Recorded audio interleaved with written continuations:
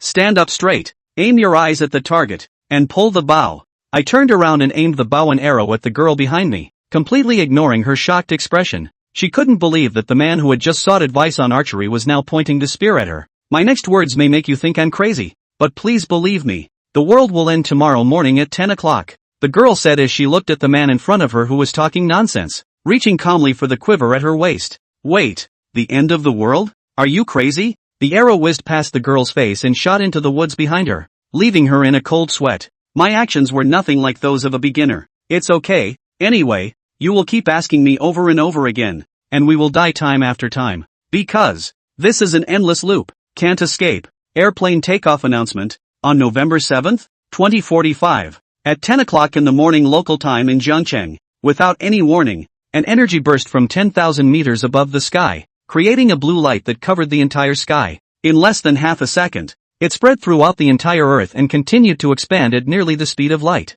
After 24 hours, the blue light enveloped the Sun, Mercury, Venus, and Earth, condensing into a mass nearly the size of the Sun but with a volume only 1/millionth of the Sun's, forming a dense celestial body. And thus, the Earth was destroyed. 10 o'clock? I instantly sat up in bed. The dormitory of Zhangcheng University. My whole body was drenched in sweat, feeling a sense of panic as if I had just escaped death. The dream I just had was short, but it was the most real dream I have ever had. I glanced at Li Hua, who was operating frantically, and the computer emitted the voice of a triple kill. This scene felt a bit strange to me, as if I had seen it before. I glanced at the time on my phone, and the next second, my heart skipped a beat. The time of the explosion in the dream was exactly 10 o'clock in the morning. I wiped the sweat off my forehead, took a deep breath, and walked up behind Li Hua to pat him on the shoulder. Is it Mr. Zhang's class this afternoon? Li Hua furiously typed on the keyboard, shaking her head without looking back. It's boring, let's skip it.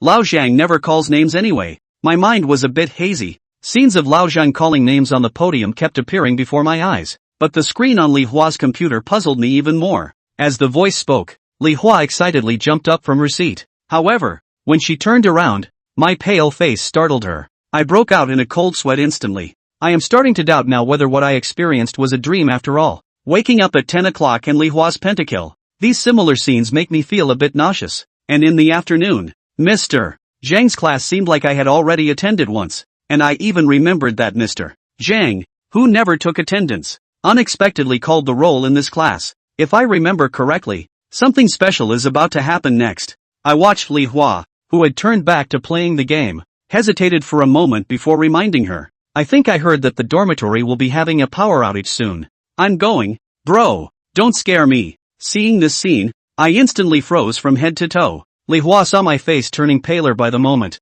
and for a while, he also stood there dumbfounded. I looked into the foolish eyes of Li Hua in front of me, gritted my teeth determinedly. Even if I was considered crazy, I decided to tell him everything I had experienced. Half an hour later, Li Hua's not-so-bright brain had crashed. Are you saying you dreamt everything that happened today? Like my pentakill, the power outage just now, and Mr. Zhang calling roll this afternoon. In short, if I skip class this afternoon, there will be 10 absentees in our class, and tomorrow at 10 a.m., the whole city of Zhangcheng will turn into ruins. If you don't believe me, come to class with me this afternoon. Once you attend the class, you'll know whether what I said is right or not. Don't say any more. Can't I go to class? In fact, I also had some doubts in my heart. Maybe it's just a coincidence, but just to be safe, I decided to take him to Mr. Zhang's class to have a look. In the afternoon, room 203 of Zhangcheng University. Mr. Zhang stood at the platform with a somewhat gloomy expression, scanning the classroom.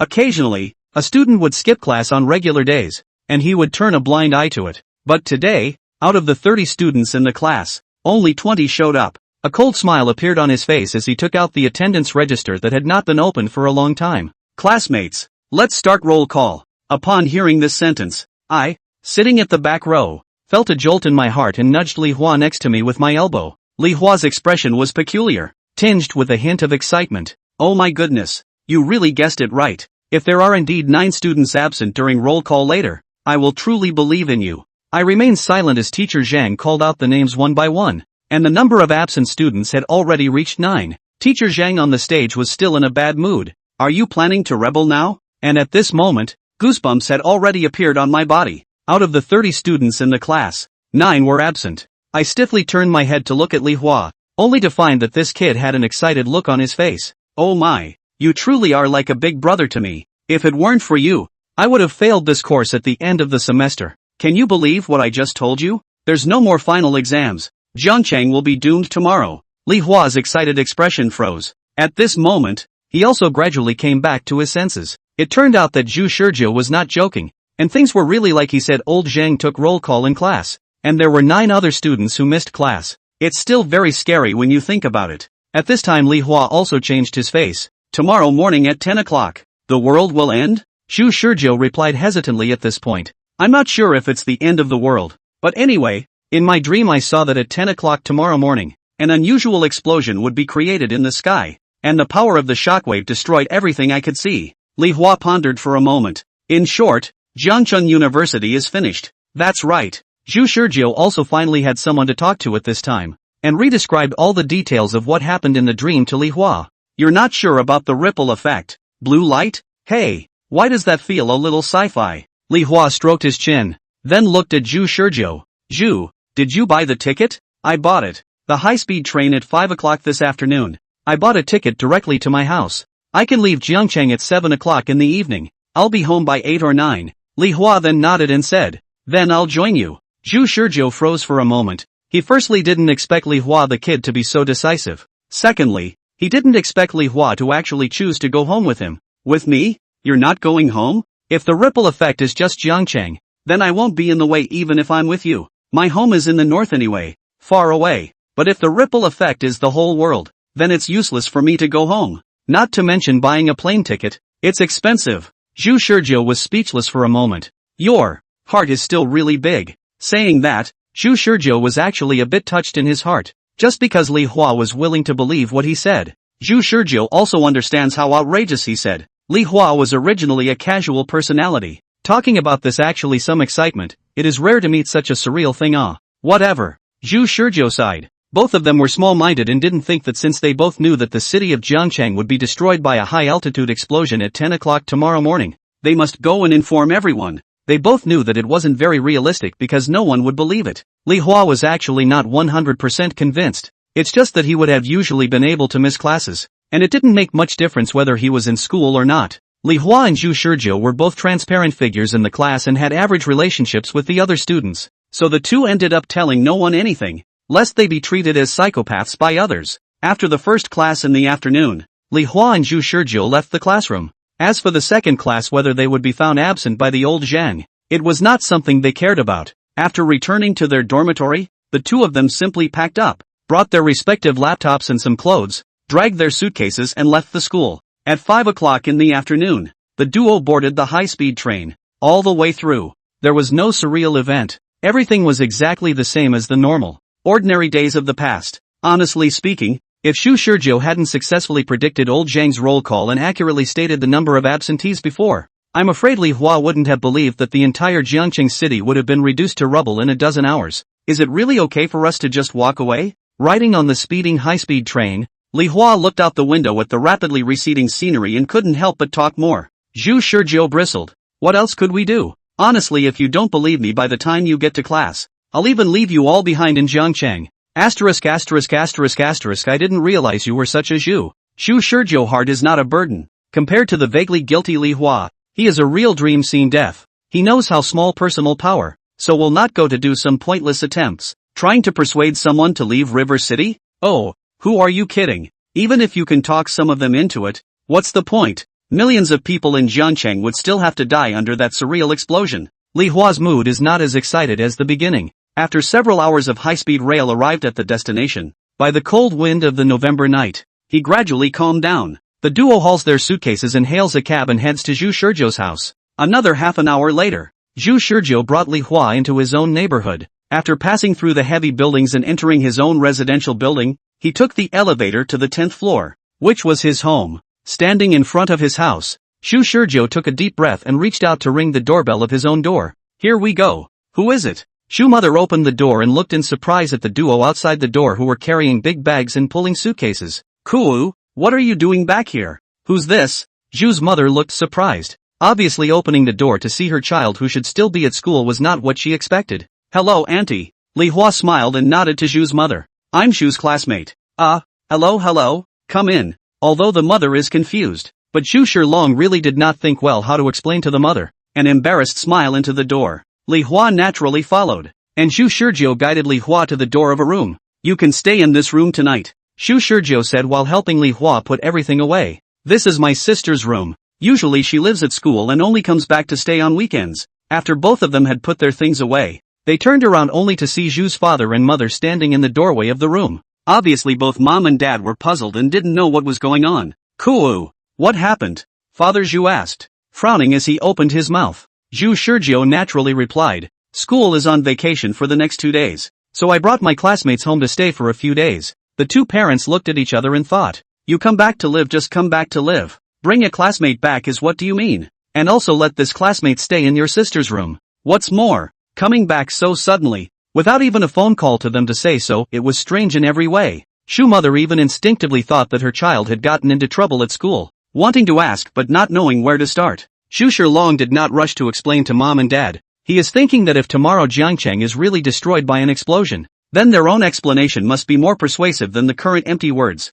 Let's talk about anything tomorrow. It's getting late and I'm going to bed. Zhu Shizhou blocked his dad and mom's words with one sentence. Helplessly, both of them were not in a good position to ask questions in front of Li Hua, an outsider, only that a worried look appeared in their eyes. Li Hua was so embarrassed that he didn't have anything to say to Zhu Shizhou's parents, and only showed an apologetic smile as he watched Zhu Shizhou drive his parents back to his room. As Zhu Shizhou was also preparing to go back to his room to sleep, Li Hua said quietly, Brother Zhu, I'm risking flunking out to believe in you. Zhu Shizhou rolled his eyes. I wish all my dreams were fake. Anyway, let's go to sleep tonight. We'll talk about anything tomorrow. Wish brother. Ignoring Li Hua, who still wanted to ask something, Zhu Shizhou helped Li Hua close the door, and then returned to his room. There's nothing to say, whether Li Hua believes it or not. We'll see tomorrow morning at 10 o'clock. Chapter 3, 3 weeks. The beginning. Chapter 3, 3 weeks. The beginning. November 7th, 2045, 9 a.m. Good morning. Zhu Shizhou, who had finished washing up, pushed open his sister's room and greeted Li Hua, who had just gotten up in the room. Maybe it was because in school if there were no classes in the morning Li Hua would only get up near noon. Zhu Shizhou just pushed open the door to see Li Hua with a depressed look, his hair in disarray, eyelids drooping, exhausted. Morning. Li Hua looked at Zhu Shizhou, who pushed the door in and was also in poor spirits, and couldn't help but draw the corners of his mouth. Brother Zhu, could it be that you haven't slept for a night as well? Zhu Shizhou's state was almost the same as Li Hua's as well, and it was obvious at a glance. Zhu Shizhou yawned, sort of. In fact, he had insomnia until 4 o'clock in the morning before he managed to fall asleep, waking up a few times in the middle of the night from nightmares, which was what caused him to be in a not-so-good state of mind. And compared to the amount of sleep he had gotten every day at school, it amounted to a night of no sleep at all. What time is it? Li Hua picked up his cell phone and looked at it. 9 o'clock in the morning. He rubbed his somewhat tired body and got out of bed. Brother Zhu, your dream of Jiangcheng being destroyed seemed to be at 10 in the morning? Zhu Shizhou nodded. Only an hour from now. Where's uncle and auntie? Li Hua went to the door of the room and looked out cautiously. Zhu Shizhou shrugged. Off to work. You've got quite a big heart too. Just letting your parents go to work like that. If I had I would have told them. Li Hua said. But in the middle of saying that he remembered his family, he didn't tell them either. Zhu Shizhou said sensibly, in the absence of evidence, do you think they will believe me when I say it? It's just you. If I hadn't said that thing about old Zhang, you probably wouldn't have believed me either. Li Hua grinned broadly as he took Zhu Shizhou by the shoulders. How could that be? You and I are good buddies. Asterisk off. Don't bull asterisk me. 9:26. After the two of them had each washed up, they went to the dining table and ate the white rice porridge and egg pancakes prepared by their dad and mom. Both of them are obviously a little absent-minded. Li Hua is still in a state of seeming faith but not faith, for Zhu Shizhou's dream showed a certain degree of trust, but deep down there are still doubts, and finally there are some worries. Zhu Shizhou, on the other hand, became more and more agitated as time passed. Wish brother. As both of them swiped their cell phones to finish breakfast, Zhu Shizhou, who was full of annoyance, was about to take Li Hua's dishes and go to the kitchen to wash the sink when he heard Li Hua's slightly fluttering voice. Zhu Shizhou looked at Li Hua. What's wrong?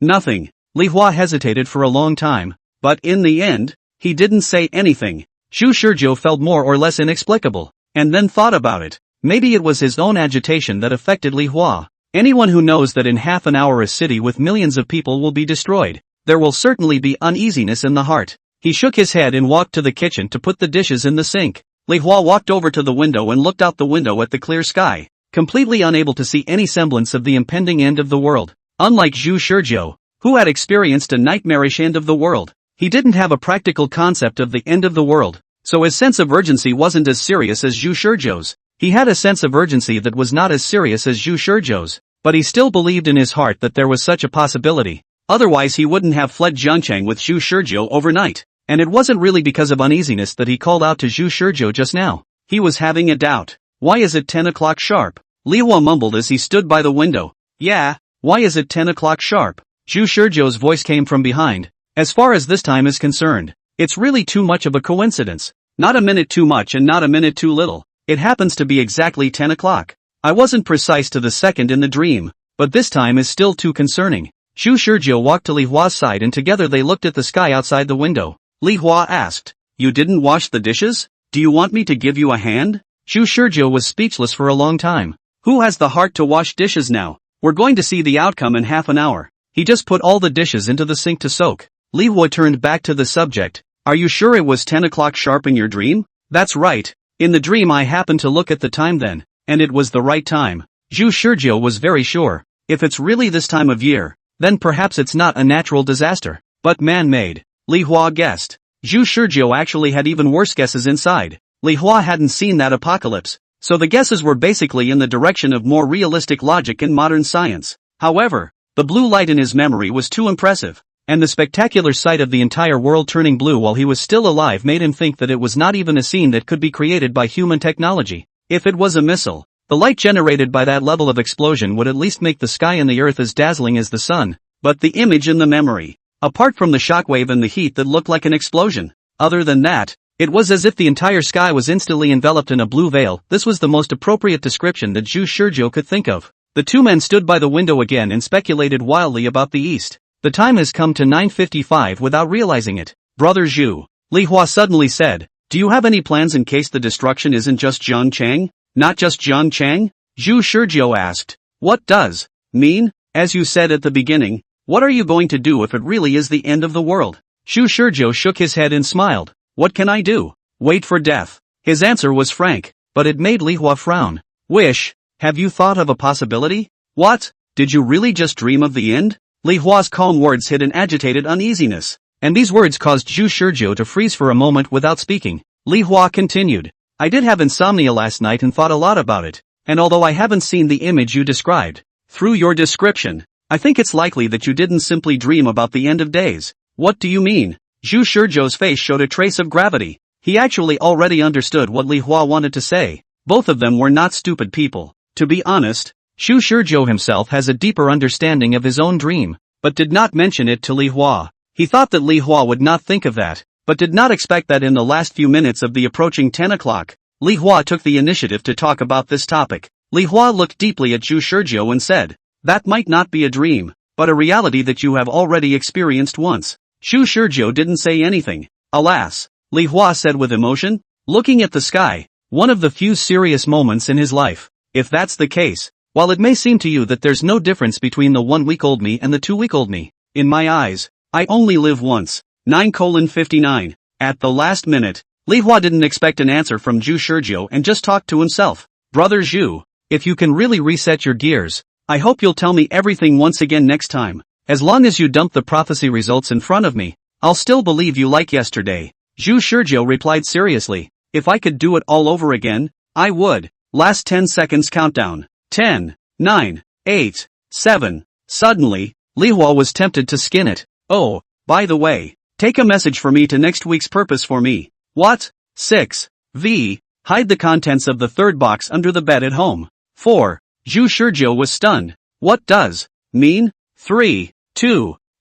Li Hua didn't answer. 10 o'clock. The time has come. Suddenly, all of Zhu Shizhou's sight was rendered blue in an instant. Everything in sight turned into shades of blue, and the source of this blue color was the sky. Neither of them saw the explosion far away in Zhangcheng, but as Zhu Shizhou described it, the sky seemed to be covered with a blue veil. 10 seconds later, Zhu Shizhou suddenly felt some discomfort in his body. Li Hua beside him suddenly cursed. Asterisk asterisk asterisk asterisk. I have a nosebleed. Li Hua touched his nose and his hands were full of blood. Zhu Shizhou looked at Li Hua and froze. Because it's not just nosebleeds. In Zhu Shizhou's eyes, Li Hua's eyes, nose, and ears all began to gurgle with blood bubbling out. Although what he saw in his eyes was all blue, but he could tell that it was indeed blood. Another 10 seconds passed, and beads of blood began to ooze out of Li Hua's pores. This creepy image made Zhu Shizhou couldn't help but touch his nose as well. The result was a warm hand to touch. Blood. Grass. It's blood. Then, Zhu Shizhou felt a sharp pain.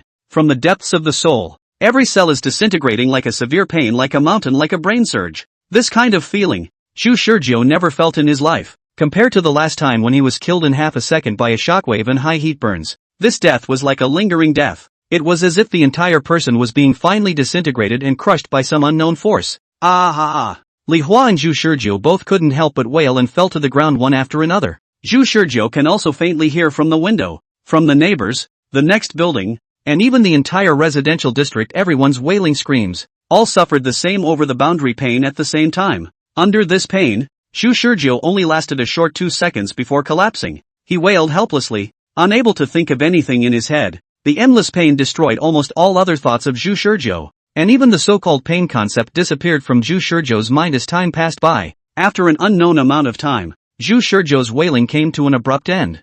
3 weeks. To start. Chapter 4, Are you convinced now? Chapter 4, Are you convinced now? Zhu Shizhou screamed and wailed, his miserable voice echoing throughout the dormitory. His brain went blank. All the nerves with the ability to think seemed to have disappeared. His whole body trembled crazily. His mouth emitted a scream loud enough to resonate through the whole floor of the dormitory building. His hands clasped his head and twisted, his body curled up on the bedboard, as if he had been subjected to a pain even more intense than 1,000 pins and needles drilling into his heart. However, in reality, at this moment Zhu Shizhou had no physical pain. He just still had the memory of last week's episode of Over the Boundary pain lingering in his mind, to the point where his mental intent was affecting his senses. After 10 or so seconds of screaming, Zhu Shizhou's screams turned into forced whimpers of pain, and his voice was much smaller. Wish brother? A familiar voice entered Zhu Shizhou's ears. It's Li Hua. Hearing the sound, Li Hua stood by Zhu Shizhou's window with slight anxiety and caution,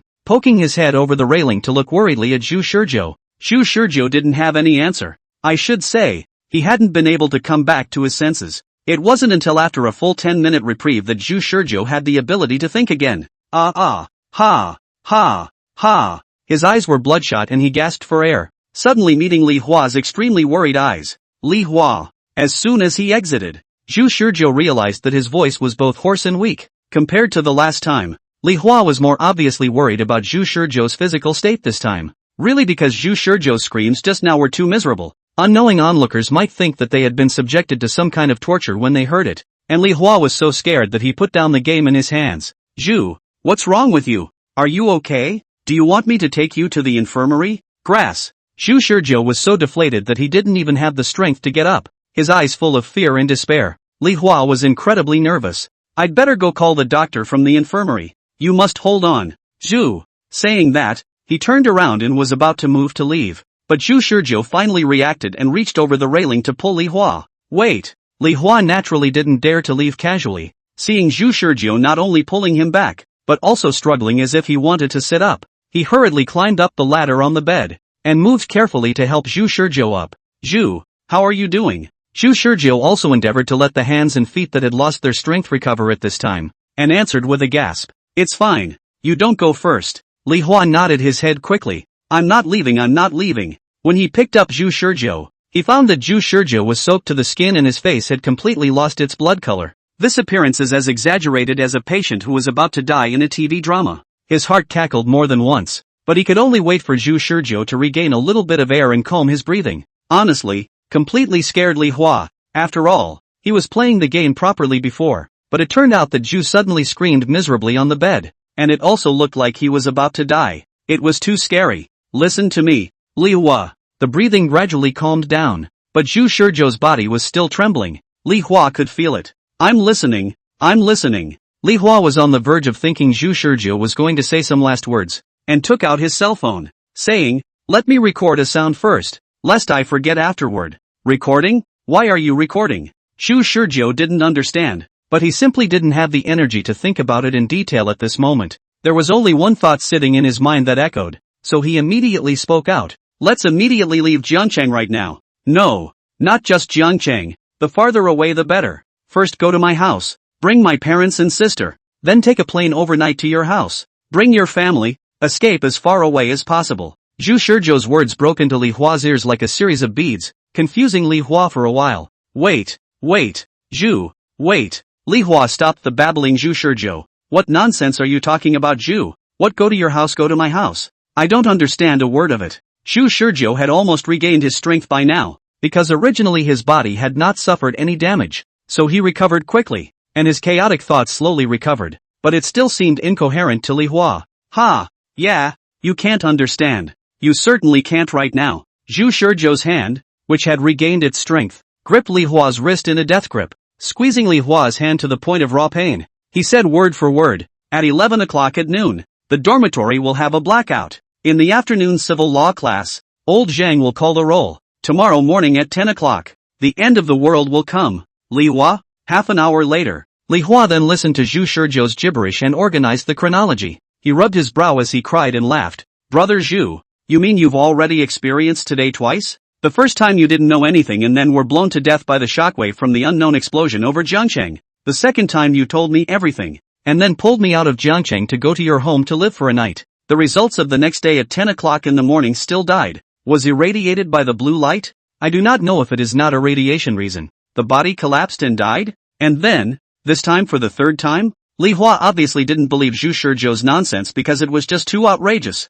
Zhu Shizhou knew that Li Hua would not believe initially, and it was the same last time. He had to see tangible evidence before believing, so he picked up his cell phone and looked at the time. It was 10 o'clock when he woke up, and it took him 10 minutes to regain his physical and mental state, and another half hour or so to talk to Li Hua to understand the first two deaths, and now there were only 10 minutes or so left before the power went out in the dormitory. If you don't believe me, then wait 10 minutes. The dormitory will be blacked out in 10 minutes. Li Hua was a bit speechless. He now wondered if Zhu was having some mental problems and had developed delusions of grandeur. Facing Li Hua, who didn't believe him, Zhu Shizhou didn't say anything more, just got out of bed, picked up a change of clothes and went into the bathroom by himself. Then, Zhu Shizhou spent over 10 minutes taking a quick shower while the power wasn't out. Zhu, are you sure you're okay with this? When Zhu Shizhou finished his shower and came out of the bathroom, Li Hua was already sitting in front of the computer and reopened the game, but his eyes drifted over several times. Zhu Shizhou looked at the time and muttered, "It's almost time." Li Hua did not understand. What almost? Blackout. Li Hua was speechless for a long time, thinking that Zhu was really bewitched by a sleep. However, just as he shifted his gaze to the bottom right of the computer screen, he only saw the computer screen flicker. Li Hua rubbed his eyes in disbelief. Asterisk. Is the power really out? The battery symbol in the lower right corner of the laptop is showing an uncharged state. Li Hua checked the socket with some disbelief. The charging plug of the laptop was properly inserted in the socket. Obviously there was no problem with the connection. Then Li Hua took out his cell phone charger and tried several times to charge his cell phone, which had only 30% of its power left. The result, of course, was also useless. Seeing this, Zhu Shizhou sighed deeply, walked behind Li Hua, and heavily patted Li Hua's shoulder. Go, escape with me. Chapter 5, Zhu Shizhou's Methods of Deception. Chapter 5, Zhu Shizhou's Methods of Deception. Li Hua eventually believed it. Although Li Hua thought Zhu Shizhou was talking crazy at first, Zhu Shizhou predicted the blackout in the dormitory with great certainty, which is very scary. As Li Hua said in the second week, as long as the prophecy is thrown in front of him, he will definitely believe it. So, the two of them took the high-speed train to Yuking together without even having lunch. And on the high-speed train, the two of them also bought 5 air tickets together. At 3:30 in the afternoon, the duo arrived in Uptown. Holy, Zhu, I can't believe I actually believed you. Until he got off the high-speed train and stood with his feet firmly on the land of Yuking, Li Hua still felt incredulous. There was both excitement and worry in his heart. Excitement that he had finally stumbled upon a surreal event after living for so many years, and worry that if everything Zhu said would really happen, then he didn't know how many people would die under this disaster. The time is now 3:30 in the afternoon and my parents' store is still open, so we'll go straight to their flat to find them. Zhu Shizhou took Li Hua, who had not yet slowed down, and hurriedly got into a cab. Master, please go to the Uptown Subfood Market. As soon as he got on the car, Zhu Shizhou gave the driver a report of the address he was going to this time. As for being in such a hurry, Li Hua was a bit speechless. Zhu Shizhou, however, glared at him. If you still had memories of last week's program, you'd damn sure be in a bigger hurry than me. Bull asterisk asterisk asterisk asterisk. Am I that goon? Li Hua didn't have the slightest sense of crisis. Zhu Shizhou at this moment, however, wanted to smash Li Hua's dog's head, talking as if he was a wimp. No one who had not lived through that horrible apocalypse and felt the pain of that time would understand the anxiety he was feeling now. Zhu Shizhou knew that Li Hua didn't have any real sense, so he didn't continue to argue with Li Hua about anything, and in his mind, he began to constantly think about what kind of reason he should use to convince his parents later. Li Hua, on the other hand, kept asking questions. Brother Zhu, do you have a sister at home? Your sister is still in high school, right? How is she? Is she pretty? Do you have a picture? Zhu Shizhou was furious. My day, if you say one more word, do you believe I'll blow your head off with one punch? Li Hua smirked and shrunk his shoulders. I'm not concerned about your sister. After I pick up your parents later, I should also go to your sister's school to pick up your sister, right? You're not scrapping. A lightning bolt suddenly crossed Zhu Shizhou's mind. Li Hua's words opened his mind like a key. He couldn't be honest with his mom and dad for reasons he thought were ridiculous. But what if he used his sister as an excuse to get them into the car? Wait, I seem to have an idea. What has a solution? Li Hua still didn't understand the situation. This guy hadn't kept up with Zhu Shizhou's thought process since the beginning. After 20 minutes, the cab drove the duo directly to their destination. Just wait in the car, Zhu Shizhou said to Li Hua. This time none of them were going to spend the night in Wuchang, so naturally there was no need for Li Hua to get off. He ran into the market in a fiery hurry, causing the bystanders passing by to not be able to help but look at him one more time. In a store selling tonic products in the market, Mother Zhu was organizing the goods inside the glass counter, occasionally raising her head to see if there were customers who wanted to come in and buy something. When she saw a familiar figure from afar, Zhu Mother rubbed her eyes suspiciously and looked at Zhu Shizhou, who was not far away and trotting towards this side. At this time, is lying in a rocking chair drowsy Zhu father was his wife forced to pull up. When he heard his wife's words, still look impatient. How can it be? Our son can be in Jiangchang and now there is no vacation. What do you think? However, when he looked in the direction of his wife's finger, he was suddenly dumbfounded. Yoo-hoo, it's really our son. Zhu's father's eyes were much better than his own wife's, and he immediately saw that the one running this way was his own son. Both were surprised and amazed to see their son trotting this way, although they didn't know what was going on. When Zhu Shizhou was about to run to the entrance of the store, Mother Zhu quickly took a few steps forward to welcome her. Just like last week's episode, Mom was puzzled to see her son suddenly appear in front of her. Cool, why are you back? However, this week, Zhu Shizhou didn't act perfunctorily like last time, but said anxiously, it's not good. Xiaoya, she had an accident at school. What? Father and Mother Zhu, who had originally been a bit surprised and wanted to ask more, changed their complexion at that moment. Something happened to ya? What happened? It's too late to explain. I called a cab at the door. We'll talk on the way. Zhu Shizhou wasn't prepared to give his parents time to react. Immediately rushed into the store, turned off all the power, then pushed and shoved his parents out of the store, pulling down the roller shutter door. Dad, though still not clear about the situation, also pulled out the key after Zhu Shizhou pulled down the roller shutter door, and shakily locked it. What the hell is going on? Mom looked anxious. Ya's school teacher contacted me and said that Ya fell down the stairs and broke her head. Zhu Shizhou pretended to be worried and told a lie that he had only just thought of a short while ago. Dad and Mom feel were some wrong, but at this time, the moment they heard this, the whole person is panicked, anxious to follow Zhu Shizhou together on the cab parked in front of the market. The three of them got into the car and squeezed into the back seat. Zhu father and mother all saw Li Hua sitting in the passenger side, but did not say anything. They all thought that Li Hua was a carpool passenger. Li Hua wanted to give a greeting to Zhu's parents, but before he could say anything, Zhu Shizhou said to the driver, Master, please go to Wuchang Middle School. At the same time, Zhu Shizhou gave Li Hua a wink, signaling him to keep quiet. Fearing that the talkative Li Hua would slip up and expose his lies, Li Hua was unsure, but kept his mouth honestly shut. At this moment, his dad, who had always been steady, suddenly reacted. Kuo, when did you receive the news of Xiaoya's accident? It was just today. Our school had a vacation for an event, so I came back for a few days, but as soon as I arrived back, I got a call from a teacher at Ya's school saying that Ya had fallen down the stairs, and I didn't know the exact circumstances. I don't know the specifics. Directly to the father and mother too want to ask the words out of the block. Mom listened to the worry to the extreme. The more you think on the way, the more uneasy, and even when the car arrived at Xiaoya's school, have been red-eyed. Dad was uncharacteristically silent as well. And it was clear that he was worried as well. He hadn't even thought that his always honest son would joke about it. The car quickly drove to Uptown High School. Shu Shurjo stopped the parents who wanted to get out of the car. Wait, you guys wait here. I'll go in first to ask about the situation. I don't know if Xiaoya has been sent to the hospital.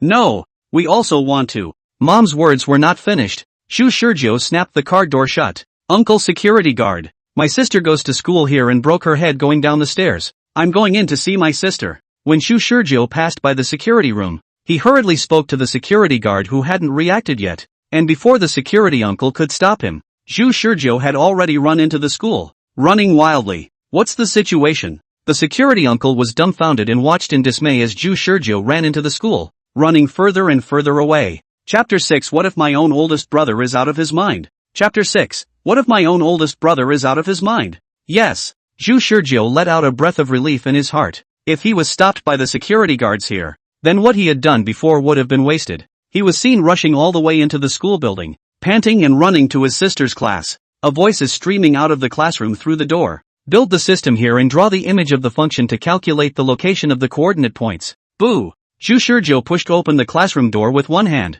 At this moment, the math teacher who was standing on the podium and speaking at length, as well as the crowds of students sitting in their seats all looked in unison at the youth who had suddenly entered the classroom. Brother? Shu Shia stood up from his seat in a flash. Yeah, come with me. Something's happened to Mom and Dad. They fell down the stairs. Ha? Shu Shia was startled and her small face turned white. How could this happen? She didn't think much about it and immediately rushed out of the classroom anxiously, not even saying hello to the teacher. The students began to murmur as they did not expect this sudden turn of events, and the math teacher hurriedly scolded a few times before the students quieted down. Ahem. Well, what happens at Shu Shia's home has nothing to do with you guys. So let's keep our mouths shut and let's get on with class. Brother, Shu Shia asked out as he ran anxiously after Shu Shurjo. How are Mom and Dad? Did you get them to the hospital properly? Did both of them fall? Shu Shurjo replied without looking back. I called a cab in front of the school. We'll go to the hospital together. The duo trotted and sprinted to the school entrance,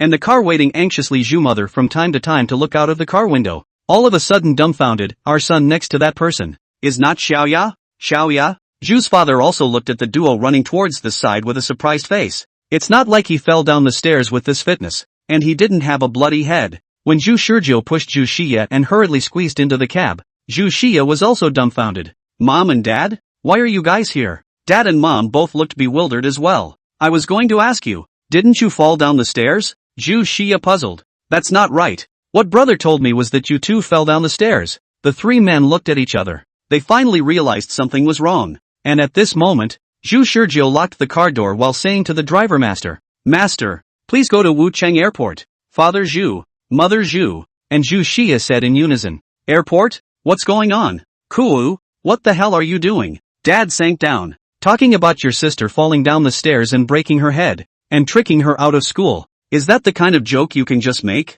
Shu Shia was also dumbfounded. That's right, brother, you're making a big joke out of this. Shu Shurjo, however, didn't say a word, taking out his cell phone and checking the time, ignoring his family's ramblings in his ear. There was no way to explain this. If I told them, my parents and sister would probably think I was mentally ill. The only way to get them to the airport without wasting any time was to force them into the car. Seeing how grave Shu Shurjo's expression was, Shu Shurya also slightly put away her complaining emotions and asked in a low voice, Brother, what exactly happened? In fact, it is useless to whisper, because the car is such a big place. Everyone can hear it. Mom and Dad, who were about to tell the driver to stop, also pricked up their ears. Shu Shurjo glanced at his mom, dad, and sister and skimmed his lips. Will you believe me if I say so? Sister, how do you know we won't believe it if you don't tell us? Wish Shurju choked and shook his head tornly. I'm sorry, I'd love for you guys to believe it, but I don't want to bet on it once. Can you die and go back to your file,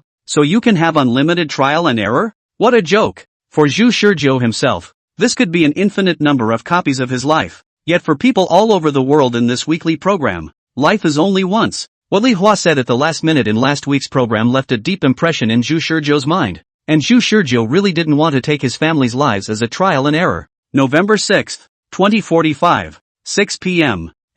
Sharp. Zhu Shurjo forcefully wrapped his family to the airport. Of course, Li Hua was there. Only Li Hua was sitting at the backside of the Zhu family. Can you say it now? Zhu Xia glanced at her own brother. she was now holding in a belly full of anger. If her brother didn't say something, she wouldn't let him go. And other boarding. Xu Xia glared at Zhu Shizhou. Are you done? Even if you're joking, there should be a limit. Zhu Shizhou looked at his parents who were sitting on the other side across the aisle in silence, hesitated for a moment, and finally lowered his voice to his sister beside him. Promise me first that you won't take mom and dad away when I'm done. Zhu Xia sighed. You've bought the tickets and the plane is about to take off. Why would I take my mom and dad away? Brother, I don't even know what you're up to. Zhu Shizhou's entire body leaned helplessly against the seat, closing his eyes and saying slowly, if I say that at 10 o'clock tomorrow morning the entire Jiangchang and Wucheng will be destroyed by a super strong energy, what would you think? River City is where everything is physically destroyed, and Uptown is where the entire city is radiated to death. No answer was heard from his sister. Zhu Shizhou couldn't help but open his eyes to look at his own sister, but he only saw Zhu Xia looking at him with a "what are you talking about" expression, a look of looking at a little cute. He looked at him with an expression of "what are you talking about?" Honestly, if it wasn't for the fact that she had boasted earlier that she would believe her brother, now she was afraid that she would have to immediately swear at him, and it was even possible that she might think that he was mentally deranged. Zhu Shizhou asked faintly, do you believe it? Zhu Xia gritted her teeth. I believe. Why don't I believe? You are my brother. Even if you say the world is going to end tomorrow, I will believe you. Oh, honestly, tomorrow might really be the end of the world. Zhu Shizhou once again spoke nonsense.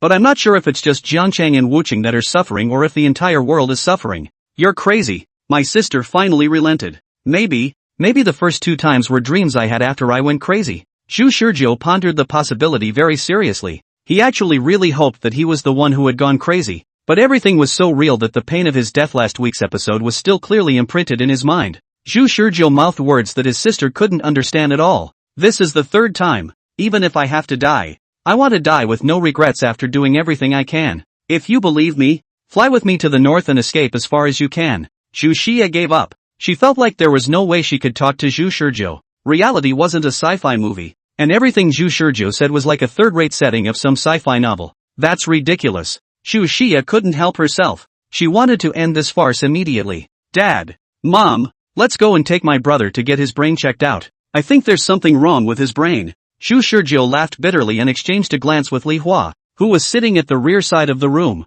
his eyes filled with bitterness. Chapter 7 Trusting this week's me to next week's self. Chapter 7. Entrusting this week's me to the next week's self. The plane took off. Although he had long anticipated this possibility, Zhu Shizhou was still very reluctant. The only person who left was Li Hua, and the Zhu family and their group didn't end up getting on the plane. It was obvious that the excuse of the end of the world would not convince his sister and parents. With no last glimmer of hope left, it took Zhu Shizhou a long time to convince himself to accept his doomed death. Sitting in the outbound car on the way back, Zhu Shizhou didn't explain anything, but just kept silence all the way. The journey was uneventful, with no signs of the end of the world or anything else to be seen. The crowd made it home safely. Well, we're home. Yeah, are you going back to school? Dad and Mom said. Zhu Xia is a boarding student and usually lives on campus except on weekends. Zhu Xia looked helplessly at his brother beside him and shook his head. Forget it, I'll stay at home today. It's okay to take 2 days off on the school side. Although her residual anger had not subsided, she was still worried about Zhu Shizhou's mental state.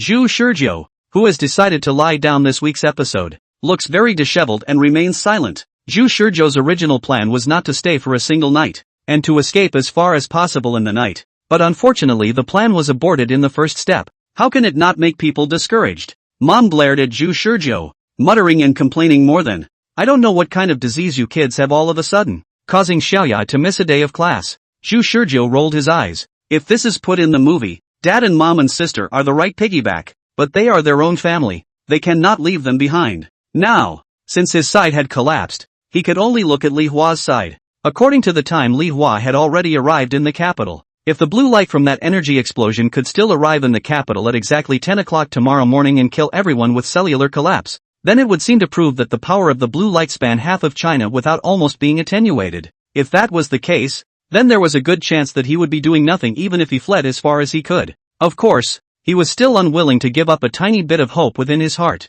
If Li Hua's side could be safe and sound, then he would pull his family to the capital next week even if he had to die for it. When he got home, Zhu Shizhou went into his room alone on the pretext that he wanted to go to bed early. The sister, on the other hand, pulled her dad and mom into the living room for a long talk all night long. Not knowing what to say, Zhu Shizhou did not listen, being treated like a psychopath, I guess. Zhu Shizhou guessed. He was well aware of just how crazy what he had said to his sister was, and the odds of her mistaking him for a psychopath were high. Ugh. Wish Shizhou sighed at this. Taking out his cell phone, he sent a message to Li Hua, telling him to hurry and take his family as far away as he could. Zhu Shizhou actually didn't hold much hope for Li Hua's execution. He didn't think Li Hua could easily persuade his family to flee the capital. That night, Zhu Shizhou had an ordinary and uneventful night. At 8 o'clock on the morning of November 7th, Zhu Shizhou, who was still in a daze, was pulled out of bed by his sister. Brother, get up. We're taking you to a place. Zhu Shizhou,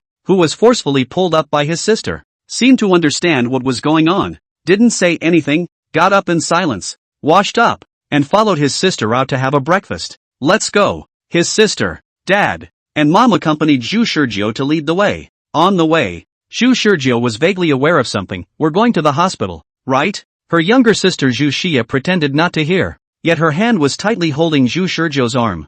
Zhu Shizhou didn't have the idea of struggling. After a night of dwelling on it, he was now calm as could be. Whatever you guys, I'm not sick anyway. In another hour or so you guys will know what's going to happen. At 9 o'clock, the family arrived at Ping'an Hospital in Xiqing District. On the way to the psychiatric outpatient department, Zhu Shizhou took the time to send a message to Li Hua on the way to ask about the situation. How's it going on your side? Li Hua's reply was surprising. It's okay, our family is already on the high-speed train. We are going to travel to the Black Province. Zhu Shizhou was a bit surprised, not expecting Li Hua to be able to persuade his parents. How did you do it? I lied to them that I was participating in a school event and the school was offering a free January trip to the north for reimbursement. My family are very simple and believed it all at once, but unfortunately they didn't want to fly, so they had to take the high-speed train. Anyway, I escaped with them further north first, and the rest came afterward. Awesome. This kid. I didn't think that my biggest gain from this week's program would actually be you.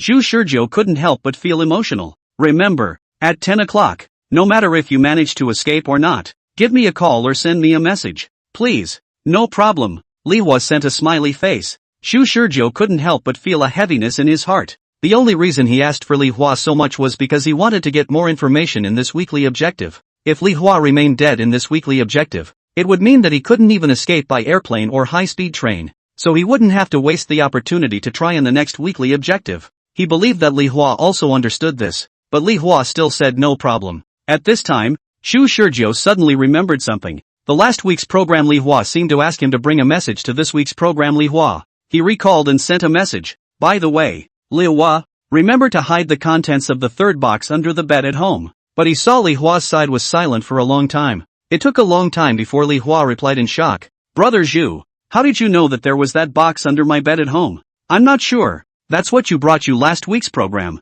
Zhu Shizhou was a little confused. What's in there? Li Hua, I turn out to be so pitiful myself? What do you mean? In there is a little yellow book I've been holding onto for years. My day. I never thought I'd tell you such an important secret. Zhu Shizhou was dumbfounded. So it can still be played like this. Since this is the case, Zhu, please, if you're still back in gear this time, give me a message for next week's program for me. Zhu Shizhou sighed helplessly. What is it this time? My netbook password is LH98919.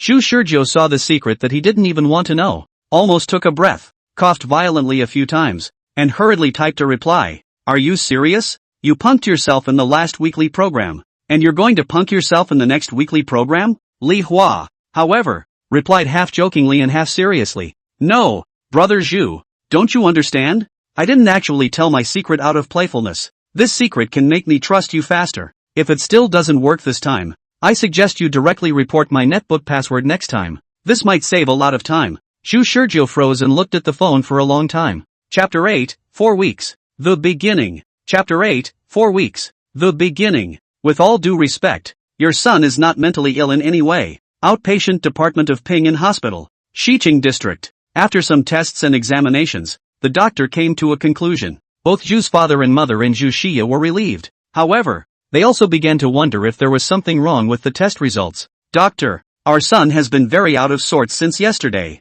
tricking our family into going to the airport when he returned from school, and saying something about a major catastrophe happening in Jiangcheng and Yuking at 10 o'clock this morning. Are you sure that there's really nothing wrong with our son mentally? The doctor shook his head and glanced at the youth who appeared very quiet sitting in a chair not far away. Frowning at the report in his hand, The psychiatric report we came up with is this result. Your son is at best considered to be in a somewhat bad mood, and may have a tendency towards mild depression. But to say that he is delusional and whatnot, it's not possible to say that he is delusional at all. The young man in front of him didn't say a word, but the atmosphere around him did seem a little low, and while it couldn't be said that he was completely fine, it was still a bit of a stretch to say that it was serious enough to warrant medication, not to mention the family's suspicion that he was delusional, pure and simple. You can see that your son does treat things a little pessimistically, but it's not serious, and my advice as a doctor would be to get out and about more often so that his mood is lighter. So, the doctor's note had some effect. At least Zhu Shizhou wasn't really locked up as a psychopath.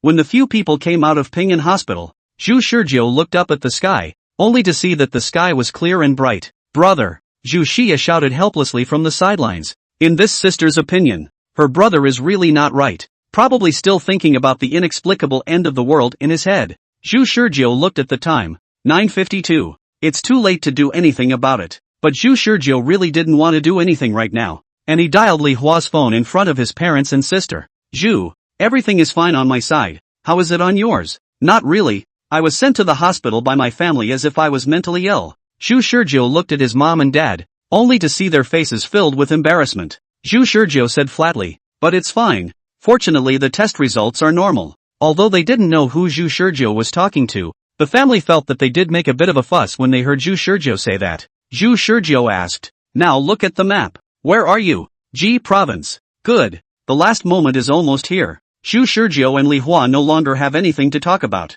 After asking the location, Zhu Shizhou did not hang up the phone, but let the time slowly pass by minute by minute. He had no fear, for he had already died twice, except that there was much sorrow in his heart. He mourns the fact that there is so much he hasn't done, that his family doesn't even believe in him as much as his roommate does, and even more so that he can't do anything to face the end of his death. Within the last minute, Zhu Shizhou sat down with his family on a bench next to Heian Hospital Park and chatted while looking at the scenery. Zhu Shizhou stopped talking about the end of the world, and his parents stopped questioning him about lying to them, until 10 a.m. Sharp. Familiar blue light. Familiar pain. Grass. Li Hua's shocked voice came from the phone. Then, the phone call that he and Li Hua had agreed not to hang up was also blocked, and the screen showed end of communication. Zhu Shizhou smiled bitterly into his cell phone. I'm sorry. Beside him, his parents and sister had long since exclaimed in a panicked manner. What's going on? My eyes. They all seemed to think that there was something wrong with their eyes, so much so that everything they saw was different shades of blue. The younger sister, on the other hand, reacted a little faster than her dad and mom, and she immediately thought of the disaster her brother was talking about, only to see his sister looking at him with a shocked face, as if she wanted to ask something. Zhu Shizhou took the first step and said as if he was joking, it's not bad to be able to die with your family this time, right? This week's program, he got more accurate results with the lives of the Li Hua family. Li Hua told Zhu Shizhou with a shocking grasp the moment before the phone was forcibly hung up. It was useless to escape any farther. The blue light still arrived at the north in an instant, which also meant that Li Hua and his family were not spared. 3 consecutive deaths made Zhu Shizhou's heart despair. Wake up from the nightmare for the 4th time. Cold sweat once again soaked the bedsheet. Pale as paper, Zhu Shizhou not even have the strength to move a finger. Originally, under the human body's protective mechanism, intense pain would cause the brain to forcefully shut down the mind, causing the body to enter a coma first. But Zhu Shizhou couldn't even do such a simple instinct, because his body, which had gone through the backfile, was intact, and the brain's protective mechanism didn't work. The memory of the collapse of the whole body dissolved by the mysterious energy radiation was engraved in the soul, and every millisecond was clearly remembered. It was not easy just to recover from that collapse. Zhu, what's wrong with you? A familiar voice came from beneath the bed. Li Hua's head poked out from the side of the bed's railing. He was looking over following Zhu Shizhou's agonized whimpering. Originally the game was playing fine, but he didn't expect Zhu Shizhou to let out a cry as if he was on the verge of death, which startled him. Upon seeing Zhu Shizhou's frighteningly pale face, Li Hua instantly changed his expression. Best wishes to. Don't talk. I'm fine. Zhu Shizhou weakly squeezed out a sentence from his throat. He really didn't have the strength to talk right now. He just wanted to properly empty his brain and try not to remember that pain. However, unable to do so, a series of thoughts continued to race through his head. Basically everything that had happened to Megumi last week before he died, which to him was only 5 minutes ago in somatosensory time. The screams of his family, the distorted faces, the blank, pained eyes were all still fresh in his mind. I'll get the medical teacher. Li Hua left the dormitory despite Xu Shizhou stopping him, leaving Xu Shizhou alone and lying quietly on the bed. Xu Shizhou stared at the old ceiling with a little bit of mottled with open eyes. The air conditioner in the dormitory clattered and shuddered, and the sound of the game came out from the laptop on Li Hua's desk from time to time. Everything seemed to be telling Xu Shizhou that this was a peaceful and uneventful everyday life. I don't know how long it took, but the sound of hurried footsteps came from the corridor outside the door, accompanied by Li Hua's yelling urgency. Xu Shizhou's entire head was groggy, and it was only when the medical teacher in the white coat crawled to the bedside that he managed to regain some of his vigor. Mild dehydration, a little rapid heartbeat. Student, did you just do a workout? After the initial observation, the medical teacher inquired. The signs resemble symptoms after a strenuous workout. Teacher, he stayed in the dormitory the whole time, and just now he seemed to have had a nightmare and woke up like this. Yeah, what a strange thing. The medical teacher was puzzled, and then wanted to do further examination. But Xu Shizhou raised his hand to stop the medical teacher. Teacher, no need to trouble you. I'm fine. My roommate is making too much of a fuss, perhaps drawing vitality from the living environment. Xu Shizhou's body gradually regained its strength, and although his hands and feet were still a bit weak, he was almost fine. The teacher let out a sigh of relief. Young people still need to take care of their health. Just had a nightmare and you're like this. I suggest it's better to go to the hospital and have a proper checkup. To put it bluntly, I suspect you have a heart condition. Okay, I'll be sure to go sometime. Xu Shizhou forced a smile to put the medical teacher through. It was only after the medical teacher left that Xu Shizhou's whole expression of forced smile finally crumbled away, filling his face with a look of grey despair. At this time, Li Hua, who was on the sidelines in fear, dared to speak. Brother Xu, you scared me. Is your body really alright? Phew. Xu Shizhou raised the sky and let out a long breath, forcing himself to pull himself together. Only after his emotions had regained their composure did he look at Li Hua. Li Hua, listen to me. Chapter 9 Consultations. Chapter 9. Deliberations. In the dormitory of Jiangcheng University, Xu Shizhou and Li Hua sat facing each other. That means I lost my 5 kills? Li Hua indignantly glared at Xu Shizhou, gritting his teeth in a way that made Xu Shizhou wonder if this guy hadn't even listened to what he was saying just now. Xu Shizhou rubbed his brow and sighed wearily. I've said it's going to be the end of the world, and this is how you react. The 5 kills were on me last week's episode, and this week's episode 1 got blasted. Xu, do you really think I'm going to believe this joke? Xu Shizhou was helpless. Li Hua had a nature that could easily believe in others, but if he couldn't produce any evidence himself, Li Hua was a staunch materialist, just like the previous 2 weeks. Only when Xu Shizhou predicted the power outage accurately like a god, Li Hua would believe him half-heartedly. The third box under your bed at home contains little yellow books. Xu Shizhou blandly told the secret that Li Hua of the second week told him. Li Hua's eyes widened in a split second. Your password for the netbook is LH98919. I think that's the right number? Li Hua took a step back incredulously. Xu Shizhou's heart that had dried up due to several deaths finally gained a small sense of vanity, and his mood was suddenly much more relaxed. Desperate doom aside, this use of the backfile to come in front of people and make themselves known isn't a bad feeling. Li Hua swallowed tremblingly.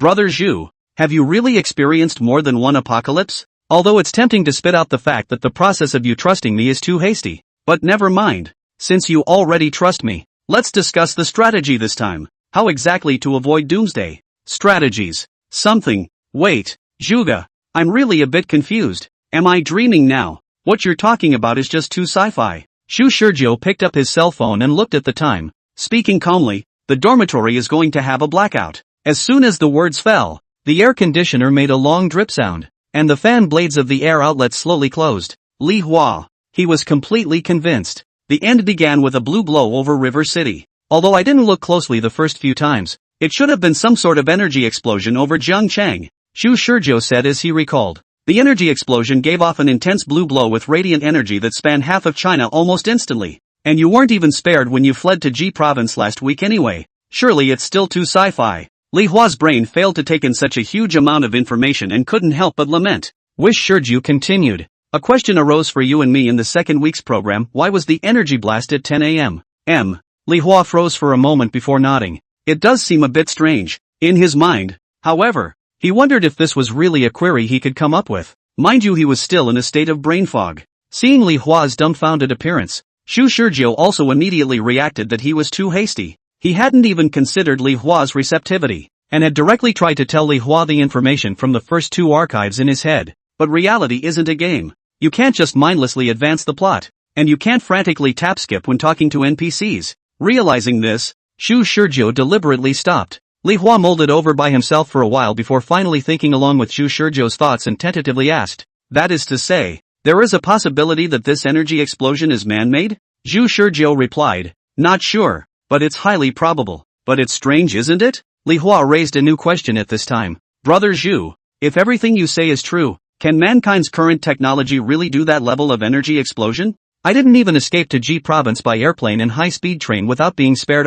Shu Shurjo laughed bitterly. "Even such an unscientific thing as my death backfiring can happen. What else is impossible? To be honest, I'm skeptical if it's some anti-human superpowered person who is heartless enough to want to destroy the earth." Li Hua thought deeply like a brainwave. Maybe it's really possible. Oh, the world is finally going to have an aura recovery? Shu Shurjo couldn't refute it, because with the available information, it couldn't be said that this possibility was not there. Regardless of the scientific or unscientific possibilities, they all possess some degree of reference value. "I think it, Zhu brother, although we know nothing, but we can do something." Zhu Shurjo was puzzled. "What do you mean?" "Zhu, you have the ability to die and rewind. So that means you're able to find cheats by constant trial and error like a game character. Even if you do something even more daring, you can restart as long as you are guaranteed to die." Li Hua's expression was careless with a hint of seriousness. "As long as you're not afraid of social death, then it's perfectly fine to try and spread the prophecy far and wide." Shu Shurjo thought for a moment and realized Li Hua's intention.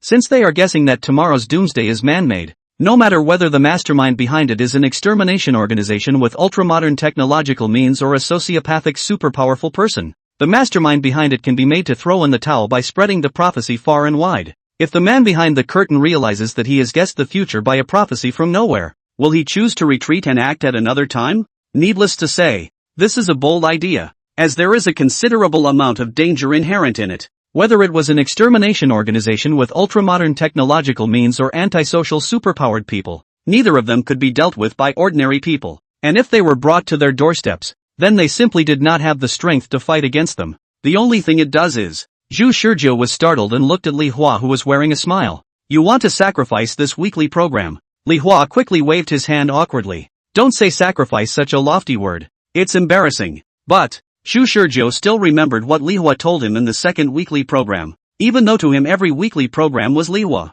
But to Li Hua himself, life was only once, and this time Li Hua made such a suggestion. How could it not shock Shu Shurjo? "Don't get me wrong, brother Zhu. I actually don't have any feelings about the end of the world or death or whatsoever to come." Li Hua scratched his face. "If you want me to kill myself right now, I definitely can't do it. But if you tell me that spreading a few words may lead to the extermination of murderers, I really don't feel anything at all." Wish Shurjo. No wonder Li Hua had acted as if nothing had happened the previous two times, jokingly thinking about the small yellow books and files on his netbook under the bed as the end was approaching. Shu Shurjo shook his head, shaking out the distractions in his head before responding with a complex expression. "This is indeed a solution. The explosion happened over Jiangchang, which means that the person behind it is in Jiangchang. And if this statement is widely disseminated within Jiangchang, it might really be able to make the person behind it stop." Li Hua even thought about it at this time and added, "You can actually go back to the file a few more times. Each time you go back to the file to spread the remarks in a different area of Jiangchang,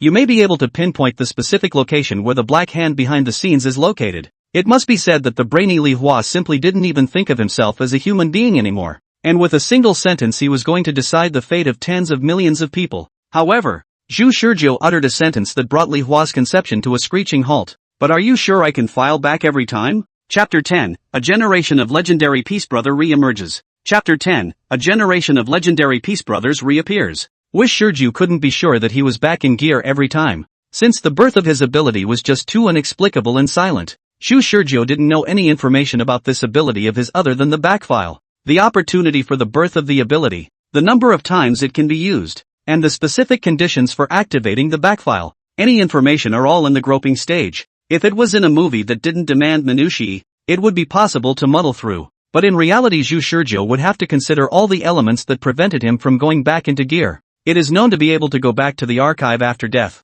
but it is not known if death is the only condition. It's not even known if different ways of dying will affect backfiling. Do you understand? I can't backshift as I please. I can only pray when the end comes that I can successfully backshift to the next weekly program. Li Hua's unbridled thoughts were mercilessly punctured by Zhu Shurjo. Zhu Shurjo did understand Li Hua, because after all, Li Hua hadn't personally experienced backfiling and could only rely on his imagination to act. And for Zhu Shizhou, who has the ability? He spends a lot of time thinking about his ability in addition to thinking about doomsday. Li Hua shook his head. It looks like I was thinking too naively, but I think it can be tried. Zhu Shizhou said after some thought. At least the method of drawing out the mastermind behind the scenes is worth trying. If we sit back and wait, then it's nothing more than being stuck in the same day, unable to move forward. Being infinitely trapped in the same day sounded great, and one could even think about eternal life if one was bold enough. However, the two previous soul-crushing over-boundary pains were too much for Zhu Shizhou to bear, and if he had to have this kind of pain every single day, Zhu Shizhou was worried about whether or not his spirit would be able to withstand it. Zhu Shizhou sighed and was getting a headache over the end of the world tomorrow when he saw Li Hua turn around and sit in front of the computer. He turned off the game with a surprisingly excited look on his face. What the hell are you so excited about? It's like you got 5 kills. Zhu Shizhou wondered if this guy had any anti-human traits, knowing that the world was going to end tomorrow but still smiling so happily. Li Hua opened the school bar and forum and casually replied, "Isn't this nonsense? Saving the world isn't more fun than the game?" Zhu Shizhou twitched the corners of his mouth. Even if we want to spread the prophecy, is it feasible to post a forum or something? He couldn't help but say, if we spread doomsday talk in a posting bar, we'll properly be blocked. At this moment, Li Hua's mouth revealed a mysterious smile that looked a bit obscene. Hey, Zhu, I don't suppose you know where I downloaded so many treasures from my netbook, do you? It's not like I've touched your netbook, so how am I supposed to know what's on it? What the hell are you trying to say? We're in the middle of saving the world. Can you be serious? Li Hua also did not sell the idea. Said, I know a buddy in the computer department. He has a way not to be blocked. I don't know if you've heard of our freshman year. The school bar appeared in the cell piece of Brother? Zhu Shizhou frowned, seems a bit impressive. At that time, it seems like there was a godly man in the posting bar who stole the bar owner's number and then forced the post of himself selling his own movie to be on top, causing the school's posting bar to be shut down for a month. That's right. You know that godly man is the underground legend of our Jiangcheng University. The Jianghu people called Selling Tablets Brother. Now the person has been a senior. Everyone affectionately called him Tablets Brother. A lot of my resources are downloaded from him. Ahem. Li Hua lightly coughed twice. Don't look at the grunt so low, but he is a serious computer god. It is said that he has already gotten an offer from one of the top 100 companies in the world. If we have him out there, our post will definitely be able to catch fire for once in Jiangcheng University. Hearing this, Zhu Shizhou's heart finally bottomed out a bit. Freshman year. The bar god man selling tablets is not really selling, but a kind of as if in order to show off their computer skills, like show-off operation. I heard that in the end the police came to the door, also just verbally educated a bit. Since then, the film brother has disappeared. Only active in the underground world of a few people know. Li Hua told Zhu Shizhou everything he knew about the film brother. Talking about this matter is still some sighing hero's fall appearance. See Zhu Shizhou heart, there are 10,000 grooves but do not know where to spit up. With that, Li Hua contacted Peace. Didn't use any stealthy methods, but just picked up his cell phone and made a call. Hey, Slice, what have you been up to? The young man's voice on the phone sounded full of vigor, and he replied, I'm not doing anything. I've been looking for resources on the extranet lately. Why? The resources you have on hand are not enough for you? Wish Shizhou. Li Hua made small talk with Peace for a while, and it took a while before he finally got to the point. By the way, Brother Slice, there's something I'd like to ask you to help me out with recently. Do you think you're free? What is it? Our relationship still need to be so polite. Within my ability I am definitely willing to help. As long as it's not alone, everything is fine. The person on the other end of the phone sounded very eager. It's nothing special. It's just that you remember that posting thing back in the day. Slice? Silence fell on the other end of the line. After a long time, Brother Slice slowly spoke. I have not been in the Jianghu for many years. Moreover, I have a girlfriend now, and it is impossible for me to be as young and wild as I was back then. Is this what you want me to do? Not selling tablets. Li Hua heard the meaning of rejection in the tone of Brother Tablet, and hurriedly said, Brother Tablet, you know me. I will never come to trouble you if there are no special circumstances. It's really that my buddy can't find a doorway, and you are the only computer god I know, so I came to find you to help. I don't know whether Li Hua mouth at computer god flattering extremely in place. The film brother ultimately can't where Li Hua's softly persuasive. Before finally let go, have to add money. Li Hua looked at Zhu Shizhou. Zhu Shizhou asked, how much? Slice on the other end of the line froze. You have someone else with you? Li Hua said, Brother Katana. Forget about that. You first say how much you want. Katsu replied after a moment of silence. At least 5,000. 5,000? This? Li Hua was obviously a little hesitant. We are all students. Where do we get so much money besides the usual monthly living expenses? Do we have to borrow from our families? However, Zhu Shizhou took the call. I'll give you 10,000. How far can you go? Katsu replied. I recently got an offer from a Fortune 100 company, so there's no way I'm going to accompany you guys to fool around too much. I don't want to be in the news for messing around too much, in which case all my future would be ruined. The implication of the words was clear. He felt that with his abilities he could do what it took to make the news. 15,000. It's not about the money. It's really about 20,000. Dude. I mean, it's not worth it. 25,000. Brother, it's too much to ask. Really? But 30,000. Piece of brother on the other end of the phone to Neil, voice trembling more than, big brother. You are my own brother. Tell me, what is it that you want to do? Brother, I absolutely give you to do properly. Li Hua, who was on the side, looked dumbfounded, and Zhu Shizhou only faintly said, I'll exchange contact information with you later,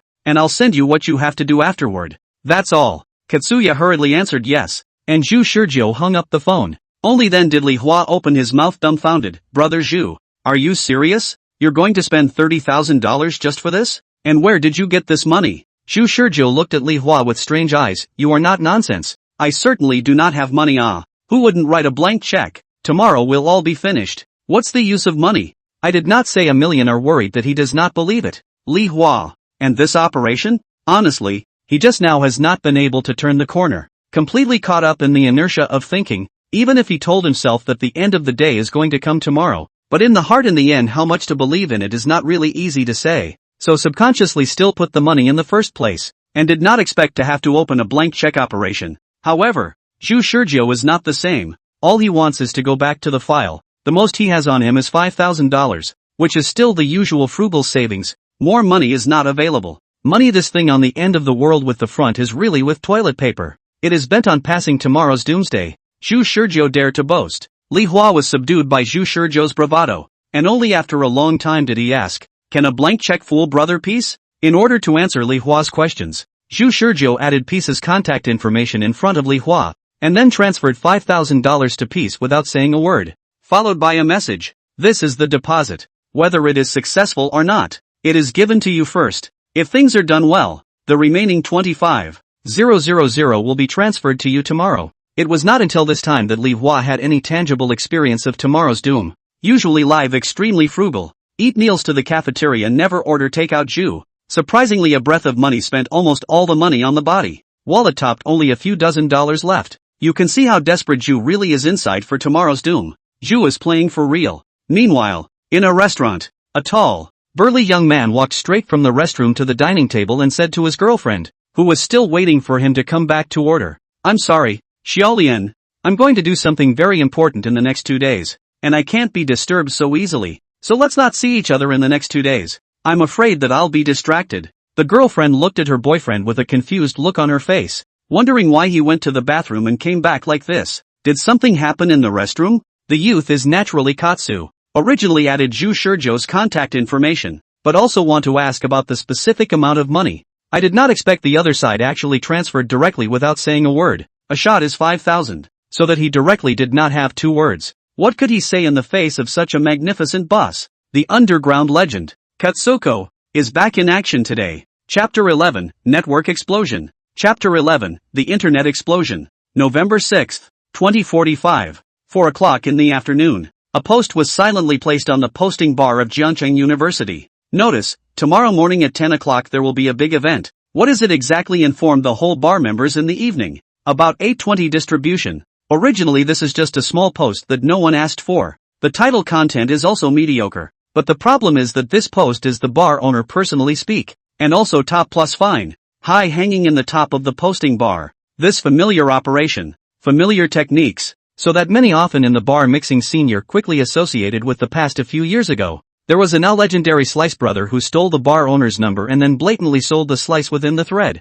explicitly stating that the seed link would be distributed at 8:20 p.m., only to arrive at 8:20 p.m. without sending out a single fart. This blood pressure rising operation in the bar at that time set off a furor. Angry bar friends directly blasted the post at that time, just a few hours on the cover of tens of thousands of floors. If not at that time, the bar was emergency blocked. The bar friends estimate that they can continue to spray until midnight. Katsuko debuted at the top of his game. and now that almost 2 or 3 years have passed, many people have forgotten about it, but some of them all still remember the legend. And so, the ripples quietly resurfaced after a few years. A barfly replied under the post, "Peace, is that you, Brother Slice? What should you pay us for the seeds you owe us?" Piece of Brother reappeared. "Master Greenback, Slice add me, email me privately at." There were also a lot of new freshmen wondering, what's going on?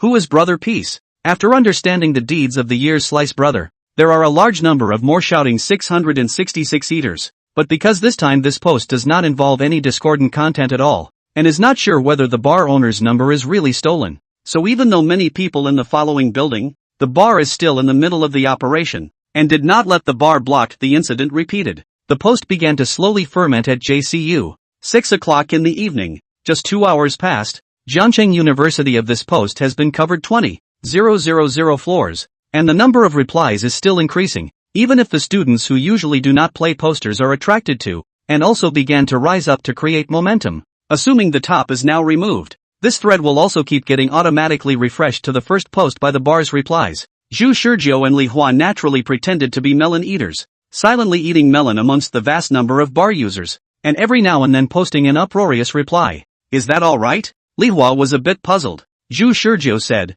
"Don't worry, there's a good show coming up." Sure enough, this is just getting started. Half an hour later, the trend of new replies to the post began to slow. As you can imagine, the patience of all barflies isn't infinite either. There's no point in us getting high on ourselves here when Katsu doesn't talk. Slipped and slipped. It's not like we're selling a movie. Slice, may your whole family explode. As it was back then, Katsu didn't respond to the content of the post at all. While this rather reinforces the fact that this is Katsu himself, there's no point in people frantically outputting to a post that's destined to go unanswered. However, there are still some people who know the identity of the Slice Brother, also know that he himself is now a senior, are almost graduated. Is it reappearing just to repeat once the operation of the year? They stayed in the posting and waited for things to unfold, and Peace's answer was rather simple and brutal. At 6:30, a post appeared on the Polytechnic University posting next door. The same bar owner posted it, the same top post content, the same stance of not responding in the face of skepticism. Many TU students found the post on the bar. Under the uncertainty, they traced the source, but inadvertently came to the Jiangcheng University posting. When they saw that same top post on the Jiangcheng University bar, they almost wondered if they had entered the wrong bar. So, the posting bar of Jiangcheng University blew up. Jiangcheng University of Technology's posting bar also blew up. What kind of concept is it that the numbers of 2 college posters have been stolen? The person suspected of doing this is said to be a current senior who did the same thing back in the day. Students from both schools started sightseeing each other's postings. Most of the clueless students got mixed up in it after being caught on the cause and effect. And even as time went on, the story spread to other unrelated posters. By this time, the uproarious students were no longer the dominant force, and those who kept speaking within the posting were, on the contrary, some visitors who were attracted to the site. Zhu Shizhou Duo sat in front of the computer the whole day and saw it now, feeling like he'd played a little too big a game this time. Li Hua gulped and asked, "Is it over?" Zhu Shizhou glanced at his cell phone, which read the plan he had been discussing with Katsu for hours. He shook his head. "Not yet. Not yet?" Li Hua trembled a little. This man who faced the end of the world without fear, in front of the beast of the network, also cannot help but still chills. JCU and Polytechnic are just the beginning, an appetizer to a larger meal. Zhu Shizhou, who acted as a water army, followed the instructions of Brother Peace and posted a few more posts in the bar. This time, the fallen ones were Jiangcheng University of Technology, University of Science and Technology, University of Commerce and Trade, University of Media, and Teachers University. 5 additional schools suffered. If the person who has the heart to look at the map of Jiangcheng will be surprised to find that the disaster of all the schools in the map is distributed in the 4 corners of Jiangcheng, from the point of view of the dissemination of information encompasses the entire Jiangcheng. People who don't know that the world is going to end tomorrow can't discover the secret, but that doesn't stop them from talking to people around them about the bizarre events that have been posted at these 7 schools. So the incident fermented to such an extent that it suddenly exploded like a deep water bomb on the internet. The baristas went wild, word spread, and the post appeared on the blogosphere. By 8 p.m. sharp, the post, which tens of thousands of baristas had risen to the top of the blog's real-time hot list. A lot of people read the post blankly without knowing anything. And just remember the 2 points in time that appear in the content of this post. One is something big is happening at 10 a.m. tomorrow, and the other is today at 8:20 p.m. Seeing that 8:20 had arrived, Under the constant output of countless netizens, a new top post was added within the posting bars of the aforementioned 7 universities in total. Tomorrow at 10 a.m. The world ends. Zhu Shurjiu, who had finished typing, let out a long breath. It's the limit of what can be done from day to night. In fact, when the incident was on the blog network, he knew that he no longer needed to act as a water army to spread and discuss, because there were countless netizens who were paying attention to this matter. As long as the top post had an updated prophecy, all people would be even more frantic to discuss this matter, and the heat would continue to climb. Zhu Shurjiu sent a message to Peace. Good work. I need to see how hot this thing gets tomorrow, and I'll pay the rest of the money once it's confirmed. Peace replied, Boss Atmosphere. In the future, if you have this kind of thing, just come to me. I'll do it for you without saying a word. Li Hua stared blankly at the computer screen, never expecting it to actually fester to this point. After the end of the world post, 7 schools were shut down, but someone took a picture of it and posted it on the blogosphere. The internet has finally come to a conclusion about this. Obviously, they're screwed. This mischievous top post, kicked off by 7 schools, ends with a ridiculous post, and it's as if the people behind it all are just trying to play a joke on everyone by telling them a prophecy that no one even believes. Just like the incident that happened at the JCU posting several years ago. At 8:20 p.m., Katsu played everyone. Some laugh it off, some make waves, some still eat it. In short, the dissemination of this prophecy in Zhengcheng did reach Zhu Shurjiu's expectations, but unfortunately the fermentation time was too short. Able to make tens of thousands of netizens pay attention to this matter on the internet in the dead of night has been considered very good. The next thing to do is to wait and see what happens next. If a prophecy about the end of the world tomorrow appeared on the internet, would it come earlier or later, or would it still come on time? He wanted answers. At 8:45 that night, Slice put down his keyboard. Even the bold as he was at this moment was also a little frightened inside. Not because he's making waves online on his own, but because of this playful prophecy that the dude he doesn't know told him to post. No one knew he was being instructed by someone else to resurface, and he didn't know until 8:20 exactly what Zhu Shurjiu had been laying out for so long to post. It wasn't until nearly 8:20 at the end of the day that Zhu Shurjiu told him that what was going to be posted was that the world would come to an end at 10 o'clock tomorrow morning. It would have been fine if this was really just a joke. However, he realized that during the exchange with Zhu Shurjiu didn't have the intention of joking the entire time. Instead, he was treating this matter with a very serious attitude, even paid a $5,000 deposit for it. In general, does anyone really go to such lengths for a joke? In the end, what did Zhu Shurjiu really get out of it? The pleasure of teasing everyone on the internet? Katsu rambled a lot and ultimately couldn't come up with anything because his stomach was empty, and he shook his head as he stood up and prepared to go get a bowl of instant noodles. Just then, an urgent cell phone rang. The sudden ringing of his cell phone in this quiet room just after nightfall caused Katsu to be startled, and when he fixed his eyes on it, the caller ID was his girlfriend. Scared the hell out of me. It's Xiaolian, Slice muttered and picked up the phone.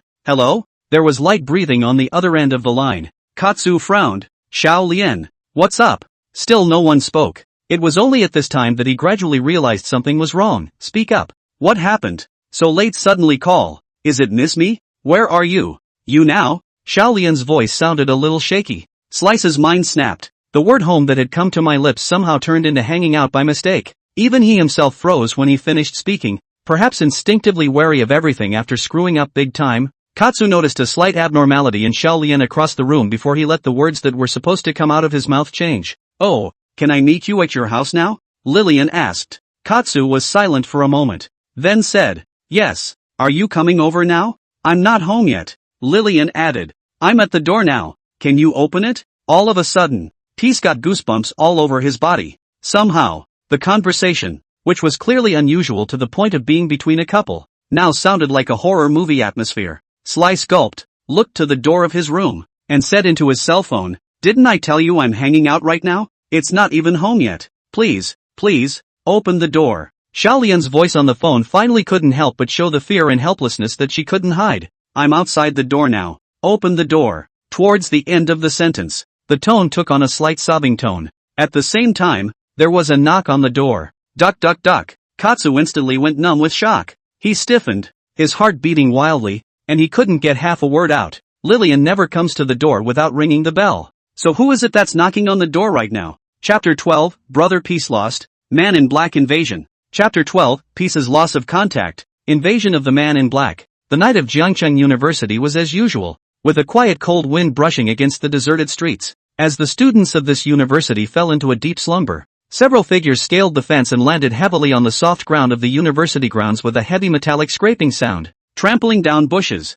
snapping branches of trees drying in the cold wind, and startling two crows that were roosting in the trees. After these figures settled down, their aura was as silent as an abyss. All of a sudden a cold wind blew through, the thick haze of the night receded and rolled away the clouds in front of the moon, and the cold moonlight fell down, reflecting a chilling light full of fury on their bodies. It's a well-equipped armed squad. If someone fixed his eyes, the first thing he would notice would be the masks and helmets on their faces, both of which wrapped each person's head tightly and impermeably, so that they only revealed a pair of firm and indifferent eyes in the darkness. Looking down, it would be found that each of them was wearing a heavy black metal vest, and underneath the vest was a combat suit that covered all parts of the body tightly, with uniform black leather boots on their feet. Obviously just a few people, but they displayed in neat and tidy, as if they were all one sharp aura. Add to that the fact that they were each holding precision firearms about half the length of their forearms, and the atmosphere became even more austere. Click, click, click. The sound of a gun being loaded broke the silence of the night. One of the black figures pressed down on the headset that was integrated with the mask, and a voice that was distorted beyond recognition through the gas mask rang out. 0101, please plan your route. Repeat, 0101, please plot a course. The voice of the commanding officer came out of the headset. 01 received. Select Route C, Destination B4 Dormitory Building Rear. Confirm once again. The target person is located in room 210 on the second floor. Repeat, select Route C. Copy, please reply. 07 received. Targets, Zhu Shurjiu and Li Hua. Action, pending confirmation of threat level. Preparatory program response upon further confirmation. Confirmed to be granted shoot to kill authority on target. Confirmed to be granted authority to use Alpha 7 if necessary. Confirmed. The voice in the headset replied. Confirmed. Operation is on. Zhu Shurjiu didn't sleep, and neither did Li Hua. Zhu Shurjiu was lying on his bed browsing through the postings in the bar, and Li Hua was sitting in his seat playing a game. The sound of the game distracted Zhu Shurjiu, and he couldn't help but open his mouth and say, "Are you so thick-skinned? The world is going to end tomorrow and you still have the heart to play games." Li Hua didn't look back. "It's because the world is going to end tomorrow that I'm playing the game to my heart's content, okay? I was thinking of hitting my 5 kills this weekend." "You're good." Zhu Shurjiu rolled his eyes and rolled over on the bed, and just then, he seemed to hear something moving. "Did you hear anything?" Zhu Shurjiu asked. "What?" The keyboard crackled in Li Hua's hands. Zhu Shurjiu was already physically and mentally exhausted, and seeing Li Hua's pressurized appearance of not caring, he became even more tired, thinking that this guy could not be counted on at all, so he climbed down from the bed. Perhaps it's because of some inner turmoil. Zhu Shurjiu dialed Katsu's number. Li Hua knowingly turned down the volume of the game. "The number you have dialed is switched off. Please dial again later." A beep came from the phone. Zhu Shurjiu's heart felt more and more uneasy. Li Hua also put down the keyboard in his hands and turned his head to look at his cell phone. "Katana, maybe something's up?" Li Hua guessed. Wish Shurjiu shook his head. "I told him to keep the phone open from tonight until tomorrow morning. That or Peace is already asleep. That's a possibility, but it's low." The phone was off, which was obviously problematic. Who would normally turn their cell phone off before going to bed? Especially if Peace still had $25,000 left to receive the final payment. He would never do that. Li Hua also knew that his guest just now was a bit brainless, and in the silent air, he swallowed. Still having a fluke inside, Brother Katana wouldn't be approached by the police, right? Zhu Shurjiu didn't have the heart to guess around, and directly asked, "Do you have the contact information of Peace Brother's girlfriend?" "No." Li Hua shook his head, but at the same time he picked up his cell phone. "But I have Peace's resource group, and some of the group members in there are friends of Peace himself in reality." At this time, Zhu Shurjiu couldn't care less about spitting and stared straight at Li Hua.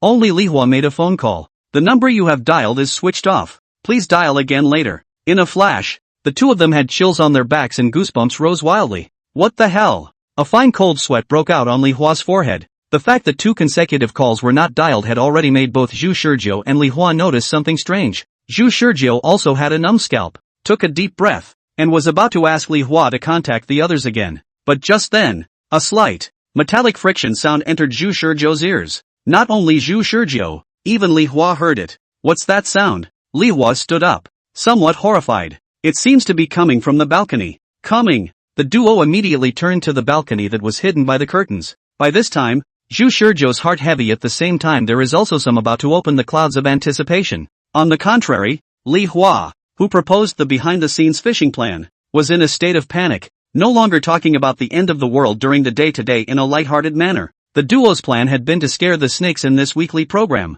making the black hand behind the scenes throw in the towel, but they really hadn't expected the effect to be so remarkable, and the fish that had been caught only in the daytime today had immediately taken the bait in the evening, directly allowing the black hand behind the scenes to come to their doorsteps. Before that, Shu Shurjo was even prepared for everything to be useless, worrying that this week's program would die a worthless death without being able to do anything. Thinking of this, Shu Shurjo laughed out. "Lihua, have you thought about what message you want to bring to the next week's program?" Wish Shurjo joked while breathing a sigh of relief. Lihua was stunned and speechless.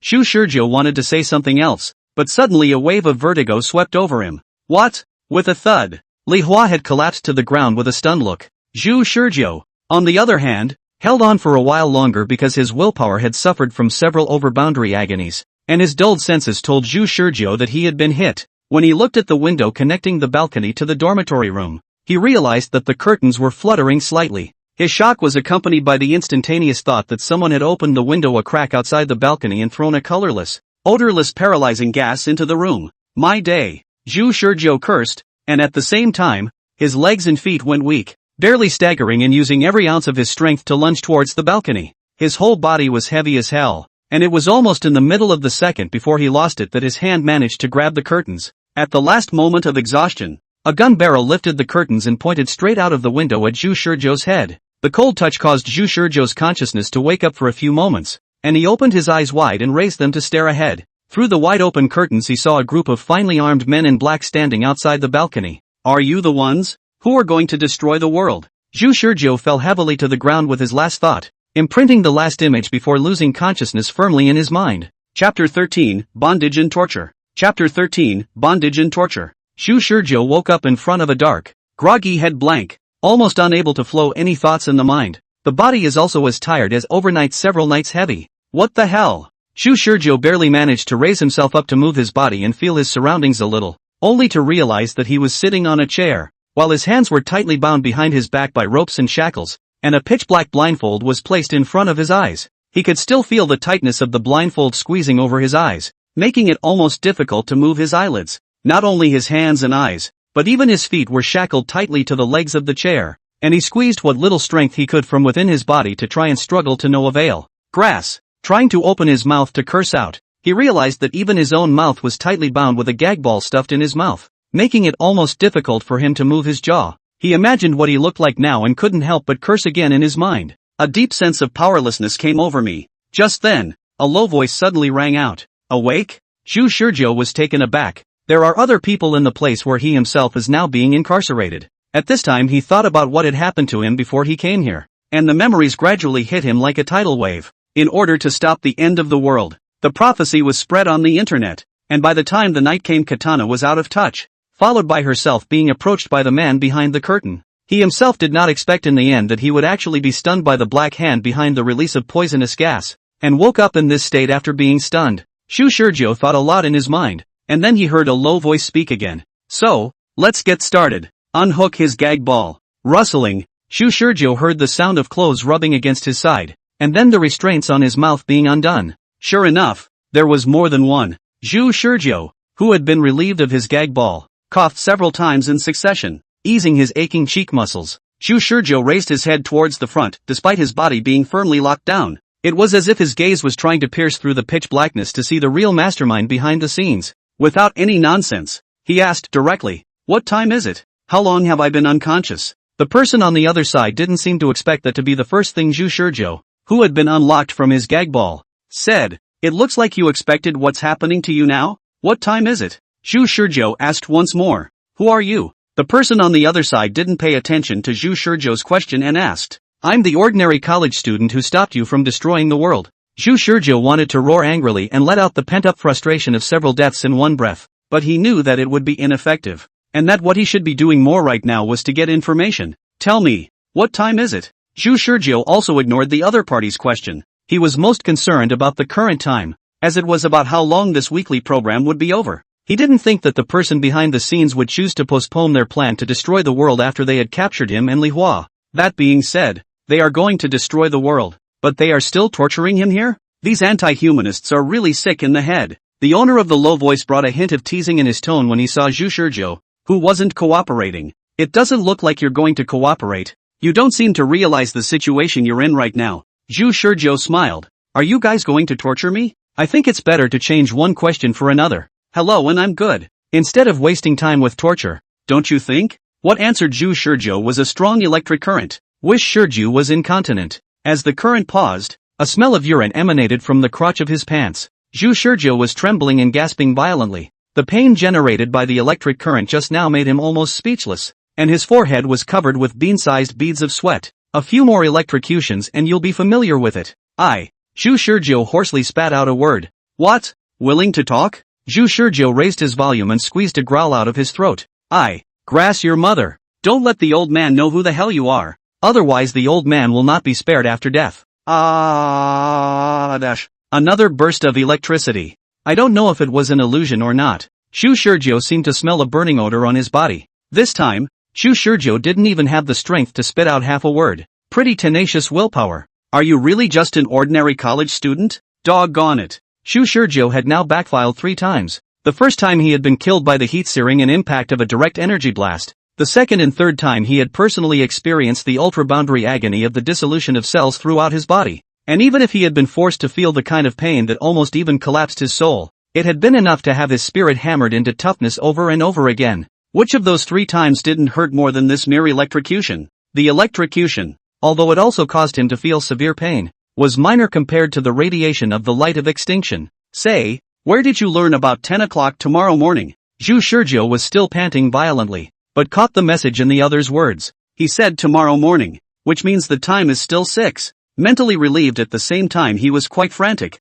You're going to be tortured for a night? In this instant, he thought of fudging with the other party. Why don't we just compromise and then hold out until tomorrow morning and wait for the archive to return? However, once he thought that the other party was the culprit of destroying the world, Zhu Shizhou couldn't stop the anger in his heart. Zhu Shizhou scolded. You guys believe me just because I spread a rumor on the internet? Laugh me to death. Why don't you guys kidnap a doctor to cure your brains if you're so powerful? Third current. The low voice became much colder, and then told Zhu Shizhou news that made his eyes widen. The one called Li Hua has been tortured to death by us. Grass. Zhu Shizhou tried with all his might to break free but to no avail. So, take a guess whether he told us everything or not. As soon as he heard these words, Zhu Shizhou's head, which had been swept away by anger, seemed to have been splashed with cold water. Yeah, did Li Hua tell them about him being able to go back to the file? Even though in his heart he didn't want to believe that Li Hua was that kind of person. Was the torture of electrocution something that an average person could withstand? Li Hua, that kid is just a geek with a hangdog look. He can't even abstain from sex. Can you expect him to keep secrets? Emotions and reason kept pounding in Zhu Shizhou's head, and he suddenly calmed down. After taking a deep breath, he asked, You guys know? Do you guess we know? Zhu Shizhou gasped. If you guys knew about it, you definitely wouldn't dare to torture me like this. Oh, you're that confident? Zhu Shizhou pulled. I'm actually an agent serving the state, specializing in dealing with all kinds of crises. And yesterday the state gave me the task of spreading the news on the internet in order to stop your group of terrorists. If Li Hua and I go missing for more than 12 hours, you will be targeted by the state. There was silence across the room for a long time, and an embarrassing dead silence filled the air. Just when Zhu Shizhou was almost about to think that the other party had already left, he heard the other party mockingly spit out 2 words. Ha! Another burst of electricity fell on Zhu Shizhou's body. The low voice said, Tell me, what is that person or organization behind you? Hearing this, Zhu Shizhou was relieved. That kid, Li Hua, didn't tell these assholes his secret after all. Chapter 14 Brother Zhu, help me take revenge. Chapter 14 Brother Zhu, help me take revenge. I said I did not say everything. Zhu Shizhou, that bastard, had a nightmare and said that the world is going to end tomorrow. So I played with him. What the hell do you guys still want to hear? Please, let me go. I'm just a college student. Blood fell all over the floor of the torture chamber. Li Hua sold Zhu Shizhou. No wonder he was not strong-willed. The electrocution was only the beginning. After the electrocution came the physical torture. He sought his left kidney removed by a scalpel. The fingers of his left hand cut to the thumb. Hundreds of cuts and burns all over his body. And his right eye was blinded by a needle poke. He was just an ordinary college student.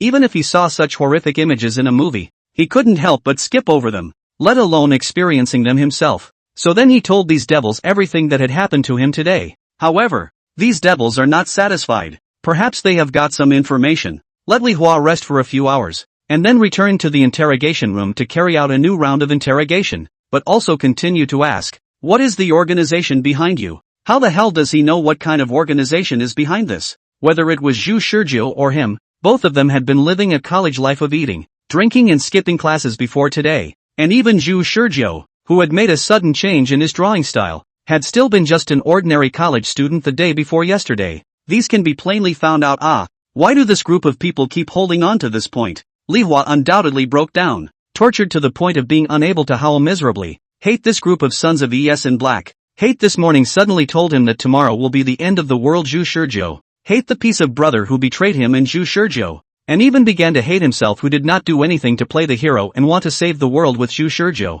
What's saving the world? Who's going to save him? At this moment, he deeply realized what the consequences of being an ordinary person with no strengths getting involved were. Zhu Shizhou was able to die and go back to the file. But what about him? He can't do anything. It wasn't until he had been tortured for another 2 hours, and he was on the verge of dying, that Li Hua heard a word that seemed like heavenly music. He really doesn't seem to know anything about it, and even if there really is such an organization, he's surely just one of those ignorant, insignificant little pawns. But he didn't raise his head, knowing that if he made a move, he'd probably be tortured again and again. However, a single word drove the dying man to the point of despair. He's useless. Humans' desire to survive is extremely strong. Li Hua is actually losing almost all the life in his body right now. Even if he leaves it alone for a few hours, he will lose it due to blood loss. He also knows that this group of devils won't let him go, but he still wants to live. Even if he lived for one more second, it would be good. Etc. Etc. Li Hua cried out and raised his head, begging in a hoarse voice. Do you still have the strength? The middle-aged man standing in front of Li Hua had a face as firm as iron, and he couldn't help but show a hint of surprise when he saw Li Hua struggling for survival. I know a secret. A big secret about Zhu Shizhou. Just let me see Zhu Shizhou and I'll tell you all I know. Secret? The middle-aged man weighed Li Hua's words. Should he continue to torture this man? Or bring him to Zhu Shizhou's face? Li Hua's body already couldn't withstand more torture. And if the torture continued, maybe his body would be fine and his spirit would be on the verge of collapse. And as long as we bring Li Hua to Zhu Shizhou's presence, we might be able to obtain more information. To this he had already made up his mind. But before that, he still wanted to ask a question. If you still have information that you haven't spilled, why didn't you say anything before when you were being tortured? Why? Li Hua couldn't think of any excuse at all, and only looked miserably at the man with one blind eye. I didn't dare to say it.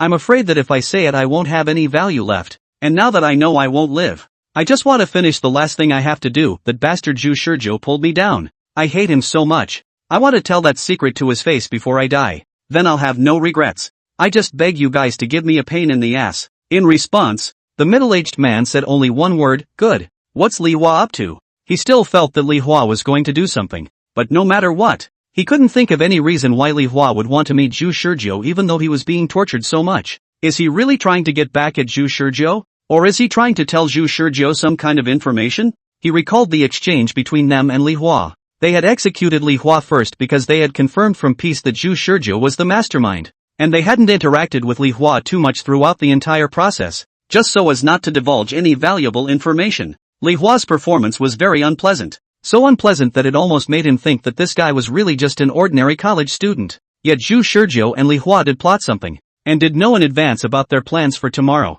This was very unusual. The next day was approaching and the orders from the top were to make sure everything was in order before the program started. A bit of anxiety and urgency appeared in the middle-aged man's eyes. Since he had agreed to Li Hua meeting with Zhu Shizhou, he wasn't going to delay, and directly ordered people to help Li Hua up and out of the torture room on one side and one side on the other. The group arrived at the torture room where Zhu Shizhou was. Li Hua didn't see the same tragic situation, but only saw Zhu Shizhou sitting on the electric chair with his head hanging down, his body clean and without half a scratch. So he understood that Zhu Shizhou's side of the torture had only reached the first stage. To know that the first stage is simply child's play compared to the later stages, why is he the only one who has suffered such inhuman torture? Li Hua's resentment was incomparable, the hatred in his heart almost spilling out through his eyes. Seeing Li Hua's resentment to the point where his face was almost twisted, the middle-aged man was satisfied. The more Li Hua hated it meant the easier it would be for Li Hua to say what they wanted later. Zhu Shizhou, who was blindfolded, heard the sound and only shivered slightly,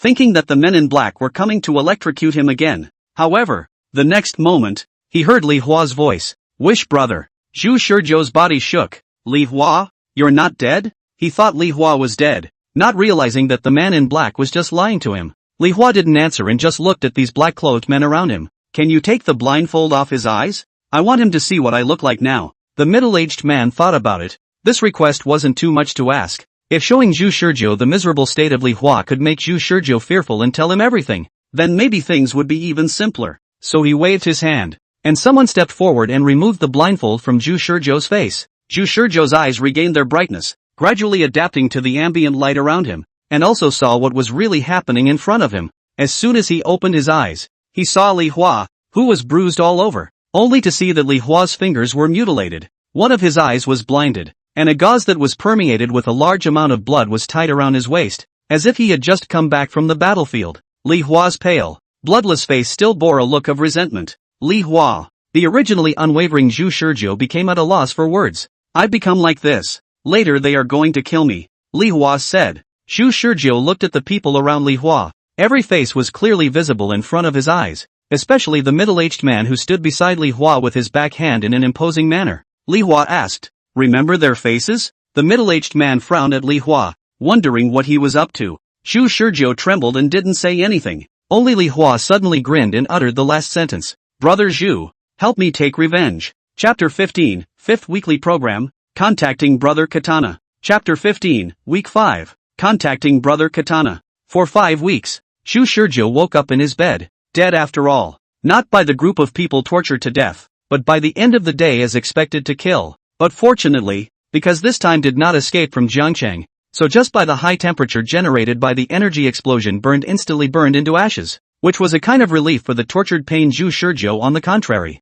So at this moment, instead of being in so much pain like the previous times, he was lying on the bed and gradually regained his composure after just a few violent convulsions of his body. Last week's episode was quite an experience, and the fact that he fished out the culprits of the world he destroyed was a good death compared to the previous one where he was powerless to be killed by Doomsday for doing nothing, wasn't it? Just. Zhu Shizhou covered his eyes and took a few deep breaths. The feeling of helplessness that came with being captured was so much deeper than the end of the world that he couldn't help but shudder at the mere recollection of the torturous methods used by those men. How in the world did Li Hua pull through, after encountering that kind of inhuman torture but still able to help him keep that biggest secret? Zhu Shizhou felt that he and Li Hua switch position is really not necessarily able to do. Last week's program he couldn't even say sorry or thank you to Li Hua before he died, but he remembered Li Hua's last words in his mind. Incidentally, there were also the faces of those people, and he was sure that he would be able to recognize them this time even if he just brushed past them on the street. He would definitely take revenge. Holy, 5 kills.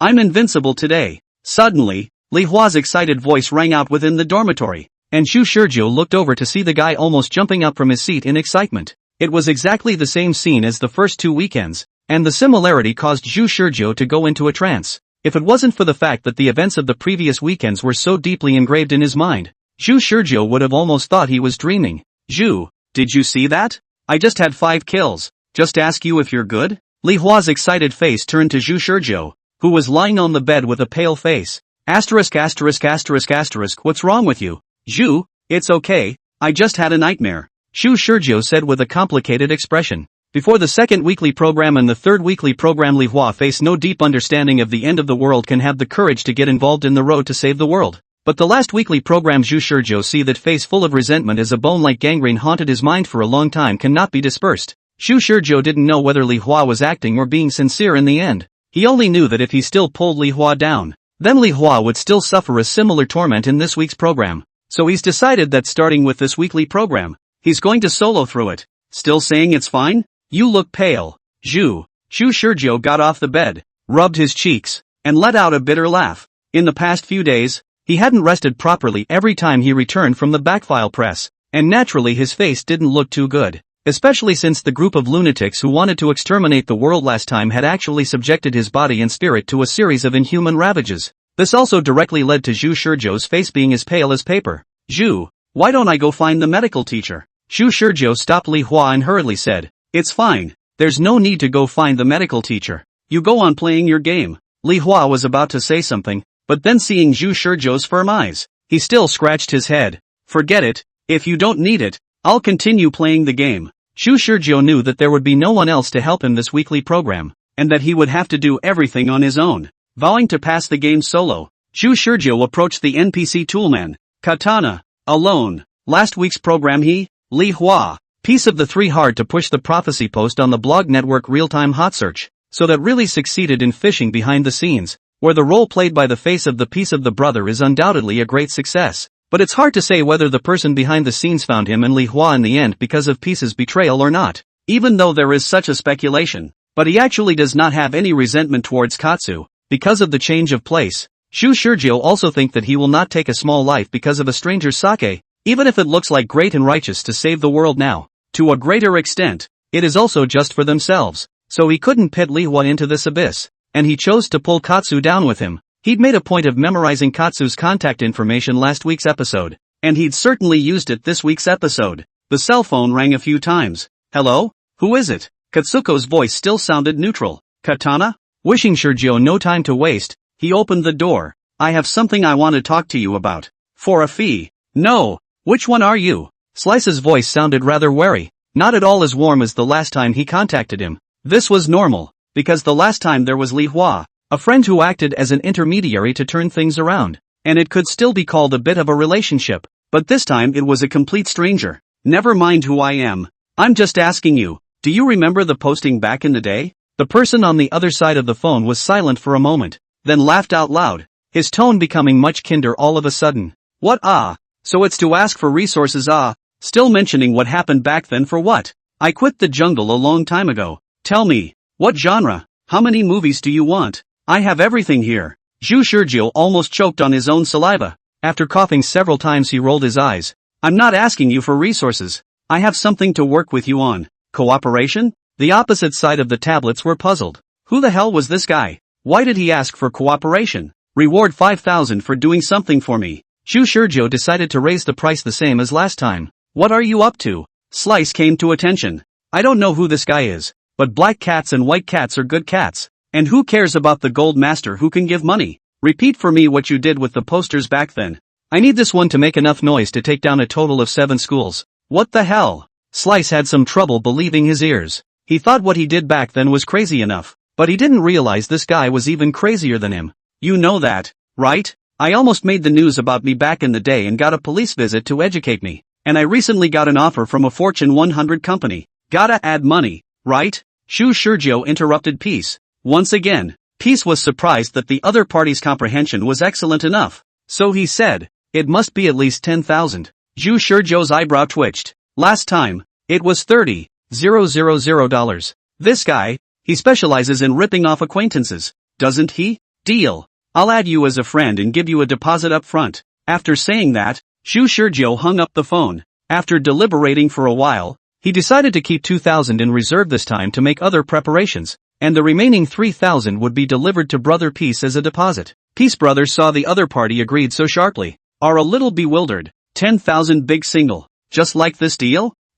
Wait a minute, did he just leave his number? Just when he was wondering, a number was added to him. His friend's name was Savior, and the verification message was I just contacted you by phone. Holy, this guy knows his number? That's preparedness. Katsu instinctively felt something was wrong, but agreed to the guy's friend request. Hello. Slice typed 2 words in the chat box. Just as he pressed the send button, a transfer message appeared on the interface but immediately made his eyes widen. I didn't do anything and $3,000 came in? Peace is confused. Here's the deposit. The remaining 7,000 will be here tomorrow. I'll be damned. The boss is atmospheric. Originally was worried about his own these days with his girlfriend to eat together to watch a movie or something, spending a lot of it. This do not know where the boss just came out to solve his urgent needs. Under the excitement, he immediately without saying a word to his girlfriend went to a phone call, cancelled the date in half an hour, and said that he had something to do in the next 2 days. Do not easily disturb him. After making the call, Katsu was about to discuss the next arrangements with his gold boss. But I didn't expect the boss to send a long string of text with a list of postings that needed to be contributed, a total of 7 schools postings. Even the order was laid out, and even the timing of each posting that needed to be taken down was very precise. It's a straightforward process. All he needs to do is just follow the time to steal the number, post, top and add to the list, and be a toolman who doesn't have to think at all. Peace was even more confused. He had thought that the Gold Master boss valued his ability to stir up the storm on the internet.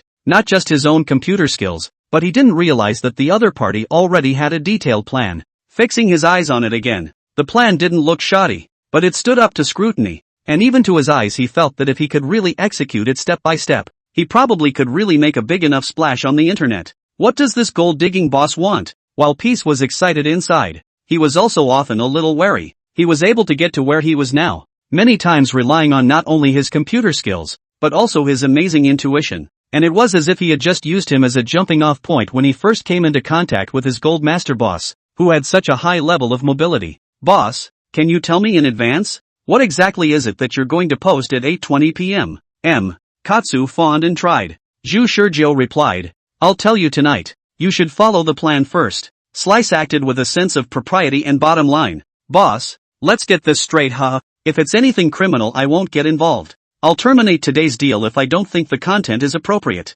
Zhu Shurjo was generous, no problem. Katana says what he says. But judging by the last weekly program it's still very festive and there's absolutely no need to worry about him skipping halfway through the game. Sorry, Slice. Let's take you out of the way on this one. Chapter 16 Everything is ready. All we need is an east wind. Chapter 16 Everything is ready. All we need is an east wind. No one understands what will happen next better than Zhu Shurjo. It was as if his eyes had traveled back to the previous week's program, and he could almost see everything that was coming next on this week's network. Last week's episode. Since he wasn't sure if the culprits behind it would be caught by them, and was worried that he wouldn't be able to make half the waves with Peace's abilities, he spent a day following postings on the internet, and acted as a waterbender for a couple of threads. Now it seems to be purely skeptical of Peace's skills. Peace's ability does not need to be questioned at all. Zhu Shurjo believed that even if the results of a second time will be very different, especially since he'd copied the plan he'd spent hours discussing with Katana in the previous week's episode exactly, there was nothing to worry about. It was all tried and tested. That's how time is squeezed in a little bit. The next thing to do is to try to get more intelligence. He's been through several backfiles, but remains ignorant of the status quo,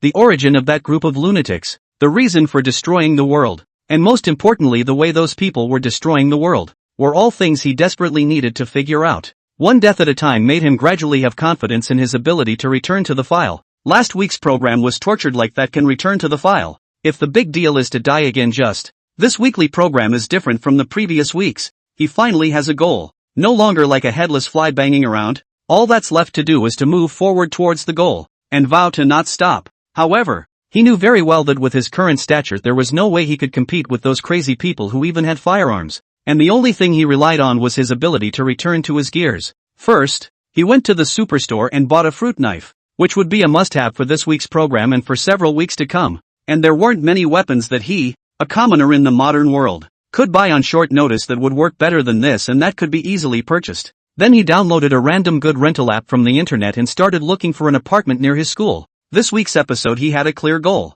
and that was to use Katana as bait to fish out the men in black. The reason why they were looking for a house near the school was because those men in black had infiltrated the school unnoticed in the previous episode, which proved that they did have a plan for invading a place like a school, and that if they had let Katsu come to the school at night, the men in black would have chased after Katsu's ass as expected. All he needed to do was find a spot where he could silently observe the route around the school. He can spend hours contacting landlords for this purpose. Hello, I need to see a house. School neighborhood, great views, and a degree of seclusion at the same time. It wasn't easy to find such a place, and Zhu Shurjo was also renting a room for the first time in his life, so it took him almost an afternoon until the evening to find a more decent room. Got the contract done, rent paid monthly, spent out 1,000, and moved right in under the landlord's puzzled gaze, without even preparing the daily necessities that should be there. After doing all this, it was basically already evening. Zhu Shurjo calmly went out to have a dinner, and when he returned to his room it was already 7 in the evening.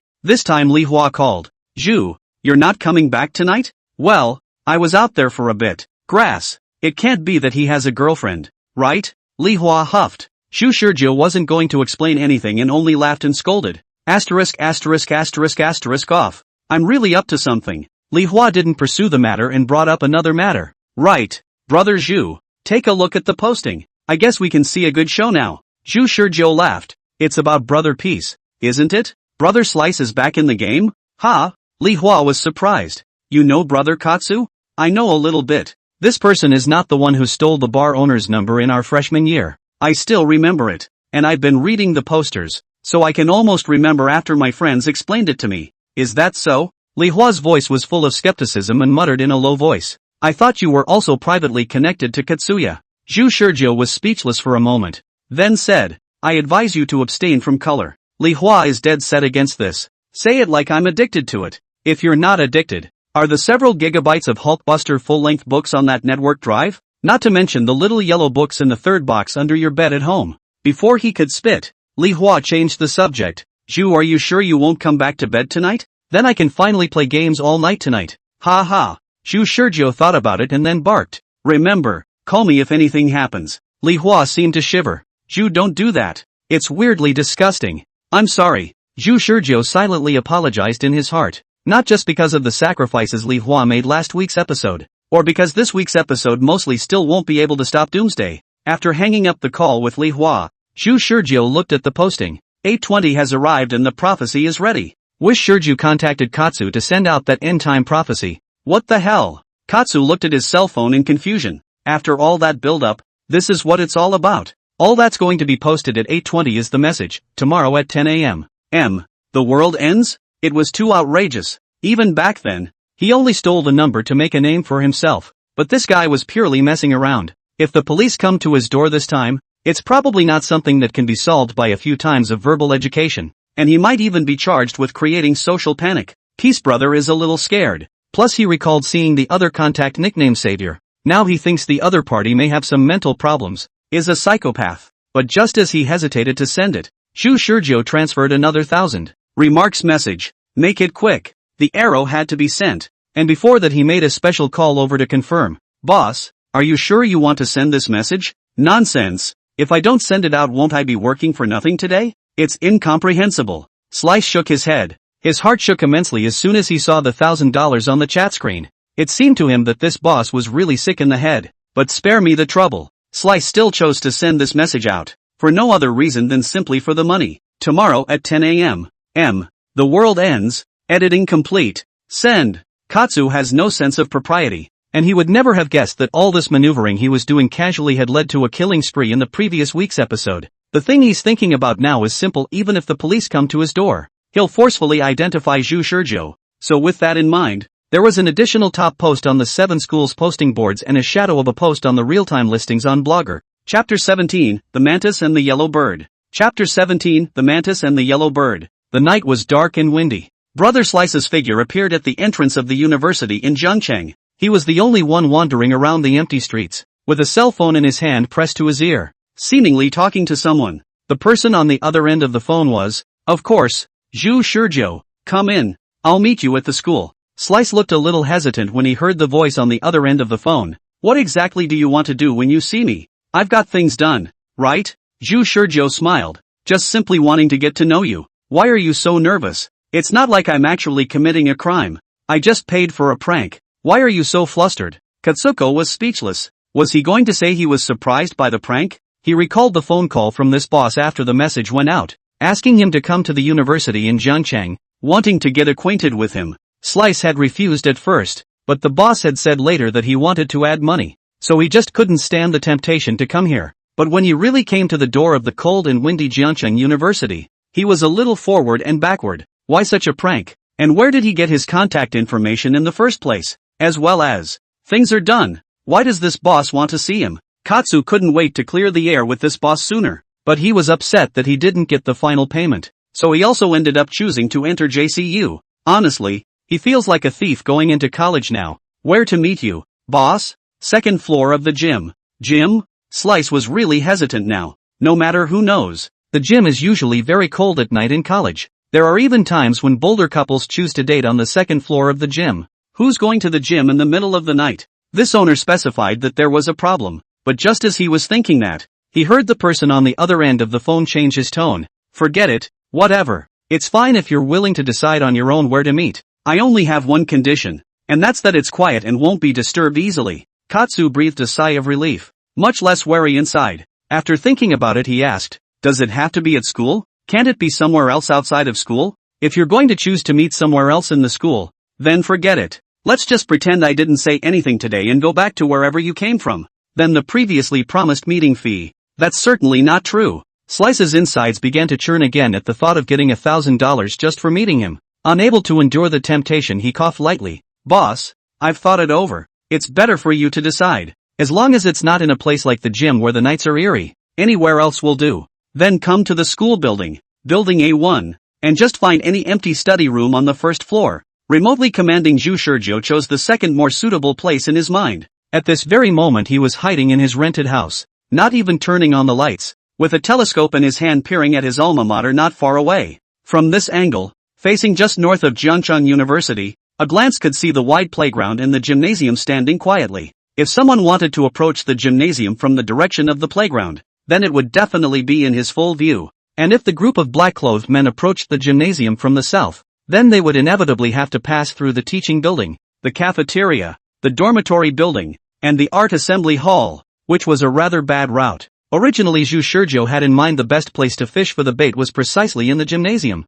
As long as the group of black-clothed people were led to the gymnasium, then he could have a clear view of the invasion route of these people. This would allow them to follow the trail and find a better ambush site next time, in order to figure out a little bit where the group actually came from. But alas, envisioning was only envisioning after all, and he had overestimated Katsu's guts, so he had to direct Katsu to the second highest ranked location in his mind, the A1 school building. You can actually see the A1 building from this angle, but it's just that that place doesn't have the same view as the gymnasium after all. Peace followed Zhu Shizhou's instructions to the A1 teaching building and chose a study room closest to the entrance. He did keep in mind the admonition not to have other people in this empty classroom. The boss told him that if other people came to this study room, then transfer to other empty classrooms. Boss, where are you people now? Are you almost there? Almost there. Zhu Shizhou, who said so, did not move half a bit, still holding the binoculars and looking at the distant night. Katsu was a little uneasy inside, even though he told himself that he was at school now, and that no one more daring would do anything inside the school,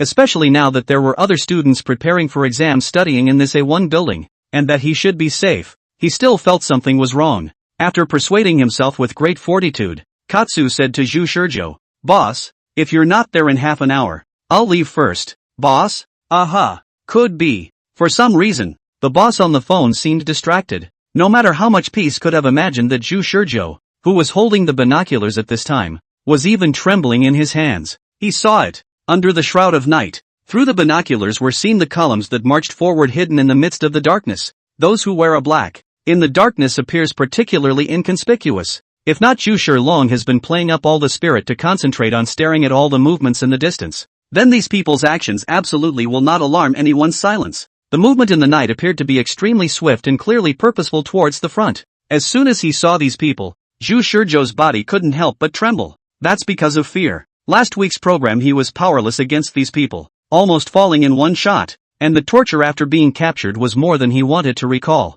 The memories that came to his mind were too much to overcome. He had to admit that he was suffering from PTSD, or post-traumatic stress disorder, which is common to many soldiers who have been through many wars. It's the aftermath of being tortured in the previous week's program. The right hand holding the binoculars and the left hand holding the cell phone were shaking. He took a deep breath, then said, Now, put your cell phone in your pocket and don't hang up the call. Slice didn't understand why, but did as he was told. He was curious. Everything about this boss seemed mysterious, as elusive as his instructions. What he didn't know was that at this moment, a group of black-clothed men had already come to the window of the study room, gesturing to each other to slowly surround the study room. Who's the mantis and who's the yellow bird in this weekly program? Chapter 18, Tests and Exchanges. Chapter 18, Tests and Exchanges. With Zhu Shizhou's perspective, you can see a lot of things that you didn't get to see in the previous week's installment. Although everything in the binoculars was rather blurry under the shroud of night, valuable intelligence was obtained, such as the number of people in this squad, the route chosen, and the plan of action to match the capture. The squad consisted of 8 people. 3 crouched by the window, 3 circled around into the school building, and the other 2 were on guard around the area. He witnessed the 3 men crouching by the window pull something out from and then slowly approach the window and seemingly do something. So that's how I got hit last week's program?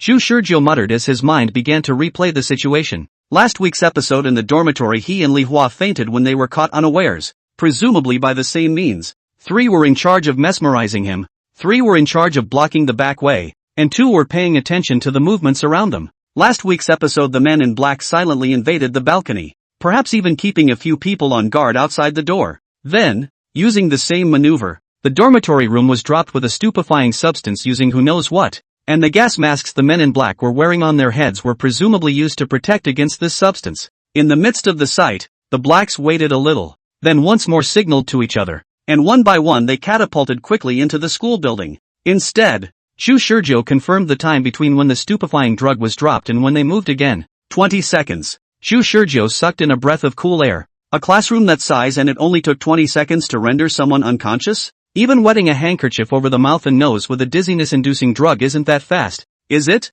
Moreover, from the last episode, this thing seemed colorless and odorless, but such a gas exists? Zhu Shizhou is not a science major, so the chemical aspects are not too well understood. Think about it but also did not look into it, but the heart is even more jealous. This also meant that he couldn't stand defenselessly in front of the group if he took them on, as the gas evaporated and spread incredibly fast. If you get a little bit of it when you are near them it is expected to have an effect on your body. I don't know if normal gas masks work. Zhu Shizhou decided to buy a gas mask to try next time. As he was meditating, a voice came on the phone. Phase 1 of the operation is over. Have the target under control. And so on. Is this discovered? The communication was not interrupted. The communication time on the cell phone interface was still jumping from minute to minute, only that the voice on the other end of the phone immediately disappeared without a trace, turning into a dead silence. In the silence, Zhu Shizhou was also thinking. The voices of the men in black reporting back proved that they had the means of communication to contact the curtain at all times, and that this operation was under the real-time command of the curtain. The silence continued on the other end of the line. Even the sound of clothes rubbing together could not be heard. This meant that the men were maintaining a motionless stance at this very moment. Zhu Shizhou felt something was wrong. Even if they were overwhelmed by the unexpected, they shouldn't have been silent for so long, right? What are they waiting for? Zhu Shizhou thought calmly and came to a logical conclusion almost in the next second.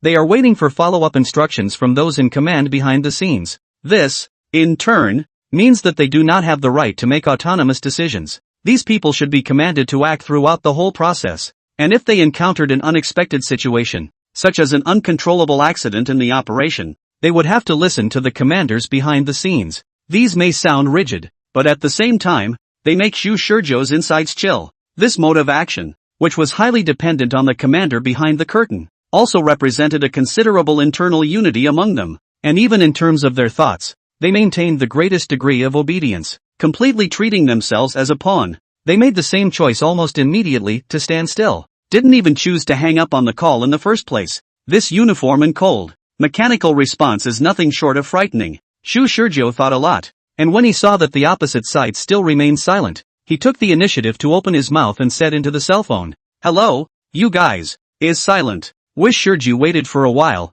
which was tantamount to forcing these people to communicate with him. "Hello," the person on the other side of the phone answered. The voice came through the gas mask and then through the cell phone microphone, and it didn't sound like a normal person's voice. It was like talking with a voice changer. Unexpectedly sounds very polite, but Zhu Shizhou will not be fooled by their illusion. Last week's program experience told him that this group of people are brutal and sadistic lunatics, abnormal brain anti-human molecules. Zhu Shizhou tried his best to calm his voice down. "I didn't expect him to fall into your hands so quickly. From the time he started at 8:20 p.m. until now at 10 o'clock. Only about an hour and 40 minutes have passed. Your efficiency is really high." As if nagging, Zhu Shizhou's tone was rather unusual. If you leave the content aside, those who don't know will think they are discussing boring weather topics. Again, there was silence for almost a minute. "Who are you?" This conversation that seemed like a delay caused Zhu Shizhou to confirm his thoughts once again. These people, indeed, were in contact with the commanders behind the scenes, waiting to answer his words until the commanders had negotiated an appropriate reply. Zhu Shizhou's thoughts flew, but he didn't pause as he replied, "It doesn't matter who I am. The important thing is that we've come to the opposite side. I would like to ask, where did you guys come out from?" Another delay of about half a minute. Naturally, there was no answer to his question. "Opposites? You guys know what we do?" Zhu Shizhou laughed. "There's no need to test me. Also, isn't it rude to let someone else be a sounding board? If you want to know something, then talk to me directly." There was silence across the room for a short while. Then with a clatter, the cell phone seemed to be placed on the table and something was placed next to it. "You seem to be waiting for us?" A voice very different from the previous one rang from the other end of the phone. At once, Zhu Shizhou froze, memory suddenly sweeping in like a tidal wave. Although it should have been a voice coming from some communication device across the room, it was a voice that he would never forget until he died. When he was blindfolded and regained consciousness, the first words he heard were from this voice. And after that, the torture process. This voice is like the devil is time and time again to give cruel orders. The tone of calm and firm does not contain half a bit of emotion. The owner of the voice was none other than the middle-aged man that he had met inside the torture chamber and brought Manhwa to see him one last time. I have been waiting for you for a long time. Zhu Shizhou really couldn't hold back the hatred in his tone and replied thus. Been waiting since last weekend. It looks like you guys know what we do. Zhu Shizhou mockingly laughed. Oh, you mean the operation that came to capture this insignificant little person on your hands? That's quite a good guess. 8 people in a small team accomplished the mission. Quite good. He directly named the number of these men in black. I don't know who you are, but it looks like you were baiting us. And now that we did take the bait, what do you want to do? I think we can talk. Listening to the other party's words that seemed to have the intention of communicating, Zhu Shizhou was almost about to laugh out loud. Talk? Talk in your torture chamber? The other party was immediately silent. It seemed that they hadn't expected Zhu Shizhou to see through their minds so easily, which made the person on the other end of the phone very passive. The way Zhu Shizhou's words revealed that he knew them like the back of his hand also made them even more unprepared. With all due respect, you guys are not worth further communication. I feel sick with every additional word I speak to you guys. Zhu Shizhou said slowly as he stared at the image in the binoculars. There is nothing to talk about in the face of these guys who want to destroy the world. He knew that these people were greasy, and even if he were briefly given the opportunity to speak to them as equals at this moment, he could not believe everything they said because they would not spit out anything of obvious value in their words. But he still won't quit communicating. Stop trying because he didn't think he could get any information? This was not his nature, and he was still eager to figure out what these people were up to. The refusal to cooperate on display now is also just an illusion. The man on the other side said, I do think we can talk about it. Don't you, Mr. Wish, Grass? That was fast. Zhu Shizhou knew that the other party would inevitably investigate his identity, but he didn't think it would actually be this fast. It's been a few minutes since these guys found Peace's cell phone. Ha! You guys investigated really fast. Zhu Shizhou sighed, but there was no hint of chagrin in his tone, because he had left this breach on purpose, knowing that Peace would be approached, and still using his real cell phone number to contact Peace. Zhu Shizhou just wanted to see how efficient their methods were. Now it proved that their investigative abilities were even stronger than he had predicted. Zhu Shizhou further refined his image of them in his mind, while deciding that next time he would not leave any useful information behind. There was a bit of disbelief in the other party's cold voice. You don't care about your identity being exposed? So much for these boring trysts. Zhu Shizhou said. You have a whole bunch of questions, and I also have a whole bunch of questions. How about we both answer each other? One question for another. He made this offer last week's episode as well, but to no avail. They chose to continue torturing him. This week's episode, he got the opposite answer. Good. That's the difference in status. He himself was just a fish on the chopping block to be slaughtered in the previous episode, while now he had counted on these people and even made them jealous. While they were temporarily at their wits' end with Zhu Shizhou, they also had a certain amount of luck, hoping to gain information in the process of communicating with Zhu Shizhou. Zhu Shizhou smiled, still staring through the binoculars at the motionless school building in the distance. In that case, you know my name, so it is only right that I know yours. Let's start answering questions for each other in a friendly atmosphere, shall we? Chapter 19 Truth or Dare. Chapter 19 Truth or Dare. My name is Su Feng. The middle-aged man on the other end of the phone answered dryly. Is this a real name or a fake name? Zhu Shizhou didn't know and couldn't confirm it, but it at least showed that the other party was willing to communicate with him. Su Feng. Hello. Zhu Shizhou smiled. Since you're willing to talk, that's good. I guess you must have a lot of questions in your mind right now. It just so happens that I also have a lot of questions I want to ask you. Which side of us will start first? You start. I don't mind. Su Feng's voice was still low and resolute, as if it had not been disturbed by any emotions, and even his voice line had not changed at all. Zhu Shizhou was a little surprised at the other party's attitude of such cooperation, and did not excuse himself, directly asked, What organization are you? Su Feng replied, That's a very broad question. I don't know what you're going to ask. The origin of our organization's founding, its purpose, its direction. There's so much that can be answered. What do you want to know? Zhu Shizhou thought for a moment. What was the purpose of your organization? For world peace. Su Feng's reply left Zhu Shizhou more than stunned. It was pure bull. It was the first time he'd ever heard of anyone being able to tell a lie that brightly. Then Zhu Shizhou sneered. For the sake of world peace? Illegally invading a university campus with a gun and putting knockout drugs in a university classroom. This is how you maintain world peace? Can you be more sincere? I have always been sincere. Su Feng's calm tone was as hard as iron. For the sake of world peace, everyone in our organization possesses the spirit of fearless sacrifice, and at the same time will remove any, all, and every obstacle that prevents us from maintaining world peace, including you guys. Zhu Shizhou was on the verge of not being able to hold back his voice of mockery. It sounded like that, but when he thought of the inhuman treatment of himself last week's program, he didn't even bother to show a perfunctory fake smile. Before Zhu Shizhou could continue to make a mocking remark, Su Feng asked as well, "What is your purpose in spreading rumors online?" "To save the world," Zhu Shizhou replied dryly. There was a rare moment of silence across the room. "Can you be more sincere? Hacking people's accounts on the internet, spreading doomsday talk and spreading panic in the posting bars of 7 universities covering almost the entire Jiangqing city. This is how you save the world?" Zhu Shizhou froze. Why was this conversation so familiar? It's completely reversed. ING network novel piracy is not so rampant, even in front of his face, to imitate what he just said. It is in the blatant saying, "I am just perfunctory, you like," he replied with a dark look on his face. "That's how I'm going to save the world. And I'm going to do everything I can to remove any obstacles that stand in my way of doing so, including you guys. You say that your organization is not afraid of sacrifice. All I can say is that so am I." Su Feng continued to be silent for a long time. Zhu Shizhou frowned and asked the second question. "What are your organization's weapons of mass destruction?" He did not ask if it possessed weapons of mass destruction, but went straight to the core. Su Feng replied after a slight pause this time. "We don't possess any weapons of mass destruction." What a lie! Zhu Shizhou once again cursed inwardly. "You're telling me you're not responsible for that 10 a.m. energy blast tomorrow? A weapon of that scale is not a weapon of mass destruction? Why don't you take your lies a little more seriously? It's not technical. If you continue to lie, then this conversation will be pointless," Zhu Shizhou said in a deep voice.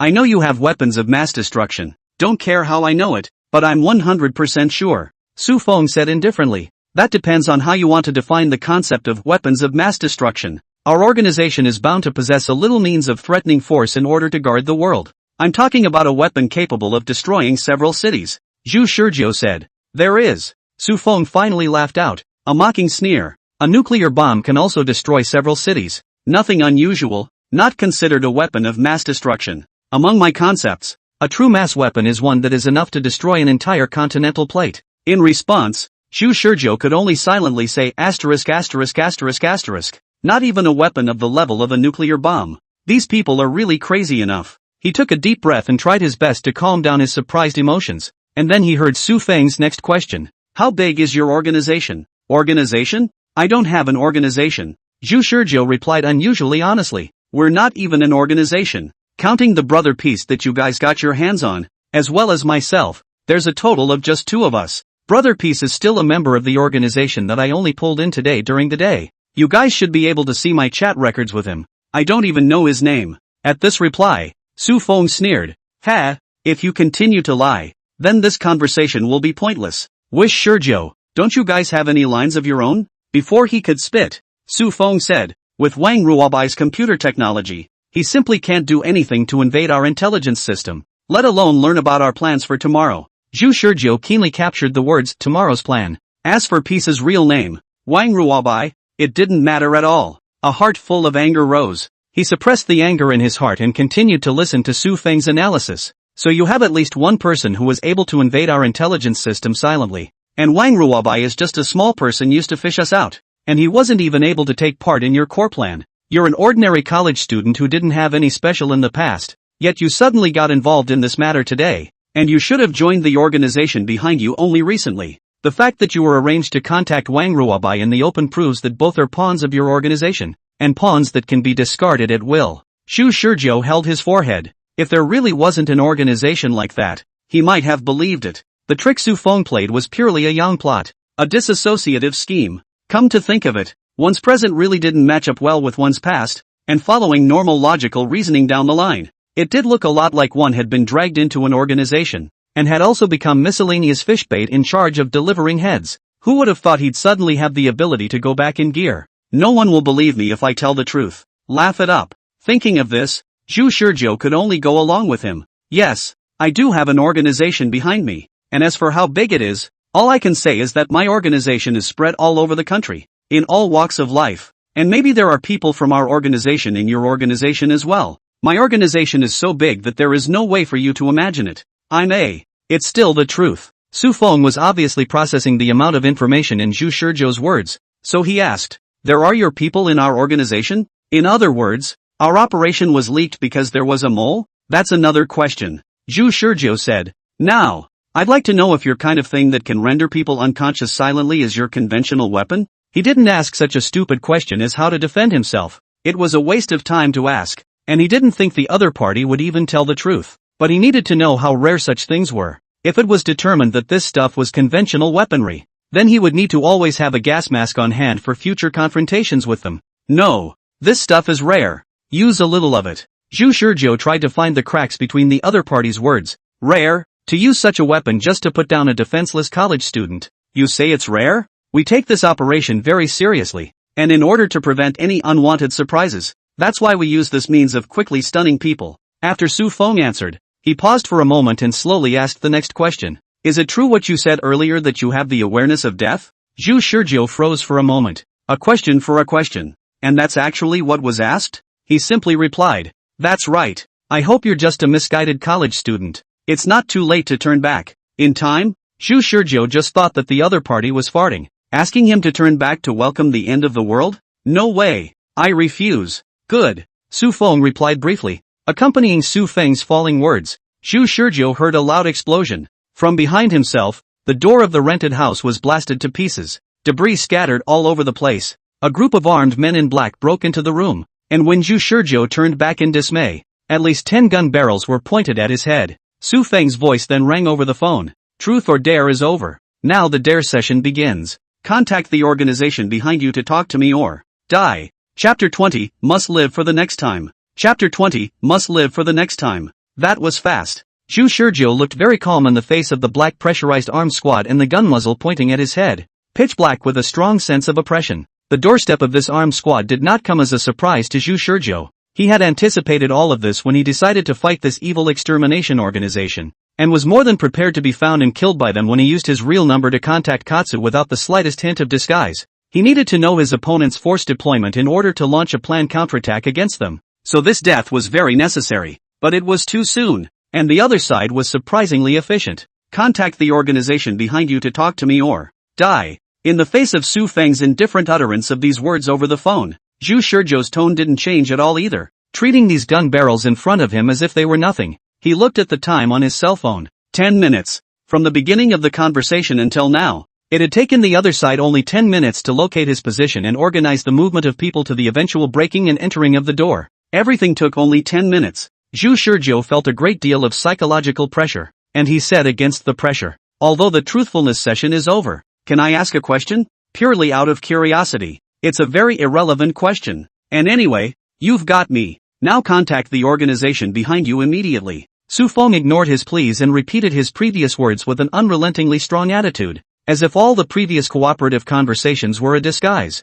Zhu Shizhou similarly ignored the other party's words and said, "Mr. Su, how much of what you just told me is true? If you don't answer, I won't cooperate." Perhaps sensing the determination in Zhu Shizhou's attitude, Su Feng's icy voice came out. "My name is not Su Feng. Doggone it." Zhu Shizhou had a smile on his face. "So is your last name Su?" "My last name isn't Su either. Straw nympho." That answer was enough. Even the names that were spoken were false. So how many of the words that were just said to him were true? Zhu Shizhou uttered a whole bunch of expletives in his heart, but he heard the voice on the other side of the phone icy cold once again for a few minutes. "Zhu Shizhou, we already know your name, past experiences, interpersonal relationships, family information, all of that. Do you think that your resistance has the slightest bit of significance? Being used as a pawn by the organization behind you, yet still being willing to do so. Your death will not bring anything." "Wrong," Zhu Shizhou replied. "My death can bring new life." Such words are generally to be understood in the abstract,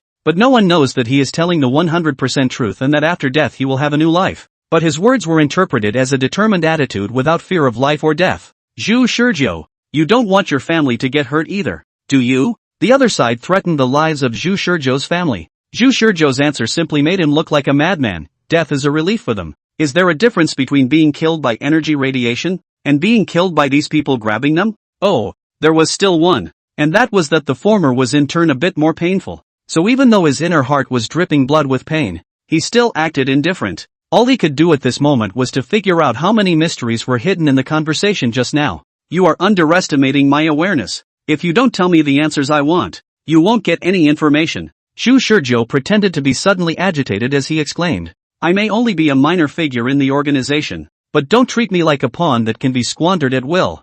I'll let everyone know that I'm not just some dough that can be kneaded. Good. Shu Shurjo heard the man say. What do you want to know? We're not going to give out any information about the organization, and if that's what you want to know, then there's no point in continuing the conversation for the rest of the day. I want to know why you gave up trying to communicate with me to each other and chose to go straight to the door for a surprise attack. Silence fell on the other end of the line. It seemed to be analyzing Shu Shurjo's current psychology and weighing the pros and cons. Shu Shurjo was now acting like a lunatic who had been pushed to the brink of extinction, overreacting to the slightest stimulus, but at the same time, this emotional state was quite easy to capitalize on, so he chose to answer. Because my questions have been answered. What? Shu Shurjo was surprised under the excited look. I tried to get a handle on the conversation at the beginning of Truth or Dare. You asked me what my organization was. I, in turn, asked you what specific aspect you were asking about. The origin of the organization's founding. Its purpose, its direction. And I asked questions that seemed reasonable but would cause you to choose one of my answers next.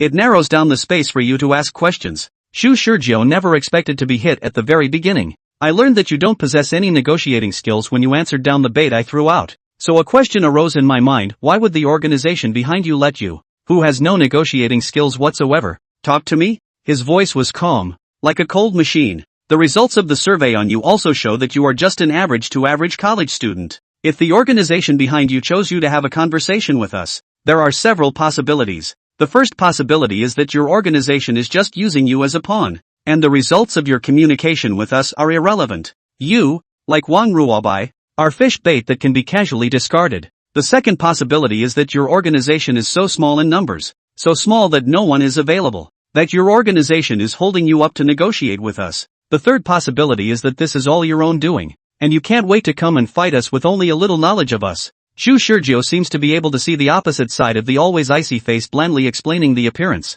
so that people hate to almost want to go up to the painful punch. Anger and chills at the same time. This bastard had clearly answered quite fluently during the question and answer session with him, with only occasional pauses, but it was as if he had taken his every word and analyzed it, which was truly frightening. So quite angry, but Shu Shurjo still forced himself to stop. He wanted to know what he had lost this round. The man continued. In order to confirm exactly which possibility it is, I confirmed the purpose of your spreading rumors on the internet once again. This kind of behavior is almost like blatantly declaring to us that you want to be our enemy. If you are not fully prepared to fight against us, then it is a reckless and unintelligent decision to make. The former means that this time it was a plan prepared by your organization. The latter represents your personal self-interest. Your answer is not important. What is important is that you uttered it with hardly any thought, which proves that you have the power to answer questions freely, and even to give an answer that could be considered a child's play on such an important question. So he made sure that there was no other plotting and scheming behind this one,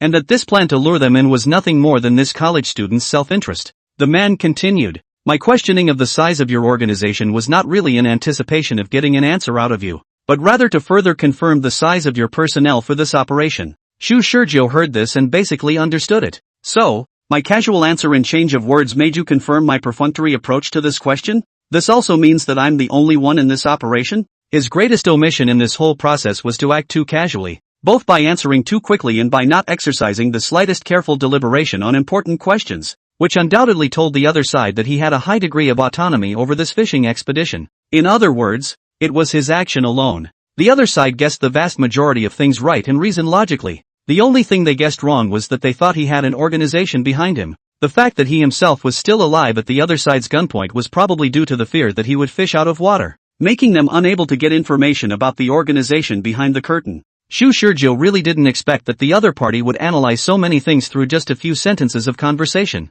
With alarm bells ringing in his heart, Shu Shurjo said hatefully, after confirming that I'm the only one, you're not going to use the hallucinogenic substance? Would you like to start a new round of Q&A? The man on the other end of the phone said, we'll play when we get to the torture chamber. At this moment, Shu Shurjo got the answer he wanted. He changed his previous chagrin and instead let out a heartfelt laugh from his mouth. Sure enough, that means of quickly causing unconsciousness isn't a conventional weapon, is it? I didn't expect you to tell the truth in your conversation with me. You have also revealed a breakthrough. Zhu Shizhou said. You discerned that this operation is nothing more than my personal behavior. Yet you still acted so prudently and sent so many armed men to your door. Yet contrary to such prudent behavior, you didn't use a quick stunner on me. Is that convenient stunner substance running out? I've also learned that you have more than one squad operating, and that in addition to the squad that carried out the capture operation, there are other squads ready to provide support or defense against unforeseen circumstances, such as the one standing in front of me. The biggest takeaway is that you possess strong analytical skills, so one has to try to avoid direct conversations with you. Instead of talking to the man, he was talking to himself. Everything is clear. Zhu Shizhou laughed, facing the gun barrel in front of him that was almost poking his face, calmly fished out the fruit knife from his bosom that had been prepared long ago. These black-clothed men in front of them stepped forward warily. They didn't understand why Zhu Shizhou still dared to resist even though he was being pointed at by so many guns. The orders were to take them alive. They couldn't have shot them. So at this moment their thoughts were united. Later if Zhu Shizhou rushed up, they would snatch the fruit knife with their empty hands and then knock him out. What I didn't expect, however, was for Zhu Shizhou to sincerely say to the cell phone, "Thank you for your answer. It helped me a lot." When he finished, he stabbed a fruit knife into his heart and laughed painfully as he said his last words, "Shall live for the next time." Chapter 21, Archery Museum. Chapter 21, The Archery Museum. This is the easiest death for Zhu Shizhou, and the most fraught with uncertainty. The second before he stabbed the fruit knife into his heart, he was still worrying about whether or not he would be able to shift back into gear. Throughout every death, it had been due to that immense and incomparable energy. So he also wondered from time to time in his free time if that energy was a prerequisite for him to be able to go back to his gears. Whereas in the past they had been forced to meet death, this time it was their own initiative to seek death. What should I do in case the premise of the backfile is really exposure to that kind of energy? What if this suicide doesn't make it back into the archives? What if the point of return changes after the suicide? In case, there were 10,000 worries and doubts in his heart, all of which were stabbed deep into his heart with the knife. Then both the emotion and the pain melted away as the senses blurred. Waking up with his eyes open, he saw the familiar ceiling. Sure is back in gear after all. Lying on the familiar dormitory bed, Zhu Shizhou grinned and raised his hand to silently look at his palm that was trembling slightly. This time there was no profuse sweating or any lingering pain as usual when waking up. There was only a surprising amount of refreshment, just as if it had been a very unusual dream. The gradually draining life force that I felt when I stabbed myself in the heart among my memories also returned all the way back to my body with the backfile. Ha. At first it was a soft chuckle from the back of his throat, then the sound gradually got louder. Ha, until the very end. Zhu Shizhou finally couldn't suppress his inner ecstasy and let out a wild laugh, laughing so hard that he curled up in bed, laughing so hard that tears were seeping out of the corners of his eyes, laughing so hard that he could hardly help himself. How could this happen? One can repeat 24 hours indefinitely just by killing oneself. This also means that one can realize on this day the ultimate ideal of any creature in the universe, eternal life. The heart that had previously been apprehensive because of the uncertainty of the ability to gear back up disintegrated into nothingness at this moment. Since dying under Armageddon at 10 o'clock tomorrow morning wasn't a prerequisite for going back into gear, what did he have to fear? Instead of worrying that you'll break down in a fit of over-the-boundary agony, just find one of the world's easiest ways to die and make it through countless days peacefully. Before Zhu Shizhou could think of a bright future, he heard Li Hua's staggering voice ringing out. Wish brother, you're smiling horribly. What kind of beautiful dream did you have? Zhu Shizhou's laughter came to an abrupt end. The moment he saw Li Hua, painful memories swept over him again, and his mind involuntarily recalled the 4th week in the interrogation room. The Li Hua who smiled at him at the last moment of his life and said, "Zhu, help me take revenge." It was for this reason that, almost instantly, sanity managed to return. Who knows how many times you can actually go back into gear? Zhu Shizhou's excitement seemed to have been doused with cold water. Can one really feel comfortable enjoying going back into gear over and over again if one doesn't find a way to get through tomorrow safely and in a timely manner? Zhu Shizhou thought of this, smiled in relief, and replied, "It is indeed a beautiful dream that wakes up quickly. It's even faster than you dying in the game." Li Hua turned back to look at the game interface, and then exclaimed, a slip of the tongue and you're surrounded. Zhu Shizhou looked at the game interface on the table below and patted Li Hua's shoulder apologetically. "I'm sorry, I owe you a 5 kill. Li Hua was puzzled by Zhu Shizhou's words, but at this moment, he could not care less, and returned to his seat amidst his teammates' shouts of "hang up dog," crackling and pounding on the keyboard. Zhu Shizhou shook his head and smiled, quietly getting out of bed and going to the bathroom to take a hot shower before the power went out. After showering and coming out, Li Hua was still playing the game. Zhu Shizhou tucked in his cell phone, changed his clothes and went out the door. Walking along, he was thinking, last week's episode, one got a lot of information, such as Katsu's real name is Wang Ruobai, the existence of plural squads when those black-clothed men operate. The black-clothed men receive real-time command, and their organization has a powerful and extremely efficient intelligence system. There was so much for him to think about in detail, including how you are going to respond next. These should also be taken into consideration. The fruit knife he bought last epic looks like a joke under a dozen guns pointed at him, and the only thing it does is help him kill himself faster. Then how exactly would one deal with those men in black? If one couldn't even pass this hurdle, then it would be difficult for one to get the chance to talk to that huge organization on an equal footing, let alone fight against them. Unfortunately, I only have 24 hours. Zhu Shizhou looked up at the sky. If the backfile cycle was a bit longer, he might have chosen to report everything to the state and let the state worry about the difficult task of saving the world. But his backlog time was only 24 hours. Could he himself manage to win the trust of the country within 24 hours and let the country send its elite agents to stop that group of lunatics? On further reflection, if that organization really possesses such large-scale weapons and plans to destroy the world tomorrow, why has the state remained indifferent until now? Has the state really not noticed the existence of such a terrorist organization? Too many questions were waiting for him to answer, and the more he thought about it, the more Zhu Shizhou felt that he was caught in a huge vortex with no visible bottom. Where should one be in this vortex? Inwardly, he pondered the world-saving conundrum, but in the next second, Zhu Shizhou was stopped in his tracks by a hand. A flyer was clutched tightly in the hand that stopped Zhu Shizhou. Handsome man, stay back. We've opened a new archery hall in Jiangchang.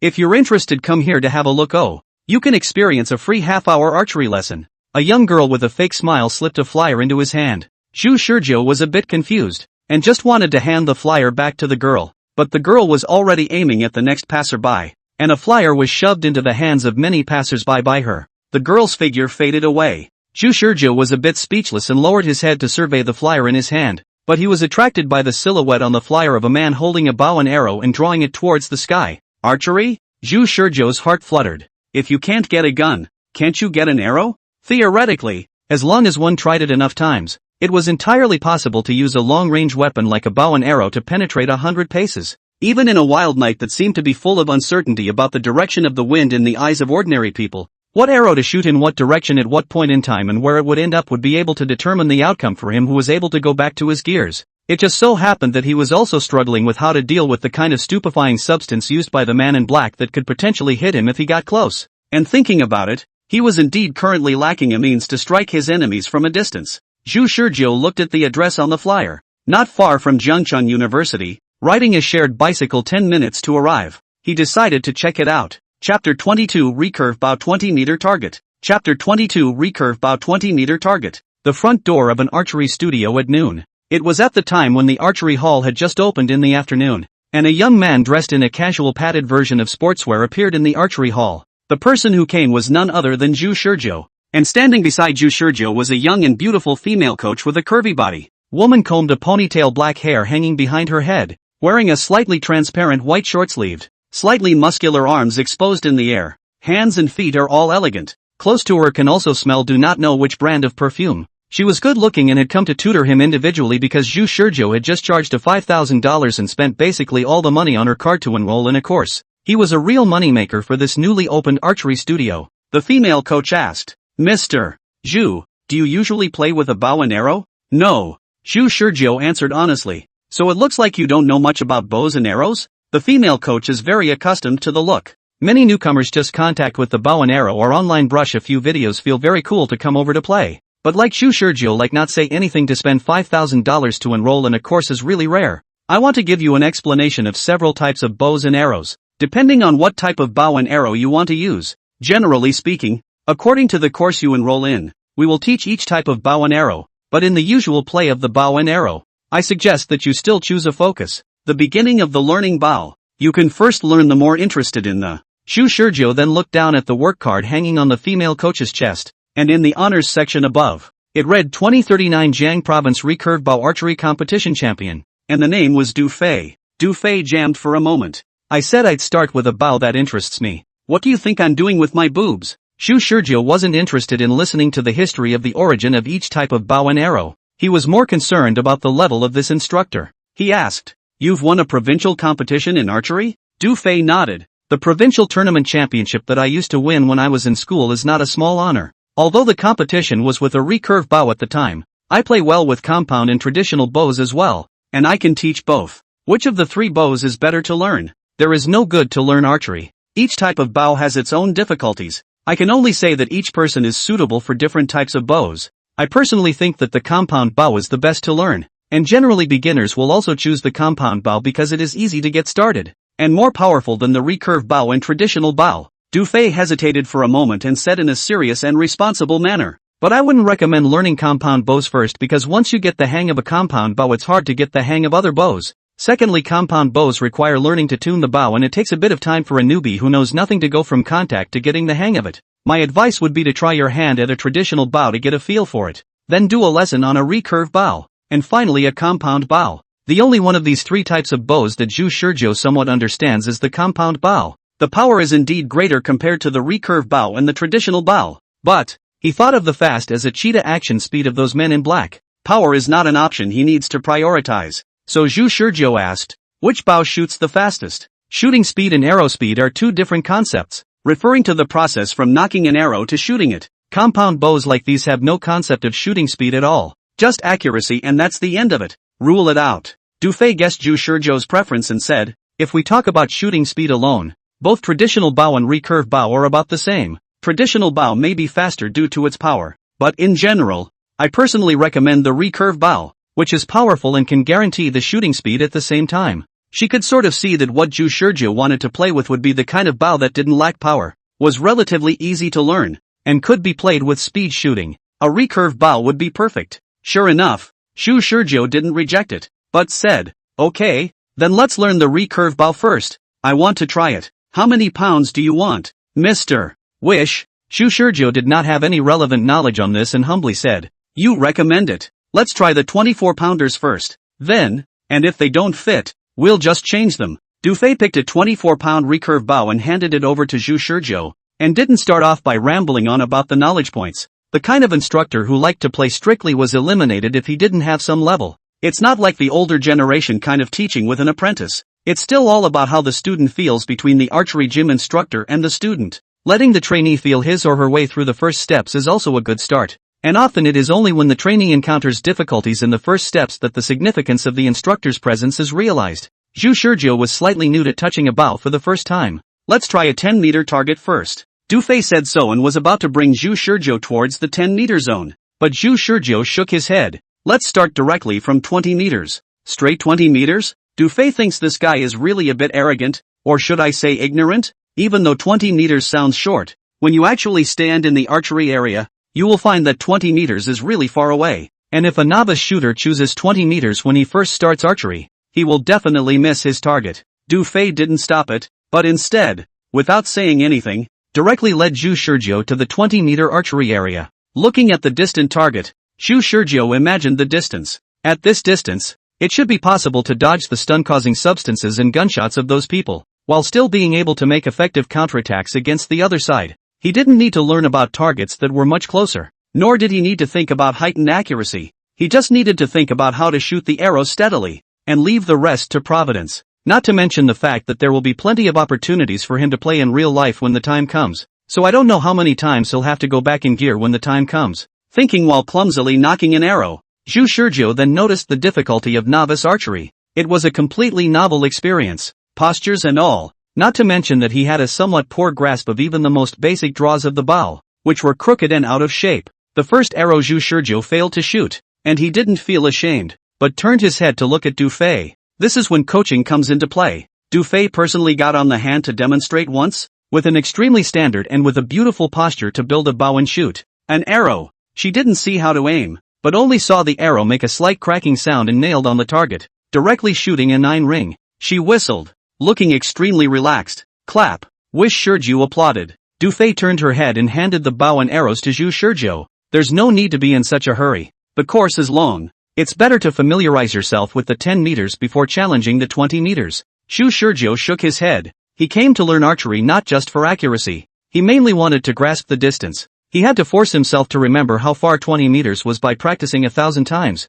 so that when the time came to face the group of black-clothed men he would have a fighting chance. A 10-meter target would only interfere with his sense of distance. Du Fei felt that Zhu Shizhou had made the mistake of many novices, that of being overly ambitious. However, she only frowned slightly but didn't continue to persuade. Forget it. Let the boss be happy. She once again let Zhu Shizhou draw the bow once more. And this time she didn't just watch from the side without saying anything, but began to seriously point out the problems Zhu Shizhou had when drawing the bow, and how to improve it, and even corrected it twice with her hands. So, with this careful guidance, Zhu Shizhou shot his first arrow. Well, unsurprisingly off target. Du Fei forced herself not to show any unusual look, and Zhu Shizhou didn't feel embarrassed either, but continued to draw her arrow and fire. Many girls can play with a 24-pound bow. Zhu Shizhou, as an adult male college student, both physical strength and endurance are better than the girls, and he didn't feel tired even after shooting all the 10 arrows in the quiver. Du Fei walked over to look at the target and held her tongue for a long time before politely stifling a sentence.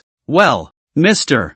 Zhu, your physical strength is very good. Wish Shizhou. All 10 arrows were off the mark, and Du Fei couldn't find a line to compliment him even if he wanted to. However, given that Zhu Shizhou was a novice, it wasn't good to be too demanding, except that she had just noticed a problem during her viewing. Mr. Zhu, why don't you even aim when you shoot an arrow? What she didn't say was that if she had taken the time to aim properly she might have at least hit a target. Oh, I don't like aiming. Zhu Shizhou casually perfunctorily. Du Fei is really strange. She archery so many years, or the first time to meet the archery enthusiast's archery not to shoot accurate. Is it that this person to play archery just for the arrows out of the moment of pleasure? Zhu Shizhou asked. Is there a more powerful bow? It feels like this poundage's arrow speed is too slow, and it's easy to shoot out and be dodged. Dodge? Du Fei wondered and spat. Are you hunting, Mr. Zhu? Zhu Shizhou replied calmly. Yes, I learned bow and arrow just for hunting. It's not wildlife that is hunted though, it's people.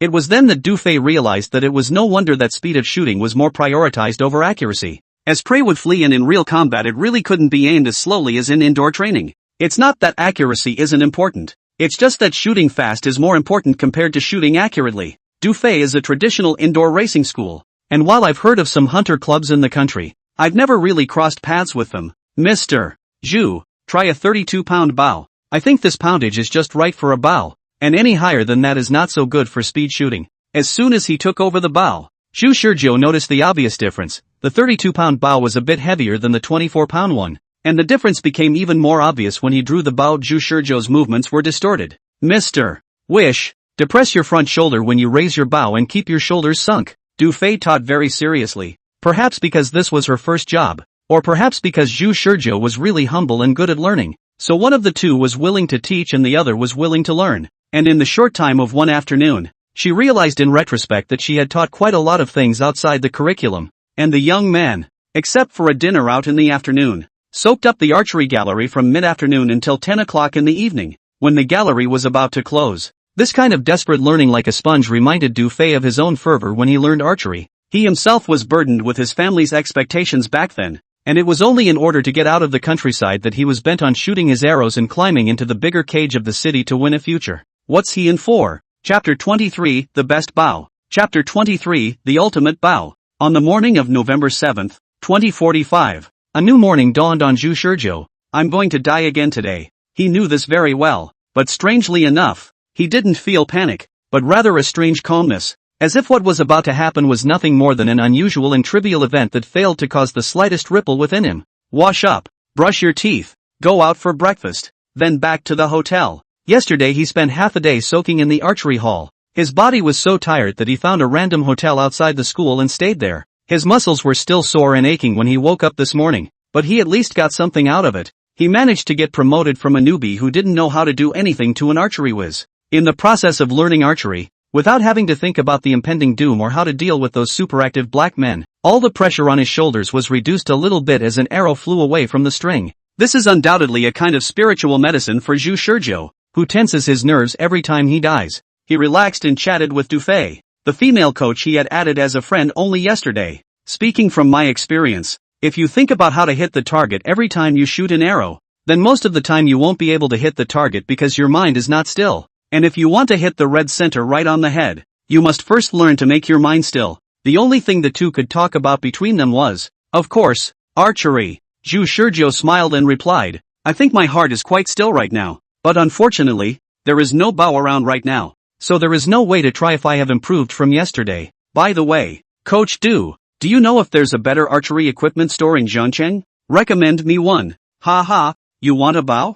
I have a recurve bow at home that I haven't used for a few years. Why don't I sell it to you for cheap? Zhu Shizhou wasn't afraid of Du Fei punking him, and almost without much thought he responded, "That's quite good." Really? Du Fei was a bit surprised. She just casually said it. She didn't expect Zhu Shizhou would really agree. Could it be that this man really has so much money that he has no place to spend it? Du Fei hesitated for a while, then said, "I think it's better for me to take a photo for you. The color is quite good, and you can see it through the photo." Zhu Shizhou pretended to know what he was talking about and replied, "I can't know whether the bow is good or not until I put it in my hands. How can I get a full picture just by looking at the photos? But it's 9 o'clock, and I have to leave for work in an hour. So why don't I bring my bow to the archery center later when I'm at work? You're not even here at 10 o'clock, and you're still working?"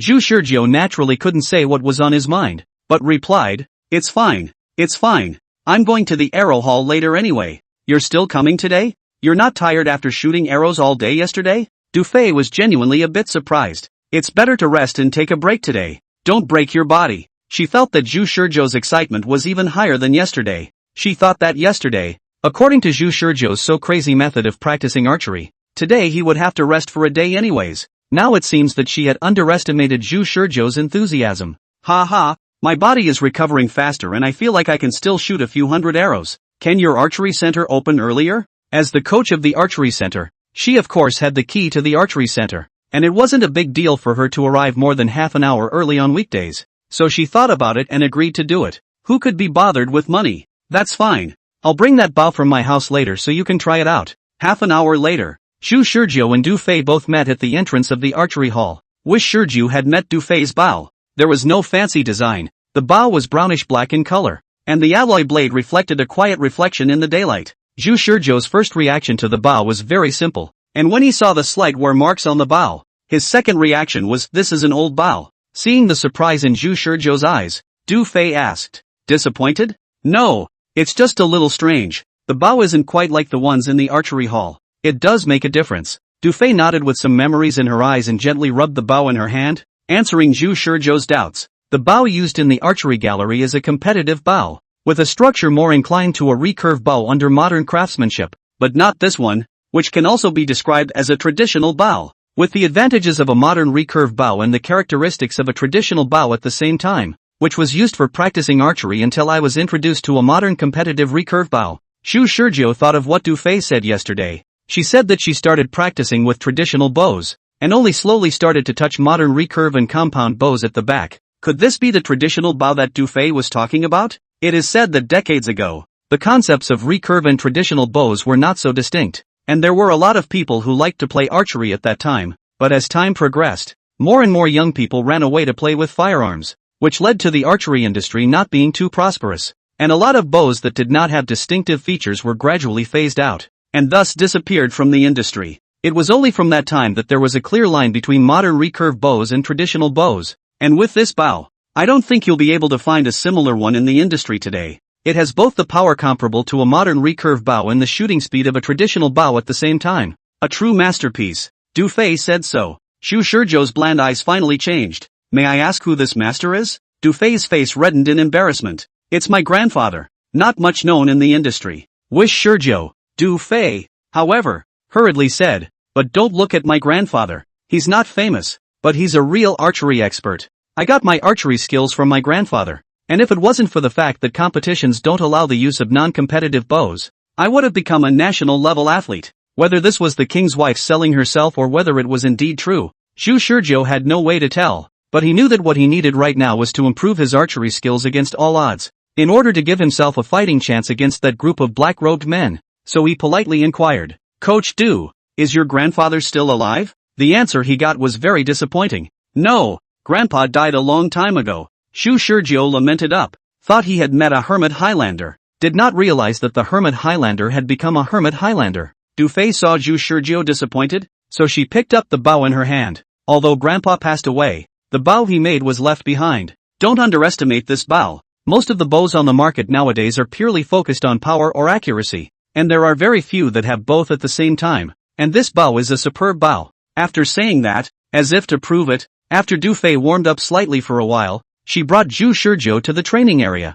Like yesterday when he demonstrated the archery stance of the recurve bow in front of him, Du Fei similarly struck a graceful pose, this time with a hint of austerity flowing amongst her aura. Barely aiming like yesterday, the arrow broke through the air and flew away at the same time the bowstring was released from his hand. Bullseye. 10 rings. Look. Du Fei smiled at the sight and turned her head. A good bow has a soul. If it fits with the archer's soul, then every arrow will be as good as gold. That would be a metaphysical statement. But Zhu Shizhou thought on second thought, even his own possessed the ability of deathback to file this kind of thing can happen. This level of metaphysics is still what metaphysics. Du Fei handed the bow to Zhu Shizhou. Here, try your hand at it too. Chapter 24 Ink Shadow. 7 weeks. Chapter 24 Ink Shadow. 7 weeks. As soon as he got his hands on it, Zhu Shizhou felt a distinct difference. It wasn't a magical sensory resonance or anything like that, but rather lightness. There was no unnecessary design, as if everything was designed to be practical, achieving the most streamlined state of a bow.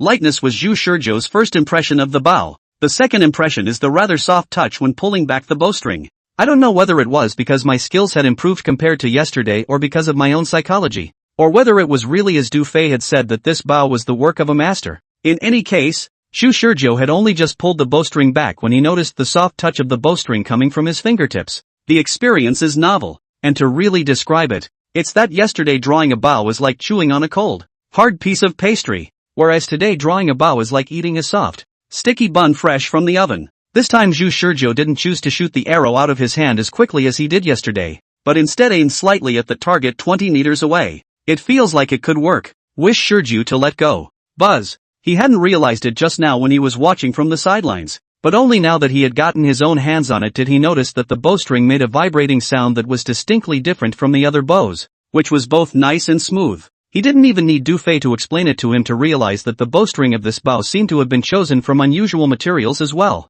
After a moment's careful recollection, Zhu Shizhou looked at the electronic scoreboard. Big 7 rings, close to 8. Du Fei was obviously a bit surprised as well. That's a much better score than yesterday's, where I was off target every couple of arrows. The effect of the bow proved to be not an illusion of its own, but an exact reality. Zhu Shizhou touched the bow in his hand. Now he was really interested. As Du Fei said, a good bow was important for archers, especially for Zhu Shizhou at the moment. It was a life-saving tool. It might have saved him from having to go back into gear a couple times less, which is kind of indirectly saving several lives. So, Zhu Shizhou directly asked, does this bow have a name? How much does it cost? This bow is called Ink Shadow. It's kind of my grandfather's best legacy, and it's a used bow I used to use, so I'll give it to you a little cheaper, and count you in for 998 bucks. It's really not that much cheaper. Zhu Shizhou smiled helplessly. The money in his card had been used up long ago. Almost all of it had been used to buy the course, and with the money he had spent on yesterday's hotel stay, he was now a pauper. Seeing Zhu Shizhou's face showing difficulty, Du Fei said, don't look at it as almost $1,000. When my grandfather was still alive, the price of this bow was set at almost 5 times the current price. $5,000 for a bow. At that time her stubborn grandfather was not ready to compromise, said that even if no one bought it, it could not be sold cheaply, at least $5,000 before it could be sold, which led to the bow pressed by no one asked for it, even though Du Fei thought it was a good bow. No one wanted it even after it had been sitting there for several years. She'd recommended it to others quite a few times during that time, but it was too expensive for everyone. Originally, this kind of bow is not a competitive bow, plus the shape of this bow is not at all concerned about those fancy and handsome design, so it is even more unappreciated. Until now, Du Fei genuinely wanted to find an owner for the bow, and once again recommended it to someone. In fact, when Zhu Shizhou wanted a powerful bow with high shooting speed yesterday, Du Fei thought of this bow almost at the same time, but they were strangers at that time, so she didn't mention it. The fact that she brought it up now was more because Zhu Shizhou's love for archery had impressed Du Fei. Du Fei was also willing to trust Zhu Shizhou, the rich gold owner, to take care of the bow. Unfortunately, Du Fei thought wrong. Zhu Shizhou didn't have any money. Still, he was moved by the bow. He looked at the time. In a few minutes it would be 10 o'clock, and he asked the question for the next program. After all, it's your grandfather's legacy. Is it really a good idea for 998 to sell it to me? He's worried that Du Fei won't want to sell the next week's program. However, how could I have expected Du Fei to reply, oh, it's fine. Grandpa's legacy bow is not just this one. I still have several of them at home. They're all getting dusty. Wish Shizhou? Du Fei asked. Well, Do you want it? A good bow needs no introduction.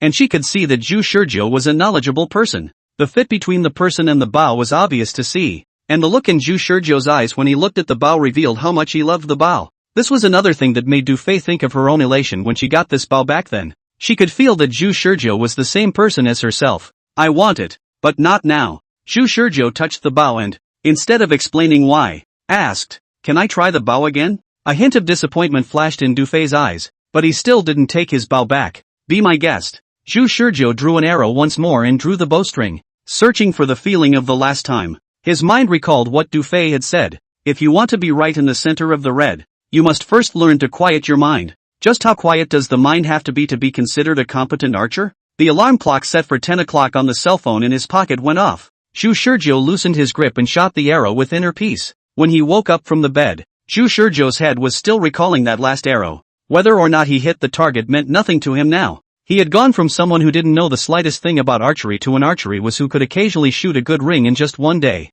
And in the eyes of others, he should have acquired the skill of archery and learned how to shoot arrows in a flash, which was his biggest gain from last week's program. Being able to repeat the same day indefinitely also meant that he was able to raise his abilities to the limit of what he could do by going back to the gears over and over again. Even if his talent wasn't outstanding, what if he kept practicing it over and over again? Just like playing a game. As long as you play it a lot, when it comes to the critical moment the soul can drive the body to accomplish a perfect level of operation. Holy, 5 kills. I'm invincible today. Just like Li Hua now. This usual Zhuan District elementary school student was able to get 5 kills. So what reason was there for him not to be able to do a counter kill against the man in black? Just like the previous week's episode, Zhu Shurjo went out the door, with less time to wander the streets and fought from the previous epoch. This time Zhu Shurjo's goal was quite clear. You want to buy a bow from me? In the archery center, Du Fei's eyes looked at the college student in casual clothes suspiciously. I don't know why. She always felt that the other party was surprisingly familiar with her.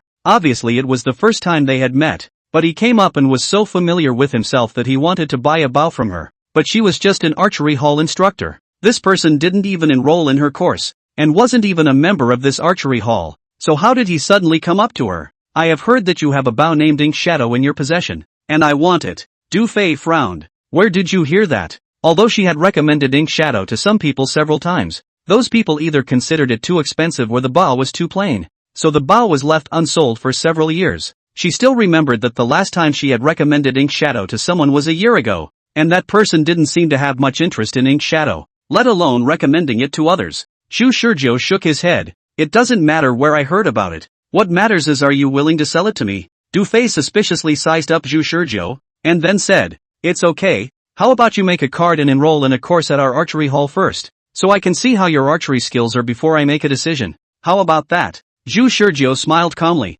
looking very much like a high-ranking person, but the words he spoke were not at all highbrow. I have a limited budget, so if I enroll in the course, I probably won't be able to buy your bow. Weigh it up in your mind. If I enroll in the course, the money you earn is going to be siphoned off by the archery center to go most of the way. But if I take all the money out to buy your bow, then you earn what you earn. Du Fei was speechless, surprised and a little dazed at the same time. After a long while she asked, and your budget is? 1,000. Zhu Shurjo replied. Based on Du Fei's offer from last week's program, this week's program Zhu Shurjo gave a price that was extremely close to the bottom line. But unfortunately, the two sides did not have any semblance of emotional foundation before this. Not even friends. Plus at this moment, Du Fei had doubts about Zhu Shurjo, so Du Fei was still very hesitant. How about this? You go back this afternoon and bring the bow to me for a test bow. I'll shoot it in front of you. If you think it's suitable, we'll continue to talk about the price. If not, reject me, and I'll definitely not have a second thought.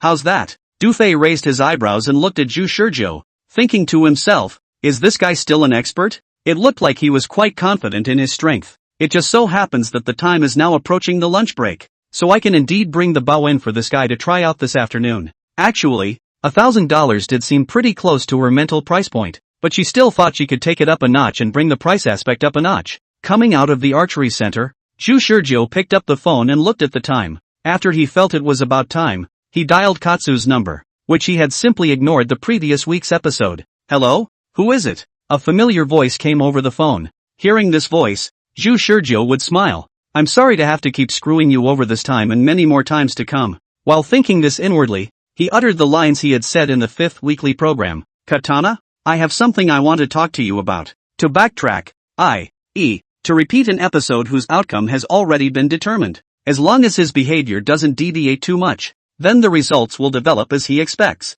This includes the fact that Peace will be targeted this evening, as well as his own conversation with Peace, who will be heading to the empty classroom on the first floor of Block A1 of the school building near the entrance. And even the fact that the group of black-robed men will be spearheading a squad of 8 against Peace. All he had to do was to bring the bow called Ink Shadow, ambush the black-clothed man on the road he was destined to travel, and launch a life-threatening attack on the black-clothed man again and again. Chapter 25 Reflections on the Utilization Rate of Slotting Capacity. Chapter 25 Reflections on the Utilization Rate of the Slotting Capacity. Archery. Zhu Shizhou assumed the same archery posture that he had shot all day yesterday at the archery museum, standing with his feet parallel to each other, holding the bow in his left hand, gripping it tightly and placing it in front of his body on the right side, hooking the bowstring of the arrow with his left hand, and with his sharp but calm eyes looking straight at the target, he steadily and slowly but meticulously drew back the bowstring. There was a fine bowstring outlining strength in the crook of his fingers, a familiar yet unfamiliar sensation coming from his fingers, a soft touch he had experienced only hours before in his somatic time. Beautiful pose. Du Fei was the first to judge this. Zhu Shizhou's posture was perfect in her opinion. Of course, she didn't know that just yesterday, when Zhu Shizhou was practicing archery like crazy in the archery hall. She had asked her to correct her movements as soon as she saw any distortion. It could be said that she was the one who created the current Zhu Shizhou's posture in last week's program. Perhaps in the eyes of more professional archery athletes Zhu Shizhou's posture might be problematic, but there was no doubt that Zhu Shizhou's archery posture at this moment had perfectly met Du Fei's expectations. So subjectively speaking, Zhu Shizhou had only just drawn his bow when Du Fei subconsciously had a thought. The man's archery skills are strong. Shoo! The arrow sliced through the air with a light cracking sound. Buzz! The bowstring slightly trembled out of the residual aftermath of the aura. Even the stance of maintaining the arrow for 2 or 3 seconds after it was shot was perfectly in line with Du Fei's expectations. This kind of calm and collected posture was definitely an expert among experts. Du Fei thought so, while taking a few steps forward and speaking with respect for the master. Sir, your posture is beautiful. Glancing incidentally at the electronic scoreboard. Then all of a sudden, her slightly reverent voice came to an abrupt end, and Du Fei rubbed her eyes as if she had seen something unbelievable. After double-checking that she hadn't misread it and that the numbers on the electronic scoreboard weren't wrong, her expression became extremely odd and unspeakable. The third ring? The moment he saw the number of rings, not only Du Fei, Zhu Shizhou also couldn't hold it together. The air of a high person on his body simultaneously broke in a second. What's going on? How come it's only the third ring? Obviously I felt pretty good about myself at the end of last week's episode. He shook his head awkwardly and smiled reluctantly, explaining to Du Fei, my hands are a bit shaky from eating bad today. It was also at this point that Du Fei saw through the man. The man is clearly a Philistine. While the rack does look pretty good, it's still a fancy rack. What the hell? It was reasonable to say that everyone had their ups and downs in form, and it wasn't like he hadn't shot an outrageous number of rings himself. But this was a 20-meter target, a distance that even a lot of budding archery practitioners who had just started practicing would challenge. Shooting a triple ring at this distance is still too pale to be explained by ups and downs in form. Du Fei's sense of anticipation for Zhu Shizhou was instantly dashed, while rolling a blank stare that she didn't even notice. You do have a beautiful posture, sir. More than that she didn't say, just complimented Zhu Shizhou's posture. And Zhu Shizhou naturally could hear Du Fei's words and smiled as if nothing had happened. Coach Du is flattering. Is that a compliment from me? Du Fei bellyached again. Zhu Shizhou saw this and changed the topic. Coach Du, I really like this bow. Do you think you can sell it to me? Du Fei also didn't hold on to Zhu Shizhou's archery skills, and after a slight moment of contemplation, he quoted a price. For 1,500, I'll sell you this bow. How come the price has even gone up? Zhu Shizhou was a bit torn. Can't it be cheaper? He woke up from his bed in the dormitory with $5,000 on him. He spent $3,000 on contacting Slice to get into trouble,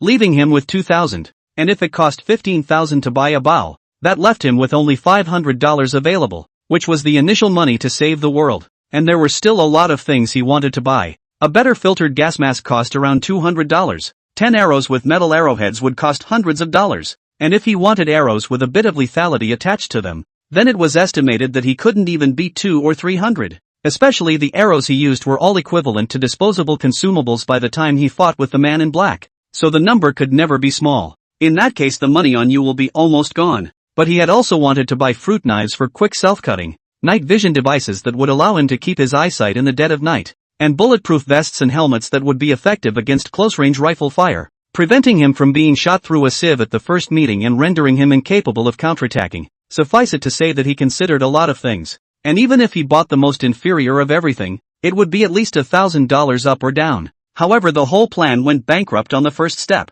It was $998 last week. Can't it be $500 cheaper this week? Dufay's answer was no. I think $1,500 might be too low yet. Are you buying it or not? I'll take it home if you don't. Buy. I'll buy. Wish Shirku had bought it anyway. He knew that. Sure enough, this week's episode with Coach Du, who was a complete stranger, couldn't manage to get her to offer a friendly price. Or maybe it was because this week's program had shot a triple ring right out of the gate, making her think that his level was not worthy of the bow. No matter what, Shu Shurjo also knows that he can't take a bow for the first time and be able to successfully defeat those black-clothed people. So, he endured it. You can save your money on the fruit knives. Those black guys' guns aren't for show. It wasn't necessary to have a gas mask. One just had to be careful to maintain a distance of 20 meters at all times. The body armor is just an obstacle at this stage that prevents him from getting back into gear quickly and tearfully shedding it. Night vision was too expensive, and there was no way he could buy the thing in one fell swoop unless he reached out to his family for money.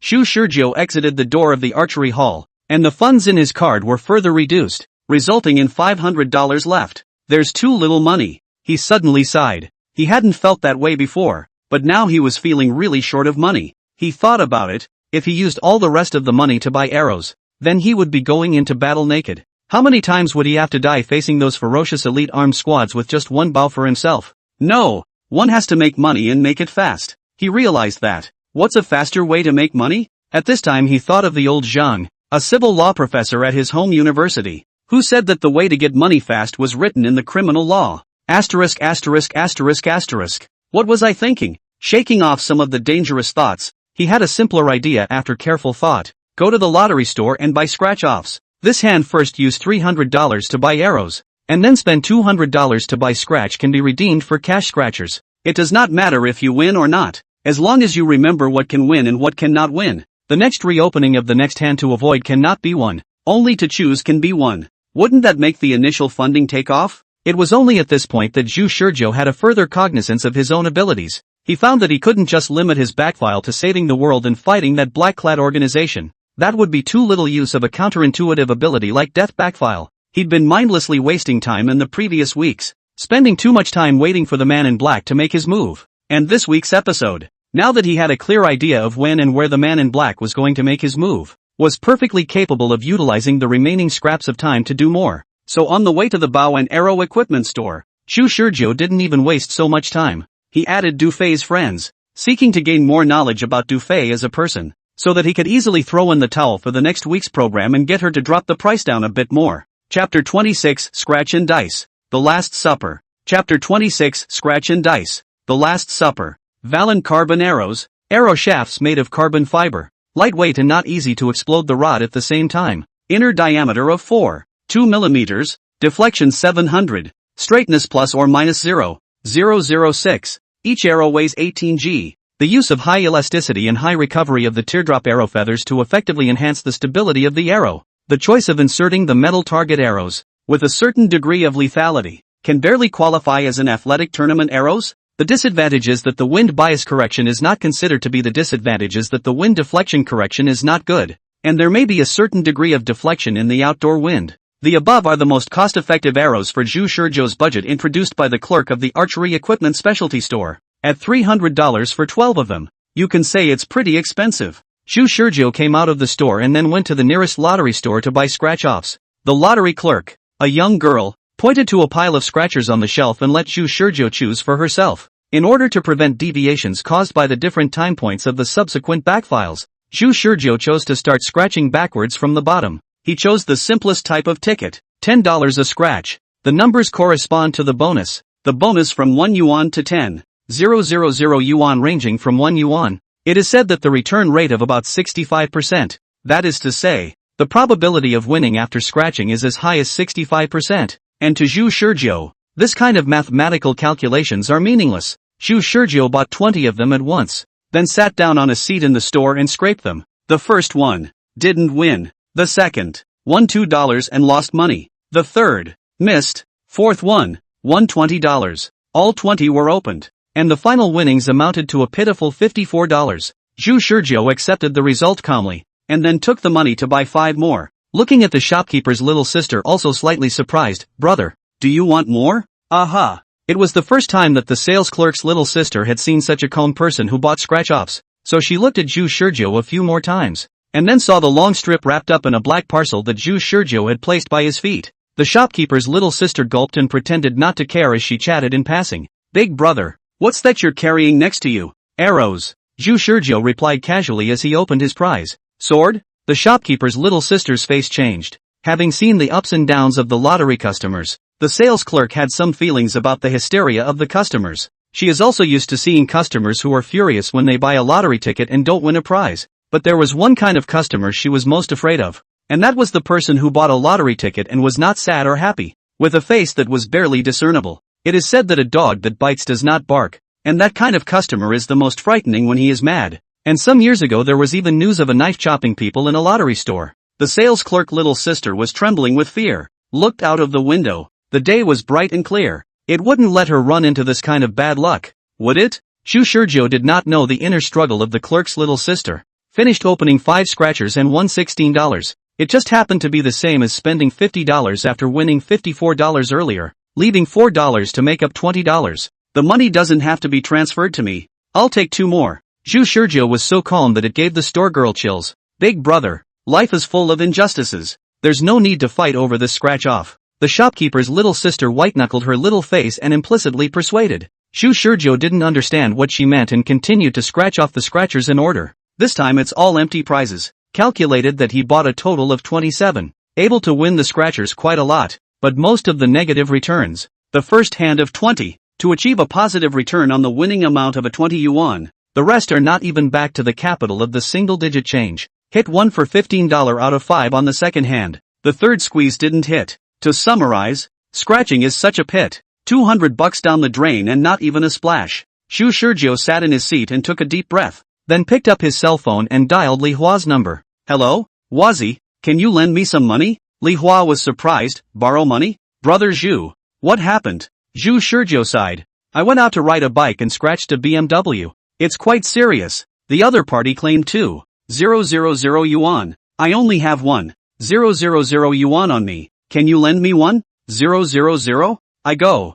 Zhu Yu, Li Hua are speechless. Zhu Shizhou lied with a calm face. "I'm too embarrassed to ask for money from my family. Don't worry, when next month's living expenses arrive, I will definitely pay you back right away." "Hey, what are you talking about?" 10 seconds later, Li Hua transferred 1,000 to Zhu Shizhou. Zhu Shizhou felt guilty inside and said solemnly, "Thank you. Come on, that's weird. Hang up." Li Hua had actually been saving up, so $1,000 was still a good amount for him. And this was the amount Zhu Shizhou had quoted after considering Li Hua's own financial ability. The little sister of the clerk looked on with her head in her hands. But that wasn't enough. Zhu Shizhou dialed his family's number. "Mom and Dad, I went out and hit a BMW." After hanging up the phone, Zhu Shizhou's card arrived at another 2,000. Together with Li Hua's 1,000, that's a total of $3,000. Zhu Shizhou looked at the little sales clerk girl whose face was white. 300 more. After walking out of the lottery store, Zhu Shizhou's legs and feet were a little weak. It was the first time in his life that he had seen money pouring out of his hands into a bottomless pit in such a big way.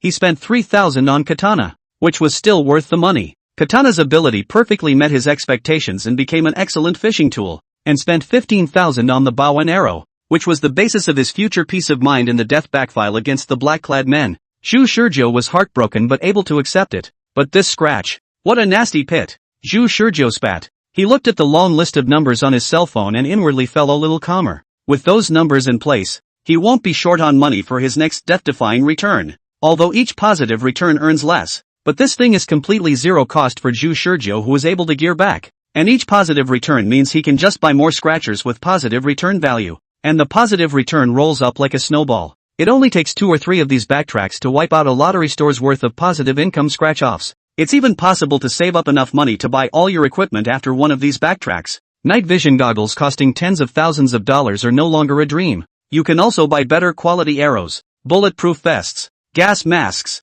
bulletproof helmets, are no longer a luxury. Zhu Shizhou once again experienced the horror of this ability of his. If the world wasn't going to end, he should be able to make a billionaire out of scratchers with this ability. right? It was a pity that he didn't know how to speculate on stocks. Otherwise a stock god would have appeared in the world out of nowhere. It was at the end of the day that the little store girl had a look of fear on her face and he didn't even know what was going on. After calming down a little, the sky was getting darker and he touched his empty stomach. Have a good meal before you die. With the last bit of change left in his card, Zhu Shizhou walked into a Western restaurant and ordered a 70-something steak. The soothing music echoing in his ears gradually relaxed Zhu Shizhou's mood, and as time passed, he chewed the last piece of steak in his mouth. He wiped his mouth and sighed as he looked at the laughing and talking guests in the Western restaurant. Oh, these who know not the day of tomorrow. Enjoy these last moments of joy and die ignorantly. I'm going to save the world after dinner. Chapter 27, The First Arrow. Chapter 27, The First Arrow. During the night,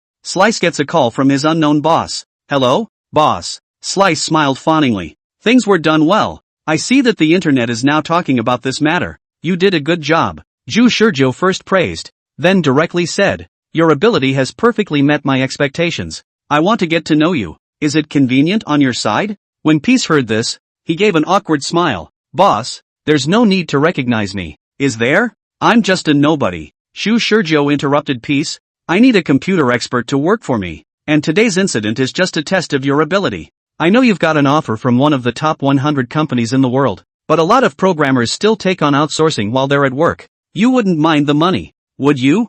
Zhu Shizhou knew that Peace was not seeing a rabbit, so he gave a specific number. $1,000, just for meeting with me. Whether you choose to work with me in the end or not, you'll get $1,000 for meeting with me. Katsu was taken aback. Boss, are you serious? Do you think I'm joking? Zhu Shizhou smiled calmly. You have the right to freely choose. I won't force you. Even though it said he was able to choose freely, he knew that Katsu's choice had already been determined in the 5th week of the program. There was no egghead butterfly effect happening. Everything was exactly the same as the conversation at that time in his memory. He only heard Katsu hesitate on the other end of the phone, and after a long time, he finally spat out a word. Good. The environment of Jiangcheng University at night is quite secluded. The vast majority of people had already fallen asleep. Only a few sporadic patrol security guards driving patrol cars on campus to check, and after confirming for the last time that no students stayed up in the middle of the night to around with their dates, they were all ready to go back to the security room to sleep. Security guard Wang yawned as he sat in his patrol car,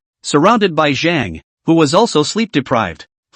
Did you hear anything? King seems to have heard something moving. What the hell? Xiao Zhang replied in confusion, then perfunctorily said, I guess it's a wild cat from somewhere. Well, cut the crap and hurry back to rest. I'm exhausted from working all day. Oh, okay. The patrol car faded away. What they hadn't noticed was that at that moment there was a group of black-clothed men crouching in the bushes less than 10 meters away from them holding their breath. The black-clothed men were all sharp-eyed, tightly armed, and holding black as ink firearms in their hands. Under the heavy night color, even if someone approached to see it is difficult to find their figure. We'll only take them as the bushes in the shadows of no peculiarities. In the 5 minutes after the 2 security guards left, the group of black-clothed men did not even move a muscle, not even breathing half a bit faster, showing great patience. That alone tells you they are the cream of the crop. Finally, after an unknown amount of time, a lowered voice rang out, breaking the silence of the night. 0101, please plan your route. Repeat, 0101, please plot a course. 01 received. Select Route A. Destination A1 Teaching Building East Entrance First Classroom. Confirm again. A1 Teaching Building East Entrance First Classroom. Repeat, select Route A. Copy please reply. 07 received. Target, Wang Ruobai. Action, pending confirmation of threat level. Preparatory program response upon further confirmation. Confirmed to be granted shoot to kill authority on target. Confirmed to be granted authority to use Alpha 7 if necessary. Confirmed. Confirmed. This calm and cool voice came out from amongst the headsets of all the men in black. The leader raised one hand and waved a gesture. Operation begins. A black figure like a cheetah quickly scurried out of the bushes, forming a small team under the night to burst forward. They seemed to know clearly the location of every surveillance dead end on campus, circling left and right on the road, quickly and ghostly close to the A1 teaching building in Jiangcheng University. The road was uneventful, as if it was easier than any mission they had ever performed in the past. The school building was close at hand, and they quickly found the classroom where the target, Wang Ruobai, was located. Having studied the internal structure of the school building long ago before starting the mission, under the command of the leader, their squad split into 3 groups. The first group, a trio of men clinging to the wall and lurking cat-like near the window, was the execution group. In the second group, The trio quickly circled around the school building to the entrance of the building, which was the preparatory group. The third group, 2 men on guard in a perimeter hideout, is the alert group. Sure enough, everything is just as it was in the memory. Zhu Shizhou crouched under a tree next to the school building. His left hand holding the bow and arrow couldn't stop trembling, and his hand was sweating furiously. Even if he told himself not to be nervous, it wouldn't help. It was too much of a stretch to think that he, who hadn't had a serious fight with anyone in his entire life, was about to fight for his life with these men in black. Taking a long, deep breath, Zhu Shizhou drew an arrow from within his quiver. His initial target was clear, the 2 men in black,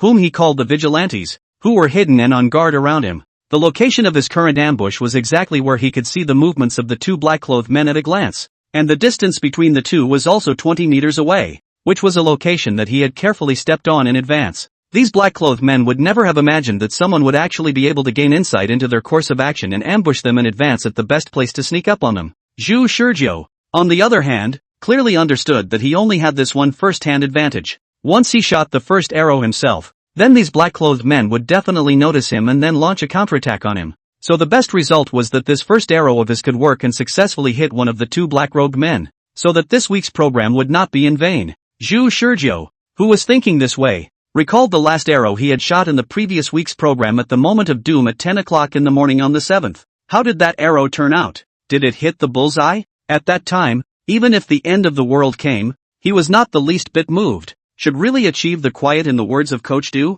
right? Now he is not quiet at all. For too many thoughts troubled, cannot stop, is simply a physiological reaction. His instincts as a creature felt awe.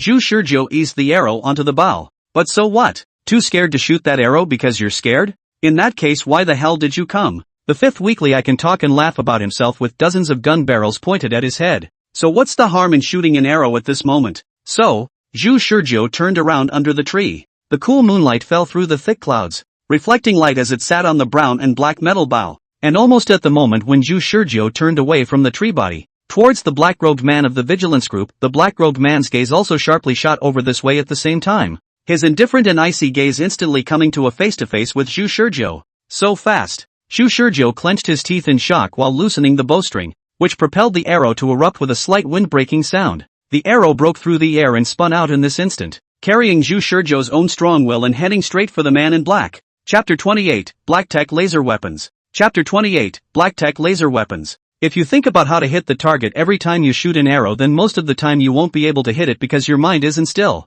And if you want to hit the center of the bullseye squarely, you first have to learn to make your mind still. An arrow shot. Zhu Shizhou clearly recalled what Coach Du had said the moment the arrow left his fingers. The man in black raised his firearm in the distance. They have experienced an unknown number of dangerous fights, and in the darkness, they do not know how many unexpected changes have been encountered, and they have personally seen countless teammates die in front of them. All of this has allowed them to maintain a cold and calm heart no matter when they are. So even in the face of Zhu Shizhou, who had suddenly appeared out of nowhere, they all raised the guns in their hands at Zhu Shizhou almost without thinking. Zhu Shizhou of course did not know how well trained they were. He was surprised by the quick reaction of the black-clothed man, and expected this arrow to hit the other party, completely forgetting the quietness that every archer expects to arrive at, as taught by Coach Du. Not to be happy with things and not to be sad. In the face of the end of Zhu Shizhou can have such a mentality, because he knows that he will eventually start over. But this week's episode he was so hopeful of hitting the man in black hard that it backfired on the archer's proper mindset.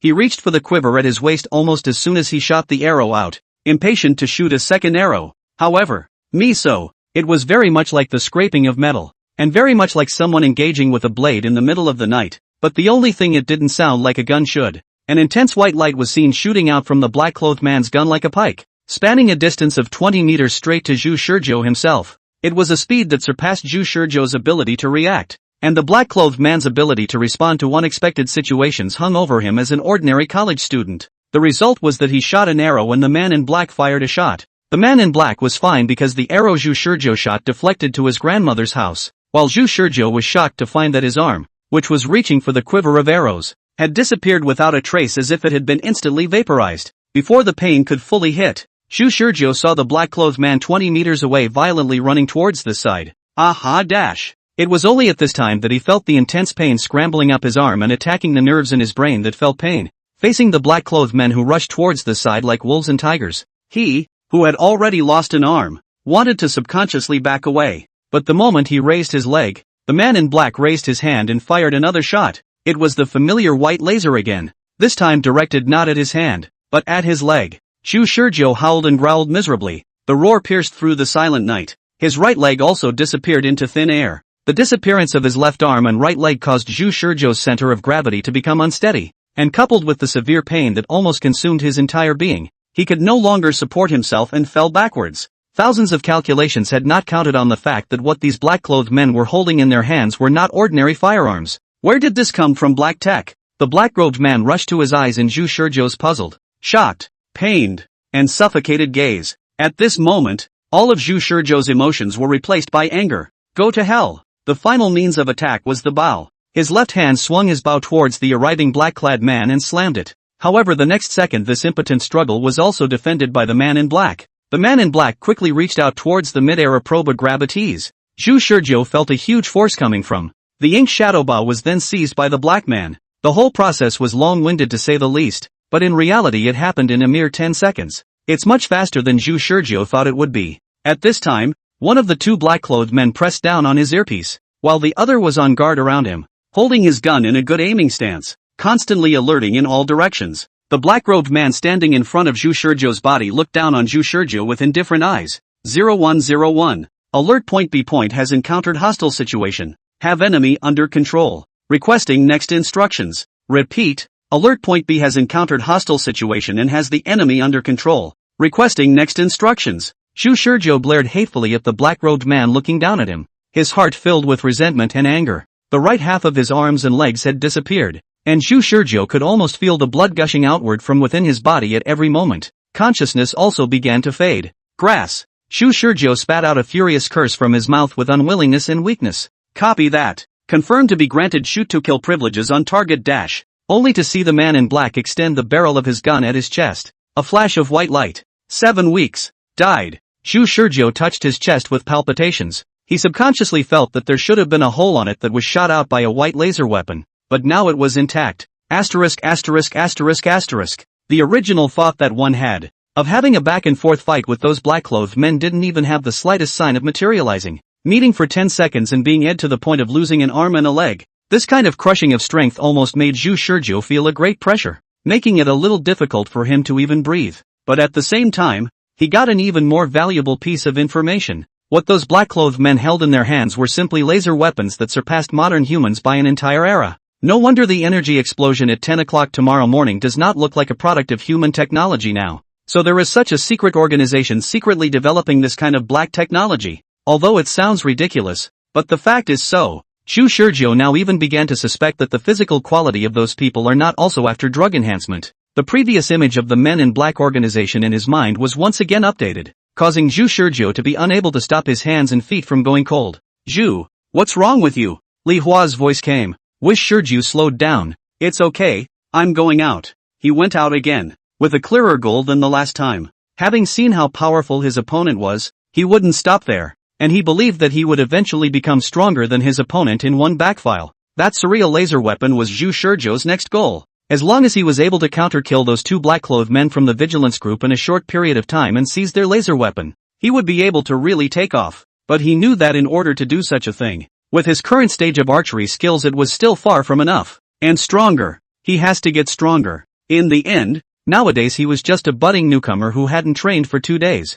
Whether it was the last time he shot a 3-ring in the archery hall, or when it came to the real battle and deviated to his grandmother's house, it proved that his strength was really dished to the point that there was a big gap between him and those black-clothed men. As his mind reviewed the last battle, he realized something. Being able to shoot the other side also meant that the other side was able to shoot him. The other side was hanging him on all fronts, whether it was his reaction speed or the weapon in his hand. So if he wanted to win, he would have to make something of the first arrow. Chapter 29 The 313% Yield Prize Drawing. Chapter 29 The 313% Yield Drawing. This time, Zhu Shizhou went straight to the archery hall as usual, but the control of time became more strict. Contacted Brother Peace on the way, and after explaining to Brother Peace what he was going to do, transferred 3,000 to him. Piece of Brother's side is equivalent to a strictly according to the program to start the machine. Zhu Shizhou to him completely do not worry. The second stop was the archery range. And I added Dufay's friend after making an appointment with her to meet at the range in the afternoon.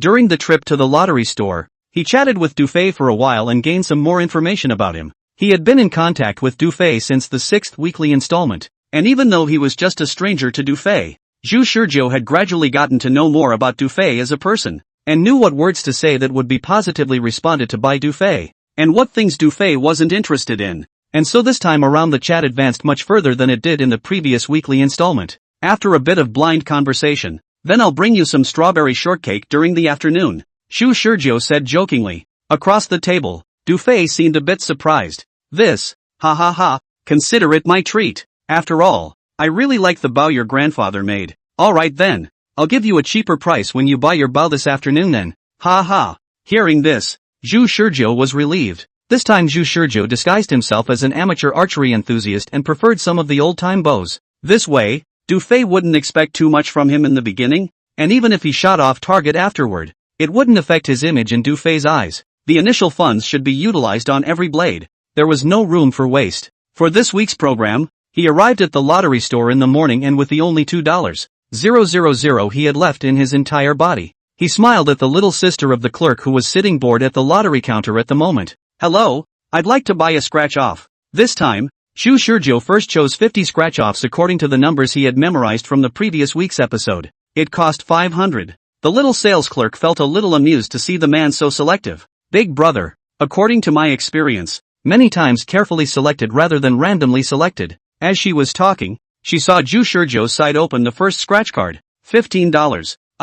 Good luck making $5 in anger for Shizhou. Reopen. 20. 35, 50, 100, 500. Various denominations of scratchers appeared in the hands of Zhu Shizhou, looking at the clerk little sister dumbfounded, of which the highest denomination is 500 yuan. What's going on here? Is it a mistake or is there something wrong with the bunch of scratchers the customer picked? Why are they all winners? After the 50 sheets were opened, Zhu Shizhou calmly pushed the scratchers forward. "I've counted. The total jackpot is $1,565. Transfer the money to me." Although the clerk felt that something was wrong, she picked up the scratch cards one by one and repeatedly confirmed the front and back sides to make sure that there was no problem. And after calculating the amount of money, it was really 1,565. "It's really evil." She looked at Zhu Shizhou with strange eyes, didn't say anything, and looked at Zhu Shizhou with a blear-eyed look that made her eyebrows jump lightly. "I'm sure it's a bit too much wool gathering." But Zhu Shizhou didn't care. He didn't even buy a couple of money-losing scratch-offs to fill up his account. Because that was pointless. The world was going to end tomorrow, so who cares if it would attract anyone's attention? $500 for a 313% yield turned into $1.565 after one opening wave. The money on the body now came to $3.065. The advantage of last week's program ended here. Zhu Shizhou bought 300 scratchers under the desire of the sales clerk's little sister. The round resulted in a hand of $1,300, with a positive income scratch-off haul of over 50 again. This was much more normal, and the store clerk's little sister breathed a sigh of relief. 368, 395, 404, 425, 434, 436. Zhu Shizhou very carefully wrote down the scratch-off numbers on his cell phone. The clerk little sister because she has seen the previous Zhu Shizhou's magical operation, so she really can't help but be curious in her heart and asked, "Big brother, what are you doing?" Zhu Shizhou blurted out, "To tell you the truth, I am a lottery research master, specializing in researching the laws of the lottery. The scratch-off you just saw, in fact, there is a winning order." "There's a law of the lottery?" The sales clerk girl was dumbfounded, but she couldn't believe it, because Zhu Shizhou's previous winning streak of 50 in a row was just too shocking. This time Zhu Shizhou once again jotted down more than 50 scratchers. Unsurprisingly, there's no money on the body, so Zhu Shizhou called Li Hua and his family, and $3,000 arrived. "Keep $1,500 in reserve and use the remaining $1,500 to buy scratch-offs again." Zhu Shizhou paid the money and uttered words that emboldened the store girl. "Give me another 150 sheets." Zhu Shizhou calmly walked out of the lottery store. This time Zhu Shizhou was much more calm than last time. After trying to get something for nothing, he realized that money was really just numbers to him. This time, he jotted down about 70 more numbers on his cell phone's memo pad. Honestly, his memory was pretty good, but it was really a bit difficult for him to suddenly memorize so many numbers. So throughout the lunch, even during the meal he was reciting the numbers. Occasionally, when he forgot, he would take out his phone to confirm and recite them again. In the afternoon, Zhu Shizhou came to the archery hall, muttering under his breath. If someone had listened closer, they would have noticed that he had been reciting a long string of numbers, droning on as if he were reciting pi. When he met Du Fei, he was still mumbling numbers under his breath. What are you reading? After chatting with Zhu Shizhou on her cell phone in the morning, she and Zhu Shizhou had become much more familiar with each other. Nothing, just memorizing pi. It calms my mind, Zhu Shizhou said with a smile. Thinking of what Du Fei had once said, he added, after all, if you want to hit the bullseye, you first have to learn to quiet your mind, right? Du Fei froze for a moment. So what you said is true. You really have heard of my grandfather. In the morning, in the process of chatting, Zhu Shizhou mentioned that he had heard of his grandfather, who was not much known in the industry. She was originally still a bit unconvinced to come, but she did not expect Zhu Shizhou to open his mouth as soon as he spoke the words that his grandfather often hangs on his lips. Zhu Shizhou also froze for a moment, and then immediately reacted to the fact that the words that Coach Du said to him at that time were passed down to her by her grandfather. Du Fei's expression became slightly sadder. If my grandfather was still alive, he would be happy to know that someone was really interested in the bow he made. Zhu Shizhou was speechless for a moment, and saw that he changed the subject. By the way, in the morning you said you liked strawberry cake, so I brought it over for you. Du Fei also immediately detached herself from her sadness and took the strawberry cake. Thanks a lot. How much is it? Not much money. If I say it's on the house, it's on me. Anyway, don't say anything else. Where's Ink Shadow? Du Fei didn't make any pretense, and in her heart, her favorability towards Zhu Shizhou increased once again. She likes men who don't stick to the smallest rules. Try the bow first. Let me see what you've got. Zhu Shizhou received the Ink Shadow. A familiar touch was felt on his hand, and his entire aura changed. This kind of thing, like aura, is very subtle. Sometimes it can really be felt, especially in an archer. As an expert who had once won the provincial championship, Du Fei could also notice that Zhu Shizhou's fit with this bow seemed to be very high. What is fit? The fit is seamless and familiar to the new bow the first time you touch it. And when the two arrived at the 20-meter target area and Zhu Shizhou pulled back the bowstring, the appreciation in Du Fei's eyes became even stronger. There was no other reason. Zhu Shizhou's archery stance was just too beautiful. Chapter 30, The Second Silky Arrow. Chapter 30, The Second Silky Arrow. Pity. 7 rings. Du Fei looked at Zhu Shizhou, whose posture was still so graceful. Obviously the posture is so beautiful. Is it because you're not too comfortable with the new bow? Should I get used to it again? Zhu Shizhou smiled and shook his head. Forget it. I know my own level. I'm just the lesser level within the amateurs. That's not a comparative understatement. And there aren't many of my cadets who can shoot a 7 ring as soon as they get their hands on a new bow. Ha ha ha. I'm flattered. Zhu Shizhou knew that his opponent was overestimating his level. If she knew that she was now only practicing archery at the level of 2 days, she probably wouldn't be able to say such words. Zhu Shizhou glanced at the scoreboard in the distance. This time it was considered that he had overplayed his hand. Under the tutelage of Du Fei, the provincial champion, he himself had gotten a rapid improvement in archery in just 2 days. But how could he say that he had not improved so quickly? This arrow was purely luck, and he knew that if he allowed himself to have a few more arrows he might have exposed his true level. So now Zhu Shizhou is very humble. Du Fei asked, "Do you want this bow?" Zhu Shizhou nodded. "Coach Du, I think this bow suits me very well, and the feeling I got on it just now is also very good. I just don't know if you are willing to let go on your side." Coach Du. Du Fei had a maudlin expression on his face this time. "Actually, I'd like to find a perfect home for this bow." She said what was on her mind that she hadn't said in the previous weeks, causing Zhu Shizhou to be slightly taken aback. "My grandfather told me before he died that this bow was the work of his life's work, and if he could find a suitable owner, then this bow would be the greatest honor of his life. But alas, that old man couldn't find an owner for the bow at the end of the day." Du Fei said, $1,000, you take this bow. It's down to $1,000. This is probably Du Fei's bottom line. The 6th weekly program, when he practiced all day in the archery hall and impressed Du Fei with his actions, he could only manage to buy Ink Shadow for 998 yuan at most, and now he can reach this level just by chatting a few more times, which is not bad. Zhu Shizhou didn't have any nonsense and solemnly paid the money to Du Fei, completing the handover of Ink Shadow from the old owner to the new owner. "My grandfather also said that a bow without an owner can only be considered a half-finished product. The bow and its owner are the fulfillment of each other, and I hope you will treat Ink Shadow well." Zhu Shizhou was a little embarrassed, since he had gone straight to using Ink Shadow as a club to swing at the man in black on the occasion of his dying last week's episode. But of course he didn't mention this, but stroked Inkshade's bow as if it were an old lover, making a promise to Du Fei for this week's program. "I will, since this one dropped the price to 1,000. The $500 in the budget can be saved for archery practice. The price for practicing archery in the archery gallery is $80 per hour, and there is no entertainment other than archery. Zhu Shizhou reflected on the arrow he missed last week's program, and couldn't find any other excuse but to attribute it to his own poor strength. The two black-robed men didn't even make an evasive maneuver, which was simply Zhu Shizhou's shame. This time, he wouldn't make the same mistake. Mouth constantly reciting recite scratch numbers, each arrow wrapped in the indignation of the inner indignation towards the target shot. Until 8 o'clock in the evening,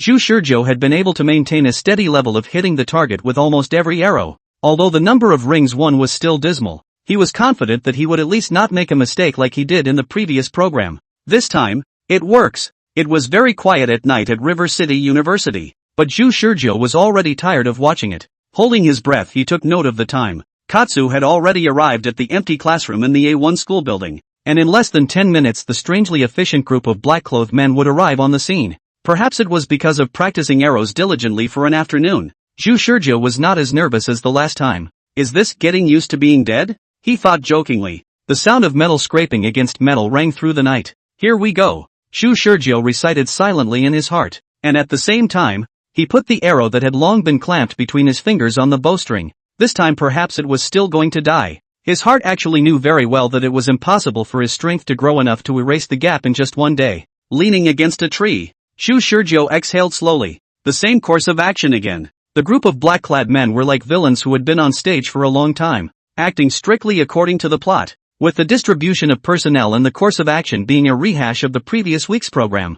Zhu Shizhou carefully savored the heartrending and dangerous environment, and he could feel his emotions moderating a little. How should I describe this feeling? Everything around him seemed to become clear. In the ear, he heard the leaves of the trees being rustled by the breeze, and there were unknown birds in the sky giving out mournful cries. And then the murmured conversations that penetrated dozens of meters in the quiet of the night, but still reached his ears. The sound of all things could be touched by him in a real way. The several deaths really did do the trick after all. No one could die and die like he did, so there would be no archers who could repeatedly experience everything around them. The changing everything replayed before Zhu Shizhou's eyes. Yesterday's images overlapping with today's scenes. Now he has touched the stillness. The slight movement coming from 20 meters away was like a loud bang in the ears to the current Zhu Shizhou. Just the moment the sound stopped, Zhu Shizhou moved his feet slightly, pulling his bow and turning with a silky slide. The moonlight, which happened to be coming through a gap in the thick clouds at this very moment, fell all over him, pressing lightly on the tips of his arrows and making him feel the weight of life.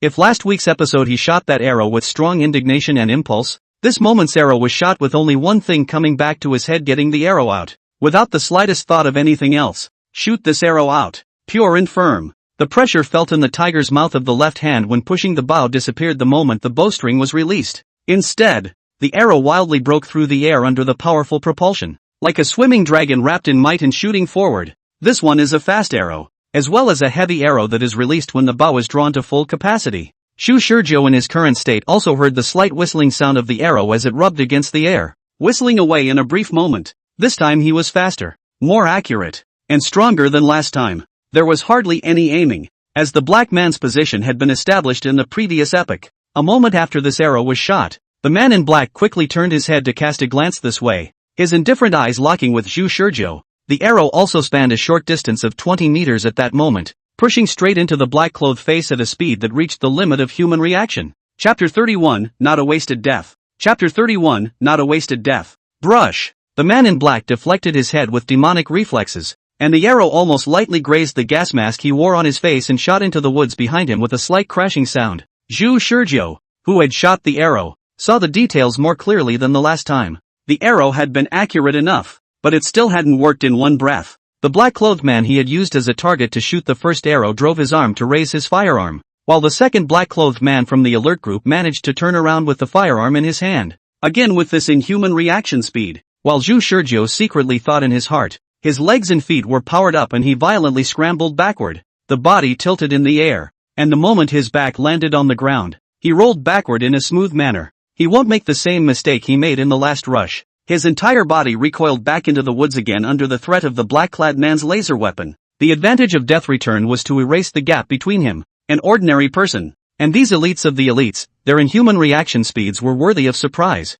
but as long as one was familiar with their maneuvers, then all of one's own preset actions would be at their level as well. Zhu Shizhou was doing just that at this point. After shooting that arrow, he didn't immediately draw it, but instead thoughtlessly scurried straight backward. In the eyes of the two black-clothed men of the vigilance group, On the other hand, it was an archery expert who, in the moment when they had only just stood still, had turned out from behind a tree 20 meters away, and then shot an arrow at them almost without aiming at it, almost directly inflicting a heavy injury on them. This was not enough to illustrate the level of the other party. What was even more impressive was that when they raised their weapons to pose a fatal threat to the other party seemed to have sensed the danger in a split second, penetrating into their thoughts, while at the same time re-hiding into the woods in a swift and unobtrusive manner. His nerve reaction speed even surpassed that of them who had almost reached the level of human limits. This man is strong. The laser that shot last week's episode didn't shoot this week's episode, because even before they fired, this master archer of the other side had long since disappeared from their sight and reappeared hidden into the woods.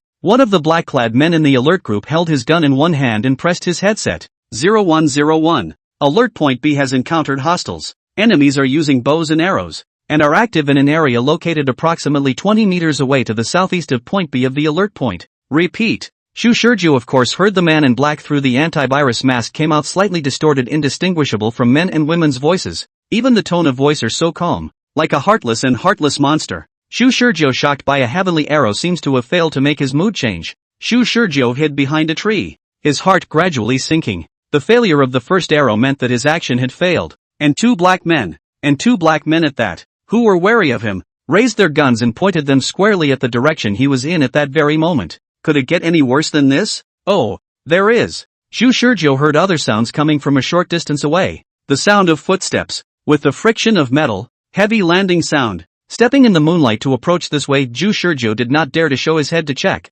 but just by hearing this sound like this, Shu Shurjo knew that another black-clothed man had come to support him. Is it a sign from the executive or reserve group? In short, the number of black-clothed men Shu Shurjo was facing now had changed from 2 to 3. If he continued to wait, it would be miserable if he waited for the black-robed man who had rushed to support him to stand still and form a horns and surrounds position on him. At that time, he would have no power to fight back. The current Shu Shurjo's mental attention was focused like never before. How many people are able to explode into extreme potential at the moment of a life and death crisis? Shu Shurjo might not have started out as such a person, but he had experienced death over and over again, and this time was the closest he had ever come to overachieving. When death cannot be an obstacle that prevents a person from moving forward, then his mind will reach an unprecedented peak. He fished out 2 arrows from his quiver, and the location of the 2 black-clothed men from the vigilante group automatically appeared in his mind. Thanks to their training, there were no footsteps coming from them, which meant they hadn't moved in the slightest. The position, the number, and the angle were all not even remotely close to what they were at the last arrow. Fingers gently rubbing the arrow, Shu Shurjo's eyes were calm and incomparable. Then his fingers moved slightly and he threw an arrow in the direction he had just turned. At the same time, the whole person turned out of the tree in the opposite direction. White lasers flashed, and the peppy black tech weapon flashed through the air in a clear trajectory, but not at Shu Shurjo himself, instead hitting the arrows he had thrown at the other side of the tree. At that moment, Shu Shurjo, on the other hand, had already pulled back the bowstring, and the string carried an arrow that fiercely shot out in the direction of the black-clothed man. This arrow was actually faster than the previous one, perhaps because of the last arrow is not willing, or perhaps because of the perception of this time than the last time more dangerous. In short, the body of adrenaline soared, prompted Shu Shurjo back muscle groups suddenly force, pulling the bow like a tiger. When the string is loosened like a flying bird, the distance of 20 meters was extremely easy to cross under Shu Shurjo's arrow. Especially now that the moonlight was just right and the air was austere and windless. Almost instantly, the arrow arrived in front of the black-clothed man wrapped in massive kinetic energy. Left eye. Shu Shurjo saw that the arrow went straight for the black-clothed man's left eye, but the black-clothed man's eyes didn't change at all as they did in the beginning, and even slightly deflected his head even in such an extreme situation. The bloodlight flashed as the arrow grazed the black-clothed man's left eye, slicing through the corner of his eye, diagonally piercing through this most fragile organ of the human body, and continued to shoot away in a forward direction. The man in black, however, raised his firearm at him at the same time. It's time to die again, Shu Shurjo thought silently in his mind, but what he didn't expect was that the one who shot the laser wasn't the black-clothed man he shot, but another, who had been standing on guard. In these last moments of life and death, Shu Shurjo was still pondering the cause. White lasers flashed, a sharp pain came from his chest, and he looked down coldly as a hollow the size of a man's head appeared in his own chest. And from that side he could look into the light on the other side. It was only at this time that the black-robed man who had been blinded in one eye by Shu Shurjo shot out a pizzicato white light, annihilating his bow-wielding arm in one fell swoop. So Shu Shurjo understood. This gun cannot be fired in bursts. When he threw the decoy arrow, Black Mane raised his gun and shot the decoy. At that moment just now Black Mane wanted to shoot at him again but got stuck because the laser gun couldn't fire in succession. But Black Man B, who had been observing since the beginning, fired the shot without any pause. Ha! Not a wasted death this time. A small smile curved the corners of Zhu Shizhou's mouth as realization dissolved in the moment. Chapter 32, Week 9. Reopening. Chapter 32, Week 9. Reopening. He woke up from his bed, not in a depressed mood, because this time it wasn't humiliatingly lying on the ground and being killed by the black-clothed man, but rather being killed by the black-clothed man with a gun in the middle of a fight in a fair and square manner. What does this mean? The answer was simple. It meant that he had reached a level that could make the black-clothed man feel threatened, making it almost impossible for the black-clothed man to keep his hand in killing him. Zhu Shizhou grinned out wordlessly, as if it wasn't him who had died last week, but the men in black. Also he understood at least two things from the last episode. The first thing, naturally, was that the laser guns in the hands of those black-clothed men were not allowed to fire continuously. It also simultaneously meant that the arrow he had thrown at the end to use as a decoy could be effective enough to trick at least one shot in the nick of time. In the time between that shot and the next shot being fired, one need not worry about the same gun launching a second strike at him. Then the correct route to the raid is clear. The one he shot in the previous week's episode was at Man in Black A, and the one he cheated out of was also a shot from Man in Black A. Then one second arrow shouldn't have been aimed at Black Man A's attack, but rather one should have shot that arrow at Black Man B to prevent him from shooting a killing blow at him. Figuring that out put him in a good mood. And the second thing he understood was even more invigorating. He at least understood that those men in black weren't completely emotionless machines. They still lost their minds when they felt threatened for their lives. Why do you say that? Because Black Man A and Black Man B of the vigilante group made diametrically opposed choices. Black Man B shot him through the chest,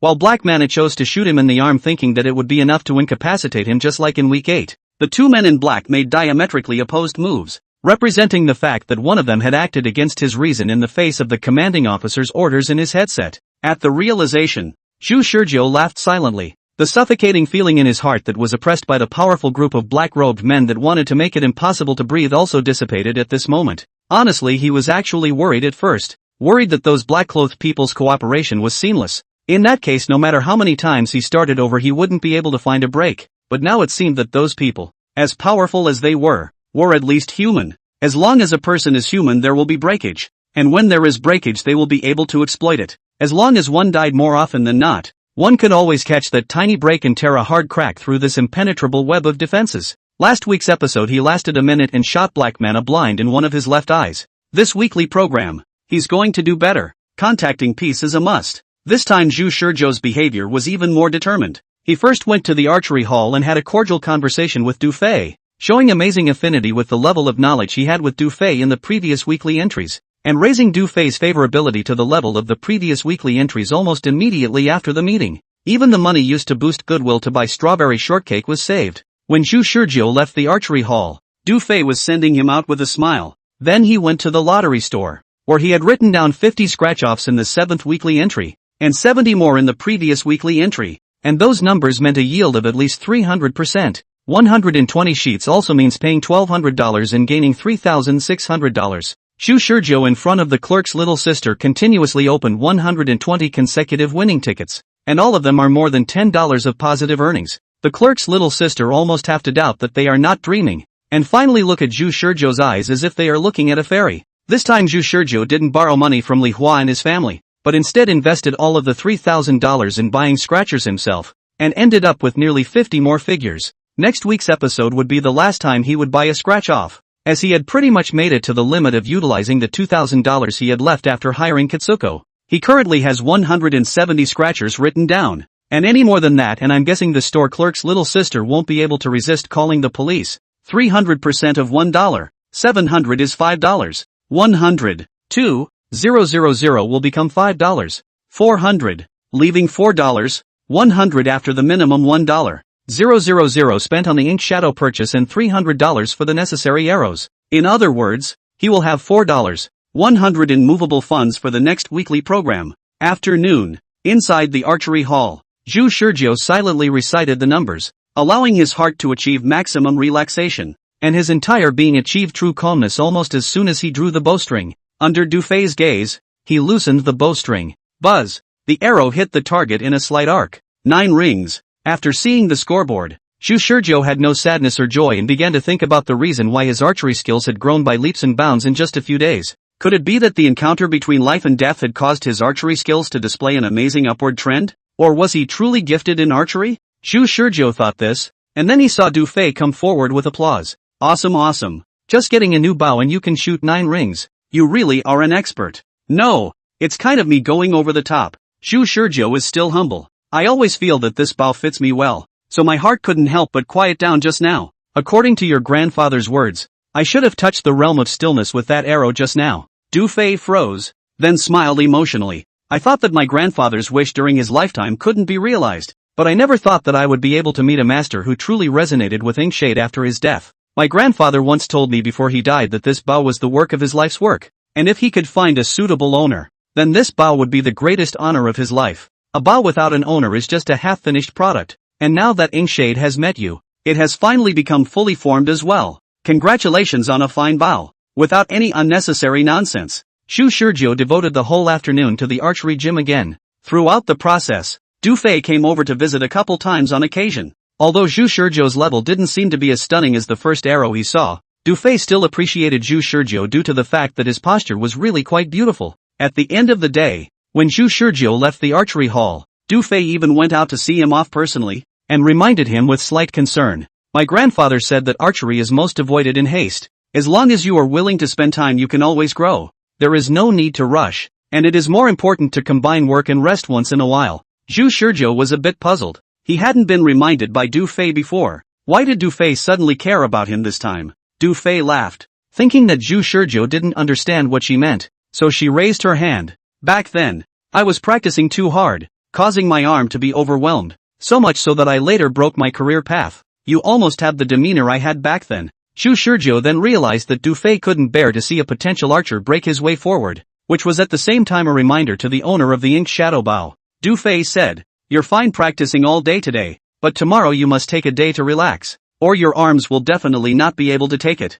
Shu Shurjo smiled and nodded. Good. Of course it's a lie. He finally understood the reason why his archery skills had improved by leaps and bounds in a short period of time. No one can manage to continue practicing archery at full strength the next day without any after effects after practicing archery like crazy the day before. Only he, a pervert who can die back, can do that, coupled with several life and death encounters. In the previous week's program learned to let himself quiet. His mind has long been not ordinary archery novice. Archery level is naturally incomparable. Take a day to relax? Please allow him to refuse. Chapter 33, Sharper Arrows. Chapter 33, Sharper Arrows. Night. Zhengcheng University. Came to this damned location for the third time. Even a pig can accurately grasp the time of the arrival of the black man every time. Not to mention Shu Shurjo head is not stupid. He from an ordinary to the extreme college student's metamorphosis into a life and death struggle with the black man of the fighters. Every step taken is to do their best to live to the death. The time has come. Sure enough, the sound of footsteps came to his ears even more clearly than last week's program.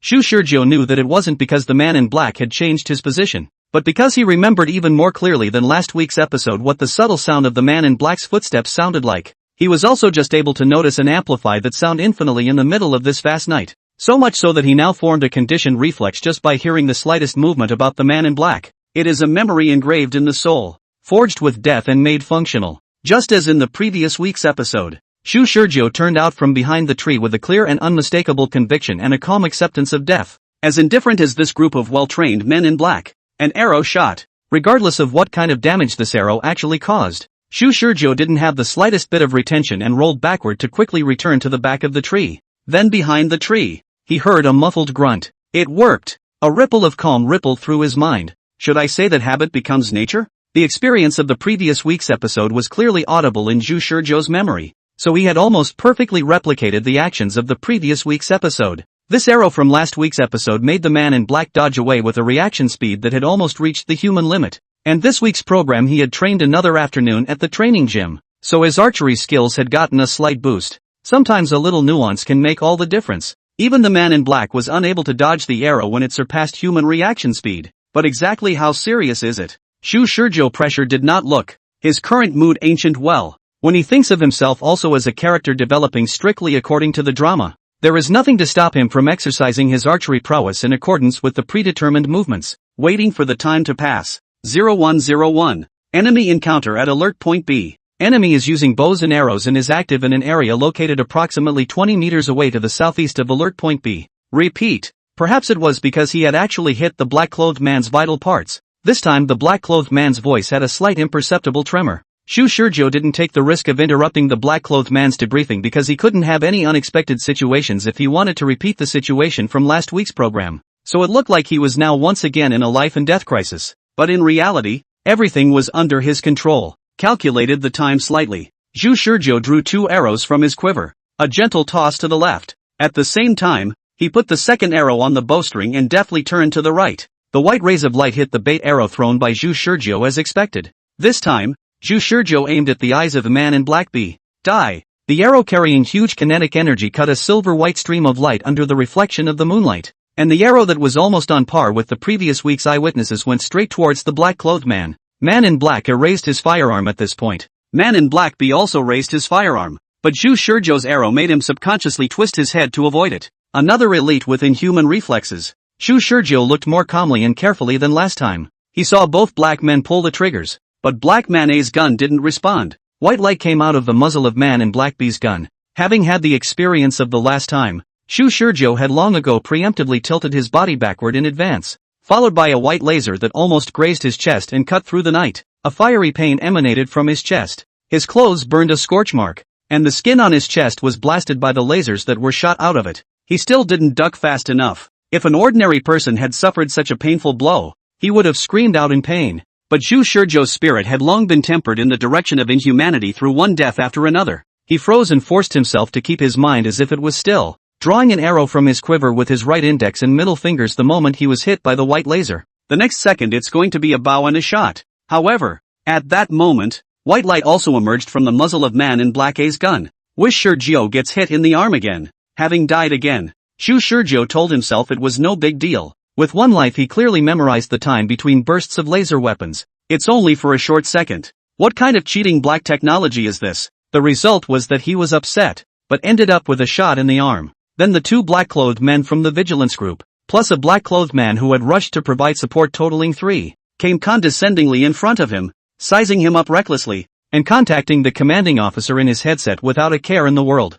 Finally Shu Shurjo then heard the familiar death pronouncement. It has been confirmed that he has been granted kill privileges on the target. Thus, the 9th weekly installment dies at the gunpoint of Man in Black A. But Shu Shurjo also smoothly saw what kind of injury his first arrow caused. The arrow penetrated deeply into the eye of Man in Black A, but it didn't seem to go any deeper, but merely blinded his right eye. On the other hand, Man in Black B avoided his second arrow and was unharmed. The advantage of his first arrow had been so obvious that he could be said to have done everything he could at the very beginning, but the result was much the same as the previous week's program. And the black-clothed Man A didn't die, but was only blinded in one eye. And the Black Man A, who was blind in one eye, in turn fights back to end his life. This result made Shu Shurjo realize something. The arrows aren't sharp enough. He needed arrows that were faster, stronger, and able to pierce through his opponents with a single arrow 20 meters apart with the addition of the ink shadow bow. This was the only way to maximize the effect of the first arrow shot. And if one could kill the black-clothed Man A of the vigilante group in the first place, then black-clothed Man B would not be able to contact the commander or other black-clothed men to come to support him in the middle of the battle. One would be able to concentrate on one black-clothed man himself. Li Hua's voice interrupted Shu Shurjo's thoughts. Holy, 5 kills. I'm invincible today. Shu Shurjo twitched the corners of his mouth. You're ing 5 kills in the game. I'm ing blasted in reality. A little taut in his mind, Shu Shurjo left the irritating dormitory building. Most of the arrows bought in the specialized archery equipment stores were the kind of competitive arrows. And even though the competitive arrows were able to have a certain degree of killing power after being enchanted by the bow, it was still not enough. Wanting to kill the group of black-clothed men in return, the athletic arrows could no longer satisfy Shu Shurjo's needs. He needs sharper arrows. Chapter 34, Almost a Straight Reopener. Chapter 34, Almost a Straight Reopener. This man is strange. Du Fei felt that way first. Calm with a hint of indifference. Possessing a calmness that seemed as if nothing could be put on his mind. Even his expression was as cool as that,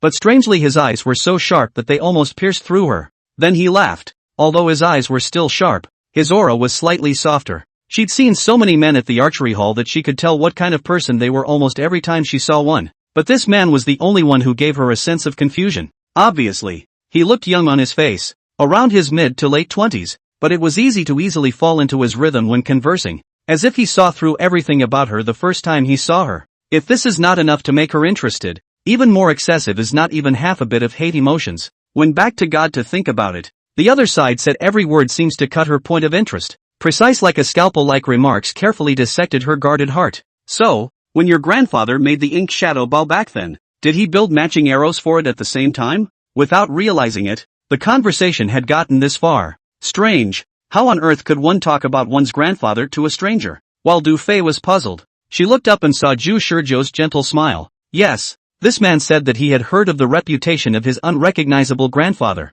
so he came here in admiration. That familiar gesture was like facing an old friend he had known for a long time, whether it was to her or to Ink Shadow Bao. It was like it was extremely familiar. It was only by accident that she had gotten into a conversation with the other woman and even put her work on hold for a while. The matching arrows have. Without realizing it, I answered. But that kind of arrow is not very suitable for the modern world, because there is no way to use it in a competition, other than on occasions when hunting wild beasts in the wild. It can't be taken out at any other time. That's why I've kept the arrow sealed for so many years. There's no need to seal it up. If we don't let the arrow come out, even if we let the ink shadow ball find its owner, what's the point? Zhu Shizhou's tone had a faint grudge when he said this. If you had told me there was a matching arrow, I would have bought it a long time ago, right? Maybe I would have been able to get more out of it last epoch. But you're hiding it. That's not nice, little old girl. Ha? Du Fei looked at Zhu Shizhou. You're a field hunting sect? Yes. And yeah, there's hardly any archers who go for too much killing power either,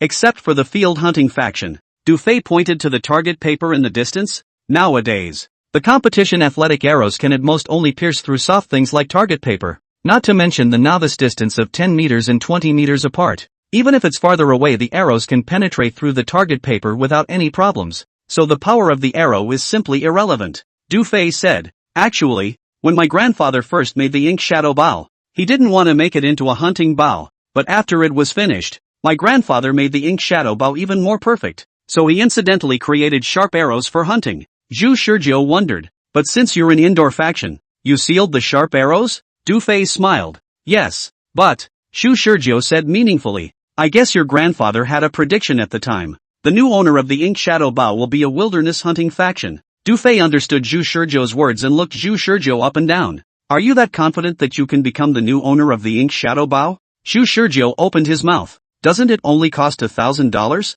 What's so hard about that? Although he wanted to say that, but seeing Du Fei's serious eyes, Zhu Shizhou sensed that things seemed to have changed in this week's program. With a bad feeling rising in his heart, he asked, if I want to buy the ink shadow bow? Du Fei directly spread his hands. Sorry, the ink shadow bow is not for sale. The owner of the ink shadow bow I'm looking for can't be a mediocre person. If you want the ink shadow bow and its matching arrows, it's very simple. Beat me in archery. I don't want a penny from you, and I'll directly give you the ink shadow bow. This word out. Originally still calm and confident that this weekly program is also in their own control, Zhu Shizhou directly blindfolded. What happened? He's at a loss. How are the two weekly programs still different? Wait, let me slow down for a second. Zhu Shizhou rubbed his brow, then asked after holding his breath for half a day. Why? Du Fei spoke the truth. You are a wilderness hunting faction, so I doubt that you can treat the ink shadow bow well. It was the glory of my grandfather's life. Even its matching arrows are all carefully crafted one by one,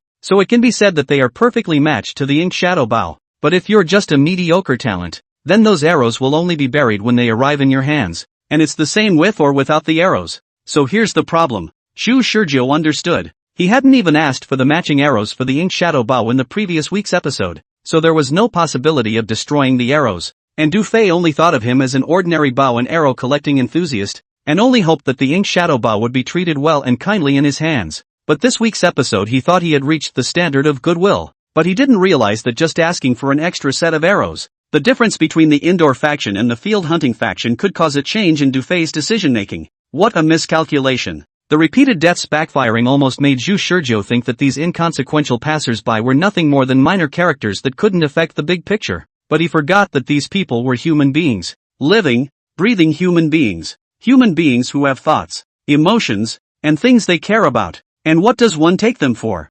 NPC? Zhu Shizhou's heart suddenly gave birth to some guilt. I'm sorry, it was my mistake. I don't want the ink shadow bow. After saying that, Zhu Shizhou turned around and wanted to leave.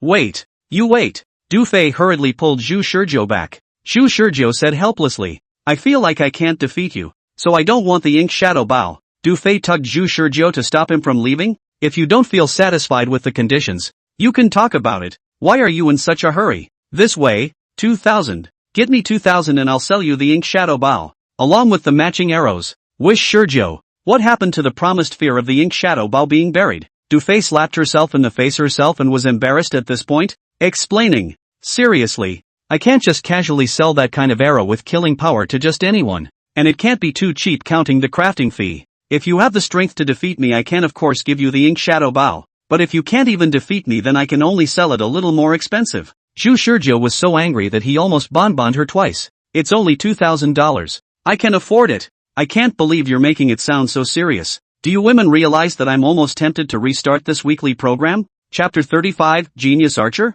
Chapter 35, Genius Archer? Du Fei can't stand Zhu Shizhou's disdainful eyes, and smiled fawningly. Mr. Zhu, I can see that you're an expert, and I just want to spar with an expert like you. Don't mind, I'll give you a cheaper price. Zhu Shizhou said sullenly. I'm not an expert. I'm just a novice. He now wondered if all those words of Du Fei in the previous weeks were not all deceiving his feelings. What he said about wanting to find a good home for Ink Shadow Ba was so mysterious. Could it be that it was all bull asterisk asterisk asterisk asterisk? Du Fei, who didn't know that his image had completely collapsed in Zhu Shizhou's eyes, continued to fawn. No, no, no, I can see that you must be an expert. Mr. Zhu, I guarantee that if you can beat me, I will definitely give you the ink shadow bow with arrows for nothing. Zhu Shizhou didn't say anything with a dark face. But, comparing? He would be interested to see just how big the gap was between himself and a near-professional archer. Afternoon. Still at the archery hall. Zhu Shizhou had actually known for a long time that nothing in this world would develop according to one's will.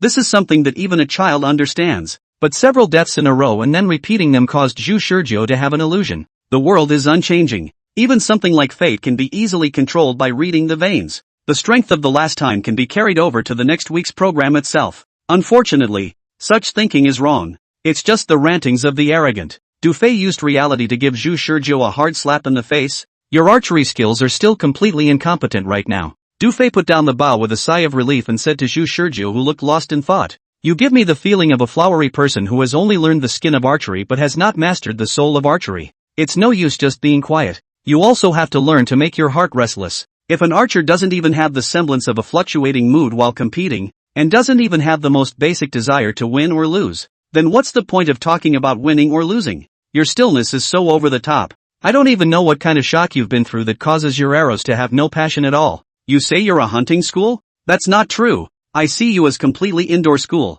I don't see the wildness that a hunting school should have in your archery skills. If you keep going on like this, you'll definitely be destroyed by yourself." Wish Shizhou was hung and then sprayed. Du Fei, who had had appreciation in her eyes when she'd looked at him a few weeks ago, now criticized him as worthless. Oh no, there was still merit to it, and Du Fei thought he did have a beautiful pose. But what's the point of having a beautiful posture if you can't even hit a 20-meter target 100 times? You're simply a novice. Not to say that every arrow shoots a high ring, you at least have to hit the target every arrow, right? However, Zhu Shizhou failed to achieve this. It was only at this time that Zhu Shizhou felt that Du Fei as a person was really a bit venomous, and the first few weeks of the program he completely did not find this, but also took the outer her as her essence. Just now the two of them competed in two types of races. The first is called the single arrow tournament and is also known as the blackjack of archery, nothing to do with blackjack in poker. Just a more elegant sounding name. The rules of the competition is that each person takes turns to shoot 21 arrows.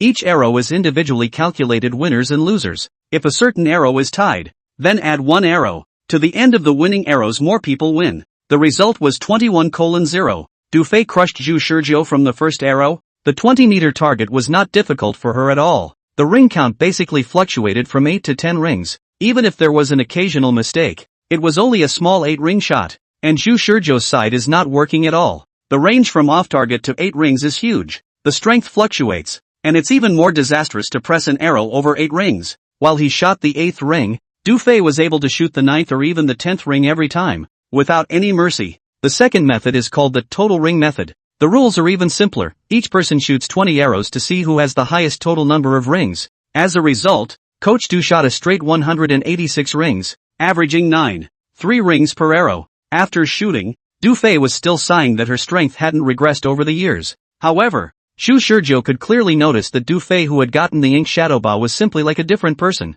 If it was a game, it would probably indicate that Du Fei had gotten her original weapon and was utilizing 120% of her strength. As for Shu Shurjo, also holding the ink shadow bow, the result is that the total number of rings for the 20 arrows is 120 rings, with an average of 6 rings per arrow. More than him, Du Fei was the owner of the ink shadow bow, so much so that Shu Shurjo couldn't help but spit out, "Why do you look so skillful?" After being hung up, Du Fei, however, replied as a matter of course, "That's for sure. I've been using ink shade for 3 or 4 years now, and even though I haven't touched it in a long time, it's an old friend I know best. Is this a case of a new love not being as good as an old one?" Shu Shurjo mentally spat, but in addition to her poisonous tongue, Du Fei also has poisonous eyes. She said, "What I have to admit, though, is that your familiarity with the ink shadow bow is beyond my expectations." Shu Shurjo raised an eyebrow. "How so?" "I dare say that not many people nowadays are expected to have played with the old generation of bows and arrows,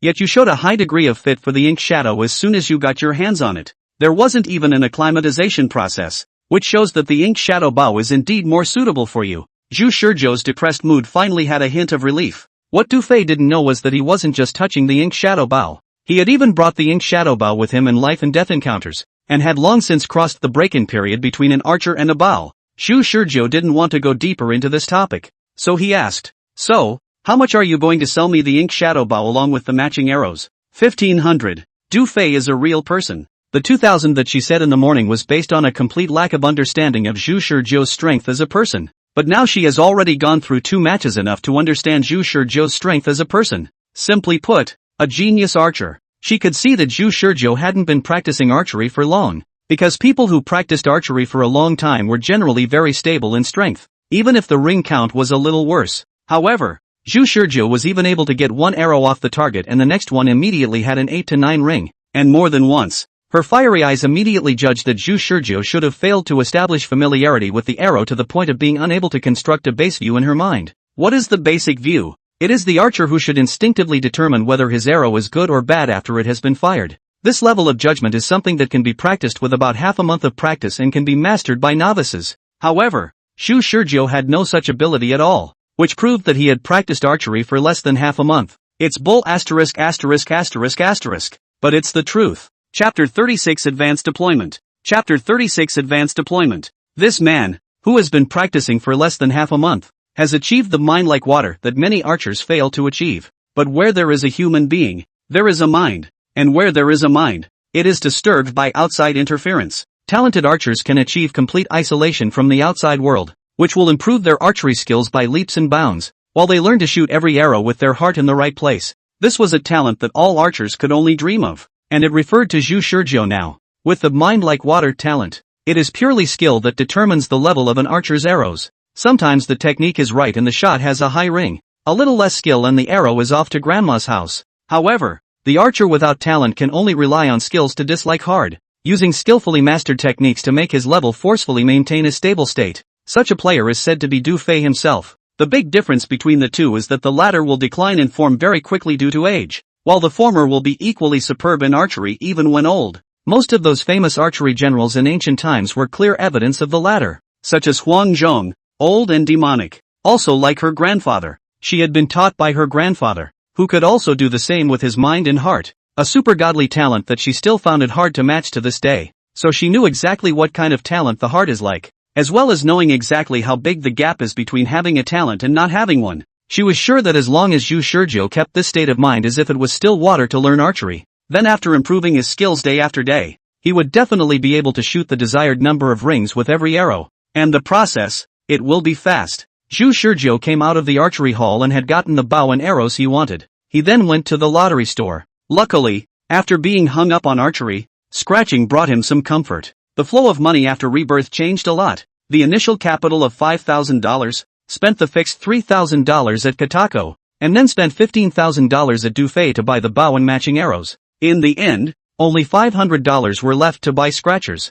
But this time, Shu Shurjo took off. First you buy 50, then you win 50 in a row, and the $500 becomes $1,565, all winning exactly the same amount as before. He then bought 120 more for $1,200, and again won them all, for a somewhat higher sum than he had estimated. and got $3,960 for nothing. The final calculation was that he used $500 to operate at the lottery store into $4,325. People are earning less than an hour hard to turn the original funds 65 times. Then those means written in the criminal law is even more profiteering. In the end, Zhu Shizhou retired under the gaze of the clerk's little sister looking up to the gods. Even opening more than 170 scratch-offs did not make his heart fluctuate half a bit, but if he didn't leave, the clerk's little sister would really want to call the police. So what's he going to do with the $4,000 or so next? At first Zhu Shizhou wanted to buy a lot of things, such as night vision devices, bulletproof vests,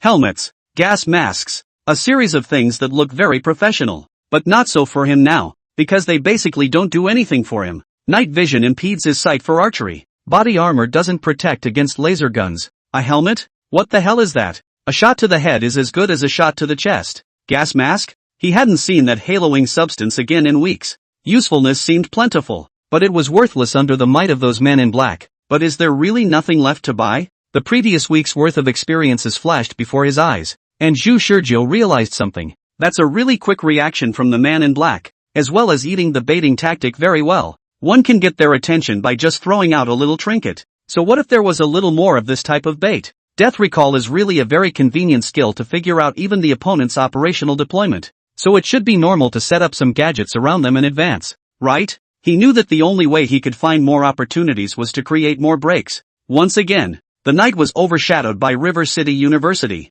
Just like multiple nights in the past, this one didn't seem all that unusual. A squad totaling 8 men in black infiltrated the campus, and their target was the A1 school building. The cold wind blew down the dead leaves. Their footsteps were hidden in the rustling grass and accelerated forward, as if nothing could be a hindrance to them. Their actions were fast but not too resolute. The leader led the way at the front, while the rear guarded everything around them. Their pitch-black firearms emitted an icy cold light in this pitch-black night, as deep as iron as the aura that enveloped their bodies. The leader waved his hand and the crowd stopped. The 8 were synchronized, maintaining the same movement at almost the same time, with barely a semblance of deviation. Once within 100 meters of the mission target, they will continue to use sign language to communicate with each other unless an unusual situation occurs. This was perfectly normal for them as elites. Everyone on the team had learned sign language and was even proficient in more than 3 sign language variants. The leader gives instructions, disaggregated by Plan D. 332 model. 3 for the executive team, 3 for the reserve team and 2 for the alert team. Prior to the operation, they had at least 4 preparatory action plans, which represented 4 different levels of danger, A, B, C, D, with A being the most dangerous and D being the safest. After the start of the operation, the leader will judge the operational difficulty of the mission by himself, and will execute the corresponding level of action plans according to the different levels of danger. And each plan corresponds to a different grouping of personnel. This mission was judged by the leader as the safest level D mission, as they hadn't been able to find anything unusual on the road until now, and the route to the A1 school building, which should have been rigorously guarded, had been traveled by them without any problems. The leader judged the danger level of this mission to be D as he had approached within 100 meters of the target person without any mischief. Wang Ruobai is just an insignificant pawn. The commanders behind the curtain judged this, while acquiescing to the judgment made by the black-clad squad leader. He knew how tough this group of black-clothed men were. Their toughness was not only that their physical quality had reached the highest level of existing humans,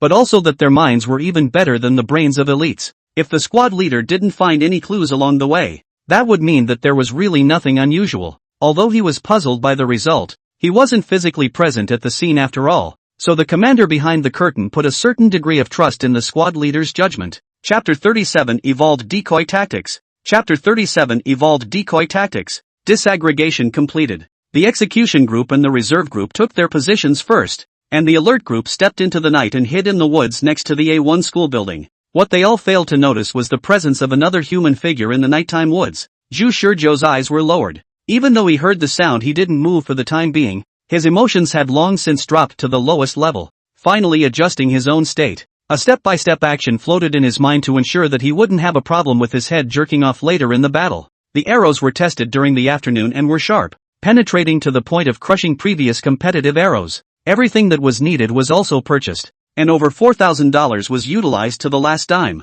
The memories of the first 2 weekly programs were re-examined to confirm recall. Everything is ready. After confirming this, Zhu Shizhou drew his bow and turned around. Man in black, let's call him that. His and Man in Black B's task was to be responsible for alerting the surrounding area of any unexpected situations that might affect their actions. So these two were also the two most wildly intuitive people in the squad. By wild instincts, I mean that they are touched when people or other creatures are around. It is as if they were born with a sixth sense of smell, able to smell the atmosphere of danger. In a more scientific sense, it is the biological hormones that make their senses unusually sharp. Their senses are constantly telling them where there is a crisis. So when Shu Shurjo turned out from behind the tree in a silky smooth manner, the instincts of the man in black, Man A, sensed the danger one step ahead of his reason. Indifferent eyes cast their sight that way. He wanted to see what kind of person, or inhuman creature was causing his subconscious reaction. The next moment, however, his pupils dilated. An arrow had certainly reached a position less than a meter away from him,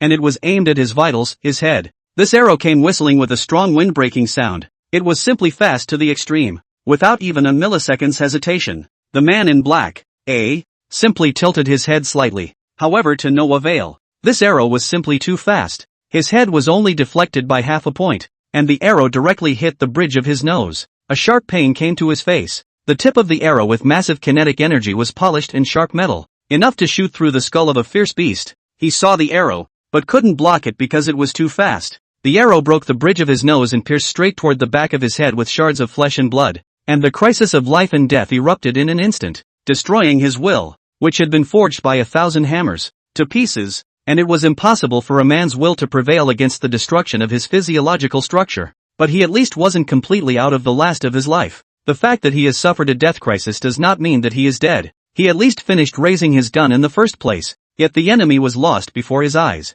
Come on, it's too fast. Everything happened in a flash. Even the companions around them raised their guns at the first opportunity, yet the other party still escaped. This meant that the other party was an expert archer, with reflexes excellent enough to be on par with the elite of their group of humans. The reaction of the black-clothed man B was also very quick. He raised his gun to pursue the figure of the enemy almost the first time after his companion was shot beside him, and then he chose to take the place of his companion to notify the command and the rest of the people in the squad at the first time after his figure disappeared. His reaction was not fast, and his execution was at the level of the elites. 0101. Enemy encounter at alert point B. Enemy is using bows and arrows and is active in an area located approximately 20 meters away to the southeast of alert point B. Repeat. This familiar conversation was all heard by Zhu Shurjo. Too bad the first arrow missed. If it was a perfect arrow, it should have been shot into the black man's eye socket, just like the last chum. Unfortunately, that kind of magical arrow could only be described as Zhu Shurjo overshooting, but it was impossible to expect him to overshoot every time. After Man in Black B finished reporting the current situation, Zhu Shurjo silently counted 5 seconds. Draw 2 arrows from your quiver. 5, 4, 3, 2, 1. Throwing an arrow to the left, the bait was struck by a white flash. Zhu Shurjo's body turned right at the same time, leaving the cover of the tree, and his arm strongly pulled his bow and shot. Die. It seems like it's all a rehash of the last one, yet it's still different. This time Black Man A failed to raise his gun, and Black Man B continued to move as quickly as before. Who was the person who fired that shot just now? Laser guns couldn't fire in succession, so the person who had just fired that shot wouldn't be able to fire a second shot without any intervals. One only needs to deal with the other person for the time being. Zhu Shurjo didn't have the time to judge, or rather, he who had already predetermined his actions could only let the providence to judge whether it was the black-clothed man A or the black-clothed man B who had just shot that shot. Regardless, Zhu Shurjo shot out an arrow,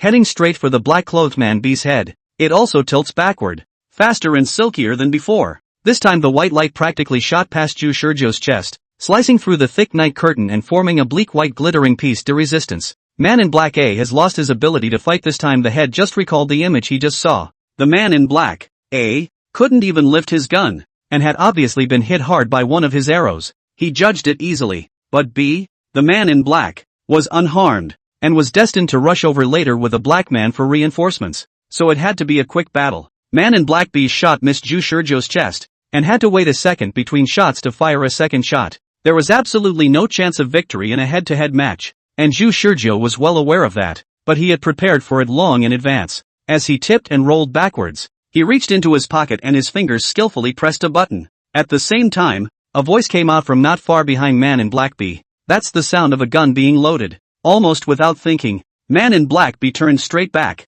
aiming the second shot that he had originally prepared to use against Zhu Shurjo at the place where the sound had come from firing. white light shot through the tree shadows, and a stiff figure fell from behind it, while the blasted remains of a cell phone were flung from the figure's clothes. Dummy models? The man in black, B, saw the truth, and a fluctuation appeared in his indifferent eyes. He thought about everything clearly, including the operation of Zhu Shizhou's hand into his pocket just now also penetrated his mind in a flash of lightning. That was the action of pressing the call button, while the one that had just sounded behind him was the ringing of a cell phone set to the sound of a firearm being loaded. If it was an unusual moment, he would of course be able to tell the difference between the sound of a gun being loaded and the ringing of a cell phone. But in that critical situation just now, his nerves were tense to the extreme, and all movement was regarded as a threat by him. Coupled with the fact that this archery expert appeared too suddenly and too forcefully, not much time was left for him to think, so he was misled. Subconsciously, he mistakenly thought that their actions had been compromised and that they had entered the enemy's ambush circle. However, the appearance of this dummy mannequin made him realize in an instant that there was only one enemy. Otherwise, there was no need for the other party to use such unorthodox means. At that moment, a growl came from behind him. Die! In this instant, adrenaline spiked in the black-clothed man's calm body, once again displaying his reaction speed that reached the human limit. The body lunged to the left in an attempt to dodge the incoming arrow, while forcibly twisting his body in midair to raise his gun towards the rear. But he miscalculated again. Having a heart is one step too far. The roar from the other party just now was just a mere roar, while this archery expert himself was still holding his bow and had not shot the arrow out. That roar was meant to trick him into dodging, in order to leave him nowhere to hide when he did. Zhu Shizhou stared coldly at this black-robed man, and the bowstring that had long been drawn to full strength suddenly loosened. The man in black's gun, on the other hand, was on a 1-second cooldown. Chapter 38, Catching Arrows with Your Bare Hands? Chapter 38, Catching Arrows with Your Bare Hands? Even now, Zhu Shizhou's psyche remained ancient. After an arrow was shot, he didn't stop. Instead, he reached out and touched the quiver at his side. The experience of the previous times made him not dare to take it lightly at all. So even though he knew that this arrow was impossible for the black-clothed man to dodge, he was still prepared to shoot another arrow. From the beginning of just learning archery, Zhu Shizhou has been training the speed of shooting. The speed of shooting refers to the speed at which the arrow is drawn from the quiver. The bow is drawn, the string is pulled, the hand is released, and the series of actions are completed. If a novice archer disregards accuracy and practices shooting speed, and spends all his time in the archery hall, shooting arrow after arrow at the target, what will be the final speed of archery? The answer is 2 arrows a second. This was the pinnacle of Zhu Shizhou's current shooting speed that he could achieve. After shooting an arrow towards the black-clothed man B, he had already completed the action of drawing an arrow from the quiver, knocking the bow, and pulling the string once more. And the next step to be taken was to loosen the string after aiming slightly. However, right at that moment, Zhu Shizhou's eyes widened. What was happening in front of him was beyond his imagination. Man in black A, the guy who had been shot in the face and lost the fight at the beginning, reached out and grabbed the arrow that was about to hit Man in black B. Yes, the arrow that shot through the air, spanning a distance of 20 meters and carrying a huge amount of kinetic energy suddenly arrived, was caught by the black-clothed man A. Shocked, Zhu Shizhou reacted that the direction that Man in Black B dodged in midair just now was exactly the direction where Man in Black A was. After being hit by an arrow at the very beginning, Man in Black A was half-crouching throughout the entire exchange between Zhu Shizhou and his companion just now, maintaining a half-dead appearance. And just now he didn't even manage to raise his gun to shoot at Zhu Shizhou, which is why Zhu Shizhou subconsciously ignored this person's existence during such an intense exchange just now. A mind like water did not allow Zhu Shizhou's reflexes and thinking ability to improve. It only allowed him to be more stable when shooting arrows. To put it in even simpler terms, all the maneuvers that Zhu Shizhou was currently making in the battle that seemed to have reached the limit of human reaction were in fact just premeditated and predetermined actions. Because of this, he wasn't able to think too much during the battle. He made it a prerequisite for fighting Black Man A to lose his battle early on. In fact, even glancing at him in the midst of a fierce exchange of words was already the greatest effort Zhu Shizhou could make. At this moment, the sudden resurrection of the black-clothed man A shocked Zhu Shizhou, and even more shocking is that he reached out and grabbed the arrow. Is anyone really capable of that level of reaction? Even with that kind of reaction speed, is a person's grip strong enough to do what it takes to stop a thin arrow moving at high speed? Well, arrows are measured in millimeters in diameter. The unimaginable Zhu Shizhou was broken out of the state of mind like water. At the same time, with the arrow on the string, he loosened the arrow and deviated just slightly towards the black-clothed man A, trying to make the arrow go in the direction of the black-clothed man A. However, it was at that moment that Zhu Shizhou noticed the white light brewing from the muzzle of Man in Black A's gun. Grass. Wish Shizhou was dead. All he left before dying was a national curse. I thought this one was perfect enough, but I didn't expect to die. When Zhu Shizhou sat up from, he was so frantic that he pounded the bedpan furiously.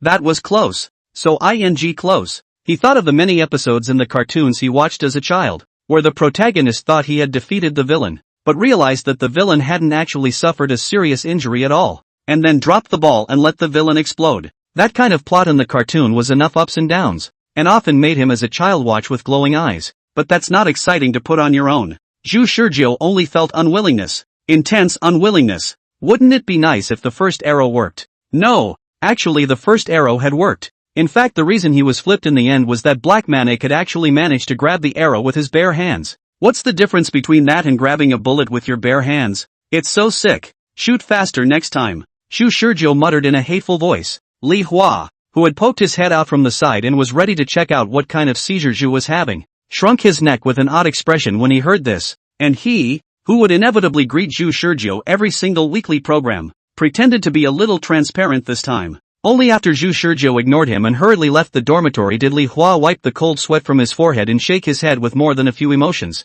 No way. Zhuge, can this be a speed pass? Can't afford to mess with it. Zhu Shizhou, of course, did not know that his image was collapsing in the eyes of his good buddy Li Hua. He was trying to figure something out right now. What? Catching arrows with your bare hands? Du Fei looked at the man in front of him with odd eyes. Yes, Coach Du. Tell me with your archery expert's intuition. Is there really someone in this world who can manage to grab an arrow with their bare hands? What level is this, Coach Du? Du Fei held back half a day, only stifled out a sentence. I'm sorry, you that one? She thought for half a day, but did not remember where she had seen this depressed man. Today just went to work not long. This young man directly into the archery hall, and then complained to her a whole bunch of jokes, but also said what unarmed catching arrows, so she could not figure out what had happened in the end. Could it be that this was a student he had once taught? That's not right. How many students have you taught at such a young age? Still don't remember. Zhu Shizhou of course knew that Du Fei would be puzzled, but right now he really didn't have the mood to pretend to talk to Du Fei to improve his favorability. Anyway, Du Fei's nature was to see money in the eye of the beholder, and he didn't bother acting when he could take down the ink shadow bow and the matching arrows for a maximum of $2,000. Coach Du, never mind which one I am. You're meeting me for the first time and you don't know me now. Du Fei nodded. Yes, she did meet him for the first time. The last time I heard such nonsense was the last time. Zhu Shizhou didn't even bother to lie to cover it up and continued to pursue. If someone can manage to grab an arrow with his bare hands, what level is that? And what method should be used to defeat such a person? I don't know who you are, but you're kidding. How can anyone catch an arrow with their bare hands? It's not like you're in a drama. But the reality of what happened is even more bull than the TV show. Zhu Shizhou was speechless. Seeing this, Du Fei temporarily put aside her doubts about the other party's identity and replied, but it's not without a solution. Zhu Shizhou was shocked. There's actually a way to deal with such a godly person? What way? Du Fei asked back lightly. Let me ask you, how many hands does a person have? 2. Why? How many arrows do you have in your quiver? Zhu Shizhou was thoughtful. Du Fei said, there isn't just one way of archery in this world. Shooting one after the next is just the most unusual way of archery. Although I don't know who you are, but you should have just started practicing archery not long ago, right? You haven't even heard of fancy archery? Fancy archery? How fancy? To be more flowery, have more flowery. Multiple shots with one bow is again only the most common type of fancy archery. The more flowery ones are lying down, shooting upside down, backhanded, blindfolded and blindfolded, shooting with the feet, and shooting with the mouth. Ahem. The more she talked, the stranger she got. Du Fei stopped with a red face. What was the point of talking about this in front of a stranger? However, Zhu Shizhou did not think wrongly. At this time, his mind was full of fancy archery methods. He was as pure as a primitive man. Do you know how to do that, Coach Du? I just need to learn how to shoot more than one bow. I can pay to learn. It could be said that a bow with multiple shots was the simplest and most effective way to break the black-clothed man's unarmed arrow-grabbing stance.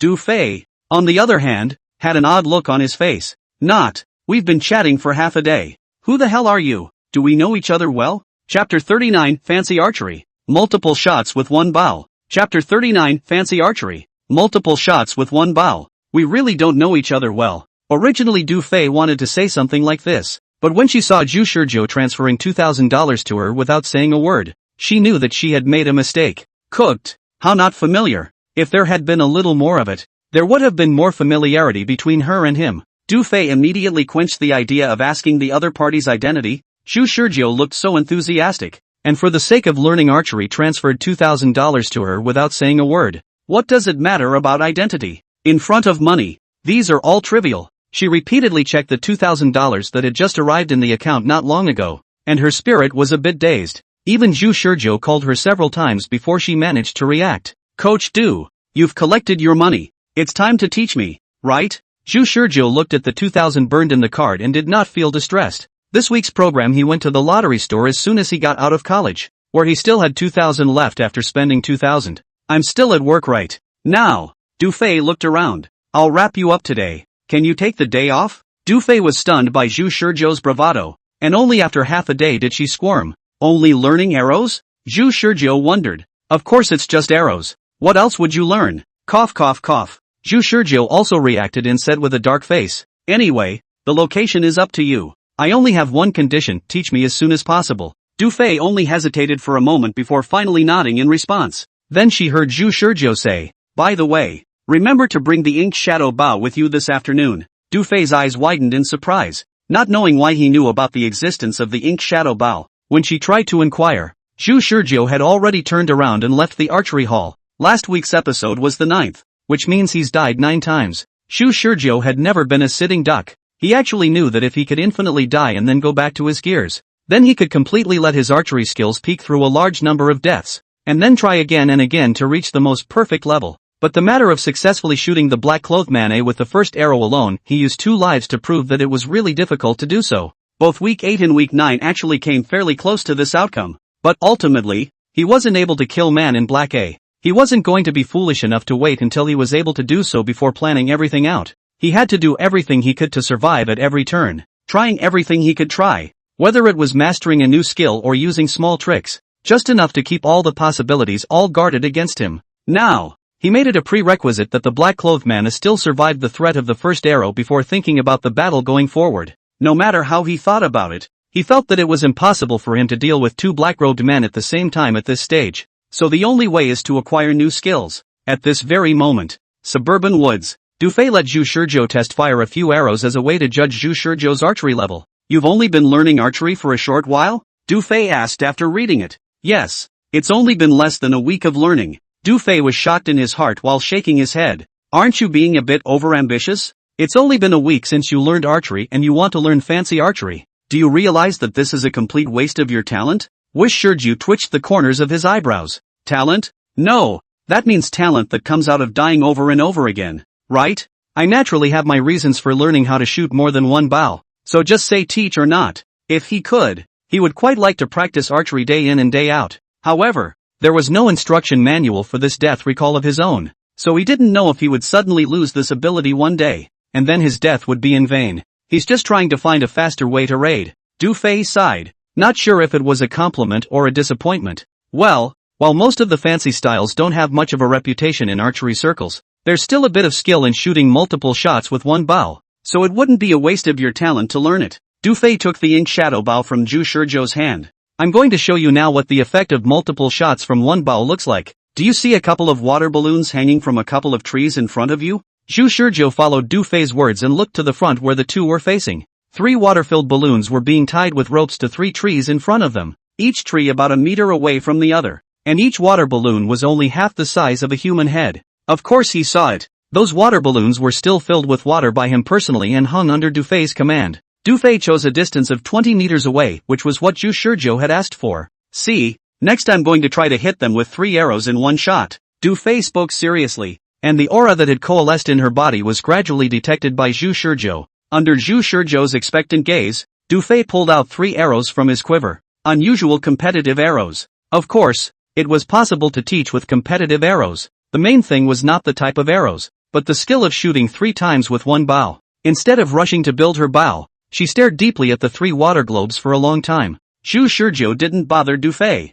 After a few more minutes, just as Zhu Shizhou was a bit unable to resist the urge to inquire, Du Fei then continued to move. She first put the 3 arrows on the bow by pinching them with her thumb, forefinger, and middle finger, and at this point, her bow holding position was the standard forward hold. She then slowly turned the bow sideways again, and the holding position became a horizontal hold. The left hand pushes the bow while lowering it, and the right hand slowly pulls back on the bowstring with its fingers plus the end of the arrow. Du Fei entered the targeting phase. Another minute passed and she released the string. 3 arrows were shot in 3 different directions, aiming at the very 3 water globes hanging on the tree. Brush. Poof. Whoa. The arrows flew by, in which the water balloon on the tree in the center was hit by the flying arrows and burst into splashes, suffering the impact of the arrows as well as gravity spilling out in all directions as well as on the ground. However, awkwardly the other 2 water globes were unresponsive. Wish Sergio is still speculating. Should we let the bullet fly a little longer? But in the next second, Du Fei's somewhat embarrassed voice was heard. Sorry for the mistake. Wish Sergio. Du Fei once again drew out 3 arrows and said helplessly, why am I not willing to teach you? Because it's difficult in itself. Newbies can't even understand ordinary archery and still play with tricks. It does nothing to improve your archery level. Even I am unable to succeed at once and often fail, which is normal. Shu Sergio didn't say anything and didn't think that Du Fei was lying to him. The first few weekly installments proved that despite her love of money, Du Fei still has a strong bottom line, and since she said she'd teach him, it proved that she really must know how to shoot multiple shots with one bow. He retied a water balloon on it and returned to Du Fei. Then she repeated the operation of watching and aiming, loosening the string. Plop plop plop. 3 arrows were propelled by the bowstring and shot out, successfully hitting their targets. This time each arrow hit a water balloon. Du Fei talks about failing often, but it actually took only 2 times to succeed. Seeing that he succeeded once so quickly, Zhu Shizhou couldn't help but applaud. Coach Du is such a treasure girl. It feels like every time I go back in the archives I can dig up a little something from her.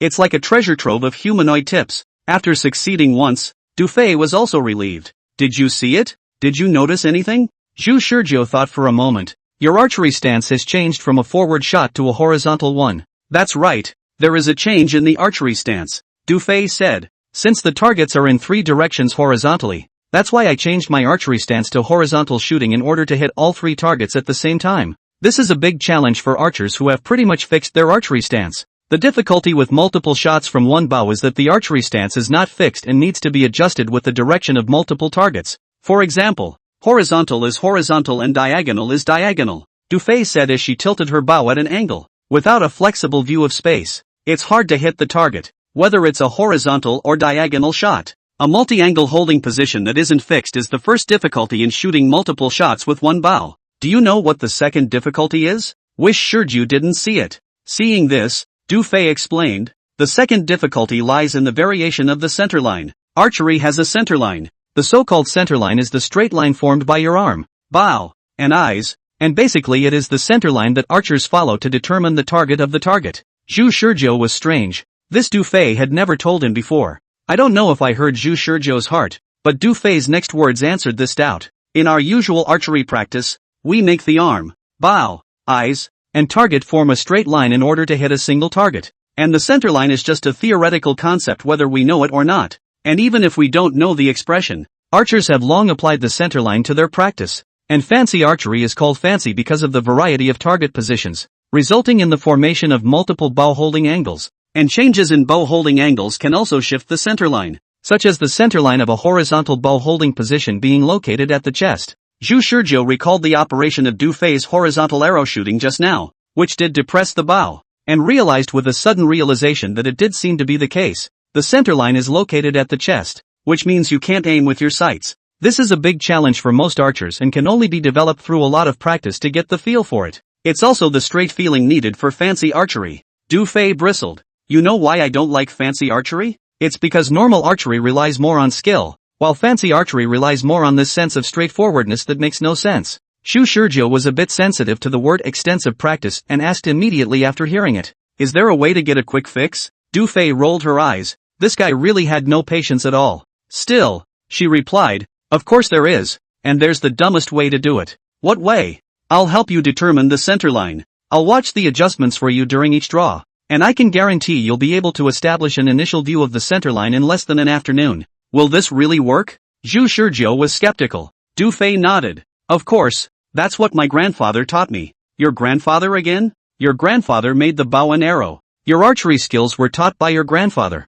Even fancy archery your grandfather knew. Zhu Shizhou couldn't help but ask, who the hell is your grandfather? Chapter 40, once again, making a comeback. Chapter 40, once again, making a comeback. An afternoon passed, and Zhu Shizhou finally acquired another skill, fancy archery with one bow and multiple shots. It was only a preliminary learning curve. but thanks to his corrected posture, it looked decent. You're really talented. Are you sure you don't want to consider the path of a professional archer? I think you have the potential to play in tournaments, or at least go farther than me. Du Fei's expression was both regretful and hateful. Zhu Shizhou said perfunctorily to nature. Forget it, the bow and arrow I'm just playing around with. Don't just squander your talent. Du Fei patted Zhu Shizhou's shoulder. Also, read fewer novels. No one can catch an arrow with their bare hands, so don't be a deadbeat and try it. Ha! Zhu Shizhou laughed awkwardly twice, then packed his bow and arrows into his bow bag and prepared to leave. Ah, yes. Du Fei suddenly looked as if she had remembered something.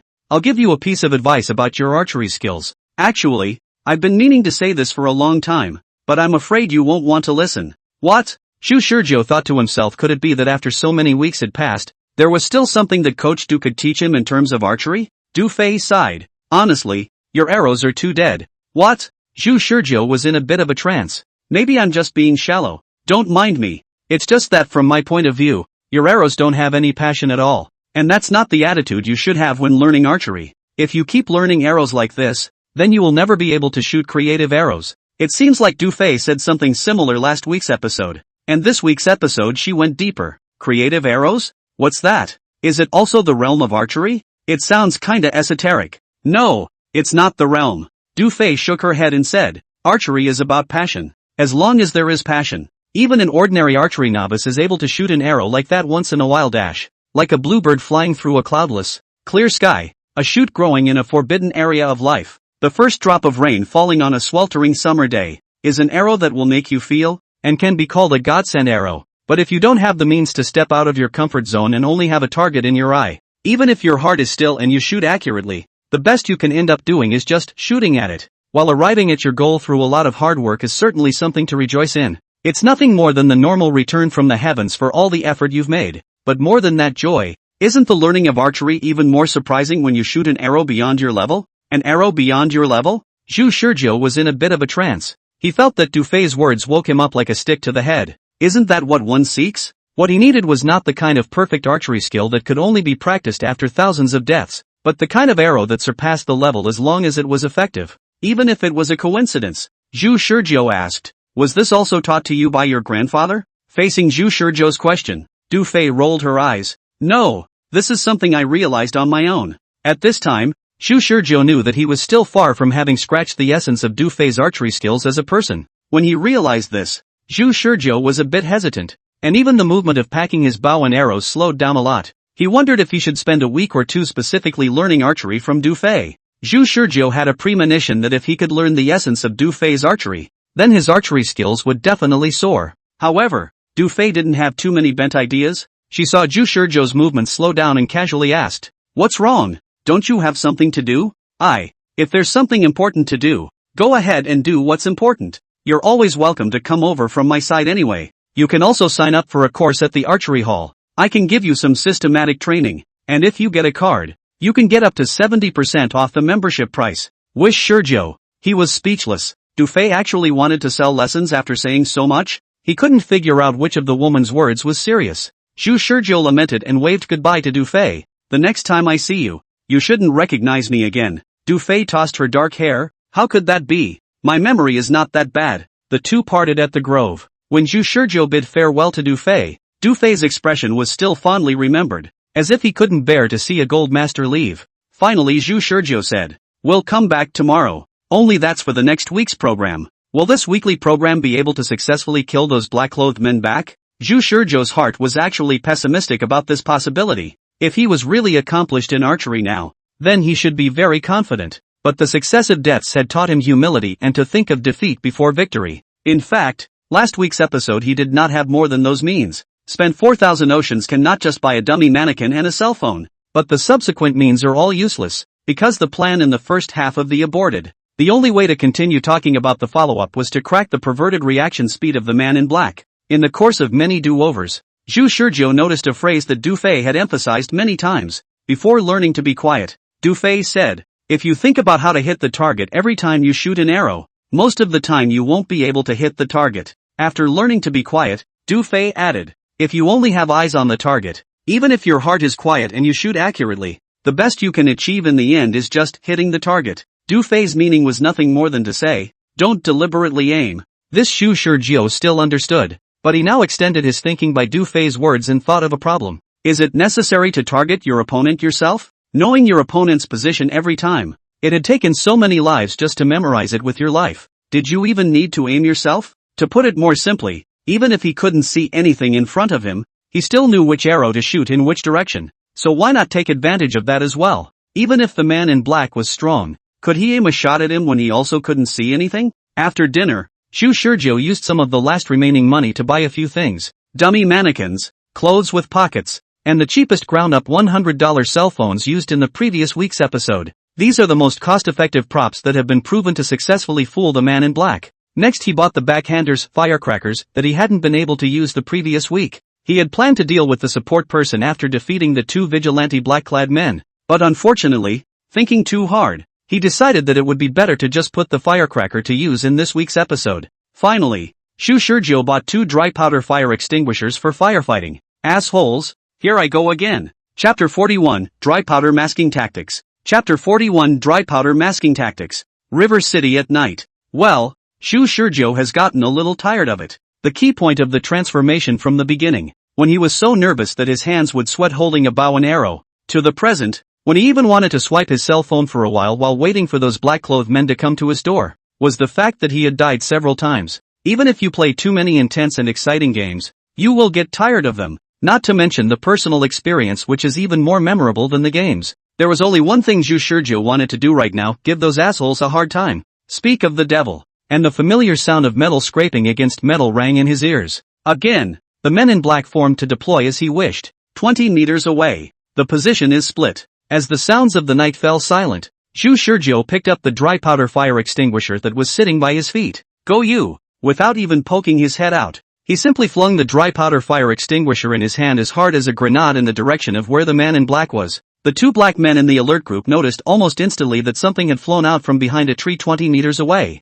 With instinctive reactions tempered by 1,000 inhuman trainings, they raised their guns almost instantly to aim at this foreign object thrown in the air. Fire extinguisher? Before his finger pulled the trigger, Black Mane was still in awe of what he was seeing. Even though it was hard to see anything in the middle of the darkness, their eyes were good and their night vision could see things clearly even in the deepest of nights. That's why they were surprised when they saw this fire extinguisher that was coming at them. Man in Black was surprised and pulled the trigger at the same time. He was quite decisive. If it was an ordinary time, he would never be so reckless, but just now he was really caught off guard. He had only just separated from the 8-member squad and stood still, ready to observe the surrounding area when he suddenly encountered an unexpected situation, so he could not afford to think too much. It's as if the other side deliberately picked this point in time to attack them. He was caught off guard and followed his instincts directly to point the gun towards the dry powder extinguisher. And then even he couldn't stop himself from firing a shot with his super-fast reflexes. It was only then that my brain pondered the question. Who the hell is that?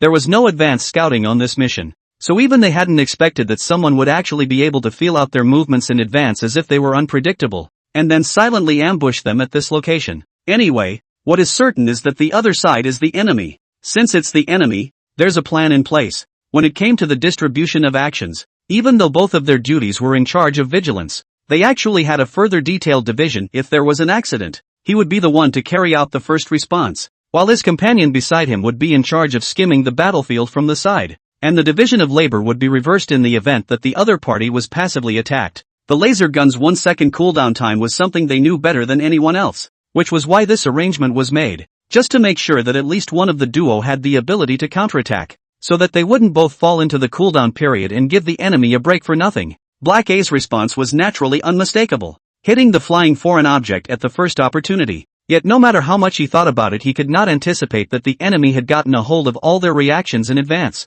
This results in a logjam from the first step. Dry powder fire extinguishers is to compress the gas means of dry powder compressed in a small tin can. So if there is external pressure caused by fire extinguishers broken, then the gas will carry the dry powder quickly to the outside air expansion, especially after being attacked by a laser weapon. This dry powder fire extinguisher is the equivalent of a surprisingly effective smoke bomb. Boom! An explosion resounded through the woods. Black-clad man B of the vigilance team was about to press the headset on his mask when he saw this. But under the smoke, an arrow seemed to fly out of the sky as if it was flying out of the sky and shot out sharply from amongst the dazzling dry powder, heading straight for his face. Fluctuations appeared in the black-clothed man's indifferent eyes. From the very beginning when the dry powder fire extinguishers emerged from the darkness, to the present when the scene was all covered with dry powder, and then an arrow pierced through the curtain of dry powder and pushed straight to his vitals. The whole process was only a short second, simply silky smooth to the extreme. It was a bad feeling. The battle was completely caught up in the rhythm of this mysterious archer.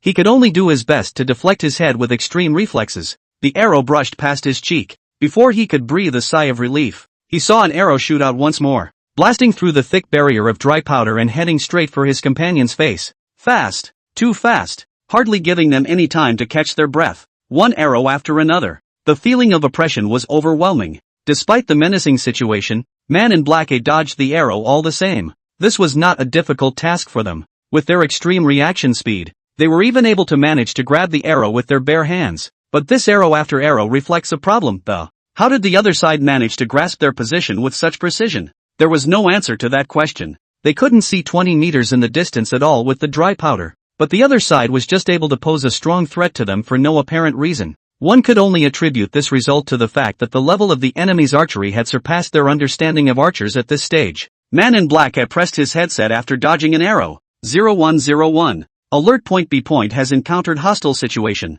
Enemy is using bows and arrows and is active in the area located approximately 20 meters away to the southeast of alert point B point. Repeat. After reporting all the breaking news into their headsets, both realized that the enemy hadn't stopped them, but had let them report all the status quo. Why? Before they could think about it, they saw another object flying among the dry powder in the sky. The speed is not as fast as an arrow, and the size of the object is not as big as an arrow. More like another dry powder fire extinguisher. When they all fixed their eyes on it, they again judged almost instantly that it was indeed a dry powder fire extinguisher. They forced themselves not to shoot and let the extinguisher fall to the ground. The black-robed man-beast's sight was caught for a moment. Just a moment. But he saw an arrow shoot straight through the heavy powdery shadows. Die! An angry roar reached the ears of the man in black. The voice sounded young, and the owner of the voice would be in the 20 to 30-year-old range. The two men in black should have raised their guns to aim at each other, but the dry powder's continuing effects were still present. Their vision was obscured, and with it being night, they couldn't even lock onto each other with their sight. All they can do is listen to the sound. So Man in Black first twisted his head to fire this arrow, and then raised his hand and then shot a gun in the direction where the sound came from with his intuition. This time it was Man in Black who pressed for him. The white laser shooting out of the muzzle directly shot a hole-sized cavity out of the heavy dry powder. Yet they didn't hear any screams from the enemy, not even a muffled grunt. The two men in black squinted so as not to let the dry powder get into their eyes. This shot misses. The first shot misses. Noticing the inconvenience, they then had to admit that they had been dragged into a trap by the other side from the first shot that hit the dry powder fire extinguisher. They didn't even know where the other party was. Just as they were mentally straining to be alert, suddenly, there was a strange sound from behind them. That's the sound of a gun being loaded. Less than 10 meters away. There's more than one person on the other side. There's an accomplice. Reaction speeds that reached human limits allowed him to react and find a string of possibilities for the strange noise coming from behind him at breakneck speed.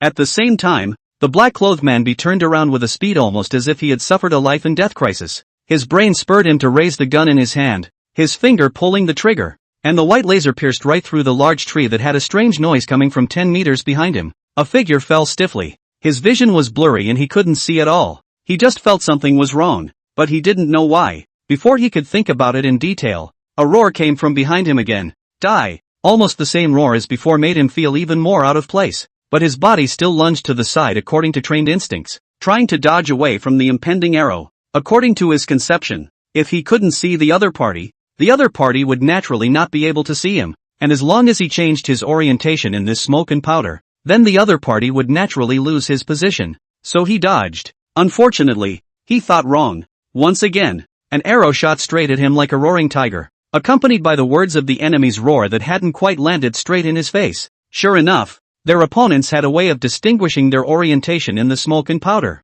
The eyes of the man in black, were still so indifferent at the end of his life, and as calm as a cheetah. If Shu Shurjo had seen it, he might have felt even more chilled to be attacked by an ambusher he hadn't even met, with sharp arrows about to pierce through his head, and he was still so calm. Was this still a human being? Wish Shurju thought that at least he couldn't do it himself. Until now the means were exhausted, and the good news was that even though his first arrow hadn't worked, all of Man in Black's movements were nevertheless still blocked by his means of the dry powder fire extinguisher. It is evident that a plan prepared in advance does work. After one arrow was shot, Zhu Shizhou quickly drew 3 arrows from within his quiver. He knew that the arrow would be caught by the black-clad man's bare hands. It was because of the lessons learned from last week's episode that he was pressing on at this moment. The result was that just as the black-clothed man reached out and grabbed the arrow in front of his companion's eyes, suddenly, 3 arrows shot straight at him. It was again this oppressive. Not the slightest chance of respite. An arrow. No. 3 arrows. The opponents all seemed to anticipate everything he and his companions did,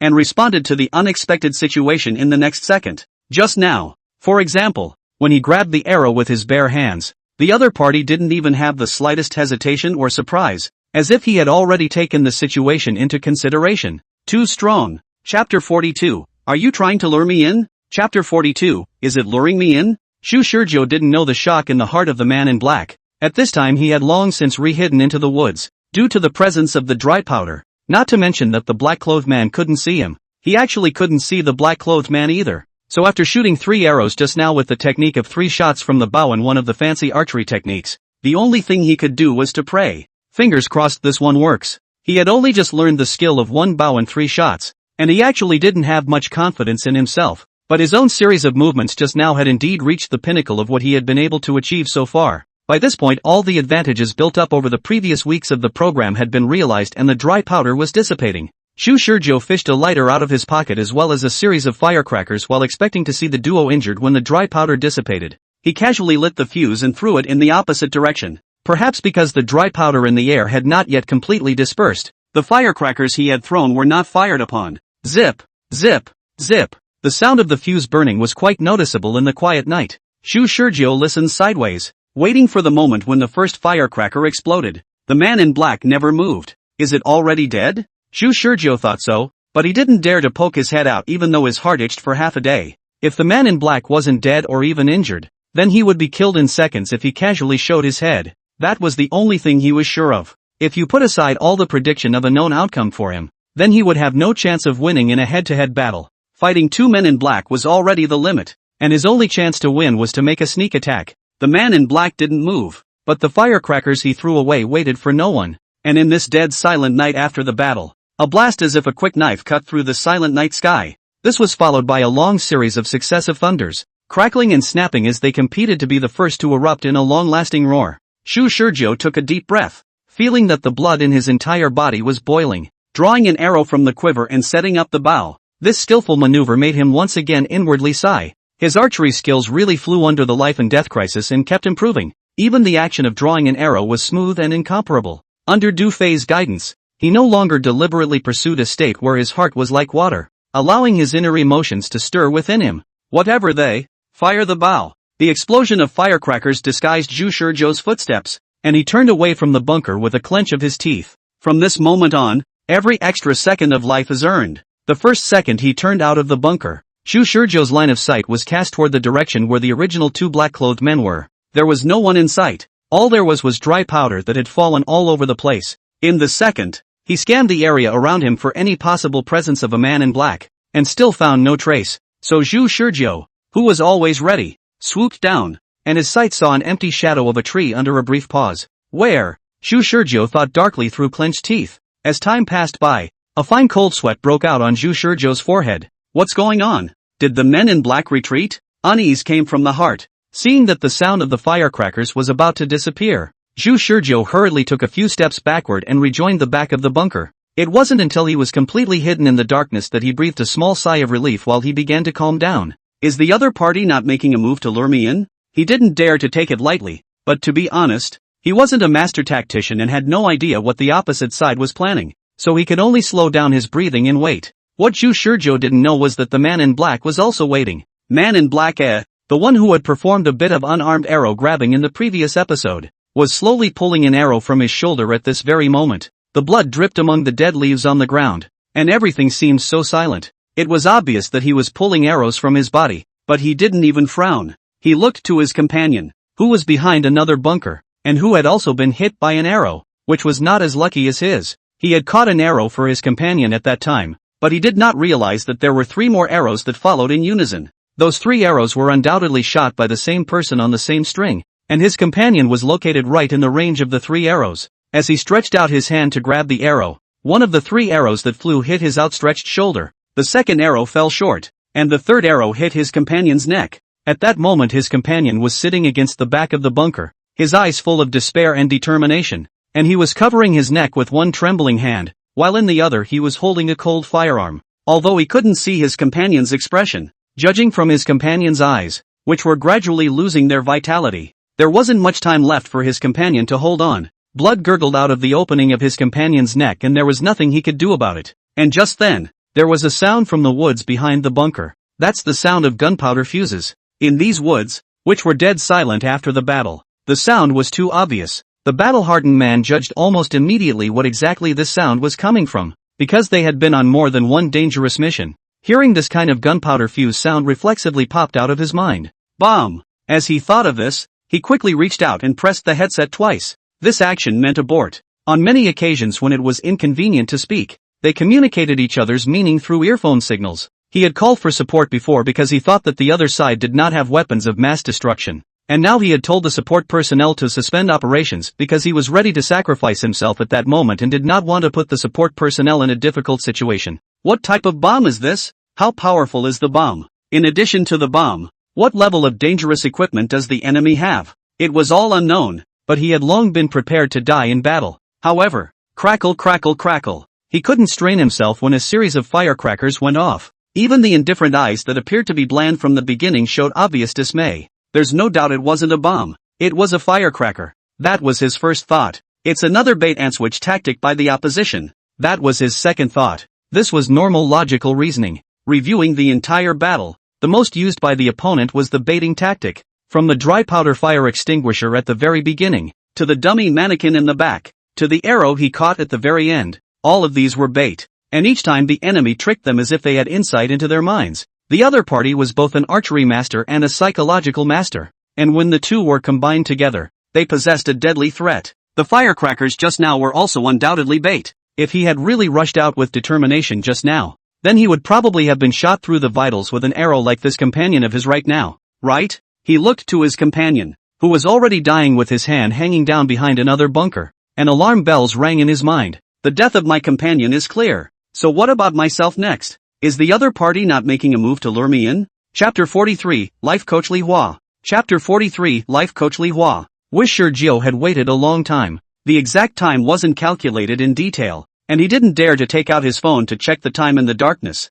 But when he saw the sky getting lighter and the dawn sunlight coming through the distant clouds to light up the world, he also finally realized that he had spent the night in the midst of total vigilance, not daring to relax even the slightest bit of his spirit. He eventually spent the night in peace. Looking up at the sky, Zhu Shizhou wanted to curse his mother. One should, perhaps, possibly, be fooled. With that thought, he stepped straight out from behind cover, and the first thing he saw was a messy ground. The ground is covered with dead leaves and branches covered with white powder, and there are fragments of blown-up dry powder fire extinguishers scattered all over the place, plus the remnants of firecracker explosions, and the dummy model whose body has been blown halfway through. All of this shows how intense the fight was last night. He walked recklessly through it, across the wretched ground of the place, and then towards the deeper depths. Dried black and red blood appeared in front of his eyes. It was under a tree. The completely unkempt puddle of blood on the ground was quite obvious. Even in the early dawn of the morning, when the light wasn't great, it was clear that someone had been seriously injured here,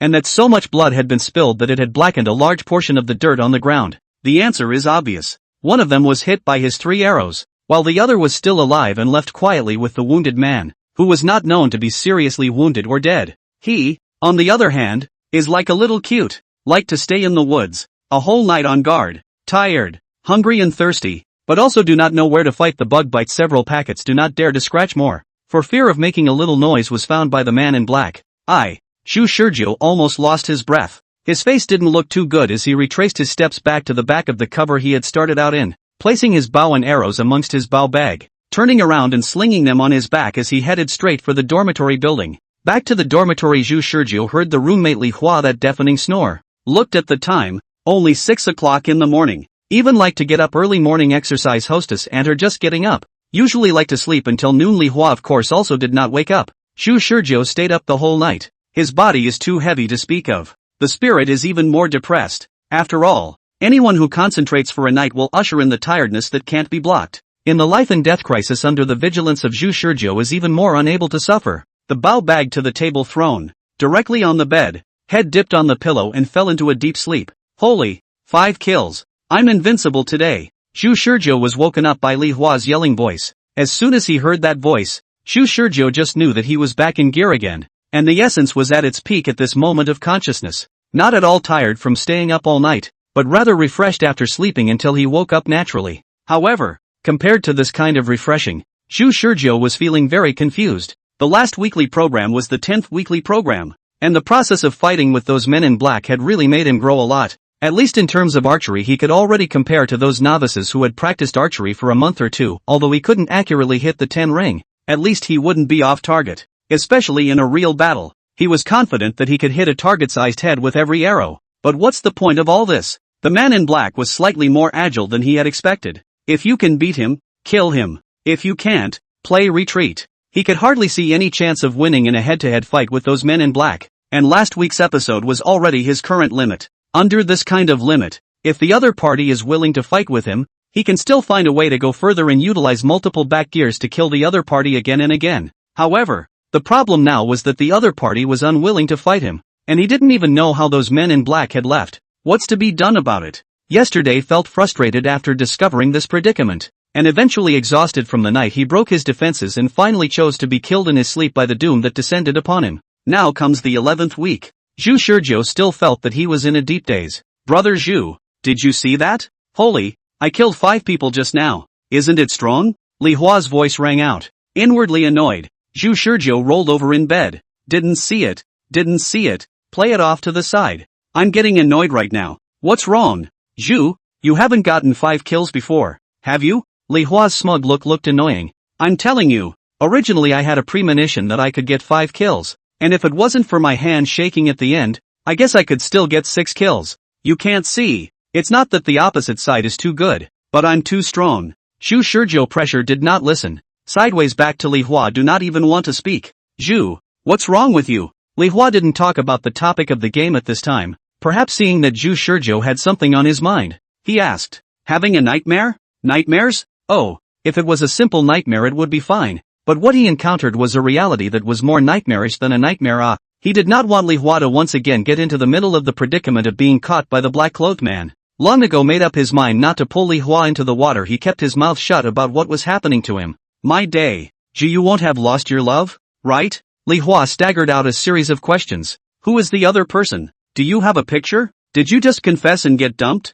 Or did you have a crush on the other person and then suddenly realize that they had a boyfriend? What's this all about? Zhu Shizhou finally didn't hold back and returned a sentence. Li Hua didn't care about the impatience in Zhu Shizhou's tone and pestered. Tell me about it. Zhu brother, your current appearance is really quite rare. Zhu Shizhou sighed. You wouldn't understand even if I told you. What are you going to do if your opponent in the game is strong but cautious, crushing you if he can beat you, and just running away if he can't? Li Hua froze. What's not to understand? Isn't that how games are played? If my opponent can't beat me but still wants to fight me hard, isn't that purely a schoolboy who gives away heads? The purpose of the game is to push the tower, not to kill. Brother Zhu, this question you're asking is too idiotic. Zhu Shizhou twitched the corners of his mouth. Didn't have the heart to say I was an idiot for not figuring this out until now. Having been killed several times in a row, he assumed that his opponents were hardliners. But in reality, the black-clothed man had only one purpose, and that was to take peace captive. And then, just like the 4 surrounding eyes interrogating him and Li Hua, to ask Peace about the manipulator behind the scene from Peace's mouth. It also doomed the man in black to not tangle with him. It was obviously very simple, but unfortunately he had only managed to figure it out by this week's episode. Zhu Shizhou was disheveled beyond measure, sighing and muttering, if it was you, you might be able to do a better job than me. Right. By this time, he was really a bit tired. Why him? Why was he the one who filed back instead of Li Hua or someone else who was more capable? He was clearly just an ordinary person worrying about his exams not too long ago. Li Hua didn't hear what Zhu Shizhou was saying, but clearly felt Zhu Shizhou's decadence. He realized that Zhu was beaten up in the game and his mind was out of balance. So he said, Brother Zhu, I'll be honest, haha, you mustn't mind. What? I think the game this kind of thing don't always want to carry the whole game. Then you are better than the big god a lot of go. Why don't you embrace the big leg? But instead of being always like to give away the head of the pupil? It's not a good habit to give away heads, and it's easy to suck if you give away too many heads. Upon hearing this, Zhu Shizhou was in a trance. He muttered, but what if we lose? Li Hua casually said, if you lose, you can start again. Anyway, there is still another game after one game. And if you give away your head, won't you lose? Why do you have to give away your head to be happy? The big god carries the whole game. You follow the fly is not on the line? Seeing Zhu Shizhou's thoughtful look, Li Hua was tempted to spit out why a rookie bronze should treat himself like a dish like that. But he still thought about it before persuading. And hold the big leg is not simply nothing to do. The big god powerful place can learn. And when you become a big god and then carry the whole field is not on the line? Zhu Shizhou froze before speaking. Then what if the opponent is a professional expert? It looks like Zhu has met a professional player. Li Hua shook his head. This is too much of a bullseye. But who isn't a barbarian these days? Zhu, you can barb, can't I? He barreled back. If your opponent is a pro, wouldn't you just find a pro too? How can I find it? I don't know anyone that good. Even Coach Du, the teacher who taught him archery, might not be strong enough to fight against a strong person who grabbed arrows with his bare hands. This barred Li Hua from doing so. Li Hua was annoyed and said, hey, I'm just wondering, Zhu, you're a rookie bronze. How did you manage to rank up against professional experts? It's hard to believe that those professional experts don't have their own opponents and specifically downgraded to the bronze zone to pick a rookie like you to fight? In a flash, Wish Shizhou thatched. A series of questions flashed through his head like lightning. Why? Doesn't that group of black organizations have any enemies of their own? If there really were no enemies, why would they quietly invade the campus the day before the end of the world and silently take captive those who spread rumors of the end of the world, instead of loudly proclaiming the end to the world? Why did they have to interrogate him and Li Hua all night long after they caught him and Li Hua in the surroundings and didn't want to wait even one night? These black-clad organizations, which have mastered that kind of super-age technology, obviously have the qualification to fight against any nuclear weapon power in the world. Why do they still have to be so cautious and prudent as if they were a scared old dog? He had never heard of the existence of the Men in Black organization. Did this mean that in places unknown to him, there might likewise exist another organization unknown to him that could rival the Men in Black organization and make the Men in Black afraid? Chapter 44, A New Method of Rating. Chapter 44, A New Method of Rating. Zhu Shizhou didn't think that the Men in Black organization that had troubled him for so long had such obvious suspicions. It was indeed very strange when you thought about it. An organization that was going to be extinguished tomorrow had gone to the trouble of sending an elite squad the night before to capture a college student who came out of nowhere to spread rumors about the end of the world. And even if this college student predicted their actions tomorrow, was it really worth them being so tightly guarded? In the beginning, when he had fished out the Man in Black so easily, Zhu Shizhou had thought that it was his luck. But now it seemed that what the Man in Black was guarding against was not his words, but the organization that might exist behind him. Although he was not yet sure whether such an organization actually existed, that did not prevent him from making assumptions. If one assumes the existence of such an organization in the first place, then the logic of the actions of the Men in Black can be justified. During the 4th week of the program, the Man in Black captured him and Li Hua and tortured them in extreme ways, actually wanting to hear information about that organization from them. In the 5th week of the program, he Taketo Su Feng, the mastermind, and Su Feng's words were full of traps, and he was trying to find ways to trap him, on the premise that he was sure that he was backed by an organization. So that seems like it's fairly obvious, and all he had to do now was find this organization and join them. So the question is, how in the world is he going to get the attention of this organization when he's penniless? The cards he's holding are actually pretty clear. For one thing, he knows about tomorrow's doomsday, and for another, he's fought the Men in Black and is aware of the existence of the Men in Black organization. The two can be harmonized into one point: intelligence. The reason why he had been targeted by the Men in Black before was because he knew in advance the information that ordinary people did not know. So if he exposed the existence of the Men in Black organization this time, would the potential organization that fought against the Men in Black organization take the initiative to contact him? Thinking of this, Zhu Shizhou's mind had already made up its mind. The fastest means of spreading the word is the internet, and given the opportunity, Katsu will undoubtedly be able to help him do what he needs to do to get the desired message out there. This time it's still up to the toolman, Katsu, but just having a slice of brother nature is not enough. One has to come up with some more concrete evidence to prove to those potential organizations that one does know about the existence of the Men in Black organization, rather than just bluffing on empty promises. So suddenly, Zhu Shizhou opened his mouth and asked, Li Hua, do you recognize any students from the art department? Li Hua didn't answer immediately, but instead suspiciously surveyed Zhu, who had suddenly made up his mind about something after a moment of contemplation. Zhu, what do you want to do? I don't know any of the girls in the art department. So what? You want to be a cash cow in reality when you get crushed in the game? Solid. Zhu Shizhou, who was maternally single, wanted to spit it out, but knew that this was not the time to retort, so he pursued. Is the art department of our school strong? If say I have someone or something I want to draw, can they draw it the way I want? Li Hua froze for a while and then replied. As far as I know, there are several sketching bigwigs in our school's art department. How can I say that they were admitted to our school through a special admission program? So their art skills shouldn't be any worse than those second-rate art students from the second-rate art academy. So, Li Hua was confused, and was about to continue asking something when Zhu Shizhou climbed down from the bed and prepared to leave the dormitory after a little organizing. Zhu, what are you doing? A trip to the school building. Do you want to come with me? Li Hua hastily shook his head. Zhu Shizhou laughed and patted Li Hua's shoulder. Turn around and look at your game. If you don't go back you'll be scolded by your teammates for being a hung dog. Li Hua turned around, and sure enough, a group of teammates were frantically outputting expletives in the chat box. He called out, I just got 5 kills.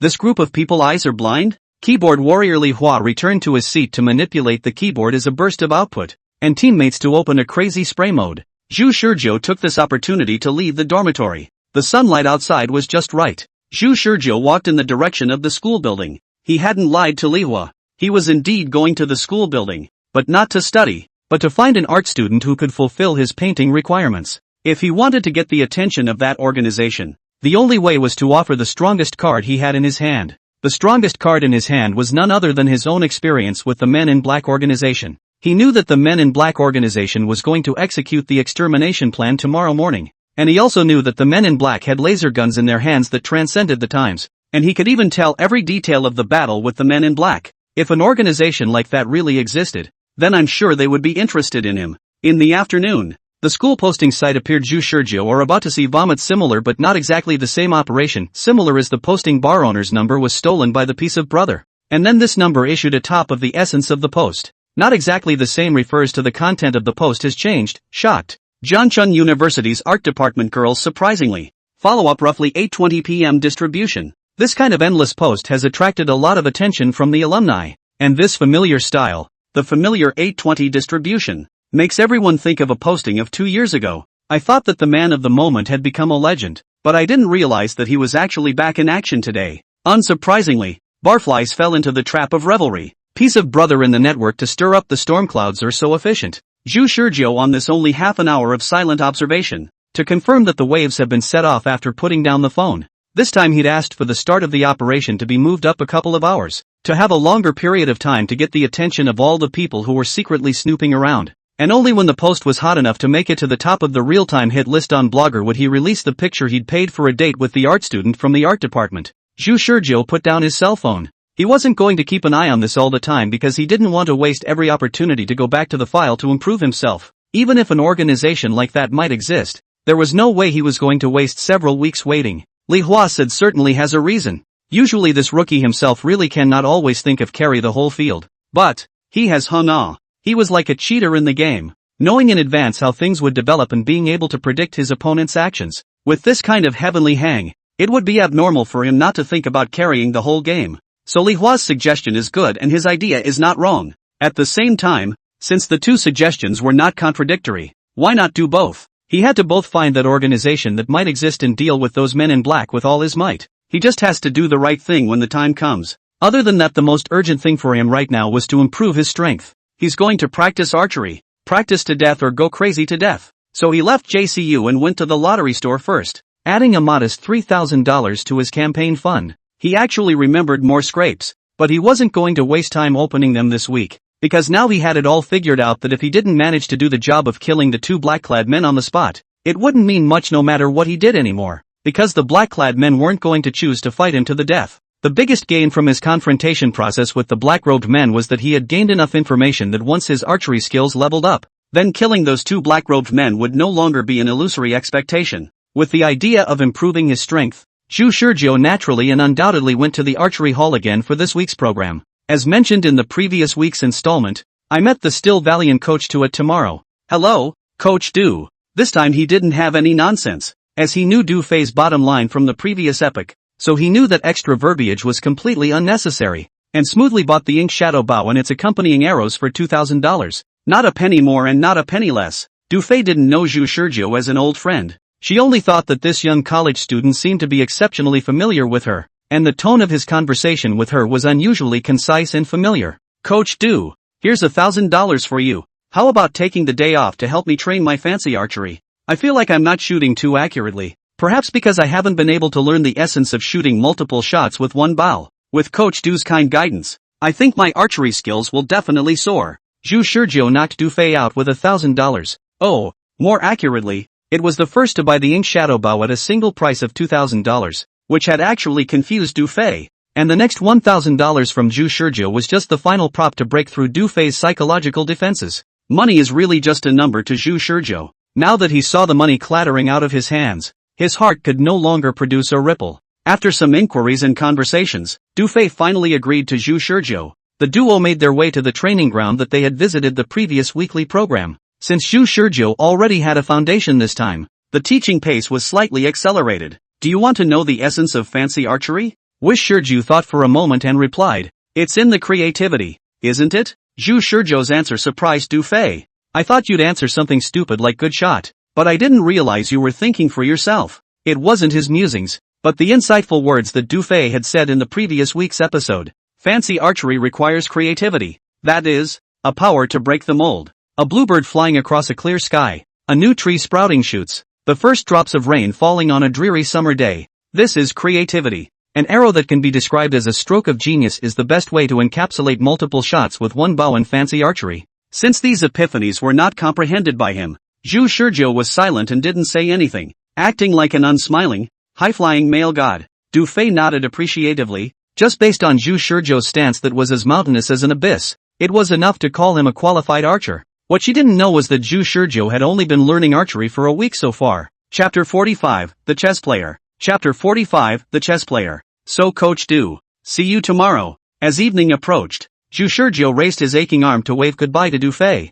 Du Fei nodded in a trance. Only when Zhu Shizhou's figure carrying the bow bag faded away did she gradually come back to her senses. What this level of talent and effort play what fancy archery a complete waste. This week's program, Du Fei directly contacted Zhu Shizhou without any preparation, so she was shocked at Zhu Shizhou's ability and talent. What surprised her even more was Zhu Shizhou's amazing amount of training, practicing frantically for hours on end without a break. Simply unlike the attitude of someone who plays fancy archery who should be practicing archery. What if we could put that kind of energy into orthodox archery? However, since the two of them did not mix as friends as they did in the previous weeks, Du Fei, who was worried about making friends, did not say much else until after Zhu Shizhou left, sighing with hatred and regret. Zhu Shizhou didn't know about Du Fei's feelings, and even if he did, he wouldn't take it seriously. Knowing his own family, his archery skills were completely honed in the midst of life and death crises over and over again, coupled with the fact that he himself had the conviction to move up the ladder as a motivation. So he looked like a genius drawing on the archery experience in Du Fei's head. It wasn't once or twice that he'd had Du Fei marvel at his talent, and he'd long since gotten used to it. After leaving the grove, Zhu Shizhou took out his cell phone from his pocket. The posting bar has long been set off by the film brother of the waves disturbed by the peace. Bar friends are all discussing the fall of the 7 schools of the bar, which occasionally mixed with some selling film water post. This kind of big fire in the past post to the present within a second to the bottom of the sink. Not even a wave can not splash out. It's only late in the evening, and even more than 2 hours before 8:20, but it's ready to go. Wish Shizhou sent 2 pictures to Katsu. Both drawings were sketches. One of a black-clad man in a peculiarly armed, gas-masked face, armed with a gun, and the other a sketch of the face of a stoic, middle-aged man. The former naturally did not need to be mentioned. Not even a complete face was revealed. As long as Zhu Shizhou still remembered the equipment on the man in black, then it would be easy to command the art student to reproduce it. The really difficult part was the second sketch. At first in the 4th week of the program, he took off the blindfold after seeing the miserable Li Hua, in the heart and soul at the same time, also saw that always cold as a piece of ice middle-aged man. Li Hua told Zhu Shizhou with a cry at the end of his life that he must remember the faces of those around him who killed him. Zhu Shizhou forced himself to carve the looks of those people into his mind at that time, and even after Li Hua's death, when he was tied to the electric chair and suffered inhuman tortures, he didn't give up on memorizing the faces of those crazy people in the end. Therefore he clearly remembered the details of the face, the layout of the 5 senses, and the expression of the middle-aged man's face. Of course, Zhu Shizhou, who doesn't possess any knowledge of painting, can only turn to the bigwigs in the art department. In criminal cases, when the police pursue clues, there exists a very famous technical means, criminal sketching. That is, through the eyewitnesses of the language description of the criminal face draw down, and then gradually confirm the details, little by little modification to the closest degree of the offender's likeness. This technical means is the criminal sketch. Many people may have the misconception that this is a means of sketching that only masters can do, but the difficulty lies not in the skill of the sketch, but in the description of the eyewitness. If the eyewitness description is vague, the sketching is more difficult, whereas if the eyewitness description is incredibly detailed, the difficulty of sketching plummets. Coincidentally, Zhu Shizhou's impression of the middle-aged man was so deep that he practically taught the art department sketcher to modify the details little by little, until the face gradually came closer to his impression. The final rendering of the sketch was 80% similar. It can be said that the back of these two diagrams represents Zhu Shizhou's experience of dying over and over again. This is the information that he exchanged his life for. Something valuable is condensed in these two diagrams. As long as it is sent out to be seen by someone who has the intention to do so, it is bound to attract attention. After sending the diagram to Peace, there was some hesitation on the other end of the phone. "Boss, what the hell are you? It's just promotional artwork for the game. Both drawings are made up out of thin air and don't involve real people." Although Katsu feels a little off in his gut, after thinking about it, he gives in to the money. "Okay, boss, I'm sending it out then. When would you see fit to settle the final payment?" Zhu Shizhou refreshed the posting. After making sure that Peace had already sent the post, he smiled and said, "Don't be anxious. Tomorrow I'll look at the effect. If the effect is good, then I'll settle the final payment. Sorry about that, but I'd rather ask you to draw fire this week." Zhu Shizhou knew that after these two pictures were sent out, the Men in Black organization would inevitably set their sights on Peace, perhaps taking a shot at Peace as they had done in the previous weeks, torturing Peace the same way they had tortured him and Li Hua. However, he and Peace are really not familiar with each other. For several weeks in a row, both sides only maintain a purely beneficial relationship. In addition to business dealings, other than superfluous words have not said a word. He and Peace is not as good as the relationship with Du Fei. Zhu Shizhou's heart was a little guilty, but that guilt couldn't stop his determination to get through tomorrow. So dead Taoist friends will have to ask Katsu to sacrifice. Maybe wait until some weekend in the future, when he's figured it all out to fully let this toolman go. "I'm sorry." After apologizing in his heart, Zhu Shizhou suddenly said to Peace on the other end of the phone, "By the way, man, how about I play a game with you? If you can do it, I'll pay an extra $1,000 tomorrow." When he heard money, Peace instantly had his whole body galvanized. "What game? It is now 6 p.m. sharp, and I need you to call me every half hour until 2400 hours without fail. If you contact me for more than 5 minutes at any one time, then the challenge is considered a failure. This challenge should be considered easy, right?" "Easy," Peace said. "Boss, are you telling the truth? As long as I stick it out until 2400 hours and call you every half hour, the challenge will be considered successful?" "Yes, you can also set an alarm. I don't mind what you use to remind yourself, but make sure you don't go over the time limit by 5 minutes or more." "Good, boss." Atmosphere. Although he didn't know what was wrong with this boss's head, it was basically certain that this challenge was purely a gift of money.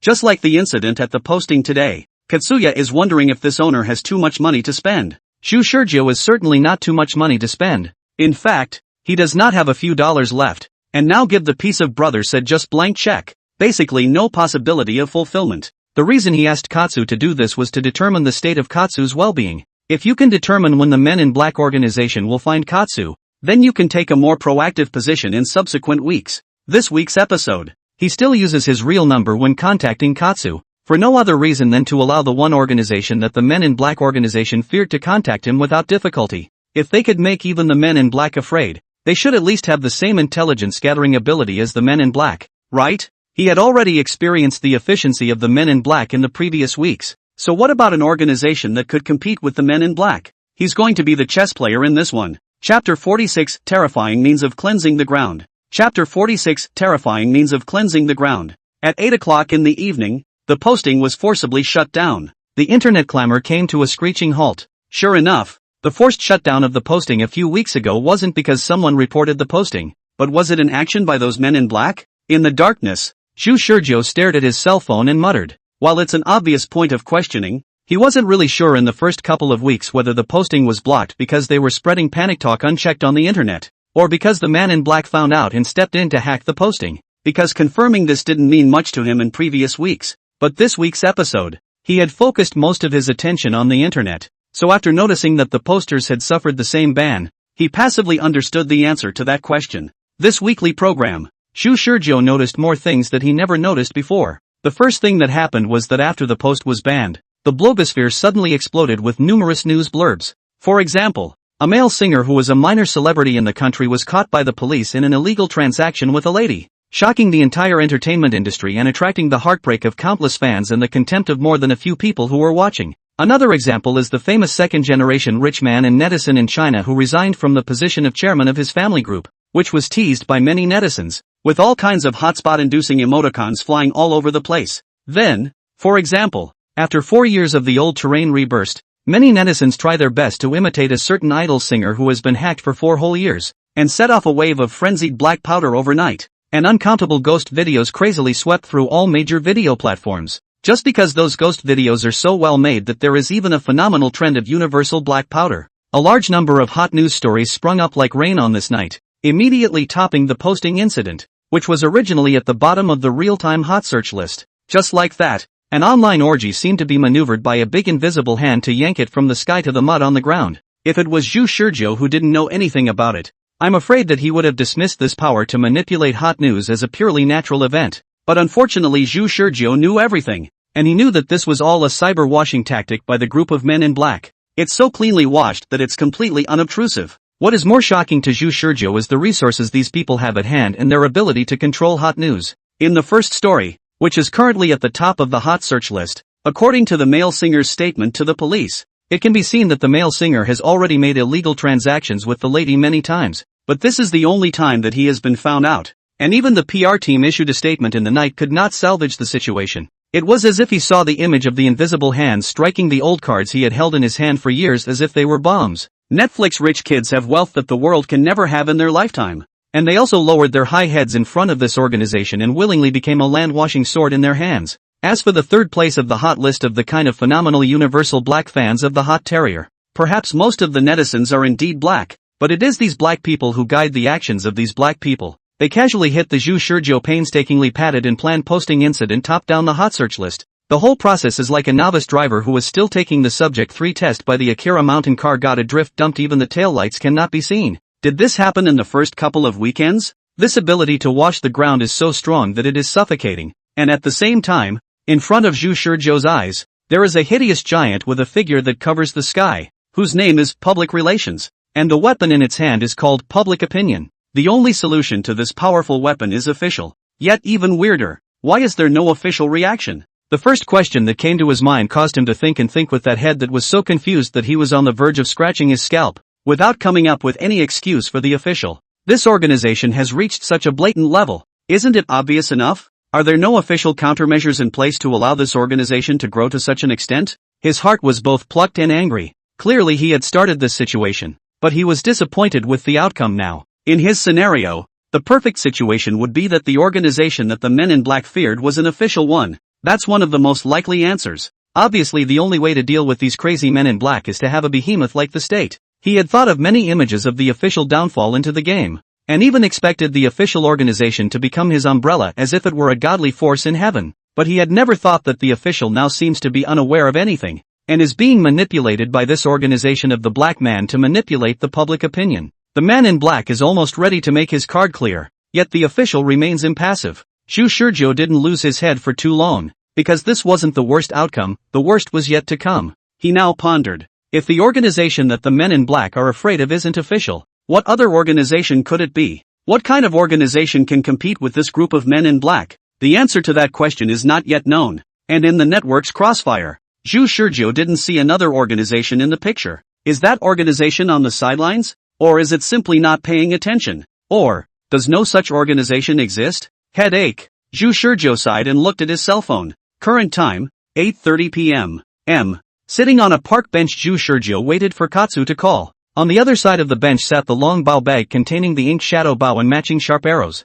It's still early. The park is still quite lively. The sound of square dance music in the distance. Pedestrians weaving along the river. The air with a little moisture swept from the river. The leaves also issued a subtle rustling sound. In the distance, the neon lights blending with the pitch-black surface of the river scattered dazzling colors. Zhu Shizhou sighed, did not look at the time on the cell phone but also knew that the time agreed with Brother Peace had already exceeded the time by 5 minutes, and the cell phone that should have rung did not move at all. With the kind of money-loving nature of Brother Slice, it would be more abnormal if he chose to give up. so Katsu was likely to suffer now as he did in the previous weeks. Tick-tock. Wish Shirju stood up with his bao bag on his back. Since Katsu had already been found, it probably wasn't far until the man in black found him. In this era where the streets were full of cameras, even if the man in black didn't use cell phone signal locating technology, he would probably be able to find him. The reason why the battle location was placed in the park was precisely because there were slightly fewer cameras in the park, and the woods within it were even more devoid of any means of surveillance.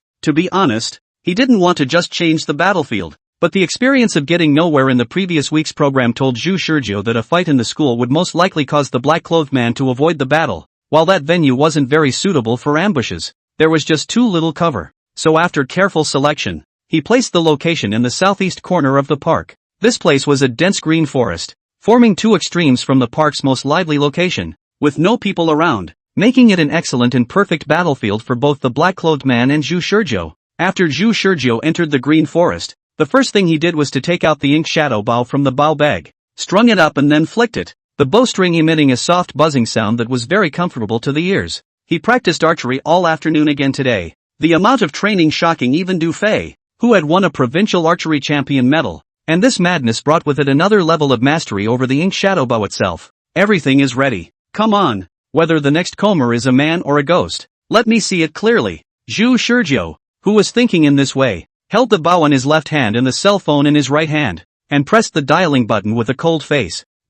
Chapter 47. Chapter 47, Appearance. The cell phone rang for a full half-minute. This call was made to Katsu by Zhu Shizhou on his own initiative, and he had been prepared to be located long before he made the call. He needed to determine exactly who was the first to find Katsu this week's episode. Is it the organization that perhaps exists? Or is it your own old rival, the Men in Black organization? Not wanting to waste any time spent on waiting, Zhu Shizhou then dialed Brother Katsu's number. He didn't want to passively wait for those people to act. The ringing of the cell phone stood out in the deserted woods of this night. After waiting almost 10 more seconds, just when he thought the call was going unanswered, the phone was answered. Hello? On the other end of the line, Katsu's slightly shaky voice came through. Even if there was a phone between the two of them, Zhu Shizhou could imagine how Katsuo was shivering, and there was no doubt that at this moment, Katsuo was in crisis, and was being hard-pressed to pick up the cell phone. Zhu Shizhou was startled and noticed something almost instantly. Slice Brother was not put down by the stupefying substance.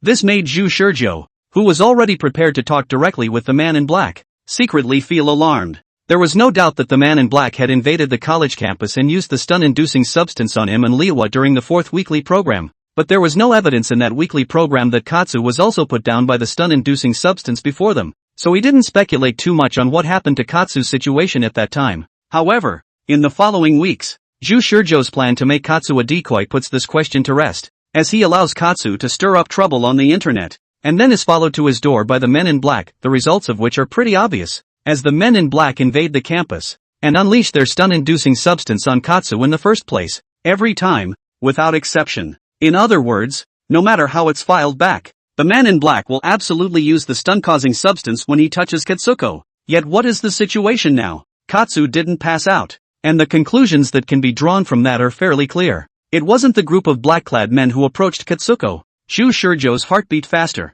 and even his breathing became slightly more rapid. I really feel that the darkness of the village, originally the heart has been with the night sink into the river, but I did not expect the peace of brother's side has been rewarded. Hello, boss? Seeing that Zhu Shizhou didn't respond for a long time, Peace once again opened his mouth to call out to Zhu Shizhou. Zhu Shizhou did his best to calm down his sudden agitation and didn't circle around with Katsu's nonsense. He said directly, put someone close to you on the phone. He let try his best to sound ancient. The image of the middle-aged man from the Men in Black organization came to his mind, mimicking that always apathetic and calm countenance, and with it his aura, and forced himself not to think too optimistically. But Katsu had been in danger. That was the only thing that was certain. I just didn't know if the people over there were friend or foe. Body. Sidekick? What are you talking about, boss? There's no one around me. Zhu Shizhou forced coldly. Don't make me repeat myself, put someone close to you on the phone. Brother Slice's trembling voice became even more trembling. Boss, there's really no one else by my side. This tone of fear was just too obvious, and whoever it was could hear that Brother Slice was in panic and awe. Before Zhu Shizhou could press the issue again, Peace again seemed to be instructed and added a panicked rhetorical question. So why do you think I have someone else on my side, boss? Zhu Shizhou thought at the very first moment that the other party was testing him. This kind of temptation is the result of very normal thinking.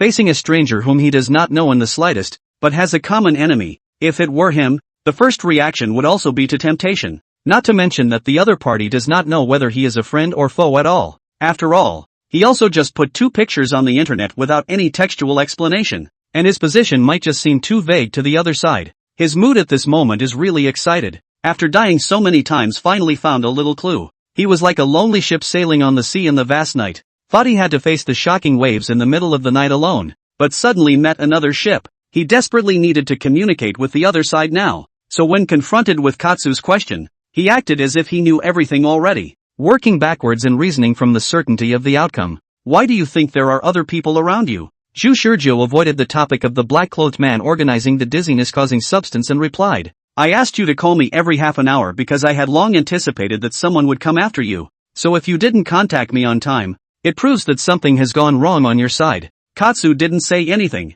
but Zhu Shurjo seemed to be able to figure out his dead mom's expression. Peace should have never told the people around him that the 2 sides had agreed to contact each other once every half an hour. So Peace didn't mention this when he picked up the phone, just to subtly remind Zhu Shurjo that there was a situation on his side. But I didn't expect Zhu Shurjo to poke holes in this matter at once, and Peace's mood should have been cold. Slice's desperate and sultry voice came over the phone. That only proves that I didn't call you because I had personal business to attend to, which doesn't seem to have much to do with whether or not I have anyone else around right now. Does it?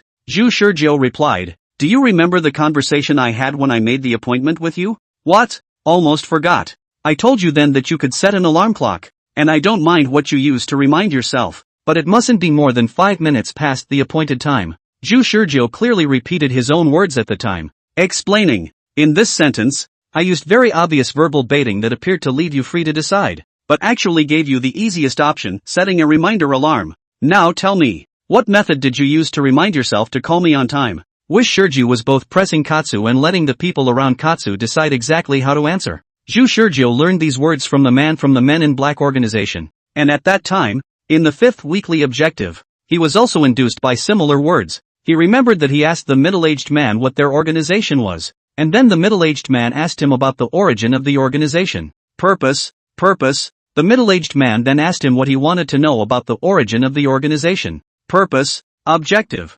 direction of development, and so on. At that time, he didn't even know that this was verbal entrapment. But it was only after the middle-aged man dispatched the man in black later on to take control of the situation that he explained to him in detail every verbal trap, including this verbal entrapment technique. It appears to leave the other party free to decide, but in reality only a limited number of options are given. Now, Zhu Shurjo had lived the techniques of the 5th week's program to this week's program, and had put it out in the open, for no other reason than to bluff and disguise himself as an even more powerful character. Chapter 48, Zhu Shurjo wants to know. Chapter 48, Zhu Shurjo wants to know. Now you tell me, what method did you use to remind yourself to call me on time? When Zhu Shurjo asked this question, there was a long silence across the room. Zhu Shurjo said coldly, what? Can't answer for a moment? Or do you want to discuss with the people around you what to answer me? He wanted the other man to feel this tone of certainty. This tone would seem very oppressive. The same as what he had felt when he had conversed with the man from the Men in Black organization before.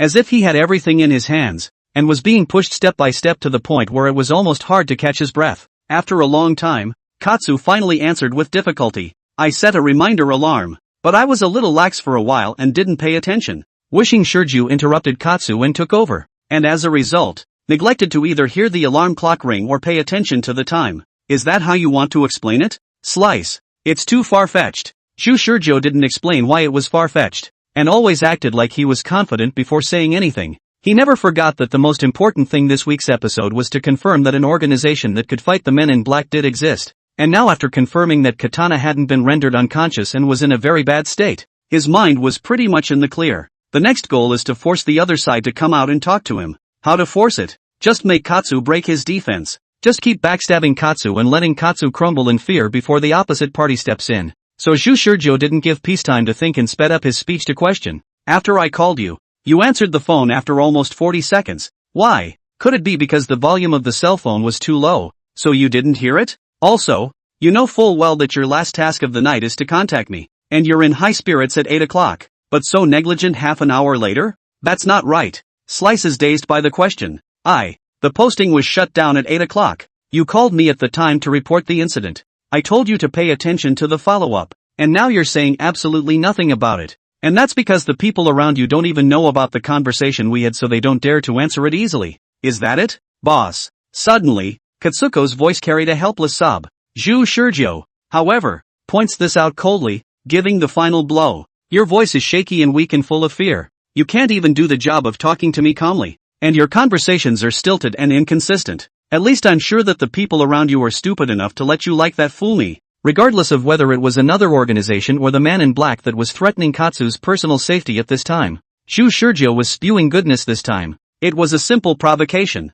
He wanted to stir up the anger of the person on the other side of the room. However, the Slice brothers still did not say it explicitly, but only begged and said, "Boss, you don't say it. I beg you not to say it." He felt that if Zhu Shurjo said a few more words, he would lose his own little life. The threat to his life was close at hand. Not knowing anything, he felt that his life was in the hands of this mouth of the boss. This mysterious boss did not know what kind of dangerous person he was fighting with. He was just an insignificant small role. Why would it become like this? Zhu Shurjo heard from the tone of Peace's voice that he was about to pee in his pants. At that moment, a man's voice interrupted Katsu's helpless voice. "Hello, Zhu Shurjo." Zhu Shurjo's grip on the cell phone tightened, and his eyes suddenly lit up. The voice wasn't the man. The voice sounded younger, and there was a subtle hint of annoyance in his tone, as if easily provoked by his words. So much different from the style of the middle-aged man in the Men in Black organization. Zhu Shurjo judged almost from the first moment he heard his voice that the person on the other side was really not someone from the Men in Black organization. As for the other party's mouthful of his name, Zhu Shurjo was not surprised. He only replied lightly, "Hello, what's your name? You don't seem surprised?" "There's nothing to be surprised about. Since you guys were able to find manhwa by before those people, it means that your intelligence skills are far better than theirs. Being able to investigate who I am in a short period of time isn't difficult for you guys. Not to mention the fact that I'm using a real cell phone number." The man on the other side was silent for a moment, seemingly still surprised at Zhu Shurjo's reason for being so calm. Zhu Shurjo, however, was a bit impatient and said directly, "Do you still want to waste time chatting with me about these boring things?" The man finally ended his silence and asked directly, "Why did you post those two portraits online?" It's judging his position. Zhu Shurjo immediately understood the meaning behind the man's question after hearing it, but instead of answering, he directly asked back, "Why don't you ask me where I came into contact with those people? If you guys have investigated me, you should know very well that I was ostensibly just an ordinary college student before today." The other party's reply seemed inscrutable. "Our intelligence capabilities are better than you think." The intent look between the words was clearly saying that they knew a lot of things. Bull asterisk asterisk asterisk asterisk. It was obvious this man was playing the same bluff as he was. Zhu Shurjo spat in his mind. His ability to file back was the biggest secret that no one could have imagined. And that was his ultimate card. As long as they couldn't figure out how he had suddenly transformed from an ordinary college student into a rebel fighting against the Men in Black organization, the conversation would continue until that question was figured out by them. The man continued, "So, tell me, why did you post those two portraits on the internet?" "Because I want you to stop them." Zhu Shurjo didn't have any nonsense and directly stated his purpose. Since the other party wanted to ask him about his position, it would be good to tell him, and that was one of the results Zhu Shurjo was seeking. As long as the other party was on the same page as him, he could just as well tell these people the relevant information. It wouldn't be half a loss to him. Instead, he could finally remove the shackles from his shoulders and let these people spontaneously stop those black-clothed men, and he only needed to wait in peace to get through tomorrow's doom. It seems that a bright future is close at hand and can be easily grasped, but until then, a whole lot of doubts within him were waiting to be answered, and he needed to use this opportunity to gain access to a great deal of unlocked intelligence in order to lift the fog in front of his eyes and see the truth that he hadn't been able to see. Being the enemies of those Men in Black, they definitely had more detailed information than he knew about those Men in Black, about that extinction-level superscale weapon, and about tomorrow's doomsday. Chapter 49, The True Identity of the Men in Black Organization. Chapter 49, The True Identity of the Men in Black Organization. "You want us to stop them?" The man's voice on the other side suddenly became a little playful, along with a strong hint of temptation. "It looks like you know something." Zhu Shurjo looked around at the secluded and dark environment, and despite the sense of urgency that grew in his heart, he still put on a calm demeanor in order to advance the conversation. "Of course, I know more than you think I do. However, I think we should be honest with each other. Sniping will only lead to fishing." The man suddenly laughed. "Who's the fisherman?" Zhu Shurjo was choked. Originally wanted to say that their mutual defense will only let the black-clothed organization succeed, but suddenly by the man's question reminded. His behavior is not to urge the man's organization and the black-clothed organization snipe and clam? He still hasn't been able to jump in and face this as a bystander, or he would surely be more objective and think differently. Zhu Shizhou thought for a moment, then chose to throw out a piece of information. In the portrait I posted on the internet, that middle-aged man is their commander for this operation. The man chuckled twice. We've known that for a long time, and if you want us to snipe with him, you'll have to tell us more things we don't know. Zhu Shizhou's mood gradually became worse as he frowned and asked, you guys knew about this already? Do you think I'll believe it just because you say so? If you guys knew it already, why didn't you do anything? The man's answer made Zhu Shizhou's mood deteriorate even further. How do you know we didn't do anything? You don't think so? Zhu Shizhou's face turned ugly as he thought of every doom he had ever lived through. That is, the group actually made a move before each doomsday, but ultimately failed to stop the doomsday? Holy, really? Zhu Shizhou sighed heavily, the disappointment in it audible to anyone. I really hope you're lying to me now. The man had expected Zhu Shizhou to be either surprised, silent, or annoyed, but he hadn't expected Zhu Shizhou to be so disappointed. You're a lot less capable than I thought you were, and you can't stop them at all. The man was a little confused by the situation. What did you say? Zhu Shizhou blew up and ranted into his cell phone. You guys know exactly what they're going to do tomorrow, and you even know exactly who they're commanding for this operation, yet you can't stop them at all? Do you have any idea how many chances I've used up trying to fight those scumbags? You don't know a ing thing. All you do is try with me here. I'm tired of playing. Go to hell. After yelling those words from the bottom of his heart, he hung up without waiting for the man to answer. It didn't take long for the cell phone in his hand to ring, and this time it was the man who took the initiative to call. Zhu Shizhou, this operation half true half false, although there is also the meaning of the desire to escape, but most of the emotions are real, hostage to the deep hatred, anger, disappointment, no skill, all feelings. This complex emotion is not an Oscar-winning actor cannot act out. After seeing the man call back, Zhu Shizhou waited for the cell phone to ring for 40 seconds before picking it up. What do you mean? The man questioned with slight anger. I've said that I'm not going to play with you guys, and since you all couldn't stop that group of scumbags, it can only be said that you are limited in your ability to bear the burden. You, me what me? To be honest, your current performance is simply poor compared to that man. That man is calm and wise, grasping all situations in a short time. While you can only bluff here, every word he utters seems to be an exquisite trap. But every word you say is worthless. He is able to remain unmoved in the face of my taunts, while you can only be incapable of raging here. Zhu Shizhou heard the person on the other side of the phone was panting violently, seemingly exasperated by him. After a long time, the man said through clenched teeth, you have no idea who he is or who I am. I really don't know, but would you say? See, he's much better than you. At least when he faces me he'll tell a few lies that are hard to tell from the truth to fool me. But you don't even bother to tell lies. You're not even close to each other. The man suddenly became much calmer, perhaps also realizing that he had been provoked by Zhu Shizhou's provocation. I'm not as good as him. The man's admission surprised Zhu Shizhou. The organization behind us isn't as good as them either. When Zhu Shizhou heard the man's admission, the expectation of lying flat in his heart and waiting for the end of the day all fell through, and he gripped the phone a bit frantically. Is there no organization that can compete with them? Are there no organizations that can compete with them? Are they just jumping around the world so recklessly but no one is coming to fix them? The man replied mockingly, who can fix them? If anyone can fix them, it must not be humans. Zhu Shizhou hadn't thought that deeply at this time, and thought that the man was just using this kind of exaggeration to describe the power of the Black Clothes Man organization. His current feeling was that the man's answer was dripping with water, revealing no valuable information to Zhu Shizhou. Although the pattern was much worse than that man, it was described as quite cautious as an old dog. So in order to move the conversation forward, Zhu Shizhou went straight to the one question he couldn't help but ask at the moment. What about the state? What is the officialdom doing? He really didn't want to believe that the officials would be oblivious to the growth of this organization. He preferred to believe that the officials had done something and it hadn't worked. However, at this very moment, after Zhu Shizhou asked this question, but after a long time he didn't hear an answer. The man across the street seemed to be shocked by his question, as if he had asked something incredible. What's wrong? Dad?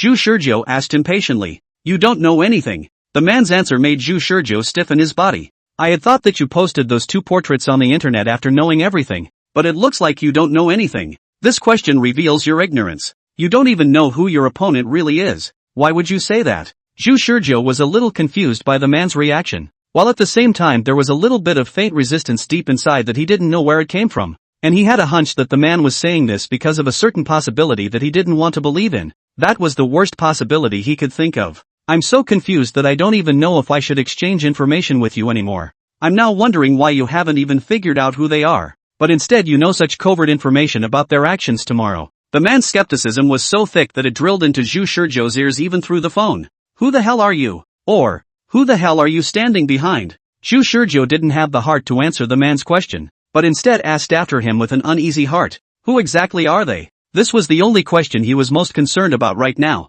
and nothing else mattered. Ha! The man laughed twice, then paused for a moment, seemingly deliberating whether or not to tell Zhu Shizhou, the guy who appeared out of nowhere, relevant information. After a long choice, the man answered Zhu Shizhou's inner turmoil. They are affiliated with the crown. With just one sentence, Zhu Shizhou bombarded the little bit of fluke left within him to pieces, setting off wild waves of panic in his heart. What did you say? Zhu Shizhou's voice trembled. An inwardly disturbing premonition comes true when the worst possible outcome occurs. The man's tone was calm as could be. They are armed and violent organizations affiliated with the crown, but with a form of existence that is not officially recognized. They are one of the sharpest knives in the hands of the crown, on the side of mankind, the last line of defense guarding the world. The purpose of their organization's existence is to maintain world peace. At this moment, 8:42 and 37 seconds p.m. at night, the November evening wind blew Zhu Shizhou's heart cold. Learning the truth confused him. Chapter 50, Enemy of the World?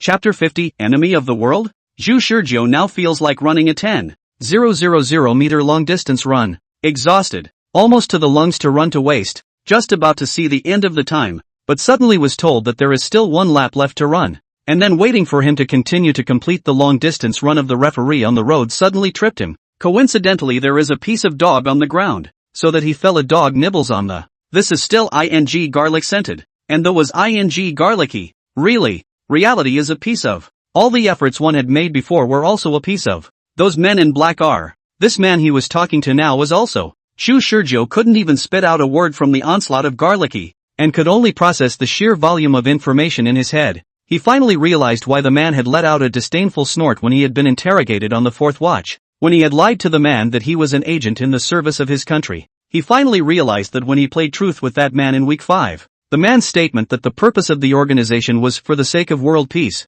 something that would make a child laugh, wasn't a lie. He also finally knew why the officials were slow to act, instead allowing the organization to develop to its current stage, and not even reacting at all in the end. He also reacted to why the organization had such strong PR skills, controlling the sharp edge of public opinion and ignoring all the stragglers on the internet to kill. Why? Zhu Shizhou muttered. He couldn't believe it was true, but the scene that strung together in his mind like a bolt of lightning confused him, emotionally telling himself that it wasn't true, but his reason was screaming madly that it was indeed a very credible piece of information. What's the matter? So shocked by the news that you can't speak complete words? The man's voice sounded like he had a sense of relief and coolness, as if Zhu Shizhou's current reaction satisfied him. I don't understand. Why? Zhu Shizhou thought of the tragic situation of himself and Li Hua being tortured to the point where they could barely see the human form in the fourth weekly program, and there was still a last trace of unwillingness to believe in his heart. He didn't want to and couldn't believe the man was telling the truth. The question now is,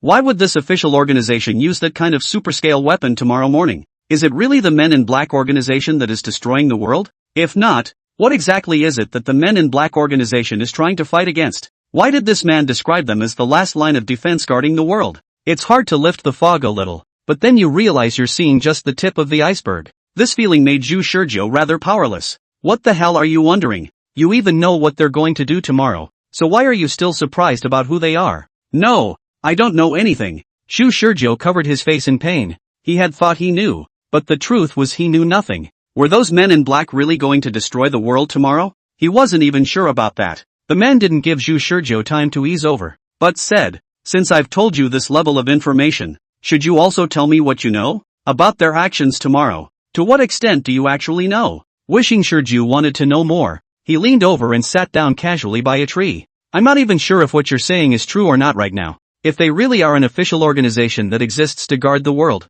then what are you? The man simply replied thus. If they can maintain world peace, can't we? Our organization also exists to maintain world peace. Zhu Shizhou really cannot understand. The black man guards the world. You maintain world peace. I want to save the world. Why such three parties should be mixed together to entangle confrontation? Who exactly are his enemies? Just as Zhu Shizhou pondered this, the man said, I've answered both of your key questions, and if you don't come up with an answer that satisfies me, then this conversation is over. This is an ultimatum. Xu Shizhou had no choice but to voice out an intelligence that he could ascertain. 10 o'clock tomorrow morning. That's the time they'll execute the operation tomorrow. Very well. The man replied. So what else do you want to know? Let's take it one question at a time. Xu Shizhou understood that the man seemed to want to get the black-clothed man's plan of action from his mouth in this way. I'm afraid that the things men say are information that men consider worthless, and the intention of exchanging such information for valuable information is a good deal. Despite guessing what the man was thinking, information that the man thought was worthless was invaluable to him. After all, if it wasn't for the man, he would probably still be kept in the dark until now, and even launch attacks on the black-clothed men, like sending them to their deaths over and over again. If it really came to that, then I'm afraid that he would have immediately broken down when he found the truth after going through a lot of trouble for I don't know how many times. I want to know. Xu Shizhou wanted to ask a lot of things, and one of the most crucial questions was trying to figure out what was going to happen tomorrow. But would a man know what the Men in Black organization was going to do when he didn't even know when they were going to act tomorrow? What are they going to do? It's still confirmed for the time being. Since the organization that the man across the street belonged to was able to make the Men in Black organization scornful, then even if he wasn't clear about the time of the Men in Black's action tomorrow, he should know what exactly the Men in Black organization was plotting, right? To this the men replied, they are about to launch a test attack on the enemy of the world. Xu Shizhou blurted out, what is the enemy of the world? That's the next question. That dog. The dog was heard to ask his question flatly. Where are they operating from? Do you know? River City. I know it's in Zhangcheng, but which location exactly? Xu Shizhou skimmed his lips and replied, that's the next question. While the man was silent, Xu Shizhou was also thinking, this man knew that the location of the black-clothed man's operation was in Zhangcheng? Why is he so sure? Why is it in Zhangcheng? There must be a reason for everything. It is impossible to casually choose a place and then use that kind of super-scale weapon, right? He had a suspicion that the so-called enemy of the world was in Zhangcheng? But before that, the more important question is, what are the enemies of the world? What are they? Or, rather, what is humanity facing? The man said lightly, this question is completely out of sync with the previous question's brief value. Change it. Sure enough, it wasn't that easy. Xu Shizhou knew that the other party was willing to tell some information of little value, but would not tell the really important information. He himself was just a person to him who happened to have gotten the information from somewhere. If you want to get more valuable intelligence, you have to make yourself look more valuable. Chapter 51, President of the Chess Club. Xu Shizhou. Chapter 51, President of the Chess Club. Xu Shizhou, who felt that his sanity was gradually crumbling, organized himself and changed the question. What's it going to take to stop the supersized weapons in their hands? The question points to at least one thing. He knows that the Men in Black organization is in possession of a supersized weapon, and that they will use it at 10 o'clock tomorrow. Xu Shizhou still hasn't forgotten his original intention. He didn't go back to the file to fight against the Men in Black organization alone, but to save the world. The more this man knows, the better for the world. Whether the enemy is enemy of the world or the suspected official organization of the Men in Black, it's better than hiding and saying nothing and then ushering in a similar doom. To his surprise, however, the man fell silent, not answering immediately. Xu Shizhou frowned. Can't you answer that question as well? Or do you not have any plans to deal with that kind of weapon? The man replied, what kind of superscale weapon are you referring to? Don't get me wrong. I'm not asking a question. I'm just trying to give you a more appropriate answer. Xu Shizhou thought of the conversation he had with that man in the 5th weekly program.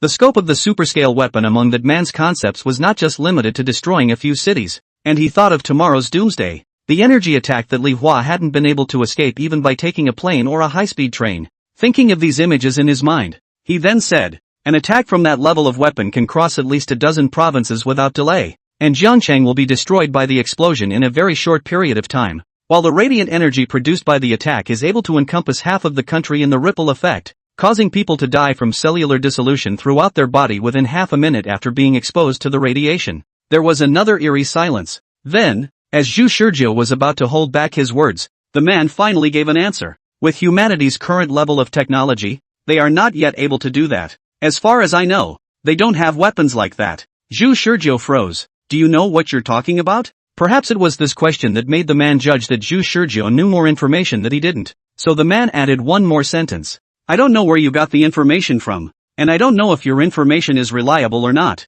but every single piece of information I give you is true and trustworthy, and I hope that you won't use false information to mislead me. Xu Shizhou replied with an ugly face. This is not false information. The man was also rarely silent. The atmosphere was as dead as a hospital morgue. Zhu Shizhou's brain was running frantically. If it wasn't the kind of energy attack used by the Men in Black organization, then the only one who could do this was that real enemy. Is this what the enemy of the world does? What the hell is enemy of the world? Is it a more powerful black tech organization or something? Unaware that Zhu Shizhou was now caught up in a further mystery, the man asked, "What exactly is the organization behind you?" Right now, the man was convinced that Zhu Shizhou was just a small soldier, and while it couldn't be said to be insignificant, Zhu Shizhou acted as if he was an outsider who didn't know anything about the circle while at the same time harboring a lot of information that might be valuable. It was obvious that the person who really knew more was not Zhu Shizhou, but the organization behind Zhu Shizhou. The man judged this through his conversation with Zhu Shizhou,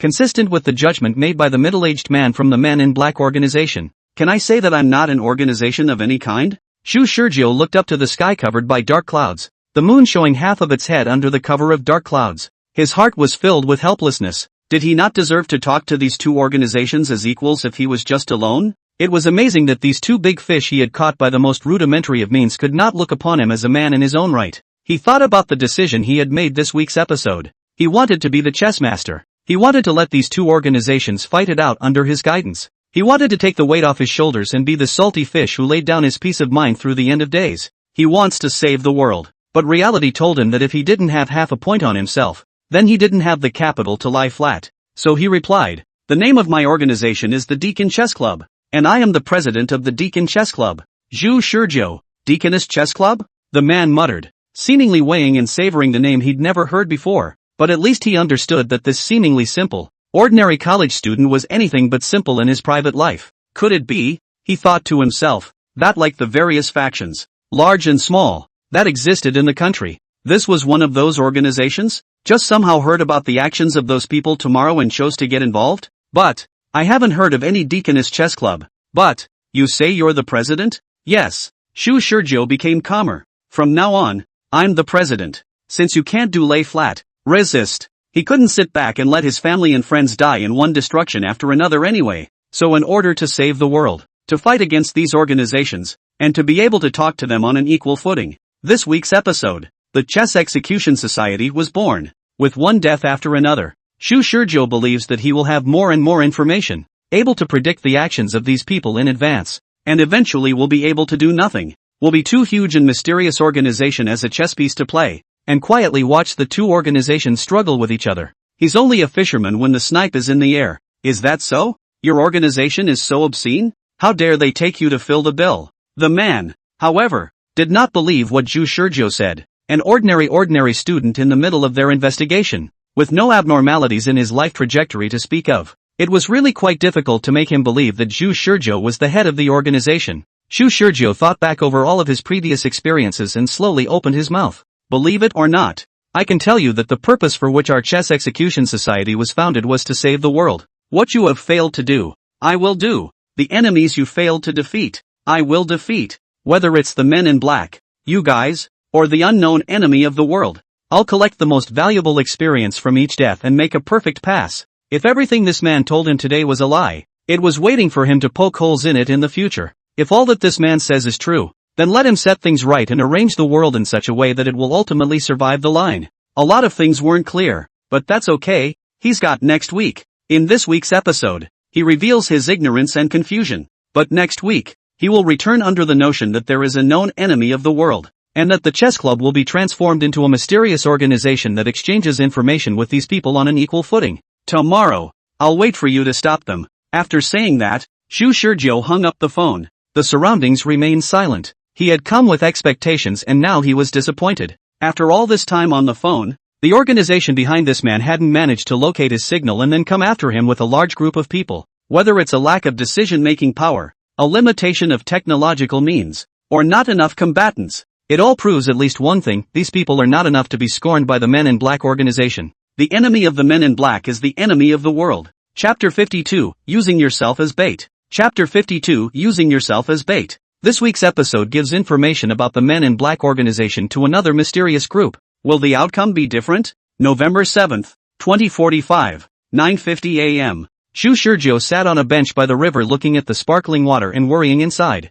Far above the river's surface there are flying birds swept in the breeze, blown out of the clear waves on the point of a few circles of ripples. Above the surface of the water is the birds, Below the surface of the water is the swimming fish. If it seems to the other side of the world this may be nothing more than a picture of peace and quiet, but in the eyes of the birds and the fish is the nature of the bloodiest fight. Survival of the hunt, no matter how long, is not out of date. Zhu Shizhou, who was listening to everything, looked at the high-rise city on the other side of the river, which was the tower of civilization built by human beings, and the noise of the city was only a good medicine for the quietness in this park. In the midst of this quiet, he wanted to savor these last 10 minutes a little, no matter how peaceful the view. It's going to dissipate in 10 minutes. It would indeed be so, I suppose, if he did nothing. But in this week's episode he solves a large part of the unsolved mystery. And a tiny butterfly fanning a hurricane sometimes just needs an opportunity. That organization is more discreet than the men in black. The man hadn't called since he'd hung up last night, and there hadn't been any armed men popping up out of nowhere to blast him to death. Everything was too calm to be true, and it was clear that he was ready to fight. But it was almost doomsday time and the ink shadow bow hadn't even been able to be used. He didn't make any movements. He just sat quietly on the bench looking at the sunlit river, surrounded by the ink shadow bow that had accompanied him in battle for an unknown amount of time. Will the end come this week's program? Every second of the wait was torture. 10 minutes later, he knew the answer. Everything is calm. Zhu Shizhou opened his cell phone and stared blankly at the time displayed on it. November 7, 10:01 a.m. Didn't come. Doomsday didn't come. He muttered. The end didn't come. At first it was a shock to the mind, followed by a calm heart rate that beat faster with the passage of time, a rush of blood that made Zhu Shizhou's body start to tremble a little bit, and all his limbs felt a leap of joy from the depths of his soul, until finally, the emotion of ecstasy invaded his sanity, causing him to uncontrollably let loose a wild laugh. Ha ha ha. I knew it. Everything I do is worthwhile. Ha ha ha ha ha. The grandparents passing by in the park were startled by the young man's sudden maniacal laughter, and looking at his haggard face, which looked as if he hadn't slept or washed himself all night, they understood what was going on. One grumpy grandfather even cursed. This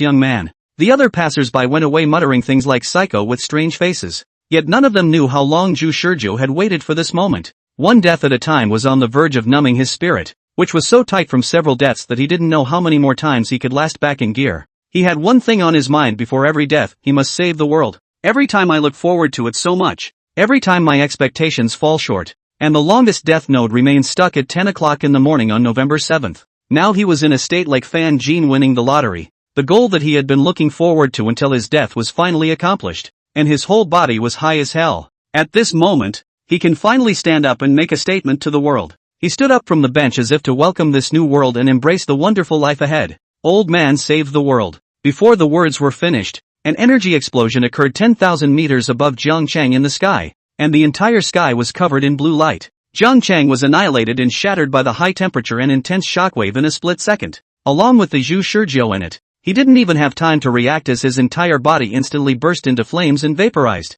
Week 11 entry. Death. In the 12th week, Zhu Shizhou woke up from his bed. Grass. What a day. Zhu Shizhou cursed angrily 3 times in a row, each one furiously hammering the bedboard, making the already poor quality bed creak. It's not that he has a bad heart, but he really died defenseless this time, and everything happened too suddenly. Throughout each of his previous deaths, he was actually well prepared and ready to allow himself to die, but this time he died just when he was full of joy, just when he thought the end had been stopped by him. The times in a person's life when their emotions are most likely to break down are the times of great ups and downs. Doomsday was indeed delayed, but delayed by 2 minutes, no? All that effort he put in last week's installment, and all he got was 2 minutes of the world's survival? Zhu, you scared me. What's going on? It was Li Hua again. Zhu Shizhou replied without a trace of humor. I had a nightmare. Li Hua pressed the keyboard vigorously while laughing and teasing. What nightmare did you have that could make you so angry? It couldn't be that you were rejected by a young lady in your dream, right? Zhu Shizhou rolled his eyes. Is your brain filled with this stuff? Although I've advised you before, quit rushing quickly. Don't think about rushing when the world is going to end tomorrow. Off. Punch it. Li Hua first scolded back, then screamed, grass, dead. It's all your fault, obviously. I had a super good hand just now, but I can only stop at 3 kills? Could have gotten 5 kills. Zhu Shizhou casually said. Li Hua also sighed. It was really possible to get 5 kills just now, but it's a pity. It's just that the more high-end the operation, the more likely it is to be sabotaged because of a little thing. If only I hadn't been surprised by you just now. Brother Zhu, I definitely could have gotten 5 kills. Zhu Shurjiu froze. The more high-end the operation, the more likely it is to be sabotaged by the slightest thing. Are those black men the same? The more meticulous a plan is, the more likely it is to be derailed by the slightest thing. A precise plan is like a running machine that can't tolerate any flaws, which is why those men in black went straight to the door to arrest the rumor spreaders as if they were making a big deal out of it just because they found the rumor in question on a posting. It was like that in the 4th weekly program, and it must have been like that in the last weekly program as well. This level of defense can no longer be described by the word high alone. It is simply extreme to the point of insanity. How powerful was an enemy that could be treated with such extreme caution by those men in black? Zhu Shurjiu desperately wanted to figure out the answer to this question, but there was no way to see it by just standing around. He needed to go deeper. It still died last week's episode, but it finally gave Zhu Shurjiu hope. He kept the people of the world alive for at least 2 more minutes, and with more information than he should have known. Last week's episode, the man said that the Black Organization is an official organization. Zhu Shurjiu was reluctant to believe, but there is no good way to verify. But now still back in the file he has more time. In this way, the goal of this week's purpose was clear. He wanted to confirm the veracity of the information the man had said, and contact the men in black. This time the bait wasn't Katsu, but himself. Chapter 53, 12th week, Preparation. Chapter 53, 12th week, Preparation. In the morning, Zhu Shurjiu went to the art department first, just as he did in the previous week's program, and found the sketching guru who had helped him draw those 2 portraits in the previous week's program, and got 2 sketches that were similar to those of the previous week's program. Big Brother's painting level is quite hard. Stable. Zhu Shurjiu compared these 2 portraits with the memory of the portrait. Frozen could not find half a point of difference. He obeyed. Then he contacted Peace. This time, instead of asking Peace to send him to his death as a decoy, he sent Peace his posting account and password. At 6 o'clock in the evening, post these 2 pictures on the front page of the 7 schools postings on time, and then put my post on top. These are the instructions for this week's episode of Zhu Shurjiu. Without any unnecessary operation, he already knew that the black-clothed man tomorrow to deal with the enemy of the world is now in a state of panic and panic. For anything that has a clue will not be easy to let go. By letting Katsu use his account to operate, the first person the man in black or that mysterious organization would follow the trail to find would be him, not Katsu. For such a simple operation, Zhu Shurjiu spent $500. He didn't understand whether the price was good or bad, but at least the money was saved. Then while the morning was still young, Zhu Shurjiu rushed to the archery center. You want to buy the ink shadow bow? When she met Du Fei, she was organizing the objects at hand. It was the time when the archery hall had just opened for business, and she looked at the strange young man in front of her suspiciously. Yes, Zhu Shurjiu replied briefly, his tone still carrying the thick depression he felt when he first returned to the file. Du Fei looked at Zhu Shurjiu, obviously a little surprised. Where did you hear about the ink shade bow? This time Du Fei's reaction was different again. This week's program she neither felt that sense of familiarity that exuded affinity at all times from Zhu Shurjiu's body, nor did she feel the indifference and calmness that possessed the temperament of an expert. She only felt that the other party was impetuous and looked like a loser who had suffered some kind of setback. Zhu Shurjiu looked at Du Fei, only to see that she was looking at her in a completely different way than she had in the previous weeks, this time with a slightly defensive alertness. He didn't think much of it, he just went through the motions and read out the lines like he did last week. I've had the honor of hearing your grandfather's name. I consider him a true master in the bow and arrow circle, and I've heard that you've approached someone to sell the inkshade bow before, so I've sought it out. Not for sale. Du Fei's words were completely different from the previous week's program, and much colder. What's going on? Zhu Shurjiu was baffled. Coach Du, I can add money if you're not selling. Said no sale. If you think you can insult me with money, you're sadly mistaken. Du Fei turned away, slowly rubbing the training bow in her hand. There was no anger in her tone, only a faint detachment. I do want to find a master for the ink shadow bow, but I'm not starved for it. I can see that you are not the best owner for the ink shadow bow. What? Zhu Shurjiu stiffened his body. He never thought that this weekly program he actually flipped the car in this place. Before the weekly program must brush the equipment in his view clearly does not have half the difficulty to obtain to speak of, as long as the money will be able to get the bow to hand. Last week's episode, because he had already grasped Du Fei's mental price point, he even got the ink shadow bow along with the matching arrows for $2,000 without any extra nonsense. Why is it different this time? Although I don't know who you are and why you suddenly found me, I can see that you don't give off the impression that you're here for the ink shadow bow at all. Du Fei suspiciously sized up Zhu Shurjiu. I don't see a need for the ink shadow bow in your eyes. Do you really need the ink shadow bow? Zhu Shurjiu realized at this time what mistake he had made in this week's purpose. He's too pushy. More so than last week's episode. Impatience to the point where your eyes are only on the bigger picture and you lose sight of what you need to do at each stage. Coach Du was worthy of being a keen archer, and instantly sensed where his problem was. After thinking about this point, Zhu Shizhou's inner impatience unconsciously soothed, and his depressed mood was rapidly subsiding. An archer needs to be quiet when shooting an arrow. I was taught this in the first lesson. So why have I forgotten it now that I've learned how to shoot an arrow? Coach Du, I'm sorry, it was my fault. The change in the atmosphere on Zhu Shizhou's body caused Du Fei's tightly furrowed brows to relax. Still, she was wary of this strange man and asked, "What do you need the inkshade bow for?" "Practicing arrows," Zhu Shizhou said, without hesitation. Save the world?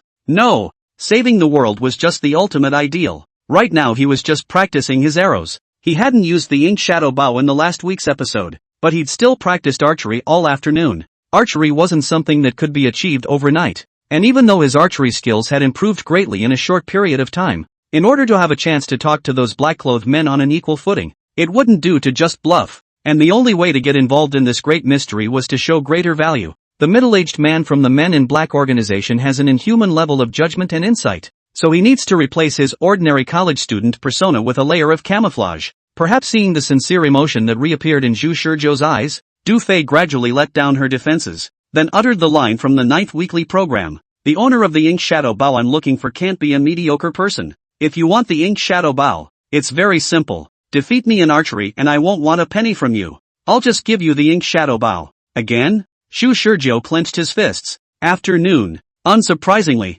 he was abused again. This time, Du Fei did not look at Zhu Shizhou with as much contempt as he did during the 9th weekly program. At that time, she sprayed Zhu Shizhou with skepticism, and even thought that he only had a beautiful posture. A beautiful flower frame but not the strength corresponding to the beautiful posture. This time Du Fei smiled and put down her bow. "You should have been practicing archery for a while, right? It feels like you're not quite the same as ordinary archery novices. Your posture is beautiful and your archery scores are quite stable." In the single arrow method, among the 21 arrows, he barely won 5 arrows, and among the 20 arrows in the total ring method, Zhu Shizhou got a score of 150 rings, with an average of 7.5 rings per arrow, which was already considered a good score, and it was no wonder that Du Fei thought that Zhu Shizhou was a newcomer who had been practicing archery for some time. Coach Du was still strong beyond words, with a total ring method of 180 rings and a horrible 9-ring average per arrow. At Du Fei's question, Zhu Shizhou nodded, "Yes, I've been practicing archery for a while."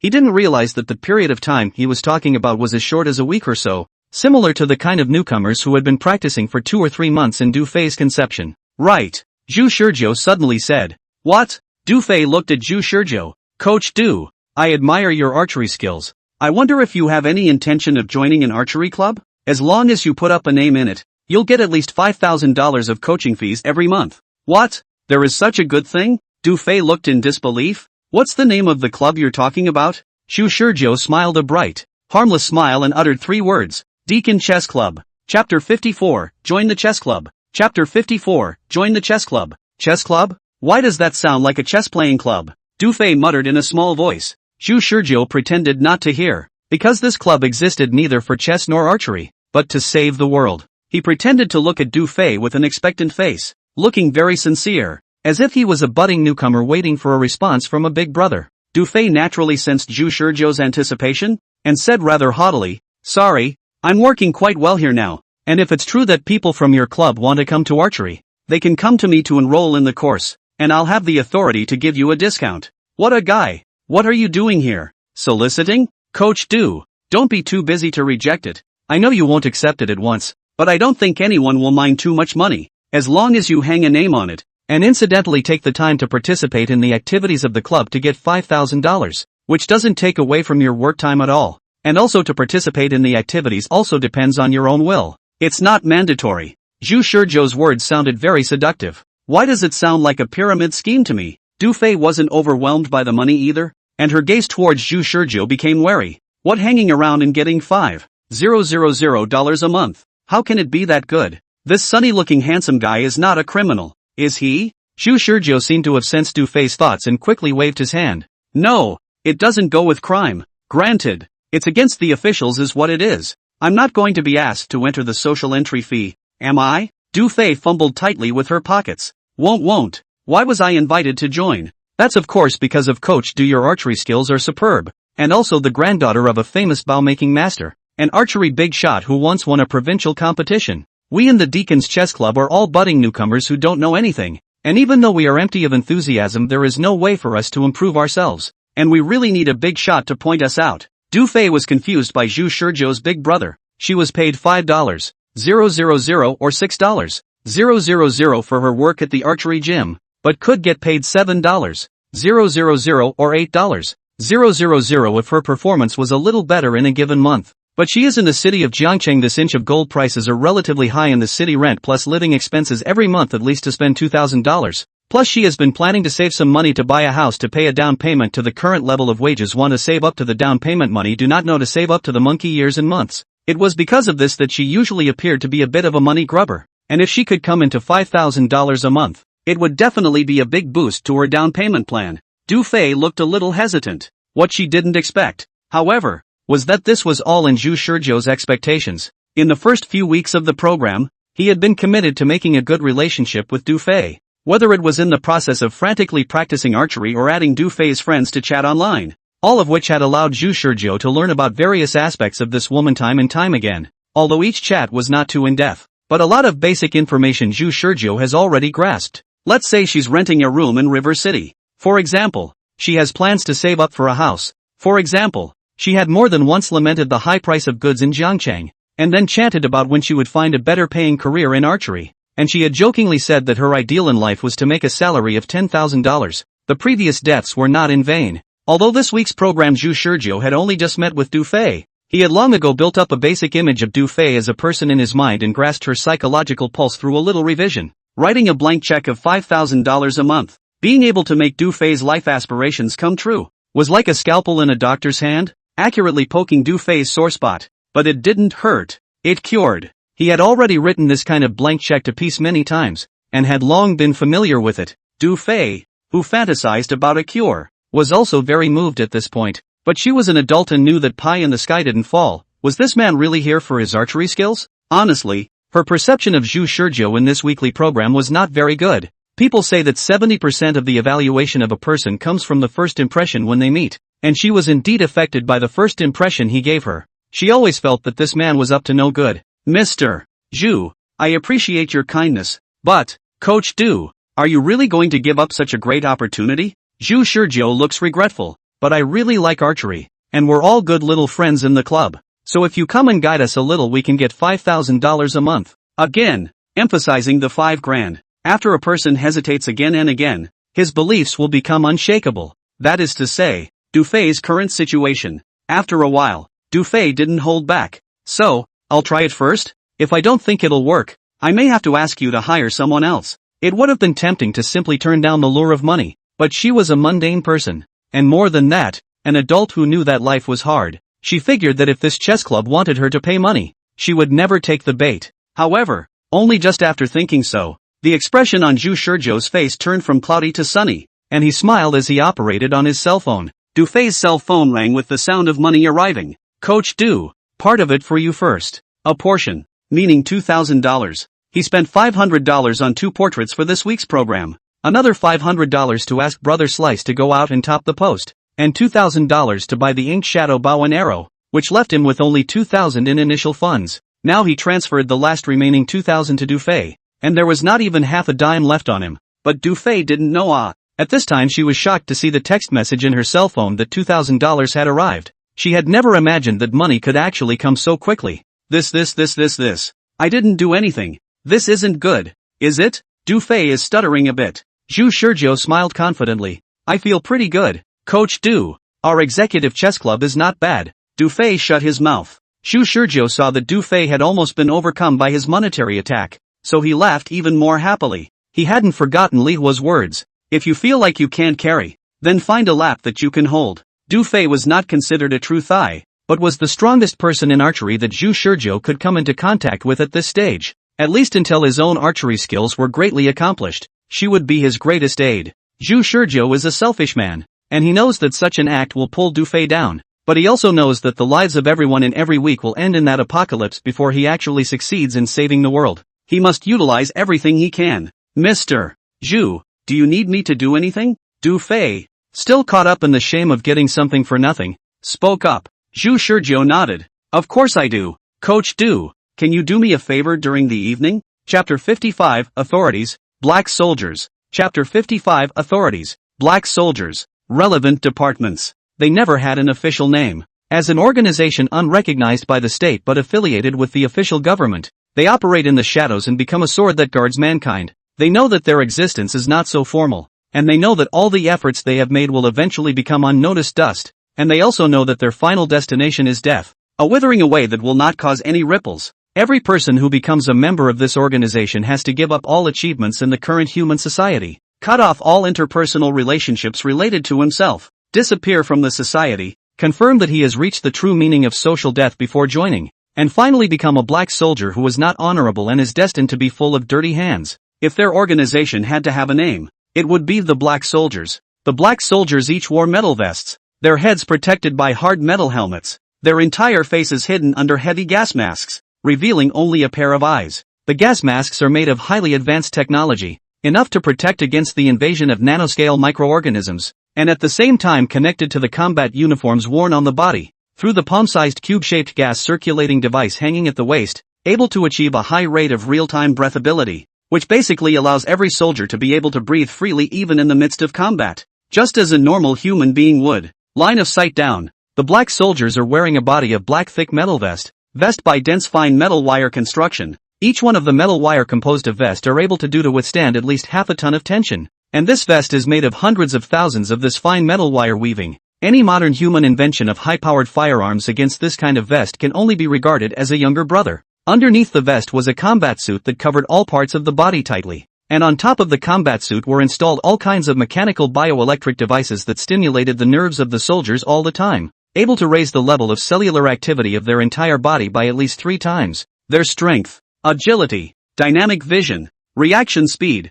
and thinking ability will all maintain their own limit state under the stimulation of bioelectricity, infinitely approaching the human limit. This is not enough. Just join the organization of the Black Soldiers every day to inject emotional suppression potion, to suppress the vast majority of the battle or crisis caused by fear, elation, anger, worry, this kind of impediment to the combat quality of the emotion, which makes each of them to achieve a near absolute rationality. 1 injection per day for about 2 months will be able to annihilate most emotions. It's safe to say that as time goes on, they'll only become more and more like inhuman monsters, with the ultimate destination being a mission-crazed monster who sees the mission objective as everything. In addition to the above, the last is the uniform combat boots. Under the feet, which is nothing to say, it is the boots that are a little more durable. Overall, the black soldier has reached the limit of human strength. Even without weapons, just one person is enough to fight against 100 good soldiers with cold weapons, and there are at least tens of thousands of black soldiers of this caliber in the departments concerned,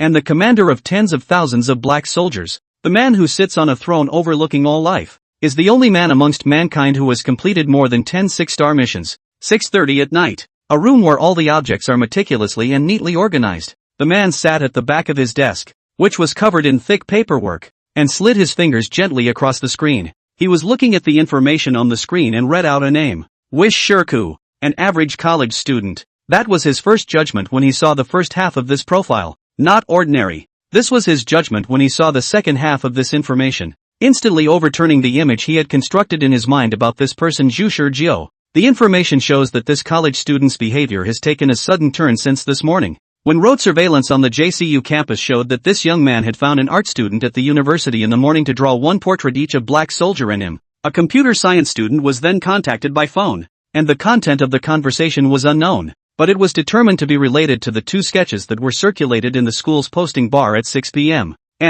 He then left JCU and went to an archery studio, where he spoke with an archery instructor, Du Fei, in an unpleasant conversation that can be seen on the CCTV footage. It's worth noting that before this, Zhu Shizhou and Du Fei had never crossed paths. After coming out of the archery hall, he went to a Western restaurant and had a steak dinner, which cost $78. At 2 o'clock in the afternoon, he went to the archery hall to have a match with Du Fei. Having never experienced archery before, he showed skillful archery skills as soon as he started, and despite losing to Du Fei, it was basically possible to tell that Zhu Shizhou was actually no stranger to archery. After coming out of the archery hall, Zhu Shizhou operated the borrowing app in his account and borrowed $10 from the borrowing app. His next stop was a small volume lottery store. Store surveillance shows him purchasing a scratch-off with the borrowed $10 and recording video on his cell phone. The first scratch-off won $20. Then he used the $20 to buy 2 more scratchers. The second one hit again. The third one then hit. Didn't stop until he had bought 120 scratchers.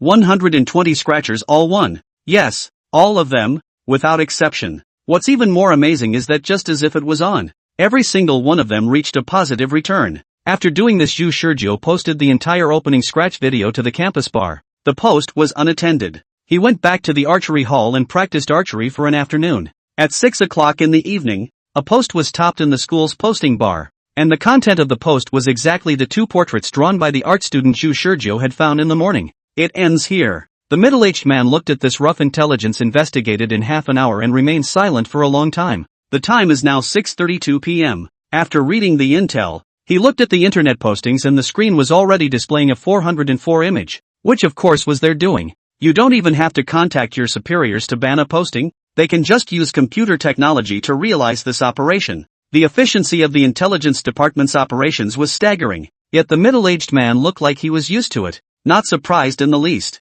The day before the start of the operation, that is, today, the intelligence department had been using the full network checking algorithm to collect any information that could potentially affect tomorrow's operation, and as a result, the post made by Yu Shurjo was found just 5 minutes after 6 o'clock. And then the intelligence department spent another 25 minutes compiling all of the causes and consequences and presenting them to him. He read it and read it again. Paper is ultimately not enough to give more detailed intelligence. Eventually thinking this way, he communicated to the new batch of black soldiers their first task after entering the organization. Capture Yu Shurjo and use Alpha 7 if necessary. Chapter 56 Threats. Chapter 56 Threats. Wish Shurjo had been wondering what he could do. Honestly speaking, with his current archery skills, it was a bit difficult to kill a black-clothed man back, and his peak operation before that ended up being nothing more than a scribbling battle with an unknown ending. If he had the same steady and accurate archery skills as Coach Du, then he would definitely be able to fetch greater results. And now he didn't have to worry about it because he had directly pulled Coach Du himself over. If he had Du Fei's assistance, he would definitely be able to manage to counterkill that group of black-robed men at least once. Around 6 o'clock at night, Yu Shurjo entered the park with the ink shadow bow and matching arrows. The park was cool and breezy at 6 p.m., and it was quite busy with people coming and going. A young man and woman were chatting as they strolled along in the evening breeze. So your chess enforcement club comes to this park every night to practice archery? Besides Yu Shurjo was Du Fei, who was wearing casual clothes with her hands in her pockets and carrying a bow bag. She was asked to this park by Yu Shurjo, saying that she was coming to coach the budding archery practitioners of their chess enforcement club in the evening. Du Fei knew this park, and it was quite crowded at night, and the atmosphere was quite lively, so she didn't worry about what would be done to her. Of course, the preparations a girl should have when meeting a strange man alone at night should still be there. And she had a bottle of mace and a taser in her pocket, plus she had practiced a little bit of fighting, so she dared to come to the appointment. It would be fine if it was really just archery practice, but if Yu Shurjo wanted to use any devious ideas, she would definitely not be polite. Yu Shurjo didn't know the twists and turns in Du Fei's mind. He was still thinking about the fight that was destined to happen later. Hearing Du Fei's question, he corrected himself after a while. It's not you, but we. Coach Du, you're also a part of the executive chess club now. Du Fei was non-committal. Not quite every night though. We come here occasionally to practice archery and don't get together much. But today, after everyone heard that a provincial champion was coming to coach us in archery, everyone said they wanted to come and get together. Why are you practicing archery at night? Because everyone is in school or at work during the daytime hours. We have to pick the evenings to practice archery. There are also students among them.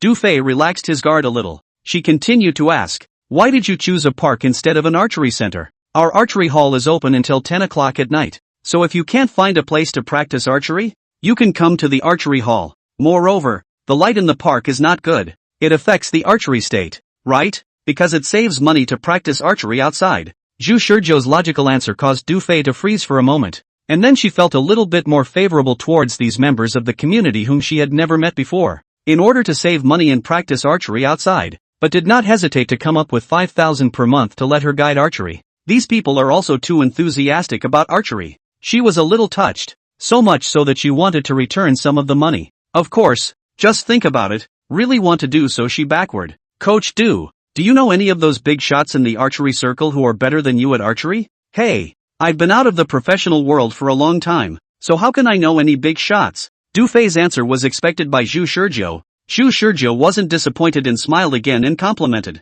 I thought that big brothers have big brothers circle. Obviously Coach Du, you're so good at archery. It should still be very easy for you to mingle with other archery big brothers. Where? Du Fei humbled herself, perhaps feeling embarrassed. She turned her head to look around. Say, aren't we getting more and more out of the way? Oh, that's the way it's supposed to be here. We usually practice archery in the southeast corner of the park, where we won't be disturbed. The two of them were now walking on a pathway paved with stone slabs, surrounded by patches of green forests on both sides. And despite the seemingly tranquil environment, Du Fei's heart was starting to get a little nervous. I don't know why. When I came to the park to meet with Zhu Shizhou was very good at chatting, always catching the points she was most interested in talking about. And sometimes the two of them would even go further to talk about topics other than archery. Sometimes they would even talk about topics other than archery. It was always comfortable to talk with Zhu Shizhou. Because of this, she gradually relaxed her inner defenses, and without realizing it,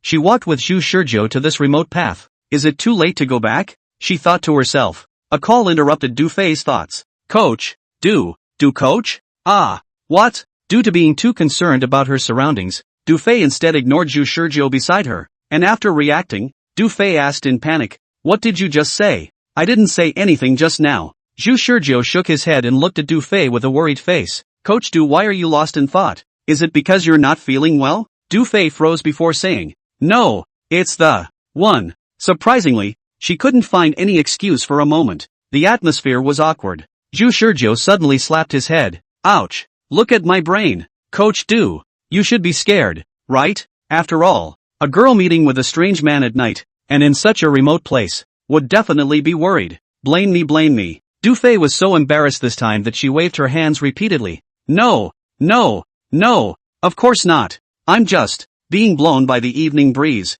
My body is a bit cold. Is that so? I don't feel like it by the way you look at Coach Du. Du Fei interrupted Zhu Shizhou. No, I just caught a cold in my body. Really? Are you kidding me? You collect the money and you're almost at the place but then you temporarily walk back because you're scared? She felt that she would be too inhuman if she did that. Moreover, Zhu Shizhou always seemed to be looking out for her, making her feel like she was making too big a deal out of it, which made her feel a little guilty. Is the body cold? Zhu Shizhou's eyes full of concern stared at Du Fei's face slightly hot. In the next second, he saw Zhu Shizhou take off the jacket he was wearing, and then draped it over Du Fei's body before she could react. Coach Du, take the jacket. There were no words of excess concern. There were just actions. Zhu Shizhou pretended to be very frank, but the frozen Du Fei's heartbeat accelerated in an instant. The warmth coming from the jacket that was still warm from her body, and she suddenly felt a little giddy throughout. What's going on? What's wrong with this guy? To be honest, the current Du Fei felt that the surroundings had become less scary and instead quiet and somewhat ambiguous. Her head still reverberated with the image of Zhu Shizhou naturally taking off his jacket and draping it over her just now. And in the middle of the image he looked like a real gentleman, behaving without the slightest bit of artifice. But, the two have only just met less than half a day. Although she seemed to be chatting with this man, she didn't really have that kind of thought in her mind. Could this man be interested in her? There was no way for Du Fei to think that way. After all, Zhu Shizhou's behavior just now was too easy to arouse people's imagination. Just as Du Fei was rambling on, Zhu Shizhou suddenly said, right, Coach Du, the other members of the club shouldn't be here yet. Why don't the two of us go to the woods to warm up first? Warm up? Du Fei first gasped, then saw Zhu Shizhou pick up his bao bag. Oh, hara, so it's a warm-up. Ha. Zhu Shizhou looked puzzled. Coach Du? Nothing. It can be. Let's go warm up first. Du Fei turned red with embarrassment and opened her bao bag, not even daring to look at the man beside her. Zhu Shizhou felt a little funny. Although this was the atmosphere he deliberately created, he still almost couldn't hold back his laughter when he saw Du Fei's hands in a frenzy. He had long seen Du Fei's nervousness and wariness, and in order to remove that wariness, Zhu Shizhou had been chatting with Du Fei, trying to get her to let her guard down. The effect was there, but not much, especially when it came to the time when the surroundings gradually became less and less crowded. Du Fei was exuding a feeling of tightness all over his body. Zhu Shizhou really had no choice before he came up with this plan, and as expected, the guard in Du Fei's heart was instantly shattered into pieces by the ambiguous atmosphere he created. In this way, the next thing to do will be easier. The two of them assembled their respective bows, and Zhu Shizhou brought Du Fei into the forest. At this time, Du Fei's heart was no longer half vigilant. Instead, her face was red. even walking a little stiff. Coach Du, is your body okay? Do you want to take a break? Zhu Shizhou's words of concern sounded like hypnosis in Du Fei's ears, causing Du Fei's body, which was already feeling quite overwhelmed, to become more and more stiff. Du Fei felt her voice distort a bit. No, don't worry, I can do it. Really? Zhu Shizhou confirmed. Really? That's good. After saying that, Zhu Shizhou drew an arrow from within his quiver and naturally strung his bow, and then aimed at Du Fei. Coach Du, don't move or scream. Cooperate with me. Trust me. Under this distance even a novice like me won't miss the shot. Du Fei froze. Under the cool moonlight, the two of them confronted. No, I shouldn't say confronted. I should say unilateral threat. Zhu Shizhou held his bow and threatened Du Fei. On top of the bowstring was a special hunting arrow, which at close range could definitely pierce through a person's hard skull with a single shot. Although Du Fei had never tested it herself, when she was a child she had seen her grandfather hunting in the forest with the ink shadow bow and hunting arrows. No beast can resist the power of an arrow. Du Fei, heart of all the charming, all dissipated without a trace? Any ordinary people encountered this kind of thing will only be frozen in place, head blank. She is a little better, but also can think Zhu Shizhou do this reason. Why? Du Fei asked as her hands and feet went cold. Zhu Shizhou took a step closer to Du Fei, who didn't dare to move, and said helplessly, Coach Du, just now, there was road surveillance outside, so there was no way for me to act too perverse. But now that there isn't any surveillance equipment in this forest, and there are only the two of us, I dared to prepare you to tell the truth. But I was worried that you would leave after hearing half of it. So that's why I threatened you like this. My next words may make you think I'm crazy. Please do believe it. But if you don't believe it, I can't do anything about it. Later on both of us will be dead. Of course, I've already prepared for you not believing it. It's just a matter of doing it differently next time. Du Fei looked at the man who was inexplicably rambling on about something, and his hand didn't move as he reached for the quiver of arrows at his waist. Brush! Zhu Shizhou shot an arrow that grazed Du Fei's face into the woods behind him. Good chance. Du Fei, who was shocked into a cold sweat, was about to draw an arrow. However, Zhu Shizhou's movements were even faster than hers, and he was so skillful in drawing his arrows that she was only able to pull them out of the quiver, and before she had even strung the bow, he had already put the arrow on the bow. When Zhu Shizhou redrew the bow and aimed it at her head, her heart was half cold. Coach Du, I sincerely advise you not to move. Chapter 57, Throwing Yourself into the Net. Chapter 57, Throwing Yourself into the Net. Nightmares, the end of the world. The man in black, predicting the future. Zhu Shizhou, with the help of his bow and arrow, told Du Fei everything except for changing backfiling to foreseeing the future, and everything else, including, naturally, the black-clothed men who were about to appear. Naturally, this also includes the black-clothed men who are about to appear. In his description, it all started from a nightmare he had of foreseeing the future, and those men in black were an evil organization that did nothing wrong, while himself and the Chess Execution Society were a righteous organization that existed to save the world.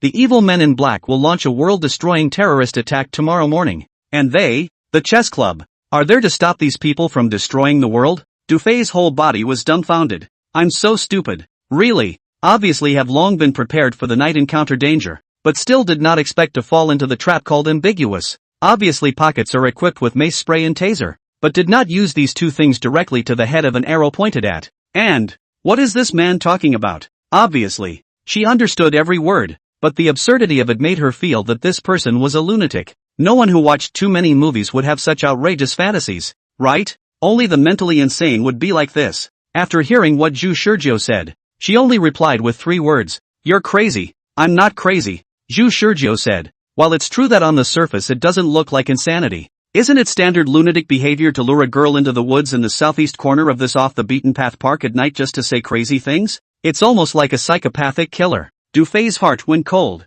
We're running out of time. Coach Du. Zhu Shizhou looked at Du Fei without the slightest distortion in the movement of his hand holding the bow. This was thanks to his frantic practice of archery day in and day out. Every draw he could feel his muscles tense up as the bowstring was drawn, and every backstroke was another new experience for his body. If normal archery athletes relied on muscle memory for their training, then he relied on soul memory. The latter is much more profound, giving him enough to get a huge archery boost every weekly program. Wish Shizhou relied on this archery to threaten his teacher on archery every weekly program. He asked, I know your mind is full of questions and confusion right now. What will it take for you to trust me? I don't want to believe it. Du Fei shouted in her heart, but she knew that this answer would not satisfy the person in front of her. So she replied, you said that you could foretell the future, and then foretold the end of the world tomorrow? Yes. Zhu Shizhou answered seriously. You have the superpower to see the future? Yes. Fine. Then tell me what I have in my left pocket. Silence. Didn't you say you could foretell the future? How come you can't even foretell it to this extent? Wish Shizhou sighed before answering. Wallet. That's a wallet in your left pocket. Wrong. It's mace spray. Du Fei also wanted to believe Zhu Shizhou's bull about him being able to predict the future. But the reality was that Zhu Shizhou had failed to show her credible evidence. And now that Zhu Shizhou had guessed wrong, it was even more so that she felt that the person in front of her was mentally unbalanced. She asked again. And what do you think I keep in my right pocket? Wallet. Wish Shizhou's answer didn't change. Wrong. It's a taser. Zhu Shizhou nodded. I see. Now I know. The left side is the anti-wolf spray. The right side is the electric shocker. Well, I remember. Du Fei looked at the man in front of her speechlessly. What's the use of just remembering? Isn't the point that your lie of being able to foretell the future has been broken by me? Just as she was thinking that, Zhu Shizhou shook his head and lowered the bow in his hand. You go. Suddenly, Du Fei felt rather incredulous. What? I said, go away. Zhu Shizhou looked at Du Fei with a complicated expression. Du Fei didn't move. You're not going to do anything to me? Zhu Shizhou asked back in a nonchalant manner. What else do you want me to do to you? Du Fei still felt incredible, although she didn't know why the psychopath would change his mind all of a sudden. She still slowly took a step back. You shouldn't shoot me in the back while I'm leaving, right? No. You go. Zhu Shizhou replied bashfully. We're going to meet again later anyway. Only not here, but at the hands of the man in black. So Du Fei really went away. She was trotting away with a look of panic, step by step, almost as if she was desperately running away after encountering a flooding beast. Zhu Shizhou, on the other hand, unhurriedly put away the bow in his hand, downstringing it and putting the bow and arrows back into the bow bag. Standing still and waiting. He only waited 10 minutes. When Du Fei's face was pale as a group of black-clothed men walked into the woods at gunpoint, Zhu Shizhou laughed. Then he looked at the men in black. Hello guys. I've been waiting for you for a long time. 1, 2, 3, 4, 5, 6, 7, 8, or 8. What? Don't you have anyone left? Or is this number your fixed allocation? Zhu Shizhou carefully sized up the black-clothed men, trying to distinguish the two familiar old friends of the vigilante black-clothed AB brothers from them. Unfortunately, only one pair of eyes were exposed on each black-clothed person's face, so it was hard to tell what they looked like. None of them responded to Zhu Shizhou. A black-clothed man was holding Du Fei with a gun, while the other 7 black-clothed men came forward together, forming a circle in front and behind, surrounding Zhu Shizhou, with black holes in their guns aimed at Zhu Shizhou, seemingly about to emit white light from their guns in the next moment. However, it doesn't. One of the black-clad men stepped forward with a gun in his hand, and with his other hand he pulled a canister of spray out of his pocket. This time, Zhu Shizhou finally saw what the substance that caused him to faint was called, and before he fainted, his head still echoed with the letters and numbers he saw on the bottle Alpha 7. What the is this? When Zhu Shizhou woke up, it was pitch black. He felt his body, this familiar feeling. Sure enough, sitting in the chair, his eyes were blindfolded and he couldn't see a thing. His hands were bound to the back of the chair. His legs were bound to the legs with shackles and rope, and in his mouth was a gag ball connected to a chain that wrapped around the back of his head, holding the ball in his mouth, and his jaw was sore and aching. He'll die never forgetting this place. Even the slightly musty smell of the air was unforgettable, and he occasionally shuddered at the memory. Here's that familiar interrogation room. Awake? A low voice rang out. It was the man's familiar voice. So, let's get started. Unhook his gag ball. Again the familiar interrogation began. Chapter 58, Using Yourself as a Pawn. Chapter 58, Using Yourself as a Pawn. In the interrogation room, the gag ball in Zhu Shizhou's mouth was finally removed, but one of the other restraints remained undone. It was still dark in front of him, and he knew that these people didn't want him to see anything. It was obvious that he had fallen into their hands, yet they still seemed so cautious. After being untied from his mouth, Zhu Shizhou first relieved the soreness in both of his cheeks, and then smiled at them. What time is it now? How long have I been unconscious? The man on the other side didn't seem to expect that to be the first thing Zhu Shizhou, who had been ungagged from his gag ball, said, and then, in the same conversation as the 4th week's program, the man asked, "It looks like you had some anticipation of what's going to happen to you now." This time Zhu Shizhou wasn't as stubborn as he was in the 4th week of the program. This week's episode was all about getting in touch with these men in black. Yes, I expected that. Haven't you already investigated me? The middle-aged man didn't seem to have expected Zhu Shizhou to be so calm when he was caught in such a critical situation, and for a while he began to speculate on this young man's inner thoughts. However, No matter how much he thought about it, he probably wouldn't have imagined that Zhu Shizhou had taken the initiative to make it all happen. So Zhu Shizhou had already taken the initiative of the conversation from the very beginning.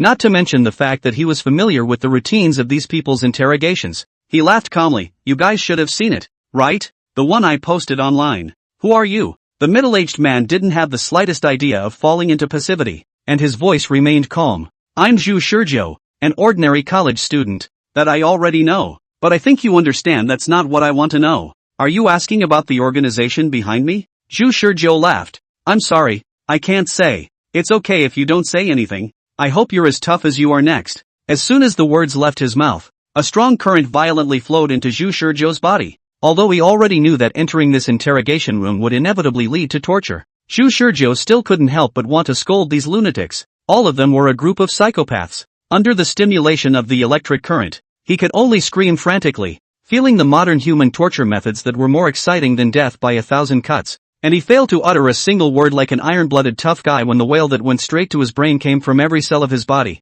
The men kept the current at an optimal level, and Zhu Shizhou didn't pass out. After a while, the current stopped. Zhu Shizhou let out a big gasp. Oh, I'm surprised I'm not incontinent. The man's words reminded Zhu Shizhou of what happened to him during his fourth weekly encounter with the interrogation, when he shamefully became incontinent under the first electric current. The current Zhu Shizhou, although his willpower was slightly better than that of the fourth week of the program, was actually not much better. And the reason why he was not incontinent was because he had long ago emptied his feces and urine in advance. It's safe to say he went through a lot of trouble to make this weekly program slightly more decent. But this became a sign of strong will in the eyes of the middle-aged man. The middle-aged man's teasing voice came out. Well, willing to talk? Zhu Shizhou gasped and replied. I will never betray my organization. That's your answer? Wrong answer. The middle-aged man waved his hand. And once again electricity ran into Zhu Shizhou's body. Ah dash! Zhu Shizhou roared furiously in pain, screaming so miserably that his voice was a little hoarse.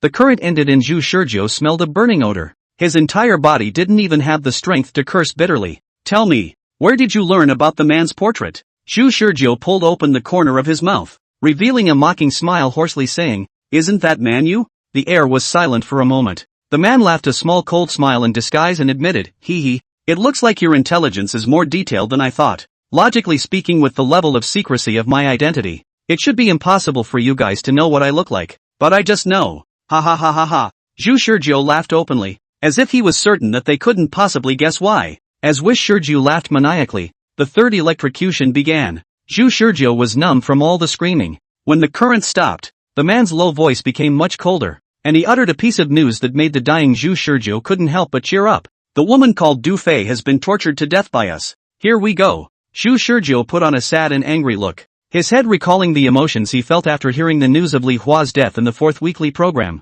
naturally displaying perfect acting skills comparable to an Oscar-winning actor. Grass! Zhu Shizhou tried with all her might to break free from her bonds, cursing furiously with her mouth. How could you do this? She's just an ordinary person. I haven't been able to fully follow the organization's orders to pull her in. You guys actually killed her. I'm going to kill you all. You sons of es dash. As he cursed, another strong electric current came through, making Zhu Shizhou's appearance look 1 point more miserable. Under the surveillance of the park, Zhu Shizhou's intimate gesture of putting on Du Fei's clothes was not just for show. He had long anticipated that he would now fall into the hands of these black-clothed men, and had also long anticipated that those black-clothed men would definitely be able to see his intimate demeanor and movements towards Du Fei under the surveillance, so there would not be a half-breakage in his performance now. While he and Li Hua were roommates in the fourth week's episode, he and Du Fei were just strangers with a shallow relationship in this week's episode, and he needed to find a proper outlet for his emotions and disguise himself as a gesture of affection for Du Fei. He also figured out that if a man were to ask him for information about Du Fei,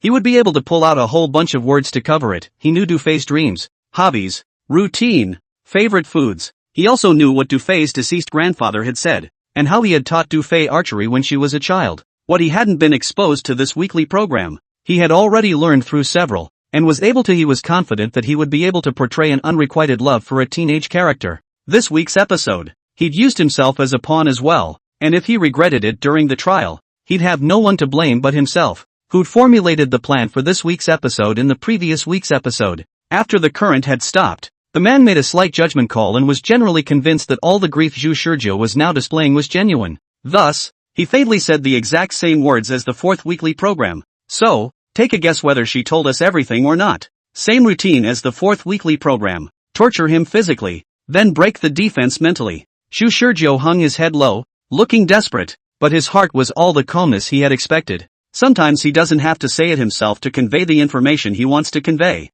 naturally letting the other person know the false information he wants them to know. Do you already know? Zhu Shizhou raised his head. His expression crumpled, as if he had already broken his defenses both physically and psychologically. Know what? Zhu Shizhou's crumpled expression was not the least bit vibrant, and a sense of despair filled with dark colors emerged in his tone. Of course it's knowing that the world will end tomorrow. This is a state that could never be acted out by anyone who hasn't actually experienced the end of the world. Broke down after the death of a loved one and started shaking down intel? The middle-aged man looked at the half-face under Zhu Shizhou's blindfold and frowned, half believing in his heart. The world ends tomorrow? Did the organization behind you tell you that? No, it's me who knows. Zhu Shizhou looked like he had a death wish. If you really ask anything from Du Fei's mouth, then you should know why I know. The middle-aged man thought of the image he had seen of winning 120 lottery tickets in a row when he was looking at Zhu Shizhou's profile, as well as the absurd words Du Fei had confessed to in the interrogation room. What Zhu Shizhou, whose eyes were covered, failed to see was that the middle-aged man's brow was so tightly locked that he was almost squeezing out water. But then he heard the man's extremely confused tone, full of strong skepticism. You mean this thing about you being able to predict the future? He said what Zhu Shizhou wanted to hear. Chapter 59, Foreseeing the Future? Chapter 59, Foreseeing the Future? Sure enough, she told you guys. Zhu Shizhou's expression appeared to be grief-stricken, plus his aura of looking down on life and death made the words he uttered at this moment sound very real. The man was tempted to scoff, but his reason told him that the young man would not speak useless jokes in this mood and on this occasion. Now either he was telling lies used for misdirection, or he was telling the truth that he thought was correct. What did she tell you guys? Zhu Shizhou asked with a desperate look on his face. The middle-aged man replied, all of them. Ha ha ha ha ha.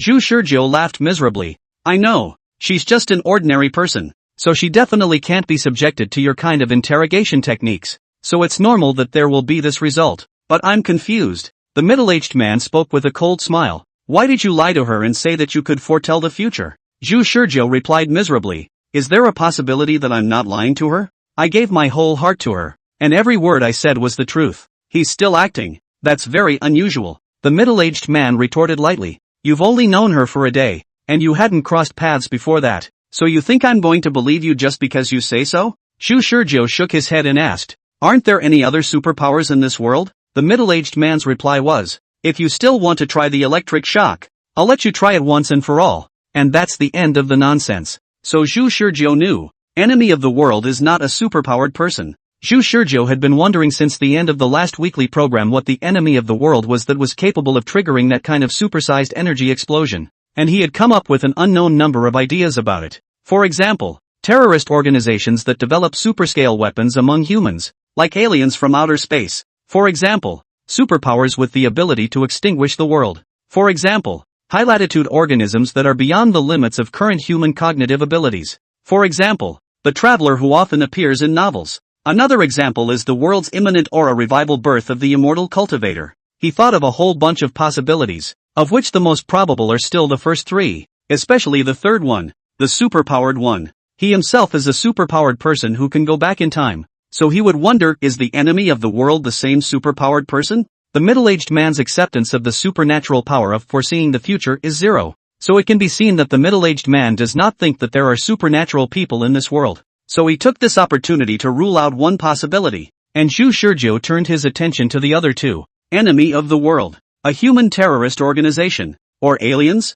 Despite thinking so much, Zhu Shizhou was superficially just frozen for a moment as he gave a reasonable explanation. If you don't believe my nonsense, why ask me here? I'm in love with Du Fei not because I fell in love with her at first sight, but because I've fallen in love with her 1,000 times in the future as far as I can see, and by that I don't by any means mean just the way she is now. The middle-aged man began to think seriously about the possibility. He had seen the ability of the enemy of the world, so he actually had a certain degree of acceptance of things that exceeded the scientific knowledge of mankind. So despite the absurdity of what Zhu Shizhou said, he began to think in accordance with Zhu Shizhou's thoughts. It was not because he believed Zhu Shizhou, but because he wanted to find the loopholes in Zhu Shizhou's words. So what you're saying is that you fell in love with her by foreseeing the future and also seeing the end of the world tomorrow? Yes. Zhu Shizhou saw that the conversation was gradually getting on track and removed some of his disguise. A blue energy explosion was born in the sky above Jiangchang, destroying everything that could be seen. Unlike the highest tech weapons currently in the hands of mankind,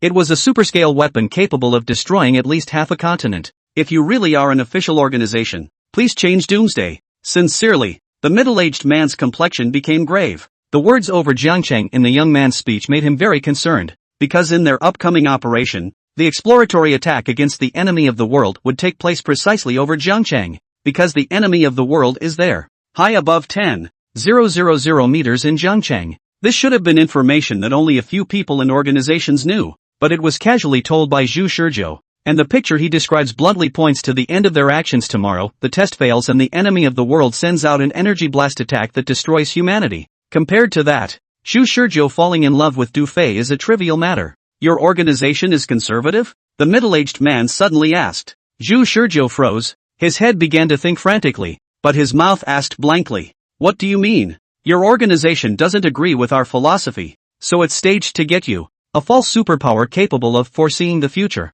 to lure us into abandoning tomorrow's operation, the middle-aged man said, as if stating a fact. Did it ever occur to you that you're being treated like an outcast? No, our organization will never give up on me, because I can predict the future. I can save the world. Zhu Shizhou spoke with great excitement. The middle-aged man interrupted Zhu Shizhou's words. If you can really predict the future, then why did you take a video of winning 120 tickets in a row at a lottery store and upload it online? And why did you throw yourself into the net? Didn't you foresee what would happen if you were caught by us? He caught a fatal break. That is, Zhu Shizhou, who was able to predict the future, not only reveals his ability boldly, but also puts himself in an irreversible situation. If Zhu Shizhou doesn't explain this point clearly, then it's useless to say anything more. Zhu Shizhou had an explanation for this. How do you think an ordinary college student like me got into this vortex? The first people to discover my powers were the members of their club. Like you, they refused to believe in my ability to foretell the future. So in order to prove my ability, I opened 120 consecutive tickets at the lottery store. You asked me why I threw myself on the mercy of. Zhu Shizhou said with a bitter smile. Can you imagine my despair? Time and time again. Foreseeing the future only sees the world destroyed. The only way to have a chance of survival is to throw yourself into this vortex. Zhu Shizhou's tone sounded very regretful, and there was also a strong unwillingness. These are real feelings. There is absolutely no need to worry about revealing. Can you see the real as the fake? Even if you are a superbly observant, insightful human being? Chapter 60, Strawberry Cake. Chapter 60, Strawberry Cake. The middle-aged man didn't say anything, and Zhu Shizhou continued. My ability to foretell the future is not omniscient, but rather a limited ability to foretell the most likely future. A future that is nebulous and can easily be destroyed because of a little butterfly effect. The reason why I'm in this situation now is because I gambled wrongly. After saying that, Zhu Shizhou laughed again in despair and disorientation. A whole mental breakdown.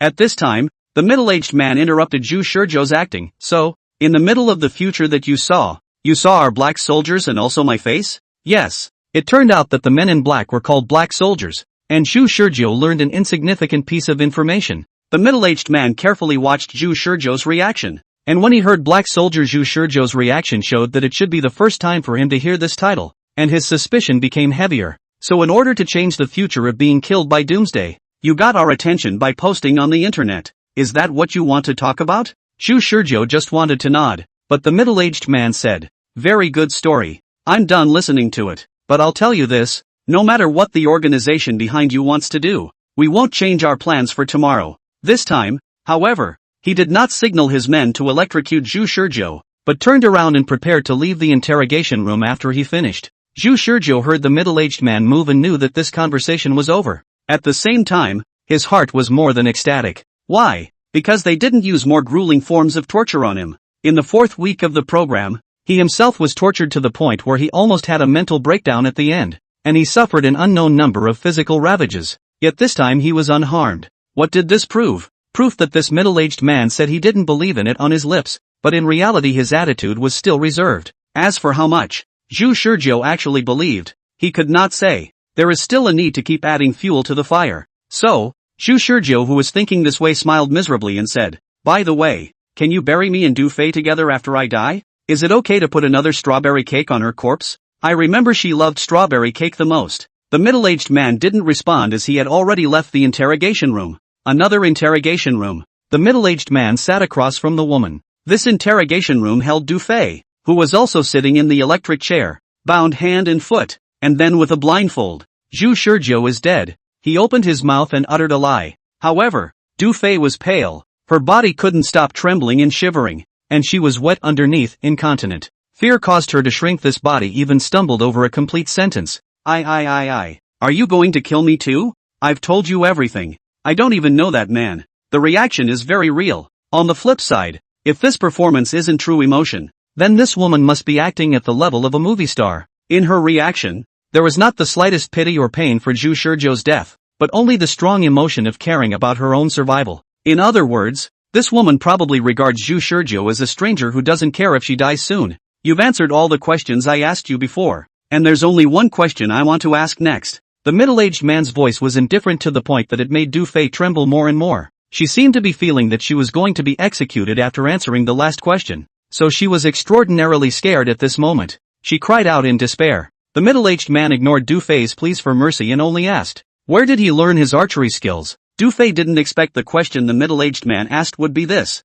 I don't know. His archery has nothing to do with me. I don't know at all. What makes you guys think I'm related to him? I obviously only just met him today. What with the executive chess club being something he asked me to join as well. Other than that I don't know anything. Du Fei cried until her voice was muffled. And did you know that his bow-holding posture resembles yours? The middle-aged man faintly stated a fact that shocked Du Fei beyond belief. We had our archery experts analyze the security footage left behind from your competition at the archery hall, and the similarity between your bow-holding postures is extremely high, and the results of the computer simulation also show that the frequency and rhythm of your archery movements are 97% similar. When Du Fei heard this, her entire body was about to collapse. I really don't know. I don't know exactly where he learned his archery skills from. I've only just gotten to know him, although I have instructed him for an afternoon, but that was all after the competition. He even pointed his bow and arrow at me in the woods before, and that skillful arrow drawing motion is something even I can't do. At this point, Du Fei's words trailed off, because she thought of what Zhu Shizhou had said at that time. She thought that all those remarks about the end of the world were all Zhu Shizhou's own wild ideas, but when she escaped from the woods and bumped into the real black-clothed man, she realized that it was likely that everything Zhu Shizhou said was true. There really is an organization that wants to destroy the world, and this person, Zhu Shizhou, might really be working to save the world, just as he said. If at that time, she had agreed to Zhu Shizhou's request to help him fight against these black-clothed men, then would the outcome be different now? But obviously, he was just an ordinary archery instructor who had long ago given up his career path and was spending his days in the archery center. Why would he come to her? Du Fei, who was thinking this way, broke down again. Unlike Zhu Shizhou who pretended to break down, she really broke down. The middle-aged man really couldn't see what was so special about this woman. And contrary to Zhu Shizhou, who seemed to be full of hypocrisy, this woman acted like an ordinary person everywhere. And in fact, that was exactly what she was. Reason told him that everything she said was true. Reason again told him that superpowered people did not exist in this world. The words confessed by both Du Fei and Zhu Shizhou were highly compatible. And if he thought about it according to Zhu Shizhou's words, it would be quite reasonable for Zhu Shizhou to be able to foretell the future outcome in turn, except for the fact that it somewhat subverted his view of science. The middle-aged man lost his patience as he gave Du Fei one last cold sweeping glance before turning to leave. But at this time, he ghosted on the last words Zhu Shizhou had said in the interrogation room. So he stood still in the doorway of the interrogation room and, after a long, tangled moment, asked a question of Du Fei. If you were to eat something before you died, what would you want to eat? Du Fei was 10,000 times more desperate, 10,000 times more afraid, or perhaps knowing her impending fate well, she replied with a maniacal cry.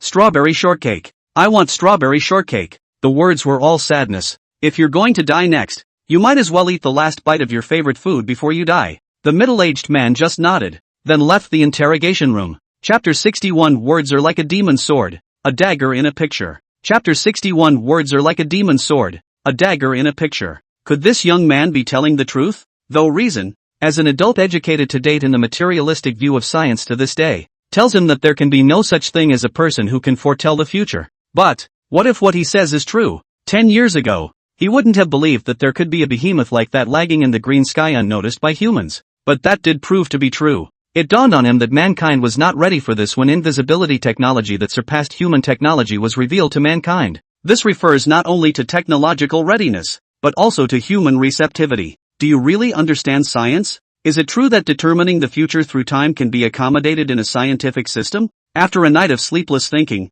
he finally made it back to the interrogation room. On the opposite side was Zhu Shizhou, who was drooping his head between half asleep and half awake. The sound of the middle-aged man entering the interrogation room woke him up. Who? Wish Shizhou in a daze almost forgot what place he was in. When he came back to his senses, he reacted to the fact that he had just fallen asleep. Not right. He really is asleep? These people won't use any hypnotic means on themselves, right? In the midst of Zhu Shizhou's skepticism, the man's voice rang out. You seem more relaxed than I expected. Zhu Shizhou immediately sobered up a lot when he heard this voice. He has not yet given up the sad atmosphere he painstakingly created before. Oh, what else can I do if I don't relax? The love of my life is dead. What's the point of me living? Oh yeah, the world ends tomorrow. Everyone is going to die anyway. Ha ha ha. Zhu Shizhou cried and laughed and acted like a madman. The middle-aged man, however, interrupted Zhu Shizhou's performance. Wrong. It's today. The time now is 2:30 a.m. on November 7th. Zhu Shizhou was first silent for a moment,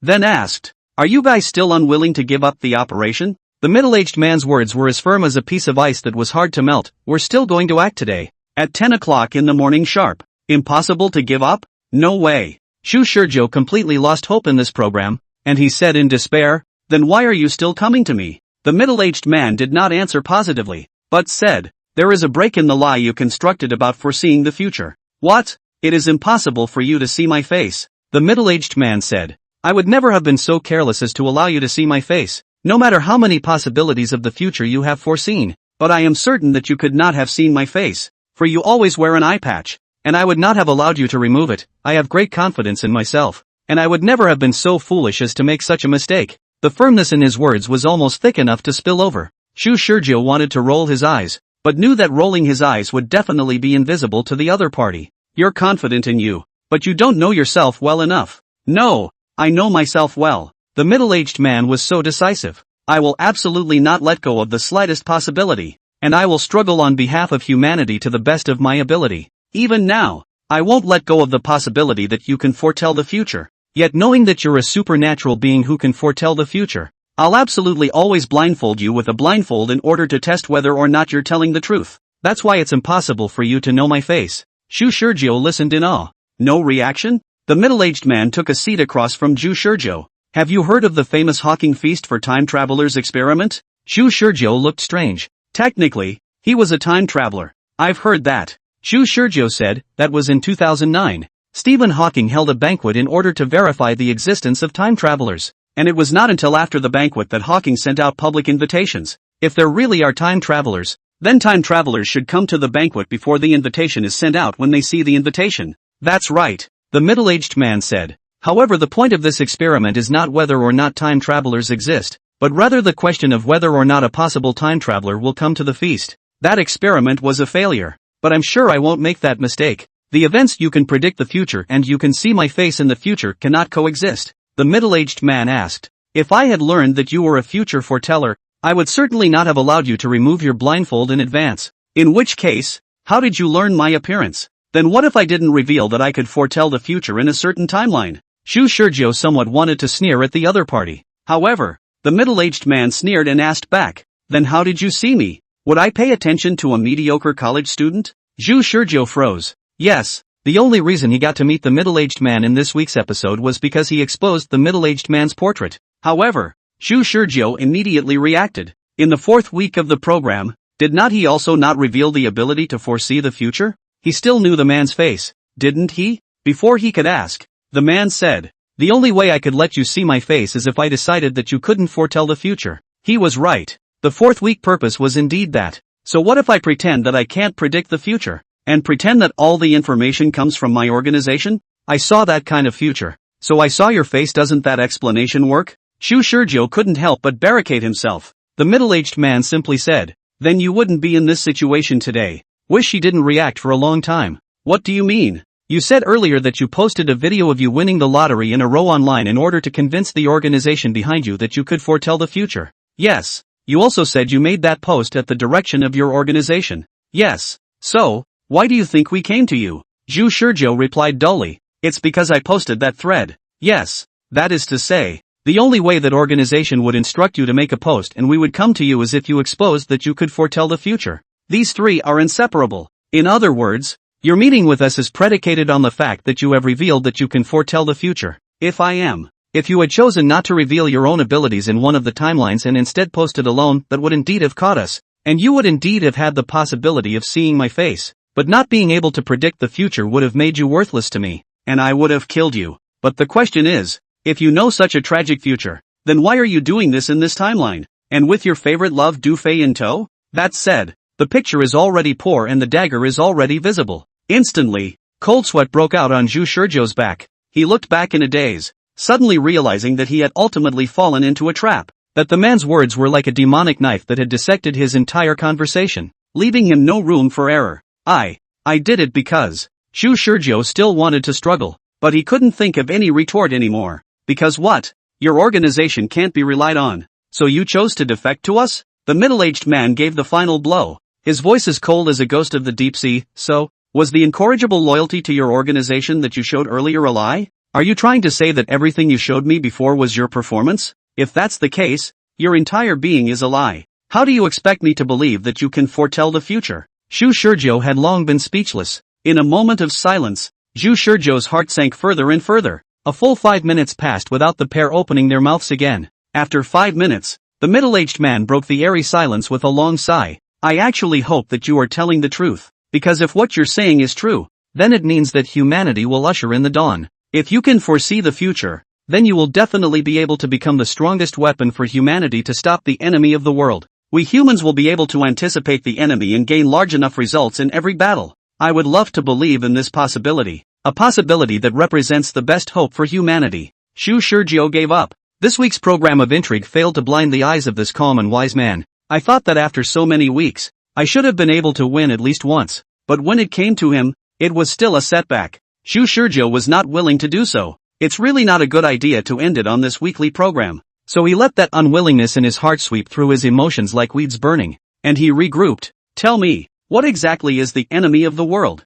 What exactly is the enemy of the world? Didn't your organization tell you? The middle-aged man seemed a little surprised. He didn't expect Zhu Shizhou, who had gotten involved in this whirlwind, to even know such basic things. Nope, I have no idea what enemy of the world really is. This statement seems to be another side proof that Zhu Shizhou can't predict the future. The man was even more disappointed. I will not let any enemy know the information. He wants to know whether or not the enemy is already under my control, and whether or not the enemy is simply trying to satisfy his own curiosity. I will maintain the maximum amount of I will maintain the greatest degree of discretion I can, unless I can get positively valuable feedback after giving out information. The middle-aged man's answer remained cautious to the point of despair. It's like when you're scratching off a prize at a lottery store, and for a $10 ticket to cost you, you have to open a prize of $10 or more to get your money back. Zhu Shizhou are almost driven crazy, to the extent that he has forced him to such a degree. Do not let go. This man is still a human being. The middle-aged man he regarded as inhuman paused in his words. In the middle of Zhu Shizhou's despair, he said, So, if you want any information, then prove it to me with real action. There's only one way to blow all my logic out of the water. Prove that you really can foretell the future. God. Wish Shizhou heard a sound. A hard object was placed on the table by the man. Guess what this is? You can't see anything right now, and if you guess, then I'll remove your blindfold so that you can see what's on the table, the kind of future that you should be able to see if you can actually foretell the future. So, tell me the answer. If you're right, then I'll believe in your superpowers. The middle-aged man said so. What he didn't say was that even though it had been logically proven that Zhu Shizhou couldn't predict the future, that still didn't explain one thing. How in the world did Zhu Shizhou learn an archery skill with 97% similarity to Dufei overnight? As long as that possibility existed, there was no way he could completely conclude that Zhu Shizhou couldn't predict the future. So he wanted to give him one last bit of hope. It's also trying to give humanity a hope. He wanted Zhu Shizhou to shoot down all of his logic and prove this ridiculous rhapsody with facts. Chapter 62, Finding a Ray of Light in a Desperate Situation. No loophole answers. Chapter 62, Finding a Glimmer of Light in a Desperate Situation. No loophole answer. Zhu Shizhou looked up from his despair. He was like a traveler who was trapped in the desert and suddenly found an oasis, with the hope of survival right in front of him. He asked, why? It was clear that the man didn't even want to believe what he was saying, and he was ready to swing for the fences this week. But why would the man choose to give him a chance? I told you, I want humanity to have hope for life. The man's words were very calm, but the meaning behind them made Zhu Shizhou's heart go cold. He had already realized the horror of this man. And yet such a horrible man had placed the heavy responsibility of the hope of mankind on him, a false foreteller of the future who was full of lies. He felt it, the deep pessimism and despair hidden behind the words of this seemingly unwavering man. How powerful is enemy of the world? Zhu Shizhou didn't continue to think about this possibility in detail as the man said, "Come on. I'll take off your blindfold and trust you to be able to foretell the future if you can hit the nail on the head as to what I've put on the table." He was interrupted from his thoughts. The key now was to guess the object on the table. As long as he guessed what was on the table, he would be able to convince the other party that he was a super powerful person who could foretell the future, and he would be able to stop the doomsday that would come in 8 hours. Zhu Shizhou smiled miserably. How can this be guessed? How many times do I get a chance? Once. You have to convince me that you can predict the future, not convince me that it's a guess by elimination. Zhu Shizhou smiled bitterly and asked again, "If I say no, will you tell me the answer?" "No," the middle-aged man replied, looking very cold. "If you say no, I won't tell you any information either. Like I said, I won't let any enemy know the information he wants, including this little game I'm playing with you." Grass. Zhu Shizhou's heart was full of crumbling thoughts. His whole body went numb. Although the fact that things had come to this point was an unexpected blessing, it wouldn't have made any sense if he had failed to guess. If this man would have told him the answer after he failed to guess, then he would have just started the next weekly program. But this man was so cautious that it was unimaginable. He couldn't wait for the next episode. He had to know the information he wanted before he died in this episode. Otherwise he couldn't guarantee that he would still be able to reproduce his superb acting skills without any difference in the next episode. "How long do I have?" Wish Shizhou confirmed. The man was silent for a moment, seemingly thinking, then said, "The time is now 2:45 until 9 o'clock, you have 6 hours and 15 minutes, and hopefully your ability to foretell the future will work in those 6 or so hours." "Why only until 9 o'clock? Zhu Shizhou noticed the number. The middle-aged man didn't answer, but said indifferently, "You have 6 hours and 14 minutes left." Grass. Zhu Shizhou's brain began to spin wildly. What was that thing he put on the table? He couldn't see anything, but he heard that sound of a man placing something on a tabletop. Gotta, at least make sure it's a hard one. Is that enough of a clue? Certainly not at all. As I said, my ability to foresee the future is not controllable. So, the man replied, "Don't say such things again. I will wait for however long it takes. If you waste your time in such boring conversations, then you will be executed at 9 o'clock. Not a boring conversation." Wish Shizhou thought to himself. He wondered why the man had chosen 9 o'clock to decide the final outcome. The simplest answer that could be thought of was that he only had enough time to stay until 9 o'clock. From 9 o'clock to 10 o'clock, the Black Soldier Organization will prepare for battle against the enemies of the world during that hour. It's a piece of information that's worth it even if you die this week's episode. The more important question now is how one is going to accurately guess what is placed on the table in this situation. Zhu Shizhou's heart calmed down. The biggest benefit that learning archery brought him was not the increase in combat power, but rather the fact that it gave him the means to be able to quickly enter a state of calmness. With the bonus of a mind like water, all the tedious thoughts were put aside. He focused on the question that seemed impossible to answer. However, is it really impossible to answer? Not necessarily. Naturally, he thought of his experience of being similarly interrogated in the 4th week's program. That time was the first time he saw a middle-aged man, and certainly the last. Li Hua had told him to remember the man who had caused his tragic death,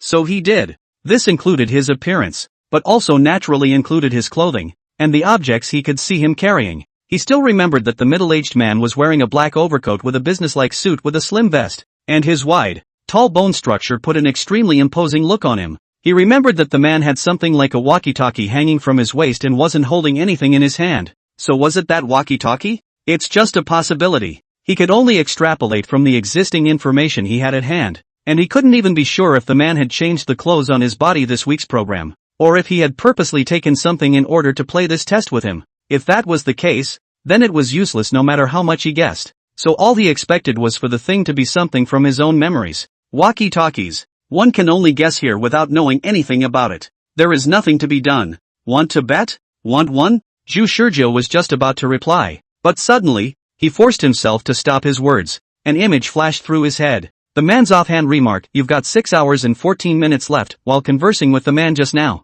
"It's the countdown." The man blurted out his remaining time. This proves that men are able to see the time at all times. There were no clocks in the interrogation room. In the 4th week of the program, Zhu Shizhou was tortured by removing the blindfold in order to confirm the time of the end of the world. But there was no equipment in the interrogation room that could determine the time, and he could not even accurately confirm the time of the final end of the world. At this point, His memories came flooding back like a tidal wave. He also thought of one more thing, thanks to the man's waving his hand over and over again every time he asked the subordinates around him to start the current. Zhu Shizhou clearly remembered that there wasn't even a watch on that hand. And during the fourth week of the purpose, he asked the man for the time again and again, but the man never answered. So how does he recognize time now? Placed on the table is the device that allows the man to see the time at all times. What is it? Is it a timer? Or a watch? Or an alarm clock? Or something else? There are many things that can show time, but he only gets one chance. In the air of silence, Zhu Shizhou listened with one ear. Didn't hear the second hand ticking. Shouldn't be a watch or alarm clock. So is it a cell phone? Do you want to answer that yourself? Wish Shizhou opened his mouth. No way. Can't answer that. He only has one chance in this weekly program. If he guesses wrong, even if it's a perfect replica and doesn't create any butterfly effect, he'll likewise only have one chance in the next weekly program. He couldn't guarantee that he'd still be able to get here next week's program without a single deviation. So in order to try to end this weekly program, he came up with a second answer. I see the future of my death. Zhu Shizhou muttered. The middle-aged man remained silent. Zhu Shizhou said, that future I saw was that I uttered the answer cell phone and it turned out to be the wrong answer. That was the loophole-free answer Zhu Shizhou came up with in a flash of insight. The middle-aged man said he could only have one guess, but Zhu Shizhou thought of a more brilliant way to circumvent this rule. That's the reverse answer like above. If the object on the table is a cell phone, it proves that his ability to foretell the future is false, because what he foretells is the future of answering the cell phone and guessing wrong. Then the man should end the test immediately. But if the man ended the test immediately, then Zhu Shizhou knew the answer to the test. The thing placed on the desktop was none other than a cell phone. In this way, he will be able to answer this question perfectly next week. But if the thing on the table is not a cell phone, then it matches his prophecy, and he has predicted a failed outcome in the future. The middle-aged man could not end the test at all, because his prediction was not wrong, and what was on the desktop was not a cell phone. In this way there would also be no way at all to falsify the proposition that he has the superpower to foretell the future. And since he didn't answer positively, he never used up the opportunity to answer just once. If the answer wasn't a cell phone, then he could take a second guess after confirming it. Chapter 63, The Governmentalists? Chapter 63, The Governmentalists? The middle-aged man looked at Zhu Shizhou with regret all over his face. Mankind had not seen the miracle after all. On the table was Zhu Shizhou's own cell phone. The Black Soldier Organization was an organization that possessed strict confidentiality, and even he who made the rules of the organization followed them equally. In order to maintain strict confidentiality, upon entering the interrogation room, you are not allowed to bring any electronic devices that are not related to the interrogation. And even if you use an electronic device, you must physically erase the networking function of the electronic device. So Zhu Shizhou's cell phone, which was sitting on the table for timing, showed the remaining time, 6 hours and 10 minutes. It took Zhu Shizhou only 5 minutes from the start of the test. The middle-aged man shook his head sadly. Unfortunately, you answered incorrectly. 5 minutes destroyed all his thoughts. However, he didn't notice that in this instant, the blindfolded Zhu Shizhou was ecstatic inside. Did I answer wrong? Zhu Shizhou asked in a trembling voice. At this time, the middle-aged man snapped to the realization that he had made a mistake, and he said that he had answered wrongly, which meant that what was sitting on the table was indeed a cell phone. The middle-aged man shook his head. So what? He had said before that he would not voluntarily disclose information,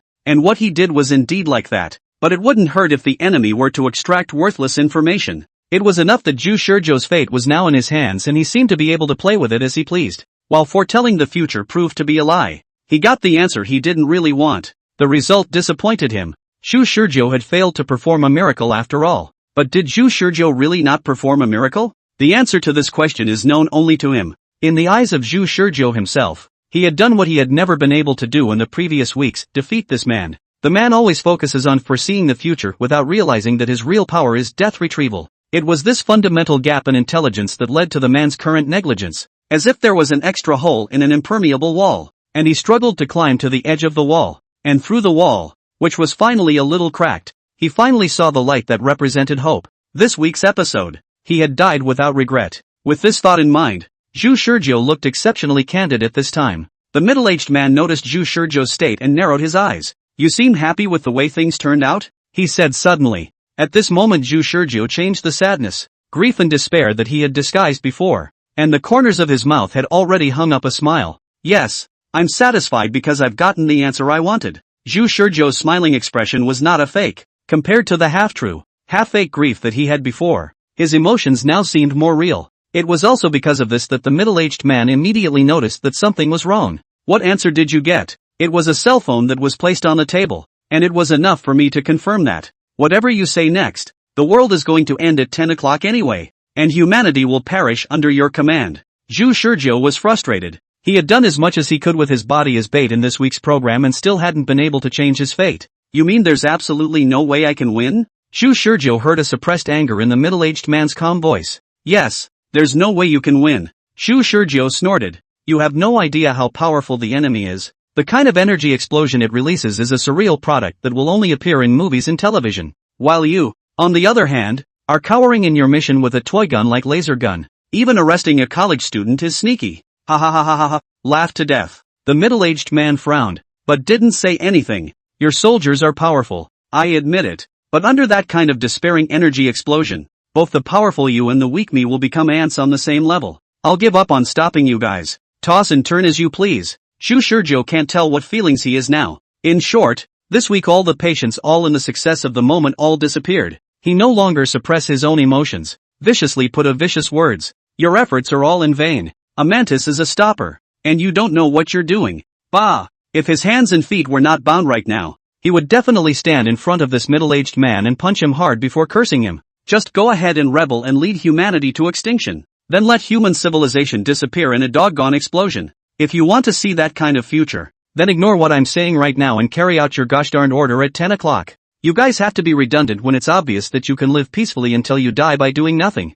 If you guys aren't, who is? Zhu Shizhou cursed and heard the sound of men walking towards him. Then he cursed his last expletive. What are you? How dare you represent all of humanity in search of the so-called hope? You can't even represent me. Boo! Suddenly, a heavy force plus a sharp pain came from Zhu Shizhou's right cheek. He was punched in the face by the middle-aged man. This punch was too strong. So strong that he almost fainted under this punch. It was as if a hammer hit his face, and the sound of cracking came from his facial bones. The teeth in his mouth even started to loosen from this punch, and the intense pain coming from his nerves made him unable to breathe. Still, he was indignant, and letting the anger in his heart vent out, he was about to curse his next expletive. However, boo, and a similarly painful blow to the left cheek. Zhu Shizhou didn't need to look in the mirror to know that his entire face had been disfigured by these two punches, and his loose teeth finally flew out of his mouth as they couldn't withstand the intense force. The head was also dry-humped by the two punches. After a moment's reprieve, he shook his dazed head vigorously,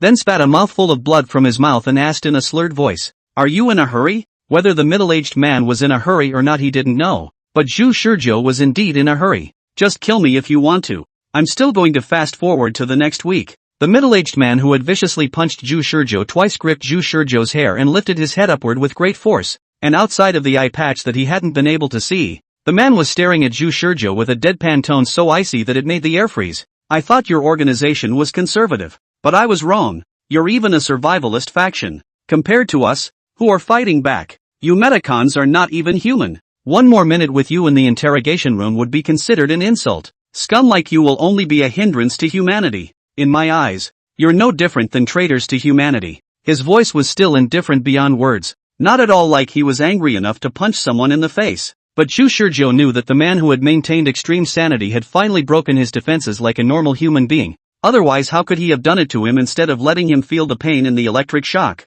Meanwhile, Zhu Shizhou's anger was drawn to attention by one word: meticulous. The new word made his brain go down for a moment. After a few moments, he forced himself to endure the pain and his mind spun. Before that, the middle-aged man had asked him if his organization was conservative, but he hadn't thought about it that much at the time, and had focused on his calculations. But now that the reckoning was over, the information gained from this moment onwards was an unexpected gain, and when he heard the three words survivalists, he felt that the road ahead, which was shrouded in fog, was gradually becoming a little clearer. Together with the word conservative he had heard before, many things gradually became clearer. By the time he got here, he finally understood everything. He understood how the organization was both official and unrecognized at the same time. He also understood what exactly was the composition of those who were hiding in the shadows, i.e., those who had spoken to him last week's program, and why everyone is fighting each other so much when they are all trying to save the world. The reason was finally clear to him. The Black Soldiers organization is radical.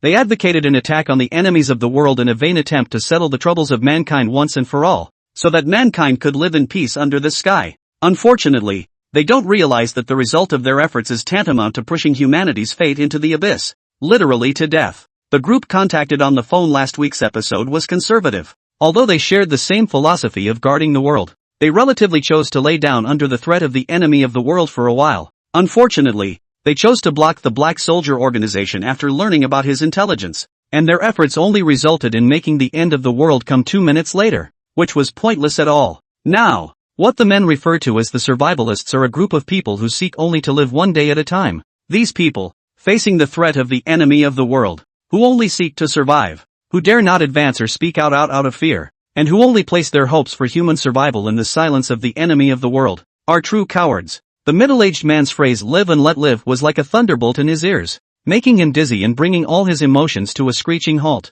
Am I a survivalist? Shu Shurjo asked himself. If the end of the world had come 100 years later, would he have fought as hard as he did now? He was angry and confused at the same time. At this time, the middle-aged man let go of Shu Shurjo's head. The man said, "I won't execute you now. I'll try to keep you alive until tomorrow so you can hear the trumpet of our human victory." With that said, the man left the interrogation room. What's this bull **** about foreseeing the future? The man cursed in his mind, firm in his conviction to wage war against the enemies of the world. The future of mankind he would hold in his own hands. November 7th, 2045, 10 a.m. Sharp. The Black Soldiers organization blew the whistle on war against the enemies of the world. 1 second later. World destruction. Chapter 64, 13th weekly program, Shocked Du Fei. Chapter 64, the 13th weekly program, Shocked Du Fei. Shu Shurjo didn't want to wait. In the 13th week of the program, he woke up with a hidden anger.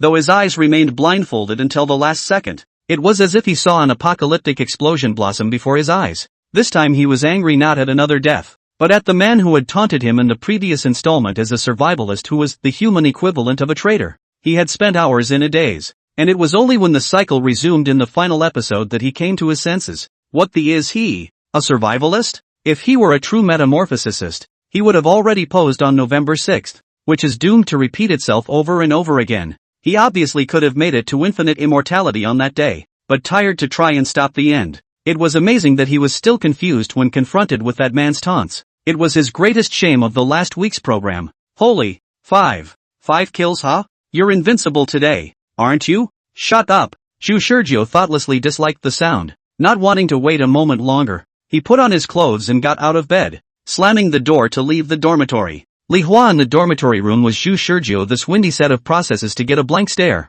He looked at the door puzzled. "Ju, how do you know I 5 kills? Shu Shurjo was about to puke from watching it. This familiar day, familiar person or event, familiar back file started with Li Hua's 5 kills. He desperately wanted to end it all and stand up to the man and say, "I'm not a survivalist" to him. But despite how urgent in his heart, he went to the art department and let the art students draw the 2 portraits that were destined to set off the storm clouds, and then contacted Piece of Brother. Everything went on in an organized manner. When he arrived at the archery hall, he forced himself into a state of mindfulness, and proceeded to allow his face to take on the same calm plus gentle smile he had worn during the 9th week of the program. It was the easiest smile to make Du Fei's heart grow fonder since he had found contact with her. Shu Shurjo knew very well that the more familiar he acted with Du Fei under the surveillance, the more doubtful that man would be, and the easier it would be to believe that he could foretell the future. And at the same time, the easier it would be for Du Fei to fight with him against those ridiculously strong black soldiers. Starting with this weekly program, he's going to take the lessons learned from the previous weeks and push his progress farther this time around. "Hello, Coach Du." Shu Shurjo smiled and looked at Du Fei. Another contest, another invitation. At night, Du Fei came to the park on time, and once again he used the ambiguous atmosphere to make Du Fei let down her guard and went into the grove with him. This time even smoother than the last time. Even when he raised his bow and aimed it at Du Fei didn't react and thought he was joking. However, it was only after Shu Shurjo had narrated the lines of the previous week's program that her face was gradually replaced by fear. "I can foretell the future. Believe it or not, it's true. And rather than being captured by them, I actually want you to be my aide and fight against those black soldiers with me." Wish Shurjo was telling the truth. He actually already knew that black soldier organization was not the same as himself after all. If he wanted to gain that man's trust by virtue of going back in time and time again and pretending to be a super powerful person who could foretell the future, the end might be able to be postponed. But he couldn't change the philosophy of these people. He had felt it, and the man's conviction was stronger than he could have imagined.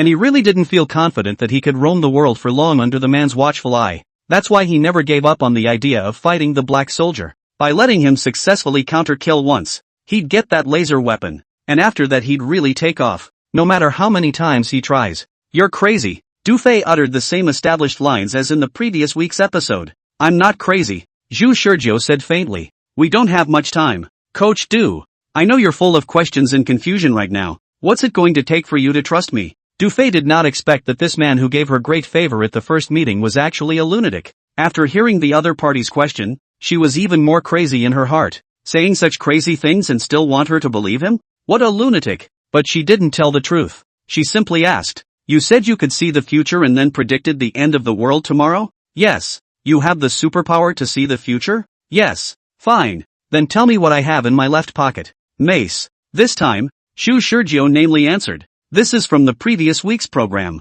Du Fei was also shocked inwardly, and a shocked expression appeared unreservedly on her face. And in the midst of the shock, she forced herself to calm down, and then said, "Good guess. Surprisingly, I know that girls often carry anti-wolf spray when they go out to meet strange men." Zhu Shizhou calmly replied, "I'm not guessing." Du Fei shook her head. "And do you know what I keep in my right pocket?" "Taser." Du Fei sucked in a breath of cold air, making a huge contribution to global warming. "How did you guess?" Du Fei was now quite torn. She wasn't even afraid of being pointed at by the bow and arrow. Her head echoed what Zhu Shizhou had just said. Something about foreseeing the future or something like that. Could there really be such a thing? "I told you. I'm not guessing. I can predict the future." Zhu Shizhou had just finished speaking when he immediately added, "However, I can only foretell a limited amount of the future, and the ability to foretell the future is not controllable. At least not in the sense that it can be unleashed at any time and by my own will." Zhu Shizhou began to patch things up for his meeting with the man afterward,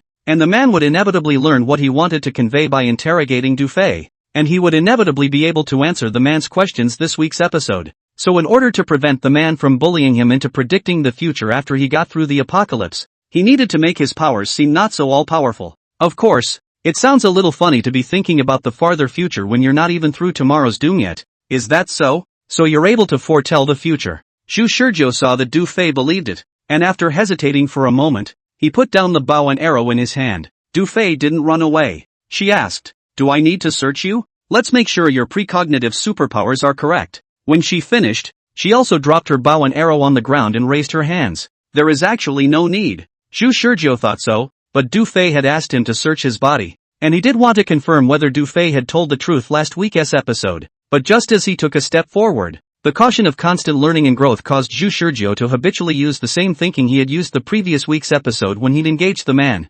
No. Would a girl meeting a strange man, under duress, honestly give up her last hope of survival and reveal the counterattack she carries in her pocket? Especially after listening to his crazy talk. "Why don't you come and search me?" Du Fei asked. Living like a hunter with meat strutting around to lure his prey to the bait, Wish Shizhou calmed down. "Search and then be attacked by you?" Du Fei froze. "What do you mean? Is he overthinking it?" Zhu Shizhou thought for a moment before saying, "I told you I can foretell the future. Just now, I foresaw further into the future I was attacked by you, and you attacked me who went over to search me with something in your pocket." This time, Du Fei was really shocked. Yes, she was ready to fight back. Instead of mace, her left pocket contained a taser. The right pocket contained not a taser, but mace. Even though Zhu Shizhou's comment about the two things she had prepared did shock her, he had guessed the location of both wrongly. She had thought about it. If Zhu Shizhou could not guess what things were in her two pockets, she would deliberately say the opposite of the two positions, and then wait until the man came over to search her. He would certainly be the first to choose to take out the right pocket to get the more dangerous stunner. However, the taser was actually in her left pocket, and this time she would take the opportunity to pull it out and give him a hard time. But Du Fei was shocked and incredulous. Can this man really predict the future? Chapter 65, Battle in the Park Woods. Chapter 65, Battle in the Park Woods. In the woods, Zhu Shizhou and Du Fei leaned side by side behind a tree. After Zhu Shizhou had fooled Du Fei, he told Du Fei his plan without reservation. The current one is making a final confirmation with Du Fei. "Listen up. Our goal is to grab the weapons they're holding, but I can't do this at all on my own. So I'm going to ask you to back me up when I go out to fight them around later." "Wait, Du Fei's head was quite confused. She didn't know what was wrong with her. Obviously, this was an absurd theory. But Zhu Shizhou's serious look and the foreknowledge that she had just grasped had shocked Du Fei. Plus she had a good first impression of Zhu Shizhou from this week's program. so even though reason told her that such a thing was impossible, emotionally she was willing to give him the benefit of the doubt. Coach Du, I do believe in you all the time. I'd like to believe you, too. Dufei didn't say the second half of the sentence, but both knew what it meant. Zhu Shizhou had guessed what Dufei was thinking and said, just wait and see. They will come. Dufei didn't say anything, until about 10 minutes had passed. There was a slight metallic scraping sound coming from outside the woods. Coming. Zhu Shizhou involuntarily held his breath. Dufei looked up at Zhu Shizhou, who was half a head taller than herself, and surprise flashed in her eyes. That was fast. He entered the state of stillness too quickly. In her knowledge, she had never seen someone who could switch so freely between his everyday state and the quiet realm. Even in the afternoon when the two sides were competing, she had never seen Zhu Shizhou in such a state. Inside she was beginning to believe that if this man was telling the truth, then the visitor would be the evil organization that was trying to destroy the world. She was in a bit of a trance, and seemed to have found herself as a student obsessed with teenage fantasy comics. What is all this bull asterisk asterisk asterisk asterisk? See? Zhu Shizhou patted Dufei's shoulder and reached out to point behind the tree the two of them were leaning against. Dufei cautiously peeked out. What was that? She covered her mouth with her hand, the sound leaking through her fingers in tiny bits. Keep your voice down. Zhu Shizhou calmly pressed Dufei. As he thought, even though she had heavenly doubts before, as long as the facts were dumped in front of her, no matter how sensible people were, they would believe the reality they saw. Dufei was like that, and so was that middle-aged man from the Black Soldiers organization. In total, 8 black soldiers entered the woods with guns in hand. Their footsteps on the ground full of dead leaves were quite light. If a regular person heard them, they might probably think that this was a wild cat from somewhere weaving through the woods. Zhu Shizhou and Dufei just hastily glanced at each other before retracting their heads back behind the tree that served as cover. He counted the numbers in his mind. When he counted to 30, he suddenly then said to Dufei, I'll go out first, you support me at the back. What? Before Dufei could react, she was about to reach out and pull Zhu Shizhou's coat, but Zhu Shizhou's movements were so resolute that it was unbelievable, and as if he wasn't worried about causing any serious consequences, he scurried out from behind the bunker. Zhu Shizhou clearly knows that this weekly program is just testing the waters. He has not once fought alongside Dufei, so dealing with these black soldiers is equivalent to lighting a lamp in the toilet looking for death. At the same time, he had to know when Dufei, the toolman, would be able to form effective support and when he would do nothing. The only way to see the few chances of winning is to be able to do it by forming 1,000 hammered instincts after a single backstage, and getting on the field in person to engage these black soldiers up close and personal. While his own archery teacher, Coach Du, was in charge of key support, he didn't ask Dufei to be able to kill one of the black-clad men with a single arrow. He only asked for her to be able to interfere with the black soldiers' actions. Like before when he fought them at the university, Zhu Shizhou was first ready to draw his bow before he came out of cover. The moment his body left behind the cover, he had already shot the arrow in his hand. The target was the one on the very edge of the 8 black-robed men. The arrow whirled away from the recurved bow in his hand, and with this shot, he pretty much realized that he had shot this arrow so poorly that there was absolutely no chance of hitting it. The black soldiers were not quick to react, and while the arrows were still flying in the air, 3 of them turned their heads to look at him, knowing that when these black soldiers entered the woods, they were all in a circular and outward expanding formation, which also meant that it was destined to be very difficult for each of them individually to notice the person who scurried out from a particular direction. Spare me the trouble. The perverted reaction speeds of these black soldiers still allowed them to cast their gazes the moment Zhu Shizhou left the bunker. Projected over. Sure are a bunch of monsters. Zhu Shizhou cursed in his mind. At the same time, after this arrow was shot, he didn't wait for the result, but immediately rolled backward to re-dodge behind a tree. His movements were too smooth to be true, as if he had rehearsed it many times long ago. Dufei all but stared from behind the original tree. Why are you so skilled? She gripped the ink shadow bow in her hand tightly. Yes. Zhu Shizhou had given the ink shadow bow to this former owner after she had formulated her plan.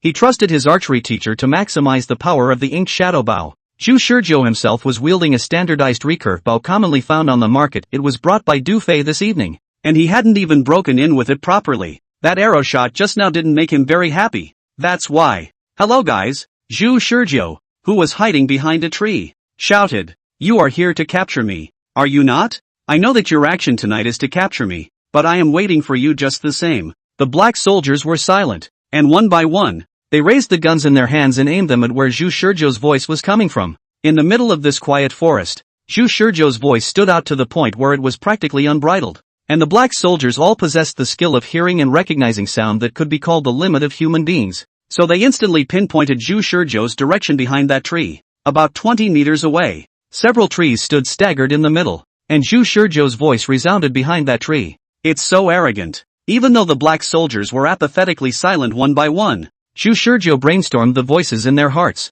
You're afraid to shoot, Wish Shizhou so asserted. He'd guessed that. The middle-aged man's orders to them must have been to capture him alive. If it was a few weeks ago, Zhu Shizhou was afraid that he wouldn't have dared to be so sure. But his encounter with that man last week made him realize one thing, that man possessed an extreme desire to control information. Whether it's enemy intelligence or intelligence held by the Black Soldiers organization, he wasn't going to turn a blind eye to an unknown piece of information, especially when the source of that information was likely to know their plans for tomorrow. Am I right? You don't dare to shoot because the man behind you gave you orders to take me alive. In that case, Wish Shizhou drew his bow once more and flashed out from behind cover. One of the black soldiers' reaction speed was as fast as it could be, and almost in an instant, he pointed his gun at Zhu Shizhou, who was 20 meters away. Yet the black soldier did not shoot. Zhu Shizhou's arrow, however, crossed the distance of 20 meters, which was neither long nor short, and headed straight for the black soldier. Du Fei was always in the shadows, watching all this.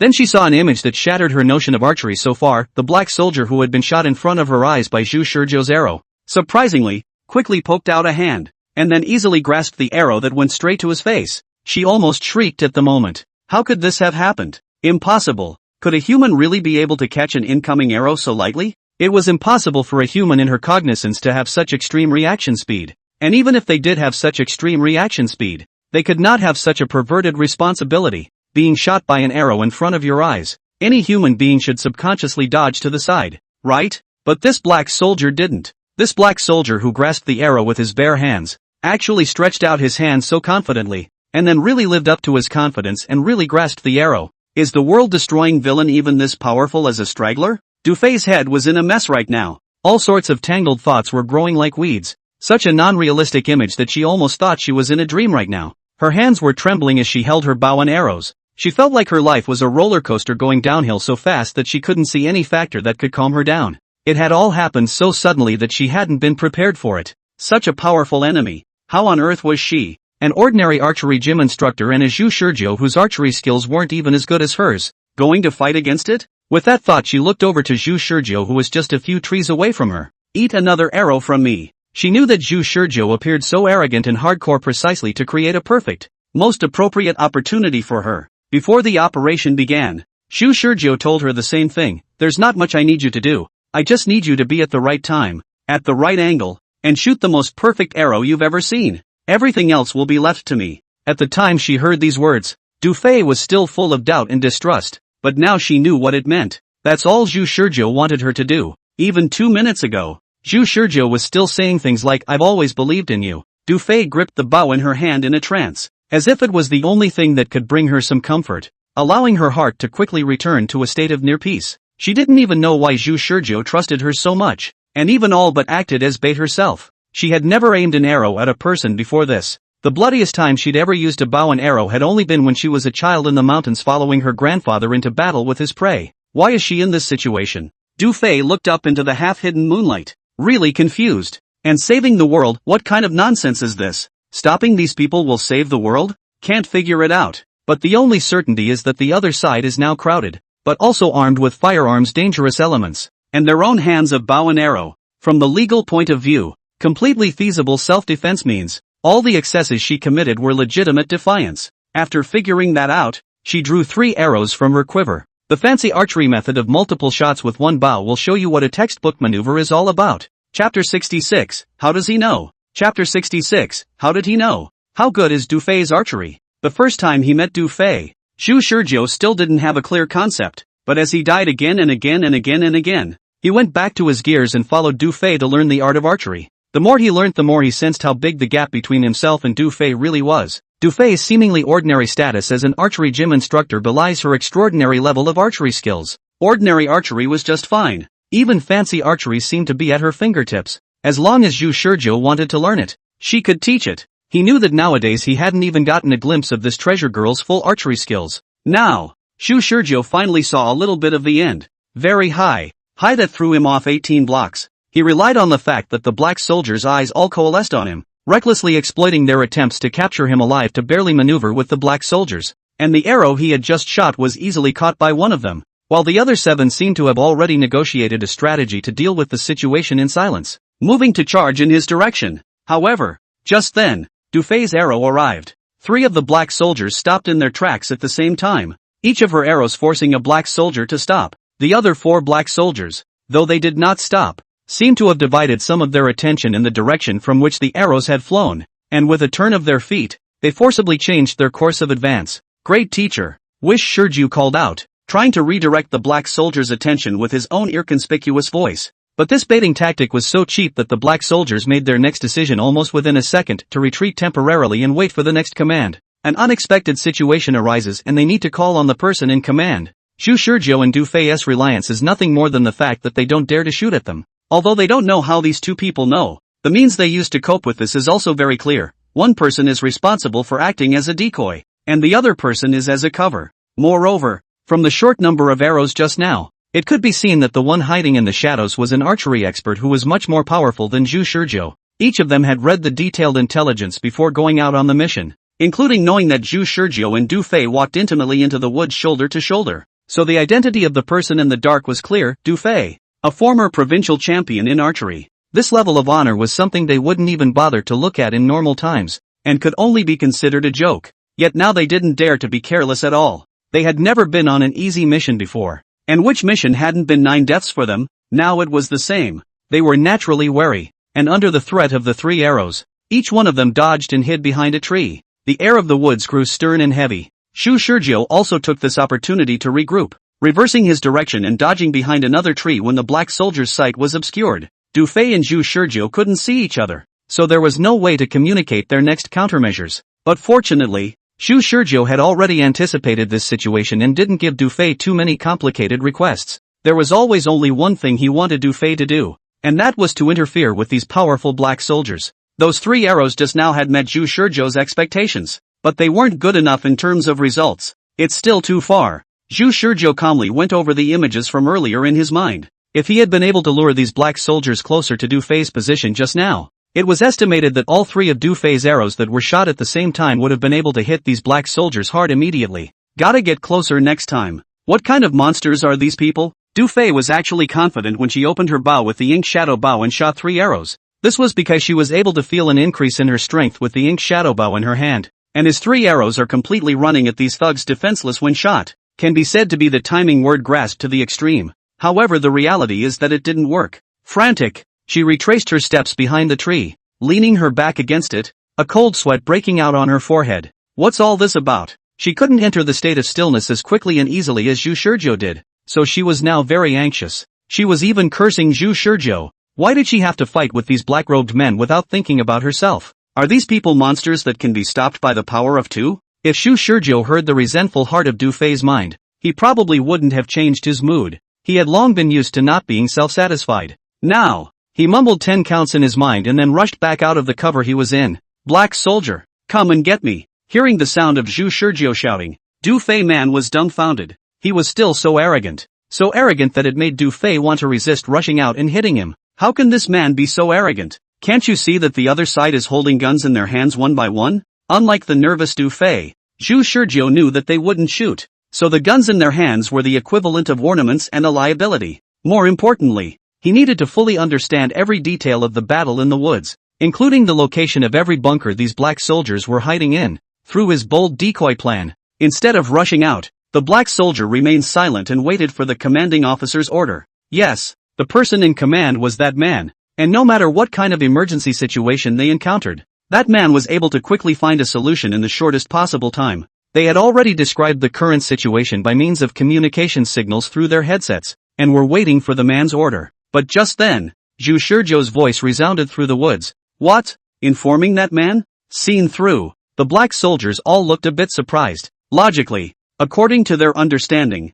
Zhu Shurjiu, a pawn on the table, should not have more information about the black soldiers' organization, especially the man who was second only to the enemy of the world in terms of the level of confidentiality of information within the organization. But Zhu Shurjiu acted as if he was familiar with it, and even knew that they would definitely notify that man if they encountered an unexpected situation. It's like being seen through. This may be just one of the black soldiers' thoughts, or maybe it's a common feeling among all of them, and all in all it's not a very pleasant feeling. Instead, the man in the middle of the headset replied with 2 words, "Taken alive." This was unchanged from the previous order, seemingly certain that they would be able to do it, which in turn proved that Zhu Shizhou and Du Fei would not be too powerful, so their hearts were finally at ease. And just as they were about to go out and fight Zhu Shizhou, "It's no use, don't dwell on it, use the Alpha 7s you carry." All the black soldiers subconsciously touched the tactical pockets on their vests, which indeed contained the Alpha 7 as Zhu Shizhou said. Thick doubts rose again in his mind. How did he know?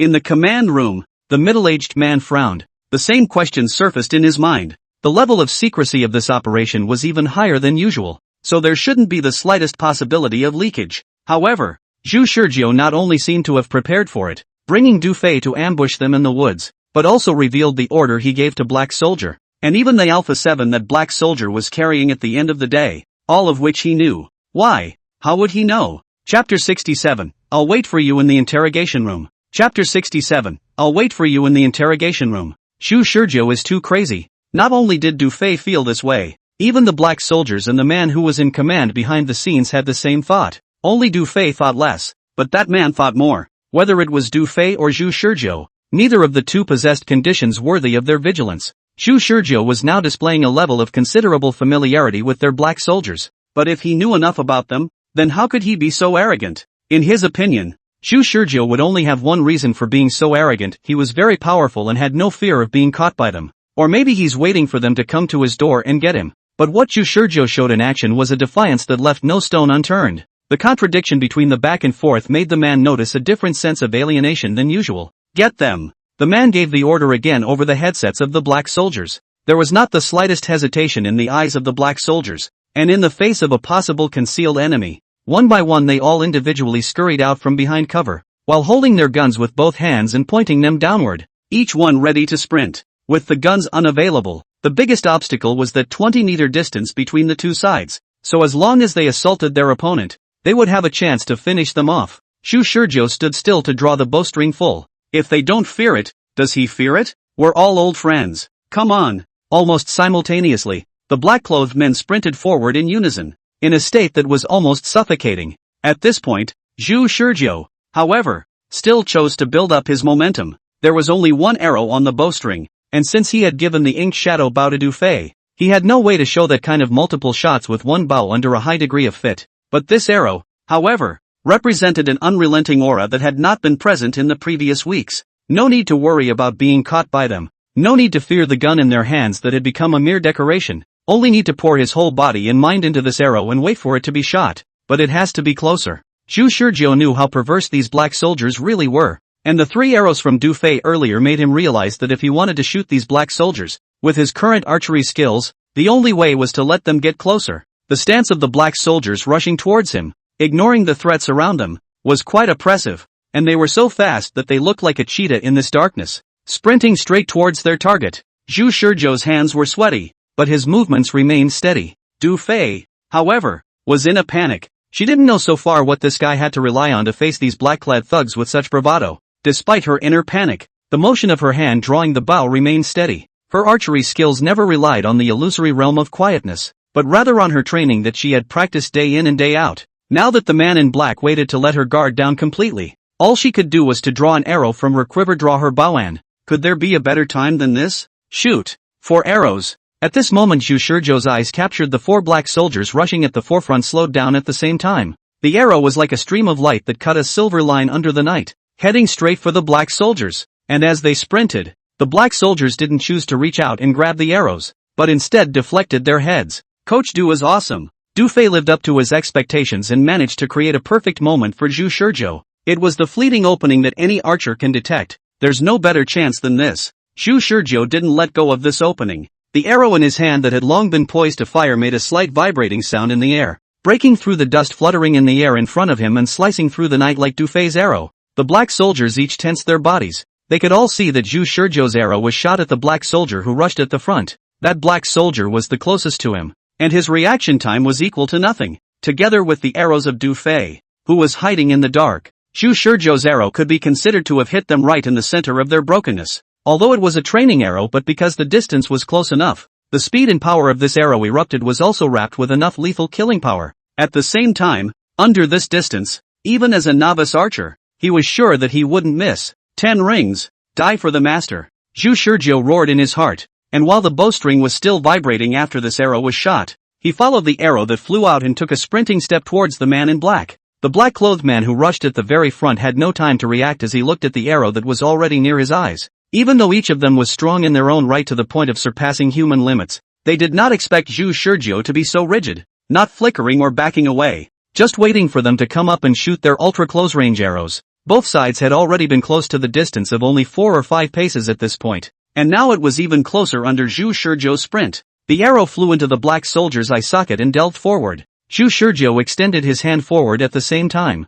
His goal was always clear, he was going to get that gun. No, it's not take, it's grab. The foremost black soldier let out a muffled grunt as the arrow carried a powerful kinetic energy straight into his eye socket. Zhu Shizhou was right in front of his eyes, but the arrow that had almost entered his brain stopped his movements for a split second. At this moment, Zhu Shizhou's hand had already touched the gun in the black soldier's hand. Bring it to you. Icy cold, that's what the fingertips fed back the moment they touched. He then gripped the barrel of the gun. Boo! At the same time, he suffered a sharp blow to his stomach. Zhu Shizhou's entire body flew out, and the strong vomiting sensation churning in his stomach caused him to lose the ability to move in a split second. The black soldier withdrew his foot. His kick directly knocked Zhu Shizhou almost unconscious, and when Zhu Shizhou struggled to get up from the severe pain, he suffered another painful blow to his stomach, and one of the black soldiers stepped on his body with one knee, pulling out a spray-type bottle from his arms. Alpha 7. Zhu Shizhou twisted his face to spit out these words. He looked hard at the black soldier he had shot in the eye.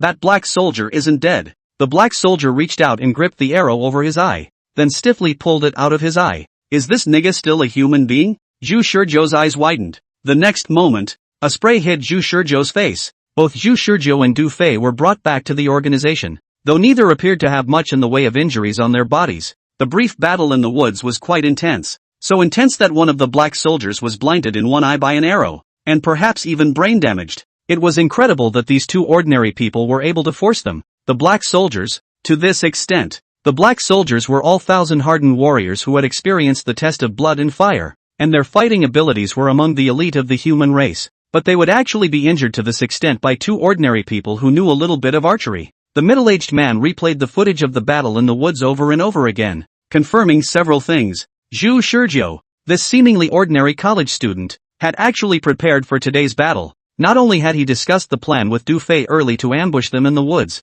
but also rejected the idea of escaping at the last moment to actively meet the battle. It was too abnormal, especially even figuring out the time of their black soldiers' actions. A set of combos that had been prepared in advance came down, and it was only with intent that he almost got it. And throughout the fight, Zhu Shizhou's arrogant attitude was visible to all, seemingly quite certain that they wouldn't shoot. In addition, at the end of the battle, Zhu Shizhou ignored his own safety and reached out to the black soldier's gun, seemingly wanting to snatch it and then kill him back, a move that seemed normal, but was actually quite unreasonable, when it was clear that he was not as strong as the black soldier. Out of what kind of thinking did he give up his greatest distance advantage and take the initiative to come over to give away his head? It's like, he's just trying to fight back knowing he's going to get caught. Only it didn't work. That's right, it's almost as if this win wasn't like they got it themselves, but the other team gave it to them. All the signs made him feel a sense of being in the hands of his enemies for the first time in a long time. Also, in his hand he played with the cell phone he had fished out of Zhu Shizhou's body. Again, he frowned. After opening his phone, the first thing he saw was the memo interface that came with the phone. On that there was a clear, word-for-word record of a sentence. Are you watching? I'll meet you in the interrogation room. Chapter 68, what are you going to play with me? Chapter 68, what are you going to play with me? Inside the interrogation room, Du Fei woke up. Awake? She heard a low voice that, while very much in the flavor of a mature man, was horrifyingly placed in the present. She couldn't see anything in front of her eyes, and could only notice that she was blindfolded by a blindfold. Her hands and feet were tied to a chair. The environment around her was cold and humid, and the smell to her nose still had some faint strange odors, all of which could easily remind her of the scenes in the movies that often appeared in which kidnappers held hostages. Du Fei had only just come to her senses not long before she was trembling with fear. Undo her gag ball. Someone moved and she felt the gag ball in her mouth being undone and was finally able to speak. I don't know anything. Really? I'll answer anything you want to ask, but I really don't know anything.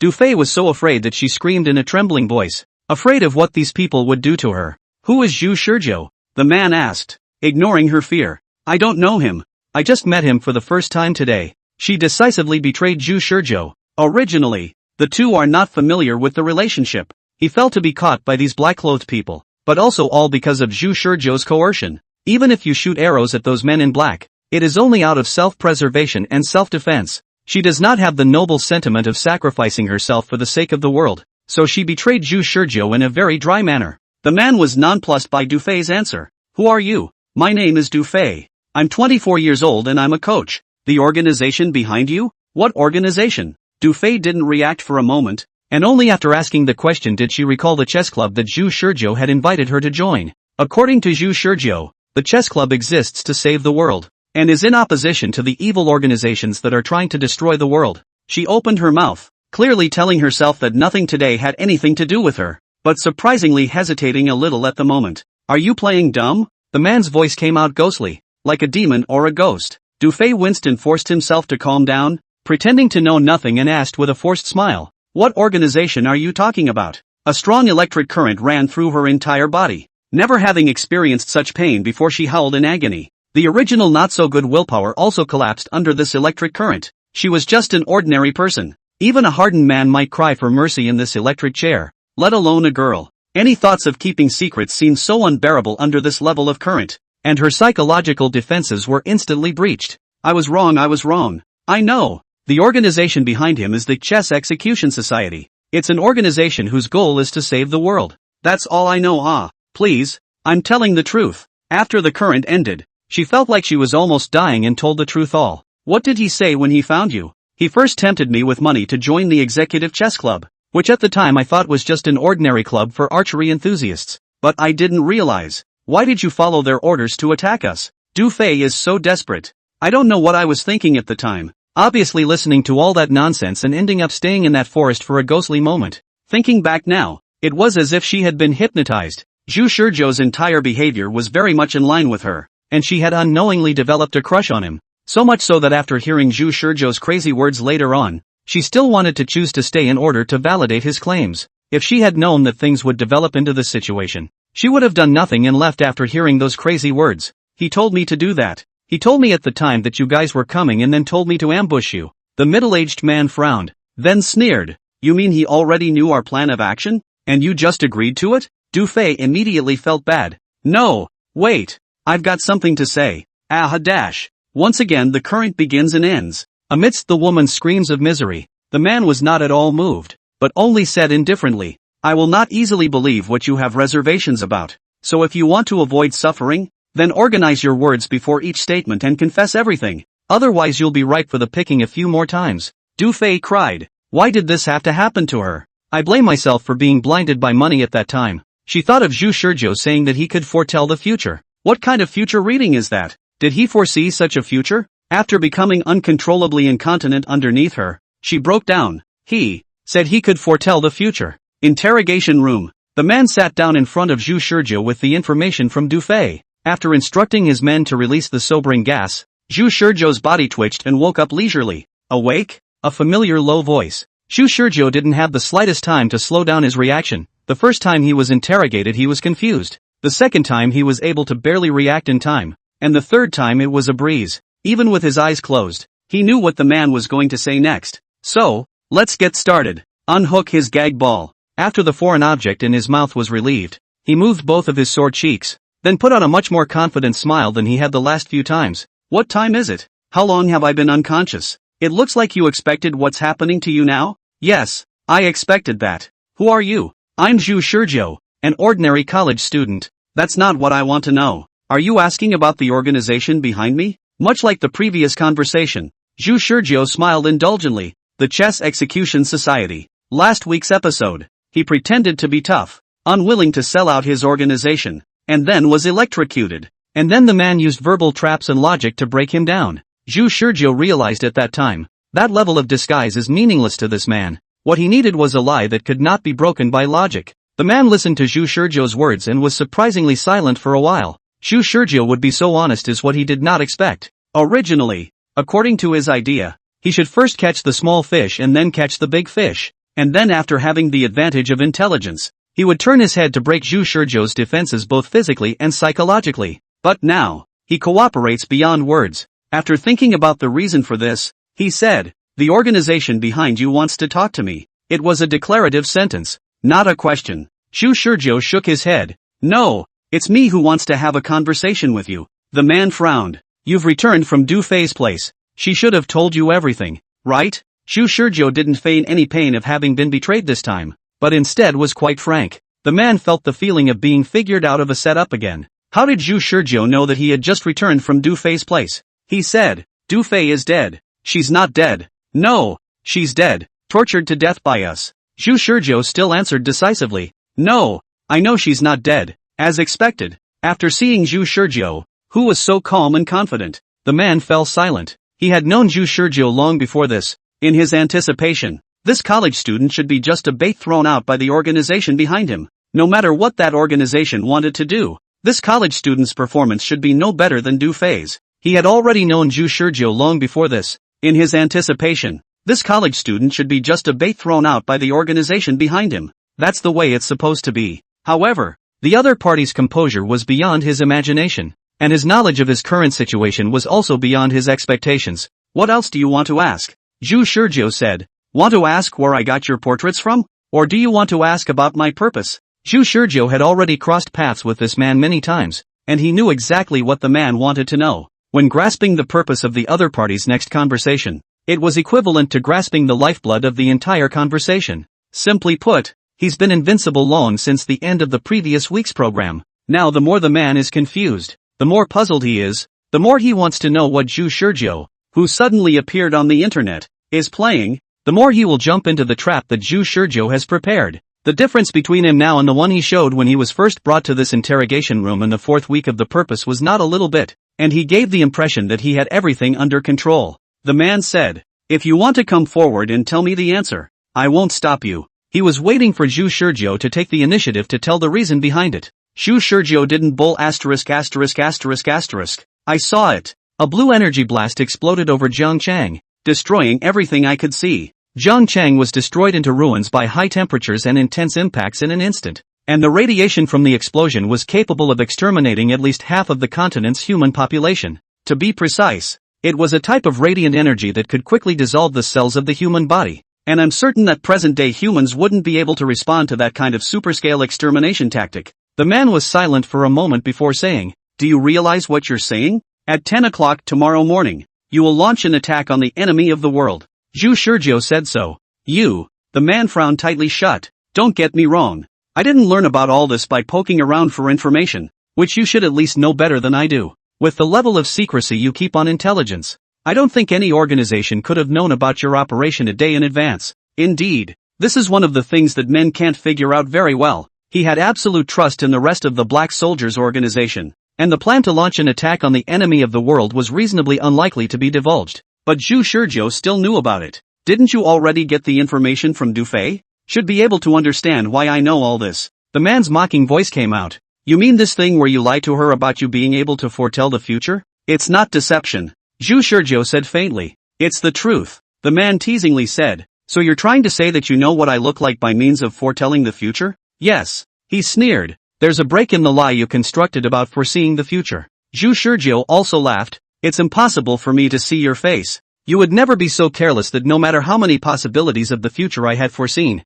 you were still convinced that I couldn't possibly see your face because I always wore a blindfold. Is that what you're trying to say?" The man stiffened his body. Wish Shizhou kept his smile on his face. "Brother, you had your cards in the clear last week's episode, and I'm still holding a king's bomb in my hand, so what are you going to play with me?" Chapter 69, The Pitfalls of Complacency. The right answer. Chapter 69, The Pitfalls of Complacency. The right answer. Can anyone really predict the future? The man's mood swings were quite violent. He is a sensible man and a firm materialist at the same time. In terms of the existing scientific theories of mankind, it is impossible for anyone to be able to foretell the future. But Zhu Shizhou from the beginning to now is not like an ordinary college student, but step by step, such as everything under control in general. Not to mention Zhu Shizhou just now also said his inner thoughts without any difference. All rational thought is rendered useless in this moment. How about it? Was I right? Zhu Shizhou laughed a little. He couldn't see it now, but he could sense that the man was deflated. This was certainly mood-enhancing news for the man who had always been crushed by men.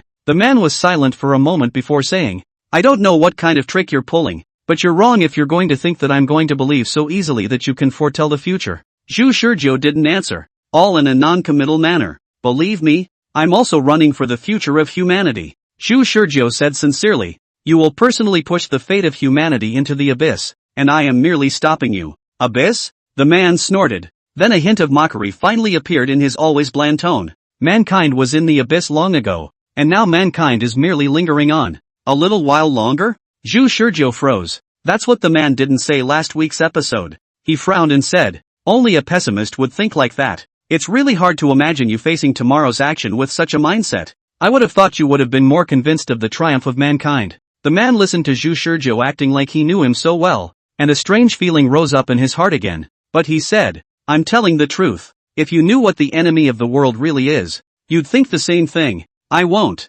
"You're confident?" "There's no reason for me not to be confident. After all, I'm an overachiever." The man turned Zhu Shizhou's cell phone in his hand, and after closing his eyes for a moment to meditate, he gently placed the phone on the table. "Gada!" Zhu Shizhou heard a familiar voice. "Guess what this is?" "You can't see anything right now. And if you guess, then I'll remove your blindfold so that you can see what's on the table, the kind of future that you should be able to see if you can actually foretell the future. So, tell me the answer. If you got it right, then I'll believe in your superpowers." "No change." Wish Shizhou breathed a sigh of relief. Originally, he was worried that his change of program this week would cause the test game to change, but now it seems that it has not changed. He thought of another thing. It turned out that a person's thinking really did have inertia, and the stronger the belief, the more stubborn his thinking habits were. And even if he came back 100 times, it was estimated that the man's decision-making wouldn't change. One chance? One chance. The deadline is until 9 o'clock tomorrow morning? The man sensed something bad at once. Before the man could change his mind, Zhu Shizhou immediately said, "I guess it's a cell phone." Stunned. This kind of emotion rarely appeared in men, but it did appear just like that. When Zhu Shizhou asked if there was only one chance, he was still thinking that Zhu Shizhou was quite good at adding restrictive conditions to himself. And it just so happened that he was thinking the same thing. But later when Zhu Shizhou asked about the deadline, he admitted that his head went blank for a moment. "In the limited future I can foresee, all I see is cell phones. Am I right?" Zhu Shizhou wanted to act bashful, but this kind of crushing this man who was full of calculations by virtue of his foresight was too good to be true. And the corners of his mouth couldn't help but curl up since just now. And because he was forcing his patience, his smile now looked more like mockery. There was silence in the interrogation room for a long time. Such silences had happened several times throughout the conversation, showing just how out of sorts the man really was this time. "Why don't you say anything?" Zhu Shizhou asked with a smile. "Announce the answer. You said that if I guessed correctly, you'd take off my blindfold." The man said after a while. "What if I say no?" "What?" Zhu Shizhou was confused. "In the future you foresee, is there an ending where I refuse to remove your blindfold?" The man said, cold and hard. "Did it ever occur to you that from the beginning, I never wanted to remove your blindfold? To me you are my enemy. Do you think I would give my enemy any chance? This test may seem fair, but if I had consistently refused to remove your blindfold, it would have been impossible for you to see the cell phone on the table, and foretelling the future is a logical paradox in itself. Now you tell me, how exactly did you see the future?" "Grass. Old silver dollar. You're a deadbeat dog." Zhu Shizhou was almost instantly furious. Reason was consumed by anger in a flash. What the has he done to this extent and it still turned out like this? So what was the point of organizing yourself last week's episode? Zhu Shizhou laughed angrily, and then halfway through the laugh, his mind suddenly flashed back to the man's identity, a representative of the human resistance under the official hand, albeit a radical one. He thought again of the man's words uttered in the previous week's program, that he would be the hope of mankind if he could indeed foretell the future. He finally thought again of the deep sense of disappointment that had been revealed in the man's tone when he had heard himself give the wrong answer in the previous week's program. Reason overpowered anger at this point. "You'll take off my blindfold." Zhu Shizhou calmed down. "In the future I saw, you prepared yourself enough to be able to go to war with the enemy of the world tomorrow, unwilling to give up any tiny possibility, and even though you thought that such a thing as foreseeing the future couldn't possibly happen, you took off my blindfold and made me your aide." Silence. Immediately, a pin dropped in the interrogation room. Zhu Shizhou could almost hear the sound of his heartbeat from within his own chest. Saliva was secreted in his mouth but he didn't dare to swallow it, fearing that this tiny action of swallowing saliva would reveal his nervousness and lack of confidence. In such a quiet space, time flowed by the second. Eventually, The man opened his mouth when Zhu Shizhou was almost about to tense up. You're absolutely right. Grass. Zhu Shizhou's fists, which were tied behind the back of the chair, clenched hard, and at the same time, he noticed a cold sweat breaking out on his back. The dog with a heart of gold almost fell into your trap when he was so proud of his ambition. Zhu Shizhou's heart had a sense of gratitude after the robbery. If he hadn't gotten used to calming down in the midst of a crisis after dying back again and again, he might have really fallen into the trap designed by the man. The logic of the man's thinking was simple if he really was as confident as he appeared to be, seeing the future. Then upon hearing this, he would inevitably still harbor the confidence and conviction of the man's end of removing his blindfold. But if it was all a bluff and a lie, then the reaction must have been different. So close, so close. After figuring out the man's logic, Zhu Shizhou couldn't help but say awesome as well. It had come to this point to actually pull this kind of tactic, worthy of the man who had crushed him several times. So the next question Wish Shizhou wanted to curse again. And the next question? I will indeed remove your blindfold and I will not break my word whether you can answer the next question or not. The man said lightly, but the next question determines how much I trust you after this. So you'd better think back carefully on what you see coming before you answer. What's the problem? The man suddenly frowned. You didn't anticipate what the question I asked you was? Zhu Shizhou almost couldn't hold it together. No. Zhu Shizhou patched up his superpower of foreseeing the future. I don't know if you've heard from Du Fei that what I can foresee is a limited future. Du Fei did say that during the interrogation. The man's frown loosened. Zhu Shizhou held back a cold sweat as he explained. In the future I saw. You were bound to play that little game with me just now in order to test my ability to foresee the future. But didn't ask me that question. There was an unspeakable doubt in the man's mind, and he was tempted to say that it couldn't be, because he was a consistent man, and if nothing else, given a million times, the decisions he made would always be the same. According to his thoughts, he would have asked the next question after the test he had just performed. But, is that the question you wanted to ask? Zhu Shizhou interrupted the man's thoughts. He was really scared. This man was ridiculously cautious, and he even suspected that if he gave the man a little more time, the man might even find a break that he couldn't even think of. The man was interrupted in his thoughts and put aside his doubts for the moment, then said, Of course not. The question I want to ask is very simple, and if you can foretell the future, you will definitely be able to answer it. Zhu Shizhou listened with some uneasiness. The man was heard to ask, What's my name? Grass. In this instant, Zhu Shizhou's scalp tingled and his heart once again beat wildly. His mind began to spin wildly again. What do you mean? What's the man's name? The name I heard when I interacted with the man in week 5, Su Feng? No, that's a pseudonym. But there was no way he could have known his real name himself. So was he going to make one up out of thin air? No. Why can't you answer to a man's pseudonym? No. Thinking is going to get longer. In a flash of lightning, Zhu Shizhou realized that he couldn't act like he was thinking, because if he could really see the future, then the man's name would be easy to recall. And just as he had answered cell phone quickly, the man's name should have come to him. Su Feng. Before the thoughts in his head were completely finished,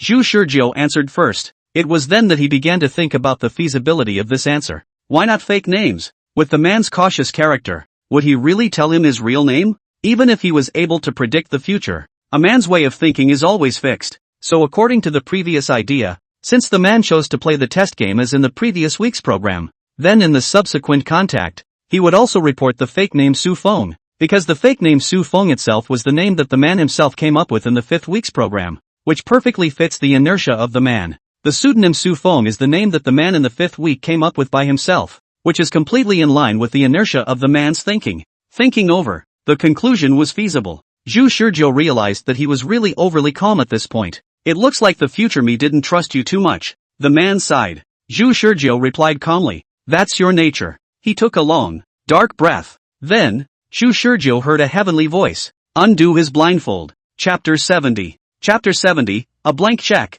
Zhu Shizhou wasn't in a good mood at the moment, because he gave a not-so-good answer. The purpose behind the man's Su Feng question is actually very simple, and that is to test the credibility of the future Zhu Shizhou. Su Feng first assumed that he was indeed able to foretell the future, and then naturally wanted to test his position after knowing that it was possible for him to give a more reasonable answer based on his question. Su Feng knew that he could not use normal means to find out whether the position of this future-telling supernaturalist was good or bad for them. Su Feng knew that he could not use normal means to know whether the position of this super-powerful person who could foretell the future was good or bad for them. So Su Feng chose to leave the answer to this question to the future Su Feng. I made a decision just now. If you in the future are trustworthy, then I will tell you my true name. Otherwise I will reveal my false name. Su Feng said so. In this way, if you are truly able to be useful in the future, then you should learn my true name. Zhu Shizhou, who had his blindfold removed, was still not yet accustomed to the light, and squinted his eyes while trying not to let his expression show a crack. Everything is a whole new progression from here on out, and I don't know if his acting skills will hold up until the end of this weekly program. Zhu Shizhou, whose peak thinking was still online at this time, understood Su Feng's meaning and replied, but as I said, I can only predict a limited future. So, I know. Su Feng replied indifferently, so it doesn't matter if you can't answer my real name right now, as long as in the next period of time, you can foresee that future where I tell you my real name, and then answer my real name. I'll give you complete trust, otherwise I can only trust you halfway. Zhu Shizhou froze. The man was thinking too thoroughly, and it also means that he trusts his judgment supremely, more in his future self than in his confidence. Zhu Shizhou was silent for a long time before asking, aren't you afraid that your real name will leak into my ears? No need to worry about that. I'm the only one who knows my real name, including the rest of the Black Soldiers organization who don't know your real name? Yes. What kind of perverted level of intelligence control is this? Even his own life is treated as an important piece of information. This person has become paranoid to the point of being hopelessly paranoid. And what if I get a lucky shot? Su Feng replied, it doesn't matter. You can use the exhaustive guessing method, but with every guess you make, the more your credibility in my heart drops. I won't say that you have several chances to guess, but you'd better answer cautiously. Okay. Zhu Shizhou moved his body. Not experiencing any electric shocks this week's program was really both a lucky and expected result. Su Feng didn't care if he had a bad attitude or not. As long as he was able to answer the questions cooperatively, then he would be safe and sound. He then looked to his cell phone on the table, barely straining his expression. Actually his own cell phone. Ha! He forced back his surprise and laughed softly twice. Time to take the restraints off me as well? Su Feng carefully stared at Zhu Shizhou's every move, sizing him up for a while before replying with a single word, good. He had been observing Zhu Shizhou until now. Then the restraints on Zhu Shizhou were released. He rose from his seat after a slight reprieve. How's Du Fei doing? He asked.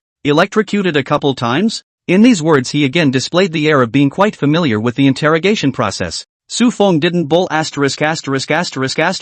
Follow me if you want to know. After saying that, he turned around and headed towards the door of the interrogation room. Zhu Shizhou not slow to follow, but also at the same time looked back at the two black soldiers standing next to the electric chair. With the previous black soldiers seen in the woods is different. Now he saw the black soldiers' aura as dead corpses in general, lifeless, eyes as cold as a machine, wearing a heavy armored stand upright. Seems to have no any. It seemed that nothing could make them falter. Unlike those black soldiers who would be injured by him or Du Fei, these were strong men who were even stronger than those black soldiers. During the previous interrogation, it was these two black soldiers who listened to Su Feng's answers to torture him. It was logical that Zhu Shizhou should have the deepest resentment towards them, yet in reality he knew that what he should hate was the murderer who destroyed the world, the enemy of the world. It was pointless to hate these people at all, for they were merely knives that humans wielded against their enemies, except that the knives could sometimes be very hurtful. He was most interested in figuring out what the enemy of the world was right now, but more important than that at the moment was Du Fei.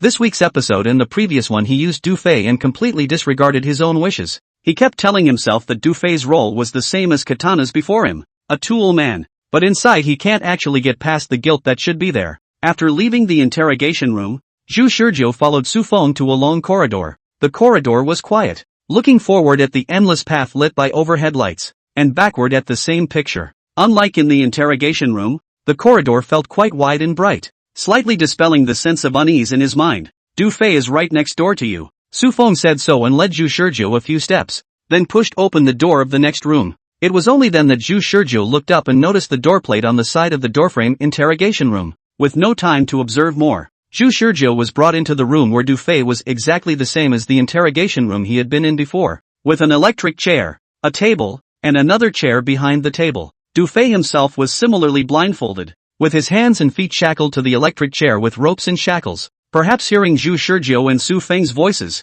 Du Fei thought that another round of interrogation was about to begin, so she trembled in fear, and a whimpering sob escaped her mouth. I told you it has nothing to do with me. Please, go find Zhu Shizhou. He's the asshole who's going to stop you guys from destroying the world. Would dash. Zhu Shizhou standing by. Su Feng glanced at Zhu Shizhou and after confirming that there were no other emotions in his eyes, he leisurely sat down on the seat in front of Du Fei. Undo her blindfold. Du Fei's blindfold was removed, and her red, swollen eyes saw Zhu Shizhou. The crying stopped abruptly. Are you all in this together? She asked in a shaky voice. It was the worst possibility she could think of. Anyone who, after being subjected to electric torture, saw the man who should have been similarly interrogated like himself standing in front of him intact, would have thought of that possibility that he had been tricked, and that Zhu Shizhou was basically in cahoots with these thugs, putting on a good show in order to kidnap her. Before she could cry louder, Zhu Shizhou twitched and said, "Don't think too much. I was released." Du Fei huffed and foxed more than a little.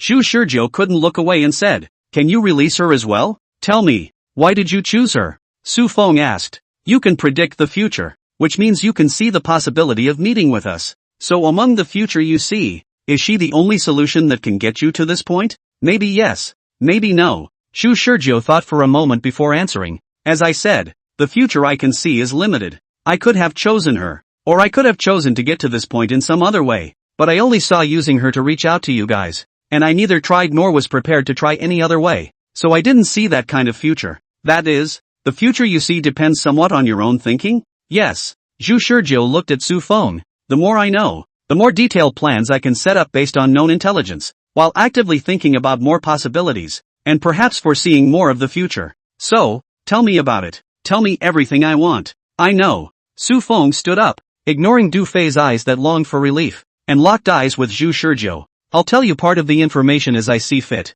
and I hope you'll be able to afford the value of that information." Zhu Shizhou smiled and promised, "I will." A third victim of the blank check has emerged. Chapter 71, Enemy of the World. Chapter 71, Enemy of the World. In the interrogation room, Du Fei was dumbfounded as she watched Zhu Shizhou and Su Feng stare passionately at each other and almost broke down. "Why don't you guys untie me first? Let me go home. I want to go home. Let's talk somewhere else," Su Feng said after looking at Zhu Shizhou for a long time. "Good." Then Zhu Shizhou followed Su Feng out of the interrogation room, and before leaving the interrogation room, he also looked back at Du Fei with a complicated expression. Yes, how could Su Feng let go of Du Fei so easily? Regardless of what kind of relationship Du Fei had with him, regardless of whether Zhu Shizhou cared about Du Fei's safety or not, Su Feng would definitely see Du Fei as one of the bargaining chips to blackmail him. That's the kind of man he was. Du Fei was going crazy at the sight. "Zhu Shizhou, you're not human." Zhu Shizhou has always felt that he is a selfish person,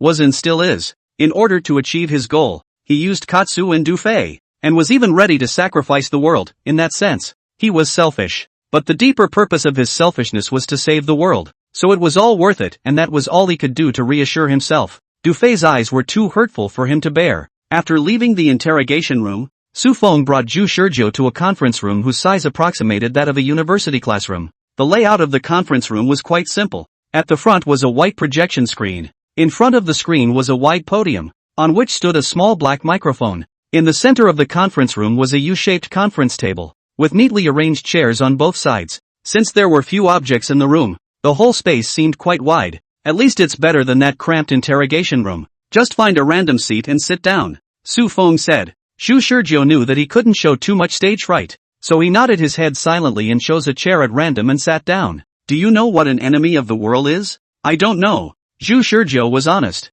to the point that Su Feng became more and more disappointed. "If you really foresee the future, then what exactly do you see in the future? Or rather, what step did you actually see?" Zhu Shizhou replied, "As I said, I can only foresee a limited future. In the future I saw, you didn't tell me much useful information and weren't even prepared to let me have access to your actions. All I know is that at 10 o'clock in the morning of November 7th, you will launch an attack on the enemy of the world on time, and the result after that will be just as I said before, a blue energy explosion destroying everything. I don't have a good reason to deny what you said," Su Feng said stiffly, "but since I've brought you here now, that means that the future you see can change. So the next future you foresee will be updated as the amount of intelligence gradually fills up. First, I'm going to tell you the true nature of the enemy of the world. The land of worlds is a void." Zhu Shizhou froze. He didn't understand. From the very beginning he had wondered just what the enemy of the world was, and in pursuit of that answer he had hung up several lives, each time doing his best to live to the death, and he had thought that he was more than ready for the truth. And yet it was clear by the consternation on his face that right now he wasn't actually ready at all. Su Feng held a remote control in his hand and gently pressed it against the white curtain at the front of the conference room. The white curtain then became almost a screen of ultra-high-definition quality. An ultra-high-definition image of a clear blue sky appeared on it. It was no different from the sky that humans saw day in and day out, with the blazing sun high in the sky and pieces of white clouds dotting the clear sky. A peaceful and quiet look. And there was absolutely nothing special to see. Where is enemy of the world? Zhu Shizhou was at a loss. What did you see? Zhu Shizhou replied, I didn't see anything. Just don't see it. It's the enemy of the world. Su Feng said, with our human eyes we can't even see this thing. Not only that, we humans can't even detect the presence of the enemy of the world with our current technology. Wish Shizhou continued to be clueless. The enemy of the world was first discovered 35 years ago, in 2010. The location was in Arkansas, USA. Tens of thousands of black orioles were flying in the sky when suddenly there was a bizarre collective crash phenomenon. The bodies of tens of thousands of black orioles fell from the sky, and the roads and fields were littered with black orioles, a phenomenon that at one point sparked panic among the American public. The local police department didn't delay a moment after discovering the phenomenon and immediately contacted experts to try to find out the reason behind the phenomenon. At the time, after a thorough examination, experts found blunt force injuries on the bodies of the black orioles, much like they had hit a hard object while flying at high speeds, causing them to die in mid-air, which led to their collective crash. Then came a meteorologist who, in conjunction with the weather in Arkansas that day, offered a guess that it was due to an inversion of the thermosphere at an altitude of 7,000-12,000 feet above the area where the black oriole was active at the time, coupled with the fact that the fireworks that people were setting off exploded overhead, creating sound vibrations that were dampened in the inversion, which ultimately frightened the black oriole, which eventually crashed into a tree or building and then death. Su Feng sneered. This speculation sounds reasonable and is widely recognized by the public. In reality, however, it was nothing more than the usual perfunctory obfuscation used by those Americans. In fact, after testing, experts found a no-fly zone over Arkansas. Any birds lost their ability to fly as they passed through there, and the blunt force impacts present on the bird carcasses were nothing more than injuries they sustained when they crashed to the ground after losing their ability to fly. Zhu Shizhou listened to these long-ago news, and although he knew Su Feng was talking about something related to enemy of the world, he couldn't help but interrupt. A no-fly zone? Is that what you call an enemy of the world? Su Feng nodded his head. At that time, experts from various countries had launched a study on this no-fly zone, and eventually discovered a horrifying fact. The length of the no-fly zone reached 10 kilometers, the width was about 8 kilometers, and the height was 5 kilometers. And what's more, the no-fly zone took on the shape of a shuttle. Hearing this, Zhu Shizhou was dumbfounded and blurted out, alien stealth battleship? It's not just invisibility. Su Feng looked complicated. The very essence of the no-fly zone is the void. With humanity's current technology, it is simply impossible to detect what abnormality exists in that area. Neither does the entity of the enemy of the world exist in that part of the sky, nor can we find any factors that could affect the birds. Human-created airplanes can pass through the no-fly zone unharmed, but only birds cannot. An alien warship? Zhu Shizhou was a bit confused about the true nature of the enemy of the world. Su Feng continued. The humans at the time were puzzled by this, and although it was not publicized, that no-fly zone did get the attention of the humans. According to experts' accounts, the no-fly zone that inexplicably appeared in the U.S. in 2010 moved on December 12, 2012, after about 2 years of silence, leaving the U.S. as if it were parked in a random spot on the planet. Zhu Shizhou, who heard this, was shaken. Could it be that? A hint of hidden anger appeared in Su Feng's raw voice. Yes, it stopped at my country's river city. Jiang Cheng, an ordinary photographer who was taking images of flying birds in the sky, discovered a similar bizarre phenomenon. This time, not only black orioles, but more birds suddenly crashed without any warning as they flew overhead. The phenomenon occurs in an extremely similar way. Birds are flying at high speeds, lose their ability to fly for no apparent reason, suddenly crash and then fall alive. It was only after that photographer filmed and uploaded the phenomenon online that our country had the hindsight to realize that enemy of the world had changed its parking spot. Zhu Shizhou was in a bit of a trance. The behavior of the enemy of the world is so blatant that it is extreme, yet it strangely maintains a state of invisibility, so that the general public can look up and not see anything unusual, and can even exclaim, "What a beautiful day." Is that all there is to it? After returning to his senses, Zhu Shizhou asked. His reason told him it couldn't end like this, because if that were the only thing, the authorities would not have set up the sick black military organization just to deal with a no-fly zone where birds cannot fly. Of course not, Su Feng said, pressing the remote control in his hand, and the picture on the screen changed. A bizarre creature that I don't know how to describe better appeared on the screen.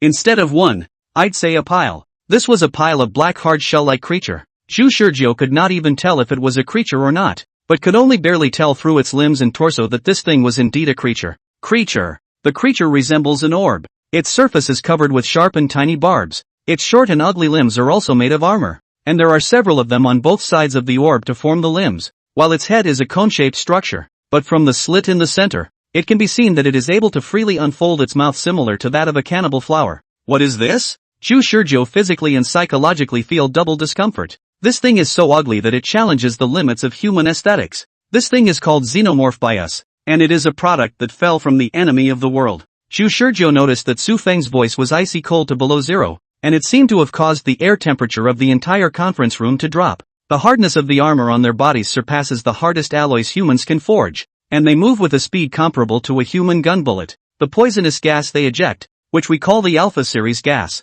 can kill an adult blue whale with as little as 1 micromilliliter. Alpha Series gases? Zhu Shizhou felt like he was listening to a heavenly fantasy, and while he was in a trance, he also immediately thought of the kind of hallucinogenic substance that the black soldiers had in their hands. Alpha 7. Alpha 7 is the product of our black soldiers' desperate attempts to extract the poisonous gas from the mouths of those monsters and then dilute and adjust it more than 7 times. Su Feng said coldly, just the edges of the poisonous gas casually released by that kind of monster. None of that is the point. The point is that the xenomorphs feed on human flesh and blood. Chapter 72. How did mankind survive to this day? Chapter 72. How did mankind survive to this day? Xenomorphs that feed on humans. Just by learning this fact, Zhu Shizhou's brain fell into a blank. Is this the truth? During the whole process Zhu Shizhou was not able to think properly, focusing on listening to Su Feng say these stories as if they were set in a science fiction work. Su Feng is a real person, making things very clear and concise. A stealthy alien battleship is suspected to be parked over Jiangchang,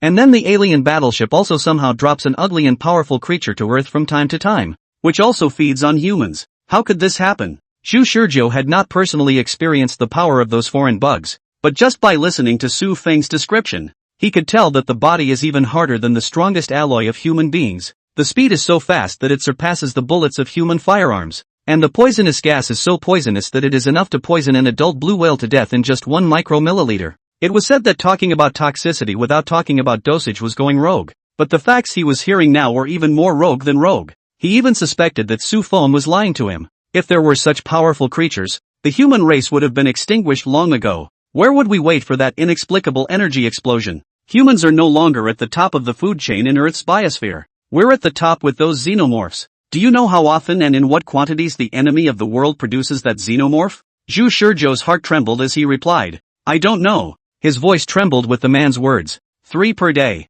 Zhu Shizhou froze. Every day. 3 only? Are you serious? Su Feng walked in the center of the U-shaped table, paced in front of Zhu Shizhou, and pressed the table in front of Zhu Shizhou. You think it's very few? 3 per day. That means 90 per month. That's nearly 100 per year. 35 years have passed, and the number of xenomorphs that the enemy of the world has dropped onto Earth alone is nearly 40,000. And do you know how many xenomorphs we humans destroy on average every year? How much? Zhu Shizhou asked in a trembling voice. Less than 200. Not even 1/5 of the number of xenomorphs produced by the enemy of the world every year. Zhu Shizhou realized this terrifying gap, and what was even more terrifying to him was that the number of xenomorphs was still growing every day. Listening to Su Feng, the number of xenomorphs that the enemy of the world had dropped on Earth since 35 years ago had never changed. With a fixed number of 3 per day, one could tell with one's toes that this wouldn't be the enemy of the world's limit. Then even more finely tuned. How many xenomorphs are inside enemy of the world?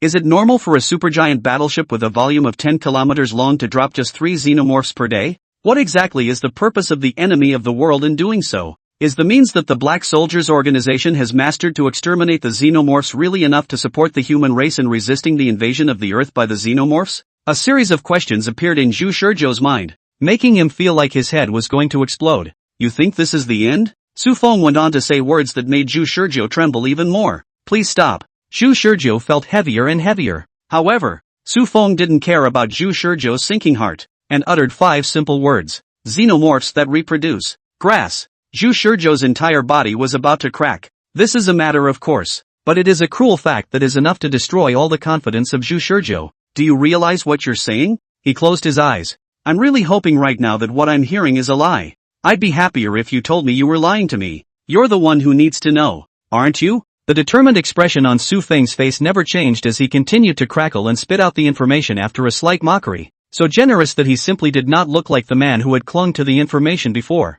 Xenomorphs are hermaphroditic and can mate with each other at will. There is no need to consider the male and female issue. As long as you casually catch two of them, they will be able to mate and then give birth. Their breeding frequency is once a year to mate, each time to produce at least 3 eggs. And the success rate of heterozygote eggs hatching without external force is 100%. Zhu Shizhou's heart is cold. How did you get these data? He didn't even dare to think about it in detail, fearing that he would reason out some more bad news under his careful consideration. However, his brain just couldn't help but keep thinking, and he asked, which side of a hermaphroditic xenomorph gets pregnant after mating? Su Feng didn't seem to expect Zhu Shizhou to be able to follow the train of thought so quickly and ask the key questions. After a pause, he replied coldly, both sides. Both parties are pregnant? After mating, hermaphroditic xenomorphic organisms, both parties conceive the next generation? Zhu Shizhou listened to the face pale, incredulous, and asked, foreign bugs pregnant to spawning time? 1 month. The heart was pumping hard.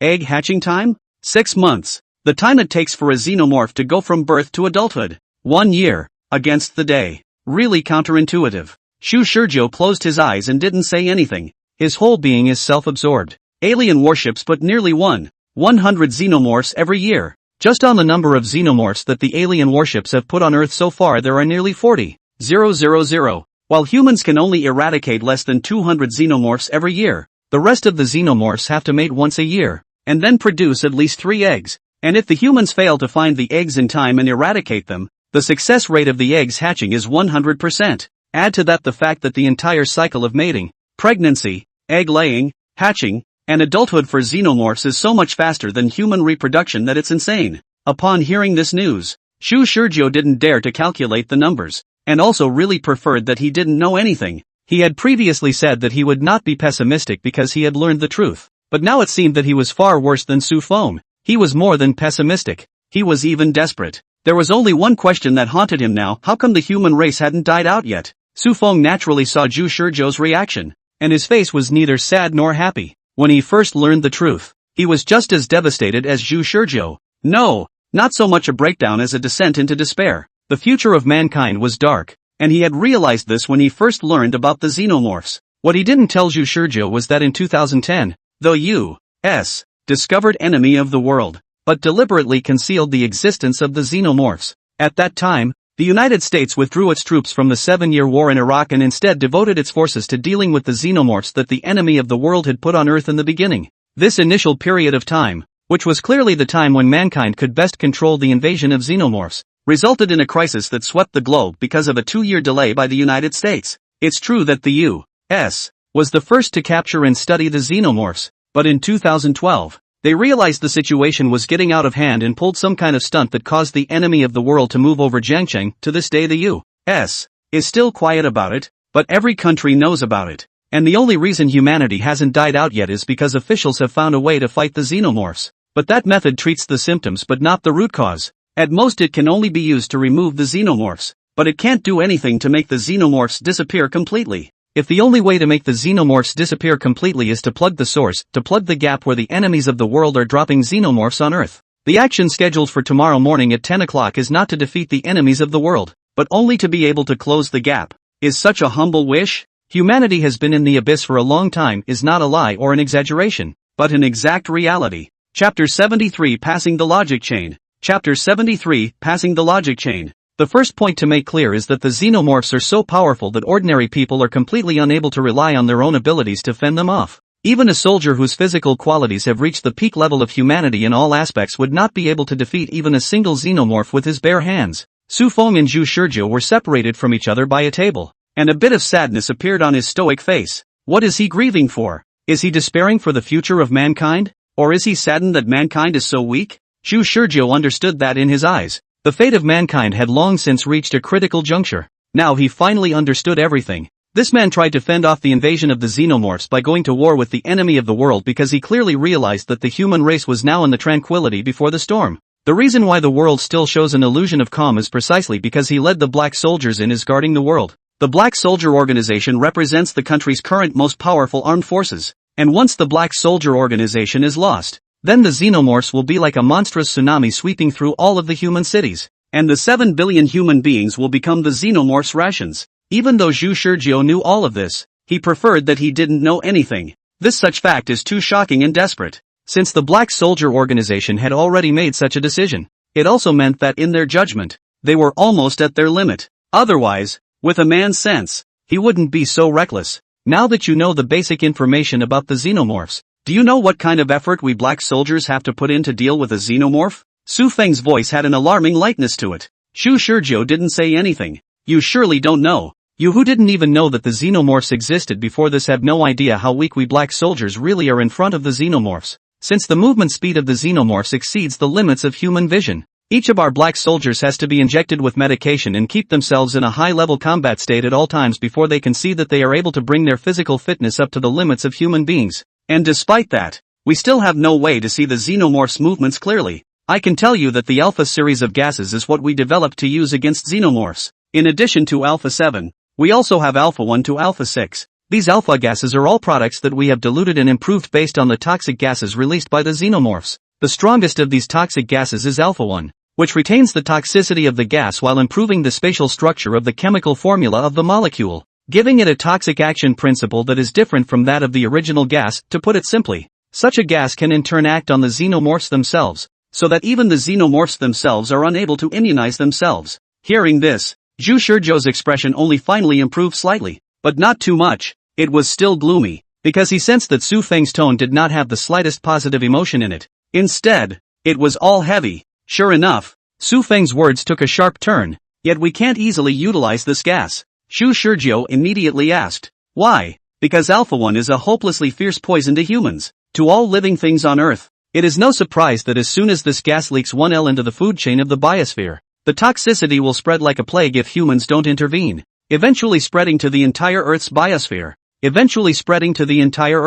exterminating the vast majority of life on Earth. We don't normally use Alpha 1-3 gas considering that kind of serious consequences. Zhu Shizhou opened his mouth, feeling more and more horrified. Su Feng asked toward him, but do you know the clinical manifestations of Alpha 1's effects on xenomorphs? Of course he didn't know. He was almost numb, waiting for Su Feng to say something even more damaging to one's confidence. Su Feng spoke out the answer. It doesn't jeopardize the life of the xenomorph. It only puts the xenomorph into a deep sleep. Each 1 milliliter of Alpha 1 gas is capable of putting the xenomorphs to sleep for almost a month. This is both bad news and good news, because during this 1-month period, whether humans kill the xenomorphs or use them for research, the xenomorphs will not be able to wake up from their slumber, which means that they can briefly become the best research material for humans. And at the same time, humans can also extract the venom sacs in the xenomorphs' bodies and do further work on extracting and developing the Alpha series of gases. Wait, didn't you say earlier that the hardness of the xenomorphs' armor exceeded the strongest alloy humans could develop? How did humans accomplish the job of dissecting xenomorphs? Su Feng frowned. This doesn't seem to be the focus you should be concerned about. Forget it, there's no harm in telling you. What we used was a laser blade. Strong lasers are able to break through the xenomorph's defense and injure it. Hearing this, Zhu Shizhou snapped his head up and looked at Su Feng. He remembered that the black soldier had one of those laser weapons in his hands, capable of releasing a white light that ignored distance instantly. Then why don't you use laser weapons against the xenomorphs instead of going to all that trouble? The effect does exist, but not much. Su Feng replied. The ones using the weapons are humans, and if they want the black soldiers to shoot the xenomorphs, they first have to be able to see the xenomorph's path of movement. But as I said before, the xenomorph's speed of movement transcends the limits of human eyesight. Zhu Shizhou thought of the image of himself dodging the black soldiers' shots by preempting them in the previous weekly programs. Indeed, even he himself could dodge away from the shot by moving ahead. The xenomorphs possessing the speed of a bullet must be even easier to dodge.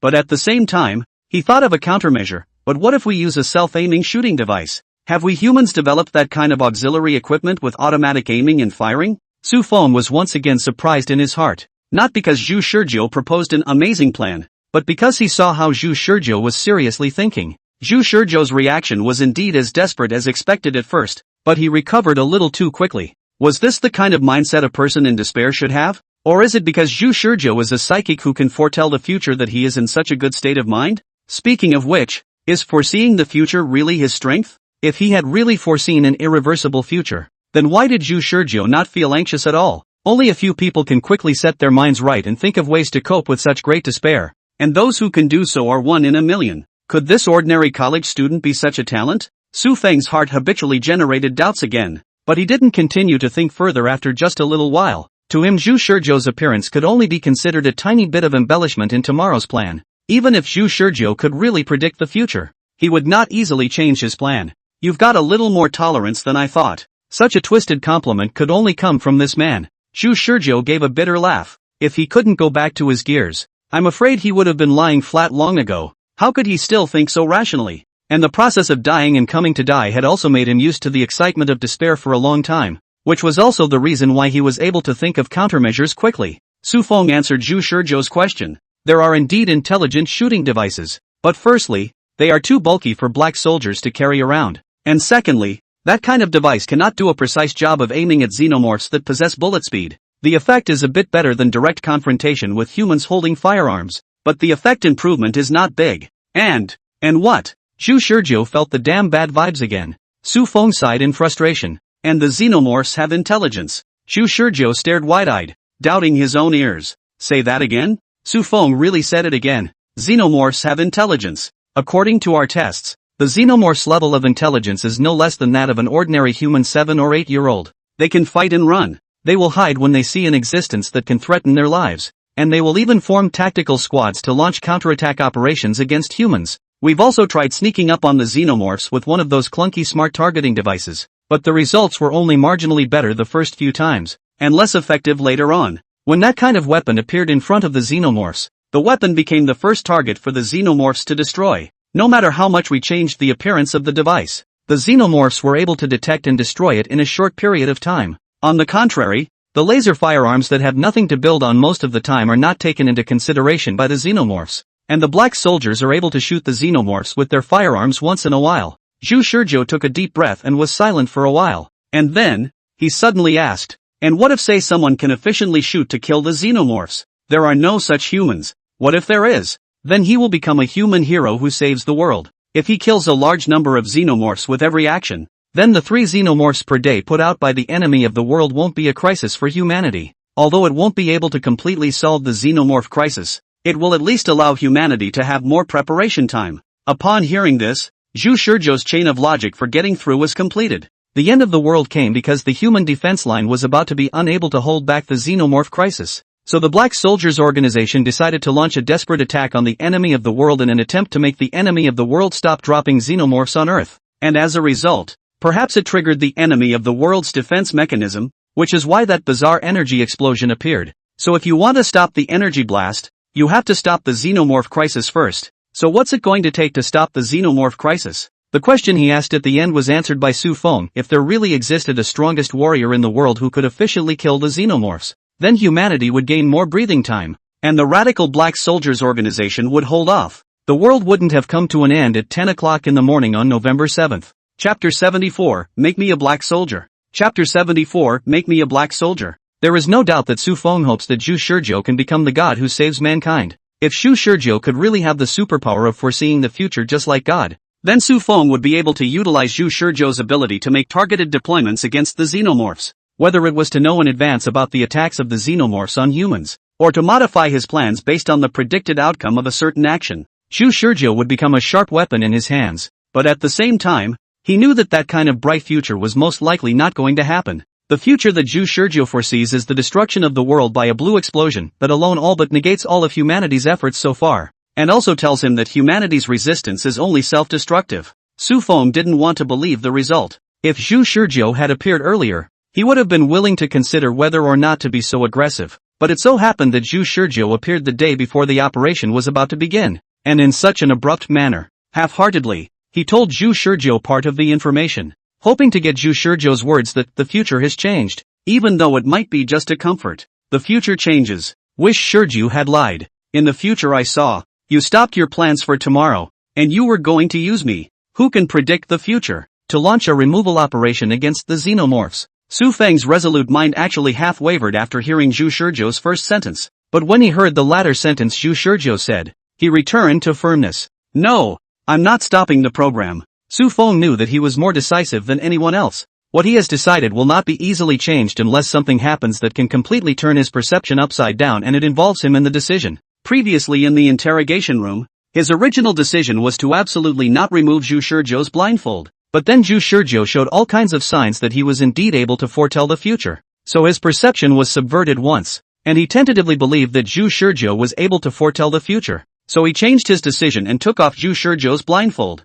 But right now, he couldn't be sure if Zhu Shizhou, who was able to predict the future, was telling the truth. His thoughts had not yet been completely subverted, so he still would not change his plans for tomorrow. It was quite a conflicting mood. Just as he was expecting Zhu Shizhou to be able to foretell the future before, he was now expecting Zhu Shizhou to be able to change his decision. Assuming that you were able to foresee a future like that, then you try to convince me, Su Feng calmly said. If the future is really like what you said, and I stop my plans for tomorrow, then that means that you've changed my decision in some way, so you can feel free to give it a try.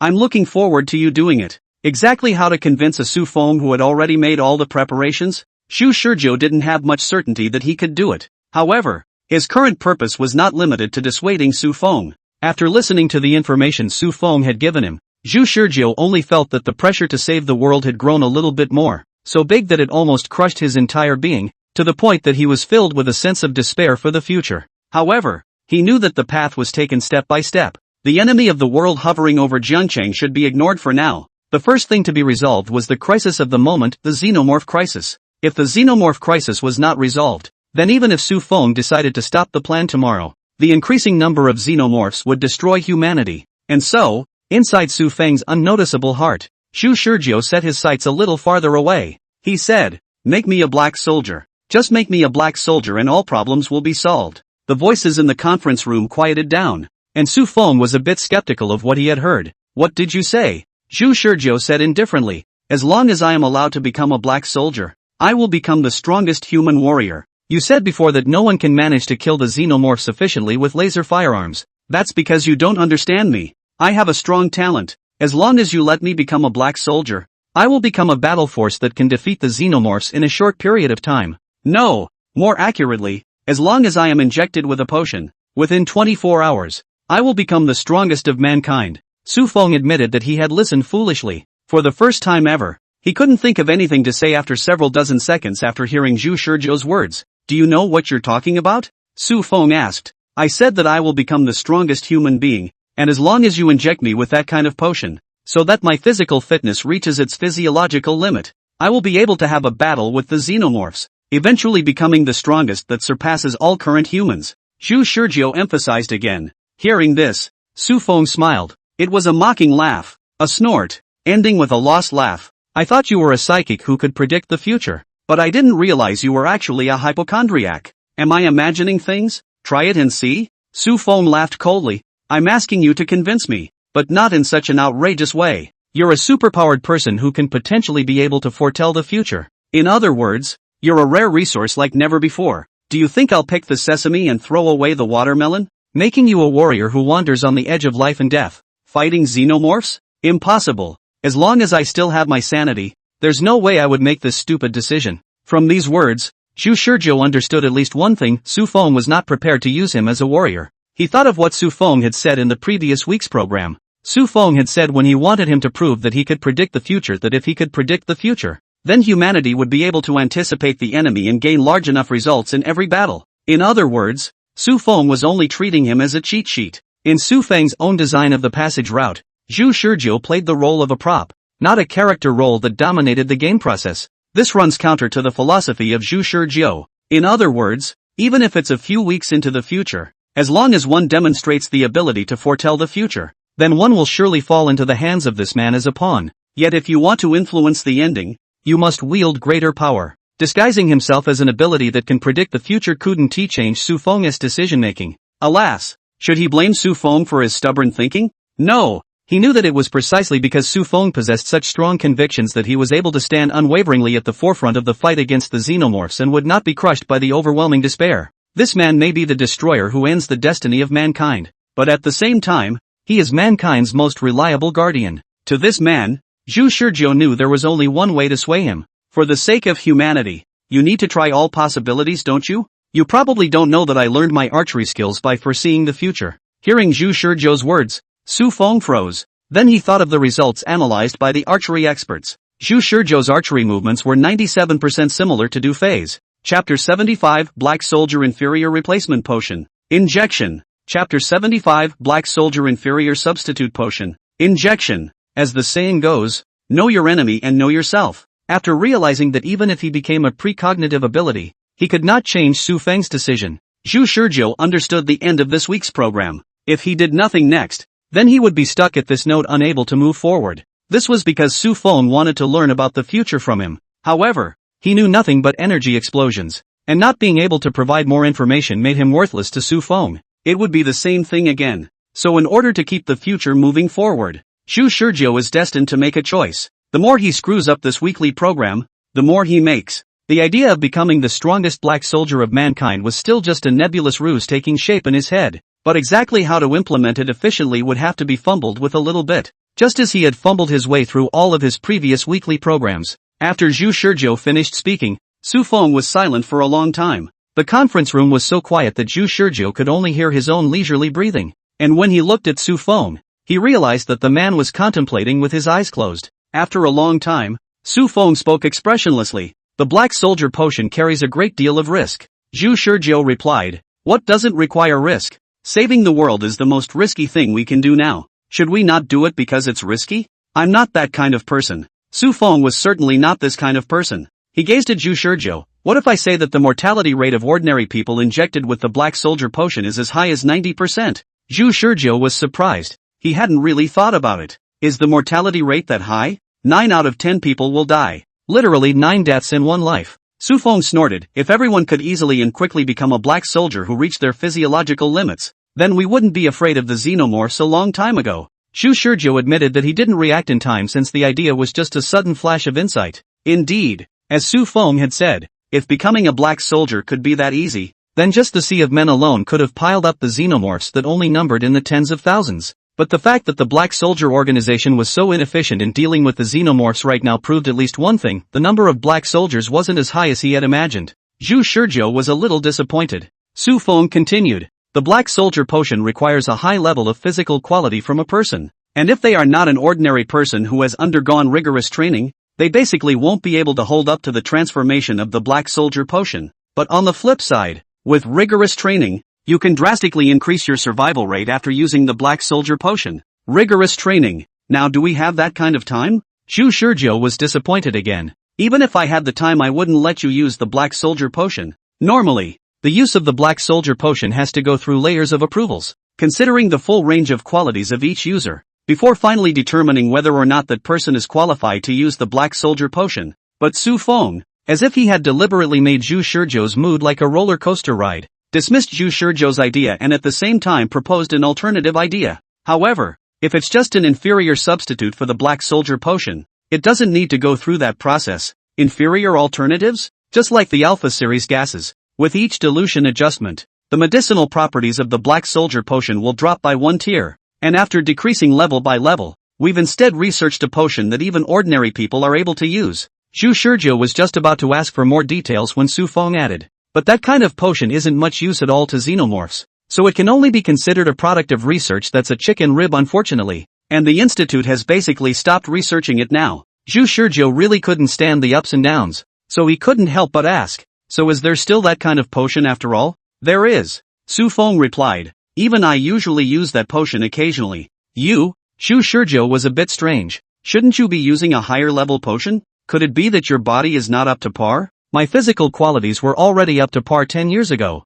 Su Feng lightly pretended, his indifferent words very Versailles, but I was chosen to become the leader-cum-commander of the Black Soldier organization, and my mind is more valuable than my physical talent, so I've always been forbidden to use the Black Soldier potion. The Black Soldier potion is a double-edged sword, capable of making one an emotionless one-man fighting machine, but also capable of making one's personality break down easily. My identity doesn't allow me to be put into any negative state. I need to maintain a calm and efficient way of thinking at all times, which predisposes me to not being able to use the Black Soldier potion. Wish Shizhou didn't quite catch on. Su Feng explained, after using the Black Soldier potion, all of one's emotions will be briefly erased. Afterward, experiencing uninterrupted doses, even a person who was previously filled with warm feelings and a passionate blood will turn into an inhuman combat weapon. Do you think this is a good thing? No. This kind of person is, on the contrary, the easiest to break down. It doesn't even require anyone else to do anything. The user naturally finds life uninteresting after a while and in turn destroys themselves.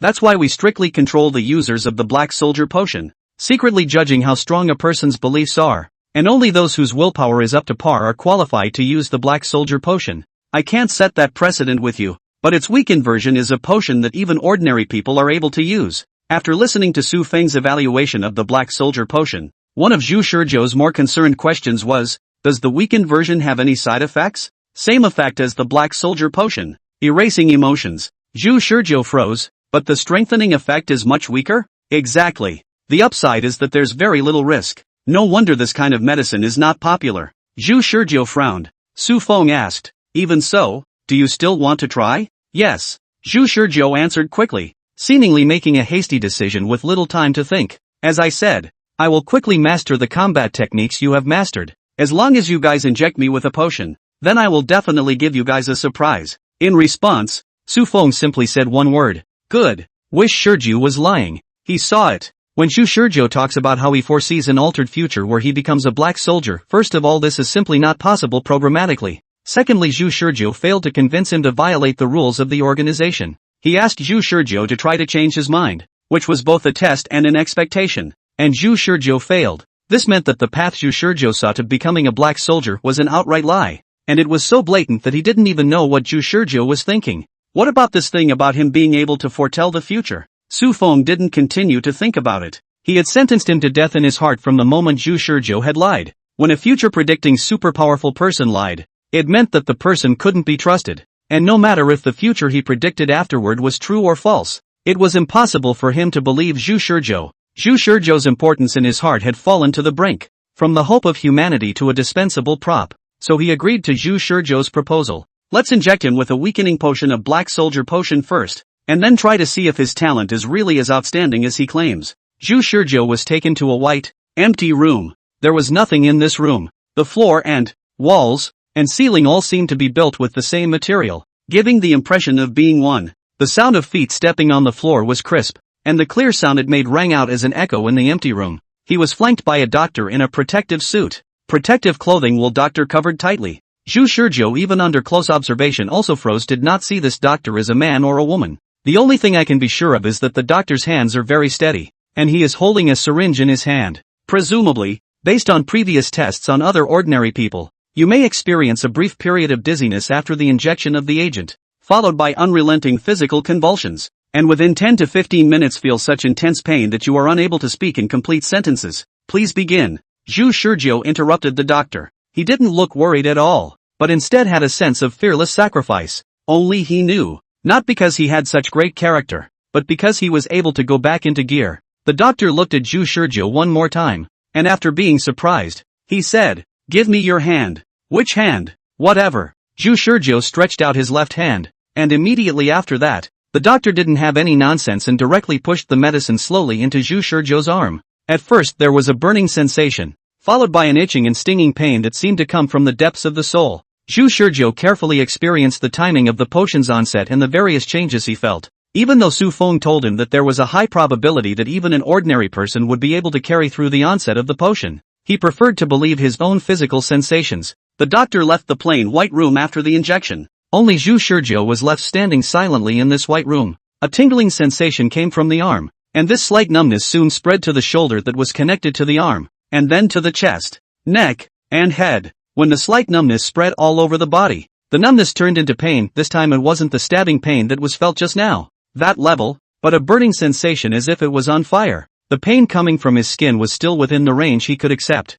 At least it's easier than those fancy deaths. Monitors are mounted in all four corners of the white room ceiling. At the other end of the monitor, Su Feng looked at Zhu Shizhou, who was standing as if nothing had happened in the white room, in astonishment. It wasn't that he suspected that something was wrong with the potion, but rather, he further realized Zhu Shizhou's willpower. It was much stronger than other ordinary people. Can foreseeing the future exercise extraordinary willpower? Su Feng felt something was wrong. Chapter 76 Experience Increase Buff. Chapter 76 Experience Increase Buff. How painful was the injection of the Black Soldier potion? Zhu Shizhou wasn't sure, but the pain conveyed to his brain after the inferior alternative to the Black Soldier's potion acted on his body was a bit of a disappointment. That's it? It wasn't that he was in love with the feeling of pain. He wasn't a masochist either. It was just that having prepared himself mentally for the pain to be so intense that he would pass out, he was caught a little off guard by the fact that the pain he felt was so mild. Honestly speaking, this level of pain would probably cause Zhu Shizhou, who had not yet encountered a death backlog, to die in pain. But it was really a bit difficult for him to show how much pain he was in right now. The pain was painful, but not completely painful, and in general it was still acceptable. The doctor who injected him with the medication said earlier that there was a brief period of dizziness, followed by unrelenting convulsions of the body, and within 10 to 15 minutes severe pain to the point of not being able to speak a complete sentence. This is really bull *********. The dizziness is there, but the uncontrollable twitching of the body and the pain to the point of not being able to say a word is pure bull ********. When 5 minutes of somatic time had passed, the pain in the body did begin to intensify, and the pain continued to rise upwards in small sustained increments. Zhu Shizhou stood in the center of the white room and took a few steps, basically still able to control his physical state, and opened his mouth to recite a few tongue twisters, again with no problems at all. Time continued to move forward, and Zhu Shizhou waited for the kind of pain that could make him lose his will completely to come, as the pain began to diminish. However, he also finally realized that the potion's transformation was nearing its end. Standing alone in the center of the empty white room, he closed his eyes and experienced the sensation of his body filling up. It was like drinking a stimulant, and every aspect of his body's caliber had risen by a large margin. He realized that his senses had become quite sharp. Even with his eyes closed he could hear the flow of the air being changed in the room, and the touch on his skin was equally sharp to the point of exaggeration. Being able to clearly detect the rough sensation of the clothes he wore rubbing against his skin, which was much harder than usual. And then the sense of smell, the faint scent of sweat on his body was amplified, a rush of it into the olfactory centers of his brain, as if desperately emphasizing that it was time for him to take a shower, making it hard to ignore the olfactory enhancement. Opening his eyes, he raised his hand to look at it. The lines on his palm were clearer than usual, and it was as if his eyes, which were slightly myopic, had been opened 8 times, and he was able to see the details of the ultra-high-definition picture at a glance. What about the body? Zhu Shizhou lifted his legs for a couple of steps, then lifted his hands and swung his fists to move his body, and finally sprinted back and forth a couple of times around the white room. Not much of a lift, he muttered. Compared to the immediate improvement in the senses, the physical improvement was not significant and did not meet Zhu Shizhou's expectations. Of course the enhancement isn't big. Su Feng's voice resounded in the white room. Zhu Shizhou raised his head to look at the walls around him. The sound was coming from the walls. This he was beyond confirmation, because after his senses had been enhanced, his sensitivity to sound had risen by several levels. The matter of accurately listening to and recognizing sound was not a difficult task for the current him. The seemingly ordinary wall was equivalent to 4 broadcasting walls, and when Su Feng spoke into the microphone in an unknown room, his voice would be transmitted from the 4 walls, causing the sound to fill the entire space, sounding as if it were lingering in the air and everywhere. Zhu Shizhou thought about these things, and suddenly realized that his thinking had also sped up a lot. Just now only a second had passed. He had finished listening to the sound, observing, and coming to a conclusion, and the whole process had taken a very short time. Even analyzing his own state now seemed so easy and comfortable. Why is it that the physical quality has not improved much, but the senses have improved by more than one level? Zhu Shizhou even realized double-mindedness, pondering the above while asking another question. Su Feng gave an answer. Even the black soldier potion can't make your physical quality soar in such a half hour. The reason why you have the illusion that your senses have improved immensely but your physical quality has improved too little is because the current potion has stimulated your brain to maintain a high level of activity, so your senses have improved very significantly. However, no potion can do anything to immediately change the muscle fibers in your body, making the originally soft and weak muscle fibers become thick. To put it simply, the current you is merely equivalent to taking a serving of high-quality stimulants, and although your muscles are not elevated, your cellular level is active, which is what gives you the illusion that your physical quality has also improved. In reality you are now nothing more than a hyperactive state of mind. Zhu Shizhou understood. He even understood halfway through Su Feng's speech. That means that both the black soldier potion and this lower-level substitute need to be worked out over time to do what it takes to make the body strong? Yes. Su Feng's words caused Zhu Shizhou to frown. What he lacked most right now was time. However, what Su Feng said next loosened his frown again. Whether it's the black soldier potion or this inferior substitute, the effect of the action is that it allows you to break your own lifting limits. To put it in a simpler way, if you normally need to spend 3 weeks to build up your abs, after injecting the potion, you only need 1 night to do it. If the usual you need to spend a year to become a professional fighter, After injecting the potion, you can do it in half a month. Wish Shurju got it. This is equivalent to adding an experience increase buff to itself, rapidly increasing experience on both the physical and experience level. So, if your talent is really strong enough, then under this level of advancement, your talent will only become even more outstanding. So it is. Shu Shurjo clenched his fists again. He looked at the surroundings. This white room is prepared for the present occasion. Shu Shurjo in the beginning was brought to this room when still wondering why the injection of a tube of medicine in such an empty room. Why not the operating room or other places? Now he understands that Su Feng does not want to wait at all. He wants to immediately expose Shu Shurjo's lies, perhaps also in anticipation of his own face. In short, if he was able to display that powerful talent he had mentioned before now, he might actually be able to change Su Feng's mind and thus prevent tomorrow's doom. Just during the time he was still thinking, the door to the room opened. A black soldier of similar size to Shu Shurjo walked in. Su Feng's voice resounded within the empty room. Next he'll teach you hand-to-hand combat. You have 5 hours. If you can manage to learn his fighting techniques and manage to defeat him in turn in 5 hours, then I will recognize your talent. But if you can't do that, then you'll be back in the interrogation room and a prisoner again. Chapter 77, Emotional Wipeout and Reactivity Tests. Chapter 77, Emotional Wipeout and Reaction Power Test. Inside the pure white room, Shu Shurjo stood opposite the black soldier. Su Feng's words did not make Shu Shurjo waver in any way. He could feel that his body was desperately craving for something internally. Every cell was roaring and hissing, displaying unrivaled vigor outwardly. However, strangely, his heart remained unusually calm, even more still than the realm of archery. Heart like still water. After hearing Su Feng's threat, the mentality that should have been at least a little bit resistant did not produce any fluctuations, as if Su Feng's words were not anything excessive. Is this the state after erasing all emotions? Su Feng had reminded him of this long ago. Before he had injected the Black Soldier potion, Su Feng had said that although this potion was not as good as the Black Soldier potion in terms of boosting physical fitness,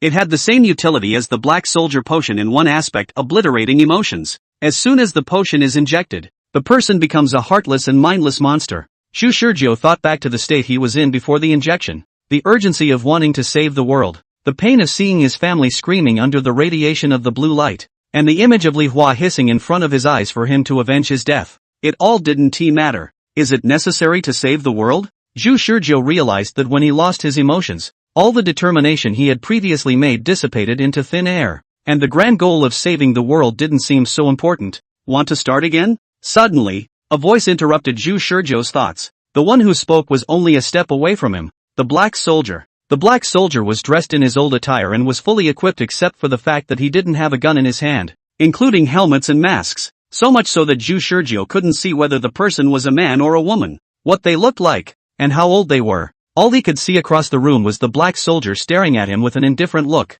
The voice that morphed behind the mask rang out. After the injection, all of your emotions will be suppressed, and all of the things that previously seemed valuable to you will now only be a hindrance. Have you really thought about what you really want? You talk a lot. Shu Shurjo said. Now start teaching me fighting. Where do I start? You're more determined than I thought. The Black Soldier said so, then looked at Shu Shurjo. Stretch out your hand, palm facing up. Shu Shurjo extended his hand. My thoughts of saving the world are much firmer than you can imagine. And even though emotions are erased, my goal has never changed. No one in the Black Soldier's organization understands that his belief in saving the world doesn't need those great spirits to back it up. His reason for saving the world before the potion was to try to keep himself and his family and those he cared about alive. And after the potion, he continued to be determined to save the world for a reason that became even more pure, to stay alive. In a state of mindlessness and emotionlessness, dying lightly would not cause him to have half an emotional reaction. But if the concepts of death and survival were placed at opposite ends of the scale, it was clear that survival was more valuable, a value he had developed over 2 decades that could not be easily changed. But if you put the concepts of death and survival on either side of the scale, it is clear that survival is more valuable. This is a value that he has developed over the past 20 years. And it cannot be easily changed. So when he becomes absolutely rational, he too will only weigh the value of both survival and death to determine whether to continue living or not, rather than relying on the biological instinct to survive. Yes? However, Black Soldier thought that even though Shu Shurjo had all his emotions wiped out, he still hadn't changed his lofty ideals of saving the world. A slight confusion appeared in his indifferent eyes. Shu Shurjo noticed this almost immediately, and then after a little thought, he realized something. The Black Soldiers were not like him. Before they became Black Soldiers, each of them had put their own lives and deaths at risk, casting aside the concept of survival and instead treating devotion to the world as their greatest ideal. but after the injection of the potion, the fullness of emotion that supported the ideal melted away, and instead, it would be easier to feel lost. Zhu Shizhou said to the black soldier, "If you didn't have a strong belief, you wouldn't have the qualifications to become a black soldier, but since you have become a black soldier, then continue to be firm in your ideals. We are all fighting to save the world." Such crowning words were spoken to Su Feng. He knew that Su Feng was listening, and would definitely use this opportunity to judge his beliefs and stance. So in order to keep Su Feng from continuing to torment him after the lie was broken, Zhu Shizhou, after extremely rational consideration, finally decided to disguise an image that was extremely fitting for the purpose of the Black Soldiers organization. Disguise. The Black Soldier is actually in disguise. After getting the answer he wanted, the eyes he looked at Zhu Shizhou changed. The confusion was lost and returned to indifference. The first mission, Test Zhu Shizhou, has been completed, and he has confirmed Zhu Shizhou's position. His second task was to teach Zhu Shizhou to fight. The black soldier reached out a hand and put his own over Zhu Shizhou's. The only martial art under the sun is speed.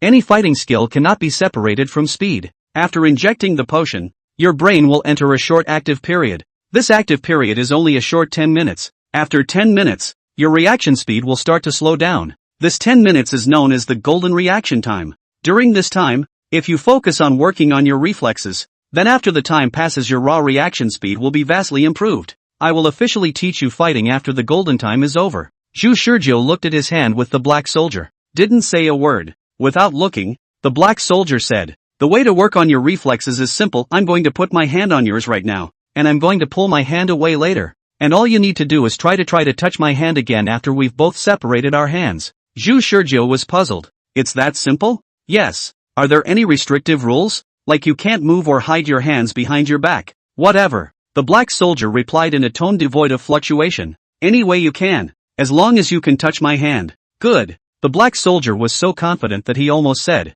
"You can't touch my hand." "When does it start?" Zhu Shizhou asked. "Now." The black soldier pressed his hand without waiting for Zhu Shizhou to get ready before he directly raised his hand, and the two of them separated their hands. Zhu Shizhou really wasn't ready or reacted, but the very moment the black soldier separated his hands, his highly active brain immediately told him what was happening. The game was on. Only to see that the black soldier's hand first raised upwards. Zhu Shizhou's hand followed the trend, but just at the moment when it was about to touch, the black soldier's hand shrunk back a little. Zhu Shizhou didn't cling to the idea of standing still and playing games with the black soldier. He directly stepped forward and prepared to use his body's movement to make up for the lack of reaction speed. But the moment he was about to grab it, the black soldier took a similar step backward. How can reaction time be based only on hand movement? The black soldier had watched the movement trend of every part of Zhu Shizhou's entire body in his eyes, and was able to easily predict what Zhu Shizhou would do afterward. The quick reaction speed of ordinary people referred to unthinking neural reflexes, yet the reaction speed of their black soldiers referred to the reaction speed that could still be displayed without thinking after thinking.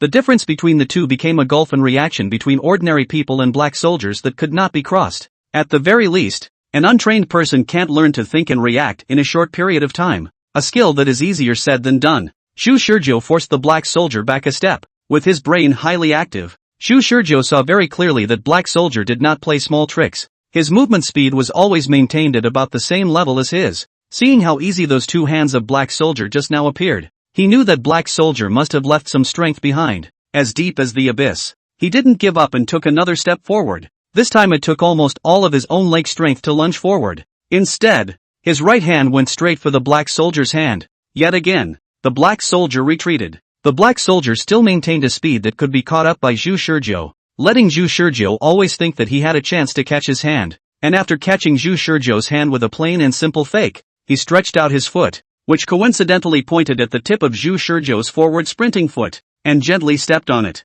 Zhu Shizhou's reaction is pretty quick. If his ordinary level before injecting the potion was 60 points, then now his reaction speed was raised to 90 points, but it wasn't fast enough compared to the black soldier. At least there was no way for him to be able to watch out for the need to grab the black soldier's hand while also guarding against a sneak attack from the black soldier. So the black soldier's kick made him lose his balance, and his whole body lunged straight ahead. The black soldier gently sidestepped and released his foot from stepping on Zhu Shizhou's toes. If it was usual, Zhu Shizhou would have fallen in this fall, but now he was barely able to stabilize his body. Regaining his center of gravity after stumbling forward 2 steps, he looked back to the bemused black soldier. "I didn't think you'd get off your ass and sneak up on me. The only rule in this game is that your hand touches mine. All the rest of the methods you can think of can be tried. Like attacking me. I just gave you a demonstration. At least I won't begrudge you the use of small tricks outside of the rules, the black soldier said lightly. Aha. I'll remember that. Next time, I'll make sure to catch you off guard. Zhu Shizhou once again charged towards the black soldier. He didn't believe that he was still this wasted after injecting the potion. Obviously the speed that the black soldier displayed in front of his eyes was no different from his, but he just couldn't touch the black soldier's hand. This was something he had expected. And now absolutely sensible he was trying to master the black soldier's style of movement and trajectory of movement. If he could master this black soldier's movements and familiarize himself with them a dozen times, he would probably be able to judge the black soldier's personal style. He charged at the black soldier again, this time using both hands. Inside the other room, Su Feng finally filled out Zhu Shizhou's personal evaluation form. In the column of reaction speed, Zhu Shizhou's rating is C+, very poor. Before the fighting instruction even began, Su Feng felt a deep disappointment. Is that the extent of it? Chapter 78, Fighting Instruction. Chapter 78, Fighting Instruction. Zhu Shizhou's head was quickly memorizing all of Black Soldier's moves. It looked like he had nothing to build on right now. But in his absolute state of sanity, he had thought more than Su Feng. It was a lie that he was strong enough to be the strongest human talent.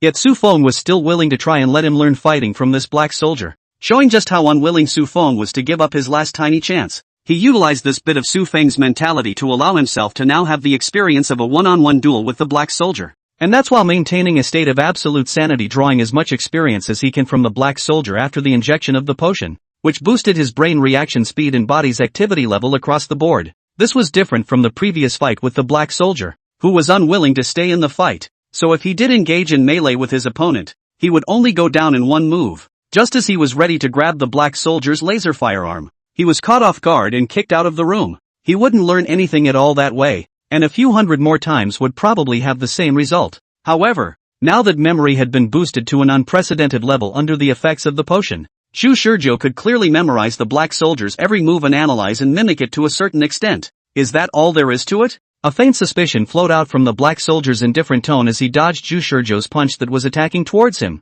slightly turning his head and allowing Zhu Shizhou's leg to slice through the air. Zhu Shizhou replied expressionlessly, "That's right, that's all there is to it." Without any shame. There is no emotion of weakness. After injecting the potion to erase the feelings of Zhu Shizhou's acting skills, on the contrary, is a good thing, able to let him show a frank attitude. If he was to be seen this attitude, it is estimated that they will still be thought that the person who lied about having the strongest talent before is not him. Zhu Shizhou was an ordinary person before this, and now he was just a hyperactive ordinary person. Not only was his hands clueless, but this level of increase in reaction speed was nothing more than a minuscule improvement in the eyes of the black soldiers. At least it couldn't reach the level of qualitative change. After 5 minutes, the black soldier noticed that Zhu Shizhou's movements began to slow down. The golden hour is over. At this time, coincidentally, Zhu Shizhou swung over with a slap. The black soldier obediently took a step forward. The hand that had been stretched out in front of his body took the initiative to hold Zhu Shizhou's small arm, and then his footsteps reversed the direction.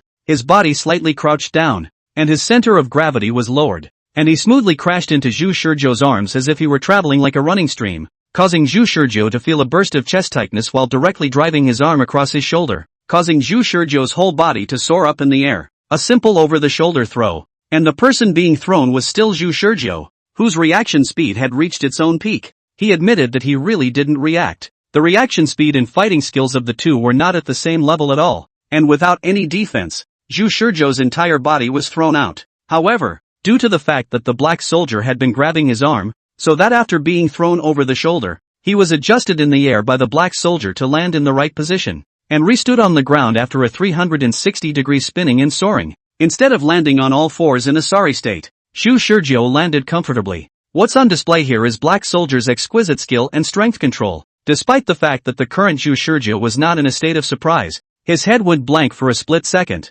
And it was only after confirming that he was still standing on the ground that he began to recall all of the smooth movements that the black soldier had just made. It was only after his recollection that he opened his mouth and asked, "Didn't they say that there were 10 minutes of golden time? Now the time has only passed 5 minutes. People have different physiques, and your fit with this potion is so low that only 5 minutes have passed and your reaction speed has started to show a downward trend. You can feel if your reaction speed has decreased?"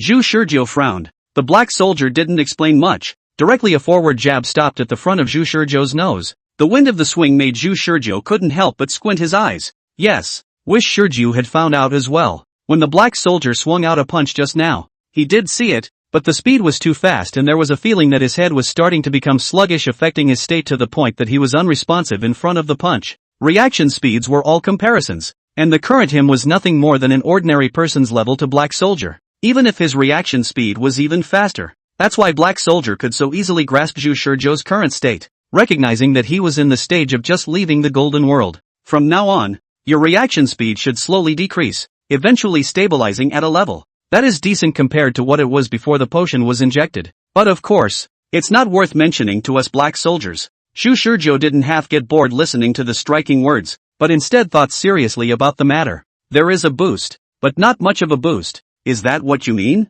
What about physical fitness? The potion's enhancing effect on the body is continuous. It will give you a stronger ability to learn as well as physical memory. And after injecting the potion, any ordinary person can become a genius in sports. The black soldier said so, and then extended his hand to Zhu Shurjo. Try to come and grab my hand. Again? The exercise just now wasn't meaningless. What I'm teaching you now is how to quickly grab your opponent's hand and attack it. Hearing this, Zhu Shurjo no longer thought about it, and was fully focused on the black soldier's next move. Probing his hand at his own fastest level, he could clearly feel the resistance that his hand touched after breaking through the air, and he also found that after just 5 short minutes, his own speed was much faster than before. As if the physical quality had undergone a subtle enhancement in those 5 short minutes, black soldier's hand arced through the air as before, ready to dodge away from Zhu Shurjo's hand. However, he saw Zhu Shurjo suddenly take a step forward, also charging forward as before. Everything seems to be a rehash of what came before. However, the black soldier did not step on Zhu Shurjo's toes this time, but instead, his footsteps similarly took a big step towards Zhu Shurjo, while his right hand pressed towards Zhu Shurjo's face. The leg that he had charged forward was already placed at the bend of Zhu Shurjo's leg at the back, and his left hand clenched his fist and violently struck Zhu Shurjo's abdomen. Boo! There was a muffled thud between fist and stomach. Zhu Shurjo was knocked back and lost his entire weight due to the blockage of the leg that the black soldier had placed in the crook of his leg. The improved reaction speed made Zhu Shurjo immediately make a corresponding adjustment movement, twisting his waist and at the same time retracting his hand to slap at the black soldier's hand with a palm in an attempt to make the black soldier unable to make his next move. However, the next thing that happened was that the black soldier's right hand that was pressing on his face simultaneously pressed down hard. Zhu Shurjo's hand swung in the air, and the black soldier pressed down on his head and poured him hard right into the ground. Sharp pain came from the back of his head and back. Zhu Shurjo's head came with a feeling of dizziness, while the black soldier's hand was like an iron clamp firmly imprisoning him, causing him to suddenly have the illusion that he was suffocating. The illusion was really just that, an illusion, and he was still able to breathe smoothly. Yet the black soldier's hand covering his face made his brain suspect that he was having his breathing tubes curtailed. Chapter 79 Evaluation, Rubbish. Chapter 79 Evaluation, Garbage. If I had done that before, let alone touched my hand, you would have lost the ability to stand in just one move. The black soldier withdrew his hand, stood up, and faintly said to Zhu Shurjo, who was lying on the ground, the best way for us to learn to fight is to experience this weakness firsthand. The biggest difference between us and ordinary people after we've been injected with the potion isn't that we learn quickly, it's that we're able to memorize this feeling with our bodies, and after experiencing it many times, we're able to build a perfect flow of movements in our minds. If you recall the images from just now, you should be able to understand what I'm talking about. Zhu Shurjo was lying on the ground, and after hearing what the black soldier said, he didn't rush to get up, but tried to slowly recall as he said. Sure enough, just as the black soldier said, the black soldier's actions just now were simply like a movie, clearly unfolding in the middle of his mind, with the slightest detail. Why didn't I feel this way when I was working on my reflexes? Black soldier was not surprised by Zhu Shurjo's question and replied, that's because your body doesn't have a tangible experience of pain. Only when it feels pain will your body instinctively and spontaneously pursue a higher level of evolution. The potion is the key to unlocking evolution. Evolution. The word floored Zhu Shurjo. He realized that he was only touching the tip of the iceberg of this organization now. A bit of sands leaking out of their jewelry-filled fingers was so seductive. How far had they studied the human body? But he couldn't come up with a result even after thinking for half a day. So he stood up again and said expressionlessly, go on. The black soldier nodded. Try attacking my face with a clenched fist. Wish Shurjo swings away. Black soldier grabbed Zhu Shurjo's fist to the side and flicked it to the side, bending his elbow and arcing it in front of him, smashing it into Zhu Shurjo's face, staggering him. Your punches aren't fast enough. Use your leg power.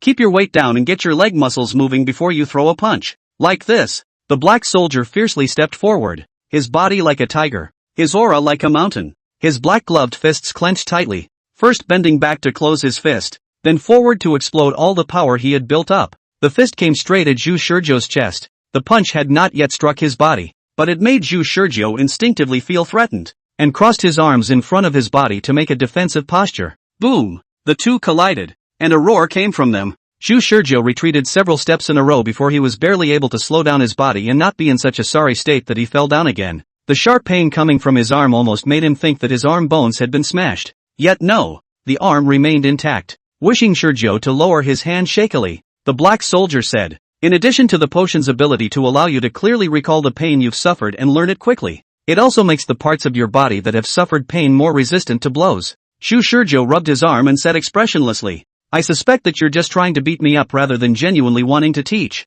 "It's also a teaching," the black soldier said, his tone still unflappable. Zhu Shizhou noticed the black soldier's statement and frowned. "But this isn't proper teaching, is it? I was given the task of teaching you, but it doesn't say how I'm going to teach you. I'm free to choose the way of teaching, and this kind of teaching in my opinion is the way that can maximize your potential." The black soldier said so, "But I can tell you very clearly that I'm just a new recruit. I don't know any other way of teaching, and if you don't think that this way of teaching is right, then there's nothing else I can do." "Recruits?" Wish Shizhou muttered. Then he thought of those 8 black soldiers who had engaged him in the woods. Before injecting the potion, he didn't have a clear idea of how much the potion could enhance a person, but now that he knew how powerful the potion was, he realized that if it was a black soldier who had received the black soldier potion for a long period of time, there was definitely more than just that level, and the black soldier who was able to be wounded in one eye by his arrows was expected to have a high probability of being a new recruit as well. Zhu Shizhou suddenly asked, "Is that black soldier I shot in the eye with an arrow any relation to you?"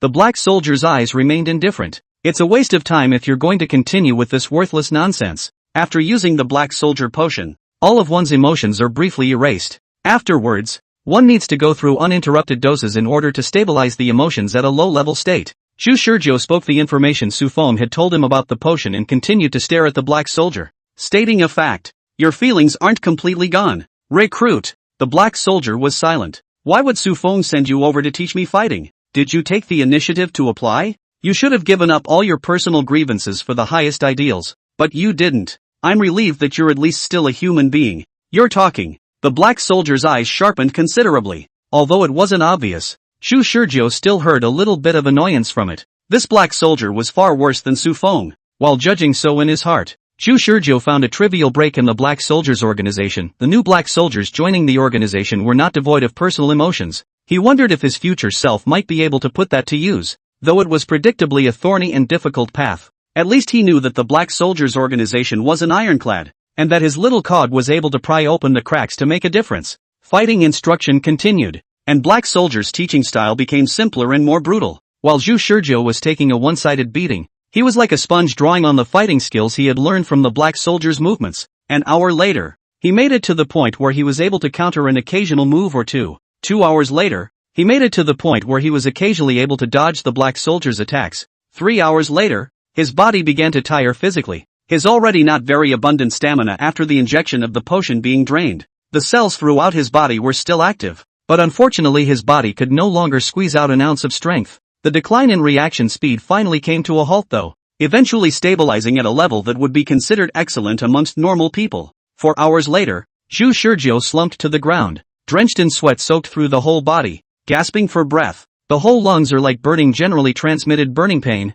Even the breath seems to carry a high temperature. There was a limit of 5 hours, but now he couldn't even hold out for the last hour. With absolute sanity, he still didn't feel pain and difficulty in persevering after exerting all his efforts. He didn't give up of his own accord, but he really couldn't carry this kind of creation of his body, and his body was squeezed to its last limit. Instead, the black soldier on the opposite side of the room stood with a slight gasp, as if he had only been doing a little exercise. Inside the other room, Su Feng typed down the evaluation, Grade E. Simply put, it's garbage. Chapter 80, Intelligence Under Absolute Reason. Chapter 80, Intelligence Under Absolute Reason. Wish Shizhou was back in the strange-smelling interrogation room, but this time around he wasn't blindfolded, merely shackled and cuffed with ropes, and that was it. How much time is left? 3 hours. Su Feng said indifferently. Oh, Su Feng frowned. Don't you want to say something? No, I've done enough. If I really have to say anything, most of what I told you before is true. Zhu Shizhou's expression was rather unconcerned.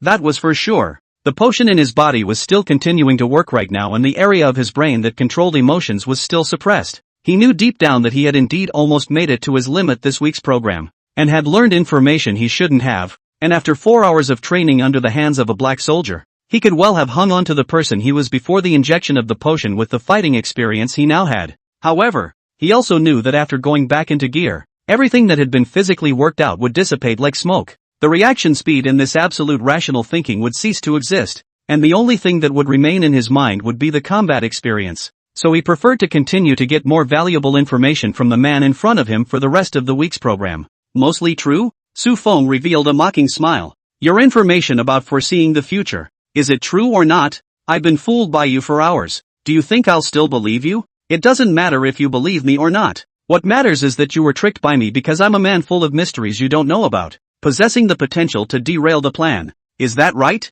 Spot on. Zhu Shizhou's words caused Su Feng to fall into silence. I hadn't thought about it in detail before, but I realized after I was injected with that potion that an absolutely rational mind can be so scary, although I can't even venture into a scary mood right now. Absolute rationality also means that judgment on all things will be based on logic and values. I used to think after injecting the potion, how often do you inject this potion? Are you still in the period of action of this agent? Have your feelings and decisions been affected by this agent? Are the various disappointments and losses that you display in front of me your real emotions, or are they disguised manifestations? Actually, the answers to those questions are still eluding me, Zhu Shizhou said as if he was mumbling. But all of your decisions have given me the feeling that you are in a state of absolute rationality where emotions are obliterated, a feeling that can only be experienced by a potion injector. You, in the state of rationality, need me to use incredible means to prove that I myself really do have the superpower of foreseeing the future, or else you simply can't believe me. The mystery in my body made it impossible for you to think according to your original logic.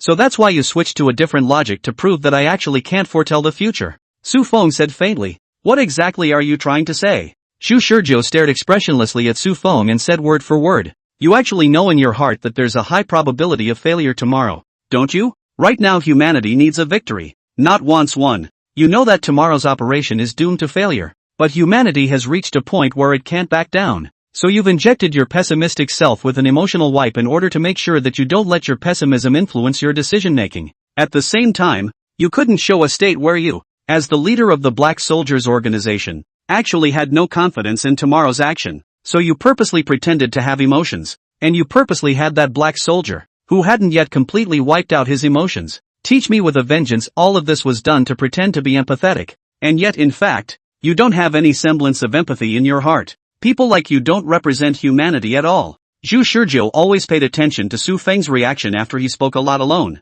Half a day later, you're wrong. Su Feng, however, gave a negative answer. Not only are your current assumptions unsubstantiated, but you're even speculating based on the judgment that humanity is bound to lose tomorrow. The pessimist is you. Most of the information you've learned comes from your own perception of limited intelligence, which sounds wonderful. But has it ever occurred to you that we humans may very well have at our disposal means of attack that you can't even imagine? The only reason I act as rational as you do is because that's what I am myself. I am neither pessimistic nor do I force my feelings. I've said before that the reason I don't inject the Black Soldier potion is because I'm worried about being affected in my decision-making by the kind of negativity that comes with the complete obliteration of emotions. And I've also said that I'm an occasional injector of the inferior replacement potion, and I can tell you right now that all of that is a lie. Su Feng stood up from his seat and paced to Zhu Shizhou's body, then reached out and grabbed his hair, half bending down to stare into his eyes. I haven't actually injected the potion even once, because I don't want to forget for a moment the humiliation suffered by humans and the feeling of that anger filling my heart. My will was forged by the blood of mankind. Don't try to break mine through some petty means.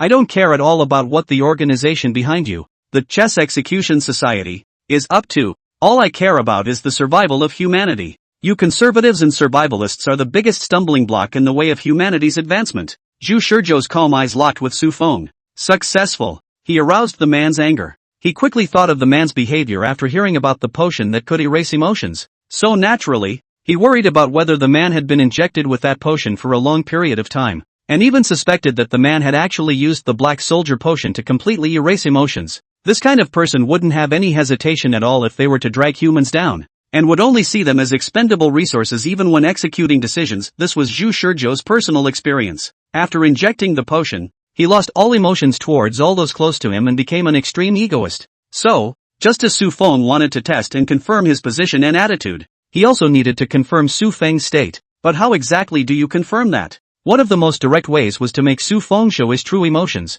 and the only way to be sure that he wasn't erasing emotions was if Su Feng was able to show his true emotions. The answer sounds simple, but it's quite difficult to do. The difficulty is twofold. One was how to make this man have violent mood swings. The deepest impression this man gave Zhu Shizhou was that he always remained bland and calm. It was difficult to use any means to stimulate his emotions. The second was how to get himself, an ordinary person, to confirm whether the man's emotions were true or false. He was not a master of micro-expressions, nor was he well-versed in psychology. So if Su Feng was an Oscar-winning actor, then it would be difficult for him to determine Su Feng's emotions. Both of these difficulties were eventually resolved. It wasn't that Su Feng hadn't been angry before in the previous week's episode. This man had angrily punched him twice in the cheek, even knocking out his teeth and calling him a survivalist. Zhu Shizhou didn't remember much about the conversation, but he still remembered that he had mocked Su Feng for not being able to represent mankind. So this time, in order to provoke Su Feng's anger, he still mocked Su Feng. So Su Feng was really angry, even grabbed him by the hair just like last week's episode. Next he needed to judge whether Su Feng's emotions were true or false. Last week's episode, Zhu Shizhou was blindfolded, not to mention judging. He couldn't even see Su Feng's face. But this week's episode, he had his blindfold removed, and more importantly, he was injected with the potion. The way to determine whether Su Feng had emotionally obliterated himself was simple. Only after experiencing it for oneself can one know clearly what state a person who has obliterated his emotions is really in. And this is more accurate than the judgment of any psychology guru who can only analyze it theoretically. This wasn't planned in advance. He wasn't that good yet. With his current intelligence he couldn't do one step at a time yet. Luckily, after the two difficult points were resolved, he finally figured out Su Feng as a person. As long as Su Feng still possessed emotions, then there was absolutely no way of escaping the trap of his next young plot. Instead of punching him hard in the cheek like he did in the previous week's episode, Su Feng just shook off his head after gazing at Zhu Shizhou for a while. If that's all you're going to say,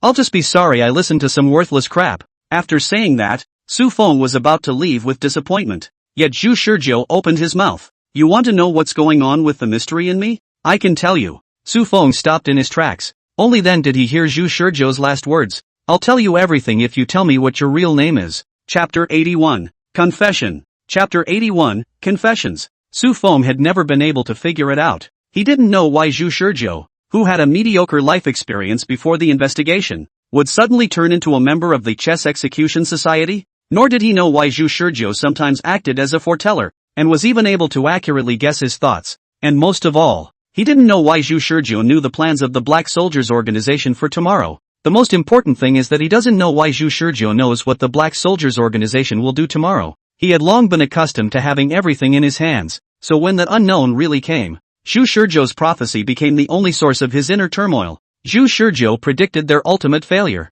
A blue energy blast at 10 o'clock that would ultimately lead to the destruction of the human race. What are you trying to say? Su Feng turned back after stopping his footsteps. Tell me your real name. I'll tell you everything if you tell me your real name. Zhu Shizhou said. This level of information leakage is simply irrelevant, isn't it? Compared to everything I wanted to know before, this is the better question to answer now, isn't it? Just by using this trivial information you can exchange it for an information that you are interested in, and it may even become the key to solving the situation. Don't you think it's a good deal? It's a good deal. Su Feng reappeared in front of Zhu Shizhou, staring condescendingly at Zhu Shizhou's face. But I don't know what kind of math you're playing. Just tell me your real name and you'll see what I'm playing at. It's the simple, easy to figure out, yet extremely counter to your existing worldview answer. Honestly, Zhu Shizhou is now merely carrying out the plan he had before injecting the potion. Just like the many black soldiers who still regarded saving the world as the ultimate goal after obliterating their emotions. Zhu Shizhou was now the same. He had vague ideas before injecting the potion, and after injecting the potion, his thoughts became clearer, and even if he gradually became unable to comprehend his own self in the emotional state, he was still able to follow the original plan.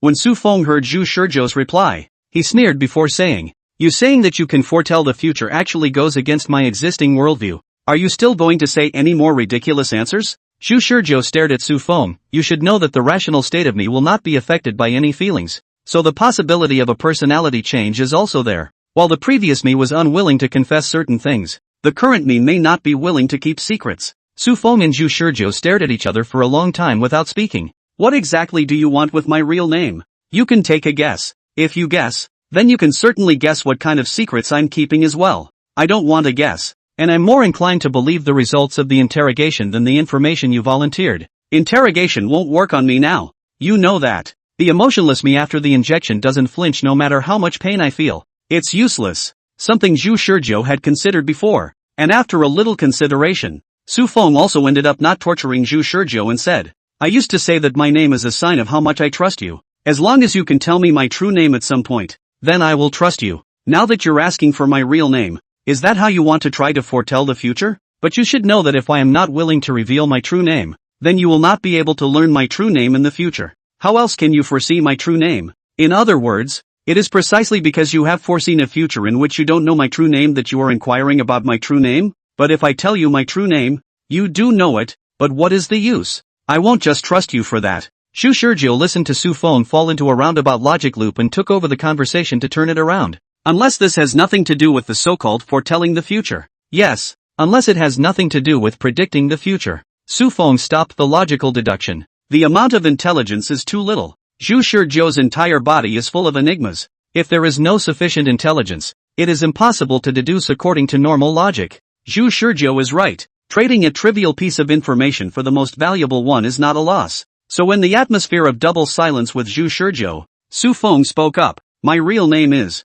Zhu Shizhou stared and heard Su Feng spit out two words. Su Feng. Zhu Shizhou admitted that even he, who was emotionless and absolutely rational, had fallen into a state of stagnant thinking at this moment. Not surprised, but the head couldn't process the information. Su Feng explained. My real name is just Su Feng. When I was playing this game with you, it didn't matter at all what my real name was. What mattered was whether or not you were able to find out that my real name was just Su Feng by using the way of foretelling the future. I told myself in my heart a long time ago that as soon as I have a deeper level of trust in you afterward, I will tell you about this. Zhu Shizhou closed his eyes as his thoughts began to flow again. So the fact that I didn't speak through this at the time means that I didn't foresee a future where you chose to trust me? Exactly. At the same time, the fact that I'm directly using my real name as a pseudonym also means that you can't say my name by coincidence even though the likelihood of guessing my name by coincidence is very small. Su Feng's words made Zhu Shizhou understand everything. If he hadn't been injected with the potion, he would have started cursing at this point,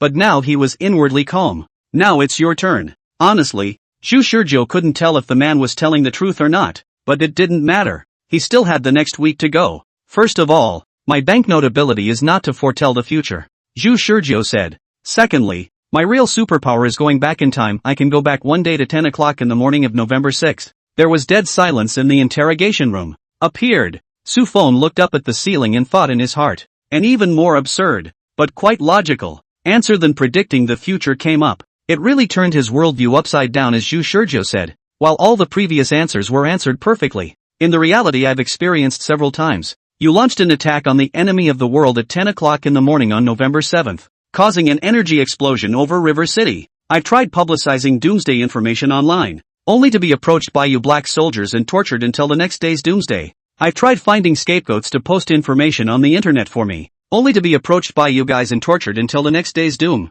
I've also tried learning archery from Du Fei and fighting you black soldiers. Zhu Shizhou recounted his experiences. His tone wavering without fluctuation as he spoke of the reality he had experienced over and over again, and finally said, I realize that you most likely won't believe it and still choose to continue with your plan, but I've learned enough for this weekly program now, and your real name is the last piece of information I want to know. Su Feng's face twisted slightly as he listened to Zhu Shizhou's absurd reply. This was the first time Zhu Shizhou had seen Su Feng's expression change so drastically. That is to say, you do not possess the power to foretell the future at all? All you know is the reality you've experienced. Beyond that you simply cannot know the intelligence. Su Feng uttered a rare piece of nonsense within nonsense. Zhu Shizhou, however, remained expressionless. The only thing I can change is the future of the timeline I'm in. This week's episode. I told you all the known information and secrets. And if you still aren't willing to change your plans, I'll take your real name and file back to the next week's episode. So I ask you, will you change your plans now?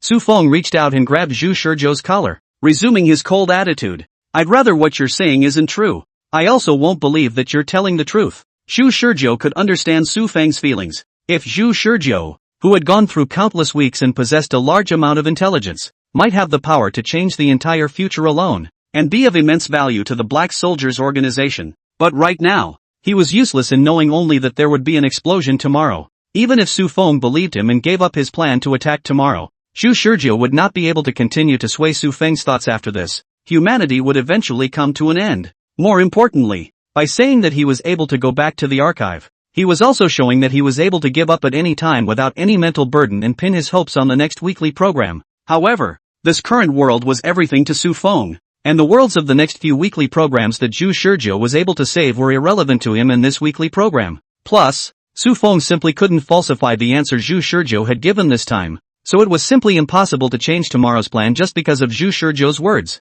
Zhu Shizhou under absolute sanity would not have unnecessary expectations of a future of certain death. It's time for this weekly program to end. Chapter 82, The Spell of Money. Chapter 82, The Spell of Money. November 6th, 2045. Week 14 entry. Zhu Shizhou woke up from the bed and didn't say anything for a long time. Toward the end recalled the last week's program himself. Couldn't help but curse. Evil. Is too damn evil. What's the situation that is? After being injected with the potion, all emotions were wiped out and all that was left was rationality, a feeling that was really hard to imagine and understand for him now that he was back in gear. Is that still a human being? Even the most basic human nature in the role of the drug to eliminate. The feelings of family and friends disappeared without a trace. To the end of the consideration is only their own interests. Said the words are full of cold calculation. And even to the end of the even their own lives as a bargaining chip, without fear of the risk of being tortured. To give this week's purpose of their own to create the best conditions. Although Zhu Shizhou had always forced himself to do this,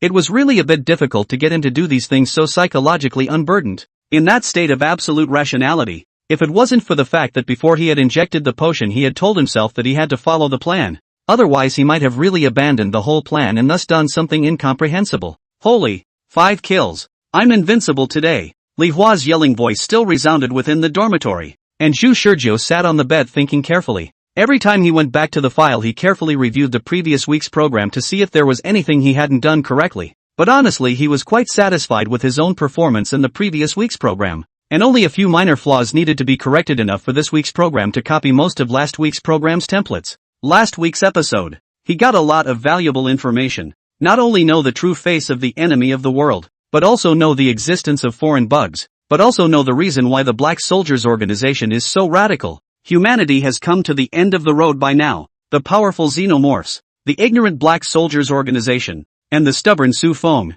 3 intertwined in his mind circled and wandered. And Zhu Shizhou finally came to a conclusion. The Black Soldiers organization is really not a worthy underling for him to rely on. Brother Zhu, did you see that? Holy, I killed 5 people just now. Isn't it strong? Aha, strong. Zhu Shizhou replied perfunctorily. The Black Soldiers organization was a thigh. But not a permanent thigh. To him the Black Soldiers organization was just a tool to use to work on improving himself. He made that clear. During Li Hua's violent keyboarding, Zhu Shizhou left the dormitory. So you're going to make me believe this bull asterisk of yours? As with the previous 2 weekly programs? Zhu Shizhou approached Du Fei. But this time, instead of choosing to buy the bao after finding Du Fei, he told her almost everything, of course. Still concealing the fact that he was able to go back to the archives and tricking Du Fei into being able to foretell the future on his own. And also that this time, he didn't invite Du Fei to join the chess execution club. Facing Du Fei's skepticism, Zhu Shizhou said, if you don't believe me, we can wait until the evening, and when we go to the park you'll know if what I'm saying is true or not. Du Fei felt that this man was simply crazy. First of all, I didn't even know you before today, she said, shaking her head. Secondly, don't you think it's stupid to invite a girl on a date in the woods of a park at night? And what you're saying sounds like psychotic episode bull asterisk. How the hell do you expect me to believe you? Even if you want to ask me out, don't use such a clumsy lie, right? Think of me as a little cutie. Zhu Shizhou's mouth twitched when he heard this unflinching criticism from Du Fei. Du Fei felt confused. She was an ordinary archery gym instructor, and usually did not have any extra interpersonal relationships, and thought that she would live her life in an ordinary way. But all of a sudden, a young man approached her, and after chatting with her in a self-contained manner, he said words that shocked her to no end. He was able to foretell the future, and predicted that a world catastrophe that will happen tomorrow. She admitted that her first impression of Zhu Shizhou was very good, and the conversation felt very smooth, as if she were facing an old friend, almost making her think that her spring is coming. If not for the fact that she was working, she would have wanted to run straight to a nearby cafe with Zhu Shizhou to sit down and talk about life's ideals. After so many years of being single, it's not easy to come across such a man who was quite compatible with her in every aspect. But then again, convincing her that the enemy is a terrorist organization with armed forces, and that this man needs her help in order to save the world. Is no different than saying I, Qin Shi Huang, play for money. What's the difference? It sounded like a fantasy story, and Du Fei's whole body was dumbfounded. What's wrong with the head of a nice little handsome boy? Don't believe me? Bring your bow and hunting arrows at night and I'll meet you at the park. Zhu Shizhou looked at Du Fei's contemptuous eyes and forced himself to resist the thought of giving her 2 punches, putting down his words and then leaving the archery center directly. On the way out of the archery hall, Zhu Shizhou transferred $2,000 to Du Fei's account. Du Fei, who was inside the archery hall, was shocked and froze for a moment as she picked up the cell phone on the table and stared at the transfer records displayed on the screen. This week's episode. Instead of choosing to force Du Fei to join in at the last minute, Zhu Shizhou told Du Fei the truth ahead of time. This was because her desperate and pitiful look from the previous weekend still remained in his mind and could not be dispersed. Just like when he saw Li Hua being tortured before, he was finally stimulated by the little bit of guilt left in his heart when he saw Du Fei.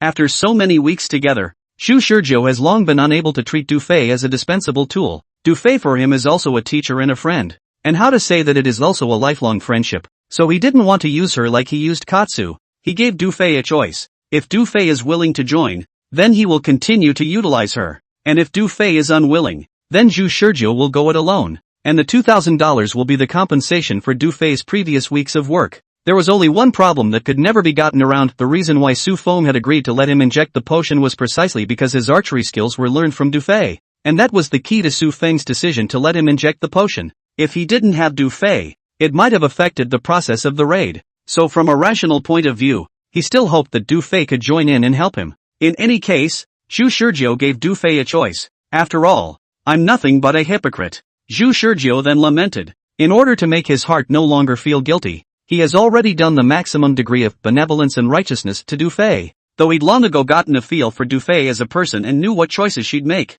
At night time, Zhu Shizhou met Du Fei in the park. She still hasn't escaped the spell of money. Chapter 83. Your name. Chapter 83. Your name. Time means nothing. For Zhu Shizhou, time is made up of one similar do-over. In the middle of the night, in the interrogation room, in the future I saw, you stopped your plans for tomorrow, and you were going to use me. Who can predict the future? To launch a removal operation against the xenomorphs. Su Feng listened to Zhu Shizhou's words and admitted that he had received an unprecedented shock. Unlike last week's installment, Zhu Shizhou seemed more in control this week. Originally, Zhu Shizhou's words were something he would have said only after leaving the interrogation room and arriving at the conference room to hear Su Feng's introduction. But this week's program Zhu Shizhou had already known the true nature of the enemy of the world, as well as the existence of the xenomorphs, and even the potion, so he no longer needed to listen to Su Feng's explanations, much less show his ignorance. Now in the interrogation room, Zhu Shizhou was still blindfolded, and he was acting like a perfect predictor of the future who knew everything. Arguably a synthesis of the intelligence from the previous week's program to get a perfect start. Su Feng's wrinkled brow never loosened for a moment tonight. No, I won't stop the plan. Assuming you were able to foresee a future like that, then you tried to convince. Zhu Shizhou once again showed his amazing control over this conversation. Interrupting Su Feng, let me become a black soldier. My ability to foretell the future is enough for me to master combat skills in a short period of time, and as long as you train me in the normal way, you will be able to harvest one of the strongest fighters in a single night. Su Feng was silent. More than once during his conversations with Zhu Shizhou, he felt the young college student's power to suppress the initiative of the topic, all of which stemmed from the fact that Zhu Shizhou knew what he wanted to say in advance time and again as if he had been forewarned. It's outrageous. Under the outrageous mood, Su Feng decided to stop following common sense to speculate whether Zhu Shizhou was really a superpower. Even though his view of science was on the verge of being shattered, there was the simplest test for a self-proclaimed future reading ability like Zhu Shizhou. He put his cell phone on the table.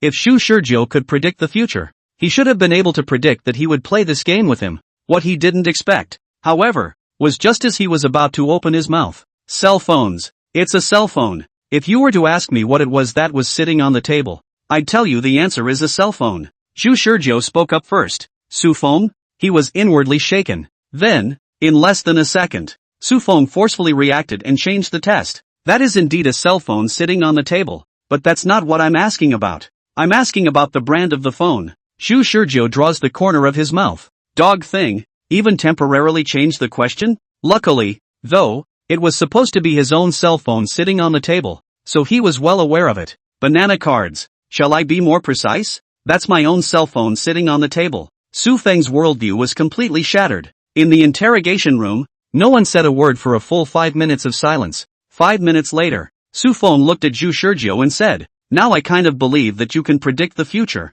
I will take off your blindfold, but before I take off your blindfold, I want to ask you a question." Zhu Shizhou listened as Su Feng asked, "What's my real name?" "First things first, this will determine how much I trust you afterward. As long as you can answer my real name, you would then have the utmost trust in me, and conversely, you would only trust me halfway, right?" Su Feng was silent once again. Zhu Shizhou's behavior of taking the initiative over and over again, for the first time, gave him the illusion of whether he was a cutie or not. The illusion of, in front of Zhu Shizhou, he really did act like a little cutie. But, Zhu Shizhou really knows his real name? Tell me about it. Su Feng said. Su Feng, Zhu Shizhou said with a confident smile. Your real name is just Su Feng. Half a day later, Zhu Shizhou heard Su Feng sigh. It looks like the future me didn't trust you too much. Zhu Shizhou wasn't the least bit surprised that it was an empty city. He said confidently, "No, your real name is Su Feng. Unfortunately, you're wrong. My name isn't Su Feng. What are you pretending, little brother? You've long been figured out by me." Zhu Shizhou is still confident. "You'll be called Su Feng." "Wrong. My name really isn't Su Feng. Stop pretending. Your name is Su Feng." Su Feng frowned and emphasized, "I'll say it for the last time. My name is not Su Feng." Zhu Shizhou's entire body froze. "You really don't call. Su Feng is just a code name. If you don't know what my name is, you can call me Su Feng, but as I said before, I will only trust you halfway." Most of his words Zhu Shizhou didn't listen to. Zhu Shizhou was now inwardly cursing last week's program. Su Feng, his grandma, he got cheated again? The deal was that if he told him his true name, he would tell him everything. The real name was clearly an extremely low-value piece of information. So why did Su Feng have to lie in that kind of critical situation? No martial arts. Lying to him for information. Zhu Shizhou cursed more than a few times in the bottom of his heart. But then Su Feng had someone remove his blindfold and untie the restraints on his body. "What the hell are you called?" Zhu Shizhou asked indignantly, rubbing his eyes. Su Feng replied, "As long as I judge you to be truly trustworthy in the future, then I will naturally tell you my real name. In which case you will also naturally be able to predict the future." Bull asterisk asterisk asterisk asterisk. Zhu Shizhou disliked back. "Tell me the truth. Were you not prepared to tell me your real name at all? In the future I saw. You told me that your real name is actually Su Feng. That's why I was so sure just now." Future me? Su Feng frowned. He had no evidence to deny Zhu Shizhou's words. Instead, he sneered, "If I really believed you, then I would definitely reveal my real name. The reason why the future me lied to you is definitely because you are not trustworthy in my mind." Zhu Shizhou froze for a moment. "You're pretty wary," he muttered. "But then again, it's really true." Su Feng had been half believing it all along. Not to mention that at that time he had suddenly changed his mind and said that his ability was actually to go back to the archives, not to foretell the future. Anyway, if you really can predict the future,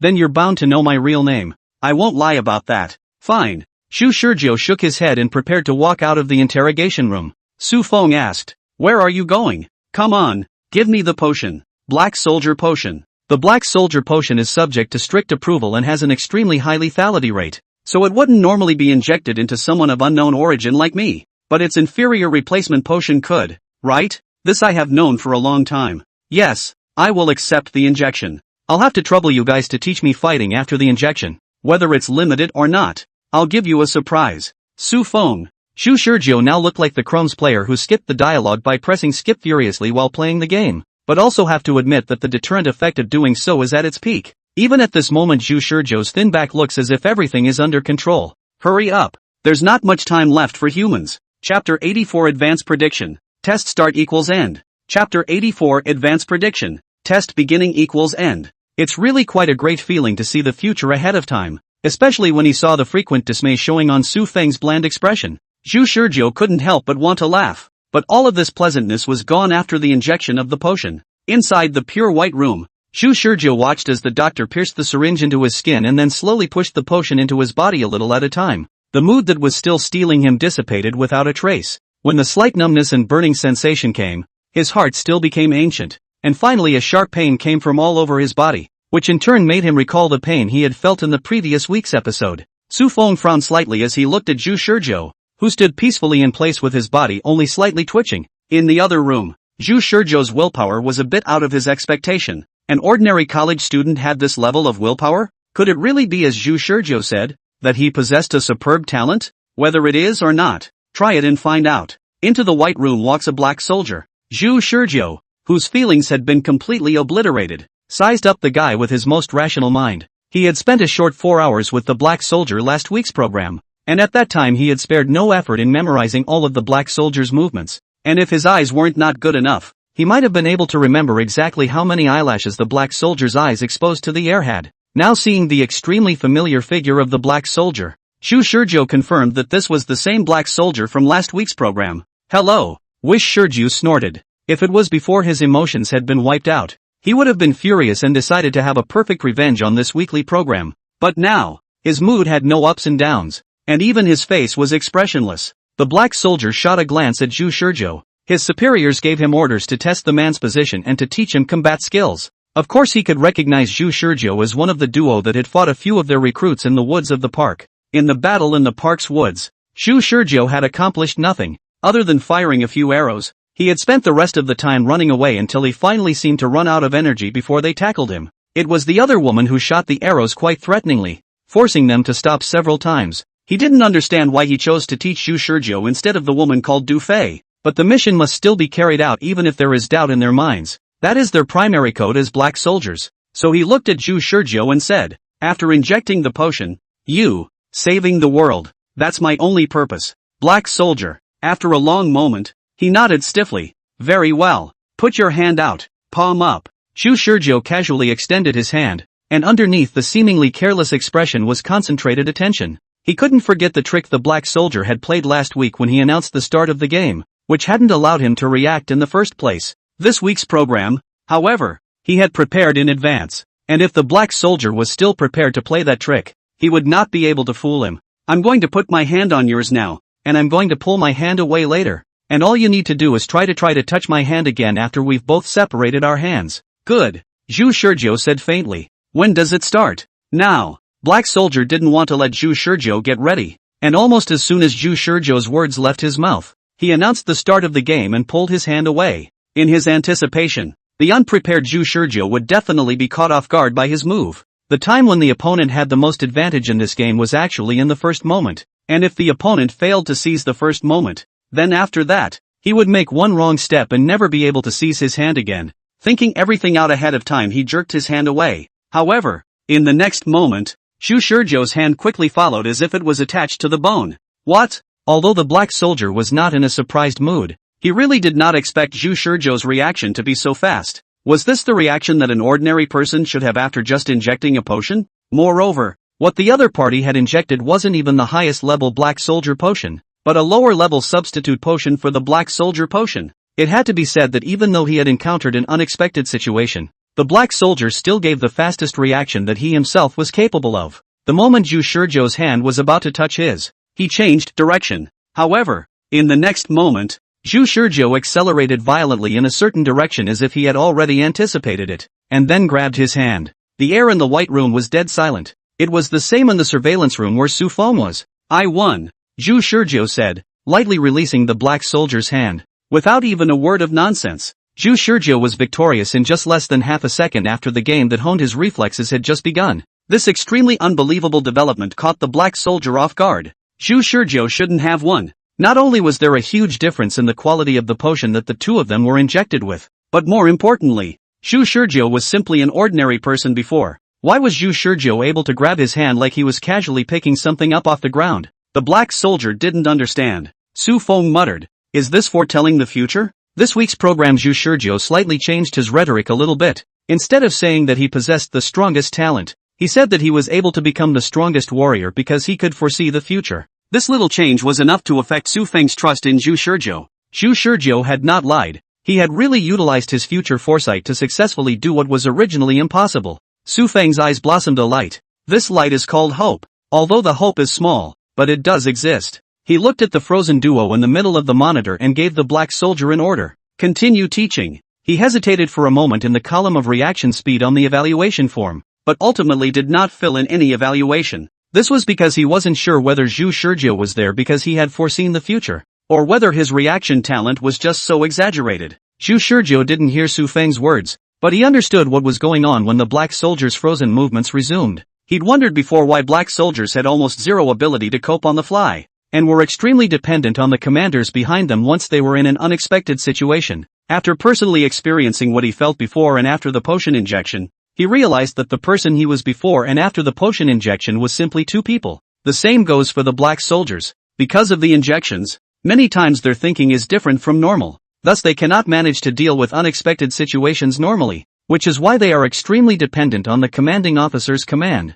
It was now presumed to be the same, and Black Soldier accepted Su Feng's instructions again. Wish Shiju knew everything was on track. This week's program, he did not shoot an arrow at the Black Soldier in the middle of the park woods, so he would not be the only remaining anger in the Black Soldier's heart to decide to teach in a hasty manner. Although he did learn a lot last week, Zhu Shizhou understood that the Black Soldier did not teach with all his might, and that was also the result of Su Feng's acquiescence. And now that he had shown extraordinary qualities himself, Su Feng's choice was predictable. He would make sure the Black Soldier did his best to teach him fighting skills. Chapter 85, The Black Soldier Reserves of the Reserves. Chapter 85, The Reserve of the Black Soldier Reserves. All the fighting arts under the sky cannot be separated from two most basic things, the pace of the lower body and the upper body movements. Among them, the pace of the lower body is the foundation of the foundation, and is the key to determining a fighter's aggressiveness and evasive ability, no matter what school of fighting arts. The basic methods utilized at the very beginning of exercising the pace are all universal.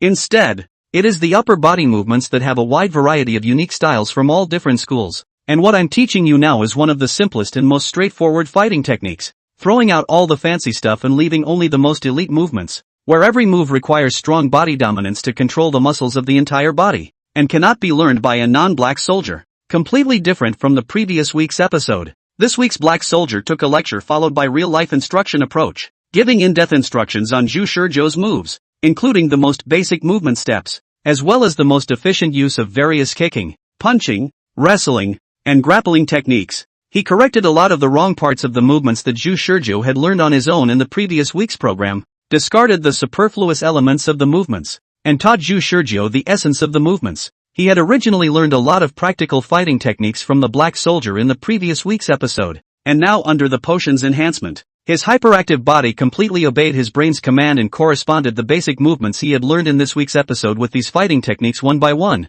And so in the end, what remained in Zhu Shizhou's mind was only the super practical fighting techniques that had been drastically streamlined and optimized. So it is. Zhu Shizhou nodded. Last week's episode, Black Soldier really didn't teach him as much as he should have. And the so-called learn-through-pain method of learning was extremely rough compared to this week's episode. Even though what he had previously learned in just 4 hours was already something that a regular person might not be able to master even if they studied for a year, the foundation was rather unsteady, which meant that he was unable to effectively utilize these techniques in a fight, let alone kill this Black Soldier back. But now, the basic parts of the fighting techniques that were like a castle in the air before were slowly being filled in, so his mind slowly began to perfect the various fighting techniques. After experiencing the basic part and the practical part, the euphoric effect of the potion enabled Zhu Shizhou to quickly integrate the two. Black Soldier looked at Zhu Shizhou, who had already mastered the basics, and didn't feel strange, because he himself wasn't very clear about the growth experience of ordinary people after injecting a potion. Before becoming a Black Soldier,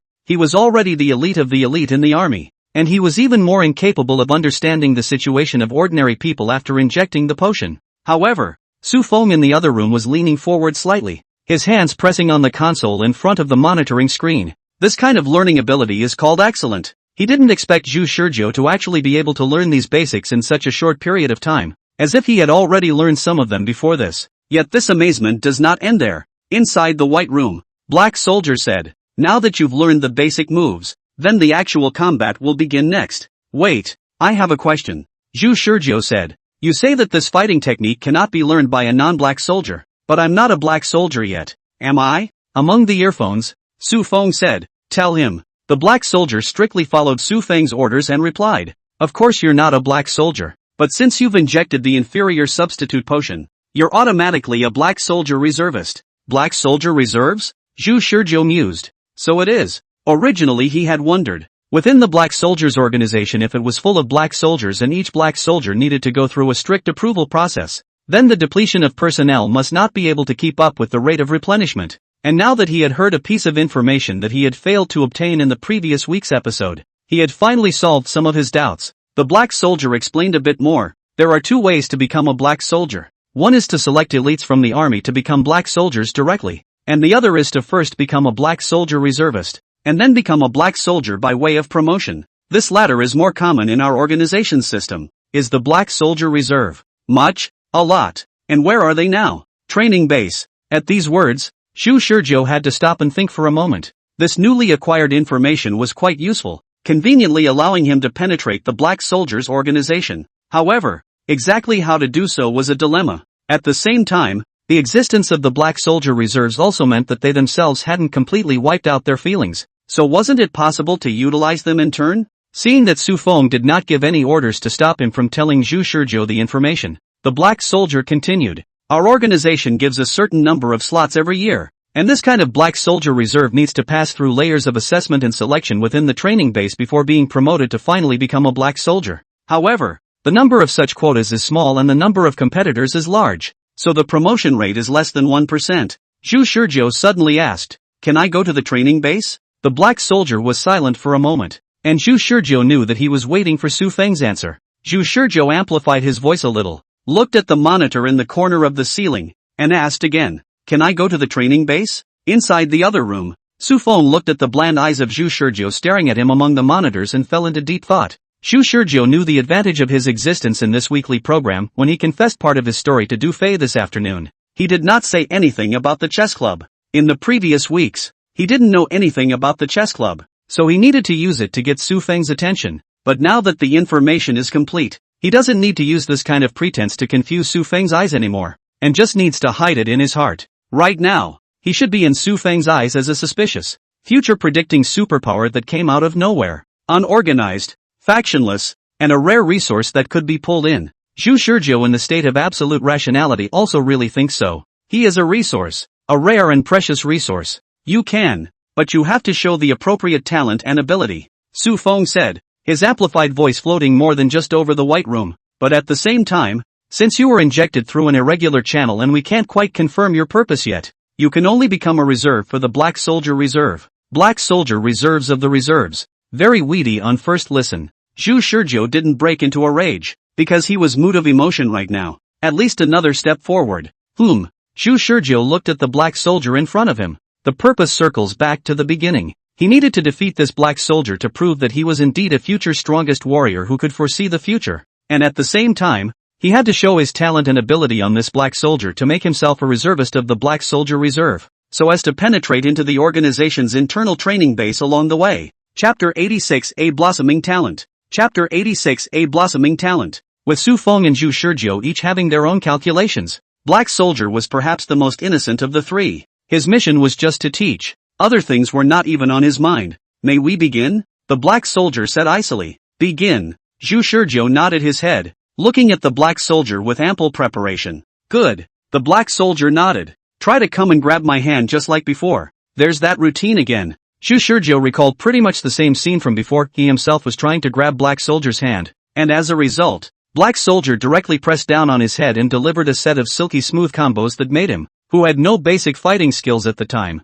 fall to the ground. And then Black Soldier taunted him for being able to disable him from standing up in just one move. Sure enough, some things would develop according to the original trajectory. He didn't feel strange, as long as Black Soldier was still the same person. Then some routines wouldn't change due to the butterfly effect. And Black Soldier's thinking also had inertia. Under this inertia, then, the choice the Black Soldiers will make is obvious. He clearly remembered the Black Soldier's movements at that moment. In the next second, he quickly reached out and grabbed the Black Soldier's hand. At the same time, he took a step forward, closing the distance between him and the Black Soldier in this way. He had been waiting for this moment for a long time. Even if the reaction speed of the Black Soldiers far exceeded his, as long as the distance was short enough, the reaction speed gap between the two would be infinitely narrowed. Don't you see that last week's episode in the Park Woods? He, an ordinary person, even shot one of the black soldiers in the eye through an arrow from a super close distance? This is all the result of testing through practice. Zhu Shurjo's current reaction speed was described as excellent, but it was still far from Black Soldier's level. But at the same time, when the gap between the two reaction speeds was shortened to the limit, he predicted in advance how Black Soldier was going to counterattack and what would happen. Black Soldier was not the least bit ambiguous, and in the same way as last week's episode, he quickly pressed his right hand to Zhu Shurjo's face, and while charging forward, he was ready to part the bend of Zhu Shurjo's leg with his leg, and his left hand was also clenched at his abdomen, ready to blast Zhu Shizhou's stomach with a punch. It was at this point, however, that something happened that shouldn't have happened. Zhu Shizhou's hand that was reaching out to him suddenly came down to block his left fist. Not completely, but at least blocked it for a moment and deflected it, while Zhu Shizhou's entire body turned slightly sideways and deflected his head away, causing the black soldier's right hand to press into the air. After this series of maneuvers, Zhu Shizhou had already rushed his entire body into the black soldier's arms, his right shoulder forward, tensing up his body to give him an Iron Mountain lean. Boo! A muffled sound came from between Zhu Shizhou's shoulder and the black soldier's chest. The black soldier fell back 2 or 3 steps in a row, but remained steadily on his feet. The eyes he looked at Zhu Shizhou were no longer as cold as before, but instead showed some surprise. To be able to surprise a newbie black soldier, it was evident just how incredible what Zhu Shizhou was doing right now was. At this time, Su Feng had long been in another room deadpanning Zhu Shizhou, as if he had seen a rare treasure. What's the matter? Not going on? Zhu Shizhou saw some surprise in the black soldier's eyes and realized in his heart that he had done the right thing. In fact, he had better options just now, such as giving the black soldier a hard time with the combat techniques he had learned in the previous week, but he still didn't do it, and ended up coming up with a mediocre Iron Mountain lean, simply because he knew that his advantage right now was that the black soldier didn't know what tricks he could do, so he could catch this black soldier by surprise when he was up against him, and then after that, as the black soldier got to know him better, he'd just get hung up on the other way around, and that would just be too ugly. And more importantly, what he wanted to show was his own learning talent. Foreseeing the future was just a knock on the door of the injection. If he relied on foreseeing the future to show his fighting skills, then in Su Feng's eyes, he would become a person who relied on foreseeing the future to learn fighting skills rather than relying on his own fighting talent. If he relied on foreseeing the future to demonstrate his fighting skills, then in Su Feng's eyes, he would have become a person who relied on foreseeing the future to learn fighting skills rather than relying on his own fighting talent. A proper display of being able to predict the future was the right thing to do, and he needed to disguise himself as a genius with both the ability to predict the future and the ability to learn. A maximum degree of surprise had surfaced within the black soldier, though it was very thin, and he said to Zhu Shizhou, very few people can manage to be able to immediately and effectively counter a black soldier after injecting the potion. Zhu Shizhou said lightly, I don't find it difficult. The black soldier was choked, and then he stopped talking nonsense and resumed teaching Zhu Shizhou. However, the more he teaches, the more surprised he is surprised, and in the end he is even a little used to Zhu Shizhou's unexpected counterattacks. He couldn't understand what was going on. Zhu Shizhou's response to him was as if he knew when he would make a move, and had an incredible sensitivity to fighting, being able to occasionally dodge his attacks and counterattack him in the first hour. To be honest, this was beyond his understanding of the concept of an ordinary person. The concept of normal people was honestly beyond his understanding. If all the ordinary people under the sky were geniuses of this level, why would the Black Soldiers organization need to select talents in the military? He had to admit that Zhu Shizhou had done what he thought he couldn't do, and that his talent exceeded that of him, an elite hand-picked from the military. What he didn't know was that in the 4th hour of the previous weekly program, Zhu Shizhou had already been able to manage to occasionally dodge away from the Black Soldiers' attacks as well as occasionally counterattack. And at that time Zhu Shizhou's body was on the verge of reaching its limit even though he had instinctively learned a lot of things. And now, his body was still at its peak level under the stimulation of the potion. On top of that, his fighting skills had been perfected a lot during this weekly program. If the full level was 100, then he had from the very beginning he had reached level 10, out of the novice level. Instead, the black soldiers viewed the level 10 Zhu Shizhou with level 1 standards, and of course they thought he was a genius. With this kind of preconceived notion, even if Zhu Shizhou performance pulls crotch afterward, but also can use the excuse of physical exhaustion to shrug off. Who asked him to be just an ordinary person before? Inside the other room, Su Feng watched what was happening inside the monitor and remained silent. When Zhu Shizhou said that he was able to foretell the future, he was actually still half believing it in his heart. But what was happening now had put him in a tangle. Either believe in being able to foretell the future, or believe he's a combat genius, or both. Which one is he going to believe? If Zhu Shizhou is still like this, what about Du Fei, who performed even better than Zhu Shizhou in the Battle of Park Grove? Ever determined, a sense of wavering finally came over him in his mind about tomorrow's plans. Chapter 87, Becoming the Strongest Human in 3 months? Chapter 87, Becoming the Strongest Human in 3 months? Inside the White Room, Zhu Shizhou twisted to avoid the black soldier's whip leg. Whip leg in the air issued a violent whistling sound. Can be said to be sufficient force? Speed. If a normal person received this leg may be kicked to fracture. Zhu Shizhou although not kicked, but still feel the fierce leg. An onslaught like this one has been going on for a good 2 hours now. Ever since when Black Soldier discovered how quickly he could master practical combat skills, he brainstormed and taught Zhu Shizhou all the fighting skills he knew. The essence of fighting skills is just a combination of a few movements over and over again, but if you want to apply it to real combat, you need to consolidate your impression through real combat. In the first hour, Zhu Shizhou was a super genius. No matter what skills the Black Soldier showed, Zhu Shizhou's sharp intuition would be able to find a way to counteract them. So after confirming that Zhu Shizhou had mastered all sorts of fighting techniques, he raised the intensity. Originally, his physical quality was not much stronger than Zhu Shizhou, and before he deliberately let his speed and strength drop for the sake of teaching, originally he was also able to crush an ordinary person injected with medicine according to this speed. But Zhu Shizhou's level of genius made him realize that it was entirely possible to go even more overboard.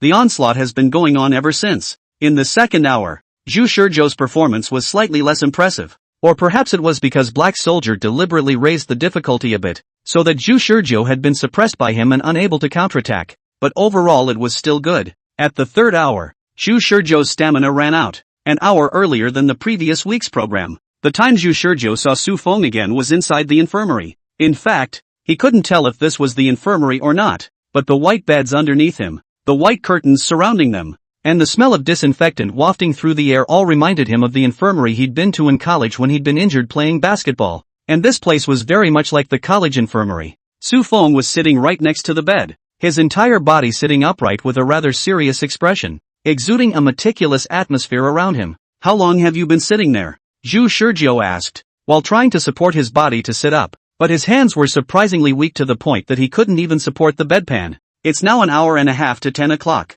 Hearing Su Feng's reply, Zhu Shizhou reacted and asked, "You're not ready to stop the program? Do you know how long the Black Soldiers organization? No, I should say the country, and more broadly the whole world. We have been preparing for this plan? How long? 25 years. Su Feng faintly spat out a number. At that time Zhu Shizhou had not yet been born. Since 2020, the organization has been preparing for this plan, at the same time accepting technical assistance and talent introduction from various countries, spending a large amount of resources to train talents, research weapons, and defend against xenomorph attacks. It can be said that for the sake of this plan, the organization has already reached its limits, success or failure. This is the belief that has been instilled into the entire organization over the past 25 years, and this belief has long been unbreakable. It can be said that our organization carries all the hopes of mankind. If we stop the plan, it means that all the efforts in these 25 years will be in vain. And if the xenomorph crisis is still not solved after we stop the plan,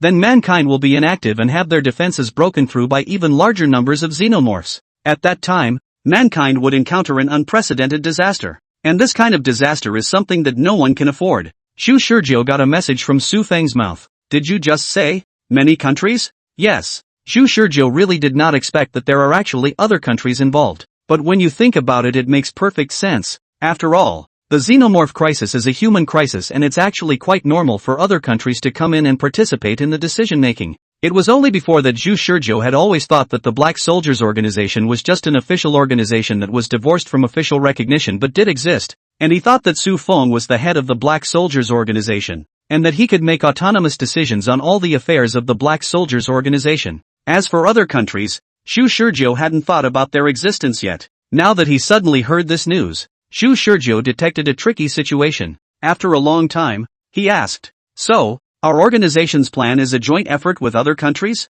"No, it is a plan led by my country, but agreed to by more than half of the countries. Incidentally, there are still countries that have been opposing the proposal every year since the plan was drawn up 25 years ago, and have even continued to block it." Zhu Shizhou frowned. "It seems like from what you're saying, in the face of the great crisis that is the enemy of the world, we humans don't have a united front yet." "That's right, it's not as simple as you think between nations, and most people are, in the end, egoists of the same kind, and as long as the crisis doesn't come to them, they will never be able to face it squarely, and when the crisis comes, it's too late." Su Feng's tone showed some mockery, "And thankfully, my country was one of the first to respond to the crisis. Since the enemy of the world descended on our country, we bore the brunt of guarding the world and called on the rest of the world to unite to face the xenomorph crisis head-on. It was also because of the organization's timely move in the first place that peace could be maintained until now. And most countries, their attitude is just support. Our country has the Black Soldiers organization.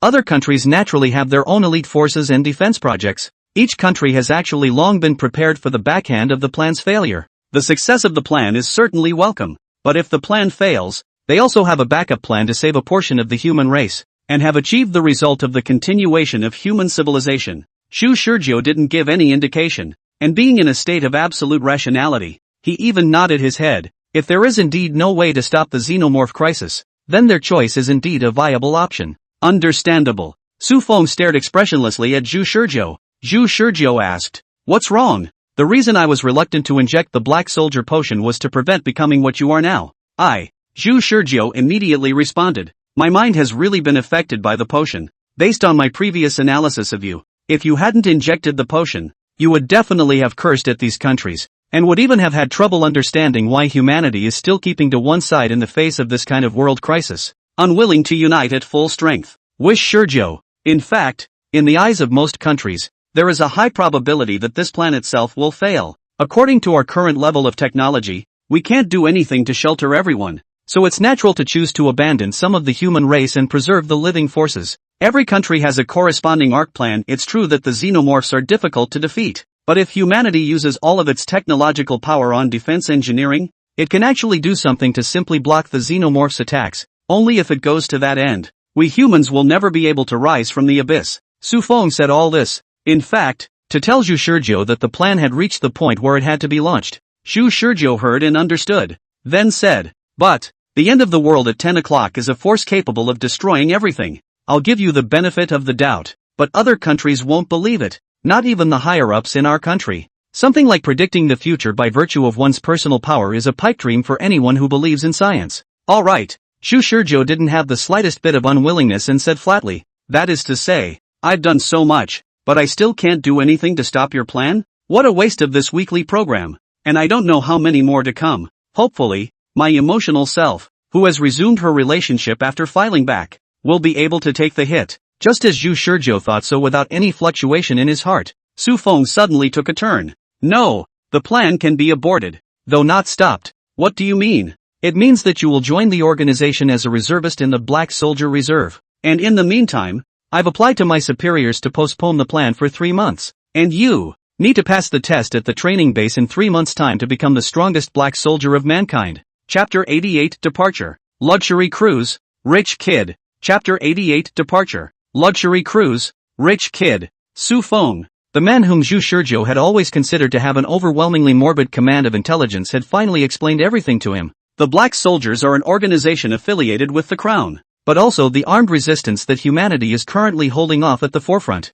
On the surface, everything this organization does has nothing to do with the officials, but in reality everything they do comes from the officials. No, more accurately, it is the authorization of the countries of the world. In the event that the organization makes a poor decision that results in the complete collapse of human defenses, the entire organization will automatically bear the sins of the human race and be judged by the surviving humans, or will be handed over as a scapegoat to a high-level civilization to appease the wrath of the enemy of the world, if the enemy of the world has any intelligence at all. The higher-ups were thinking of defeat before victory, and considering the means by which the enemy of the world had descended on Earth that far exceeded human technology, the higher-ups of the Earth's nations were actually pessimistic about this operation. And because of this, countries also have an early backup plan, the ARC program. The ARC project was a plan for mankind to preserve the flame, with some countries building defense projects under the ground, others preparing to relocate into the oceans, others building hidden bases directly in the glaciers of the North and South Poles, and others preparing to build impregnable fortresses directly in the middle of the continents. What about our country? This is our country's top secret. Su Feng glanced at Zhu Shurjo. But according to you, all of our human defenses will be rendered useless, so even if you don't know about it, it won't affect the next action. Zhu Shurjo nodded. Su Feng continued. Whether or not we humans will be able to continue to live peacefully under this blue sky, success or failure will depend on the tentative attack plan against the enemy of the world. The plan has been impossible to stop, but I've already extended the time as much as I can for you. It's the maximum authority I can do. Zhu Shurjo still understood the meaning behind these words. Su Feng still had someone above him, and his authority was not unlimited. Zhu Shurjo asked, "What exactly is your position in the organization?" "Supreme Commander of the Front." Su Feng knew that Zhu Shurjo's understanding of this was by no means due to curiosity, he was only trying to confirm just how solid the backer was. So Su Feng made a further addition. "What you need to know is that I only have command over the black soldiers. After you go to the training base by virtue of my declaration, You will no longer fall under my jurisdiction unless you become a black soldier.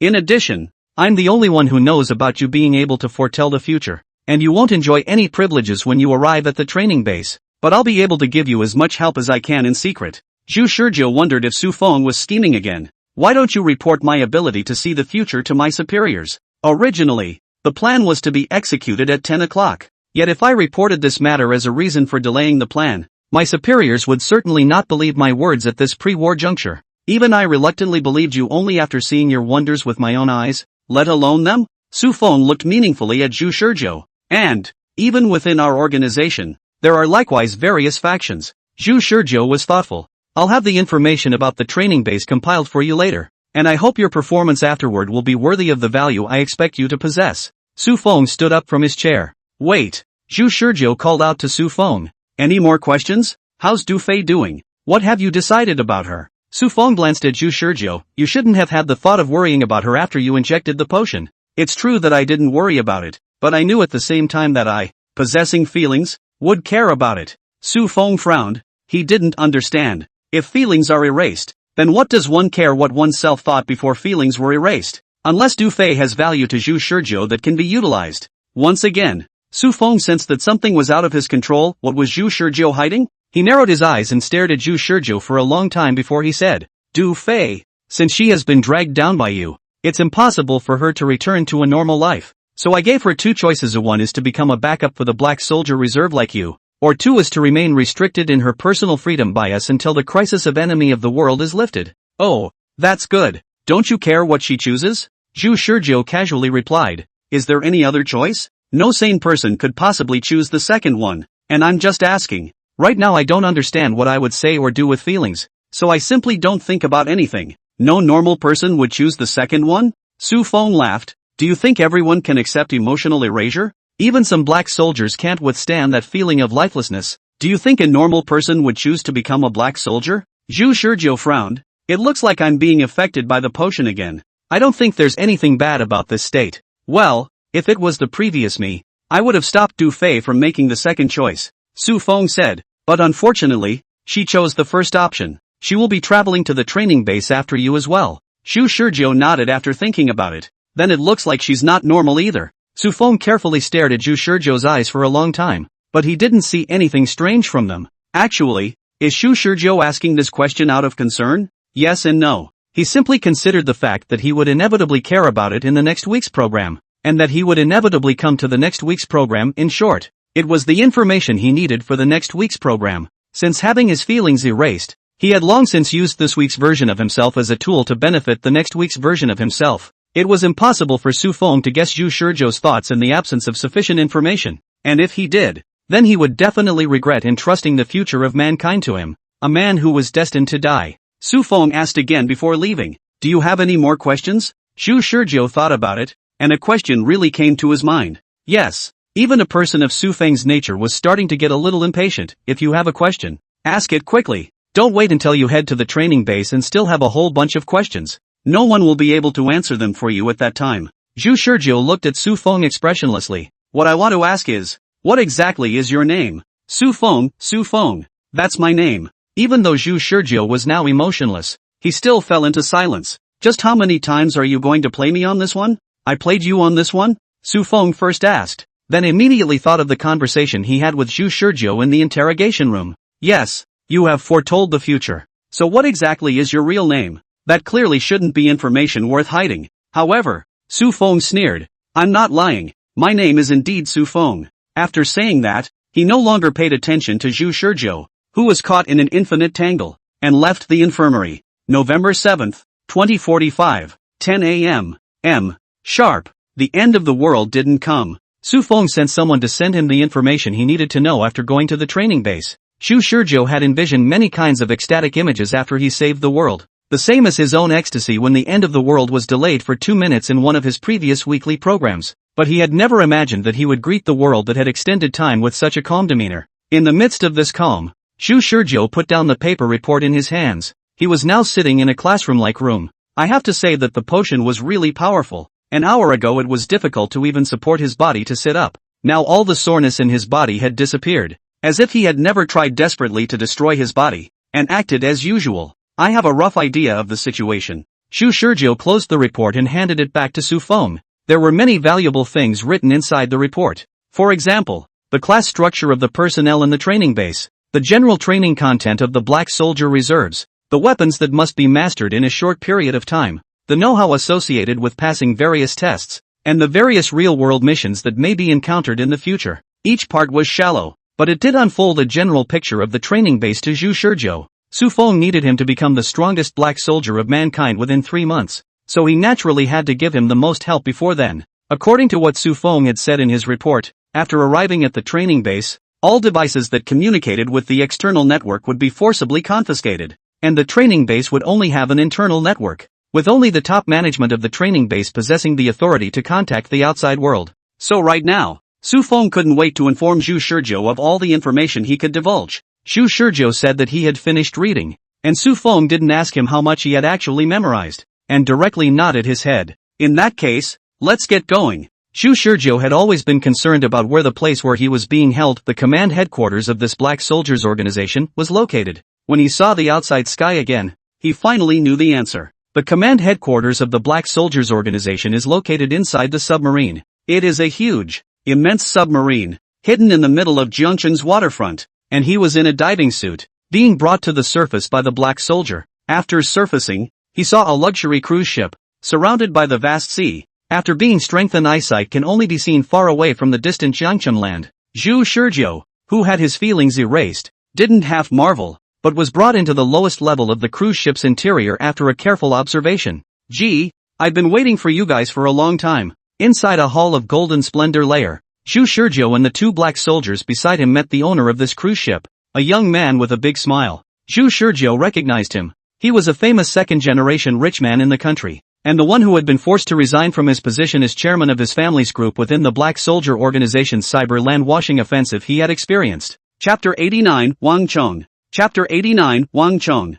Wang Chong was a rich second generation, but not an ordinary rich second generation. He is different from other rich kids in China who spend their days drinking and drinking. He is a man who is out of the low class. He is looking forward to more exciting adventures than the calm and boring daily life, and he is always looking forward to some abnormal situations that are beyond his imagination in his ordinary life. He lived with this sense of anticipation for 25 years, his increasingly boring life boring him and at the same time compelling him to endure it, until one day, he learned of the existence of xenomorphs. On his 25th birthday, he encountered xenomorphs while on a hunting trip abroad. All of his hunting companions were dead, killed by the attack of the bugs that moved as fast as bullets. At the time, he didn't know what was happening, as one by one his partners around him were dying with holes through their chests, and it wasn't until he saw a xenomorph gnawing on his partner's corpse that he realized what the culprit that had caused them to die violently looked like. And the reason he had survived unscathed until now was not because the xenomorphs weren't going to attack him at that time when they had had their fill, but because a squad of black soldiers had appeared around the xenomorphs. The Black Soldier squad defeated the monsters with highly coordinated attacks and a variety of treacherous dodging techniques, and he was forced to sign a non-disclosure agreement because he witnessed the presence of the xenomorphs, thus becoming a supernumerary member of the Black Soldiers organization. As special as it sounds, the status of the so-called supernumeraries is actually equivalent to that of a handyman. This includes providing financial support to Black Soldier organizations, handling battle scenes when necessary, and providing a degree of cover during missions. In short, the more capable you are, the more you do. Who in their right mind would want to do that? It just so happened that Wang Chong was not a normal person, and instead of resisting and being bored, he always enjoyed himself. Now, for example, he receives an order from the Black Soldiers organization to cover a man on his way to the island of Illuminati. The island of Ilmanetsan is a small island in the center of the Pacific Ocean, and you won't even find it on a map. Wang Chong, as a supernumerary who knew some intelligence, knew that a training base existed on that island that was specifically used to train black soldiers, that is, superhuman warriors who were more powerful than even special forces in his eyes. An unwilling loner like him naturally had infinite fantasies about that place, and had always wanted to explore the secrets of that place. When he got the assignment about escorting a man to Illuminati, his whole body was almost excited enough to pee. And not only did he have a luxury cruise ship ready for them, but he also volunteered to join the mission. His outward rhetoric was to protect his targets, but in reality he went to great lengths to disarm this covert operation. When Xu Shizhou and the 2 black soldiers appeared in front of him, he could tell at a glance that Xu Shizhou was the target person among the mission. Too young. That was the first thought that came to mind after seeing Xu Shizhou. This man exuded the same dangerous aura as the black soldier. This was the second thought after feeling the icy atmosphere on Zhu Shizhou's body. As the two sides came into contact with each other, Wang Chong noticed that the bodyguards behind him couldn't help but tense up, as if they had encountered some dangerous person. "What is Big Brother's name?" Wang Chong asked Zhu Shizhou with a smile. Zhu Shizhou glanced at the two black soldiers beside him, and seeing that they had no intention of stopping them, he realized that this level of information leakage was of no concern. "My last name is Wish." He didn't spit out his full name. Wang Chong didn't seem to care about Zhu Shizhou's caution and said with a smile, "I'm Wang Chong, a supernumerary of our organization, responsible for the cover mission of this operation." The two were simply recognized, but when Wang Chong turned to the two black soldiers beside Zhu Shizhou, he met with a snub. The two black soldiers from beginning to end were a cold dead look, ignoring Wang Chang's friendly greeting, like a statue standing behind Zhu Shizhou. Zhu Shizhou also had little interest in Wang Chong as a person, and the emotional erasure state made him seem equally very unapproachable. Wang Chong seemed to be accustomed to black soldiers' coldness, and instead thought that this coldness of black soldier was very much in line with everything he had imagined about the country's secret forces. In the process of bringing Zhu Shizhou and his group to the hotel-style rooms on the second floor of the luxury cruise ship,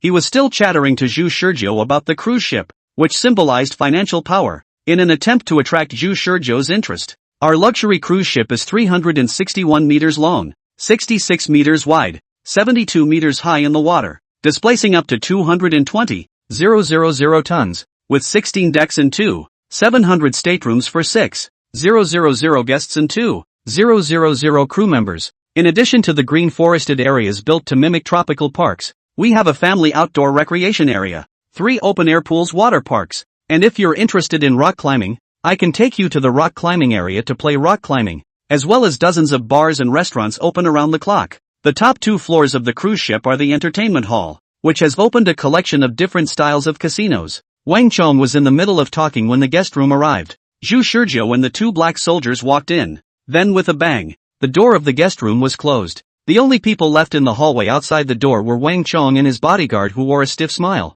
Zhu Shizhou had no interest in listening to Wang Chong, and the attitude of the two black soldiers told him that Wang Chong was just a dispensable toolman, and even he was still an ordinary person who didn't know about the world crisis. Wang Chong might know something about the xenomorph society, but he definitely didn't know that mankind had been plunged into a crisis point of life and death. Zhu Shizhou didn't expect to get any information from Wang Chang's mouth. Instead, he needed to be careful not to be snared by the other party. "Even within our organization, there are likewise various factions." This is what Su Feng said. What faction is Wang Chong in? If he was able to manage to detach the two black soldiers around him, Zhu Shizhou would have tried to contact Wang Chong, but now the two black soldiers were clearly following him every inch of the way, making it really difficult for him to make a move. Upon entering the room, he scanned its furnishings. Cruise ship cabins are categorized into inside cabins, ocean view rooms, balcony rooms and suites. The inner cabin rooms were located in the central interior of the cruise ship and didn't even have windows. The ocean view rooms did have windows,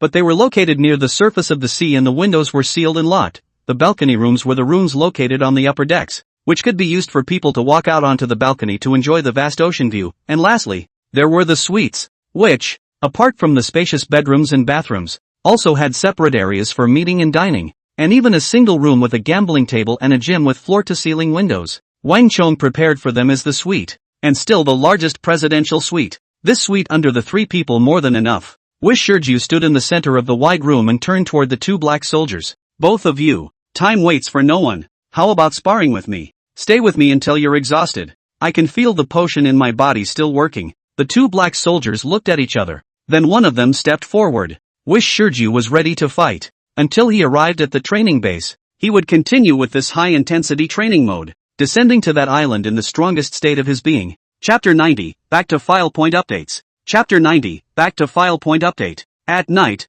the luxury cruise ship docked next to a pier. Wang Chong, a famous rich young man in China, sends out invitations to a wide range of well-known people from all walks of life to come to a week-long luxury dinner party on a parade on the sea. The luxury cruise ship was going to dock at the pier for 3 days and leave as soon as the 3 days were up. Who do not know what this rich second generation in the whole month, but can receive this kind of invitation itself as a status symbol? Not to mention that in the dinner party can see a lot of usually cannot see the big brother. So Wang Chang's invitation was sent out. It will be in the community set off a storm. That night, the other rich kids in Wang Chang's social circle blew up. One by one, they bombarded Wang Chong with private messages. "Brother Wang, It's unkind. Why didn't you inform me? Brother Wang, what are you up to? Don't fix other useless things. Hurry up and send an invitation to Grandpa. Some of them are even sought out directly by those of a quicker temperament. For these close friends, Wang Chung came and went. What he needed was a grand banquet. The more people the better. It's a super high-profile cover operation that only he can pull off.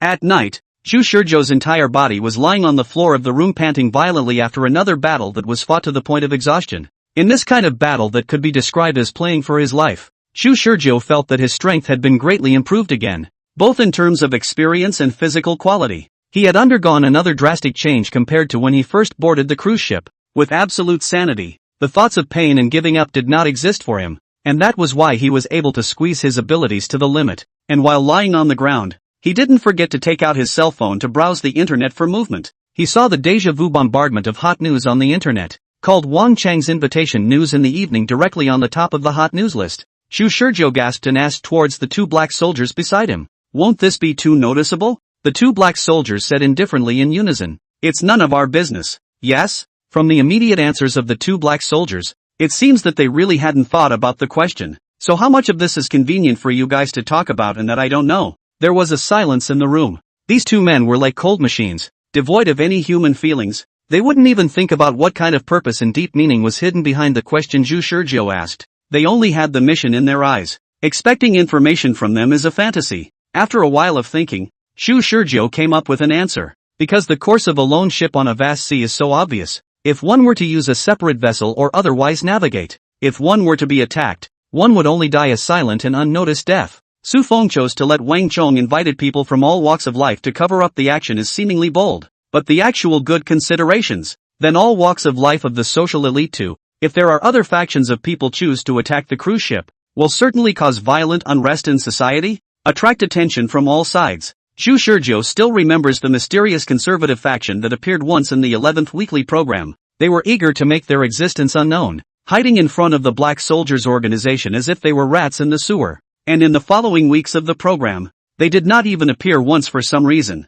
It's hard to doubt that they have the courage to stand in the spotlight. After figuring everything out, Zhu Shizhou's body regained some of its strength. He attempted a carp, and his entire body leapt from the ground like a spring under the twisting of his waist and the tightening of his back muscles. The two black soldiers watched his showy movements in silence. Zhu Shizhou, on the other hand, recalled his own movements just now. He just wanted to do it and did it right away, which meant that his control over his own body was another level higher. At least he could not do it with such ease when he first boarded this cruise ship. It's almost time, Zhu Shizhou muttered. The two black soldiers remained silent. They couldn't understand, but they weren't prepared to. He glanced at the two black soldiers, then said, I'm going to take a shower first. You two aren't going to follow me even to take a shower, are you? The black soldiers looked at each other. Then one of them said to Zhu Shizhou, 10 minutes. In fact, the current Zhu Shizhou doesn't even have a sense of shame. If the two black soldiers insisted on following him and he wouldn't have half a care. He just wanted an answer to a question. But if two black soldiers were present,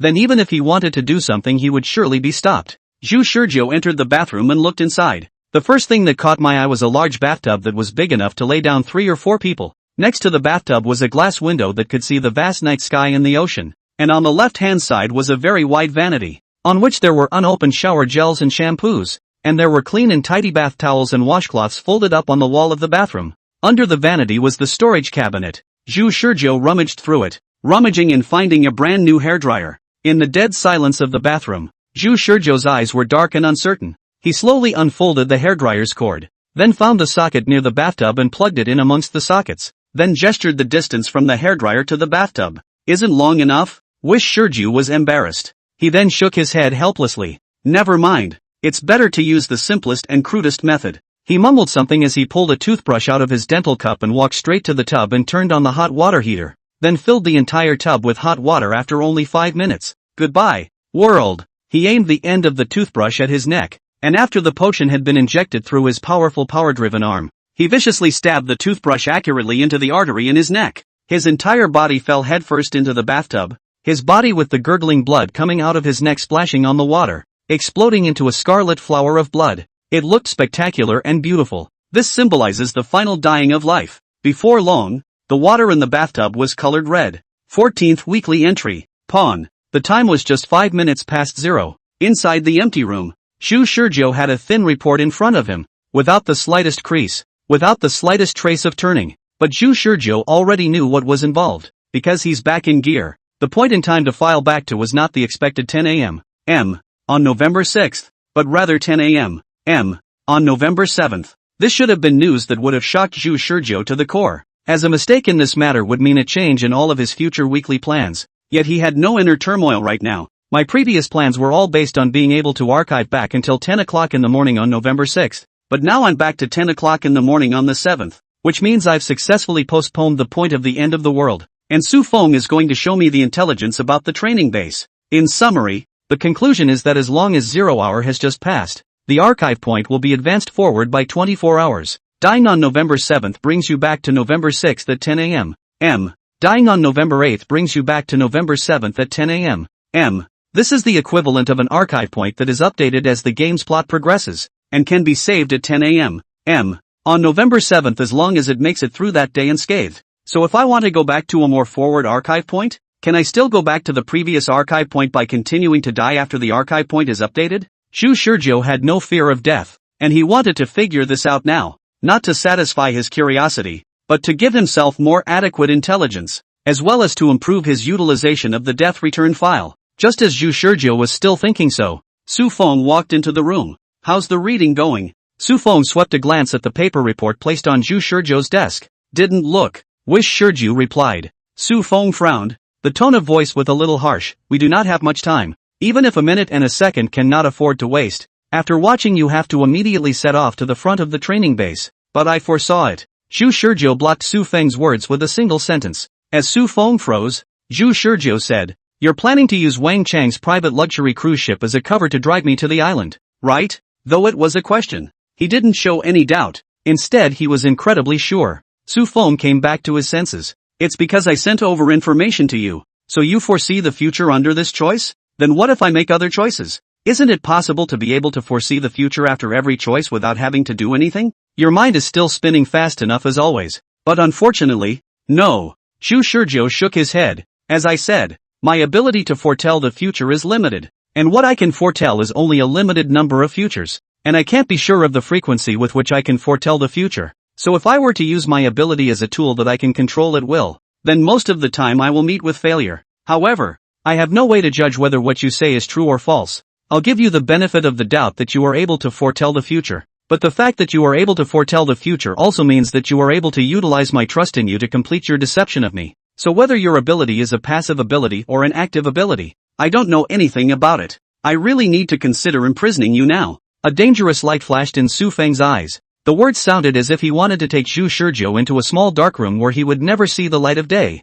Xu Shizhou's ability was simply unreasonable, and what had been a fairly tight plan all turned into a sieve in his eyes. Su Feng could hardly imagine what would happen if Xu Shizhou became a member of another faction. Wouldn't their organization's plans be revealed to Xu Shizhou? You don't have to bluff me, Wish Shizhou said. You know, locking me up won't help humanity as a whole. Chapter 91, Su Feng, what the hell are you playing at? Chapter 91, Su Feng, what the hell are you playing at? Su Feng's words about imprisoning Xu Shizhou were the only thing that was really due to a small loss, and he didn't believe that Su Feng would do something so irrational. After a long period of silence on both sides, sure enough, the next moment, Su Feng said, "It looks like you really can't actively predict the future." Xu Shizhou didn't say anything. He wasn't able to follow Su Feng's train of thought. I really made up my mind just now to imprison you and delay your departure by a few days. If you were able to actively foretell the future, you certainly wouldn't have ignored my words. After all, actively foretelling the future isn't a difficult thing to do, but you didn't do that just now. So there's a big chance that you really are unable to foretell the future. The twists and turns in this could only be reacted to by Xu Shizhou after Su Feng said it. Xu Shizhou didn't have much of a reaction to Su Feng's words as he handed the report back to Su Feng. I've read this report in the future, and I have a few questions now. What? Wang Chang is one of yours? What is his position in the organization? How much information does he possess? Su Feng was silent for a moment at first. This was originally something that shouldn't have been told to you. But you are more prone to performing miracles than I thought, and were able to foresee Wang Chang's existence in advance. Is Wang Chang's existence information that needs to be kept secret? No, on the contrary, his information is information that would be of little use to you if you knew it. Su Feng explained. Wang Chang was a rich young man we rescued in the wilderness,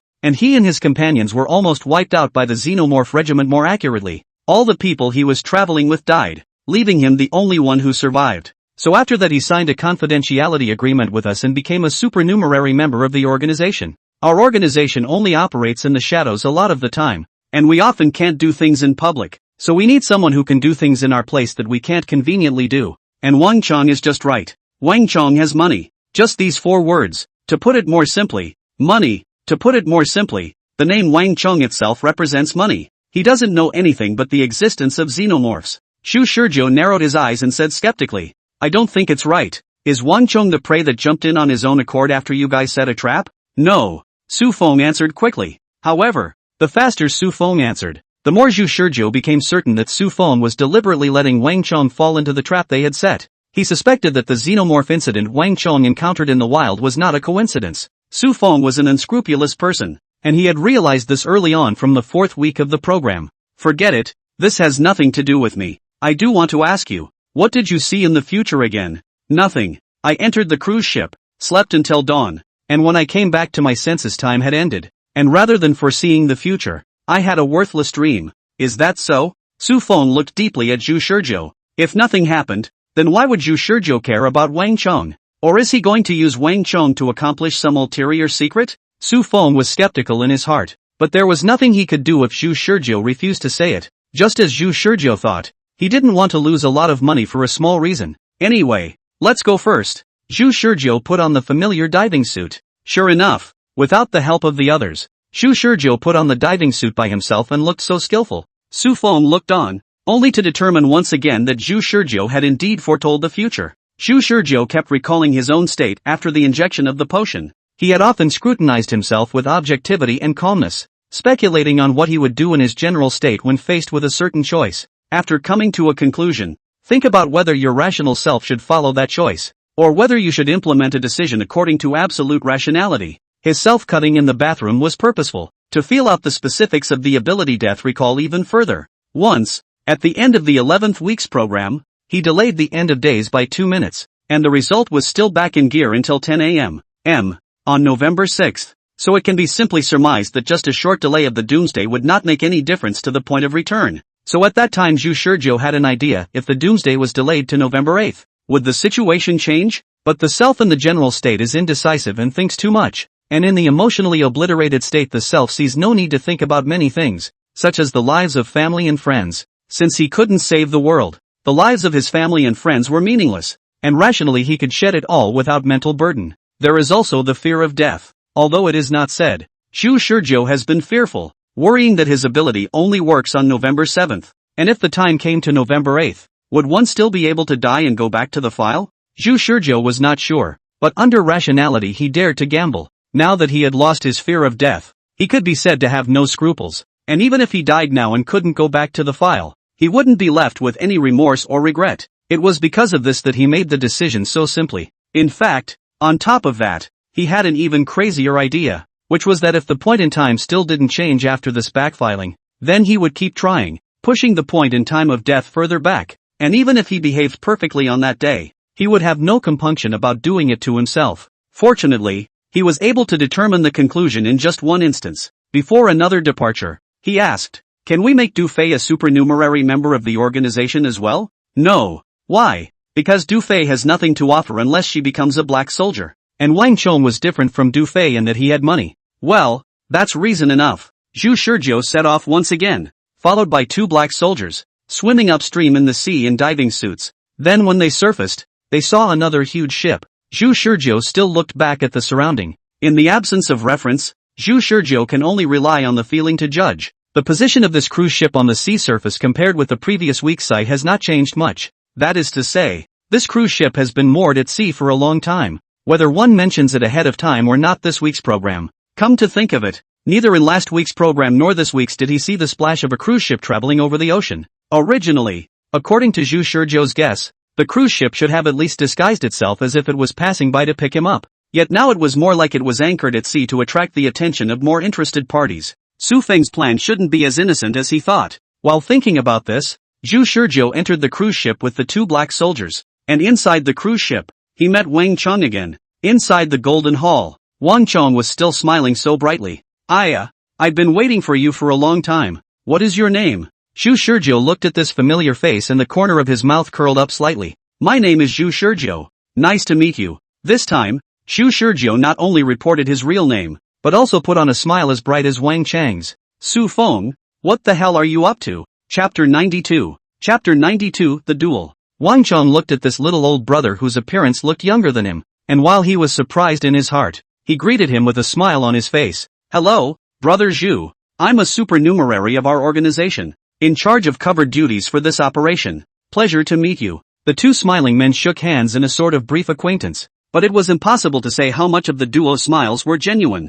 Zhu Shizhou had his own purpose in disguising a full smile, and Wang Chong, a rich second generation, naturally wouldn't put on such an intimate smile to an ordinary person. Where did you guys just come from? Why are you still wearing wetsuits? Unlike the previous week's installment, perhaps because it was nice to see Zhu Shizhou with a smile on his face, Wang Chong asked one more question this time. Zhu Shizhou smiled naturally and replied, I'm sorry, Mr. Wang, it's not convenient for me to disclose. When he finished, he even glanced at the black soldier with his eyes. The two black soldiers naturally wouldn't talk too much to explain Zhu Shizhou's behavior of dumping the black pot, but instead remained as immobile as a mountain. Wang Chong glanced at the secret of Zhu Shizhou and the two silent black soldiers, and said with deep understanding, Oh, I get it. Zhu Shizhou smiled and said, I heard you say that you are a supernumerary of the organization. It's rare for a supernumerary to be directly involved in a mission of this level. Ha.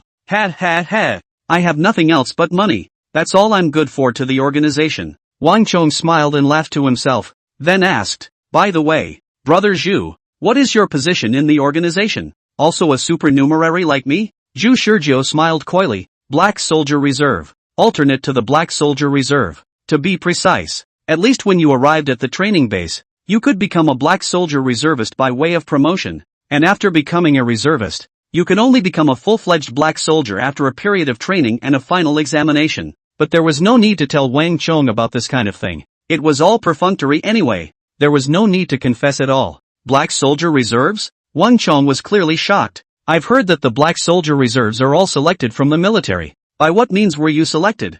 I don't know about that. Maybe the organization has special requirements. My talent is pretty good, so I was chosen just like that in a blur. Wang Chang's face changed, as if he was quite surprised by the information that Zhu Shizhou had exploded. The corner of Zhu Shizhou's mouth curled up. What? You want to become a Black Soldier too? Yeah. Any ideas? No? Wang Chong had an expectant look in his eyes. There's not much to do unless you can beat me. Then you can take my place. Have you ever been through combat training before? Wang Chong shook his head. Only practiced a little bit. I'm better at shooting. Zhu Shizhou shook his head. How can you want to become a Black Soldier without practicing fighting? Wang Chong laughed. Can he say that because the so-called fighting techniques against the xenomorphs do not come in handy at all, so he never practiced fighting? And it was this that made him bellyache the most. It was obvious that all Black Soldiers used firearms to attack, yet fighting skills were the basic threshold to become a Black Soldier. Did it mean that all Black Soldiers' fighting skills were used to escape? Zhu Shizhou, however,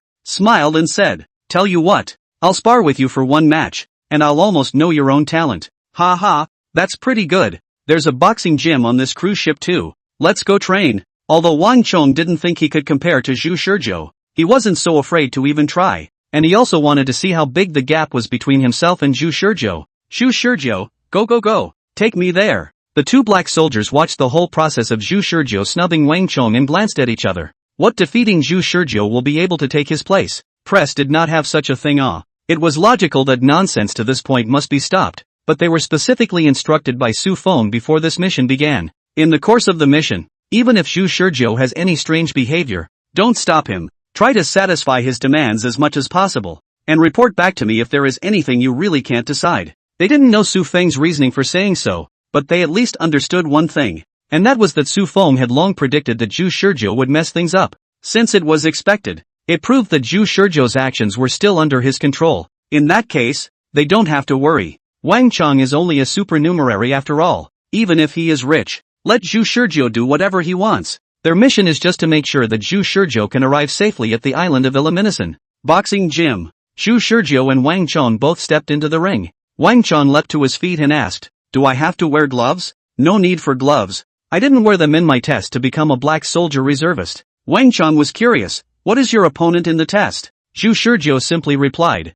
"Black soldiers." However, Wang Chong was shocked. Black soldiers? Formal black soldiers? Yes. I've heard that the official black soldiers are all existences that can fight 1 against 100. They've all been injected with super serums, and their physical qualities have each reached the level of human limits, capable of easily crushing ordinary people. You can fight that kind of pervert? Oh, that pervert you were talking about NAK was standing right off the stage. And while 1 against 100 sounds impressive, it's a piece of cake for the black soldier. Less so. Wang Chong hurriedly smiled sarcastically and arched his hand at the black soldier, signaling that what he had just said was nonsense. Zhu Shizhou said, "Don't worry, they are all emotionless monsters. They won't get angry even if you scold them in public for half an hour." Wang Chong nodded deeply. "I thought they were upset with me when I first met them. Then I realized that their feelings were all erased after the injection of the potion." Zhu Shizhou's moving body paused. "It is very strange. Wang Chong even knows that the black soldiers will lose their feelings after injecting the potion. So why?"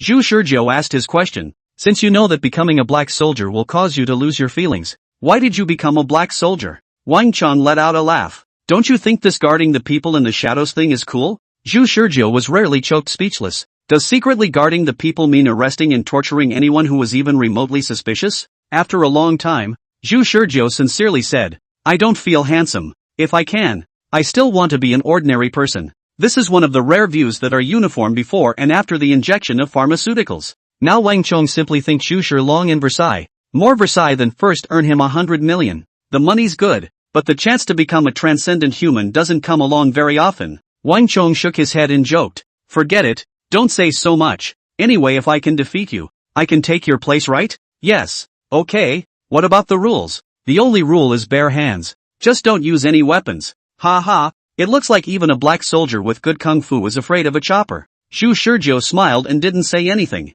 "No, black soldiers aren't afraid of choppers. They can even grab arrows with their bare hands." Zhu Shizhou simply extended his hand to Wang Chong. "Come on, then I'm not polite, huh?" Wang Chong said so, and then came up smilingly. Then he saw Wang Chang's footsteps slam forward. His hand was quickly forward, his sprinting horse stance firmly planted, and his hand was fast and accurate as it pushed right into the elbow joint of Zhu Shizhou's outstretched hand. Zhu Shizhou almost immediately judged that Wang Chong was not like what he himself said, only practiced a little bit, and that this person had definitely undergone a long time of fighting training in private. If not for his hard work, he would not be able to achieve such precision in his footwork and strikes. Unfortunately, he meets a hanging wall. Zhu Shizhou not only injected the potion, but after injecting the potion, he learned the complete combat style from the black soldiers, and he also desperately pressed his body to exercise until he couldn't stand up several times. Yesterday, he even stayed in the room of the cruise ship all day and practiced with 2 black soldiers all day. If it is about killing,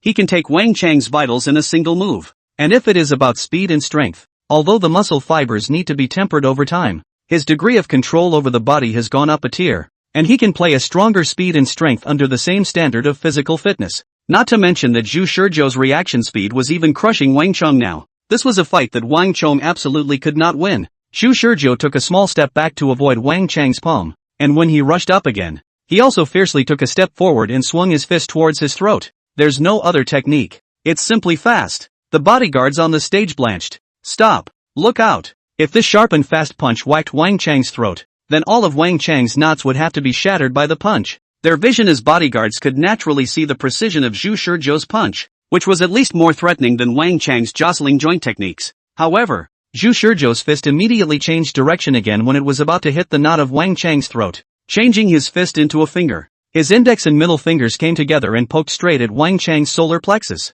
The bodyguards' hearts that had just been put down were raised again, and they were originally ready to stop rushing to the ring, but now they couldn't help but take a step towards the ring once again. However, Zhu Shizhou withdrew his hand after stopping his finger less than an inch from Wang Chang's temple. The bodyguards breathed a renewed sigh of relief. With their reflexes, they almost didn't react to Zhu Shizhou's false move, let alone Wang Chong. He felt nothing and thought Zhu Shizhou was faking, and was about to adjust his footing to give Zhu Shizhou another shot. Zhu Shizhou didn't give him this chance, directly tripping on his heels. His hands once again clenched his fists towards Wang Chang's ribs and ran straight towards him. The bodyguards panicked again. This time Wang Chong finally reacted, feeling that this punch was really fast and fierce, and when he wanted to retreat, he realized that his heel was tripped by one of Zhu Shizhou's feet, while his body was still retreating backward, which led to his body losing its center of gravity. The whole person fell backward. and all of a sudden he fell on all fours. Finally Zhu Shizhou bends down and throws a punch. The fist stopped at Wang Chang's face, less than a centimeter from the tip of his nose. The wind of the fist blew Wang Chong a little confused. That strong? Chapter 93 Reference of Strength. Chapter 93 Reference of Strength. Wait. I'm not convinced. Wang Chong called out. At the moment he was lying on the ground being pointed at the tip of his nose by Zhu Shizhou with a punch. I just fell down by accident. Otherwise I wouldn't have lost so easily. In fact, he is more concerned about the process of his failure than the result of his failure. He had originally thought that his previous pretense of modesty that he had only practiced a little bit of fighting would definitely be able to make Zhu Shizhou underestimate him and thus not be able to use his full strength, and that he would still be able to hope for a counterattack. Yes, Wang Chong had even thought about counterkilling, but this is but one of the three great illusions of life. In fact, Wang Chong looked like a dish in his fight with Zhu Shizhou, and compared to Zhu Shizhou, he simply looked like an athletic idiot who knew nothing and had uncoordinated limbs. Zhu Shizhou's only physical contact with him from start to finish was tripping him with his foot, which resulted in him falling onto his back. Wang Chong couldn't accept such an embarrassing performance from himself. Start over. I want a do-over. Yes, let's do it again. Wish Shizhou didn't matter. Wang Chong froze. Then he calmed down a bit and looked over to the bodyguards at ringside who were each ready to rush forward to save the day. What are you doing? The bodyguards were tempted to say what the hell is the point of even starting over. Just now they all saw it clearly. Wang Chong was almost completely crushed, and what made them feel even more humiliated for their boss was that the boss didn't even know what had happened yet. Are they going to tell? Are they going to tell the boss that Zhu Shizhou almost killed him 3 times just now? The bodyguards were unanimously silent. Wang Chong felt puzzled and looked at Zhu Shizhou again. Let's do it again. Zhu Shizhou reached out and pulled Wang Chong to his feet, then looked at the bodyguards. I will control it and make sure I don't hurt a hair on his head. Wang Chong looked back and also realized that something was wrong. What did you do in the exchange just now? You can experience what I did again. Zhu Shizhou said. I'll slow down a bit this time, and you should be able to barely react.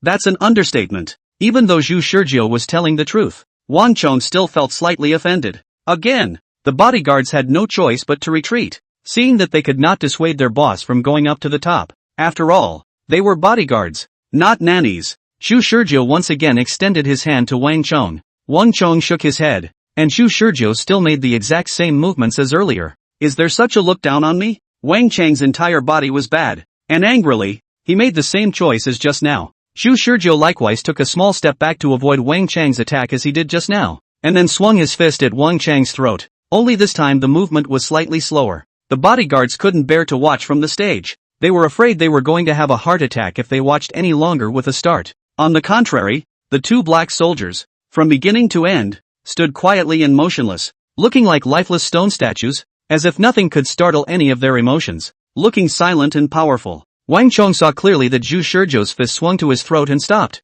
then changed his fist to a finger to poke at his temple. He tried to dodge, but Zhu Shizhou tripped on his heels again. Boo! He fell to the ground once again. This time Zhu Shizhou didn't even faint at his ribs anymore, but ended the fight with even fewer moves. Wang Chong finally realized that this man was simply too strong to be dealt with. At least not by him. Ridiculous to think he was thinking of a counter kill before. Brother Zhu. Strong. Wang Chong didn't let Zhu Shizhou pull him up this time, but took the initiative to climb up and pat the dust on his body, not caring at all about the fact that he had been punched in the face. Zhu Shizhou smiled humbly. Not bad. Wang Chong hurriedly shook his head. Don't. This is not the level of okay. If even you are only okay, then what am I? Worthy of being a black soldier reservist?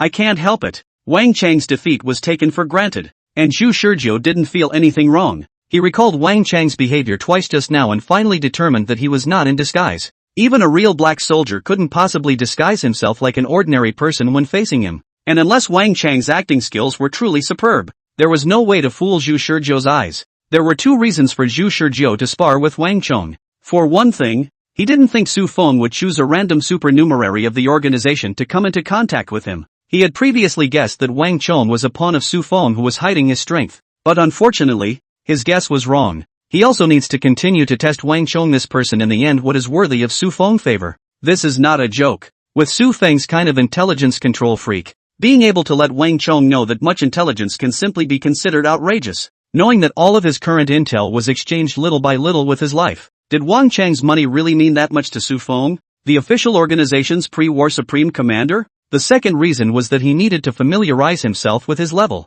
It was the same as not being able to determine the position of a cruise ship on a vast ocean. If there was no point of reference, then it would be difficult for him to realize just how strong his current strength was. Ever since he injected the potion, his opponents had been the ridiculously strong black soldiers, and yesterday he had even been practicing against them, which had allowed him to improve his strength very quickly. But at the same time, it had also prevented him from clearly recognizing what level of strength he was actually at. He wanted to know just how much stronger he was than ordinary people, so he needed a reference point. That reference was Wang Chong. However, Wang Chong did not represent the various groups of ordinary people. Not to mention that Wang Chong felt that the fight was too fast. Even Zhu Shizhou felt that the performance of Wang Chong in the cut just now was unbearable, and did not allow him to form a clear comparison between his own strength and that of ordinary people. His concept of ordinary people was everyone who had not been injected with the drug. He was unable to determine what level Wang Chang's strength was among ordinary people, and thus was unable to establish a frame of reference.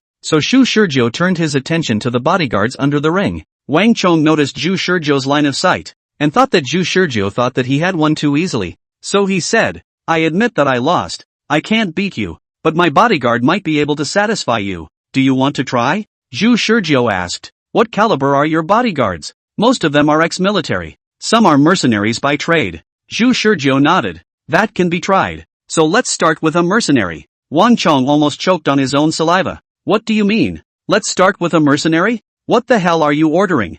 Don't think it's enough? More than?" Zhu Shizhou did not realize that there was anything wrong with what he had said, but when he saw Wang Chang's reaction, he immediately knew that his way of thinking had gone wrong again. Before he could correct himself, Wang Chong said to the bodyguards beside the ring who were indignant at being belittled, "Which one of you has volunteered and wants to practice with this brother of mine?" In a flash, the bodyguards stepped forward in unison and said in unison, "I'll do it." Chapter 94, How Did You Lose? Chapter 94, How Did You Lose? Inside the boxing gym, the only person who knew about black soldiers' general situation was Wang Chong, while the likes of the bouncer's stream were ordinary people who knew nothing. They didn't know just how strong the black soldier was, and although they could see the precision and conciseness of Zhu Shizhou's movements when he attacked Wang Chong just now, that level alone wasn't enough to make them lose their confidence in fighting Zhu Shizhou. On the contrary, they felt that if they themselves were to come and fight against Wang Chong at full strength, they would probably be able to achieve a similar effect. Moreover, Zhu Shizhou's ordinary body that seemed to have not worked out.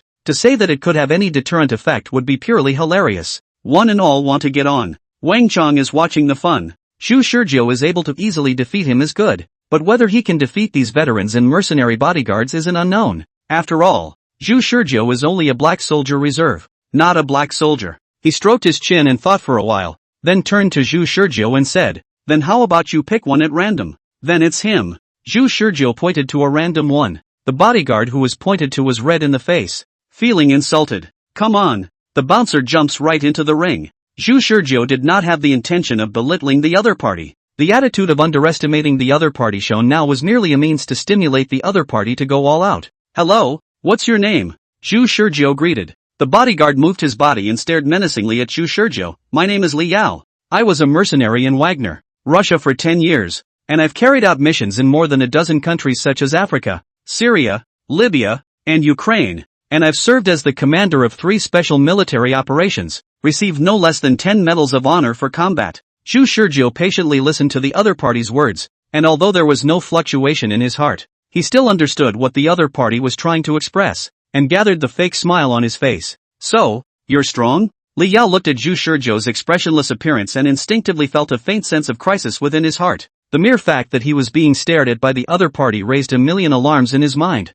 However, in terms of his mouth, he was still quite tough, not very strong, but more than enough to be your opponent. Li Yao didn't say the words too dead. After all, this person was the boss's guest. How can he say that he can't tear his face off with the other party? Zhu Shizhou nodded. "Really? Come on then." This careless attitude once again angered Li Yao. Without any other nonsense, he directly lowered his body's center of gravity, carefully observing Zhu Shizhou's every move. Zhu Shizhou stood straight in place, just like a standing cold pine, seemingly defenseless. But Li Yao noticed that the other party's eyes had been keeping a close eye on his movements. As he moved 2 steps to the side, Zhu Shizhou's line of sight followed suit, always sweeping slowly back and forth over his entire body, seemingly observing his movements at the same time. Li Yao licked his lips. The anger in his heart was temporarily suppressed, and his desire to fight was high. Just now Zhu Shizhou and Wang Chang's battle he saw clearly. Xu Shizhou's fighting style is highlighted by the word fast, coupled with that precise grasp of timing.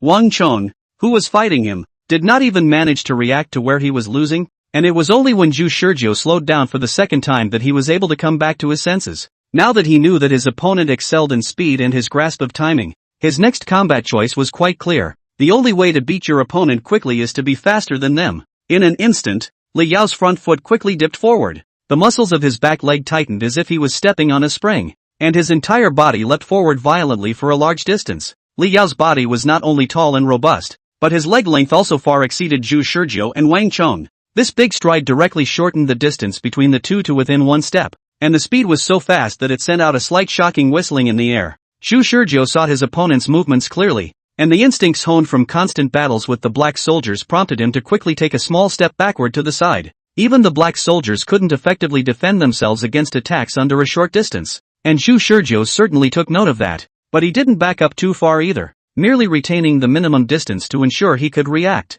Li Yao hit Xu Shizhou with a straight right hand to the face. Xu Shizhou inclined his head away, and at the same time threw a jab forward, still equally concise, flying straight at Li Yao's chest. Boo! That punch from Xu Shizhou really did hit the spot. However, Li Yao followed the moment Xu Shizhou swung his fist with a small swinging punch, hitting Xu Shizhou's elbow joint hard. Immediately, Li Yao was smashed by Xu Shizhou's punch, causing his chest to ache. Xu Shizhou, on the other hand, trembled and lowered his right hand, frowning slightly. Each side took a small step back to regain distance. You reacted much faster than I thought you would. Li Yao was actually surprised. He didn't expect Xu Shizhou to actually be able to react under such a quick attack from him, and give him a vicious blow back, and even managed to react even slightly to his fierce punch after hitting him in the chest. In his anticipation, the best result would have been for his initial attack to be like a raging wind and rain, leaving Xu Shizhou unresponsive before he was swiftly knocked out. But it didn't work. The second anticipation was that the break he had intentionally sold was seen by Xu Shizhou, and while Xu Shizhou attacked towards him, he would also smash Xu Shizhou's arm. That didn't work either. Obviously, the other party's body was just like an ordinary person without any traces of exercise, but the other party possessed reflexes and combat sensitivity that surpassed normal people. It's weird. At this time he thought of the boss's previous conversation with Xu Shizhou. One word was mentioned repeatedly in the dialogue, black soldier. Li Yao glanced at the two black soldiers under the ring. He had never heard of any domestic organization called black soldiers, but the aura emanating from those two dangerous men made him not even think of testing them slightly. What kind of laboring black soldier is this owner's guest? 2. Where are you looking? I'd advise you not to wander off. Xu Shizhou's voice suddenly brought his attention back to the present. Li Yao gently stroked his slightly sore chest, grinning a little. Your punches are too weak. He's telling the truth. Xu Shizhou's current body had yet to undergo a long period of exercise, and even though he had already familiarized himself physically with the all-around enhancement of his body after the potion's injection, he had been injecting the potion for less than 12 hours from the current timeline. Su Feng had said that it was impossible for the potion to make his slender muscles strong all of a sudden. His body was only the equivalent of taking a super potent stimulant when he had just injected the potion, and even though the golden hour of the potion had now passed, it still kept his body in a state of euphoria that lasted. However, this still couldn't avoid the fact that his physical quality was far inferior to Li Yao's. Just by looking at his head, Xu Shizhou's height was a full head shorter than his opponent's, and his muscle dimension was even worse. Do you know why boxers are graded to organize fights? It's because there's a disparity in volume. Li Yao unclasped the jacket on his body as he laughed fiercely and casually threw it on the stage. At this moment, the upper half of his body was just wearing a black undershirt, and his robust muscles were on display. See, that's the difference between you and me. In the face of Li Yao's provocation, Xu Shizhou did not say a word, still staring at the other party expressionlessly, but his footsteps took a small step forward. Li Yao was slightly relieved after determining that Xu Shizhou's punch just now didn't do any damage to him at all. It doesn't look like much more than that. With this thought, Li Yao charged forward violently. Just then, Xu Shizhou's footsteps changed, facing the onslaught of Li Yao. He spoke. I probably understand. Li Yao builds up his strength and prepares to throw this punch. Hearing this, he sneered.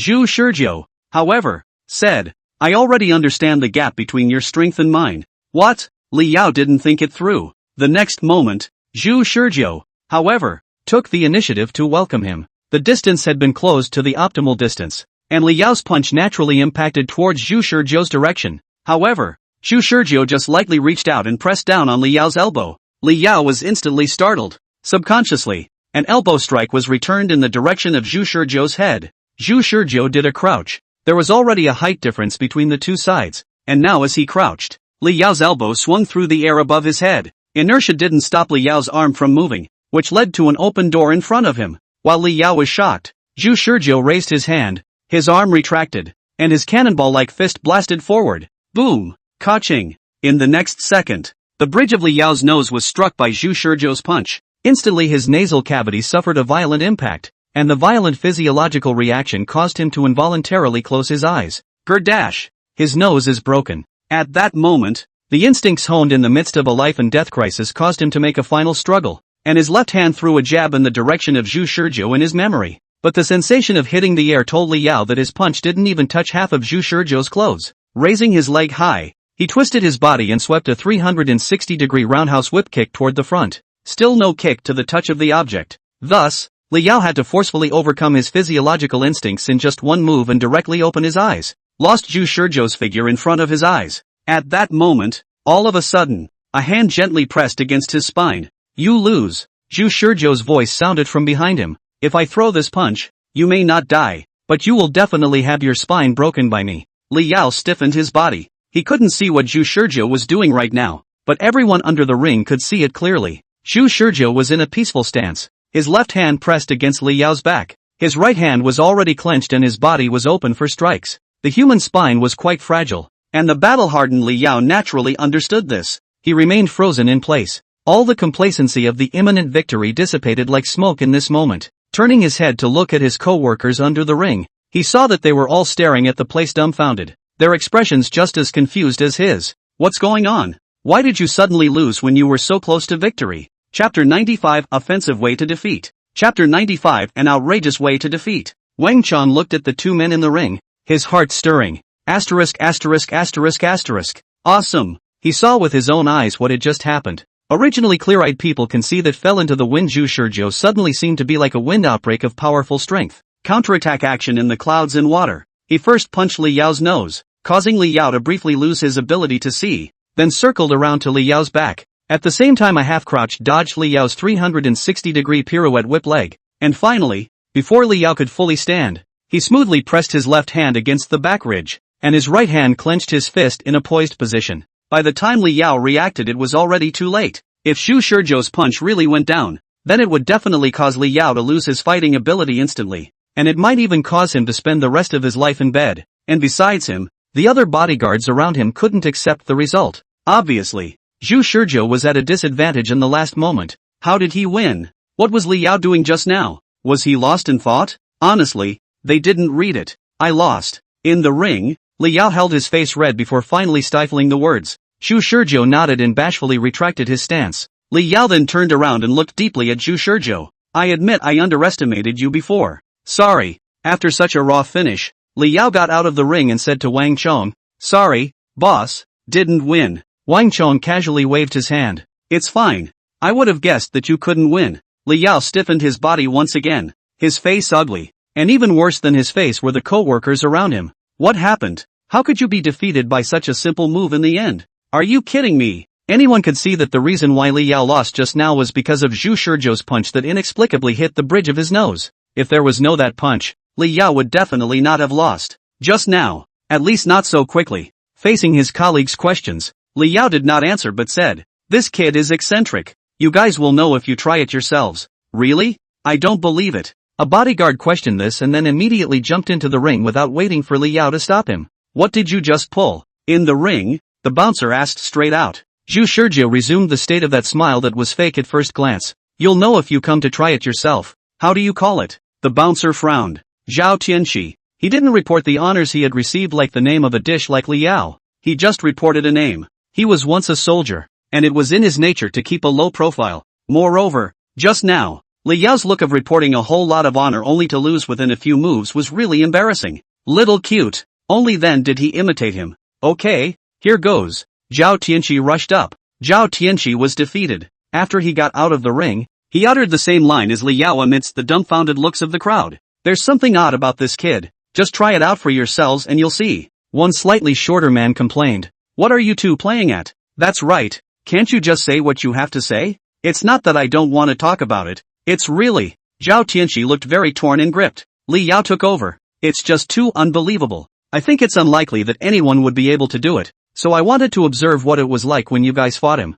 I can't understand what you're talking about. The slightly shorter man waved his hand impatiently. I'm going on anyway. You guys just wait for my good news. A minute later, the men get out of the ring. Something's not right. There's something odd about this kid. Crowd. At this time, the other bodyguards who hadn't gotten into the ring yet didn't dare to say that they wanted to teach Zhu Shizhou a lesson. Didn't they see that they had already lost 3 matches in a row? It would be a shame if they lost again. No one wants to be embarrassed, especially in front of their boss, which can affect their image in the eyes of their boss. Tell me, all of you, what's going on? Wang Chong didn't read it either. He could understand Zhu Shizhou's power, but he didn't understand the process by which Zhu Shizhou defeated his own bodyguard. From a spectator's point of view, you can see every move Zhu Shizhou makes, but aside from being a little faster, a little more precise, and a little more surprising, there didn't seem to be anything special about it. And he couldn't understand why all 3 of the guys who'd been on the field had acted like blocks of wood in their final moves before losing. I'm not sure. Li Yao was the first to say.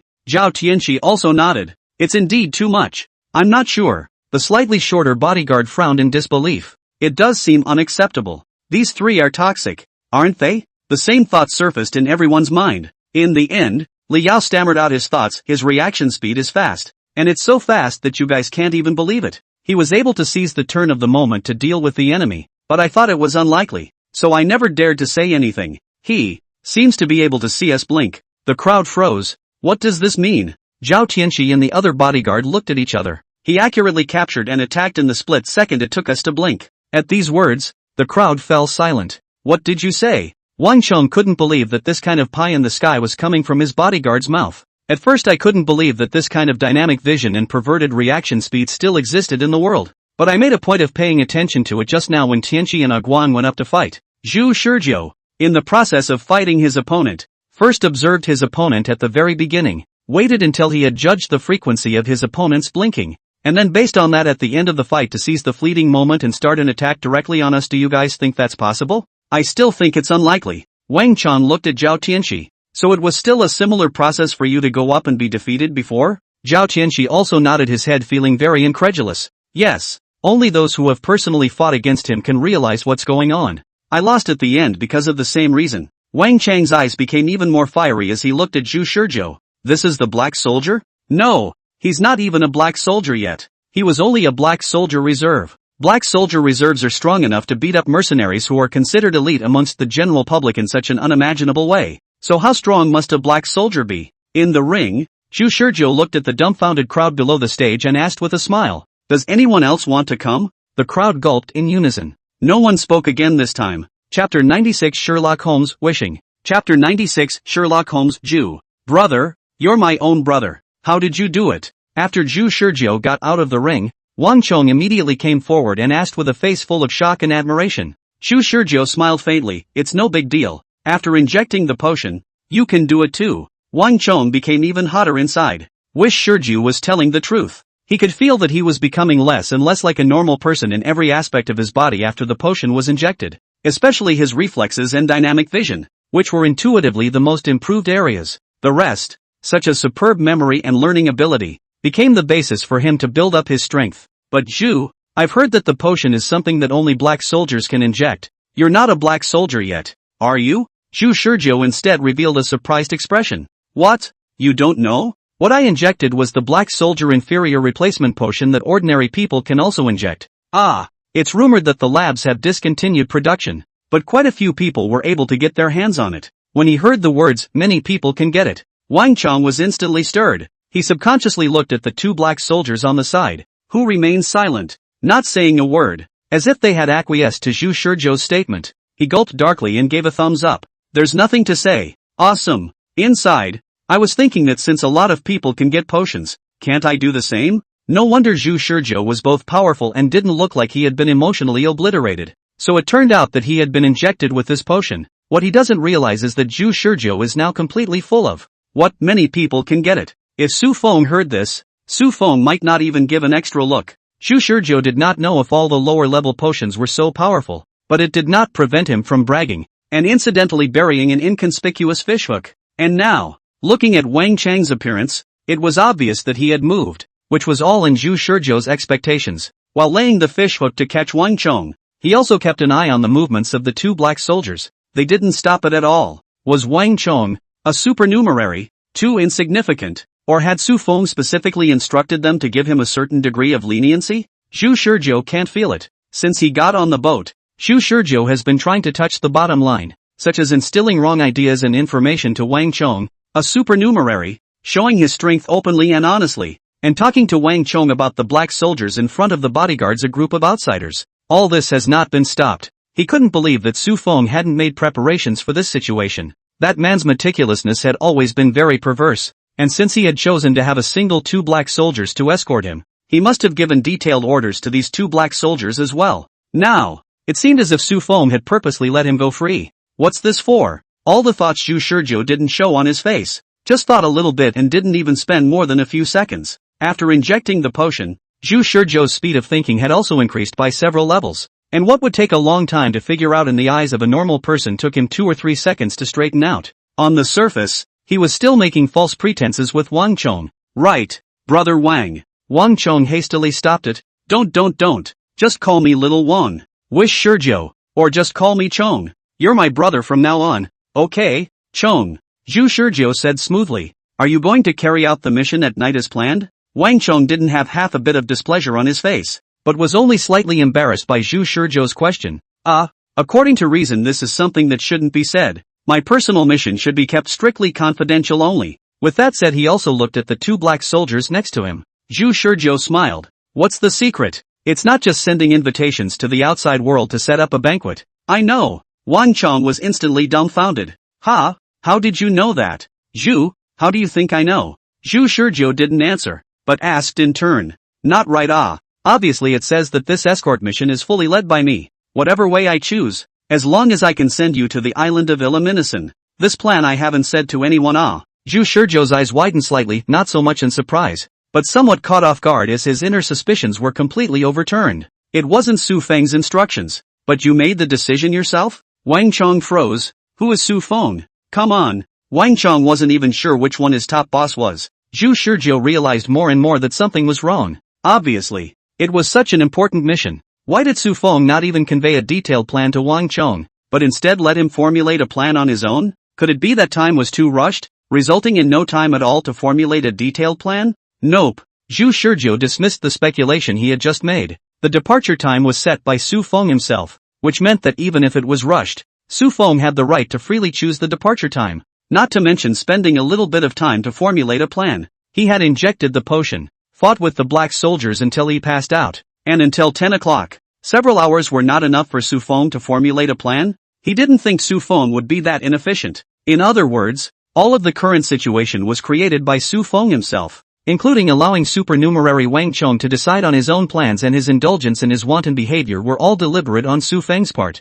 Zhu, Wang Chang's voice pulled Zhu Shizhou back to the present. Su Feng is. Sorry, more detailed information you can't know right now. All you need to know is that Su Feng is our superior. Wang Chong came to a realization. As a supernumerary, he certainly didn't have access to much intelligence, and he even knew little about the black soldiers, let alone knowing what Su Feng was. Wang Chong cast aside this doubt and then said, Brother Zhu, you haven't said how you knew about my plan. Isn't that simple? Zhu Shizhou looked at Wang Chong as if he was looking at an idiot. If you decided to secretly escort me forward to the training base of Illuminati, then you wouldn't have chosen this luxury cruise ship. So by inference, you must have chosen to act in a more high-profile manner. What about this thing where I'm going to send out invitations to a banquet? Otherwise, what are you going to do to cover it up? It's my impression that normally you have such a high-profile image on social media. Sending out invitations to set up a banquet is in line with your way of thinking while not arousing anyone's suspicion. Zhu Shizhou was not prepared to give Wang Chong time to think about a rebuttal and continued to crackle.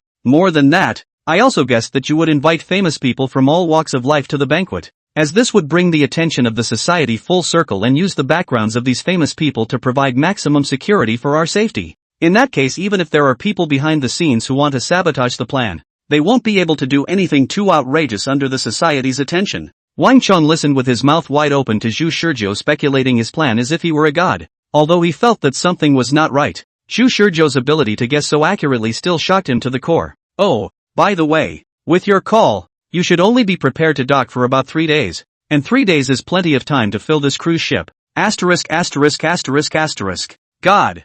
Wish. Wang Chong was truly bowing down with all his might this time, and his eyes towards Zhu Shizhou were not only filled with awe and admiration. It's okay. Zhu Shizhou waved his hand in a breezy manner. Work backwards from the results to the reasons. As long as they don't sound terribly bull asterisk asterisk asterisk asterisk. Holmes was a sort of brother to him. Chapter 97, Oppression. Biological Instinct. Chapter 97, Oppression. Biological Instincts. Putting Su Feng's scheming aside for the moment, Wang Chong had now become Zhu Shizhou's fanboy, looking at Zhu Shizhou with admiration in his eyes. Brother Zhu, I think it's better if I follow your command for this operation. After being pointed out by Zhu Shizhou, Wang Chong suddenly felt that the plan he had formulated before was rather crude, and the possibility of being recognized by the enemy was a bit high. No, it's still your lead. Zhu Shizhou declined this rather tempting offer. Don't be presumptuous. It seems to me that your plan possesses a certain degree of feasibility. At least on the surface it will make it difficult for the shadowy enemy to strike,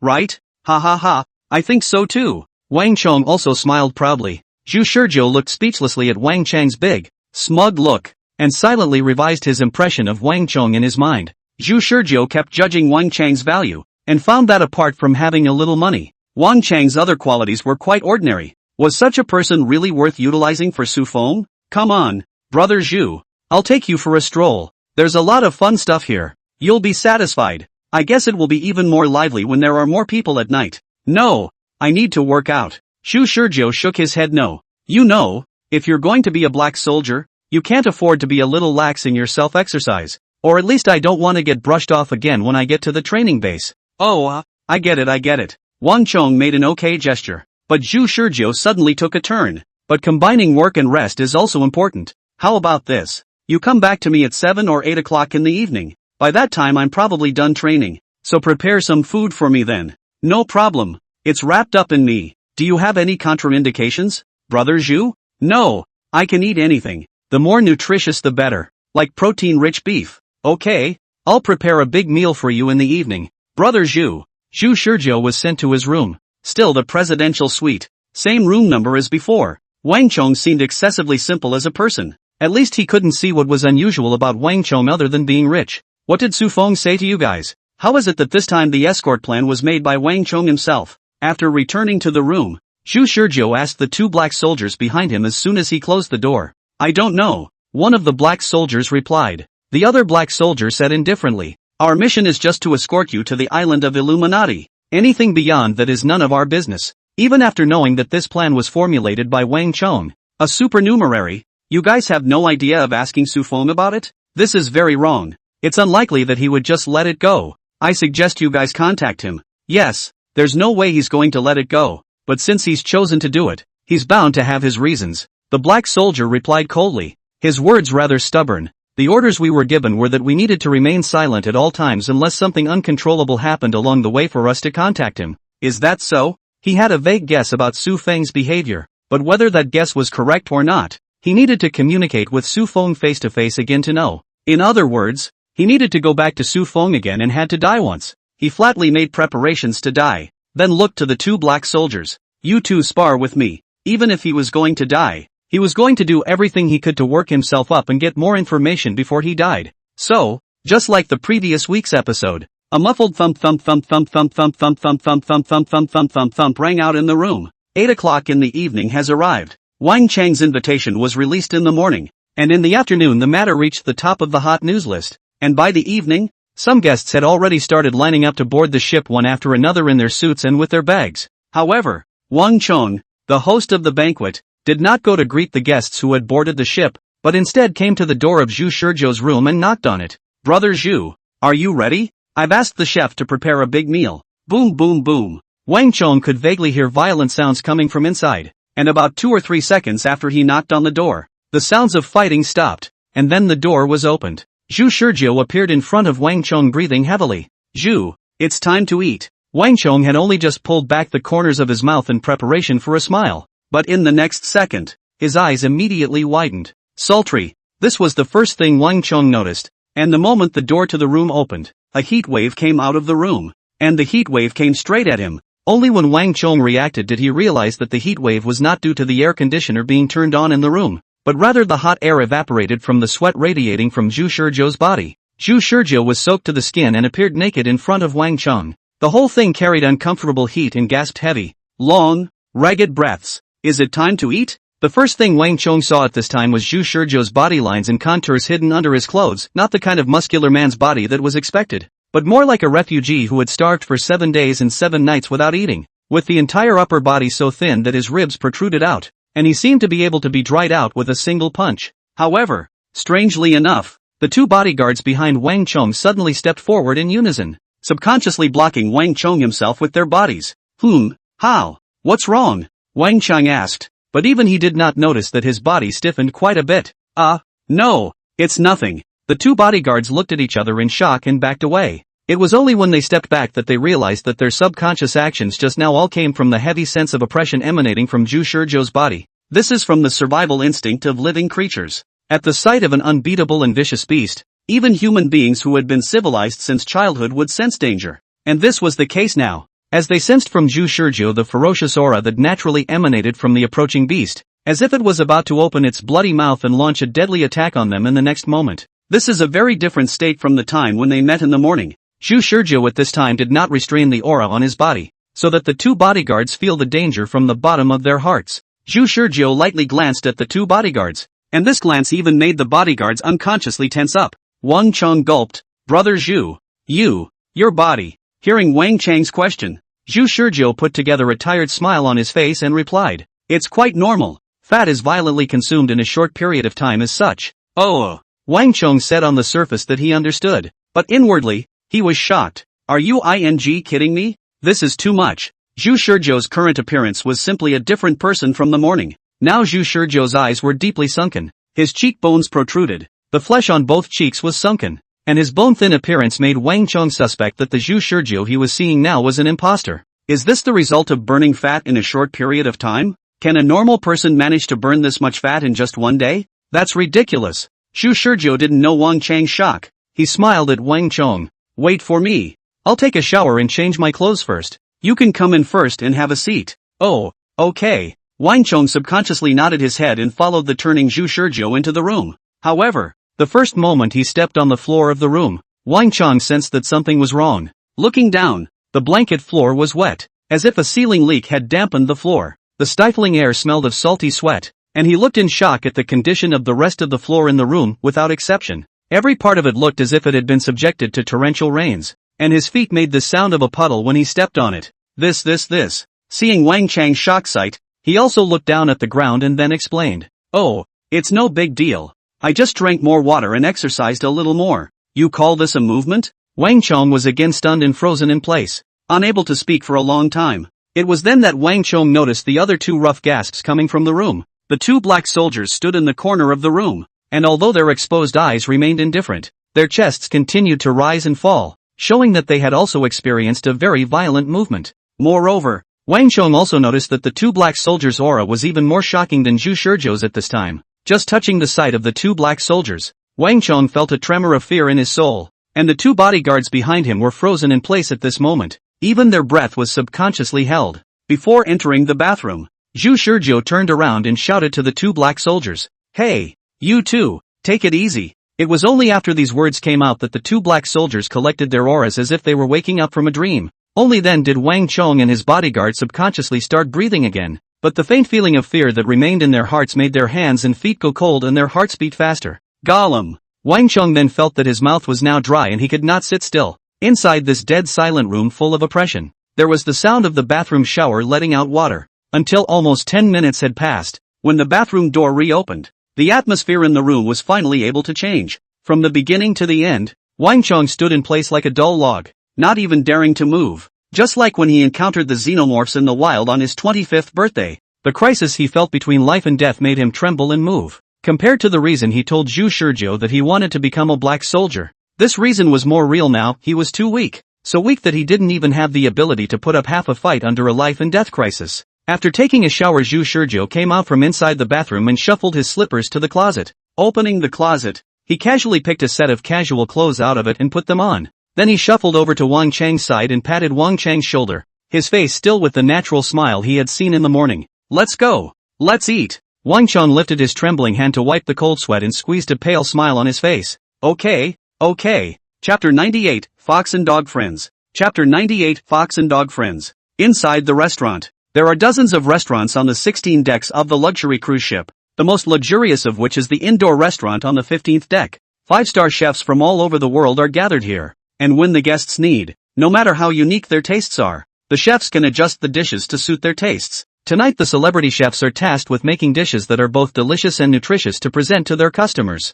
If it was unusual to hear such a broad request, they would have just slapped a big mouth on it without being told to do so. But who asked the person who made this request to be the proprietor? There was no way around it. The celebrity chefs all put their best foot forward. A dozen or so world-famous chefs giving a hand to one of the most senior celebrity chefs, and eventually a series of dishes were prepared and waiting to be served. Thus, Zhu Shizhou saw the highest grade of food he had ever seen in his life. Now in front of Zhu Shizhou was a steak cut into vertical strips of brown. The steak was drizzled with a highly saturated brown sauce, and also emitted a rich flavor. Just the smell made Zhu Shizhou's stomach produce a physical hunger, and let out a gurgling sound. Zhu Shizhou took his knife and fork and cut a large piece directly into his mouth. For the flavor comment, Zhu Shizhou had only one thought: the meat is salty. Aha. Nope. Obviously the taste buds have all the taste sensations that a normal person should have. And the meat in your mouth is so good that just taking a small bite makes the meat juicy inside your mouth and exudes an extremely rich flavor. But the neural signals that reached the brain were all transformed into the purest evaluations. Sour, sweet, bitter, spicy and salty. Zhu Shizhou was only able to use these basic concepts to describe the meat in his mouth. The richness of the texture did not arouse the brain's instinctive pleasure. He just knew that he was chewing on a piece of meat. That was all. Delicious. Zhu Shizhou smiled and gave his comment. The chef standing at the table also breathed a sigh of relief. Delicious is good. It's an honor to serve you. The middle-aged chef didn't know what Zhu Shizhou was from, but he knew that once he, the chef, couldn't satisfy this guest with his dishes, he wouldn't be able to say that he would have to be laid off tomorrow. Fortunately, it looked as if the guest's comments were quite good. Wang Chong also took a fork and poked a small piece of beef into his mouth, explaining like a food taster. This is the finest Kobe beef. Not to mention, I've eaten the so-called Kobe beef all over the world, and it gives me the feeling that most of them are shoddy products. But I can guarantee that the beef on this ship is absolutely genuine. It's all freshly slaughtered from the Kobe cow slaughterhouse, and then sent to this ship through helicopter transportation. Even if it's a long distance away, we've adopted the most advanced preservation technology that won't destroy the texture of the meat. Indeed delicious. Zhu Shizhou gave Wang Chong a thumbs up. The chef's eyes twitched an eyebrow. However, when they looked over at the two black soldiers seated at the table,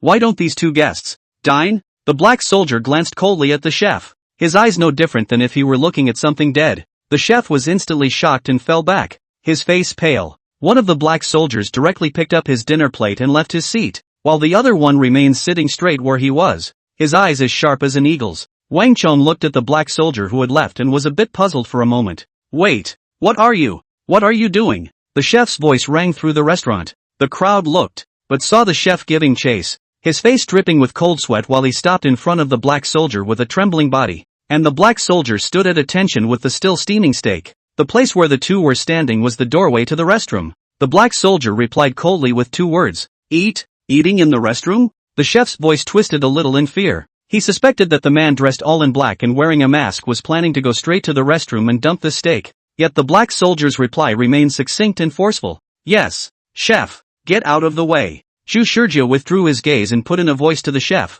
This friend of mine just doesn't want his face to be seen. Don't make too much of a fuss. The chef was already scared, but after listening to Zhu Shizhou's words, he was torn in place for half a day before finally choosing to get out of the way. The spiritual quality of being a top chef ultimately loses out to the survival instinct. He didn't want his guests to eat in the restroom, but nay, their proclivities were so strange that he couldn't stop them. Wang Chong muttered in a low voice. Is it so strictly confidential? Do you even have to avoid the sight of others when you eat? Ha! Zhu Shizhou smiled faintly. Not to mention you guys, even I haven't seen what they look like. Wang Chong was powerless to spit. He, a supernumerary, of course could not understand the strict level of secrecy of the Black Soldier organization. The Black Soldier was a type of soldier that eliminated all sense of existence in society. Once one became a Black Soldier, one's true face could not be seen in the eyes of others, and one even had to give up one's name, and instead referred to oneself by a codename. So how could the Black Soldier expose his face in front of Wang Chong under surveillance? Zhu Shizhou guessed that even if the Black Soldier went to the restroom to eat, maybe he would have to check if there was a sneak peek device in the restroom. He said to Wang Chong, "Don't worry about him, He'll be back soon. Well, the words had only just gotten halfway out of his mouth when Wang Chung stopped speaking, because the black soldier came out from inside the toilet. Holy, that fast? Of course, after all, they eat to eat, not to enjoy the food. When they eat they just force the food into their mouths and swallow it. The black soldier who came out from inside the restroom placed his plate on the table, while the other black soldier picked up his plate and walked towards the restroom as well, and not long after returned with an empty plate as well, resuming his seat. But even then, aren't they afraid of indigestion? That's okay, because not only are black soldiers at the peak of human physical fitness, their digestion is equally so. Wang Chung admitted that at this moment he was mooing again. Stronger digestion also means that the body can absorb nutrients faster, and any muscle gain after a workout will be a whole lot stronger than normal. He looked at Zhu Shizhou, who was as thin as a bone in his current state. He had no doubt that Zhu Shizhou would be able to replenish his body's depletion after a few more days of eating, regaining his original state and even becoming stronger. Never mind, it's a shame to see them not enjoying their food more. Zhu Shizhou nodded and laughed. A pity indeed, though he didn't get to enjoy the food either. Just as the two of them were happily eating their steaks, suddenly, several noisy voices rang out from outside the restaurant. Punch, Punch, where the hell are you? Little Wang, why don't you hurry up and greet Grandpa me? Wang Chung, get your ass out here. Ha ha, found it. Here it is. It's the only place with bodyguards guarding it. The door to the dining room was pushed open with one hand. Zhu Shizhou and Wang Chung looked toward the doorway and saw a group of young men and women of similar ages totaling 8 people appearing at the doorway. At that instant, Zhu Shizhou's eyes came to meet their collective. However, they only swept a glance at Zhu Shizhou, and then placed their eyes on Wang Chung. Brother Wang, unkind. We tolerated it when you didn't call us when you marched on the sea. We tolerated it when you didn't come to greet us when we arrived on the ship. As a result, you didn't even call us when you hid here to eat the delicious food. So I see that you're drifting lately. Are you looking down on us or what? Wang Chung had a black line on his head and looked helplessly at Zhu Shizhou, and then helplessly at his own fox friends. Go, go, go. Can't you see I'm busy? Busy? The crowd looked at Zhu Shizhou, who was still calmly eating with his knife and fork. Some of the stray talkers just asked, which one is this? The questions are straight though, but no one exported a bad word. Everyone is not a little cute. The guests who could be treated so solemnly by Wang Chung were definitely not little minions. Not to mention that Zhu Shizhou was also sitting next to 2 tightly dressed black soldiers who were not ordinary people at first glance. They just want an explanation. Wang Chung looked at Zhu Shizhou again. It was because of this current situation that he didn't want Zhu Shizhou to meet with these fox friends of his, and he couldn't even find a good excuse. Facing Wang Chang's look of help, Zhu Shizhou said, ain't nobody, no need to be concerned. When he finished, he popped the last of the steak into his mouth and then looked to the chef. Next course. The chef nodded quickly and went to the back kitchen to bring out the next course. The next dish is still a meat dish. A large lobster meat is cut into more than 10 pieces of meat. Each piece of lobster meat front and back are inlaid with emerald green, very thin slices of cucumber, wrapped in dozens of circles on the outside on the delicate golden thin shredded chicken, and then drizzled with a rich meat sauce. Each piece is neatly placed in the center of the plate, surrounded by a ring of cucumber slices sprinkled with fine white sugar. This dish, the chef said as he prepared to open his mouth to introduce it. A bit less. Zhu Shizhou said, I'm not used to eating such fine things. The aesthetics of a dish means nothing to me. If you're going to serve a dish, I'd suggest serving something that can fill me up quickly. The chef choked and looked at Wang Chung,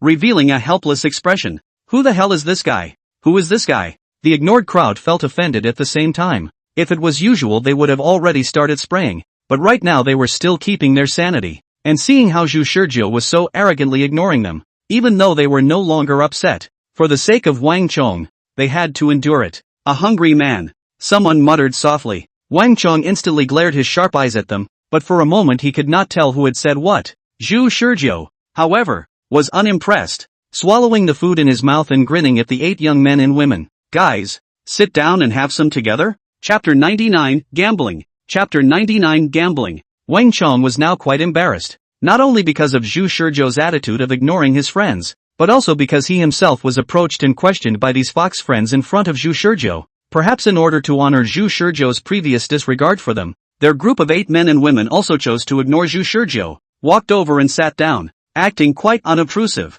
and chatted with Wang Chung as if he didn't exist. Brother Chung, why do you suddenly want to organize a sea parade? Did you run into some happy event? Come on, if there's a happy event, can you not find us to show off? I think this guy is purely want to give up the burden to rest. Having just resigned from the position of chairman of the board of directors and going on a sea trip, I think Brother Wang is purely impatient to prepare for enjoyment. It's a pity that he didn't think of us. Why don't you continue to be that chairman of the board of directors of yours for a good reason? Oh yeah, it's all the same to us anyway. Usually when you're invited to a party you say you're busy with work and don't come. Wang Chang listened with a big head. Well, each and every one of you. It's just that you weren't invited. There's no need to be so gloomy and sarcastic about me. Wang Chang looked toward one of the curly-haired youths. Kahaku, you're the one with the most poisonous mouth. So cut the crap. The curly-haired youth named Xiaolo laughed. Hey, you're allowed to hide the sea parade from us, but you don't allow us to say a few words? What? Do you think we're going to lower the tone of your party? Wang Chong rolled his eyes.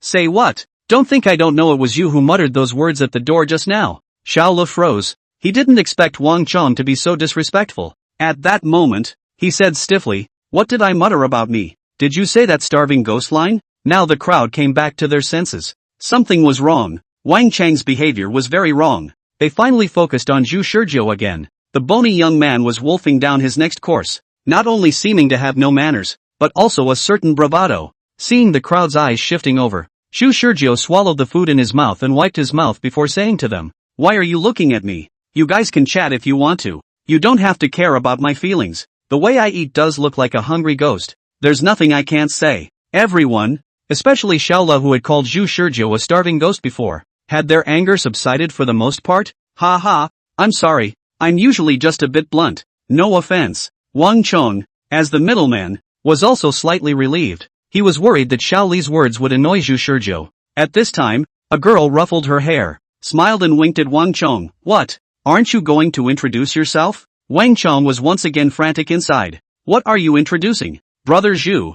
You're my real brother. What do you mean? How can I make up an excuse? Wang Chong obviously couldn't make up his mind. Zhu Shizhou had introduced himself as a nobody, not even telling them his name, let alone his identity. So how exactly is he going to make up Zhu Shizhou's identity to make it seem plausible? When he threw a look of help to Zhu Shizhou, he only saw that Zhu Shizhou also looked at him with an expectant face, all but waiting for him to introduce him. Wang Chong was numb. But well, in a flash of lightning, he had an idea. The first thing that came to his mind was all the sights he had just seen in the room, as well as Zhu Shizhou's explosive battle power in the ring in the morning. He's a master fighter, a teacher I recently hired over. Wang Chong covertly squeezed his eyes at Zhu Shizhou and made a twisted expression. Right, teacher? Fighting master can't be called a master. Zhu Shizhou quickly accepted the setting and said humbly. Since Wang Chong had been arranged by Su Feng to lead the plan, he wouldn't interfere too much with Wang Chang's decisions, and he decided to go along with Wang Chang's choreography. However, the comment was met with laughter.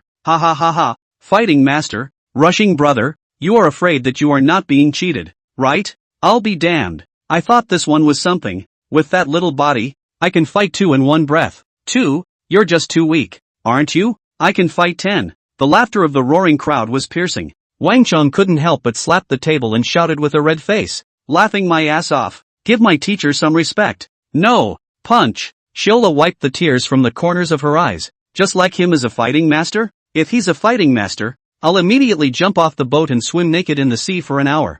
I was shocked to see you being so solemn before. So that's what happened. Someone even showed a look of disdain towards Zhu Shizhou. Hey, you're a charlatan, aren't you? How dare you cheat on our brother Wang's head? Someone else let out a snort at the 2 black soldiers beside Zhu Shizhou. Where are these 2 cosplaying characters from? It looks quite sensational. The girl who had spoken to Wang Chong earlier had made a point of giving some face. Don't laugh. Everyone. All martial arts styles have their own characteristics, and they don't all have to be all muscle to defeat the enemy. I've heard that many of the Japanese Aikido masters are skinny old men. Wang Chong finally couldn't help but interrupt the crowd's mockery. Teacher's kung fu is the real deal. This is something I have personally learned. If you don't believe me, you can try it too. And I guarantee that each and every one of you will be beaten so badly that you won't even be able to call out to your moms when you get into the ring. Come on, let's not talk about going to the ring. Let's be here now. Kahaku rolled up his sleeves and rose from his seat. Hey, do you dare to fight me now? Zhu Shizhou put down the knife and fork in his hand and looked around.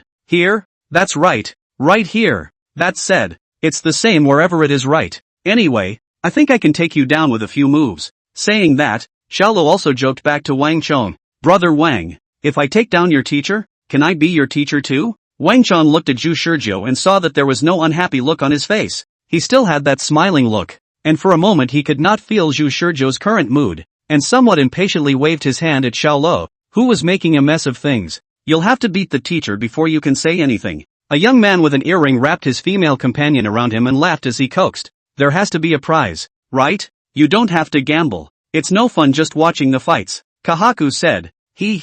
As I said before, if this guy is really a fighting master, I'll jump off the boat and swim naked in the sea for an hour. Promise made. The studded man smiled and looked at Zhu Shizhou. And you, master? He also deliberately emphasized the word master, and his mockery was overflowing. Zhu Shizhou still had the same faintly smiling demeanor as he opened his mouth and spat out a clear and unmistakable sentence. If I lose, I will give you my life. The clamor of the crowd gradually quieted. What did you say? It was a long time before the studded man suspected that he had misheard. I said, if I lose, I will give you my life. Do whatever you want, kill me or drive me as a slave, or even make me cut myself. I won't have half a word of complaint. I'll do everything. Zhu Shizhou picked up a napkin and wiped the grease off his mouth, looking flatly at Kahaku. But if I win, I don't want you to go down for a swim. That doesn't make sense to me. I just need you to introduce yourselves properly and make friends with me. Chapter 100, Another Second Kill. Chapter 100, Another Second Kill. It had to be said that Zhu Shizhou's words just now had slightly shocked them. Lose and you pay for your life. These words were coupled with Zhu Shizhou's bland expression and eyes, and a sense of oppression descended on all of them for no reason, causing them to subconsciously hold their breath briefly. Afterwards, Xiaola reacted to the fact that he was actually intimidated by this guy, and for a moment, he became a bit annoyed. Don't make up so many useless things. Practice with me if you're not afraid. Take it easy. Zhu Shizhou stood up from his seat, and slowly but surely walked to a distance of 10 meters away from the circular dining table before standing still and turning around to look at Kahaku. Let's start right here. There are no rules. It doesn't matter if you use your fists or your legs. Make it a quick fight. Kahaku was exasperated and laughed. Wang Chong looked at this scene and suddenly felt some familiarity, after which he came back to his senses. Wasn't his previous bodyguard like this? He was angered by Zhu Shizhou's contemptuous attitude, and then angrily struck out, only to be killed in just a few moves. History is similar. Zhu Shizhou is now nothing more than repeating his previous behavior again, and the object has become his friend Xiaolu. What he didn't know was that Zhu Shizhou had done it again on purpose. After Wang Chong said he was a fighting master, he decided to test Wang Chang's friends. After all, in terms of convenience, if he was someone from another faction hiding in the shadows, then these friends of Wang Chang's would become the best tool people to use. It could be said that these people naturally existed a certain degree of threat that could potentially affect this escort operation, and Zhu Shizhou's test of these people was nothing more than an impromptu plan, not to say how well thought out, but at least it could be initially determined that these people were being abnormal. Kahaku stood in front of Zhu Shizhou. Punch, you be the referee. You yell start. Wang Chong said coldly, you will regret it later. Ha ha, when I reveal this liar's true colors, let's see who regrets it. Wang Chong was helpless and casually shouted, begin. Zhu Shizhou didn't move, but Kahaku put his foot down and leapt out. Wang Chong laughed coldly in his heart. Even if Shu's body is weak now, it is not something that someone like you can defeat. He couldn't imagine that someone who could even catch his opponent blinking and attack him would lose to someone who didn't have any fighting fundamentals. As expected, in the next moment, Zhu Shizhou launched a counterattack in the face of Kahaku who was coming straight at him. As Kahaku was about to slam a fist into his withered cheek, he flicked his hand away, then made a wrong turn and bent his leg and knee into Kahaku's abdomen. Put! Kahaku spewed out without holding his breath. Wish Shizhou gave Kahaku another gentle kick to the crook of the leg. Due to the presence of inertia, Kahaku's entire body directly knelt forward on one knee. Instead, Zhu Shizhou was standing next to him, looking down on him, his expression still bland. In a flash, the entire large dining room fell silent. I'll be damned. That's the end of it? And finally there was no telling who muttered. And Xiaola, who was kneeling on one knee, was also confused, subconsciously raising his head to look at Zhu Shizhou and meeting that pair of indifferent eyes. The other party looked at him as if they were looking at an object, not a living human being. The studded youth was also shocked, but then he shook his head and forcibly expelled the feeling of shock from his heart. Kahaku, what's wrong with you? Weak legs? With his eyesight, he is still unable to see more details. Just now is just a short second past Xiaola kneeled on the ground. As for what happened in the end he did not see clearly, but also thought it was Xiaola overexertion legs soft fell a fall. No, just now. Kahaku opened his mouth, but immediately stopped mumbling. What just happened? He was just as confused as Wang Chong before him. The same was met and killed in seconds. The same no sense. No, in fact, he still felt something. At least he felt a kick in the crook of his leg. Also witnessed Zhu Shizhou flicking away his fist. That kind of exaggerated reflexes are not something normal people can have. What just happened? The studded youth looked to the other shocked peeps beside him. The little friends shook their heads. I don't know I don't know what happened. Xiaola just kneeled on the ground. Awesome The latter praise was of course not for Kahaku, who had been met for seconds, but for Zhu Shizhou. They didn't expect that this bone-thin guy who seemed like he could be blown down by a gust of wind would actually make Kahaku fall down in an instant. Although they didn't know what had happened, it didn't stop them from marveling and praising. Unbelieving. The studded youth pushed his female companion away from him and rose from his seat. Practice with me? Some people just don't believe in evil until they experience it for themselves. Wang Chong twitched the corners of his mouth, barely holding back to let himself laugh out loud. Kahaku followed and called out. Wait a minute. I was careless just now. Do it again. The studded youth frowned. If you lose, you lose. Can you not deny it? Let me do it instead. No. I'll do it. I just got weak in the knees. Really? The studded youth was speechless. One moment of carelessness and the next moment of weak legs. Can you find some good excuses? Looking at the arguing duo, Zhu Shizhou suddenly smiled. Forget it.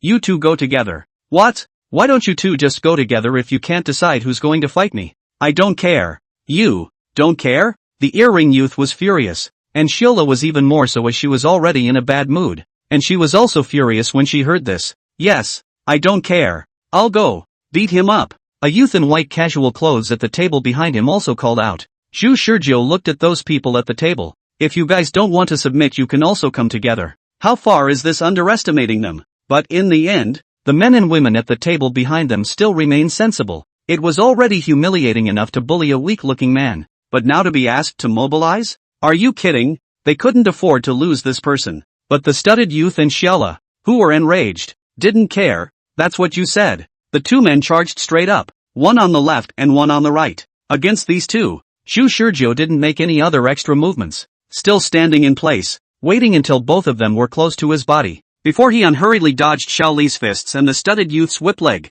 When he dodged away, he quickly poked out his hands again. His left hand grabbed Xiaoli's collar, and his right hand grabbed the pants of the studded youth's whip leg, and threw it to the center with a force, only to see the studded youth's leg kick Xiaoli's chest by Zhu Shizhou's traction, and then split in the air. Xiaola was kicked so much that he lost his center of gravity and fell to the ground. While the studded youth could not be shocked in time, Zhu Shizhou sure released his hand, and his entire body lost its center of gravity, and a buttock pierce similarly fell into a king's roll. The crowd around the table was so stunned that no one spoke after a long time. Wang Chong laughed, feeling a sense of pleasure in hitting his face. This is my teacher. I told you, he is a fighting master. Any of you who still want to try can go as far as you can, but don't blame me for not reminding you. If you go, then it's probably the same result. I was wrong. It's a bigot. The young man in white casual clothes shook his head in amazement. He was the one who had been up in arms the most before, but now he was also the first to change his tune. The girl who spoke more euphemistically before even laughed out loud.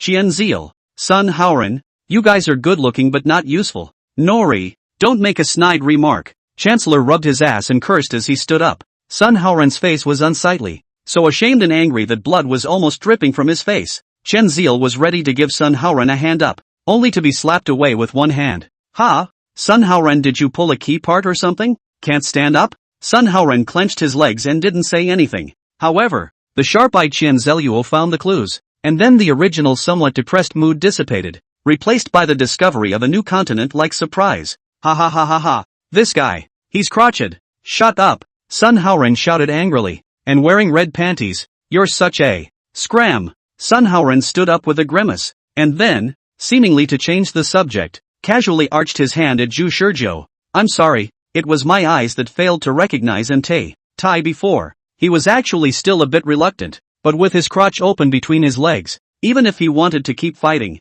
he would just be humiliating himself. Qian Ziel, however, was convinced. This time he collected the smile on his face, turned his head and scratched his face. Master, what I said before should be taken as me farting. I'm sorry. Seemingly unaccustomed to such a solemn apology, Qian Zeluo added a joke. Grandmaster, teach me a couple moves too when you have time. At this time, Wang Chong stood out and joked. If you guys were to be initiated as well, then you would have to be my senior brothers. Ha! Brother Chong, you're a real dog. I thought you met a fake master, but I didn't realize it was a real one. Wang Chong spread his hands. I've reminded you guys long ago. It's you guys who don't believe it. Qian Ziel raised his middle finger at Wang Chong. The crowd resumed their seats. Xu Shizhou picked up his knife and fork and continued eating. This time no one said that he is a hungry ghost reincarnation. On the contrary, I think Xu Shizhou unconventional every move is permeated with the style of the hero. Master, are you suffering from some terminal illness? Why does your body look so thin and weak? The moment Qianziel opened his mouth, he said something that made the crowd's eyebrows twitch. Those words were also too poisonous. If it wasn't for the fact that he knew that this kid was often unconsciously venomous in his normal life, it would probably make them think that he still held a grudge against Xu Shizhou. Xu Shizhou didn't care. His reply was very high-minded. No, this is my practice. Interested? The girl asked. Cultivation? Something like asceticism? Xu Shizhou quickly stuffed food into his mouth while babbling. Sort of. Only when one is on the verge of the death boundary can one touch the physiological limit more clearly. That's why I often starve myself to the limit before eating. Don't imitate me. Ordinary people can't learn. For a while, the crowd looked at Xu Shizhou with more awe. Even Wang Chong, who knew Xu Shizhou's identity, was a little skeptical as to whether Xu Shizhou was telling the truth now. Xu Shizhou swallowed the food in his mouth and felt the sensation of his stomach gradually filling up. The hungry cells in his body cheered, and the digestive system in his body began to operate at full capacity, converting the food in his stomach into a steady stream of power filling his limbs and bones. He looked at the crowd with a sincere face. Forget about me for now. It's time to honor the bet, right? As agreed before, if you guys lose, then introduce yourselves as if you're making friends with me. Chapter 101, Su Feng remains skeptical. Chapter 101, Su Feng remains skeptical. Xu Shizhou opened his eyes. He was back in command of the Black Soldiers organization. In front of him lay the paper intelligence report on the training base on Isle of Nessun. Yes, he's dead again. This time it's still self-censorship. In order to confirm which point in time death would return to on November 7th after the Back to the Gear Point update, Xu Shizhou plunged the dinner knife into his chest in front of their shocked and puzzled gazes after a pass of nonsense with those Wang Chang's friends at the dinner table. The two black soldiers also seemed to be finally shocked for once, and rushed to try and stop his bleeding to no avail. So Xu Shizhou died, with a time of death of 23:55 p.m. on November 7, and now he's back at 10 a.m. on November 7 again. It doesn't look like you can backtrack back to the gear point. Xu Shizhou silently came to this expectedly bad conclusion. Not being able to work backwards in time also means that whatever you do afterward, you need to make sure that your decisions are correct in the general direction of the future. Trying to keep the backlog points from updating, he only has a maximum of 38 hours per backlog. For example, from 10 a.m. on November 7th to 12 p.m. on the night of the 8th, there is only so much time left in a single backlog. In the event that in the future you are in a situation that you can't salvage with a mere 38 hours, even if you are able to go back indefinitely, it won't help. This is a conclusion that is both realistic and bad. Click. At that moment, Su Feng pushed his way in like a theater actor who had been set up for action. See? Su Feng swept a glance at the paper report placed on Xu Shizhou's desk. Didn't look. Xu Shizhou interrupted Su Feng. Su Feng frowned. Our time. Why did you let Wang Chong make his own plans instead of you arranging all the details of the trip? Xu Shizhou made Su Feng realize something with a single sentence. You foresaw it? Su Feng's tone had more fluctuations in it than the previous weekly program. Xu Shizhou calmly compared in his mind the difference between last week's remembrance of Su Feng and that remembered Su Feng, and then noticed that little insignificant change on Su Feng's face. Why? Also foreseeing the future. Su Feng reacted differently. The difference between the two weekly programs is only that this time he said something much deeper. Previously, he had only foreseen that Wang Chong was a supernumerary of the Black Soldiers organization and was going to use a luxury cruise ship to carry them to the training base. But now, he knew that the plan was actually arranged by Wang Chong himself. How far did you foresee this? The question posed by Su Feng has changed. Xu Shizhou looked at Su Feng, and there was some anticipation in his resolute expression, expecting him to anticipate something more. Just this. At this moment, Xu Shizhou finally understood the trick Su Feng was playing. Su Feng didn't want to use him for anything, but wanted to test the limits of his precognitive ability. This is a blind spot in thinking that Xu Shizhou didn't realize before. To the best of Su Feng's knowledge, he had a sudden change of painting on the 6th. The foretold future has him dying in the apocalypse of the 7th. In other words, from the beginning of his contact with Su Feng until now, the limit of Xu Shizhou's manifestation of foreseeing the future was only 24 hours. Then from Su Feng's point of view, it was still unknown how far into the future he could actually foresee. According to Su Feng's character, would he really let this important issue go? So just how valuable he, a future predicting ability person, was in Su Feng's eyes depended on just how far into the future he was able to predict. Is that as far as precognition goes? Su Feng loosened his tightly furrowed brows and seemed to have made some kind of judgment. Never mind. Let's get going as planned. Zhu Shizhou closed his eyes and sat stolidly in his seat. Su Feng, can we be more sincere with each other? Su Feng asked. What do you mean? I'm not sincere enough? I know you're a man who judges something based on evidence alone, but I think if there's something you want to know about you could have asked me first, instead of coming in and verifying it with your actions without saying a word. Su Feng shook his head and said indifferently. I can't understand what you're saying. What will you do if I set out this time? Or what good show will I see on board? Ha! The reason you don't make plans yourself is simple. You know that Wang Chong can't play with me, and he can't play with his enemies from other factions in the dark, so once you make any plans and deliver them to Wang Chong, then the plans will definitely fail with him. Zhu Shizhou didn't wait for Su Feng to answer before continuing. But, did you really not do anything? Although Wang Chang's plan is generally correct in its thinking, it is really rough and crude, and it is impossible for you to ignore such an obvious loophole. So I guess you must be secretly making arrangements for Wang Chang's plan. Su Feng still stubbornly wore a stoic poker face. Your guesses are quite interesting, but there's no evidence. Yes, I have no proof, but I don't need proof either. All I need is the suspicion that you actually have something to say about the plan, and that's enough for me. There's also the issue of the fact that, when it's clear that I'm so important in your plans, you ordered the 2 black soldiers who escorted me to contact you only in case of an emergency. Su Feng asked. What's wrong with that? Zhu Shizhou said. I suspect that you're planning to put someone on the ship, but not those 2 black soldiers, but someone else. Su Feng remained expressionless. Why would I do that? This is purely superfluous. Because you don't believe in me, and you don't trust me even more who can foretell the future. Zhu Shizhou was equally expressionless as he locked eyes with Su Feng. The fact that I can predict the future means that I can deceive you, and likewise the black soldier at my side. So instead of letting the black soldier send you the wrong message, you simply and more decisively chose to arrange for others to observe and spy on me, right? As I said before, this is all just your speculation, a baseless imagination. Yes, I don't have any proof, but the thing is I'm not confronting you right now. You're so suspicious, so calculating at all times, and you haven't even injected yourself with a potion to keep you ruthless. Aren't you really tired? Oh, I really didn't think I'd see the day when I'd be concerned about my mental state by a mindless, heartless machine. Su Feng shook his head and lost his smile. A period of silence ensued between the two. You want to know what I'm thinking,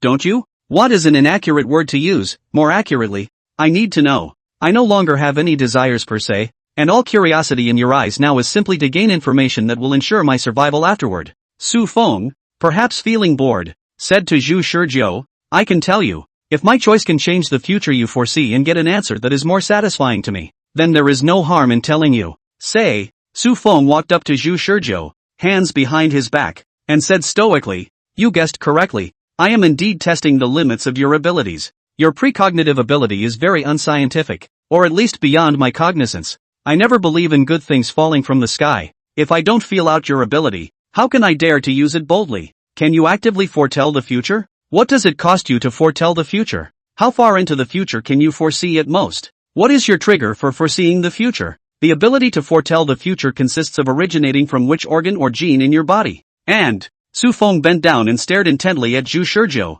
Are you really human? Or some kind of creature disguised as a human? Chapter 102, 1 Minute to Dominate. Chapter 102, a 1-minute takeover of dominance. The ability to foretell the future was so unbelievable that Su Feng reluctantly believed it, but a new suspicion arose. His suspicious character made Su Feng unable to fully trust Zhu Shizhou, so he wanted to test it all the time. I'm human, the real deal. Zhu Shizhou replied calmly. Who knows? Although it is true that we can confirm your experience of being born, growing up, and living as a normal human being from our investigation, it doesn't mean that you are really a human being. Maybe you don't even know what kind of creature you really are, and the judgment that you yourself are a human being is just wishful thinking on your part. However, all of this is a secondary issue. Su Feng straightened up again. What's more important is just how far into the future you can foresee. Sure enough, it's just as I thought before. Zhu Shizhou thought faintly. You're not wrong. It's true that there's no way I'm going to let Wang Chong handle this escort program with full authority,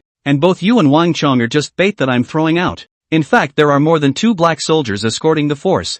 I do intend to arrange for people to come aboard and be hidden among the thousands of passengers who will be boarding the ship. I'm not going to tell you the exact number of people, and I'm not going to tell you their identities. So if you want to know, then use your ability to predict the future to find out who these people are. But if you can't do that, then I'll assume you can only predict the future for a day at most. Su Feng gave his conclusion lightly. It has no bearing on the overall plan, but it can affect your value in my eyes. That's the answer you wanted. Zhu Shizhou thought for a moment and asked, what if I really can only predict the future for one day? Su Feng said, then your strategic significance will be greatly reduced. In regards to the plan in question, I won't be able to give you more autonomy, and you'll have to become a tool person who can't make decisions about the general direction of action. Am I not an instrumentalist now? You should understand the difference between a tool and a strategic weapon. Zhu Shizhou was silent for a moment, and then Su Feng added, I'm actually more looking forward to you showing a higher value, but I won't be disappointed if you can't, because the current you is only serving as a patch to the original plan.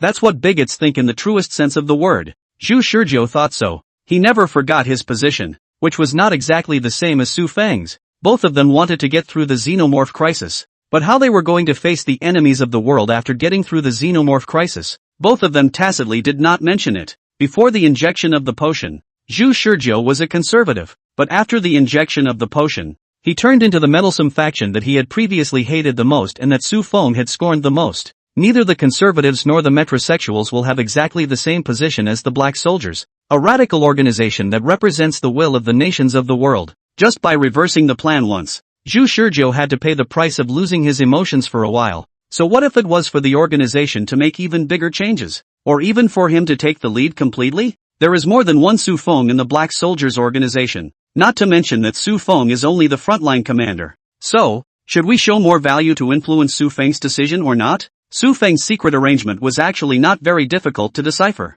As long as he died enough times, then he could always use the exhaustive method to find out who Su Feng had arranged. Su Feng is now convinced that he can't find out those people with his ability to foresee for only one day. But on the other hand, if he finds out those people, it will be proof that the limit of his ability to foresee is not only one day. Should he or she pay the price of dying an unknown number of times to show Su Feng his ability or not? Zhu Shizhou got on the boat with thoughts in his mind. Before leaving the submarine, he looked back at Su Feng's expression. Su Feng still lied. He said that he wouldn't be disappointed if Zhu Shizhou couldn't show greater value. But now, what was reflected in Zhu Shizhou's eyes was a disappointed Su Feng. Perhaps in Su Feng's eyes, he had the same result whether he was unable to foresee the farther future, or whether he had obviously foreseen it but hid it from him. It suddenly occurred to Zhu Shizhou that what this man was carrying on his shoulders was the future of the abandoned human race. From the beginning to the end, Su Feng was saving never the world, but the human beings who had been abandoned by various countries outside the ARC program. If one can't die and go back to the archives,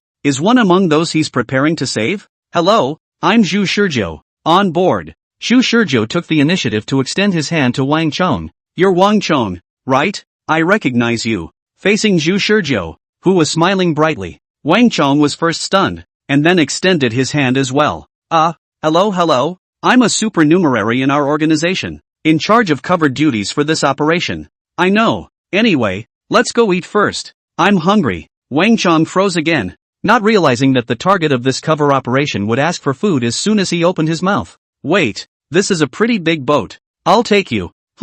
At the bottom elevator entrance, Zhu Shizhou pressed the 15th floor. Wang Chong had just entered the elevator and froze again after seeing the numbers on the elevator buttons. Brother Zhu, you're quite lucky. The 15th floor has the most delicious restaurant on this cruise ship, which gathers famous chefs from all over the world. No matter what you want to eat, the chefs will be able to make a dish that accurately matches your taste. Is it? Then I'm quite lucky. Zhu Shizhou's face didn't have any surprises on it, and the smiling look never changed. Wang Chong looked toward Zhu Shizhou, silently sizing up this youth who looked even younger than him. The elevator was slowly rising, and Zhu Shizhou suddenly looked at Wang Chong. By the way, can I have a copy of the guest list you're planning to invite today first? For a moment, Wang Chang's brain went blank and didn't respond. What? The list of guests you're going to invite? After confirming that he had heard correctly, Wang Chong slightly opened his mouth wide. No. You, how did you know? Isn't it obvious enough? First, second. Just like last week's program, Zhu Shizhou spoke again. Wang Chong listened and remained speechless for a long time. Honestly, your plan is so crude that it's practically instantly recognizable and rudimentary. Wang Chang's toes buckled to the ground in embarrassment. His face reddened, wanting to retort, but immediately thought of Zhu Shizhou's glib reasoning just now. I can give you the benefit of the doubt. There are big shots within the organization who are secretly paying attention to this mission. Wang Chong was shocked. A big shot? Our mission this time is that important? Well, it's not too important to say it's important. But, after Zhu Shizhou looked around, Paying particular attention to the two black soldiers, he attached himself to Wang Chang's ear and whispered, "The organization has recently had plans to expand, giving priority to supernumeraries with excellent qualities." In this instant, Wang Chang immediately thought of many things. "I'll go." I said, "Why did the organization give me a mission all of a sudden?" "So it's dash." "Shoo, shut up." Zhu Shizhou suddenly gave Wang Chang a serious glare. "This information is top secret information. If you don't want to die, don't just yell it out loud." "Oh, sorry. I get it." Wang Chang immediately glanced timidly at the two standing black soldiers, then winced and lowered his voice with a dry mouth. But why did tell me this news?" Zhu Shizhou suddenly patted Wang Chang's shoulder. "The water here is very deep. You can't grasp it. But I can guarantee that everything I say is true, believe it or not. Alas, if not for the fact that this mission is closely related to my rating within the organization, I wouldn't want to tell you." "Rating?" Wang Chang's heart moved and instantly became excited again. Could it be that this one is still a big shot? In the first two weekly programs, Wang Chang did not have a half understanding of Zhu Shizhou. When Zhu Shizhou made up his own already a black soldier reserve, Wang Chang believed. Zhu Shizhou also said that ordinary people can also be injected by the black soldier lower level alternative potion. Wang Chang again believed. It was evident that Su Feng hadn't revealed half a detail about him to Wang Chang at all. It was precisely because of this that Zhu Shizhou was able to deceive Wang Chang with such a clumsy lie. From the last weekly episode, it can be learned that Wang Chang dreamed of entering the organization's official establishment, just as Zhu Shizhou used money to ensnare Du Fei. Everyone has a weakness. Wang Chang's weakness is not money, but the desire to move up the ladder. And as long as you catch the weakness, you can control Wang Chang as a person. "Zhu, you tell me. About this matter will be fine, right?" Wang Chang glanced worriedly at the two black soldiers. "Oh, it's fine. They're both my people." Wu Shizhou jokingly whacked one of the black soldiers on the chest. The two black soldiers looked at each other without speaking. They were given orders prior to this mission. In the course of the mission, even if Zhu Shizhou has any strange behavior, do not arbitrarily stop, as far as possible to meet his requirements. If there is really can not determine the matter and then report. The current situation seems to echo what his superiors said, and Zhu Shizhou has indeed acted strangely, spreading lies about the organization's supernumeraries. There's no need to stop it. They thought so. With Su Feng's meticulousness, if Zhu Shizhou would really have a big impact on the plan, then Su Feng would have long ago instructed them to be careful not to let Zhu Shizhou have too much contact with Wang Chang. And since it hadn't been said, it proved that it didn't matter. Wang Chang looked at the two black soldiers who did not retort, and also finally let out a long sigh of relief. "That's good." But before he could finish his breath, Zhu Shizhou's side spoke again. "Let's get back to the point. As I said earlier, this mission will affect whether or not you will be able to become a full-fledged member of the organization, and it also affects my rating. It can be said that we are grasshoppers on the same rope. If you are the only one who is given full authority to arrange this mission, I am really worried that something will go wrong with this mission." Alas! Upon hearing this, Wang Chang was instantly anxious. "Brother Zhu, from now on you are my own brother. Can you give me some pointers on what exactly I need to do?" "Wang Chang, Brother Zhu, you can just call me Chong, or you can call me Little Wang." "Okay, Chong." Zhu Shizhou accepted Wang Chang's suggestion with good grace. "Let's eat later, and you can compile the list of people you're going to invite and give it to me. I'll take a brief look at it first." Ding! The elevator has arrived. It only took him a minute to seize the reins of this mission. If only Su Feng could be as simple as Wang Chang. Chapter 103x/2333. Chapter 103x/2333. Last week's program, Zhu Shizhou had been training until 8 o'clock at night before having further in-depth contact with Wang Chang. In this week's episode, he skipped this step and decided to go straight to Wang Chang from the beginning. No need to show his own force, just a small disclosure of his status in the organization. Wang Chang obediently obeyed. "Brother Zhu, take a look. This is the list. I'm going to invite people who are famous in all walks of life and society. I have a media company under my name, and this level of intelligence is easy to get." At the dinner table, Wang Chang handed Zhu Shizhou a folder. Zhu Shizhou opened the folder. There were more than 100 pages inside the thick folder. Each page was filled with the names, contact information, and various basic information of the guests to be invited. Well documented. Zhu Shizhou began with a compliment. Just by seeing the guest's intelligence recorded on the first page, he knew that Wang Chang was indeed preparing this plan very seriously. Although it was not so detailed as to dig deep into each person's life experience, but the basic information that should be there was all there. This folder could be called a small intelligence library. "Brother Zhu, do you see anything else you need to add? Point me in the right direction." Zhu Shizhou stuffed the meat on his plate into his mouth in one gulp and chewed. flipping the folder in his hand without speaking, and only after a long time did he swallow the food in his mouth and replied, "Your general idea is correct. I can't deny that." A secretly pleased smile appeared on Wang Chang's face. But, of course there's a twist. Wang Chang looked at Zhu Shizhou humbly. "What I'm asking is, how are you going to confirm the veracity of the intelligence you've gathered?" Wang Chang was puzzled. "What do you mean?" Zhu Shizhou asked seriously. "I just heard you say that your guest list was collected by your company. Is that correct? How long did it take you to collect this information?" "This, 2 or 3 hours," Wang Chang first replied, then hastily added, "Brother Zhu, are you worried that the collection was too hasty and the information is wrong? There's no need to worry about that. I'm not so bad as to make such a low-level mistake. Also, this plan was all improvised. I never told anyone about it, and even if someone knew I was gathering information about these people, there's no way they could have known what I was going to arrange." "Well, it looks like you still possess the most basic level of vigilance." Zhu Shizhou nodded, then asked, "Have you told anyone else about the fact that you're a peripheral member of the organization?" "No. Even your foxy friends don't know you're a peripheral member of the organization?" "Zhu, you mean?" Wang Chong had so many foxy friends that he wasn't really sure which ones Zhu Shizhou was referring to. For example, Qian Ziel, Sun Haoren, Ji Hui, and Ma Chuanbua. Zhu Shizhou said the names with precision. "Yesterday, a group of 3 men and 5 women found their way to the restaurant, a total of 8 people. But Zhu Shizhou chatted with them at the dinner table, knowing that only these 3 men and 1 woman really have a relationship with Wang Chong, and the other 4 girls are all the 4 people brought on board the ship's female companions." As soon as Wang Chong heard these names popping up from Zhu Shizhou's mouth, he was even more convinced that Zhu Shizhou was a big shot within the organization. Otherwise, how could he be so clear about his relationships? It was important to know that he had never publicized his personal relationship with these few friends in the media. However, Zhu Shizhou didn't actually know how good Wang Chang's relationship with these people was. In fact, this was all a conclusion he had drawn from the previous week's episode. After Wang Chong released the invitation to the public, these people rushed over in a hurry, and they also flirted with Wang Chong a lot between words, so it was evident that their relationship with Wang Chong was not a generalized one. Whether Wang Chong had divulged his identity to these people was a very important question. To Zhu Shizhou's question, Wang Chong still shook his head. "I haven't said anything to anyone. Even they don't know about it. This I dare to swear. And usually, even if the organization asks me to do something, I hide it from everyone. That's fine, but it has always been my custom to take precautions. Let me ask you, in case an enemy tries to get mixed up with the ship, what are you going to do about it?" Wang Chong, this time embarrassed, shook his head and said, "Do not know. It's too easy to get on board.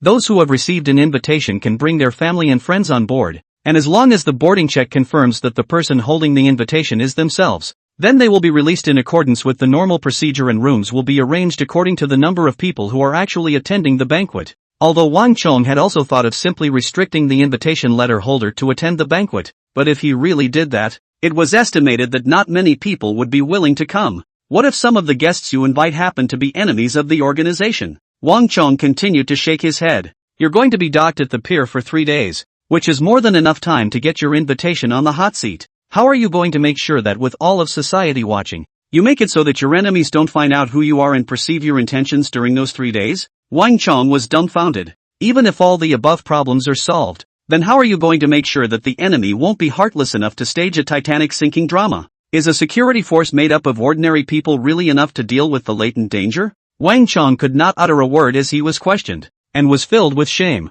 Zhu Shizhou was still about to ask a question when Wang Chong hurriedly interrupted Zhu Shizhou. "Brother Zhu, just tell me what you want to do. I'll listen to you." Wish Shizhou closed the folder. "Tell you what, I'll finish my dinner and then go to my room and mull it over. I'll wait until I come up with a realistic plan before I let you know. I'll incidentally have the organization check the authenticity of these lists you've supplied, so go ahead and follow the plan, and then come back and see me at about 8 o'clock in the evening." Once he heard Zhu Shizhou's words, Wang Chong immediately felt much more at ease. He was still very comfortable with the organization's intelligence power, knowing that when he signed a confidentiality agreement with the Black Soldiers organization, the other side had almost even investigated what color his bottoms were. He didn't believe that these people could hide from the organization's eyes. Wish Shizhou finished eating, folder under his arm, Wang Chong personally sent Zhu Shizhou to the door of the room. "Zhu, please." "Aha." Zhu Shizhou patted Wang Chang's shoulder and closed the door. As soon as he closed the door, however, he took a seat on the couch,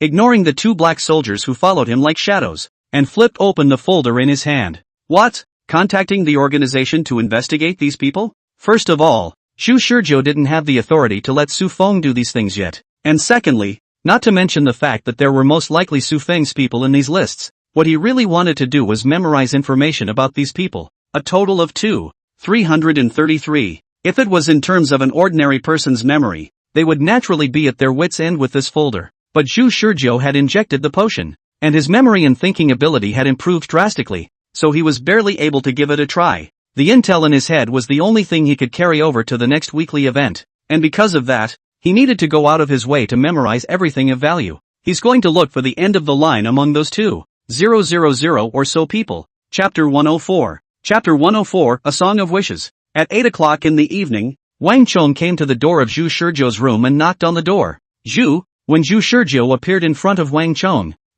was taken aback, because the current Xu Shizhou's eyes were lifeless. His entire face was pale to the extreme, his hair wet with sweat, and his entire body looked weak as if he was going to die on the spot the next moment. What's wrong with you, Xu? Xu Shizhou didn't answer. Instead, his mouth mumbled something, and Wang Chong didn't hear it. Amidst Wang Chang's concern, Xu Shizhou rubbed his temples to relieve his headache. Wait for me. You can come in and sit down first. I'll go wash my face first. When he finished speaking, he turned around and returned to his room. Wang Chong followed into the room with a puzzled look on his face, and then saw the folder that lay on the coffee table. Wang Chong looked around. Xu Shizhou had now gone into the bathroom, and behind the sofa stood 2 stalwart black soldiers. He gulped and carefully walked up and flipped open the folder. The 2 black soldiers did not stop Wang Chang's move. He was slightly bolder. Seeing that every page inside the folder was filled with crumpled marks, it was evident that Xu Shizhou had been looking through the folder during the whole day when he had locked himself up in the room. The 2 black soldiers stood behind the sofa in silence, staring straight at Wang Chong. Wang Chong was stared at uncomfortably. He neither looked more nor asked more questions, and he stopped looking after shrinking his neck. After a long time, Xu Shizhou came out of the bathroom. Sorry for the long wait. At this time, Xu Shizhou had already rearranged his face, and although his face was still a bit pale, at least it didn't look so weak. Holy, Xu, you really scared me just now. I thought something was wrong with you. Xu Shizhou shook his head. Normal phenomenon. Analyzing intelligence wastes too much of my brain power. Wang Chong immediately asked. Then have you analyzed any problems? Xu Shizhou instantly looked solemn. Yes. According to the verification of the organization's intelligence department, there are indeed a few people with problems, and I've already asked the organization to further follow up and verify. Wang Chang's heart tightened. What problem? I'm sorry, but that question involves a deeper level of secrecy that you, a supernumerary, should not know. Wang Chong felt something was wrong. Obviously this was his own mission, his own plan. How did it turn around that he could not learn the details? There's a feeling of being NTR'd. But before he could ask, Xu Shizhou changed the subject. By the way, have you already sent out the invitations? Yes, I've sent the invitations out as planned. Do you have anything else to add? Xu? No, but I have a little guess. Wang Chang asked. What? Xu Shizhou pondered for a moment, put on a thoughtful look and said, according to my analysis, a few of your friends should come looking for you next. You mean Kahaku and the others? That's right. Xu Shizhou babbled. In my opinion, the few of them are the least suspicious and at the same time the easiest to control. So if the enemy is really prepared to strike at us, then the few of them will definitely be the most prioritized targets. No way? Wang Chong was first shocked. Then his face changed again and again when he saw Xu Shizhou's serious look. He really couldn't believe that those few friends who were laughing and joking every time they saw him would stand against him. Xu Shizhou purposely left Wang Chong a little time to think. After a long time, Wang Chong was heard gritting his teeth and saying, I believe in them. Xu Shizhou judged the value of those few fox friends in Wang Chang's mind, and said with a small twist, of course, I am not saying that they have 100% suspicion. I can only say that the suspicion is relatively large. Wang Chong let out a sigh of relief. The sigh of relief didn't last long. Half an hour later, Wang Chong saw several familiar figures on the boarding deck. Wang Chong barely managed to keep it taut. Ha ha ha, Punch, what are you doing? Why don't you invite us? Have you been looking down on us lately? Brother Wang, usually invite you to party you say busy. Now you see parade not call us. Not enough fun oh. Ha, what do you mean? Still upset to see your old mom or something? Got a dead mom look on your face. Faced with the imposing arrival of several people, Wang Chang's heart was complicated. Really by Zhu Shilong said in the right. These few friends really heard. Is it true that these few people in the? He feels wrong about anyone he looks at now. Oh, how come? Welcome welcome welcome. Wang Chong barely managed to pull out a smile. Xianzil looked around. It looks like we've come quite early. The ship hasn't been bustling yet. Ji Hui sneered. I guess that won't be the case tomorrow. The busybodies are going to entertain the high rollers. Facing his friend's secret mockery, Wang Chong was helpless. Let's not talk about this for now. Let's go indoors first. It's strangely cold outside. As the crowd stood on the deck, the night sea breeze whistled, and it was indeed quite cold. So the group joined together to heckle their way into the banquet hall on the first deck. Inside the banquet hall, a bottle of red wine was set on a round white table, and a young man was sitting calmly drinking to himself. The crowd just swept their eyes and then withdrew their gaze, thinking that Zhu Shizhou was one of the many guests that Wang Chong had invited. But I didn't expect that Wang Chong brought them straight through. Guys, I'd like to introduce you. This is my newest friend I've recently met. Zhu. Wish brother? The crowd frowned slightly. They rarely saw Wang Chong call a person brother. However, I didn't expect Zhu Shizhou to laugh. Ha ha ha. My name is Zhu Gu. The Song of Songs. Wang Chong froze, then nodded his head. That's right, so I'll just call him Brother Zhu. What's going on? He asked with a wink. Hold on a second. I don't want to reveal my real name. Zhu Shizhou also replied with his eyes, just wondering if Wang Chong could read it. Xianzil rolled his eyes. Man, you're taking too much advantage of this name, aren't you? Zhu Shizhou smiled. Who says otherwise? Xianzil thought about it, but still didn't ask what Zhu Shizhou was from. Those who could hook up with Wang Chong were usually not ordinary people. And he glanced at the two heavily armed black soldiers standing behind Zhu Shizhou. Military? Mercenaries? All in all not like a guy to be messed with. Zhu Shizhou stood up and extended his hand to Xianzil. Hello, let's formally introduce ourselves. My name is Zhu Gu. If you really don't want to call me by my name, you can just call me little brother. I don't mind. Xianzil froze for a moment, and laughed. Ha ha ha, you're such a funny guy. My name is Xianzil. Just call me Xiao Lu. The two men shook hands. Just as Xianzil was about to let go of his hand, Zhu Shizhou grabbed his hand with a death grip. Chapter 105 Reasoning from Known Intelligence. Chapter 105 Reasoning from Known Intelligence. Xianzil deep looked odd. Why don't you let go, little brother? Zhu Shizhou asked. Did you come here by speedboat? Xianzil froze. How did you know? You have a heavier than normal salty smell of the sea, which is a smell that is only left behind by long periods of time at sea or on the beach for some time, and being attacked by the sea breeze with moisture for long periods of time. Tiny particles of sea salt remain on your clothing, leaving a salty smell, which is probably the kind of smell that you have on your body right now. Xianzil was puzzled by Zhu Shizhou's words. Zhu Shizhou smiled. I'm sorry, I usually prefer reasoning, so I subconsciously made a deduction. When he heard the word reasoning, Xianzil thought of the detectives in movies and TV dramas.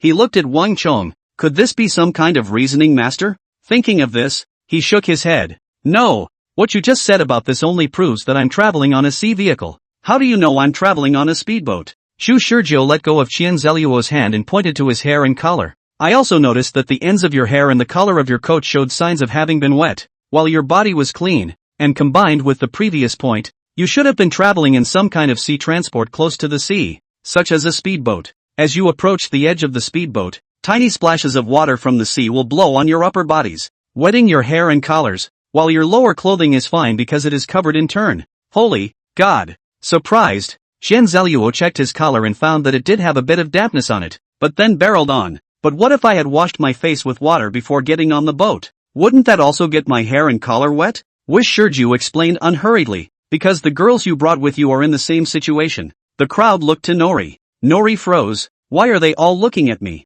Zhu Shizhou smiled and said, please forgive me for much offense. Your collar has the same traces of dampness, and at the same time you're wearing makeup, so it's obvious that it wouldn't be a case of having washed your face with water. And this combined with the analysis I've just mentioned makes me think that it's more likely that you guys came over on a speedboat. The crowd, one and all, were subdued by Zhu Shizhou's analysis. Even Wang Chong looked at Zhu Shizhou with a shocked expression. Ji Hui looked at Wang Chong and couldn't help but say, Wang Chong, what are you surprised about? Isn't this your friend? Wang Chong let out a sound, thinking of Zhu Shizhou who had directly reasoned out the plan he had formulated when he boarded the ship, and for a moment he did not find it strange. But it's time to be shocked. He spread his hands. Now you know why I call him Zhu. Sun Haoren was a bit unconvinced, pushed away the female companion beside him and walked to Zhu Shizhou. I don't believe that all those just now were deduction. Maybe you saw it through the window. This is a bit tricky, but Zhu Shizhou is half-hearted. After defeating them himself in 3 or 2 moves in the previous week's installment,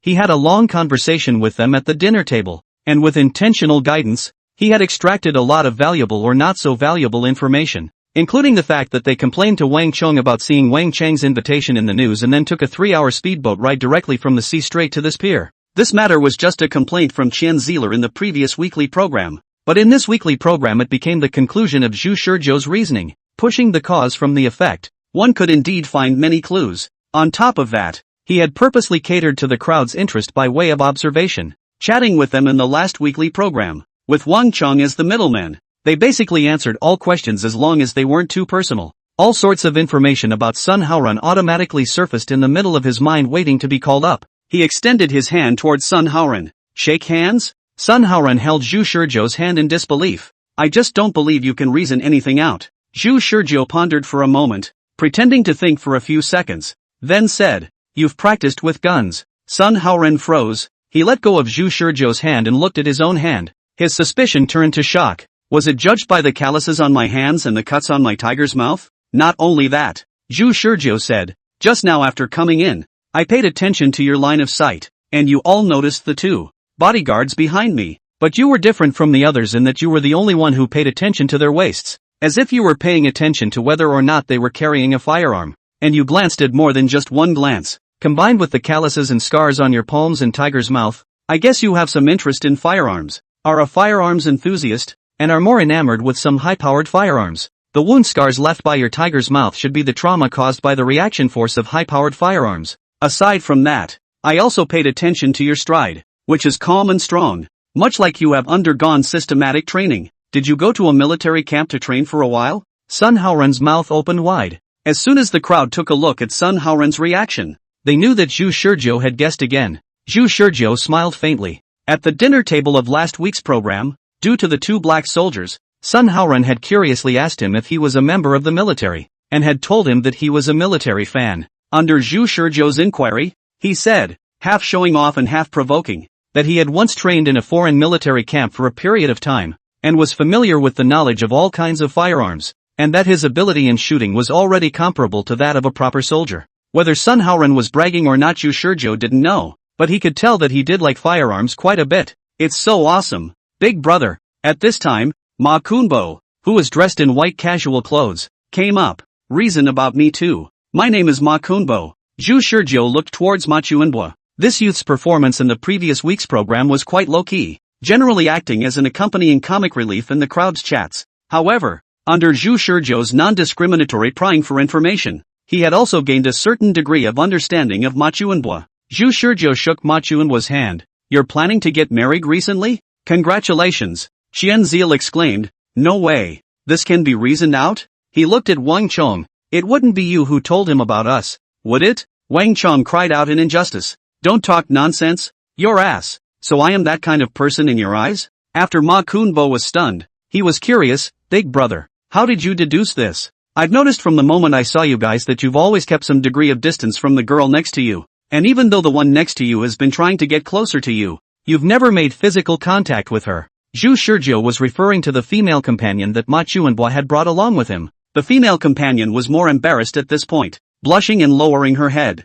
I didn't realize that my little mind of climbing up to the rich kid was seen through at a glance. The crowd didn't have time to care what she was thinking, and Chancellor couldn't wait to follow up. What if he's just more clean? Or to put it more drastically, what if he is? Chapter 106, Brand New Toolman. Chapter 106, A Brand New Toolman. Ma Chuanbo quickly retorted angrily. Asterisk asterisk asterisk asterisk a hairline. Shalla, you pay attention. Of course he could be, but I prefer another possibility than this one. You guys look at the watch on his left hand. I happen to recognize that watch. It's an Italian couple's $1 million watch Bellissimo series men's limited edition, which is said to be the design legacy of the famous Italian designer Gabrielle. I don't suppose you're just wearing it for fun, are you? Ma Kunbo scratched his head. Nope, that only seems to indicate that I'm seeing someone. But how do you know I'm about to get married and not already married or still in the middle of a passionate love affair that I haven't planned to get married yet? Because you have a tan mark on your left middle finger from wearing a ring, which means you're engaged. Qian Zil immediately lifted Ma Chuanbo's hand and saw the sunburn marks on it. He grinned from behind his horse.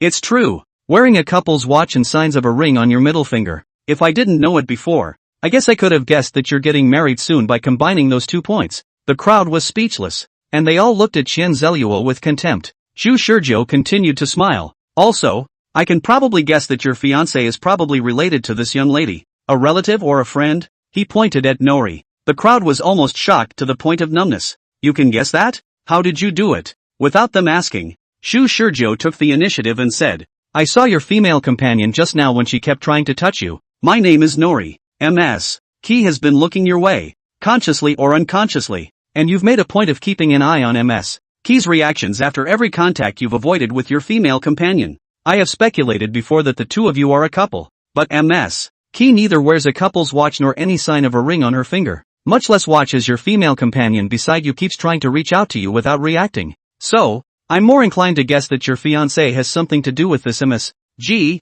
and you're worried that your contact with your female companion will be seen by MS.G and informed to your fiancé. That's why you're deliberately refusing the contact of your female companion. Makunbo hurriedly explained with a red face. No, I'm really clean. I didn't do it because I was afraid of Ji Hui snitching on me. Come on you. If my sister hadn't asked me to keep an eye on you, you'd probably have your hands full by now. Makunbo was both embarrassed and vain, and hurriedly looked away. Needless to say, this was one of the pieces of information that Zhu Shurjo had learned in the previous week's program. Hey, can you reason with me?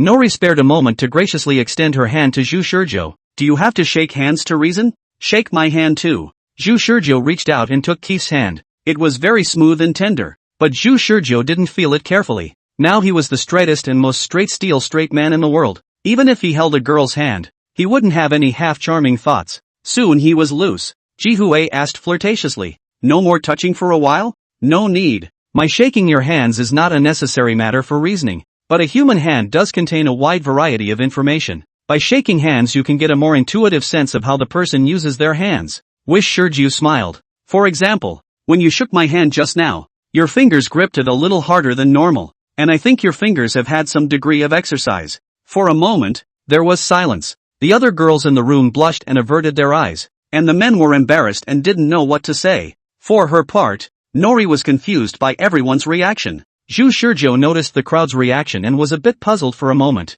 but then Zhu Shurjo put his doubts behind him and continued to talk about his own reasoning. Your feet are floating, and when you walk, you can see that the rest of your body doesn't show any signs of movement, so I don't think you've been exercising your finger strength on purpose, and it's very likely that you've been learning to play a musical instrument for some time. Musical instruments. The crowd then came to their senses, and the atmosphere returned to normal. Everyone, one by one, hid their inner nastiness and pretended to be fine as they continued to listen to Zhu Shurjo's reasoning. Interest surfaced in Ji Hui's eyes as she asked, there are many musical instruments that require the use of finger strength. Which one do you think it is? Piano. Why? Zhu Shurjo suddenly laughed. No reason. He winked at Nori. Well, hard to say. I just pictured you playing the piano in my head and thought you'd look beautiful playing the piano. The crowd said in unison in their minds. Nori blushed for a moment as well. Honestly, if someone usually teased her like this, she might directly give a contemptuous look and fling the other party a departing back. But just now Zhu Shurjo showed his ability was really different.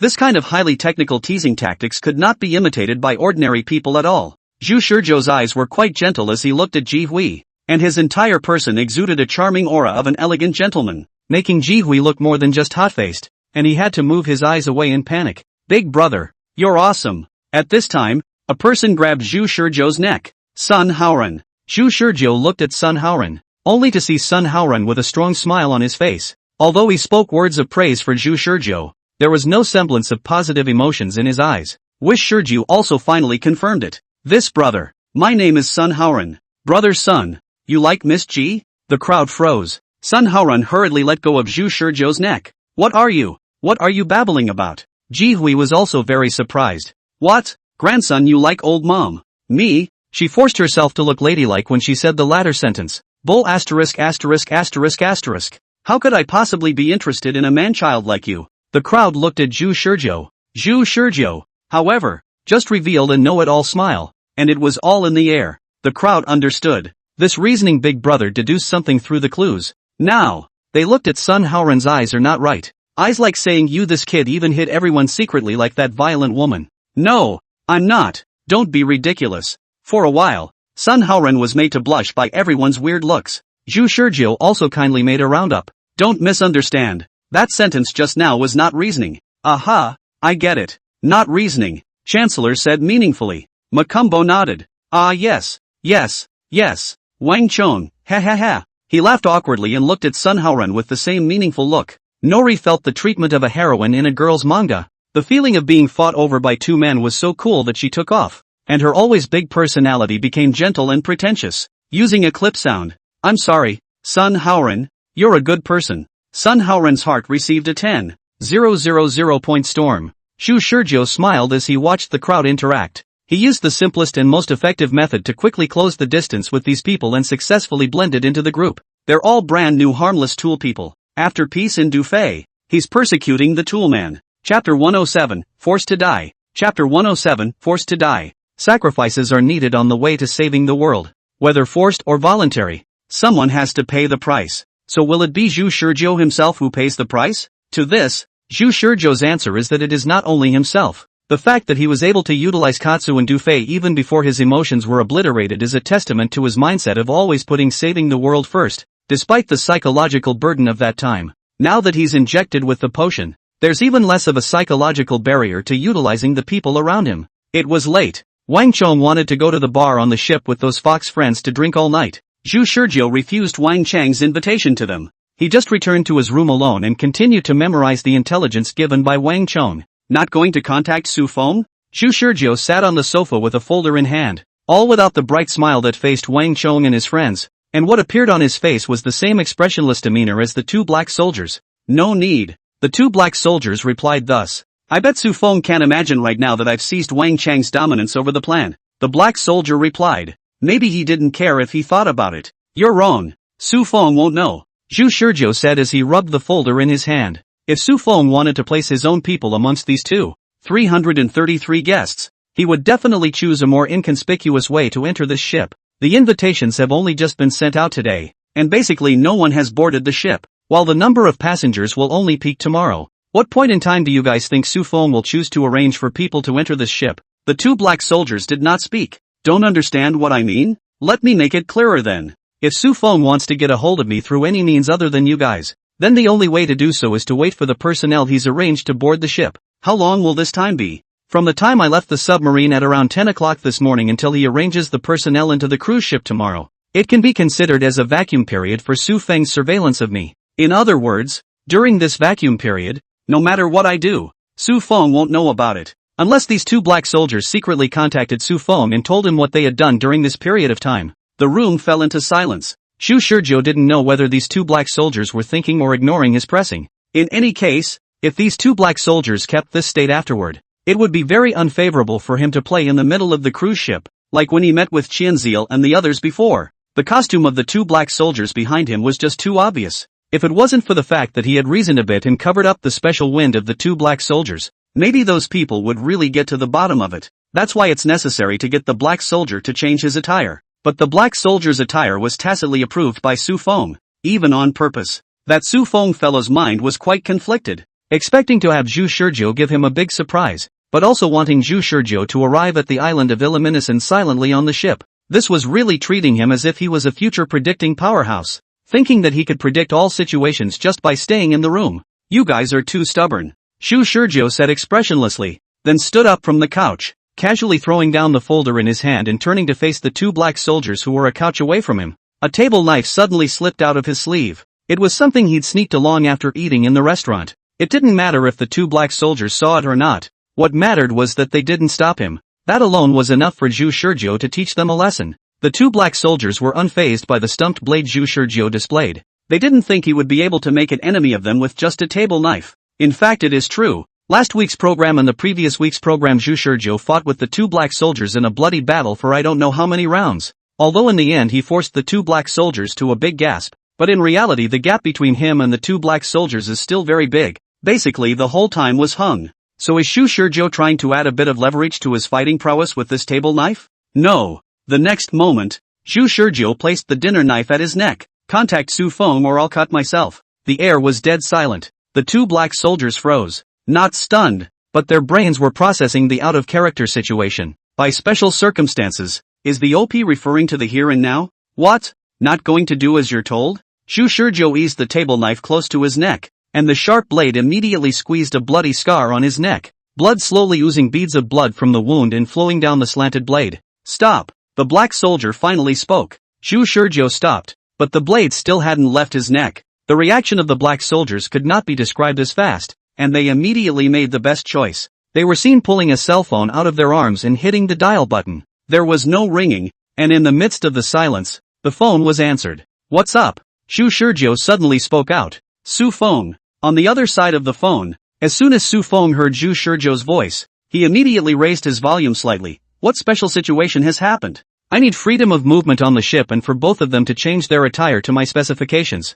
Su Feng was a bit surprised for a moment. "How did you get the communication phone?" In Su Feng's anticipation, he shouldn't have received the contact so early, and the two black soldiers should even less have agreed to let Zhu Shizhou contact him just because of this small matter. But it happened, so there had to be some reason for it. "It's so easy. If I just die trying, I can easily reach you." Su Feng was silent, seemingly surprised and thinking, "You know, I definitely don't fear death now." After a while, Su Feng replied, "I've indeed seen too many people commit suicide after injecting the potion, but your case is completely different from theirs." Suddenly he said, "I can't figure out why. Obviously after injecting the potion, you shouldn't be in such a contradictory situation." "Contradiction? You don't care about your life, which I can understand, but you'd rather lay down your life in order to give yourself a degree of freedom. That doesn't fit the value judgment of a rational person." Zhu Shizhou didn't retort. Su Feng keenly grasped the point. This man had always been like this. Su Feng pondered for a moment before saying,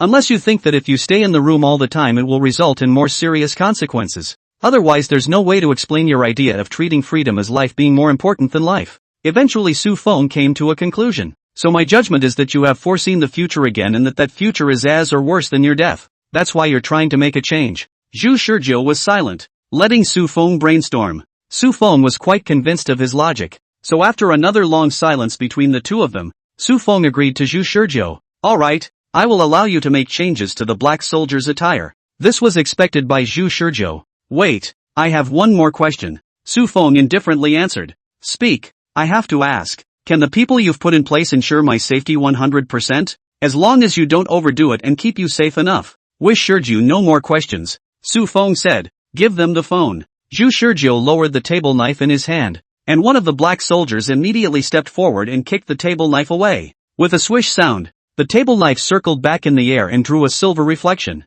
plunging straight into the middle of the wall. And after the entire table knife had disappeared into the wall, the table knife was still buzzing and trembling. Zhu Shizhou rubbed his wrist and sat down on the sofa without thinking, picking up the folder that he had dropped on the coffee table earlier. "Muzzle?" Su Feng's icy voice faintly inquired. 352-282-6637. The black soldier replied, without looking back. Zhu Shizhou interjected. "What kind of password is this? There's no use in you memorizing it. The 10-digit mantra changes every minute, changing the numbers in strict accordance with the time. They will need to memorize the various password formulas before the mission even begins to ensure that they can answer the instant passwords at the current time. Failure to answer or a wrong answer proves that I am not talking to them, or that they are in such an unfavorable situation that they are inadequate to complete the mission. I will then abandon them and terminate the mission." Zhu Shizhou looked at the time. November 7th, 10:34 p.m. 352-282-6637. He remembered. Su Feng wasn't going to continue explaining more to Zhu Shizhou as he gave a new order to the two black soldiers. "I now grant you the permission to ignore Zhu Shizhou's death threats. Should Zhu Shizhou threaten you with death once again?" Zhu Shizhou flipped the folder in his hand expressionlessly. He suspected that Su Feng was just saying that to him. Also, follow Zhu Shizhou's directive arrangement on some insignificant issues. After saying that, Su Feng hung up the phone. The two black soldiers looked solemn and not at all surprised. And Zhu Shizhou, who had accomplished his goal, always had a calm expression on his face. Thanks to a possibility that Su Feng had brainstormed on his own, Su Feng had reached a consensus with him for the time being. While Zhu Shizhou was still painstakingly memorizing the guest list, Wang Chong and his group were drinking heavily inside the bar on the cruise ship. A rotating neon sign on the ceiling in the center of the bar is constantly shooting out psychedelic colors, and the bar is also filled with dynamic electric music. Wang Chong toasted everyone. "I'm sorry, gentlemen. It was my fault today. It was indeed my fault for not informing you even when there was a sea parade. So I'll punish myself with a drink. One cup is not enough." Chancellor shouted over the music. Ji Hui followed suit. "How can one cup be enough? Give me the next bottle. Just drink." Wang Chang's chi and blood went to his head, and he directly gulped down a bottle. It wasn't that big of a deal, and after the crowd saw Wang Chong drink a bottle of wine to make amends, they also heatedly revealed the matter. Sun Haoren followed suit and drank a few bottles. And when he was drunk, he took Wang Chang's shoulder and asked, "Brother Wang, what's your friend's origin?" Wang Chang immediately changed his face. He had been paying attention to these people, and now that he saw Sun Haoren inquiring about Zhu Shizhou's situation, he couldn't help but suspect in his heart, could it be that Sun Haoren, this kid, had a ghost? I didn't expect Xin Ziel to follow suit and ask. Yeah, I was about to ask, what's his relationship with you, Brother Chong? Wang Chong looked suspiciously at Xin Ziel. Could it be that you,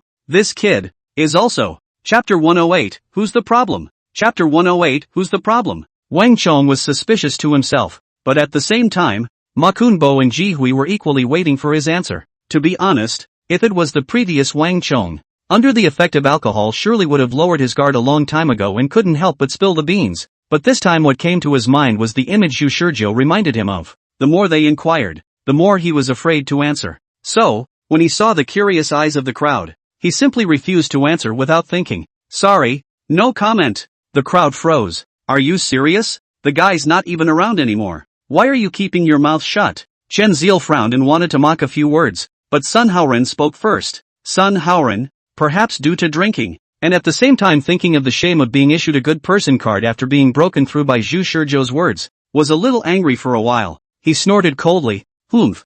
I see that guy sneaking around. There's definitely something wrong with him. Didn't you see those two bodyguards behind him? That faction. Arrogant as hell. Chancellor also recalled. It did look strange to say the least. The presence of those two black soldiers as if they were inherently dangerous was just too much, and the crowd couldn't help but shiver in unison as they recalled their appearance. In response, Wang Chong just said meaningfully, Haoren, I advise you not to mess with him. Casually is better. He can be a lot more dangerous than you think. You definitely can't play with him. Grr, why are you speaking for him too? Ma Kunbo also interjected. Brother Chong, you have a problem. You definitely have a problem. Which end are you standing on, Brother Chong?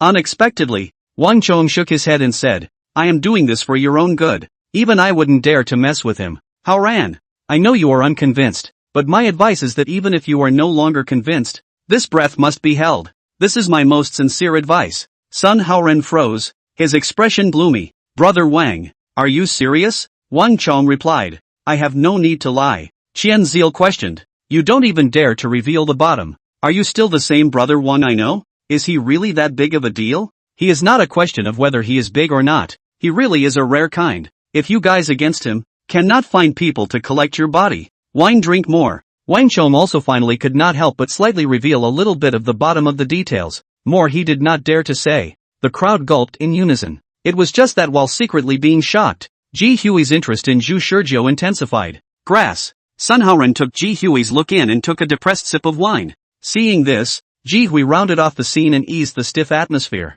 Sun Haoren, tell me the truth. Do you like me or not? Under the effect of alcohol, Sun Haoren glanced at Ji Hui. Originally wanted to deny, but the moment he thought of that big detective brilliant reasoning, all the persistence of the heart all deflated. Yes, I do like you. Ji Hui laughed. Ha ha ha, it looks like that guy even guessed that right. That's funny. It's the first time I've seen someone so amazing. Sun Haoren saw that his favorite girl looked like she was interested in other men. His heart was so angry that he took another mouthful of mulled wine, and finally he couldn't stand it anymore and stood up directly. I can't drink anymore. You guys drink. I'll go first. The crowd rushed to stay.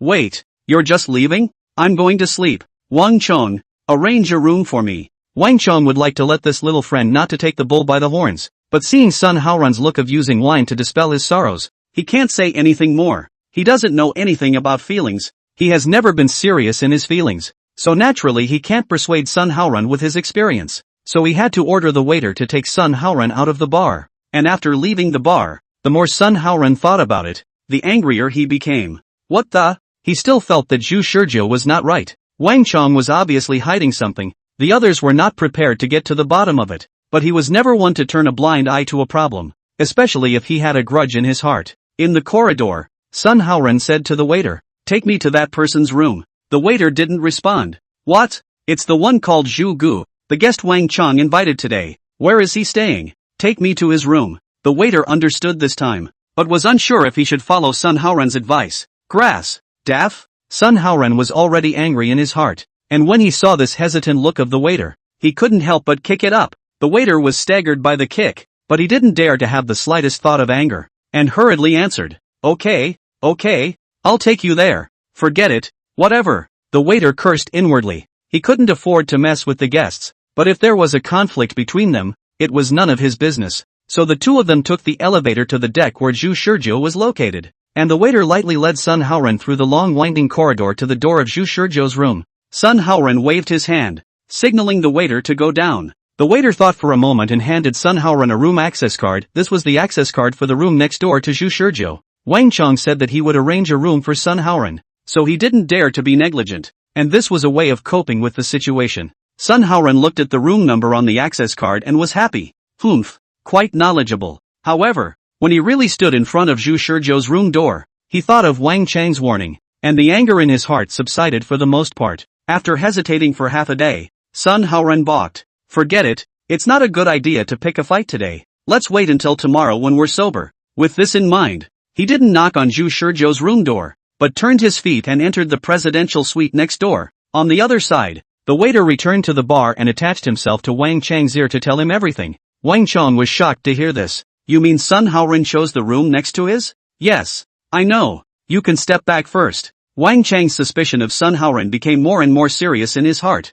and he thought suspiciously, this guy, there won't really be a problem, right? What's wrong? The people see the waiter and Wang Chong muttering do not know what to say. The heart probably guessed that Sun Haoren's side of the whole out of what muffs. Wang Chong hesitated for a moment and told the crowd, I'll go. What is Sun Haoren preparing to do? Qian Ziel, who had never been much in tune, frowned. He doesn't really want to find trouble with that big brother, does he? Ma Kunbo joked. Oh, according to Wang, we'd better wait to collect Sun's corpse afterward. Ji Hui put down the bottle in his hand. Forget it, I can't drink anymore. I'll continue tomorrow. Wang Chong, take me there and arrange a room next to that little brother's as well. Ma Kunbo and Qian Ziel glanced at each other. Ha ha, arrange one for me as well. The next room is occupied, so give me one from the opposite room. Wang Chong looked at the hilarious few people who had come together with his mouth slightly open. Not, why are you guys all up there one by one? Which one of you is the problem? Chapter 109, King of Appetite, Crazy Eating.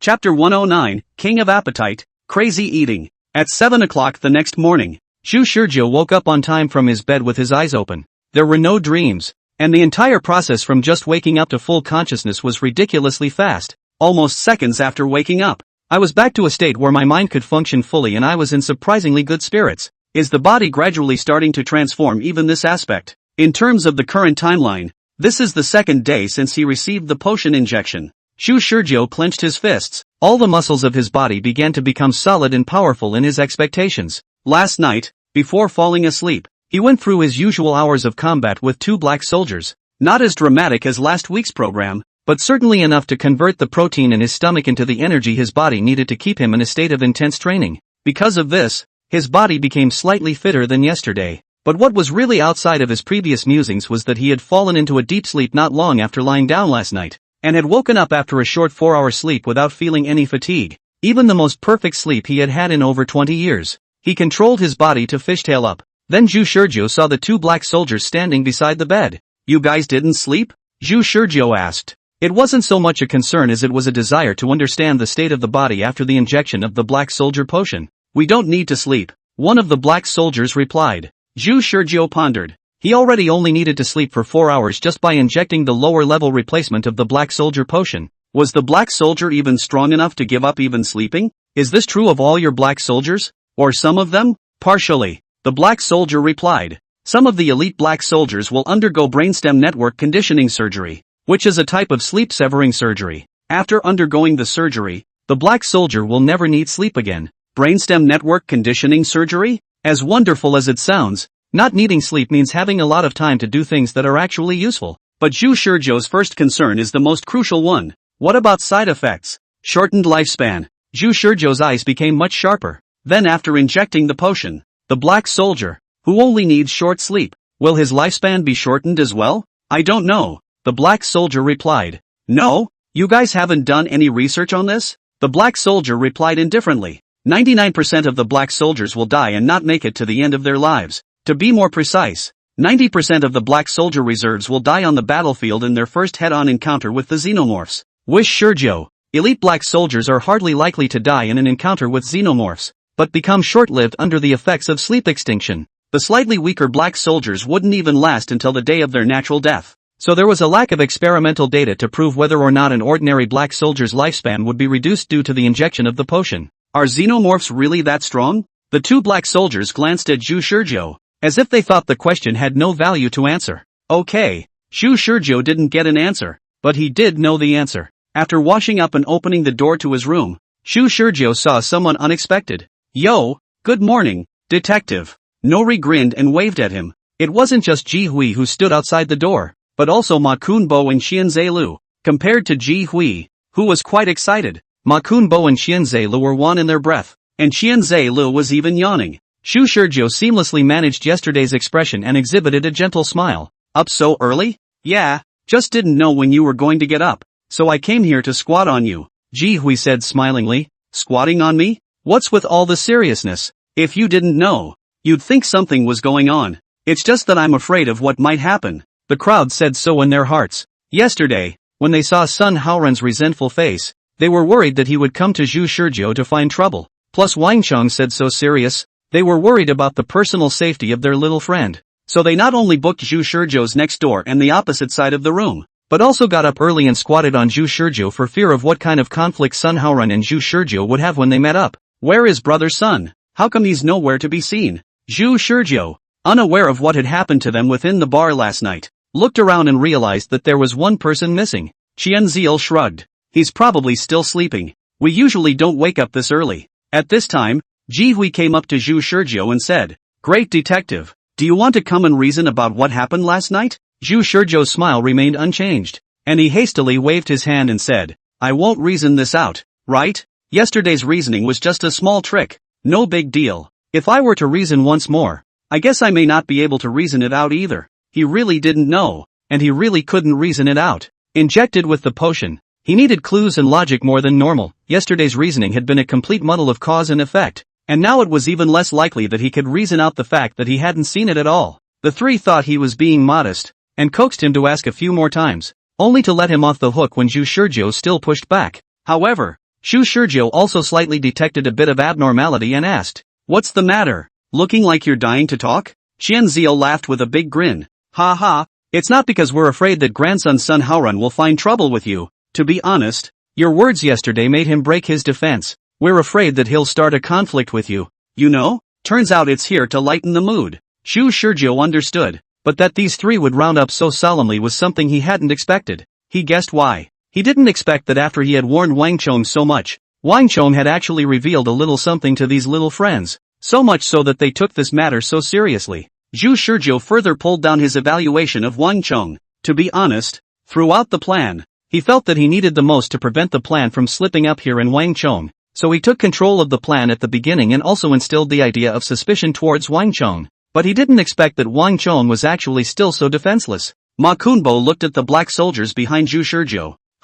Why have these two changed their clothes? Qianziel also looked over. Right. Obviously yesterday's outfit was quite handsome. How did it change into a trench coat? Wish Shizhou smiled. It's not like they're going to be hanging around the ship all day in that dangerous costume. Fair enough. Ji Hui had a completely different focus than the three men. She touched her stomach. All of you, stop standing here stupidly chatting. I'm starving to death. Ma Kunbo followed suit. That's right, go eat quickly. That Sun Haoran fellow won't have to wait. Zhu Shizhou had no intention of objecting, and the group took the elevator to the 15th floor, the very same restaurant where Zhu Shizhou had eaten yesterday. As soon as they arrived at the restaurant, waiters in vests came up and guided them to their seats. A short while later, the chef of the restaurant, whom I had seen yesterday, came out of the back kitchen. What would you like to eat, gentlemen? Cooked by me myself. Ji Hui greeted the chef as soon as he saw him. Yo, Fatty Zhu, how are you doing? Chef Zhu smiled more than a fawning smile at Ji Hui.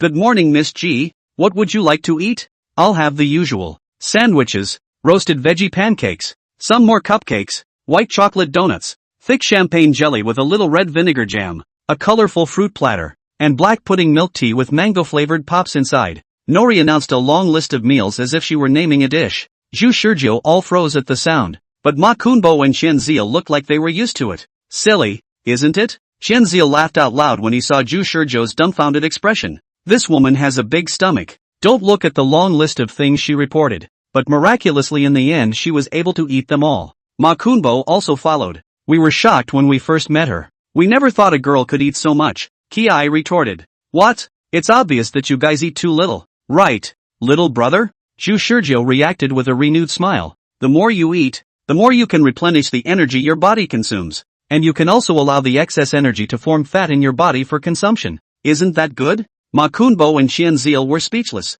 This guy's brain circuits didn't seem to be normal. Ji Hui, however, raised her head like a victorious rooster. Chef Zhu looked to the remaining three. So what would you all like to eat? Before Ma Kunbo and Xianzil could speak, Zhu Shizhou spoke first. Anyway, let's start with 10 plates of steak. 3. I'll go. Little brother. You can eat too much, right? Ji Hui looked at Zhu Shizhou with eyes full of suspicion. Can you really eat? It's not your turn to say that. Chancellor spat. In response, Zhu Shizhou just smiled. Don't worry. I'm also very capable of eating. At this time, the three were still questioning Zhu Shizhou's claim. However, half an hour later, after Zhu Shizhou had swallowed and hardened 10 pieces of steak into his mouth in front of them, they finally believed it. Even Nori, who was launching herself at the dessert, watched Zhu Shizhou's eating with dumbfounded amazement. This. 10 plates were stacked on top of each other, empty on top. Biggie, this is too strong for you. Xianzil and Ma Chuanbua are full of watching. But Zhu Shizhou wasn't finished yet. He once again said to Chef Shu, 10 more plates, please. Wait, more? Nori asked in shock as she wiped the cream from the corner of her mouth, even distorting her voice. Zhu Shizhou smiled apologetically. Sorry, I usually eat more. The three men's eyebrows twitched. Another half hour passed, and 10 plates were emptied by Zhu Shizhou again. The three of them watched dumbfounded as Zhu Shizhou performed alone. After Zhu Shizhou finished eating, they asked, won't you get tired of it? Greasy? Doesn't exist. Zhu Shizhou shook his head. Now, not only does he not feel bored, but even the amount of food he eats depends not on whether his appetite is satisfied, but on how much his stomach can actually hold. Most people stop eating simply until they feel full, when in reality this feeling of fullness is nothing more than the person's physiology reminding them that they have taken in enough food. But in reality most of the space in the stomach is not filled, meaning that the body still has a large amount of room to eat. Chapter 110 Endurance Monster. Body Strengthening. Chapter 110 Endurance Monster. Body Strengthening. There is a profession in this world called Big Stomach. Big appetizers travel all over the world, attracting attention with their amazing eating performances, bringing traffic to stores, giving interviews to the media, and earning money from advertisements. So are they really just a little bit bigger than normal? No, of course not. The reason why big appetizers are able to hold so much food is because they overcame the physical feeling of fullness and forced themselves to hold all the food in their stomachs. They are still able to continue eating when the feeling of fullness sets in, thanks to the fact that there is still room in their stomachs for food. Now Zhu Shizhou did feel the physical appearance of satiety, but was equally able to feel that he had not yet reached his eating limit. Strong digestion could easily leave his body hungry, not to mention the occasional playful combat training he would do with the black soldiers. Zhu Shizhou said to Chef Shu, whose forehead was dripping with cold sweat, under the gazes of the three people who were shocked to the point of numbness, please, 10 more plates. Half an hour later, the four of them exited the restaurant. Ji Hui, Ma Kunbo, and Xianzil's legs and feet were weak, and they looked at Zhu Shizhou, who was acting like a nobody, with eyes that were quite awe-inspiring. It was even more exaggerated than the reaction he had yesterday when he saw Zhu Shizhou's reasoning. By the end of the day they had even stopped their cutlery and just watched Zhu Shizhou eat alone. They never thought watching someone eat could be so sedate. The key is to see from the performance. Zhu Shizhou is not forced to endure nausea to eat. Each piece of steak he ate with flavor. The expression is not half a bit of pain, and the movement is not slow, always like eating the first piece of steak. Big brother, if you go to be a food podcast, you'll definitely skyrocket to internet fame in no time. It's awesome. Ji Hui didn't say anything, but the way she looked at Zhu Shizhou was like a budding newcomer seeing a great god. She's still got some work to do on her foodie journey. Great god, what's next? Now not only Ji Hui, even Xianzil and Ma Kunbo had more interest in this amazing man.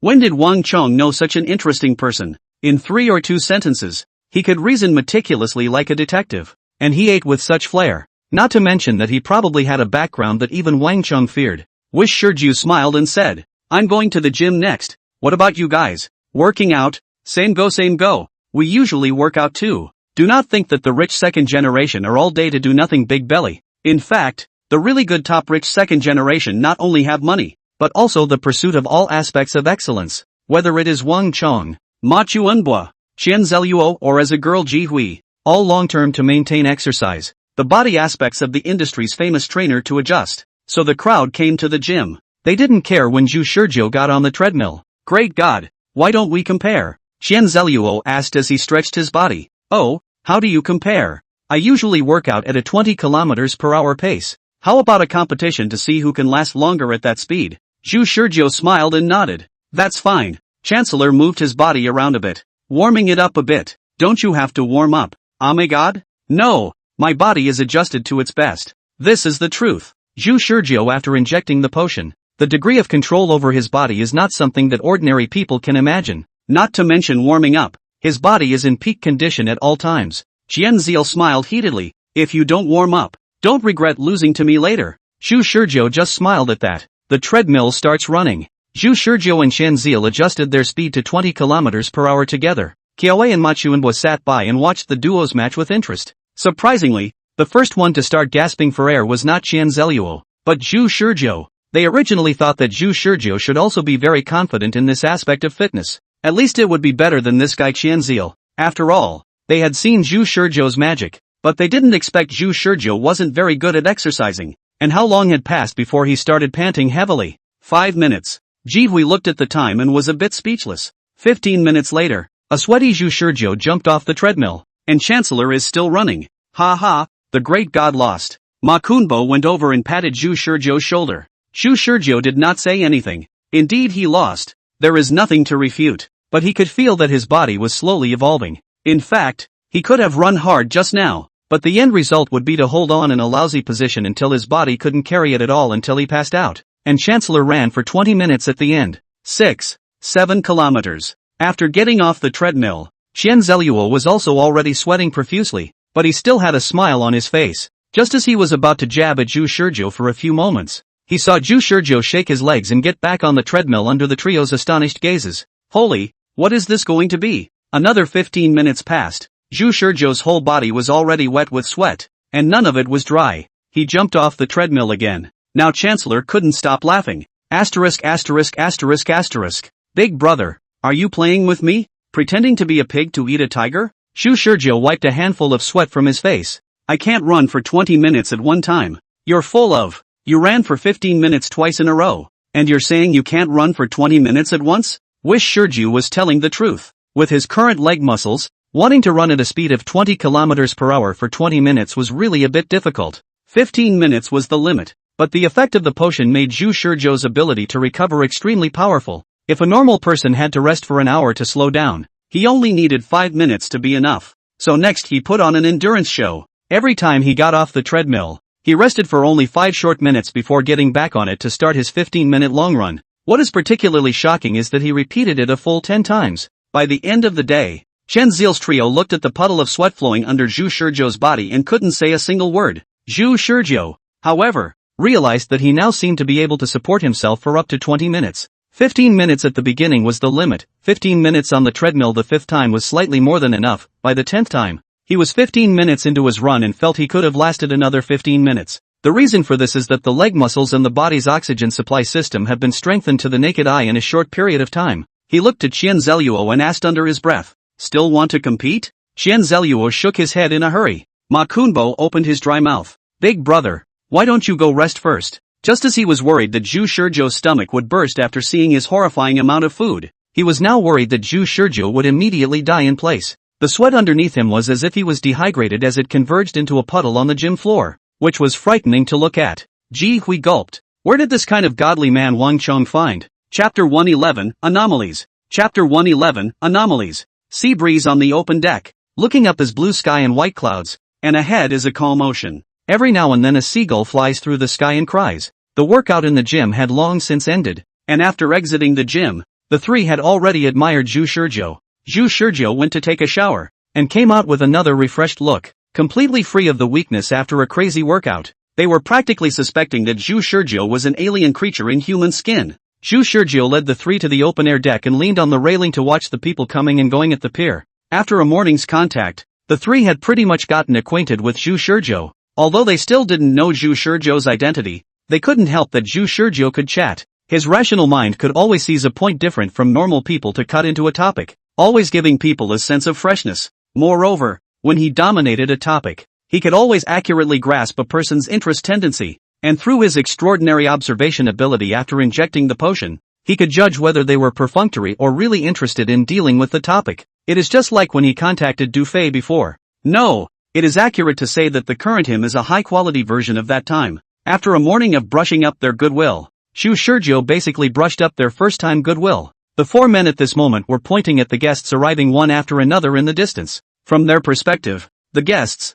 all dressed in suits, were lined up on the pier, and from the heights they looked down on people as small as ants. Xianzil suddenly said, "What do you guys think would happen if I spit a mouthful of water down from here?" Jihui looked away from Xianzil with contempt. "Evil or not, you," Ma Kunbo also scolded. "Where is the most basic moral quality of being a human being?" Shu Shurjo didn't say anything. He was carefully surveying the guests who boarded the ship below. One by one, all of these people were the bigwigs invited by Wang Chong, who were quite well known in the society. Business, politics, literature, research, art, entertainment. A wide variety of celebrities gathered. Shu Shurjo matched the list in his mind's memory with the faces of these people one by one. One by one. Screen and eliminate. "Hey, detective." Jihui poked Shu Shurjo with his elbow. "What's wrong? Can you reason with those people?" Shu Shurjo pretended to ponder for a moment, then hesitantly said, "It's possible, but even if I reason it out, you guys don't have any way to verify it, do you?" Xianzil laughed. "What's wrong with that? Won't we know if we ask afterward? Then forget it. I don't want it known that I'm judging them behind their backs." Ma Kunbo interjected at this point. "Then we promise not to mention you." Nori egged on. "Just try it." Shu Shurjo revealed a difficult expression, and after a long time, he let out a bitter smile. "Forget it, then I'll give it a try. And you guys have to guarantee that you'll definitely not leak any secrets." In order to see that divine reasoning once more, the three of them hastily swore an oath one after another. Shu Shurjo smiled bitterly on the surface. It looked like he had made a choice under the encouragement of the three people, but in reality, he had long anticipated this kind of thing to happen. In fact, bringing them on deck to watch the guests board was his suggestion. He had originally thought that if no one would even speak later, then he would just guide it a little, but he didn't expect Nori to deliver an assist so aptly. "Then I'll start with the big backside guy who looks to be in his 30s. Shu Shurjo pointed to a man with a backcombed hair who was looking at his watch. The crowd looked in the direction of Shu Shurjo's finger. The man wore gold-rimmed glasses, a trench coat on the outside and a purple and black suit on the inside. A black suitcase in his right hand and his left hand raised to look at his watch. The distance was too far, and several people didn't know what brand of watch he was wearing on his hand, but the golden color was a bit harsh in the sunlight. What do you guys think he does for a living? Who knows? Entrepreneurs? I see he's literate. I'm guessing he's a writer. Jihui thought for a moment and chimed in. He's carrying a suitcase, and by that size it shouldn't be able to hold much inside. Is he a lawyer or something? Looking at him like that, he looks like a lawyer. Shu Shurjo didn't refute the three people's opinions one by one, but shook his head and asked, "None of your guesses are actually based on anything to speak of. Let me ask you, when you observe someone, what is the source of the impression that this person first appears in your mind?" The three men were speechless. Shu Shurjo smiled. "The answer is dress, followed by demeanor and movement. If the person converses with you, you will further notice his voice tone. When gradually familiar with the person, you will contact the persons did not show the outside aspects,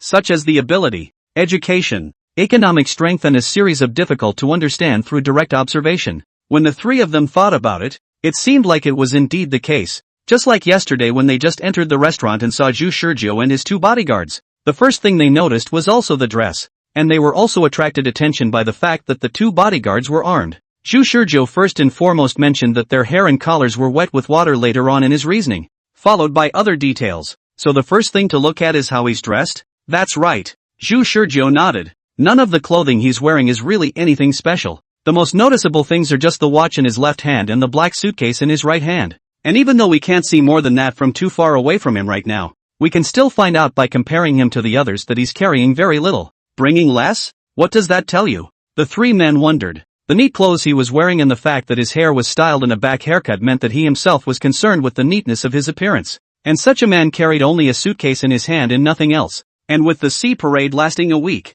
plus the 3 days the cruise ship is docked at the pier, for a total of 10 days, not to mention the time it takes to get back to the ship. Think about it for a moment. If you were him, would you have put all your changes of clothes in a suitcase that size, or would you have opted to bring them over in your luggage? Right. Xianzil suddenly shouted as if she had made a realization. Most of the others seemed to have brought suitcases. Nori also looked surprised. It does seem that way. Also, can you guys take a closer look at the way he carries the suitcase and see anything? The three replied honestly. Nothing. Zhu Shizhou spoke the answer directly. His suitcase is very light. The three of them stared intently. And Zhu Shizhou explained. His right shoulder hardly sank under the pressure from the suitcase, and remained almost at the same height as his left shoulder. Of course, this is only one of the corroborating evidences. And the other clue is that he was carrying the suitcase with his right hand all the way through the lineup, which suggests that he did not find it strenuous to carry the suitcase with one hand alone for any length of time, which means he didn't have much in his suitcase. Even I suspect that it contains some paper documents, which is baseless,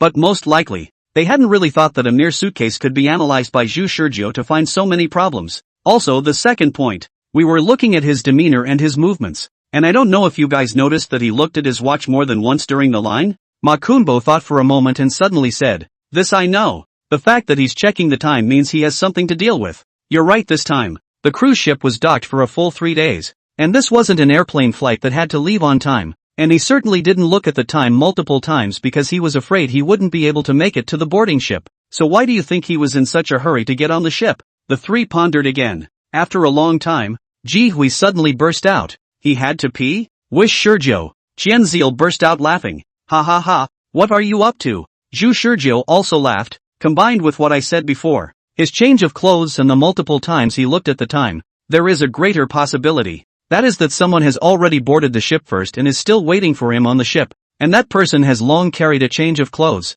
so he only has a suitcase with him now. Zhu Shizhou thought for a moment and added, of course, it could have been a pissing fit, or maybe he's just all about simplicity and brought 1 or 2 changes of clothes and had them all still tucked away in that suitcase. After Ji Hui reddened, she also felt that it was a bit unreliable, and hastily glared at Qianziel, who was laughing.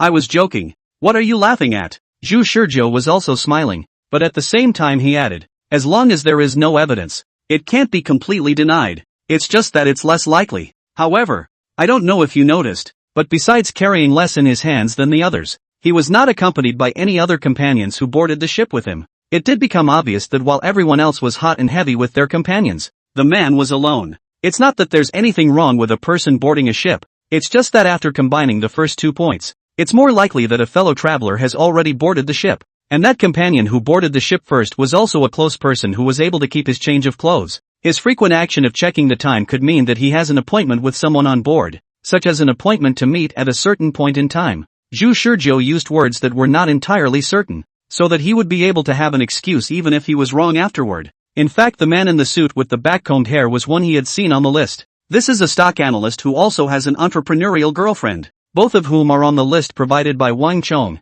And Wang Chang's investigation shows that they have not broken up. That's why when he saw the man, he noticed that his girlfriend didn't appear beside him, and there was no sign of the entrepreneur's girlfriend among the guests in the queue, which is why Zhu Shizhou speculated that his girlfriend had already boarded the ship in the morning. It was enough to fool these three with these almost 8 or 9 more things Zhu Shizhou did not say again, because from the high deck looking down, the silhouette is only a little big. Reasoning to this extent is already the limit. Then, Zhu Shizhou continued to show his reasoning ability, analyzing the guests lined up to board the ship one by one in a big way, and each time he did so, he managed to draw gasps from the 3 of them. By noon, for his part, Zhu Shizhou had pretty much gone through the entire morning lineup, selectively reasoning out a few. With that, he had expected to find nothing all morning. However, the anomaly appeared. Chapter 112, The Suspicious Man Who Finally Appeared. Chapter 112, The Suspicious Man Who Finally Appeared. Throughout the morning, an unknown number of guests boarded the ship.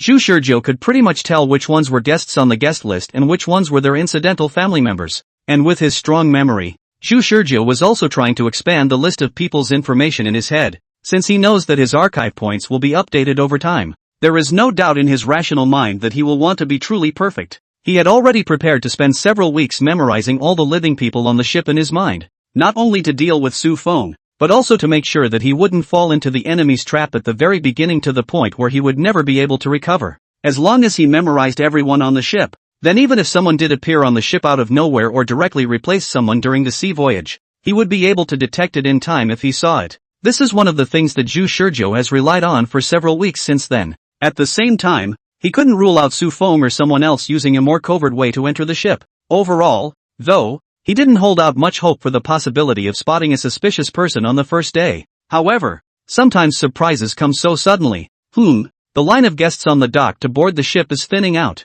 It was at this point, 11:06. Wish Shurju spotted an anomaly in the remaining queue. What's wrong? Jihui stood right beside Zhu Shurjo and subconsciously asked when she heard Zhu Shurjo make a puzzled sound. Zhu Shurjo shook his head. No, it's nothing. While saying this, his eyes were fixed on a small group of people in the middle of the group. None of the guys he's seen on the list. Captain, you're moving too stiffly. Relax. A mature woman in a gown draped in an overcoat wrapped her arm around the man next to her and whispered a reminder in ventriloquism. Honey, you're hugging me too tight. What can I do? After all, we're married in the setting. That's how close a couple will be. Ugh. I really hope this mission goes well and ends quickly. The woman smiled and pinched the flesh on the man's arm. What do you mean, Captain? The smile on the man's face remained unchanged. Do you not understand what I mean? What I hate the most is doing missions with a woman like you, and having to either pretend to be a couple or a couple with you every time. I'm going to puke. At this time, a young girl in loose casual clothes behind her spat out. Isn't it that the captain and vice captain are too high in compatibility, which causes the above to keep letting you two partner up all the time? Moreover, I see that the captain and vice captain are also like an old married couple. People who don't know the situation would think that the two of you are husband and wife when they look at it. This is clearly a perfect match. Shut up. Both men glared back at the girl in unison. The girl's face was expressionless. Captain and co-captain, you two are overreacting. If someone were to notice us right now, this reaction of yours would be the equivalent of directly telling the other party to come look at my side. I suggest that it's better for you guys to collect yourselves. The captain waved his hand. You're saying someone with a heart will notice us now? Impossible. Absolutely impossible. The girl remained expressionless. In my mindset, anything is possible. Both the captain and vice captain's vigilance is too weak. It's because of your kind of character that causes every mission to be a close call. I sincerely suggest that you guys go and study the basic qualities of an actor a few more times. I'm quite tired of having to wipe your asses every time. At this time, a delicate voice came from the side. No, don't make any noise. It's almost our turn. The voice was that of a girl in a cream-colored wool sweater. The girl's red cheeks were a little baby fat, and she looked no more than 15 or 16 years old. But they all knew that she was born young, and although she looked 15 or 16 years old, she was actually 20 years old, and this time she was playing the role of a daughter. What the girl said had an effect, and they immediately stopped talking. The security officer in charge of the inspection in front stopped the four. Excuse me, please show your ID. The man pulled out his ID. Sociologist. Xue Ning. This is my wife, Lu Qingqing. These two are my daughters, Xue Jingxian and Xue Yiru. 4 of us in total. One of the security officers had a tablet in his hand and entered Xue Ning's ID number into the system. Xue Jingxian expressionlessly stuck her hand in her pocket, and the hand in her pocket gently pressed the startup program on her phone.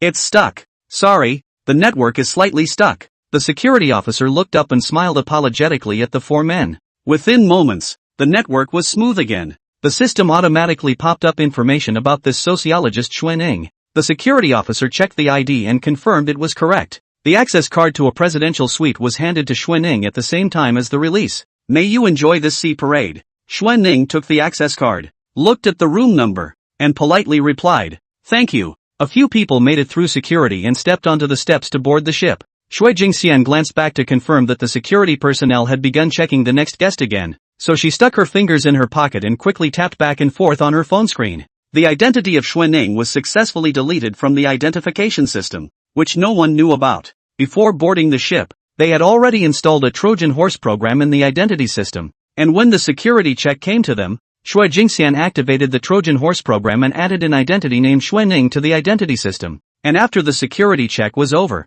she remotely erased the Trojan horse program. The whole thing took no more than 20 seconds. There were many hackers in this world who were better than her, but there were absolutely none who were strong enough to detect her intrusion in just 20 seconds. With that, they managed to blend on board. That's not Su Feng's man. Zhu Shurjo thought so almost immediately. Although there is no tangible evidence, Zhu Shurjo still made a judgment in accordance with Su Feng's usual thinking. First of all, there was absolutely no way that Su Feng could have placed his personnel so crudely. Casually placing a few personnel that were not on Wang Chang's list was like blatantly telling him that there was something wrong with these people. Su Feng would never have been so careless. Secondly, those 4 looked way too wary. It was impossible for the people Su Feng had arranged for not to know the importance of this mission. But those 4 people showed a consistently relaxed posture, and were still talking furtively until just before the security check, only to tighten up a bit when they walked up to the security check barrier. Should we test it? How? When? Hey, hey, hey, detective. Ji Hui's small hand waved in front of Zhu Shizhou's eyes. Zhu Shizhou was thinking about the problem and subconsciously grabbed the hand. Ji Hui felt the hot temperature of Zhu Shizhou's hand and instantly blushed, hastily pulling her hand back. What are you doing? Sorry. Zhu Shizhou looked back at Ji Hui with a smile. By the way, you guys said earlier that you were going to verify my reasoning. When are you planning to go? Ha? Ji Hui didn't react, still dwelling on Zhu Shizhou's action of grabbing her hand at once just now. Ma Kunbo and Qianzil squinted at Ji Hui, who wasn't listening, and in their hearts, they mourned for their buddy Sun Haoren for a few seconds. Qianzil shook his head and replied in Ji Hui's place. We'd like to go, but I don't remember any of those faces. Me too. I've pretty much forgotten about it. Just a few I remember from the very beginning of your reasoning. What's in that? Zhu Shizhou said. If you guys don't remember, I'll just remember. I'll point it out to you then. This is kind of a little game we're playing. Do you want to add some colorful prizes or something? Last week, a few of them had said that they wanted to have some bets when they were betting on the fight with him. Zhu Shizhou thought that these few people would probably be interested in this kind of small game of adding bets, so he took the initiative to propose to add a little bit of color. The three immediately looked at each other. Okay, here's the deal. If you guess one right, we'll give you $1 million. If you guess one wrong, Zhu Shizhou asked indifferently, I'll give you $1 million too? The trio shook their heads. No, if you guess even one wrong, promise us not to bother too much with that grandson Sun Haoren. That guy is just a grumpy nature. I'm afraid that the two of you will clash, and then no one will look good. Zhu Shizhou only reacted at this time. He thought that he had spent the morning using them and brushing up their favorability, not realizing that these three actually had their own agenda. Spending the morning in turn brushing up his favorability and easing his relationship with Sun Haoren. To be honest, he didn't really know what Sun Haoren had said yesterday and what he was planning to do afterward. But judging from the reactions of these three people, these few friends of Sun Haoren's hadn't been made in vain. There's also the wisdom of the foxy friends. Chapter 113, 9 million. Chapter 113, 9 million. It wasn't until the evening that Zhu Shizhou saw Sun Haoren. Sun Haoren, who appeared in front of him again, had a calm expression, and did not have the slightest bit of resentment that Zhu Shizhou had guessed. He didn't quite understand why, with this level of resentment, Ji Hui and the others would come to him to ease the atmosphere. Could it be that Sun Haoren had figured it out on his own? Or did the others try to persuade him again? He couldn't figure it out, but that's a minor issue. His earlier poking at Sun Haoren's feelings for Ji Hui was just a habitual way to gather more information, which might be useful at some point. And whatever Sun Haoren's mood was right now couldn't affect the big picture. Sun Haoren appeared with Ji Hui and the others. This was the banquet hall on the 16th floor of the luxury cruise ship, and what Wang Chong had marked on the invitation was that 2 dinners would be held today and tomorrow night, and after the 2 dinners were over, the luxury cruise ship would set off at sea and parade around the Pacific Ocean for a week. Today is the first dinner party. Wang Chong and his 4 friends are dressed in human style, even the female companion beside everyone with light makeup on her face wearing a dress and stepping on high-heeled shoes, all look like a 1,000-year-old woman from a wealthy family. Wang Chong first stood in the forefront of the stage, to the standing mic to the guests' present speech. The entire banquet hall, thousands of people are very give face to Wang Chong.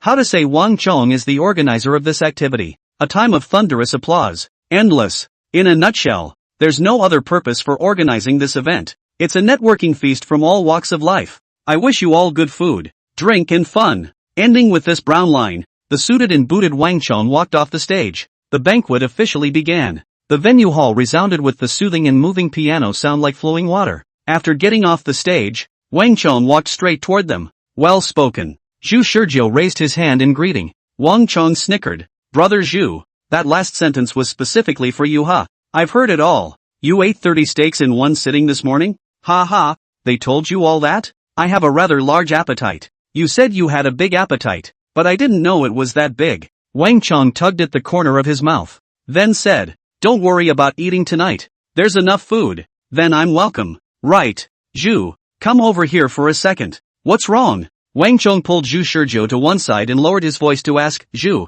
who on earth has a problem with a few of them? I've touched them all one by one today, and I don't feel like there's anything wrong with any of them. They are all the same as usual. Zhu Shizhou looked back at the others, then turned to Wang Chong and whispered, just act as usual. You have to realize that our purpose is not to reveal the true colors of certain people. Our purpose is to carry out the mission and deliver me to the island of Illuminati. The words are true, but, hey, what are you guys sneaking around talking about? Ji Hui's voice suddenly came out. Wang Chong was startled by the sudden appearance of Ji Hui. But Zhu Shizhou was full of calmness. It's nothing. Wang Chang is discussing with me about where to hang out afterward. Where to play. Take me one. Xian Ziel came up as soon as he heard play. Sun Haoren walked up slowly at this time. Want to go around the casino tonight? A casino? Interesting. Go go go. Sun Haoren glanced at Zhu Shizhou. Are you going? Zhu Shizhou was about to answer no, but suddenly something occurred to him. Do casinos gamble? Xian Ziel called out. Gambling. Is it still called a casino if you don't gamble? Wang Chang quickly said. No gambling. No gambling on money. Strictly speaking, the gambling is chips. In short, on this ship, no matter how many chips you win, chips are just chips, but under the ship well. You know. What do I know? I don't understand. Wish Shizhou didn't understand. Ma Kunbo explained in a low voice. Of course, you can also renege on the debt, but the Wang family will terminate all kinds of economic dealings with the renegade. With the influence of the Wang family in the domestic business circle, think about how many people would dare to renege on their debts. Relying on the debt is equal to bankruptcy. Zhu Shizhou said. What if the people who come to play in the casino itself don't have any money? Ha ha, our casino welcomes high-end guests who must hold certain assets to enter, and is not open to ordinary people. However, do you know how many of the more than 2,000 guests invited this time are qualified to enter the casino? How much? Over 1,300. Zhu Shizhou understood, which meant that the casino on this ship had no shortage of customers. So you're coming? Sun Haoren flashed a smile at Zhu Shizhou, but how much of that smile was good intentions was unknown. Zhu Shizhou asked, how many assets do you need at least to enter the casino? $10 million. Then I don't have any money. What? The crowd was surprised. You don't even have $10 million in assets? They did not expect Zhu Shizhou, who was so feared by Wang Chong, to have no money. This was said a bit loudly, and many people beside him threw surprised looks this way. Who was talking so wildly? Oh, so it's Wang Chang's group of rich kids. That's okay. Ha? And who is the young man standing and chatting with that group of rich kids? The newest rich kid in the country? Good guy. There are two bodyguards behind him who look imposing at first glance. Zhu Shizhou didn't know how many people's eyes he had attracted, and he didn't care about it. He was hoping that the enemy hiding in the shadows would reveal themselves soon. Facing the suspicious gazes of the crowd, Zhu Shizhou smiled faintly. Right now there is no money, but tonight there will be soon. Sun Haoren froze. What do you mean? Zhu Shizhou looked at the Ji Hui trio. You guys still remember the bet I made with you, right? Qian Ziel called out. I'll go. Zhu, you're too confident, aren't you? Ji Hui patted Zhu Shizhou's shoulder in an old-fashioned manner. A word of advice. Young people should not be too exuberant. You might lose. Zhu Shizhou smiled faintly. Is it called a young man if he is not exuberant? Ma Kunbo didn't dare to say anything. Sun Haoren listened in bewilderment. What bet are you making with him? The three of them looked at each other and told Sun Haoren about the bet, only concealing what Zhu Shizhou had said after losing the bet. Wang Chong was confused. The three of you are betting with him on this? That's not funny, is it? I gave him my guest list. It's a wonder you guys won. Sun Haoren frowned. There's no punishment for him losing a bet. You guys aren't purely giving him money. Zhu Shizhou laughed. I won't lose. Honey, want to go around the casino tonight? Lu Qingqing actually, this is a fake name. She plays the role of a wife today, and her real name is Lu Jing. She chirped as she wrapped her arms around the man beside her. Come on, don't gross me out. No one is paying attention to our side. Just stop acting like it, okay? Xuaning, this was also a fake name. His real name was Xuan. His words were the polar opposite of the smile on his face. Ugh, your mouth stinks worse than your face. Xian, Jing has reminded us to act like it, and you still don't take it seriously. There's no point in pretending now. Just tell me what you want. I just read Wang Chang's lips with those friends of his, and they might be going to the casino tonight. The casino is open to all guests with assets of $10 million or more. You mean go get some money? Are you as poor as that? Lu Jing rolled her eyes. I'm not interested in money. Don't you forget the purpose of us coming on board for this mission. Speaking of the mission, Xuan understood at once. You're going to target those capitalists on this mission as well? Lu Jing said. Conditional screening always finds the right target. I think this is a waste of effort. Xuan's tone chilled. Most capitalists only have their own interests in their eyes. If they experience damage to their interests, they betray faster than anyone else. It's not suitable to let them join the organization. But you did say most, didn't you? The organization's always been strapped for cash. And the black soldiers have updated their combat gear for I don't know how many generations now. And we're still clinging to the remnants of what they've phased out to death. That old king guy keeps clamoring for research funding. And how long have we been dragging our feet? Xuan stopped talking. It's an opportunity and a challenge. Lu Jing said slowly. Our task is to take advantage of this opportunity for Wang Chong to gather elite celebrities from all walks of life to find and absorb usable talents for the organization. But how to retain the talents still depends on the strength of our organization. Economic strength is also strength. Xuan whispered a curse. This add-up business. They want to save the world. Yet the world says to them, there's no money to save you, horse money. The madmen of the Black Soldiers organization are dominant, but they are forced to hide like rats in a ditch, not daring to show their heads. Having no money is really a deadly thing, and you can't even keep your talent. Xuan asked, what are Jing Jing and Zwazwa doing? It's in the room deciphering this cruise ship's cruising route map. Let them hear it. We're mainlining the casino tonight. Banquet in progress. Xu Shizhou didn't eat a big meal. Instead, he held a red wine glass and asked Wang Chong and the others, how was it? Did I reason it all out right? Chen Ziel had just returned from the previous guest side and exclaimed with emotion, God, there is not a single mistake. Just now Xu Shizhou took them around the banquet ground, pointing out the ones he reasoned about in the morning and telling Wang Chong about them, while Wang Chong and the rest of them went up to make sure that his previous reasoning was correct. It had to be said that these few tool people were really good. The guests present all knew them. As long as they went up to talk, the guests were very facetious in answering their questions, and none of these people would be offended. Xu Shizhou also became familiar with the upper-class elites because he often wandered around Wang Chang's 5 people. Ji Hui, Ma Kunbo and the others had also finished confirming the guests they had contacted and came back saying, Big Brother is worthy of being Big Brother. His reasoning in the morning was completely correct. Xu Shizhou smiled. So now you guys owe me $9 million.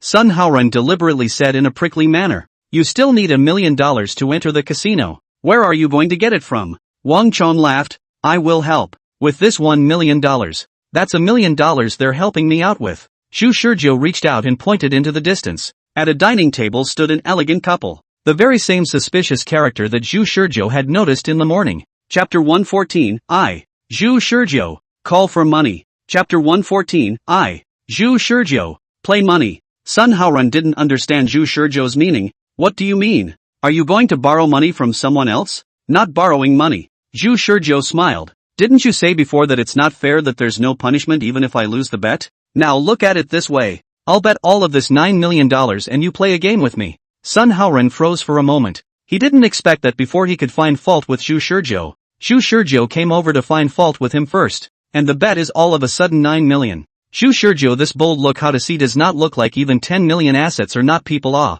You mean, if you lose $9 million to me. And if I lose $1 million to you? No, as I just said, they're coming to help me out with the last million. The crowd didn't understand what Xu Shizhou meant. Xu Shizhou said, next, I will persuade them to come and help me. A stranger, out with the last $1 million.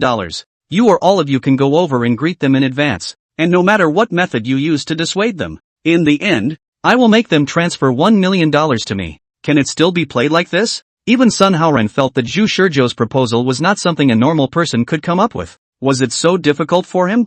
Brother Xu, are you serious? Wang Chong couldn't help but open his mouth and inquired with his eyes. Are those two from the organization? Xu Shizhou ignored Wang Chang's inquiring gaze and said with a smile, of course it's serious. I don't find it difficult. You just brag about it. Even though they had seen Xu Shizhou's magic before, the crowd couldn't believe that Xu Shizhou could casually extract $1 million from a stranger. They are the second generation of the rich. Yes, they usually casually buy to get around the sports car or several $1 million.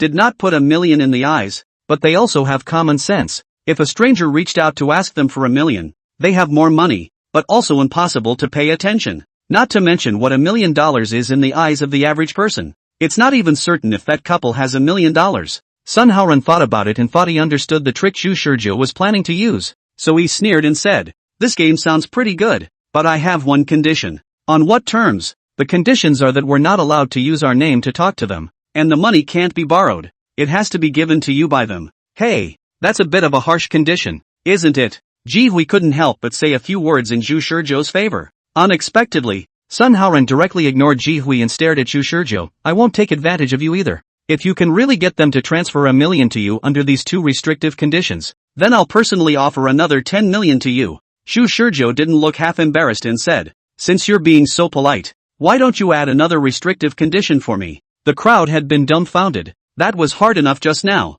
but to add conditions? Xu Shizhou said, instead of communicating directly with them face to face, I will write directly on the paper, and you will deliver it to them for me. The writing on the paper can be checked by you casually for any problems. Sun Haoran. Good. Holy, these two are on a roll. Wang Chong and the others had the intention to dissuade them, but there was nothing they could do. To be honest, none of their bets were the kind of content that was difficult to accept, and even if a certain party lost the bet, there would not be any serious consequences. It would just be a bit of an ugly face. Did Sun Haoran's loss of $10 million have any effect? Nothing. He just took out a random bank card and the number inside would not be less than $10 million.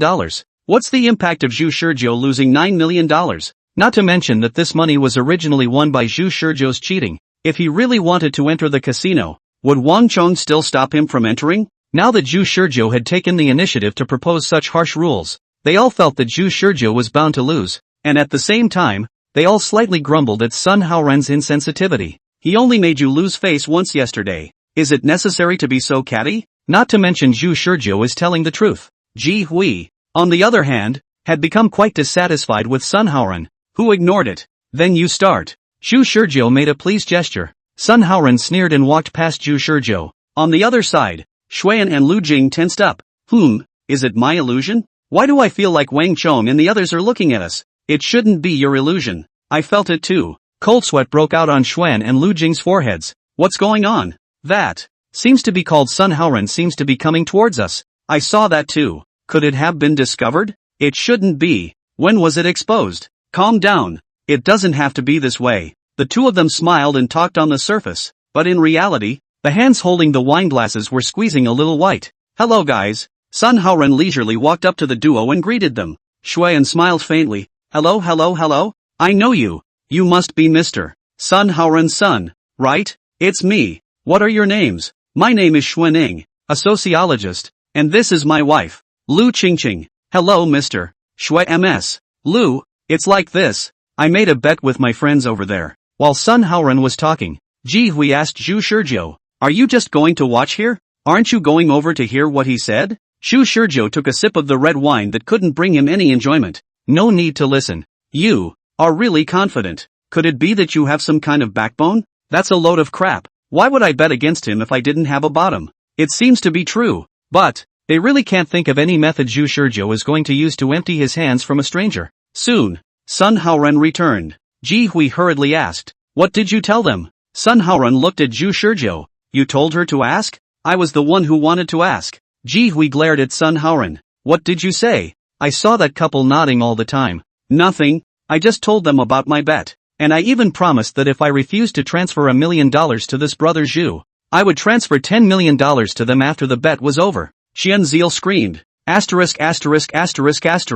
You're really despicable. It could be said that win or lose. Sun Haoran was prepared to pay a price of $10 million, which was not beneficial to him at all. The only thing it did was to be able to see Zhu Shizhou suffer defeat. Ma Kunbo and Wang Chong also looked at Sun Haoran with slight contempt. Sun Haoran only looked at Zhu Shizhou. Have you figured out how you're going to ask them for money? Paper and pen. Wish Shizhou held out his hand. Sun Haoran waved his hand and a waiter arrived in time. He took a palm-sized notebook from the pocket of the waiter's breast vest, then drew out a fountain pen and handed it to Zhu Shizhou. Zhu Shizhou took the pen and the notebook, opened it and swished and wrote a line on a piece of paper, then tore out the page and returned the notebook and the pen to the waiter again. He clipped the note and handed it to Sun Haoran. So fast. The crowd looked at the contents of the writing on the note with great curiosity. It looks like Zhu didn't write many words. Is that enough? Only a very inexplicable sentence was written on the note. You are famous but nameless. I know you but I don't recognize you. You know what I'm talking about. Please transfer me $1 million.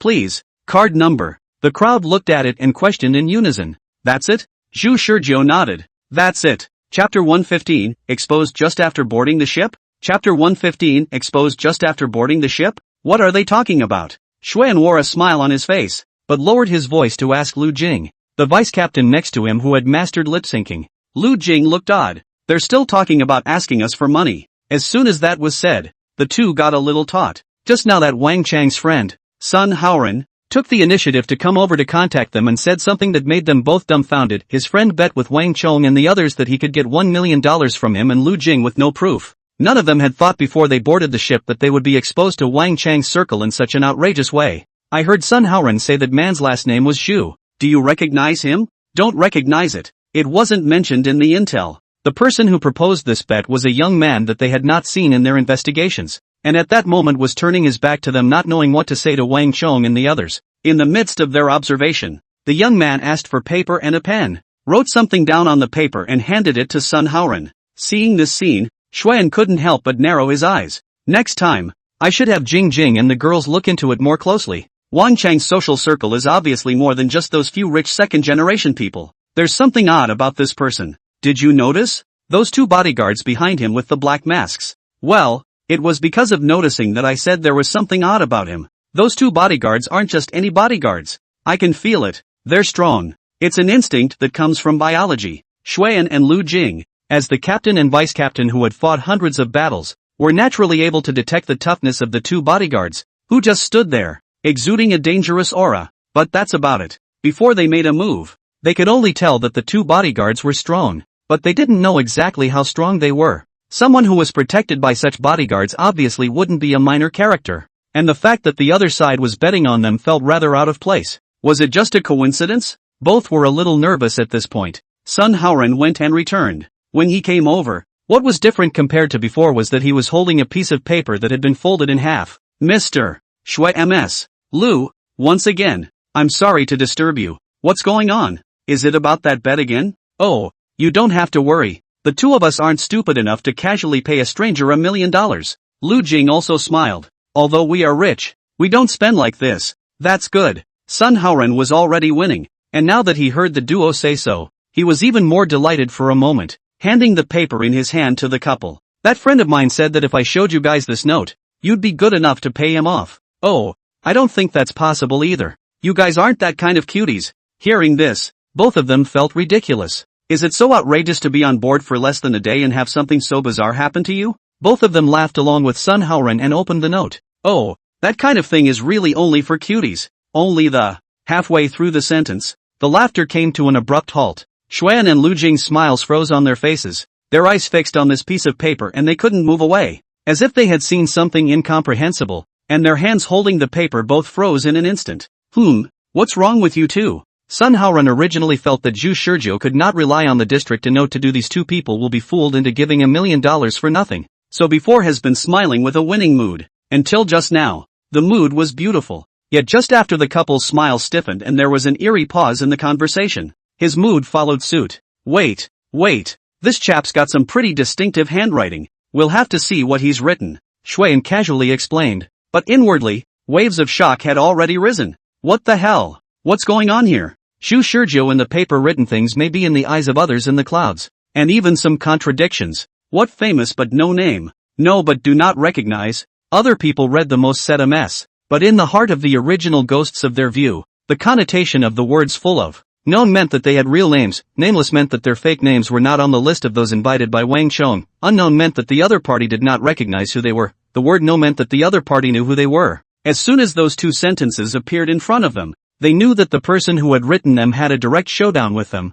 knew that they were mixed up on the ship, and might even know where they came from. The two were made to feel numb by the sudden, unforeseen poking at their identities. Have they been on board for a day? And this is exposed? Exposed how? You guys can't read his writing? It's a bit scribbled. Sun Haoren said despite feeling something was wrong. Shall I read it to you? You have a name but no name. After hearing the words on the paper from Sun Haoren's mouth, they couldn't afford to pretend to be confused. Ha ha ha, kind of funny. That statement is full of contradictory philosophical sense. By the way, is it convenient to have that friend of yours come over and have a chat with us? We have a bit of philosophical questions we want to discuss with this young man. Sun Haoren felt more and more out of place. You too. You shouldn't. Xuan and Lu Jing glanced at each other, and underneath their smiling faces, their eyes were full of gravity. We thought carefully about it. $1 million is not a lot of money. Just think of it as making friends with him. Ha, your mom. Sun Haoren was dumbfounded. What happened?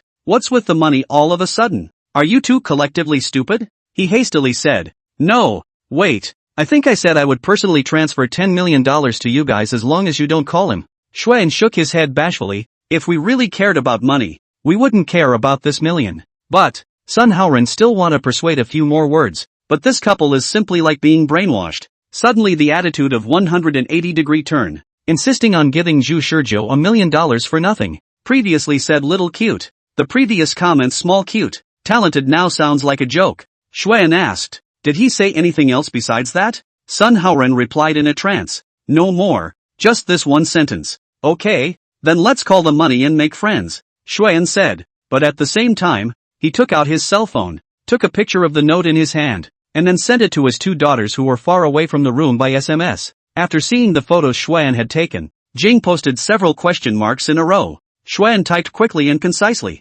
We've been exposed. Check this card number immediately. 100,000% urgent. After a few seconds, the quiet reply came without question or any nonsense. Okay, give me a minute. Chapter 116 The Good and Bad Intentions Theory of Interpersonal Relationships. Chapter 116 The Good and Evil Intentions Theory of Interpersonal Relationships. Wang Chong and the others had been paying attention to Sun Haoren's side of the situation, and their faces became quite odd when they saw Sun Haoren's smile disappear. No way? The crowd looked at Zhu Shizhou, who had a calm face. Could it be true? It didn't take long for Sun Haoren to return. When he came back, his expression was heavily clouded and he stared straight at Zhu Shizhou and asked, How did you do it? Sun Haoren really couldn't figure it out. If Zhu Shizhou and the 2 couples knew each other, it would be possible to get the couple to give him money. But when he had talked to the couple before, he knew that they really didn't know Zhu Shizhou. Then the question arises, what is the magic of the words Zhu Shizhou wrote down on the paper that made these 2 people change their minds? He asked this question after persuading Xuan and Lu Jing, but it was always perfunctorily passed over, so he could only come back and ask Zhu Shizhou. The crowd was stunned at these words. Jianzil asked in surprise, Brother Sun, what do you mean? Those 2 cuties agreed to give Brother Zhu $1 million for nothing? Sun Haoren nodded slowly, his face somber. This is too amazing, isn't it? Brother Zhu, could it be that you have the superpower of remote hypnosis? How in the world did this happen? How did I do that?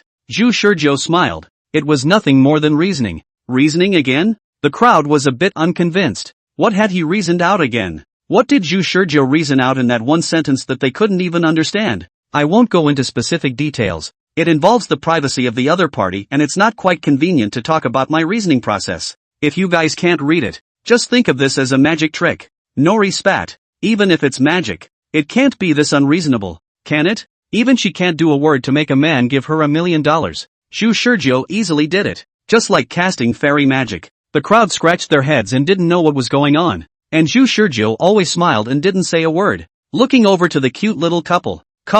That couple was full of smiles as they raised their wine cups to Zhu Shizhou in a gesture of toast. Zhu Shizhou also raised his glass and returned the toast, again with a smile on his face. Find out? Found it. Jing replied. The owner of the card number is a Jiangcheng college student called Zhu Shizhou. The photo was sent to you. Take a look. Is there something wrong with this person? Xian replied. I don't know. It happened so suddenly that they were not at all prepared. Xuan opened the photo that Jing had sent over on her cell phone, and then looked up at Zhu Shizhou, who was smilingly casting his eyes this way, his palms constantly sweating. It can't be just college students. How could an ordinary college student show up here and talk to Wang Chong and the others? And how could an ordinary college student hint to them that he already knew their identities? How could an ordinary college student carry 2 bodyguards with him to the banquet? But the information I found out does. To be able to break into the system of the bank where the card number is located in 1 minute and check the identity of the owner of the bank card. And to pull up the photos in the school registration system along the way, the hackers who can do all this in 1 minute can be counted on one finger in this world. Quiet's survey may not be the most accurate, but it is indeed the most intuitive information that is laid out in plain sight for all to see. The information shows that Zhu Shizhou is just a college student. The other party was blatant and not at all disguised. The threat was even more obvious. Xuan said, call $1 million to this card number, and be careful not to leave any traces. Quiet replied quickly. Good. 2 minutes later, Zhu Shizhou pulled his cell phone out of his pocket. A vibrating text message suggests that $1 million has arrived without incident. He smiled and showed the crowd the accounting information. $1 million is here. At this time, he was finally sure that there was indeed something wrong with that couple. Sun Haoren was like a gambler who was desperate for a bet, frantically turning over the note in his hand over and over again, the words on it still confusing him. It wasn't that he couldn't afford to lose, he just couldn't accept losing in such an inexplicable way. Although Qian Zeluo couldn't figure it out either, he teased at this moment, Brother Sun, it's about time for you to hit the money, isn't it? Sun Haoren cursed grass in a low voice, scratched his hair irritably, and took out his cell phone to make a random call. I'm willing to bet $10 million has been transferred to you. It's a large amount and may take a few hours to approve. Zhu Shizhou looked at the account and $10 million had arrived. Approval? Doesn't exist. From the time he was captured by the Black Soldiers Organization, all of his information was firmly grasped by the Black Soldiers Organization, including all of his money movements. The Black Soldiers Organization monitored everything about him in the highest specification, and the bank card was naturally within the Black Soldiers Organization's monitoring scope. Zhu Shizhou did not hide anything. Not only did he use himself as a fishing bait to catch a suspicious big fish, but he also made that suspicious couple also become the bait to try to catch an even bigger big fish. The Black Soldier Organization would definitely be able to notice this abnormal flow of funds from him, and once they did, they would track it down. After tracing it out, it would naturally take action against the organization or individual who had sent money to his card, and all he had to do was to wait for the person Su Feng had arranged to take the initiative to jump out. In this way, he himself would be able to know exactly who the person Su Feng had arranged was. It's outrageous. I didn't realize there were such cuties in the world. Brother Zhu can ask for $1 million just by writing a random sentence. The crowd was still following Sun Haoran to study the note, but after repeatedly reading it over and over just that one sentence, they couldn't see any mystery. Even Wang Chong, who was a supernumerary member of the Black Soldiers Organization, was confused, and was about to pull Zhu Shizhou to the other side for questioning when the couple in the distance came this way. Zhu Shizhou patted Wang Chang's shoulder. The host of the banquet, say hello to them? Suddenly, Wang Chang sensed that Zhu Shizhou's move must have some significance. There was something wrong with this couple. It was only at this point that he reacted as an afterthought. Inwardly, he was a little nervous,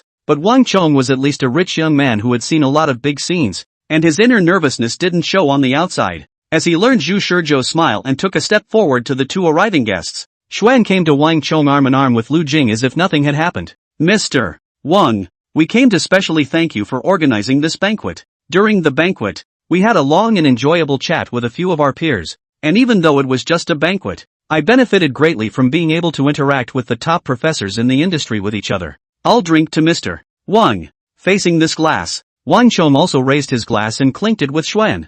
Zhu Shizhou smiled. What a load of crap. What with the industry's top professors to communicate with each other? This is purely open-eyed nonsense. The banquet has just begun. Zhu Shizhou has been paying attention to the movements of these two. They always stood in place with their red wine cups and did not know what they were muttering about, and never communicated even half a sentence with other professors, which once again corroborates the fact that these two men are suspicious. Lu Jing, who was his wife, smiled and raised the red wine glass in her hand. Mr. Sun, Mr. Qian, Mr. Ma, and Miss Ji, I'll toast to you as well. Some of the four people lacked interest, some smiled, and some directly ignored Lu Jing. In any case, Lu Jing elegantly sipped a mouthful of wine into her mouth. Then the couple both looked at Zhu Shizhou. This is the protagonist of that bet just now. Qian Ziel interjected. He even casually asked for $1 million from you guys, and still refused to tell us the reason. Do you guys think it's strange? After saying that, he also looked at the duo curiously,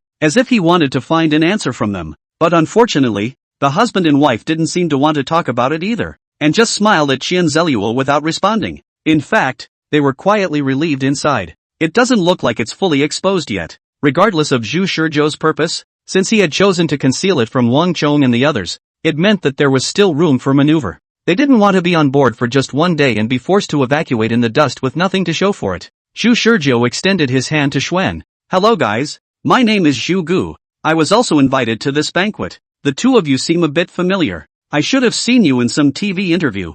Who are you two? Xuan smiled. Xuan Ning, just a sociologist with little fame. This is my wife, Lu Qingqing. What a load of crap. What Zhu Gu? This is clearly a fake name. And also said in the TV interviews have seen them. This is even more bull *********. Their current face is purely fabricated disguise. How can they have seen? Xuan and Lu Jing looked around at Wang Chong and the others. They were surprisingly not surprised by the fake name Zhu Shizhou had uttered, which meant that Zhu Shizhou was also using a fake name in front of them. So, they got it, and their hearts were in the right place. This Zhu Shizhou, like them, was also mixed up on the ship. They had expected that there would be more than just one of their organizations involved on the ship before they went on the mission, and there was a good chance that there would be other organizations that would be secretly involved as well. Before meeting Zhu Shizhou, the guesses were just guesses, but now, the guesses materialized. Only they didn't know which organization Zhu Shizhou was with and if they could cooperate. However, this person seems to be much more powerful than them.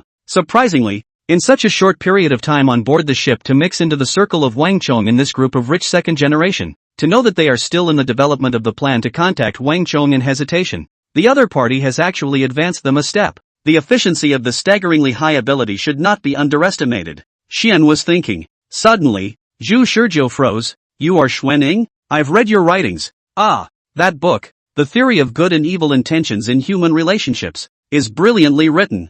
I didn't expect to be able to meet you here. Interpersonal what? Good what? Xuan froze for a moment, forcing himself to accept this sudden setting. The corner of his mouth twitched, following Zhu Shizhou's words to take over the patch. Oh, that book that book was written by me in the early years. I guess it can't even be found on the internet now. I didn't think that you've actually read it. Zhu Shizhou smiled. There is a certain point of view in that book that is very interesting, and I still remember it to this day. It said that in an interpersonal relationship, if both parties show goodwill at the beginning, then the relationship will start with goodwill, but if one party shows malice, then regardless of whether the other party is goodwill or malice, then the relationship will start with malice. Good intentions, bad intentions. Hearing Zhu Shizhou's babbling paragraph, Xuan finally reacted. Is this person going to work with them? Chapter 117, Watch out for black soldiers tonight. Chapter 117, Watch out for black soldiers tonight. In the face of Zhu Shizhou's gesture of goodwill, Xuan habitually maintained a wary attitude. Zhu Shizhou appeared suddenly and said even more inexplicable things, and when Zhu Shizhou expressed to them that he wanted to cooperate, Xuan had no other thoughts other than to be wary. But on the surface, he could only maintain a smiling expression as he maneuvered around the young man. It's an opportunity, isn't it? A voice came from a miniature bone-conducting headset hidden behind his ear. Whoever he is, he can be our path to reach Wang Chang's circle. Captain, my suggestion is to try making contact first, and then switch to covert operations if we're exposed. What do you mean? Xuan bellyached. But the biggest question was whether they could afford the other party's kindness? Young man, I see you've had a serious look at my book after all. I wonder if you know another one of my theories? Zhu Shizhou smiled and took a sip of red wine. What? Goodwill can also be camouflaged. And even if someone in A and B harbors ill will, both parties can happily begin a positive interpersonal relationship as long as the goodwill is seamlessly camouflaged. But this relationship is fragile. A relationship that looks good but is actually dangerous. Zhu Shizhou heard that the other party didn't believe his sudden goodwill, but it was still acceptable to talk about cooperation as long as the two sides didn't flip out all of a sudden. Then the illusion of peace could last forever. The conversation didn't last long, and the partners around them had long since grown tired of hearing the mumbled riddles they were playing, interrupting the two who were about to delve deeper into the conversation. Mr. Shui, right? Ji Hui said to Xuan with a smile. Can you tell us what is the secret of the words our friend wrote on the paper? While the two were talking, the crowd had long ago turned over the notes, but unfortunately they still hadn't been able to discover the trick Zhu Shizhou had pulled. Ha ha, it's a secret. After Xuan finished laughing, he glanced at Zhu Shizhou as if he had no intention of doing so. How on earth the other side found out that they were mixed up on the ship, he didn't know. But he knew that this man held the ability to derail their squad's plans at any time, and he knew next to nothing about the other man. Now is not the time to reach out to each other in depth. Xuan let go of the Wang Chong line for now. He knew that if he wanted to get in touch with Wang Chong and the others, then it was best to have more cards in their hands. Otherwise they would be powerless in the face of the enemy's fangs hiding in the shadows. Before figuring out what Zhu Shizhou really was, they were not prepared to continue to have contact with him in the open. So Xuan toasted the crowd again and took his leave. The crowd was confused, but the magic Zhu Shizhou had shown before deluded Zhu Shizhou's operation just now. And except for Sun Haoran, who was stuck in a knot, the others let go of the doubts in their hearts and started chatting and bragging again, and talked about Zhu Shizhou's superhuman physical strength in the gym in the morning. Zhu Shizhou smiled and listened for a while, but his afterglow noticed Mr. Shui and his wife circling around in the crowd, and then out of the banquet hall. After a few minutes, Zhu Shizhou excused himself to the crowd and left on the grounds that he had to use the restroom. Wang Chong hesitated for a moment and did not choose to follow. After exiting the banquet hall, he made his way to the open deck. The open-air deck was also crowded, but less so compared to the hall, mostly with pairs of men and women leaning on the deck and chatting in the sea breeze. The goose-yellow light added a bit of warmth to the night. You did come. His first foot had only just stepped on the deck when Zhu Shizhou heard Xuan's voice from his side. Turning his head to look, Xuan was standing in the doorway of the hall, leaning against the wall and waiting for him. The other woman didn't know where she had gone, and there was no sign of her. Zhu Shizhou wasn't startled by the sudden noise, and after he saw Xuan, he said lightly, "The conversation isn't over yet. How can you leave without authorization?" "Then I apologize for my rudeness." He shrugged. So, this little brother, what do you want to tell me by chasing me out? It can't be that you still want to ask me for money, right? That's not true. I'm just trying to figure out who you are and what you want on the ship. Xian was confused this time. You think we'll tell you if you ask? No. Zhu Shizhou shook his head. That's not it. Xuan sneered. Kid, don't think that just because you have a hold on us in your hand that you will make us throw in the towel. 1 million is just a small amount to our organization. But it ends here. If you really know what you're doing, let's just stay out of each other's way. And we'll each be strangers and spend the sea parade in peace on the ship. I don't want to pry into your secrets. And you don't come prying into mine. Zhu Shizhou suddenly laughed. What are you laughing at? If you really think that, then I'll tell you that you're going to die a horrible death. Xian frowned. He was a little puzzled by the other man's words. Was this a threat or a warning? What do you mean? Then, Zhu Shizhou only said one sentence that instantly shocked him. There are black soldiers on this ship. The moment he heard these words, Xuan's sweaty hair stood straight up and his body trembled violently. You want to ask how I know? The answer is simple. Because Wang Chong is a supernumerary of the Black Soldier Organization. Zhu Shizhou was calm, completely different from Xuan, who had fine sweat on his forehead and a pale face. Zhu Shizhou burst out another unexpected big secret. Xuan forced himself to calm down. He gritted his teeth and said to Zhu Shizhou, "You've really given me a valuable piece of information. How am I going to tell if what you're saying is true or false?" Hearing those words, Zhu Shizhou confirmed one thing. These people entered this cruise ship without knowing that the black soldiers were entering. Zhu Shizhou had felt puzzled before. The relaxed posture of these people before they boarded the ship didn't seem like they were here to carry out any secret mission at all, but more like they were here to travel. After they boarded the ship, they appeared in the banquet hall even more recklessly, not even hiding to watch and observe. So his mind was made up that they didn't think there would be any enemies present on this ship that they would fear, such as the black soldiers. If they knew that there might be black soldiers on this ship, they wouldn't have been so relaxed. If they knew that Wang Chong was a supernumerary member of the Black Soldier Organization, they wouldn't have appeared so blatantly in front of Wang Chong. Now Xuan's reaction validated Zhu Shizhou's suspicions. Zhu Shizhou didn't show any difference and continued to roleplay. How are you going to tell if what I'm saying is true or not? Are you joking? What need do I have to prove to you whether this is true or false? I also don't want to cause the black soldiers to target me because of too much action. Zhu Shizhou's words calmed Xuan a little. Xuan said, I will judge the authenticity of this matter through my own means. Other than that, is there anything else you want to say?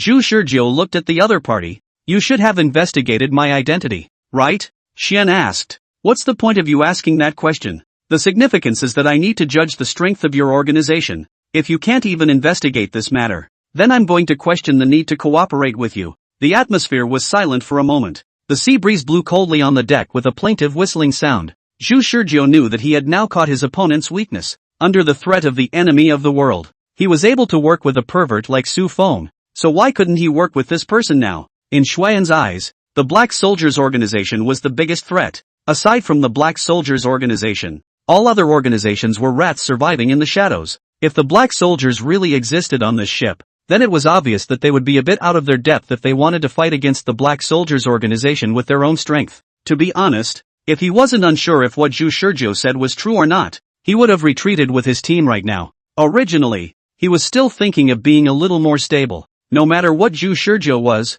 just don't probe and don't get involved. But reality forces one to be restless. Your name is Zhu Shizhou and you are a college student. This is the result of our investigation. Zhu Shizhou pretended to frown. That's it? Xuan was a bit annoyed at Zhu Shizhou's skepticism, but the two hackers in his squad had indeed done their best. No matter how much investigation is done, the intelligence shows that this person is just an ordinary college student. Except for where he went yesterday, everything was normal. Both hackers scratched several strands of their hair out without realizing there was anything fishy in the investigation. One can only say that the level of the other party's cover-up was so brilliant that the falsified information was as detailed as the real thing. I'll admit that your disguised intelligence is indeed beautiful, but if you're going to think that's the only extent we have, then you're wrong. Our strength is not limited to just our intelligence capabilities. And what other strengths do you have? Is that what you call a test?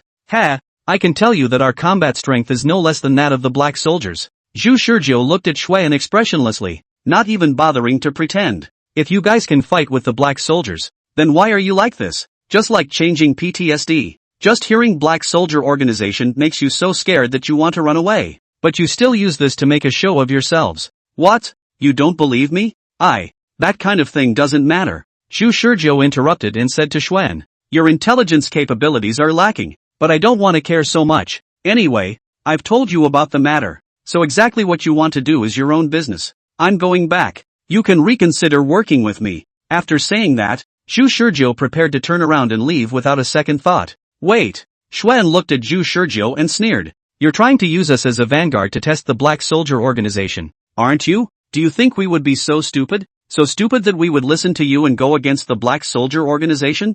Zhu Shizhou shook his head and walked into the hall without looking back, leaving only a faint sentence behind. Tonight, watch out for Black Soldiers. Chapter 118, Someone's been in the room. Chapter 118, Someone's been in the room. The moment he heard Zhu Shizhou's words, Xuan's face didn't look too good. Watch out for Black Soldiers tonight? Zhu Shizhou's voice of reminder lingered like a magic spell. The people had already left and rejoined the banquet hall. Xuan stood on the deck for a while blowing the cold wind, and the slight tremor in his body took a long time to calm down. His mood became much heavier and he pressed down on his headset. Any progress in the investigation? What exactly is the other party? Don't know. The voice of the team member, a little frantic in his calm, came over the headset. No matter how much we investigate, we're not getting anywhere. Captain, have you reached a dead end? He might really just be an ordinary person. Ordinary people my ass. Ordinary people can talk eloquently in front of me and even threaten us? The headset fell silent. Xuan let out a long breath. If the investigation doesn't work out then let it go for now. Let's lay down our heads tonight and get ready to retreat. What happened? He said. Black soldiers would attack us. Black soldiers? A fearful exclamation came from the other end of the headset. Captain, is this reliable information? How could we have been noticed by the black soldiers so quickly? Just as we don't know why we were exposed so quickly. Maybe the black soldier relied on some way to find out about the problem as well. Anyway, it's better to believe it than not. You should know our organization's strategy to face the black soldier, right? Knowing that, let's run for our lives first no matter what. Fleeing my ass. Xuan retorted. Switching to a nicer term, that's called a strategic retreat. Then I think we should strategically retreat now. Either that or ask for support. No, it makes more sense to retreat. I don't want to die young. I don't want to either. But first of all, what the other party says may not always be correct. He doesn't even know where he got his information from. We can't be deterred by that one sentence. What if the other party is just trying to force us to leave through this? If we leave without even confirming the existence of the black soldiers, wouldn't that fulfill his wishes? I think he's just purely bluffing. If he says the black soldiers will attack us, the black soldiers will definitely attack us? Laughing to death. If the movements of the black soldiers are really that controllable, then why do we need to be afraid of the black soldiers? The team was enlightened, and for a moment they all thought he had a good point. Who the hell does that kid think he is? To find out that there are black soldiers on board is incredible, and to predict what they're going to do? How could this be possible? Go attack them tonight after the banquet. On the way back to Wang Chong and the others, Zhu Shizhou said so to the two black soldiers beside him. The voice of one of the black soldiers in a trench coat and face mask was rock solid. How far does it need to go? Leave them alive. Zhu Shizhou contacted Su Feng last night under threat of death, and then had a conversation with him in front of them. When he gave them the phone later, Su Feng said that he would allow them to change their attire and told them to follow Zhu Shizhou's orders on some unimportant matters. What is the definition of irrelevant? Su Feng didn't make it too clear. This meant that Su Feng had given them a great deal of freedom,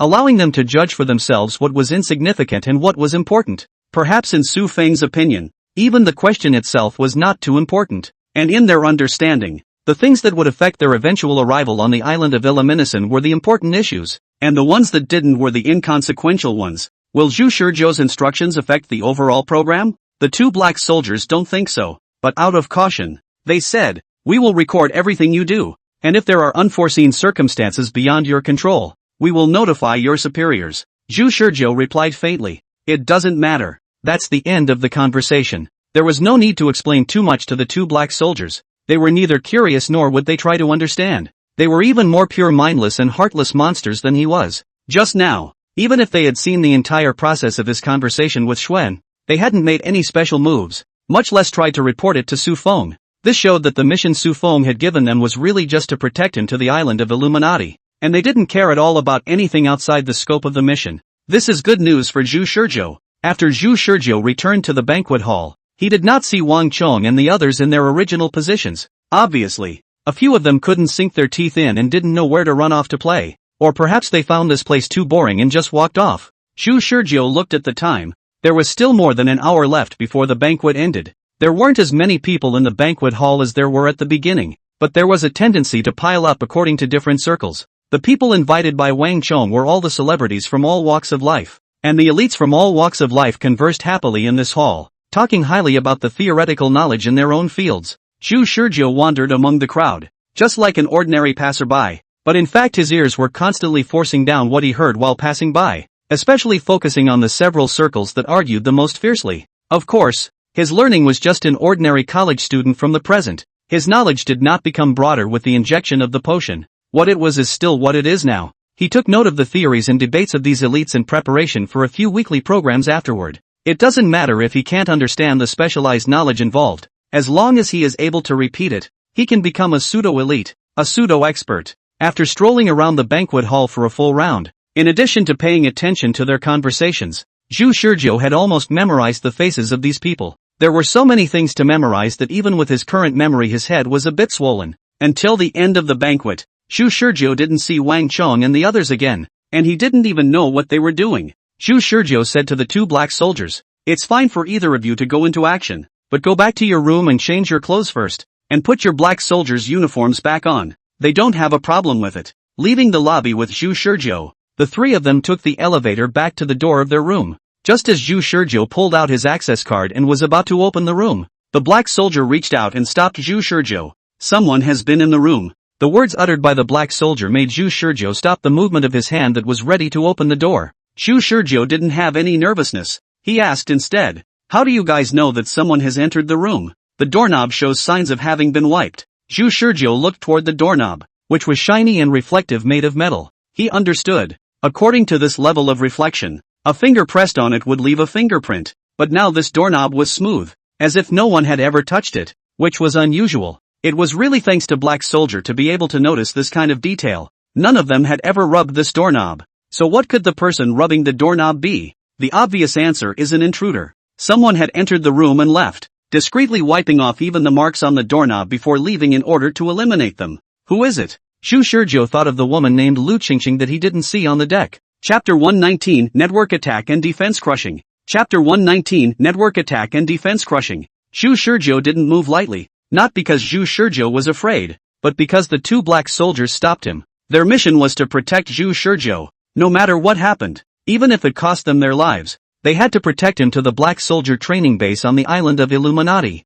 so they wouldn't allow Zhu Shizhou to personally get into danger. The two black soldiers took the access card from Zhu Shizhou's hand and swiped open the door lock. The two of them protected Zhu Shizhou one after the other, ensuring that he would not be in danger due to the sudden attack. One of the black soldiers held the doorknob and pressed down gently, opening the door smoothly, with neither traps nor hindering mechanisms. He slowly pushed the door open a crack, and the room remained dark, with only the cool moonlight spilling through the window onto the floor of the room. "You guys come in later," Black Soldier said calmly, and before Zhu Shizhou could respond, he dashed into the room alone. Wish Shizhou waited for a few minutes before the black soldier opened the door of the room and said to him, "No enemies were found, nor were any traps found, but traces left by the enemy were found." Surprisingly, there really was an intruder. They were still lingering in the banquet hall when someone sneaked into his room to do something. Zhu Shizhou had to admit that Black Soldier's insight and observation skills had thrown him off a block. If the black soldier hadn't noticed the anomaly on the doorknob, if the intruder hadn't left the room,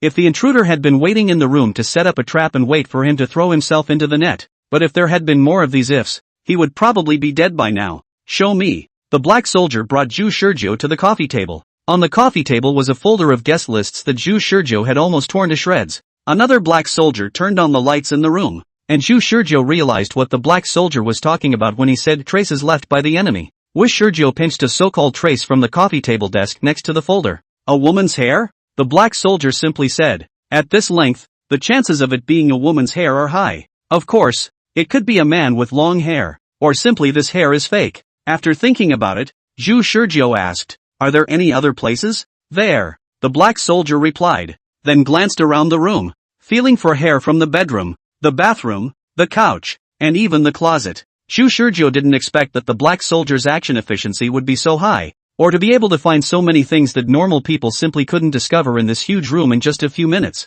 This kind of perverted level of observational ability at least made it difficult for him to reach the current one. Turning his gaze back to the hair in his hand, Zhu Shizhou pondered for a moment and said, "If the other party isn't a person with alopecia areata, then he's been in this room for a long time." Otherwise there's no reason to leave so much hair everywhere in the room. Shu Shurjo put all the hairs collected by the black soldiers neatly on the coffee table. These hairs were about the same length. All of them showed a brownish-brown hair color under the light, with slightly curly ends, but the overall hair was straight. According to this length, the other party's hair should be up to shoulder length. As for the Lu Qingqing that he had seen before at the banquet, her hair was tied up in a bun at the back of her head, and although he couldn't tell exactly how long it was, it should be at least longer than that, and Lu Qingqing's hair color wasn't a brownish-brown color either. In other words, these hairs are not Lu Qingqing's. If it's not hers, then whose is it? What do you think? Zhu Shurjo asked the two black soldiers. However, the two black soldiers did not answer. They were here to keep Zhu Shurjo safe, not to play any puzzle games. One of the black soldiers also asked with a grimace, "Do I still have to go on the assault now?" 2. Of course. Zhu Shurjo pinched up the hairs and tossed them into the trash. Whether the intruder was Lu Qingqing or some other character, they all began to reveal themselves one after another, just not knowing what each of them had planned. On this ship with a calm atmosphere, there are dark currents in various places. He didn't have much time to spend waiting, so he might as well be the one to kick off the turmoil. Late night, grass. Inside the other presidential suite, Xuan was staring at the computer screen with a pale and tense face. The two Shui Jingxian and Shui Yiru, who played the role of daughters in this mission and were actually the hackers in the team, were each letting their fingers crackle on the keyboard to create shadows. No way. Can't hold it. Zoe, can we continue to limit the flow? No. If we continue to limit the flow, our program's computational power will drop to the lowest level, and the data flow will be captured by the other side. Then go ahead and set up the firewall. Quantity takes precedence. Not good. The other side has already found the location of our virtual server. If the mirror springboard is also breached, disconnect the net. Disconnect the net quickly. Captain Xuan, who was always aware of the network's movements, hastily pressed the electronic signal blocker in his hand. At once, the network was truncated over an area of more than 100 meters in diameter. If anyone near the ship was using the internet at this time, they would have noticed that they couldn't get on the internet, but after only a few short seconds, the internet was back to normal. Jingxian and Yiru's computers also showed the words "no network connection." Jingxian and Yiru pressed the computer's off button with force almost simultaneously. It's too strong. We're not even on the same level as them. Jingxian and Yiru were still in shock. And after the network was finally cut off, beads of sweat were still breaking out on their faces, and in this cool night, the wind made them shiver. The attack on the network came during the night almost as close to the end of the party as it was possible to get. At that time, Jingxian was frantically searching to collect any information about Zhu Shurjo using a homemade AI crawler program. This kind of program is able to do while searching to continuously strengthen the learning. In the case of enough data can do like a person to judge the value and credibility of the information. Useful to collect, not useful to discard. Using the computing speed of the virtual server in the cloud to force in-depth breach of a variety of encrypted information. If this AI crawler program was used to search for a specific person, it would be enough to strip out all the black history of that person from childhood to adulthood, and even be able to strip out the person's 18 generations to the bottom. They had thought that if they wanted to collect Zhu Shurjo's information, letting the AI crawler program operate on its own would be enough. But they didn't expect that the program had only run halfway when the AI crawler program started to report errors like crazy, outputting a whole bunch of garbage and running garbage. The girls reacted quickly and immediately realized that someone had blasted their program with data streams. It is also commonly known as hacking. And so the cyber attack began. At first, the other side of the means can be called gentle. They completed the removal of Trojan horses in a couple of times, and tried to start looking for the other side of the invasion path. But just as they were about to launch a counterattack, the other party suddenly began their formal attack. The other side's algorithmic program was very different from theirs. The underlying structure of the algorithm was a version they had never seen before, and it crushed the defense network they had constructed almost instantly. If you want to describe it, it's like they were about to test each other with their slingshots, but the other party suddenly pulled a Gatling out of their arms and fired wildly at them. The disparity in strength forced them to use the flow restriction technique. The so-called flow restriction is to stipulate that a certain path can only circulate a certain amount of data, forming a flow restriction channel. They forcefully limit their opponent's data streams to a level that is almost identical to theirs, and then engage in cyber attacks with each other in an attempt to salvage their dignity in this way. However, the other party's powerful computing power still crushed them by a hair. And just now, in the battle of offense and defense, they were crushed on all fronts. At the end of the day they were even forced to use the most humiliating form of surrender as a hacker, disconnection. The situation just now was so critical that if the network had been disconnected a second later, all the information on the computer would have been intercepted. It was too extreme. Jing Xian's heart had an inexplicable sense of crisis. Captain, I think we'd better retreat. Someone who can enjoy this level of information protection is definitely not simple. Before we fall into a complete crisis, I suggest terminating this mission. Xuan wiped the cold sweat from his forehead. No, wait, let me think. Jing Xian continued. No wonder he was able to discover our existence so easily. I even suspect that the Trojan horse program we implanted when we boarded the ship has long attracted their attention. And that bank card number you showed me, it might also be a bait used for fishing, and we just happened to take the bait. It could be said that since they had gotten on the boat, they had been moving around in a practically naked position under each other's noses without realizing it. Since the other party possessed such powerful computer technology, it was very likely that the reminder uttered by the other party was not an alarmist statement. As soon as they thought of this, both Xuan and Jing Xian immediately had a bad feeling. Xuan's face changed violently. Not good. Quickly contact Lu Jing. Yiro also immediately reacted to the fact that her own vice-captain was probably in danger. Lu Jing had volunteered to go and explore Zhu Shizhou's secret earlier, and they had directly agreed without much thought, and had thought that with her skill, she certainly wouldn't meet any difficult opponents as long as the opponents weren't black soldiers. Now, however, after experiencing the debacle on the internet, they had to pay attention to Zhu Shizhou's reminder. But it had been more than 2 hours since Lu Jing left them. Was it too late? Could the lieutenant have encountered black soldiers? Inside the hallway, Lu Jing held her gun with both hands, and with a grave expression, she pointed her gun at the opposite side of the black-clothed man who was wearing all black, and whose entire person was shrouded under a bodysuit. Who are you? The man in black did not answer. The long breath echoed between the man in black's mouth and nose, and the eyes under the bodysuit were staring unblinkingly at the gun-wielding Lu Jing. The air froze as Lu Jing stared at the other party dead in the face. She didn't dare to shoot or make a move. This black-clothed man appeared in her field of vision all of a sudden. At that time she happened to learn Zhu Shizhou's room number from a waiter's mouth, and was about to sneak into Zhu Shizhou's room when the black-clothed man suddenly appeared around the corner. The man in black was wearing a black bodysuit with a mask on his face, and his entire body was shrouded in the bodysuit, making him look quite mysterious. She smelled danger from this person's body and hastily pulled away from the other person, quickly drawing her gun and pointing it at him. This creates the image of the two facing off in the hallway at this very moment. Cold sweat seeped out of Lu Jing's hand, while the other party remained unmoved, staring indifferently and flatly at Lu Jing's hand. Chapter 120, A Brief Encounter. Chapter 120, A Brief Encounter. What do we do? The co-captain can't be reached. Her comms are off. Inside the room, the two hacker girls were staring anxiously at their communicators, which were flashing red, which meant that the other party's communication status was off. But how can a lieutenant turn off communications during a mission? Something's definitely wrong. Xuan paced back and forth in the room with an anxious expression. What to do? Yiro stammered, but only halfway through the question, she suddenly shut her mouth. All three looked at the door to the room at the same time. Was there a knock on the door? Xuan's expression instantly became grave as he reached for the gun he had stuck in his waistband and asked his two teammates. Yes, there was a knock on the door. Yiro replied with a pale face. It was because she vaguely heard a knock on the door that she stopped talking. Duck duck duck. Someone knocked on the door of the room again, and this time everyone could hear it clearly. You guys go ahead. I'll go check it out. Jing Xian took a deep breath and gathered up her computer. If it's really a black soldier, then use that in time. That one is precious, but it's nothing compared to a life. Aha!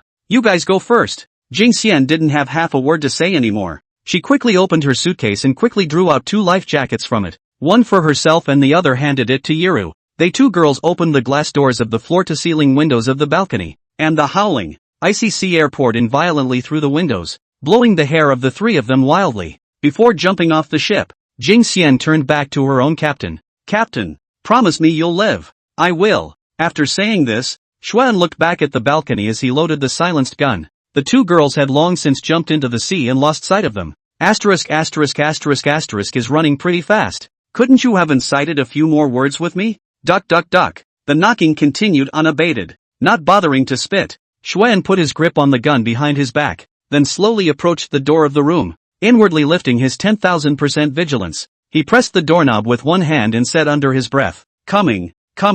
What's the rush? The moment he opened the door, Xuan tensed up his body. The muscles of his entire body tensed up, ready for a fight, but his face remained an expression of defenselessness. Sir, would you like a late-night meal? Outside the door the waiter pushed a food cart filled with a delightful assortment of desserts. Xuan froze for a moment. not realizing that the person knocking at the door was the ship's waiter. The waiter's appearance as he pushed the food cart was just too human and harmless, and the first time he saw him, Xuan judged that this was an ordinary person who couldn't possibly be anyone in disguise. Upon a second closer look, he still thought that this was indeed an ordinary man, loose and weak, revealing weakness just by standing. Is it possible that I'm making too big a deal out of this? Xuan relaxed his body a little and gave the waiter a forced smile. No, thanks. Oh, okay. The waiter was pushing the food cart and was about to leave, but Xuan asked one more time. You also provide nightly snacks for all the guests on the ship? Not really. We only deliver food to the door when our guests need it.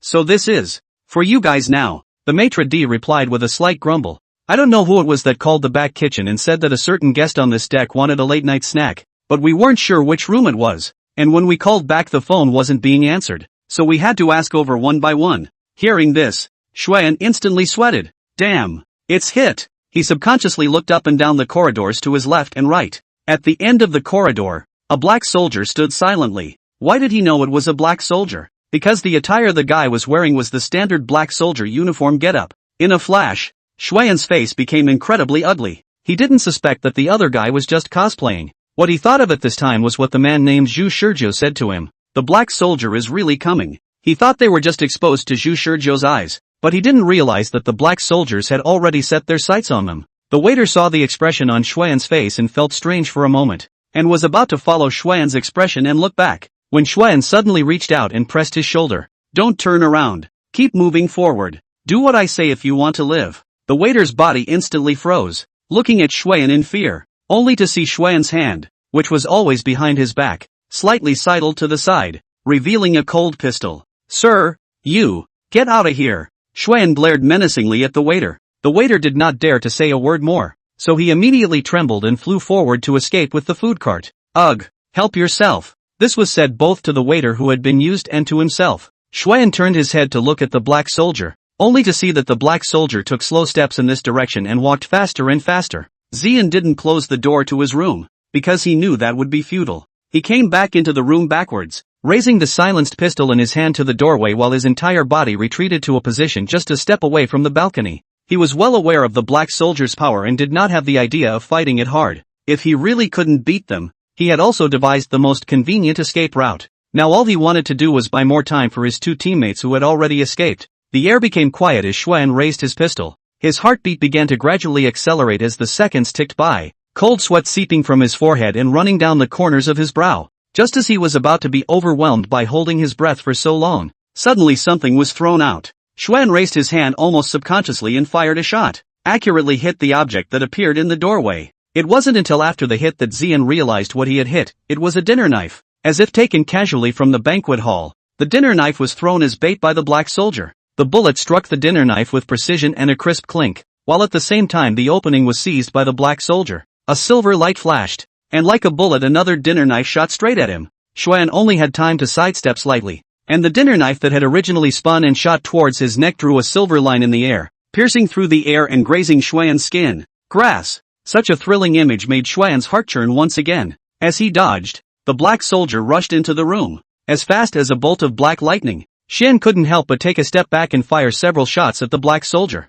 However, what made him resist the urge to curse was that he, who was usually a 100-shot marksman in training, had turned into a master of body tracing at this moment. No matter how he fired, the black soldier's feet would deflect a step ahead, leaving the bullet in the air. In 3 or 2 steps, the opposite wall was full of holes from his shots, yet the black soldier remained unharmed. Boo! The black soldier drives straight into the body and lands a spinning back kick to the hand. The pistol spun and flew out, hitting the ceiling before falling. Xuan, on the other hand, covered his arm and leapt backward, forcing himself to endure the pain and screamed at the black soldier. Next time, I'll come after you. The black soldier was about to take a step forward, but at this time, he recalled Zhu Shizhou's instruction to let him live, and his footsteps paused imperceptibly. During this pause gap, Xuan seized the opportunity to leap backwards towards the railing outside, and the whole person flopped into the sea. In this deep night, not even a wave could be seen. 121. Seeking Cooperation. Chapter 121, Seeking Cooperation. Asterisk is really strong. A drenched Xuan reboarded the deck and, after cursing the black soldier, pressed the communicator that contacted his teammates. Jing, Zoe, how's it going over there? Achoo! A soft sneezing sound came from the communicator. Jing's flat voice rang out. We've reboarded the ship as well. Captain, you're not even dead. What a shame. Xuan's head was filled with black lines. You think I'd sacrifice myself to stall for time like in the movies? Think too much. Running away when things can't be done is my rule of life. After a short moment of silence on Quiet's end, she asked, if you run away when it's too late, then why are you getting on board now, Captain? Xuan shook his body, wringing the moisture out of his clothes. Don't you all? We were trying to save the lieutenant. Xuan mocked. He, what can you two little girls accomplish? I'm also here to save her. That woman is troublesome, but she's quite serious when it comes to doing her tasks, and if she dies on this ship, then I'll lose a useful partner. Listening to the captain's roundabout way of speaking, Jing sneered disdainfully. Ahem. Xuan changed the topic. All in all, let's find a place to rendezvous first. It's hard to get all wet. What do you suggest? After a moment of quiet contemplation, she replied, my advice would be to go to the man. That man is undoubtedly Zhu Shizhou. Zhu Shizhou was able to accurately point out that the black soldiers would be coming to attack them tonight, and also enjoyed having a strong information protection ability, so it was assumed that he would also be able to protect them from the black soldiers. The two sides are not without any interests, and as the saying goes, the enemy of the enemy is a friend. In front of the black soldiers organization, Zhu Shizhou will become their friend. Moreover, earlier in the banquet hall, Zhu Shizhou had expressed the idea of cooperation to them, clearly having seen through their identities but still choosing to conceal them, so it could be said that the other party had already shown the utmost goodwill of a stranger. Xuan mused for a moment. Okay, let's do it. Jing was very efficient as she said.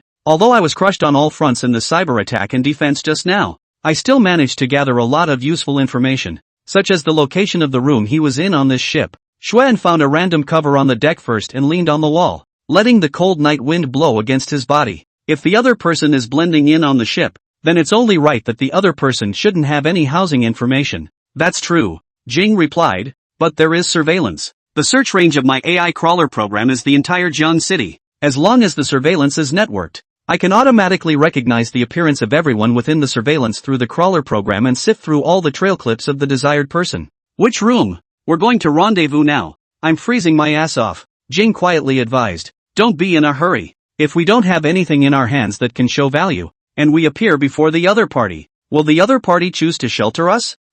Captain, you have to remember that we are now in a state of being on the run, equivalent to being under the black soldier's thumb. Think about it differently. With our current posture appearing in front of the other party, will the other party protect us? Or will they throw us away like a liability? But don't we have information on the other side in our hands as well? Captain, are you going to threaten him? Firstly, we have absolutely no idea how strong the other party's force is. In case our verbal threats don't work and the other party directly strikes out at us, then we won't necessarily be able to fight them. Secondly, there is no need at all for us to seek cooperation by means of threats. And why must we resort to such means when we can coexist peacefully? Xuan immediately threw up his hands in surrender. Okay, you're right. Worthy of being the wise general of the team. Hearing such a perfunctory attitude from her own captain, Jing didn't know what to say for a moment and forcefully reversed the topic back. Anyway, what I'm trying to say is that let's summarize all of the other party's information first, and try to take the lead in the negotiations afterward as much as possible.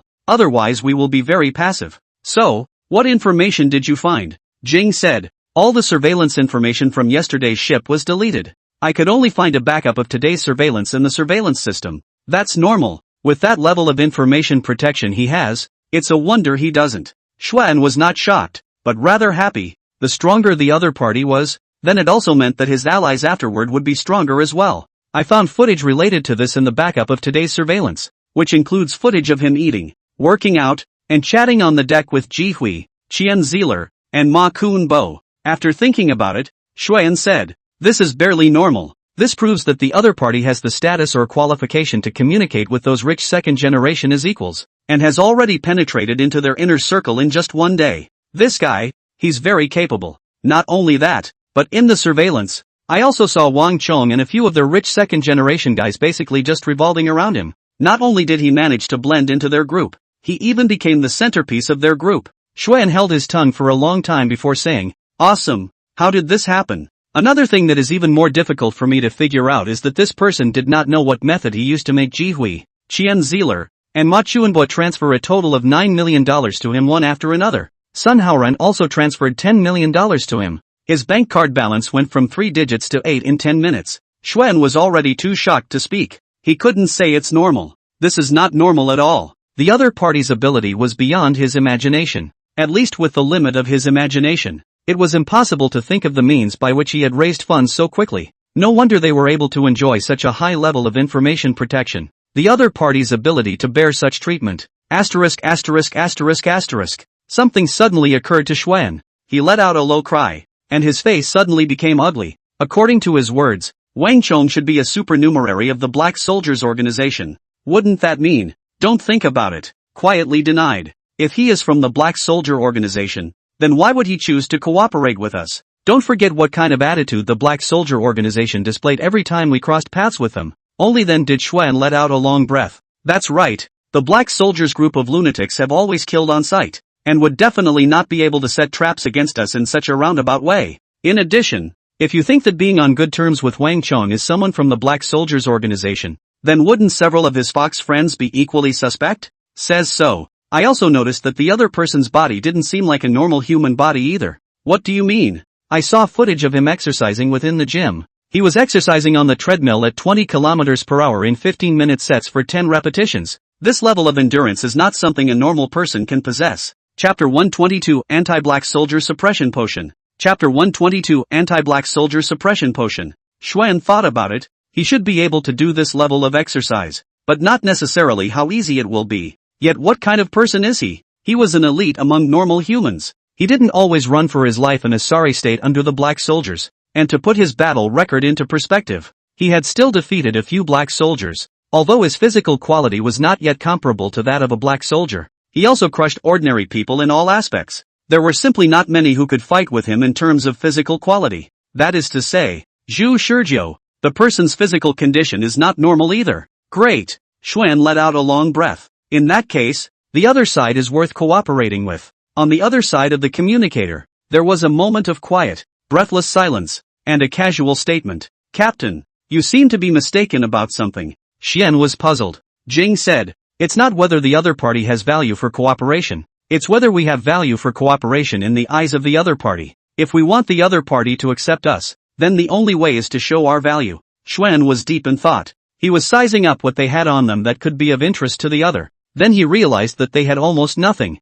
In the information war, they lagged behind on all fronts. In terms of force, they seemed unconvincing as the defeated men of the Black Soldiers, and in terms of money, the other side possessed the terrifying means of getting $19 million in 10 minutes. What are the things they have? Do they at least have to show something to prove it to get the other side to work with them? Eventually, he thought about the end. He took a deep breath. In that case, bring out that one. Although she didn't explicitly say which, Jing understood what Xuan meant, and after a long moment of silence, she asked, do we really have to do that? That's the only capital we have on hand. It doesn't matter. Capital is not meant to be squandered. Xian smiled. Anti-Black Soldier Suppression Potion. That's the only thing we have on hand to negotiate with. All rarities are as cheap as when it comes to the lives of your teammates. You're not dead? Zhu Shizhou looked at the Black Soldier who returned unharmed and asked expressionlessly. The Black Soldier replied coldly. Not dead. The opponent was weak. So weak that I don't know how I'm going to let it go. He recounted what had just happened.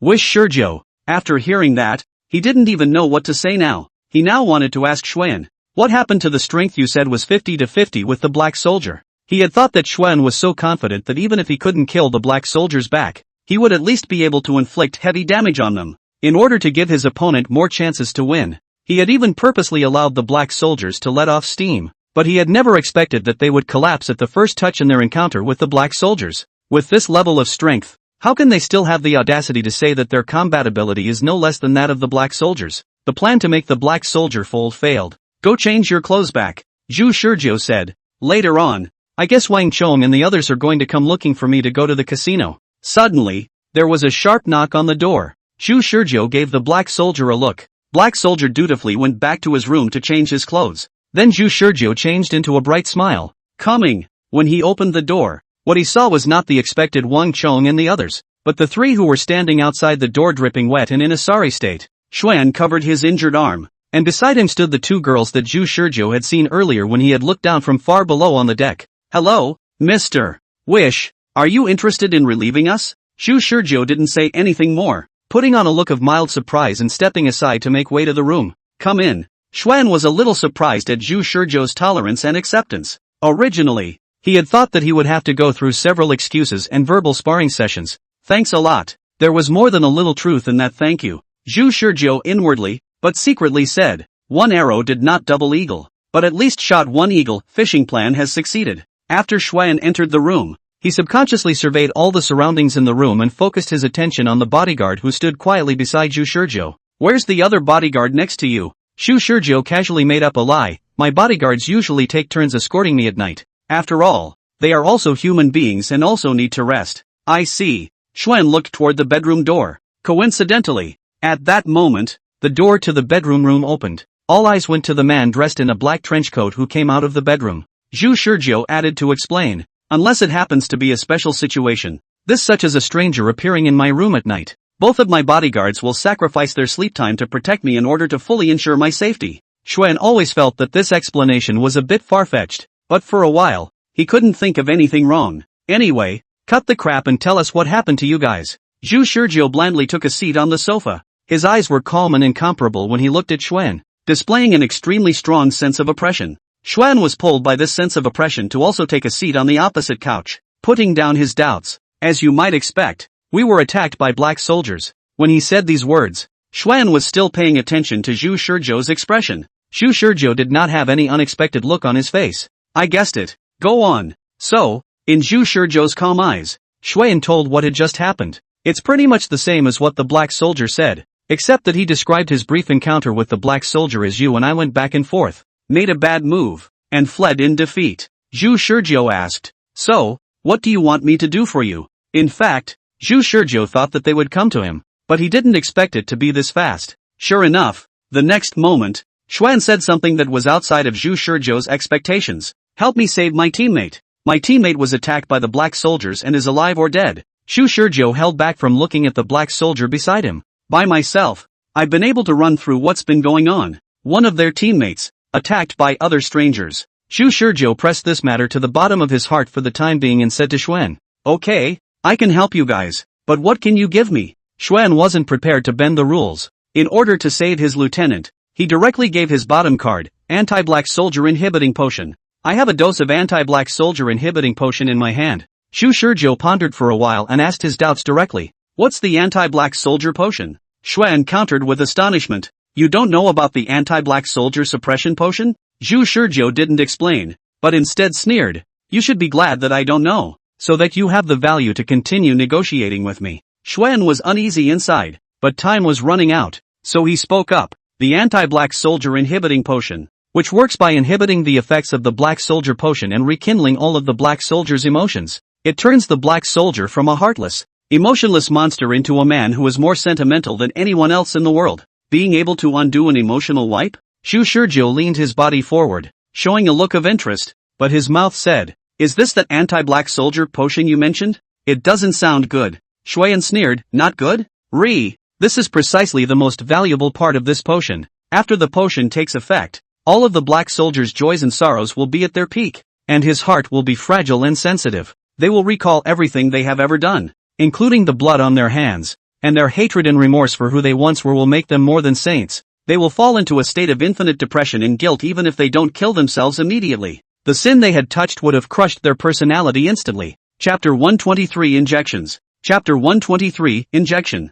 Xuan's sneer appeared mocking, but not to Zhu Shizhou, but to the Black Soldier Organization. The principle of action of the Black Soldier Potion is to stimulate the cells of the body, allowing the cells to absorb the drug molecules and rapidly spread the effects throughout the body through blood circulation in the body. After a person's brain receives the effects of the drug, the biosignals produced by the limbic system within and below the cortex, which is used to control emotions, are blocked by more active biosignals, so that a person injected with the Black Soldier Potion will be rendered in a state of loss of the ability to express emotion. There's a high probability that the Black Soldiers Organization is capable of doing what it takes to re-energize the emotional expression of the Black Soldiers, but they prefer not to do so. They want to make the Black Soldier a tool in their hands that doesn't require complex thinking. The Anti-Black Soldier Suppression Potion, on the other hand, works on the principle that it enhances the biological signals of the brain's limbic system and quickly puts emotions back into a person's head. Not only that, but in order to counteract the stronger black soldier potions that might be developed, the anti-black soldier suppression potion would need to be even stronger. So strong that it would cause a steady stream of rich emotions to be generated after it had been injected. Yet this emotion is extremely fragile. Injected with the anti-black soldier suppressant, a person can be grief-stricken while thinking of a sad event, or laugh until they choke while thinking of a happy event. All human emotions will be amplified to their biological limits, a complete polar opposite to the black soldier potion. After listening to Xuan's introduction, Zhu Shizhou didn't answer immediately, but continued to pretend to be in deep thought. This potion, he had to get his hands on it, because he could feel that his personality was changing. In the constant backfiling, he'd pretty much drifted away from forgetting what it was like to have an emotional self. That is to say, he gradually became unable to judge by way of recollection what choices his emotional self would have made. There is a limit to how far he can go back in time, and in the event that at some point he stops injecting the potion and regains his emotions, will he regret one of the choices his heartless self made for the rest of his life? Like Xuan said,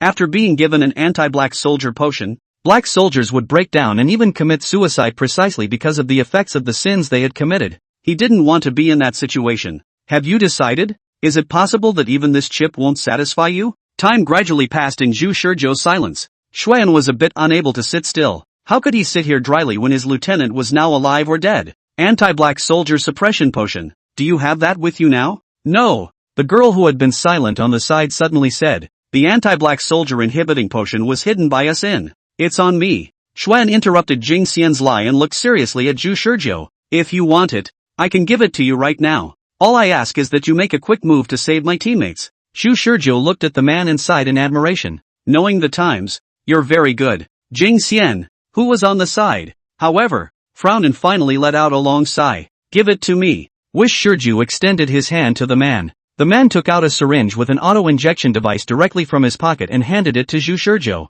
In the light, the agent inside the syringe appeared a light blue color and clarified. Zhu Shizhou played with it a little bit and looked at the time. 10 minutes left before the clock strikes midnight. What are your names? There wasn't much time left, and Zhu Shizhou still had some intel he hadn't figured out, so he decided to take them one at a time. My real name is Xuan. Her real name is the Shui Jingxian who had just spoken from the side. My name is Fan Jingxian. My name is Izwa. The soft baby-faced girl raised her hand and said, Xuan, Fan Jingxian, Ro, where's your teammate who's still alive or dead? Her name is Lu Jing. Xuan said quickly, looking urgently at Zhu Shizhou. You've been given the potion. You've been told your real name. What the are you asking for? At what point did she lose contact? Half an hour ago. That's about 11:30 at night. At 9:30, she offered to hang out on this boat for a while, and then she lost contact. After all, Xuan didn't tell the whole story and hid a lot of things, such as Lu Jing's intention of trying to sneak into Zhu Shizhou's room, and also their frantic efforts to collect Zhu Shizhou's information only to be crushed by the hackers. They don't know if Zhu Shizhou knows about these things, but in the moment of seeking cooperation, it's better not to say anything. Zhu Shizhou in fact, probably can also think of Lu Jing's intention to walk alone on the boat, but now he does not care about the other party's lies. Writing a blank check is fun for a while, but it's always fun to keep writing one. He pressed on with the idea of doing anything more pointless this weekly program. It just didn't make sense. Zhu Shizhou pulled off the protective tip on the syringe of the anti-black soldier suppression potion, and the shiny silver syringe gleamed in the light. What do you want? At this time, the black soldier on the side, who had always remained silent, suddenly opened his mouth and asked. Zhu Shizhou held the potion, keeping a stiff smile on his face. Xuan sensed the unusual atmosphere, and the feeling that something was wrong rose up again in his heart. Xuan, do you know what we are? Zhu Shizhou looked at Xuan and asked. What is it? Xian asked with a dry throat. In the next moment,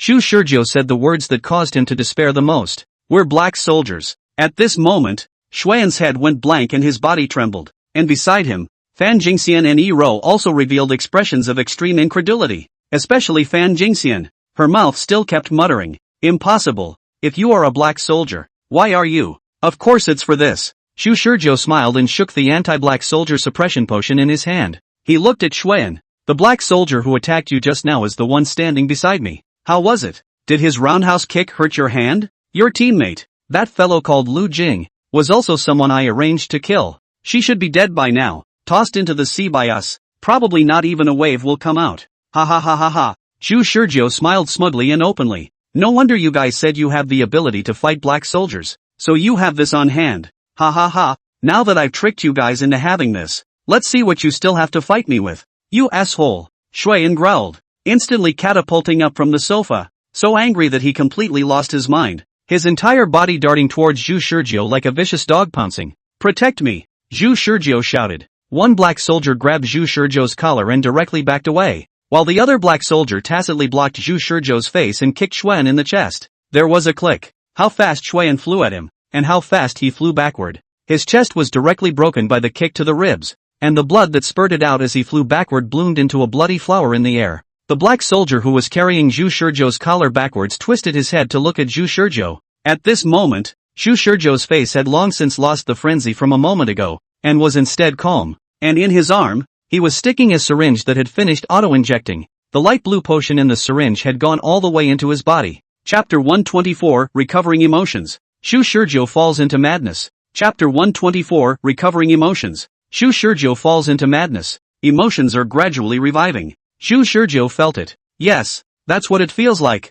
A long-lost familiar yet unfamiliar feeling began to gradually emanate from the brain. According to Xu An, this is a clinical manifestation of the drug's activation of biological signals produced by the limbic system within and below the cortex of the brain, which controls emotion, allowing the drug to produce a richer expression of emotion in a person. The two black soldiers simultaneously stared back at Zhu Shizhou, who had already successfully injected the potion. In fact, they didn't care whether Zhu Shizhou regained his feelings or not. What they cared about was whether Zhu Shizhou would die after the injection. When they saw Xuan handing Zhu Shizhou the potion, the first thing they thought of was not what Zhu Shizhou would do with it, but whether or not the potion was poisonous. If Xuan's words were all lies and what was handed to Zhu Shizhou was poison, then Zhu Shizhou would just die a worthless death after injecting the potion, and then their mission would fail. Secondly, it occurred to them that this would fall under the category of a special case that would require contacting a higher authority as stated by the higher authority. The black soldier was very efficient and immediately took out his cell phone to contact Su Feng.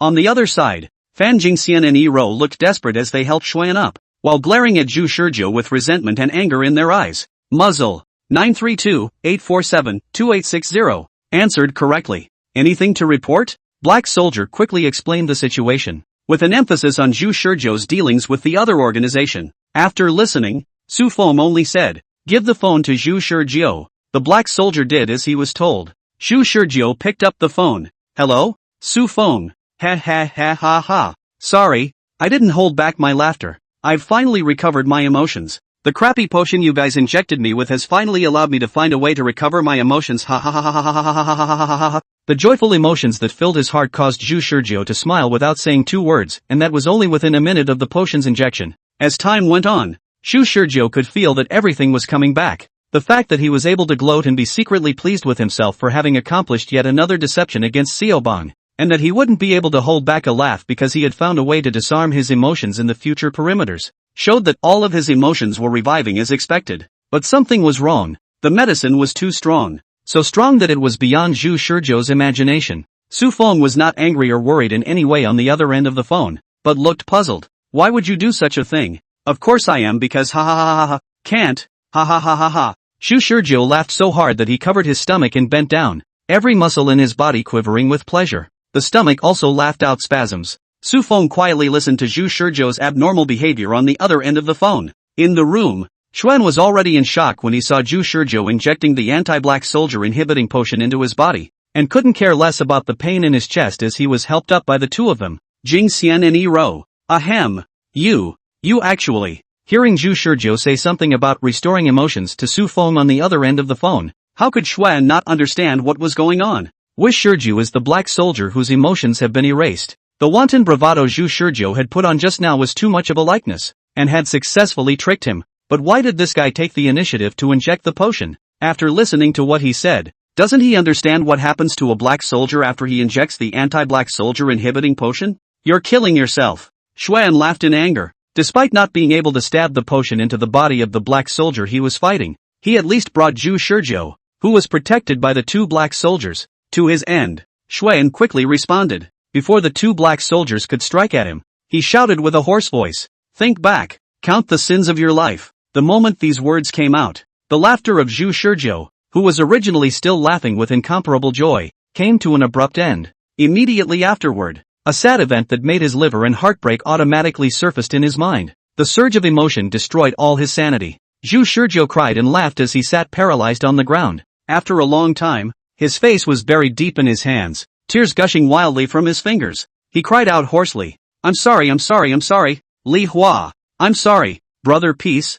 I'm sorry, Du Fei. I'm sorry. I'm the one who victimized you guys. I pulled you all down, when it was obvious that you could have a more normal life. And ooh-hoo. Why did I do this? Su Feng was still trying to communicate with Zhu Shizhou. It was only yesterday that you had just injected the Black Soldier inferior replacement potion and reached an agreement with me to postpone it for 3 months. Now it's only the second day and you've overturned your cooperation with me. Why? However, was the current Zhu Shizhou not something he could just communicate with? The anti-Black Soldier suppression potion is overbearing. Originally, this was a product developed in response to the Black Soldier potion, and now it's bumped up against an inferior replacement potion that's not even as good as the Black Soldier potion, and it serves to completely crush it. There's no other word for it than crushing. Zhu Shizhou's sanity was destroyed. The surging feelings echoed in the middle of his mind, over and over again, back and forth, constantly washing over his rational thinking. Like a wave of intense, overwhelming emotions filled all his thinking space. So much so that he had no way of answering Su Feng's question or thinking about whether or not there were any more tempting traps in Su Feng's question. I'm so sorry. There's no going back. Nothing can go back. Su Feng pressed on and asked, what do you mean by trying hundreds of millions of times? You can actively foretell the future? How long is the limit of your ability to foretell the future? Xuan and the others were dumbfounded. Predicting the future? What the hell? Zhu Shizhou ignored Su Feng's pressing questions, his entire body paralyzed on the ground, the guilt that surged out wildly overpowering all his other emotions. He shuddered and confessed more than a few things. I'm sorry, Li Hua. I didn't help you get revenge. Katana. I'm sorry. Every time I used you to fish. Where are you now? Because of my selfishness, I didn't even pay attention to your current situation. Woo-woo, Du Fei. I'm such an asshole. I'm so sorry that I used you as a tool to gain trust from Su Feng, causing you to become an emotionless monster now as well. Do you hate me so much? I'm sorry. Su Feng, I lied to you. Only when it was Su Feng's turn, Zhu Shizhou laughed out loud. At this moment, Zhu Shizhou was living like a madman. His distorted face showed two expressions at the same time. The corners of his eyes were secreting bean-sized teardrops, but the corners of his mouth couldn't help but grin. The diametrically opposed emotions of pleasure and sadness plus heavy guilt reverberated in his chest, making Zhu Shizhou laugh like crazy one moment and cry like tears the next. It's no use. He's lost all sense. Xuan laughed coldly, forcibly enduring the pain in his chest as he shouted to Su Feng on the other end of the phone. Corpses don't need to talk. This was Su Feng's response to Xuan. Su Feng said to Zhu Shizhou again, I can cure you. Now hurry up.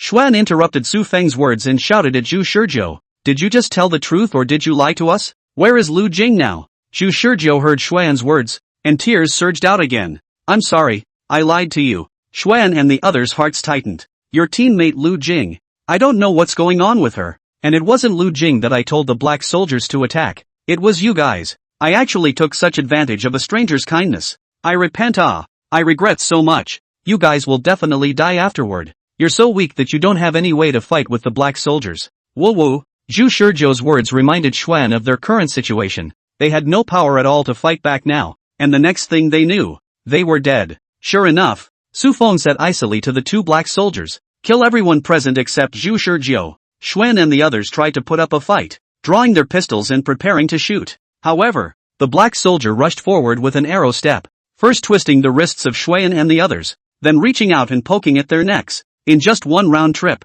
Xuan, Fan Jingxian, and Yi Rou all covered their necks and fell to the ground in despair. Blood gushed out frantically from their necks like a fountain, staining the ground and converging into a scarlet river on the ground. Zhu Shizhou lay on the ground sobbing uncontrollably. Zhu Shizhou, hold on. Su Feng's words were rather quiet. Boo! The door to the closed room was blown open. At once, a group of people entered the room. Zhu Shizhou, who was lying on the floor sobbing uncontrollably, looked at the others who appeared in the room, and the corresponding faces automatically appeared in his head. These are people who have been on the guest list, famous names in the medical field. Save him with all your might. Zhu Shizhou laughed maniacally again. Ha ha ha ha ha ha. I know. Su Feng, I know. Why would you say that the people secretly arranged will be able to guarantee my safety? So that's how it is. The Black Soldiers protect me from force. These medical experts guarantee my life. Ah ha ha ha ha ha ha ha ha. How many other people do you have on this ship that you've arranged? Show me all of them. Zhu Shizhou laughed maniacally while looking at the time.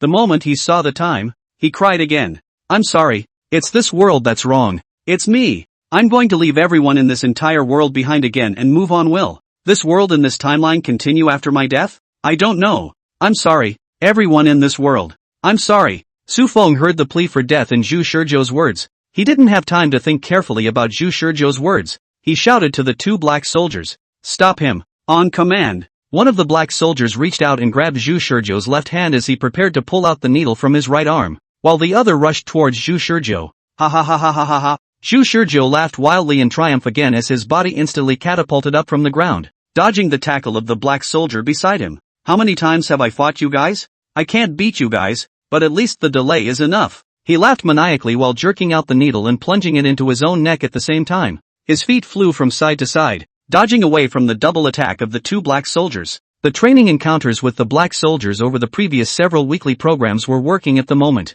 Paddle. Zhu Shizhou held the syringe and cut open the neck. Blood gurgled and gushed out from the carotid artery. In order to fully ensure his own death, Zhu Shizhou made it a point to take a few more hits, even puncturing his own windpipe. Su Feng could prevent others from attacking him, but he could not stop him who was bent on actively seeking death. Ha ha ha ha ha ha ha ha, Su Feng. See you next time. The maniacal laughter pierced the darkness of the night and echoed through the room for a long time. Zhu Shizhou fell into a pool of blood. Chapter 125 Advance Arrangements and Reverse Tracking. Chapter 125 Advance Arrangements and Reverse Tracking. Wish Shizhou was dead. He's alive again. No, too many doses. Zhu Shizhou thought so. At this very moment he was sitting in a familiar room, with familiar information about the black soldier training base placed on the table in front of him. He didn't turn it over. His head was going back and forth to the end of the last week's program. His very different state before and after the injection of the potion. The anti-black soldier inhibiting potion really did not deserve his name. The potency of the drug was just too strong.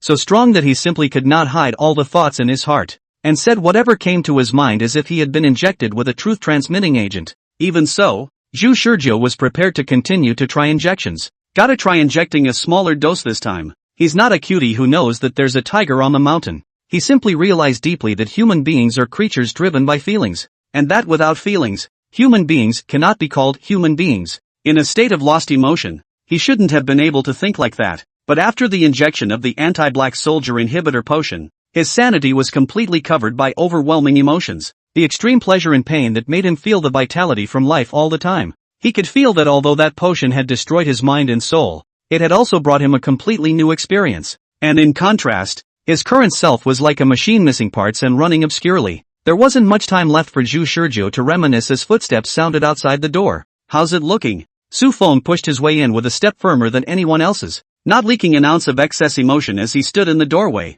Although this man had not injected the black soldier potion, he had managed to be nearly absolutely rational. He was now clearly still highly skeptical of Zhu Shizhou, but he couldn't tell at all from his appearance. If it wasn't for the fact that last week's installment was still in the same location where Zhu Shizhou confronted Su Feng, it's likely that Zhu Shizhou would still be in the dark and unable to ascertain Su Feng's attitude towards him. When Su Feng came in, he first scanned the paper report that was placed on Zhu Shizhou's desk, and then looked at Zhu Shizhou. Honestly, he couldn't understand this young man, a feeling that had arisen from the very first contact with him. This is all attributed to the completely illogical foreseeing the future, so that he has never been able to establish a perfect image of Zhu Shizhou in his mind. So until now, he cannot trust Zhu Shizhou. Thinking about Zhu Shizhou's superpowers, he looked to the future with both meager expectations and prepared for disappointment. He urged Zhu Shizhou, we don't have much time, so we'll leave if we're done watching. Good.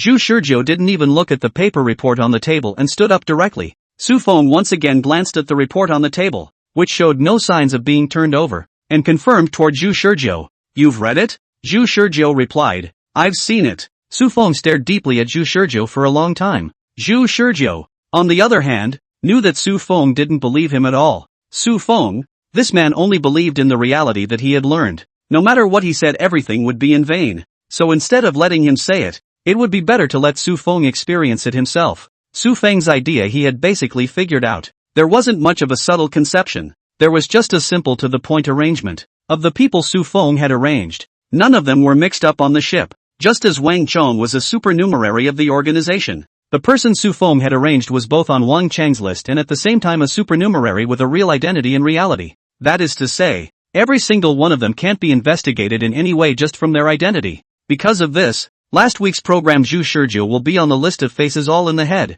In the guests on board the ship one by one for checking did not find a problem. There is a problem only Xuan them. At the end of the previous week's program, he had spoken to Su Feng less than 5 minutes after injecting the anti-black soldier inhibiting potion, and those medical guests had swarmed into his room even more extremely efficiently. The fact that it was executed so efficiently is enough to show that those medical luminaries were probably well aware that their own embarkation was by no means merely a tour. So the question is, are those the only people Su Feng arranged? Necessarily not. Those people were nothing more than the people Su Feng used to cope with the situation at the time after Zhu Shizhou's physical health went awry. So combining this with Su Feng's character and making a bold guess, Zhu Shizhou came to a conclusion that was exaggerated to the point that the current him couldn't believe it at all, but was quite in line with Su Feng's persona. The more than 2,000 guests on Wang Chang's invitation list are likely to be mostly Su Feng's people. That's a bold guess. It could be said that this was a judgment that could never be made as an absolutely rational person, because every time he judged something after the emotional erasure he needed absolutely sufficient evidence to prove his thoughts.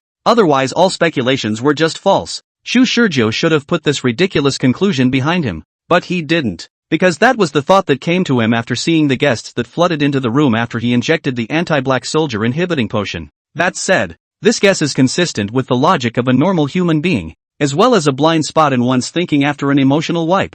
Zhu Shizhou thought along with this absurd assumption and came up with more queries that deserved careful consideration. When he was interacting with Xuan and the others, did they notice Xuan? When was Xuan's identity exposed to Su Feng's eyes? Was the one who sneaked into his room and the one who attacked Lu Jing the same group of people Su Feng had arranged? With a whole lot of questions, it was time to go. What are you thinking? Su Feng looked at the contemplative Zhu Shizhou and asked. Zhu Shizhou was interrupted in his thoughts, and casually uttered the request that drove him to threaten to cut himself last week's program. I was wondering if the 2 black soldiers escorting me were too obviously attired, and if it would be possible to give them a change of clothes? Su Feng stared at Zhu Shizhou for a long time, and after confirming that that was all he was asking for, he nodded. On November 7th, Zhu Shizhou left the submarine and boarded Wang Chang's luxury cruise ship. This time, he didn't have any pleasantries with Wang Chong. Wang Chang's ability, character, hobbies, social circle, and desires of this person had long been mapped out by him in the previous weeks,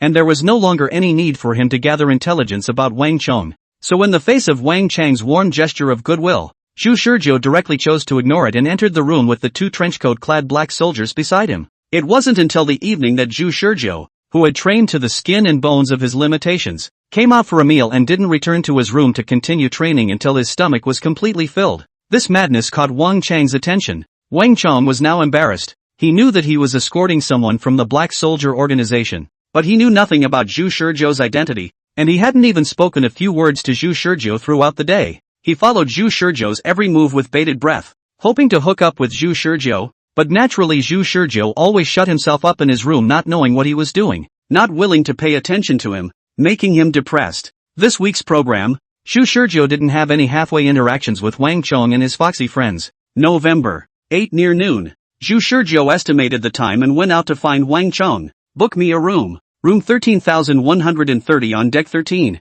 Wang Chong froze. Yes, it's okay. Do you have to return your original room for you? No, it's still reserved. Wang Chong didn't understand what Zhu Shizhou wanted to do, but he still had someone hand Zhu Shizhou the access card. However, when he still wanted to get close to Zhu Shizhou looked at the time and directly turned around to leave. Zhu Shizhou declined the accompaniment of Wang Chong, came to the boarding deck, followed by 2 imposing bodyguards. The wide deck of the boarding ship was full of people, filled with guests dressed in formal attire and carrying large bags. Most of the guests were wearing happy smiles, and the atmosphere was harmonious and beautiful. Zhu Shizhou weaved his way through the crowd, also pretending to be a guest who had just boarded the ship. Under his secret gaze, Xuan, Lu Jing, Fan Jingxian, and Yi Rou pulled their suitcases and boarded the ship as scheduled, still with the same defenseless look. Too easy. Xian smiled and turned the access card in his hand. Lu Jing held his arm tightly, smiled and lowered her voice. Don't be too ostentatious.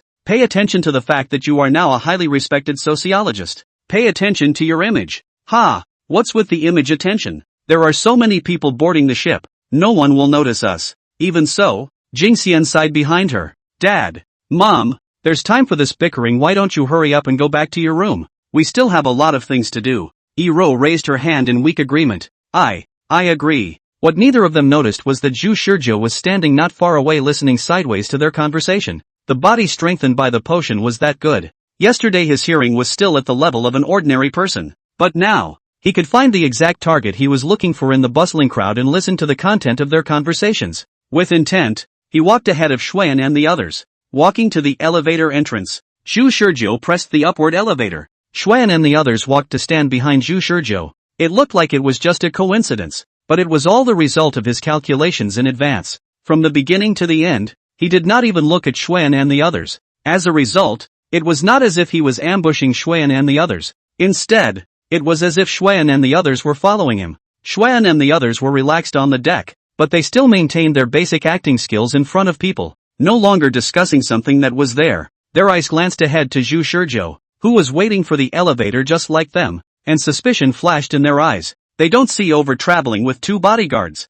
and the 2 bodyguards looked extraordinary, exuding an intimidating aura all over. The elevator door opened and Zhu Shizhou took the lead and pressed the elevator to the 13th floor. Xuan's just outstretched hand paused and froze slightly. Their room was also a 13th floor room. What a coincidence! In the elevator, Zhu Shizhou flashed a smile at Xuan and the others. What floor are you going to? Do you want me to press the floor for you? Chapter 126, Biohacking. Peace's whereabouts. Chapter 126, Biohacking. Peace Brothers' whereabouts. Xuan froze and then smiled. No thanks, we're on the 13th floor too. Zhu Shizhou pretended to be surprised. Such a coincidence? In order to avoid any misunderstanding, Xuan thought for a moment and said, it's actually quite normal. You should have just boarded the ship not long ago just like us, right? When the security personnel distributed the access cards, other than some who had deliberately reserved their rooms, the rooms for other guests were arranged in order, and as the 13th deck is so big, the probability of being arranged on the same floor is quite high. Zhu Shizhou smiled when he heard Xuan's explanation. That I really don't know. Xuan hadn't even thought about the fact that his superfluous line of explanation was purely a cover for Zhu Shizhou. He was now worried about being mistaken that a few of them were following Zhu Shizhou. Although this was unlikely, it was better to try to avoid conflicts that could be avoided. Lu Jing smiled and chimed in. I see you're making quite a scene. Why are you going out with 2 bodyguards? Ha ha, it's better to be safe when you're out and about. My 2 bodyguards are both veterans. Their hands are pretty good. A veteran? There was more than a little contempt in Lu Jing's eyes. Zhu Shizhou interrupted their attempts to test their identities and asked in turn, are you few traveling as a family? Yes, we couple are university professors studying sociological theory, usually have quite a lot of free time, and this time we accepted the invitation to bring our family over for a long visit. So it is. Zhu Shizhou smiled. A few people didn't talk much as the elevator arrived. The elevator stopped at the 13th floor. Accommodation on each deck is rectangular in shape, with corridors leading left and right out of the elevator entrance, with rooms spread out on both sides of the corridor, and a total of 200 rooms. After walking out of the elevator, Zhu Shizhou's footsteps paused slightly and walked towards the corridor on the left. Xuan and the others recalled the diagram of the ship's construction that they had memorized the day before they boarded the ship, and coincidentally their room was also on the left side. Thus, the crowd deliberately slowed down their pace and followed Zhu Shizhou. During this period, Zhu Shizhou turned back several times with a suspicious gaze, and he could see Xuan and the others smiling awkwardly. Jing Xian sneakily kicked Xuan. Don't smile so stiffly, Captain. Look at him paying attention to us. What can I do? Who called it such a coincidence that he also lives on the 13th floor? It's also in the same direction as our room. The crowd was a bit speechless. To be honest, none of them wanted to draw attention to themselves just after boarding the ship. But coincidentally, it was even if this young man was assigned to the same 13th floor as them, even the direction of the rooms were the same. The crowd was now embarrassed to see Zhu Shizhou looking back at them several times, making it seem as if they were stalking him, and they had no choice but to put up with it. After the crowd had walked for a while, Zhu Shizhou stood still at the entrance of a room. He pulled out his access card and made a point of looking back at Xuan and the others who were smiling stiffly. What are you guys? A wary look that anyone could see passed over Zhu Shizhou's countenance. Xuan looked up at Zhu Shizhou's room number, took out his own access card and matched it, then looked at Zhu Shizhou's room across the hall. Stunned, after a long time, he held his tongue. What a coincidence. Our room is right across from yours. Zhu Shizhou laughed dryly twice, and Xuan and the others laughed so hard that their faces stiffened. Who would have thought it would be such a coincidence? If they didn't know that it was impossible for anyone to predict their room number in advance, they would almost have thought that Zhu Shizhou was ambushing them at their opposite door. But the problem now was that it wasn't that they were doubting this young man, but that this young man was doubting them. in order to prove their own innocence. Xuan hastily took out the access card for room 13030 and swiped open the door to the room across the hall from Zhu Shizhou. Zhu Shizhou let out a long sigh of relief and joked, "It's quite a coincidence. I almost thought you guys were following me." Xuan and the others laughed stiffly. "This is a big misunderstanding, huh?" Afterwards, Zhu Shizhou also swiped open the door to his room. And after Xuan and the others looked at it and confirmed that Zhu Shizhou was indeed living across the street from them, both sides went into their respective rooms. "Holy, that scared me!" Xuan cursed just as he entered the room. "Shoo!" Jingxian glared at Xuan and opened her laptop, crackling the computer to start the detection program, retrieving it for a while and confirming that there were no networked surveillance listening devices in the room before she walked over to the sofa and sat down with peace of mind. The program will remain running while they are in the room, and will alert them to the presence of possible surveillance and listening devices in the room if they are connected to the internet, and will quickly lock onto the unfamiliar network and automatically hack into it to delete the data. Lu Jing gently patted her towering breasts and took a breath. "This is too much of a coincidence, isn't it? Jing, do you think there could be a bit of a problem?" Jing Xian didn't even lift her head and continued to tap on the keyboard. "What kind of stupidity are you talking about? Our action was decided on the fly only yesterday. The queue was randomized, and even the elevator ride was the other party pressing the floor button first. How could he possibly have a problem? Maybe in that person's mind, it's us who have the problem." Fair enough. The crowd didn't care. They just dismissed the incident as a coincidence, although it really was a coincidence. "Captain, Lieutenant, don't forget our mission this time. If possible, it's better not to draw too much attention to ourselves." Lu Jing nodded. "I know. It's not just looking for talent on the ship that meets the organization's standards. I know. Also be careful with identification. After all, most of the elite talents have been pulled in by that organization. So if we accidentally pull in the wrong person, we're screwed. We're looking for the kind of leaky ones that haven't been blessed by the Black Soldier organization yet." Xuan couldn't help but curse. "Grass. Are we going to keep picking up what's left of the Black Soldiers to eat? Those lunatics are too overbearing. Ugh. It's not like it's been a day or two. Just get used to it." "Getting used to it? Talk about easy." Xuan frowned sadly, then suddenly remembered something. "Say, what happened to that newcomer 2 days ago? The one named Wang?" Fan Jingxian frowned slightly, and her fingers on the keyboard stopped. "His computer skills are poor. According to his account, he was completely used as a pawn in what happened 2 days ago. All the information we got was irrelevant, and all the other information that was actually connected to the person behind the curtain was wiped out by the Black Soldiers organization. I don't even understand why we're letting this piece of who only sells movies and posters join our organization. I don't think he has the talent to be a top hacker." After thinking about it, Xuan defended the newcomer. "At least he sells high-quality movies." The three women looked at Xuan with contempt, and Xuan twisted his head in embarrassment. "One can only say that we were all fooled by the Black Soldier organization at the time. The person or organization that used Wang Ruobai as a pawn may be powerful, but Wang Ruobai himself doesn't possess any valuable information. He's a completely useless piece of trash. Ugh. Will do. Ugh. Make do with what you've got." Outside the door, in the hallway, Black Soldier wrote the line quickly on the paper. After Xuan and the others entered the room and locked the door, Zhu Shizhou and the two Black Soldiers stepped out and started eavesdropping. It's not some high-tech device that's used for eavesdropping, it's people. Black Soldiers, to be precise. Instead, the Black Soldier's entire body was attached to the door like a large suction cup, especially pressing his ear against the door of the room and hearing all the conversational chatter coming from inside the room. Black Soldiers represented the physiological limits of human beings, including hearing as well.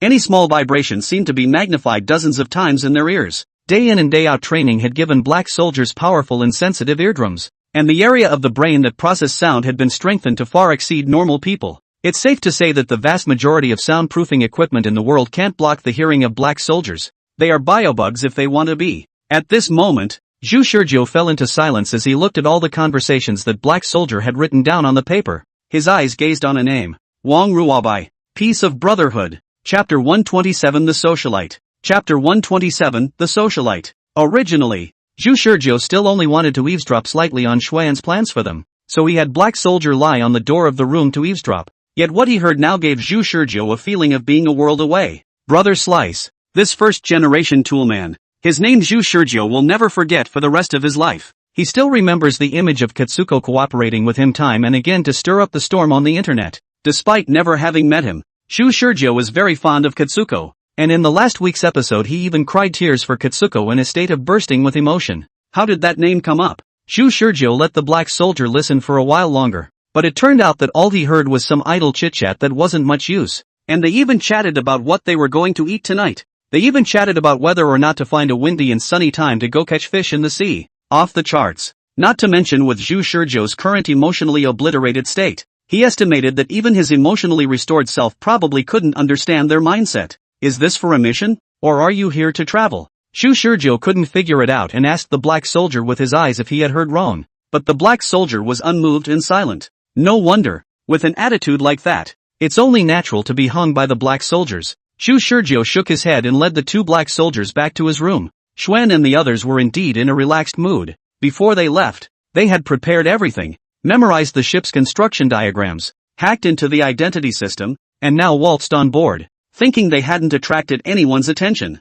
How could they not relax with such an easy process? It was normal that Zhu Shizhou didn't understand them, because they hadn't expected this one ship to be involved in so many things, and in their eyes, this mission was just a trip at public expense. By the evening, Xuan and Lu Jing walked out of the room with this optimistic mindset, changing into a suit and dress. Click. Coincidentally, at this time, Zhu Shizhou on the opposite side also came out of the room. Only compared to the formal clothes they were wearing, Zhu Shizhou wore a much more ordinary outfit, merely wearing a casual dress, white t-shirt and black pants plus a jacket. What a coincidence! Zhu Shizhou smiled and greeted them. Due to the coincidental events that happened in the morning, Xuan and Lu Jing didn't think much about it and looked at each other before feeling helpless again. Yeah, what a coincidence. Following the coincidence of both parties going upstairs at the same time and staying on the same floor, they left the house at the same time to get ready for the banquet. If coincidences like this one came a few more times, they'd probably wonder if they were dreaming. Zhu Shizhou chimed in. Are you going to the banquet now? Yeah. Xian nodded. What a coincidence then. So am I. Shall we go together? Xuan and Lu Jing looked up at the two bodyguards behind Zhu Shizhou and were speechless for a moment. If they really went to the banquet with this guy, would they be conspicuous? The wise general of the team, Jing, even made it a point to remind them not to be too conspicuous. But the two of them didn't have any reason to refuse for a while, so they had to agree. In their hearts, they were thinking that they could simply find an excuse for them to separate when they arrived at the banquet later. Zhu Shizhou pretended not to see their expressions, pretending to be very bright, a look of self-acquaintance, but in his heart was as clear as a mirror. You two daughters are not going to the feast? Xuan casually and perfunctorily said. Kids, they are not interested in this kind of adult party. This obviously contradicted his previous statement of bringing his family to see the world. But Zhu Shizhou didn't expose them, but only shook his head in his heart. Even making excuses was so perfunctory. It was obvious that they really didn't have any sense of crisis about this mission. Several people came to the banquet hall. At this time the banquet hall already had many guests chatting. It looked like the atmosphere was peaceful and basically could not see any abnormalities. Zhu Shizhou scanned the circle. How many people in here were arranged by Su Feng? After scanning around, he saw Wang Chong and his group. The only difference from the previous week's program was that he was missing. There were neither more nor less people in that circle. Ji Hui, Qian Zieler, Ma Kun Bo and Sun Haoren, and those few of Wang Chang's foxy friends. Before Xuan and the others could find an excuse to separate from Zhu Shizhou, Zhu Shizhou took the first step and said, both of you, I still have things to do on my side, so I'll take my first step? Xuan and Lu Jing hurriedly waved their hands. If you have something to do, just go and get busy. Don't mind us. We'll just stroll around by ourselves. After Zhu Shizhou left, Xuan and Lu Jing both let out a sigh of relief in unison. This self-centered guy could be considered gone. Then, before they could retract their eyes that were staring at Zhu Shizhou's departure, they saw Zhu Shizhou walk to Wang Chong and the others not far away. Xuan and Lu Jing looked at Zhu Shizhou's eyes that did not move and were slightly surprised. This kid knows Wang Chong? Only to see Zhu Shizhou walk to the side of Wang Chong and then also intimately pounded Wang Chang's chest, showing a rather familiar demeanor. We can use him to enter Wang Chang's circle. Xuan looked at the screen over there and whispered. Lu Jing nodded slightly. That's what I thought. Wang Chong rubbed his somewhat sore chest and reluctantly smiled, but in his heart he cursed his mother. Lousy is so familiar with you? Before, I was still indifferent, but now I'm pretending to be so familiar with you? Old Wang, unkind. You didn't call me when the banquet started, causing me to come alone. These are the friends you told me about, right? Wang Chong cursed in his heart while still being confused, and had no choice but to take over the conversation and say, yes, let me introduce you. He is Lao's son, Sun Haoren, and he is Xiaola. He introduced Zhu Shizhou one by one. Zhu Shizhou also introduced himself. My name is Zhu Gu, the Song of Songs. Qian Ziel was happy. Hey bro, you're pretty occupied with that name huh? Although several people didn't know Zhu Shizhou's identity, but to be able to be so familiar with Wang Chong must not be an ordinary person. Not to mention that there were also 2 bodyguards behind him, making Zhu Shizhou look even more mysterious. This time, Zhu Shizhou didn't put up a fight, and even more so, he didn't start a conflict with them. These few people were a little bit arrogant to normal people,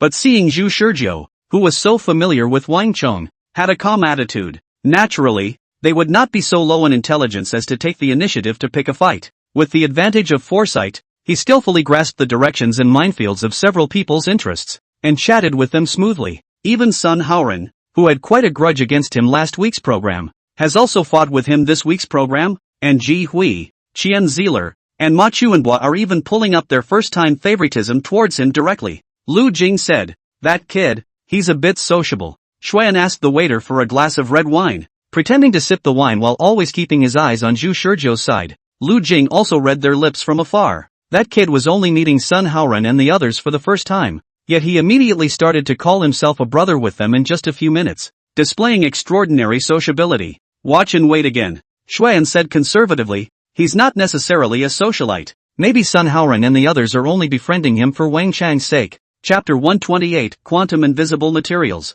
Chapter 128, Quantum Invisible Materials. Xuan and Lu Jing had already made plans and decided to observe a few more people at today's dinner party, but Zhu Shizhou attracted their attention as soon as he appeared on the scene. Now that they had changed their minds, that young man had brought them a surprise, and they could completely use him to blend into Wang Chang's circle. It's only a question of what to follow up on, but all in all, Zhu Shizhou has shown the value of making them pay more attention. Tonight, they decided to press on. Under their watchful eyes, they only saw Zhu Shizhou chatting with Wang Chong and the others. Then after looking at the time, he smiled and waved to a few more people, and left the circle of Wang Chong and the others. Where is he going? Xuan's eyes remained fixed on Zhu Shizhou. Lu Jing watched Zhu Shizhou walk over to an older man and a few middle-aged men and chat with them. After looking for a while, Lu Jing was slightly surprised. They're talking about quantum mechanics. That old man is a titan of cutting-edge physics in China. And the other few uncles are also professorial figures. This kid still knows physics? Xuan took a bit of interest in Zhu Shizhou. Does Zhu Shizhou know anything about physics? No, he doesn't understand. He, a law student, whose knowledge of physics was all stuck in his high school days, at best remembered a few specialized terms, and had pretty much forgotten all the other physics formulas, so it was safe to say that he was clueless about the concept of physics in his head. But in the previous week's program, after returning to the banquet hall, he had deliberately lingered in the hall, eavesdropping on the conversations of many famous bigwigs in the circle who held the titles of professor and expert. After paying a little attention to the time, he easily managed to seamlessly integrate the conversations of these professors and experts. Like these physics gurus, they're talking about the most hotly debated theory in physics in the country, quantum invisibility. The topic was initiated by the most respected old man among these people, Jiang Lao. Zhu Shizhou did not know his specific name, but heard a few middle-aged people called him Jiang Lao. He also followed the name. Assuming that quantum technology is really applied to material science, then it is entirely possible to have true invisibility technology.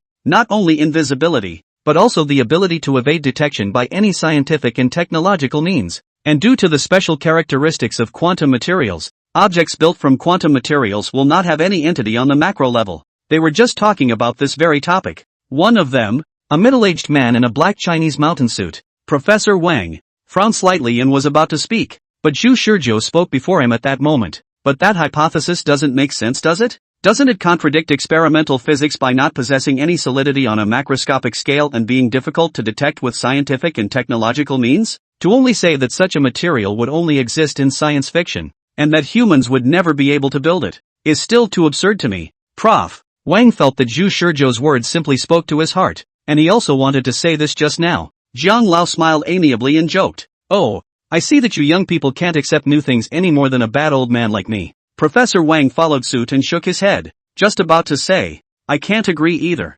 However, Zhu Shizhou shook his head one step ahead again. "Forgive me for not being able to agree." Prof. Wang this time took note of Zhu Shizhou, the young man, in wonder. What's going on here? Why does this young man keep stealing his lines? Out of nowhere? He didn't even know that Zhu Shizhou's rebuttal came from him in the previous week's program. Zhu Shizhou couldn't understand the theories they were talking about, but he could still copy them. Jiang Lao turned his attention to Zhu Shizhou, smiled and said, "Admittedly, Quantum materials do go against current human material science theories, but I've always firmly believed that humans will build true quantum materials. We're talking about having a bright future about quantum materials, and if, like you, physicists are not tying their own hands because they've concluded that such materials can't possibly exist, then aren't they tying their own hands? Others, such as Prof. Lee, Prof. Zhao and Prof. Wang, also agreed scientists should be rigorous, but it's not good to be too rigorous. We still believe that quantum materials exist. Prof. Wang shook his head again. According to, based on the theory of quantum entangled state systems, can we simply consider quantum invisible materials to be another quantum transport technology? Only the quantum entanglement at the microscopic level is transferred to the macroscopic level. For the first couple of decades we've always assumed that when the two ABs of an entangled state system are far enough apart, measurements are made on one side, and the other side immediately collapses to a deterministic state. Shurjio continues to shamelessly copy Professor Wang's lines, and the quantum frontier physics that is now catching on within the physics community seems to me to be all empty talk. The theory is simply baseless, a castle in the air with no foundation. This time Prof. Wang did not continue to let Zhu Shurjio play. He also followed the words to say, I also do not know how these views are prevalent within the academic community on a theory to negate. At least have to come up with more convincing theories, right? It seems to me that the foundations of quantum mechanics are already so firmly built that there's really no need to reconstruct the theory of quantum mechanics any further. Zhu Shurjio looked up at Professor Wang and agreed, I think so too. A middle-aged man and a young man looked at each other, and a spark of heroic sympathy arose in their eyes. Ha ha, you juniors. Zhang Lao shook his head and laughed. One by one. Their thinking is rigid. Little Wang is okay. You. Zhang Lao nodded to Zhu Shurjio. What's the matter with you? Before which professor to follow the further study? Young people should have the courage to break stereotypes, right? How do you hear? Alas. The way he looked at Zhu Shurjio was like the disappointment of seeing a diamond in the rough. But the diamond was ruined in the hands of a craftsman with poor craftsmanship. Oh, I was in the United States for further study before. Old America? Zhang Lao's eyes were not kind. The Yanks can't be trusted. Forget it, not to mention the rest. Just on physics, they haven't studied quantum mechanics thoroughly enough. Zhu Shurjio nodded his head humbly, looking like he was accepting the criticism. On the other side, Xuan and the others were always paying attention to Zhu Shurjio's side of the conversation. Zhu Shurjio was talking about physics with a few professors who were a generation older than him, and it seemed to be going back and forth, looking extremely professional. Their mission was to enlist talent, and Zhu Shurjio's performance naturally entered their sights. Young, and with a solid knowledge of physics, and still good social skills, Lu Jing poked Xuan beside her. Captain, how about, look again, look again. Chapter 129, The Man Who Traveled in Various Academic Circles. Chapter 129, The Man Who Traveled in Various Academic Circles. The debate among the physicists, led by Zhang Lao, did not last long. Zhu Shurjio in the last weekly program also only heard a general. At first cannot pretend to understand shamelessly copy lines to say a few words, but to the back. The more he participated in the topic, the more the topic of the direction of the more uncontrolled. And finally Zhu Shurjio had to choose to shut up and leave. The other physics professors looked at Zhu Shurjio's departing figure and lamented. There are talented people coming out of the rivers and mountains, and we were all still working as graduate students at his age. Others marveled. I hadn't noticed just now. I subconsciously thought of him as a scholar of the same generation as us. Yeah, well, I was wondering when physics got such a great up-and-comer. I was almost refuted by him just now. Professor Wang, on the other hand, smacked his lips with a sense of satisfaction. That kid is quite to my liking. Everything he said spoke to my heart, and I'm on the same page with him on a lot of points, and I'm kind of tempted to take him on as a disciple. The other professors snickered. Come on, I think he's on your level. Elder Jiang smiled and looked at Zhu Shurjio's departing back. If there were more of these upstarts, why worry about the rise of humanity? Humans? Ha ha, Elder Jiang. That's a bit of a big statement. Professor Wang was amused, but after 2 laughs he realized that no one was in agreement. Everyone else had a look of approval, so he could only stop laughing awkwardly. These people are a bunch of ass-kissers, right? Even Zhang Lao made a joke and went to hold his feet. Speechless, Professor Wang suddenly felt a little tired. It was such a waste of energy to communicate with these idiots. It would be better to talk more with that young man. Just now, many conjectures came to an abrupt end in the debate, making him very uncomfortable. He thought for a moment and arched his hand at the others. Sorry, I have to leave for a while beforehand. Elder Jiang, you guys continue. How could Zhang Lao not see that this was Professor Wang's pretext? But he smiled and nodded. If you have something to do, do it, don't delay. After Professor Wang left, Everyone else let out a long sigh, and for a while the air fell into silence. I don't know who muttered, "Quantum invisible materials. Can we humans really build them?" Jiang Lao was disappointed and muttered, "Even if we can't build it, we can still study it. We, as humans, don't have much time left to delay." Prof. Wang left the circle headed by Jiang Lao for no other purpose. He came specifically to find Zhu Shizhou. Seriously, he's really up in arms about his talent. Just now Zhu Shizhou showed the level is not generally high, but according to reason this age, this level, should not be unknown, even in the United States, should have long been famous only right, but he did not even hear the name Zhu Gu. That's a good indication that Zhu Shizhou was being buried in the US. I don't know which asshole professor brought this kid. He didn't even notice such a bright pearl. If it was him, he had the certainty to bring a genius like Zhu Shizhou to a bigger stage to show off his skills. So he was about to find Zhu Shizhou and ask him if he was interested in coming to be his student. He had a lot of big projects waiting for him to do on his hand, and the average student couldn't even snatch up a spot. So he thought Zhu Shizhou would definitely be interested in hearing about it. However, when he found Zhu Shizhou, he realized that the situation was a bit unexpected. At this moment, Zhu Shizhou was arguing fiercely with some other middle-aged men about something. Originally, he thought they were talking about physics topics as well, but when he walked up to them and was just about to join the conversation, he realized that what they were debating wasn't physics at all, but chemistry and biology. In the Linz conjecture system, there exists at least one high-energy macromolecule that is capable of releasing more energy for the needs of a person's body in a short period of time. So if we can really develop this agent, then this high-energy macromolecule can make our bodies extremely resistant to building. You're right, but the high-energy macromolecules of Linz conjecture theoretically have an infinite number of isomers. 30,000 as far as mankind has been able to derive so far, and every day that number grows, as if it could never exhaust the limits. Alas, yes, who says otherwise? As I see it, Linz conjecture has been completely reduced to a gimmick, and the conjecture is simply a math problem masquerading as biochemistry. While the group was sighing, Prof. Wang was already listening to the foolishness on the side. No, are you studying physics or biology? He focused on Zhu Shizhou's face and recognized it correctly. It was this young man.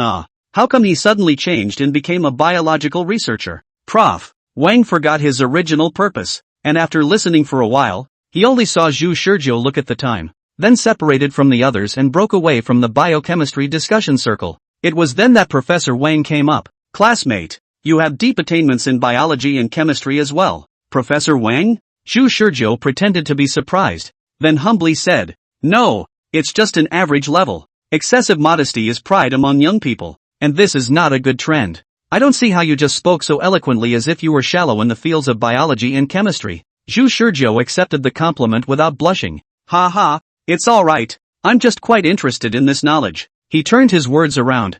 I wonder what Professor Wang came to see me for.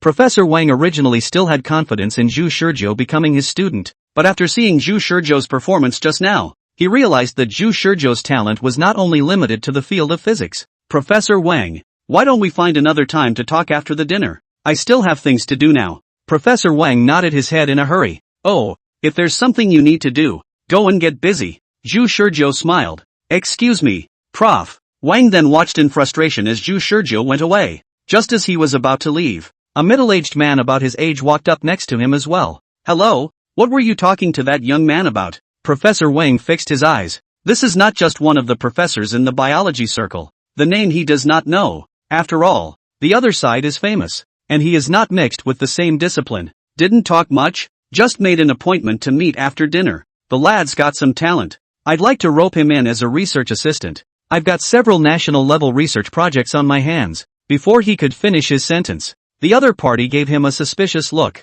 A national-level research project? You are? Professor Wang said faintly. Member of the physics division of the National Academy of Sciences. First-class professor. Wang Fuxian. I didn't realize that the other guy was surprised, not by his title, but by the discipline he belonged to. Physics? Professor Wang laughed. How surprised he was earlier. How surprised the other party was now. He nodded his head inside. That kid, he's a genius. The middle-aged man laughed twice with a leathery smile. I am an academician of the biology department and a first-class professor. Xia Jingzhong. That kid's attainments in the field of biology are really good. The two looked at each other rather contentiously. Professor Wang said calmly, I'm sorry, I already have an appointment to meet with him after the dinner. You'll have to wait further back in the line if you want to meet with him. Prof. Xia laughed twice. He was also a very decisive person. Directly turned around and walked quickly in the direction Zhu Shizhou left. Although Professor Wang was outwardly calm, he was actually worried that the good seedling he was the first to discover would be snatched away,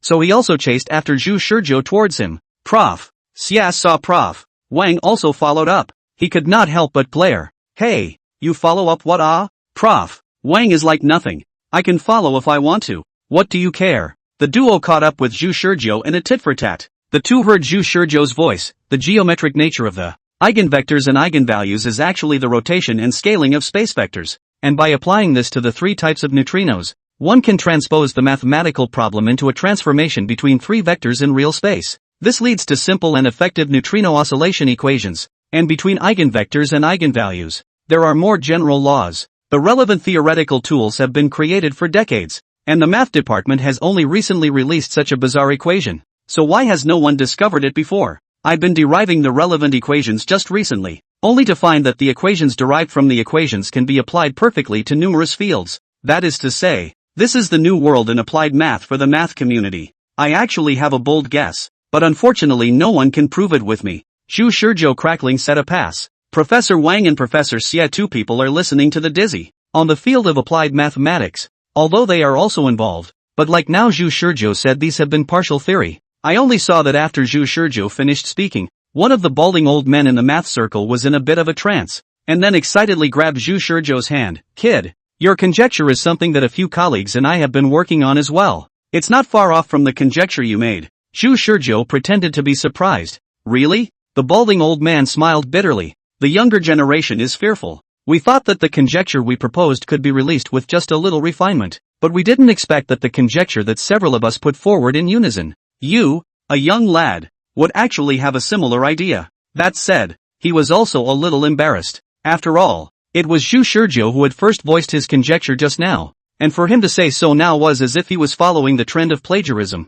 It was a good thing that no one else had such thoughts, except that they had also developed a love for Zhu Shizhou's talent. In front of Professors Wang and Xie, the bald old man took Zhu Shizhou's hand and said amiably, Kid, are you interested in coming to join our conjecture group? We can reserve you a position for a thesis 1 work. Prof. Wang and Prof. Xia were in a hurry at the back. You don't talk about martial arts. Obviously we were here first. Chapter 130, Fishing. Chapter 130, Fishing. Zhu Shizhou didn't say yes. This was of course, after all, his conjecture was completely plagiarized from this old man, who knew nothing about formulas or anything else, and who had just completely failed to understand what these professors were talking about. But the bald old man did not think so. Because this mathematical conjecture is based on a large number of derivations, if someone can independently put forward this conjecture, then this person's mathematical attainments must be very deep. He deeply regretted Zhu Shizhou's refusal. Only, after Zhu Shizhou rejected him, he extended an invitation to him.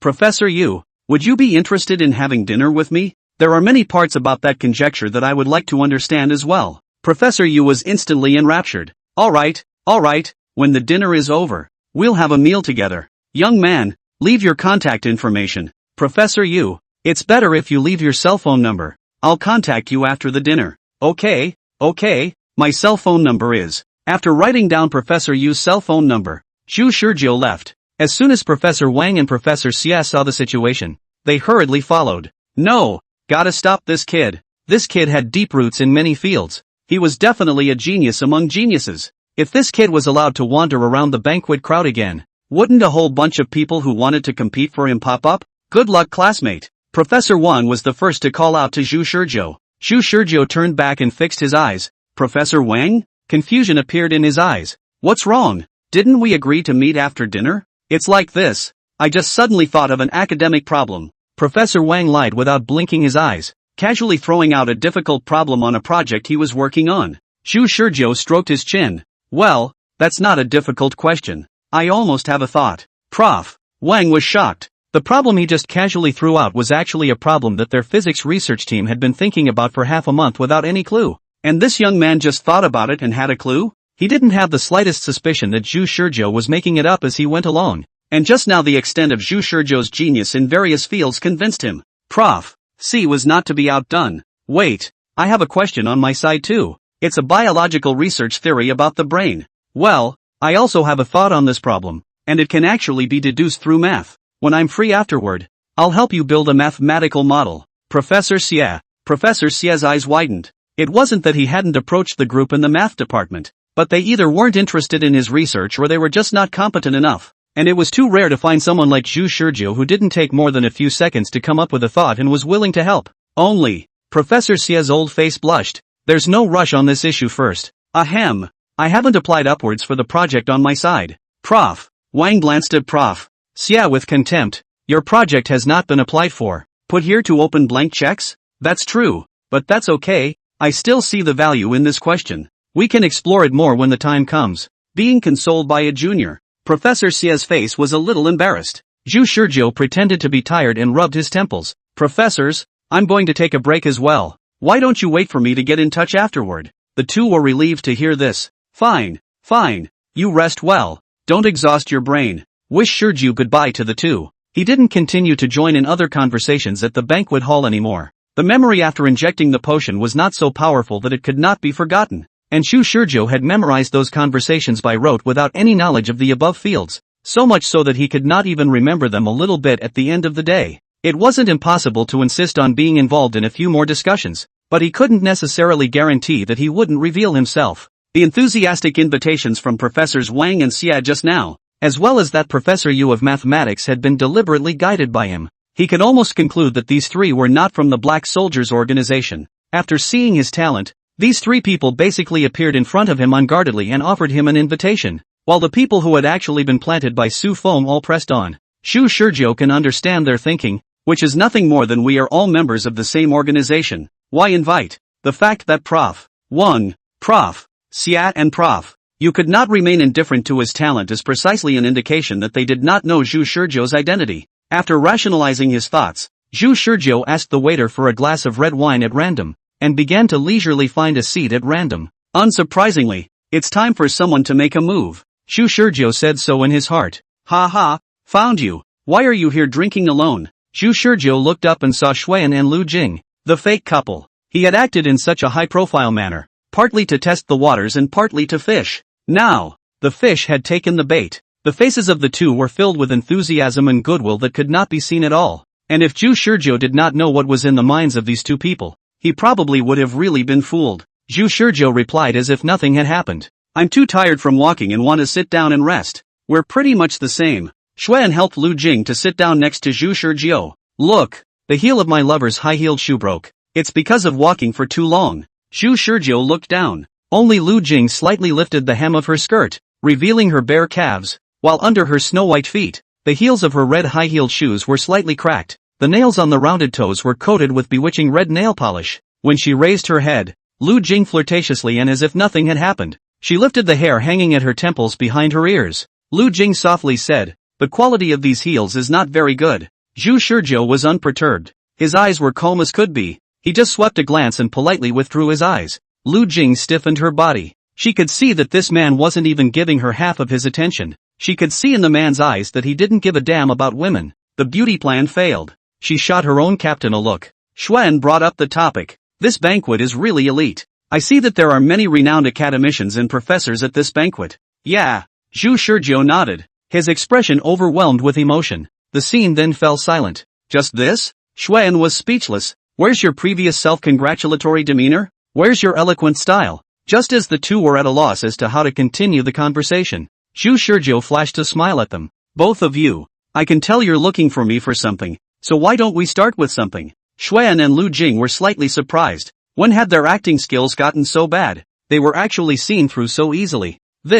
I'm leaving if you don't say anything, huh? Wait. Xuan and Lu Jing were guided out by Zhu Shizhou's deliberate control. This is not the place to talk. Why don't we change the place? Zhu Shizhou smiled like an angler who had caught a big fish. His smile was as wide as ever. Good. Chapter 131, Solicitation and Showdown. Chapter 131, Solicitation and Showdown. This week's program, Zhu Shizhou didn't clash with anyone, nor did he reveal to Xuan and the others the fact that he knew the identity of Xuan and the others. As a result, Xuan was unable to investigate Zhu Shizhou through his bank card number, and at the same time, they were not as hostile and wary of him as they had been in the previous week's episode. Before the banquet was over, Zhu Shizhou followed the fake couple out of the banquet hall. They went straight back to the room, Xuan's room for them. Just as Zhu Shizhou sat down on the sofa, Xuan and Lu Jing exchanged a glance before saying, "The next conversation we're going to have is not allowed to be leaked in any way. So could you allow us to check if you have any eavesdropping devices on you?" Zhu Shizhou pretended not to know, froze and then laughed. "What do you mean? Why do you make it so serious?" Xuan and Lu Jing didn't laugh. Zhu Shizhou tightened his smile. He didn't expect Xuan and Lu Jing to be so bold. They hadn't covered up at all after entering the room, and the disguise they had before in the banquet hall was gone. He thought the two sides were going to test each other out, but he didn't realize. "Okay, check it out." Zhu Shizhou nodded. "Is it a body search or something?" If it was a body search, Zhu Shizhou wasn't going to act it out. The equipment on the two black soldiers definitely couldn't escape their eyes. In that case, it would be better to just let the black soldiers make a move and harden themselves to snatch the anti-black soldier inhibiting potion from Xuan and the others. Xian shook his head solemnly and with a faint sense of superiority. "No, we have more advanced means." While he said so, he only saw the door of the bedroom and the room open, and the two girls, Fan Jingxian and Yi Ro, whom Zhu Shizhou had met before, walked out with their computers in hand. "They have a networking device on them." Fan Jingxian spoke faintly. Zhu Shizhou froze. He didn't know what they were checking with. But, a networked device? The number is not correct. He froze not because he was caught with a networked device by the other side, but because the number was so small. Zhu Shizhou took out his cell phone. "Is this it?" Without waiting for Fan Jingxian and the others to answer, Zhu Shizhou turned off his cell phone. After a little while, Fan Jingxian didn't say anything, just nodded and re-entered the room, closing the bedroom door. Wish Shizhou. He admitted that he had underestimated these people's desire to pretend, and had overestimated the other side's level of technology. When the other party had taken out the anti-black soldier inhibiting potion in the previous week's episode, he had thought that the other party's level of technology was so advanced that it could at least match the black soldier organization. Now that the other party, in one operation, had identified only one of the most ordinary cell phones he had on him and had turned back so confidently, he knew that, at least in terms of equipment, the black soldiers had crushed this mysterious organization. He knew that black soldier had at least one cell phone on him that he could use to contact Su Feng, and perhaps there were other means of communication that he didn't know about. Not only did the other party not have the most basic vigilance, they also didn't have the corresponding technological strength. They just let him off the hook so graciously, which made Zhu Shizhou, who had been fighting Su Feng for a long time, feel extremely uncomfortable. Xuan only thought that Zhu Shizhou's current dullness was because he was shocked by them, so he had a confident smile on his face. They did it on purpose. In fact, they could have done it both ways, letting the two hackers, Fan Jingxian and Yi Ro, investigate Zhu Shizhou's identity through facial recognition in the room, while he and Lu Jing, both of them, slowly lured Zhu Shizhou onto the hook. But instead of doing so, they chose to show Zhu Shizhou their strength at the very beginning, taking control of the rest of the conversation. As a matter of fact, they had never made a mistake by taking this approach. "Sorry, there's a reason we're so vigilant." Xuan and Lu Jing smiled apologetically at Zhu Shizhou. Zhu Shizhou imagined what kind of emotions a normal person should have at this point, and after recalling the state of the previous week's program itself after regaining its emotions, he asked, looking slightly nervous, "Who are you people? Introduce yourself." Xuan took out a document from his arms and unfolded it in front of Zhu Shizhou. "I'm the head of Group 1 of the National Licensed Resource Protection Bureau, and the leader of Special Action Squad 11. Xuan." Lu Jing also took out her credentials. National Licensed Resource Protection Agency, Special Action Squad 11, Vice Captain, Lu Jing. Zhu Shizhou admitted that his moment-to-moment spinning mind was at a break at this moment. The state-chartered Resource Conservation Service? His focus was not on the gimmicky Resource Conservation Service, but on the word state. Never would have guessed that the other side had the name of the country on its head. Is this true or false? Xuan and Lu Jing seriously withdrew their credentials. The reason we are so cautious is because the conversation we are about to have involves a major hidden secret at the national level. What we showed you just now are our credentials. Please prepare yourself mentally first now. We are initiating a conversation with you on behalf of the country. First, we would like to remind you, if you are not willing to have the conversation that follows, please leave the table immediately and consider that we have not extended an invitation to you. If you're mentally prepared, we'll show you a portion of the intel and reconfirm that you want to know what comes next. If you ultimately confirm that you wish to continue the conversation, then the conversation between us today is a highly confidential matter that cannot be withdrawn once known. If you choose to withdraw, we will use means including but not limited to secret detention, round-the-clock monitoring, and humane removal to ensure that there will be no leakage of information. Secondly, the conversation that follows is likely to turn your worldview upside down. We showed you our credentials just now to let you know the seriousness of our conversation. so even how incredulous you may be next, please remain objective and calm in the face of the facts we present. Point 3. Xuan slowly and firmly explained a whole lot to Zhu Shizhou in a clear and organized manner. There was no half a point of lag between the words. Zhu Shizhou understood. I guess they often use this means to absorb talents. It wasn't that their vigilance was too weak. It was that the Black Soldiers organization was too vigilant. And it was the contrast that made them look like rookies. If Xuan and the others were really representing the country and he was also really an ordinary person who knew nothing, then it was estimated that they would really be shocked right now by the contrast in the aura that Xuan displayed before and after. Objectively speaking, Xuan looked extremely convincing at this moment, and both his micro-expressions and movements looked quite real. While Zhu Shizhou was thinking about it, Xuan's pre-conversation notes had come to an end.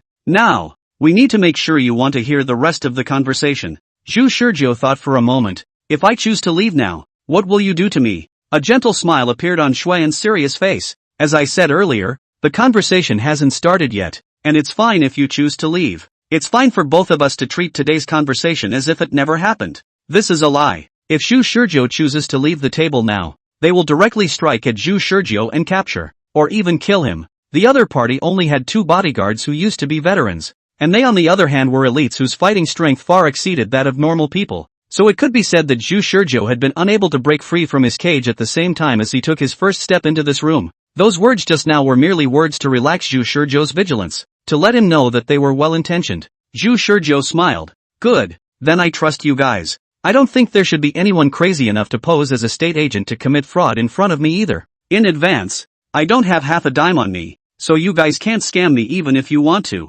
So smooth. Xuan and Lu Jing were both slightly surprised inwardly. Of the talents recruited in the past, which one of them hadn't been half forced and half enticed by them to join the organization? Even Lu Jing, who had now become the captain and vice-captain, had been forced to join more than 10 years ago. Relatively speaking, Zhu Shizhou accepted it a bit quickly. I can only say that the young people now, vigilance is too weak, cannot grasp such deep water? No wonder the national anti-fraud propaganda so much. There are young people continue to be fooled. Xuan shook his head and lost his smile. We are not a scam. It's only human for you to be wary of strangers. The documents I showed you just now, you can also check them if you want to. I can guarantee that our identities are real. No need to check. Zhu Shizhou waved his hand. The fact that the real name reported by the other party was the same as the name they said last week's eyes showed that they weren't too wary of Zhu Shizhou and held a certain level of trust in him. It didn't matter if the other person's identity was real or fake. What mattered was the other person's willingness to show trust in him.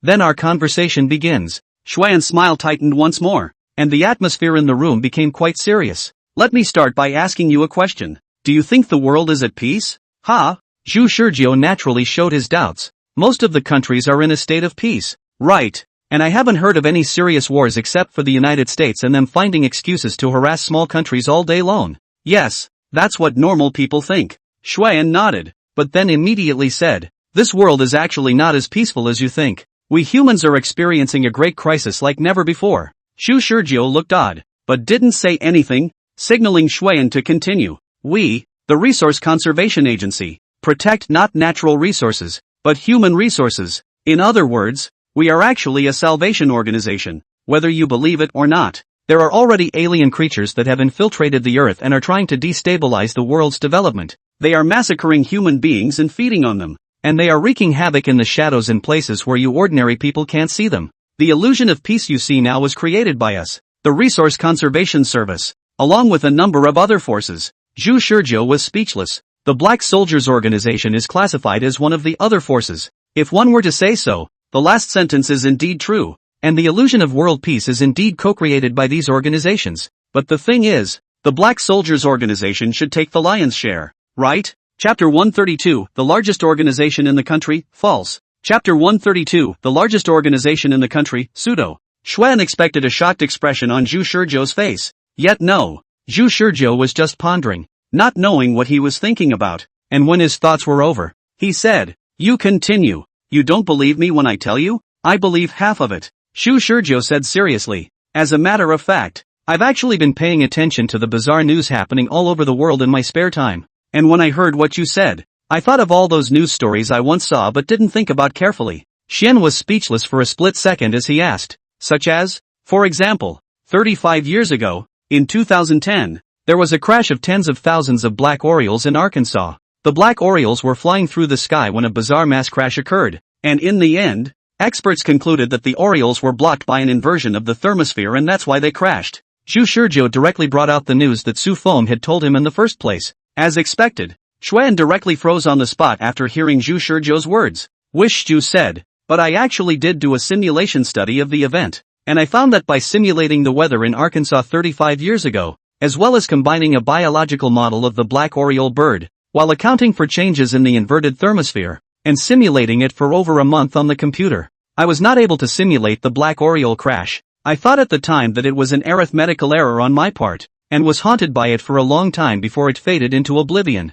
Now that I've heard you guys talk about it, I'm reminded of it, Zhu Shizhou said in a seemingly unintentional manner. Ah yes, that's what I was mentioning, and I actually don't know if my research has anything to do with the alien bio-invasion you guys are talking about. Xuan and Lu Jing, as well as Fan Jingxian and Yi Ro who were eavesdropping, were all shocked at this moment. They knew, of course, that 2010 was the time when mankind first discovered the enemy of the world. That black Oriole crash also officially kicked off humanity's fight against the enemy of the world. How could they have ever imagined that someone would actually be able to deduce the suspicions of that event in the first place just based on a news story as well as an arithmetic simulation? What's wrong?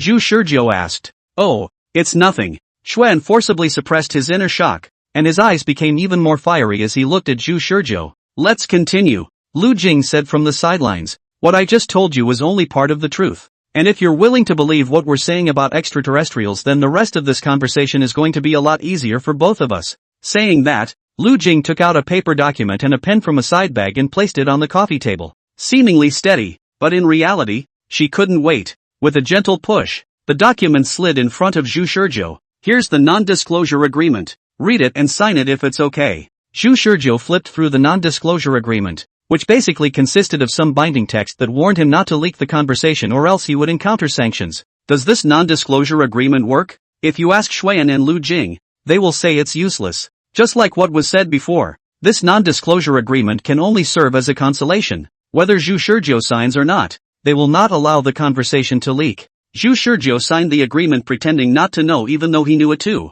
It was only after signing the agreement that Xuan and Lu Jing began the second stage of their conversation. Do you know the true nature of that kind of alien creatures? Perhaps you would think that they are a type of humanoid creatures that often appear in many science fiction movies, but in reality, they are more like bugs. Xuan opened his tablet, slid a few times on the interface, pulled up a photo, and put it in front of Zhu Shizhou. This is what an alien creature looks like. Zhu Shizhou took a look at it, and sure enough, it was a xenomorph. The purpose of our Resource Protection Bureau's existence is to eliminate such monsters. To that end, we have been operating in secret, not fearing sacrifice, and every member of the Bureau has been trained to be an elite warrior capable of contending with these monsters. Then, Xuan's focus is on the efforts and sacrifices made within the organization to fight against the xenomorphs, while also striving to develop weapons, as if everyone within the organization possesses the most noble beliefs. After hearing this, Zhu Shizhou was tempted to ask, where's the Black Soldier? They didn't mention how powerful the Black Soldiers organization was,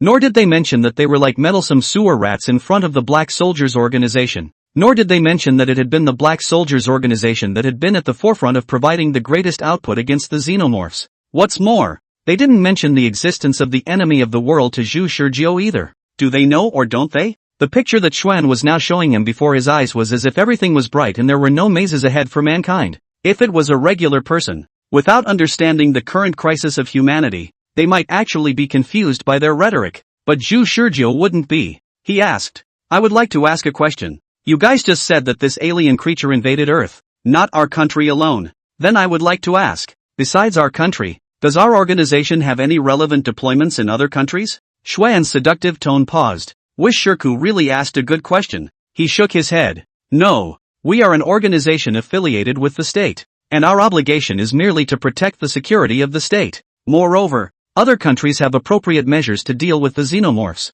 so there's no need for us to take care of it. No need for us to care? Zhu Shizhou pretended to be puzzled and asked point blank. What about other small countries that do not have enough comprehensive national power? Do those small countries have the strength to deal with this monster? If even those small countries have the strength to deal with it, then isn't this monster very weak? The answer is that the Black Soldiers organization has tentacles all over the world and the Black Soldiers organization is guarding those people.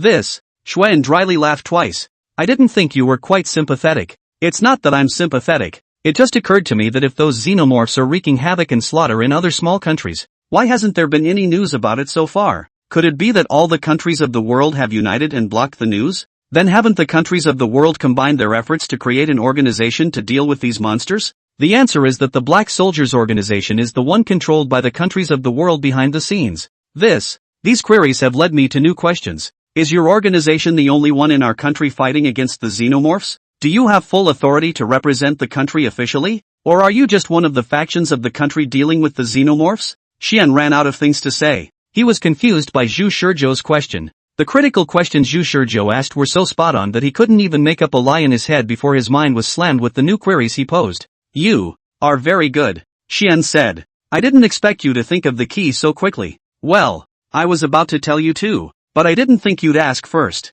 That's another lie. How could they have expected Zhu Shizhou to react so quickly? Originally they were thinking of lulling Zhu Shizhou over first. If the other side knew that the country had another black soldier organization that was stronger and more intimidating than them, and that the Black Soldier Organization had pushed them to the point of being defenseless, what would the other side choose? In desperation, Xuan looked serious and told the biggest lie in this conversation today. In fact, our organization is the largest in the country. Other organizations that don't even have a name are all over the world. We are responsible for fighting most of the xenomorphs, while the other organizations are the smaller forces responsible for cleaning up the remnants of the xenomorphs. Xian smiled confidently. Those organizations, in our eyes, are sewer rats. Not worth mentioning. The two black soldiers standing behind Zhu Shizhou's mouth twitched in silence. Chapter 133. Chapter 133, Deep Talk. Zhu Shizhou was rendered completely speechless by Xuan's confident stance. Despite knowing that the other party was exaggerating the power of his organization, he honestly did not expect Xuan to exaggerate the truth to such an extent.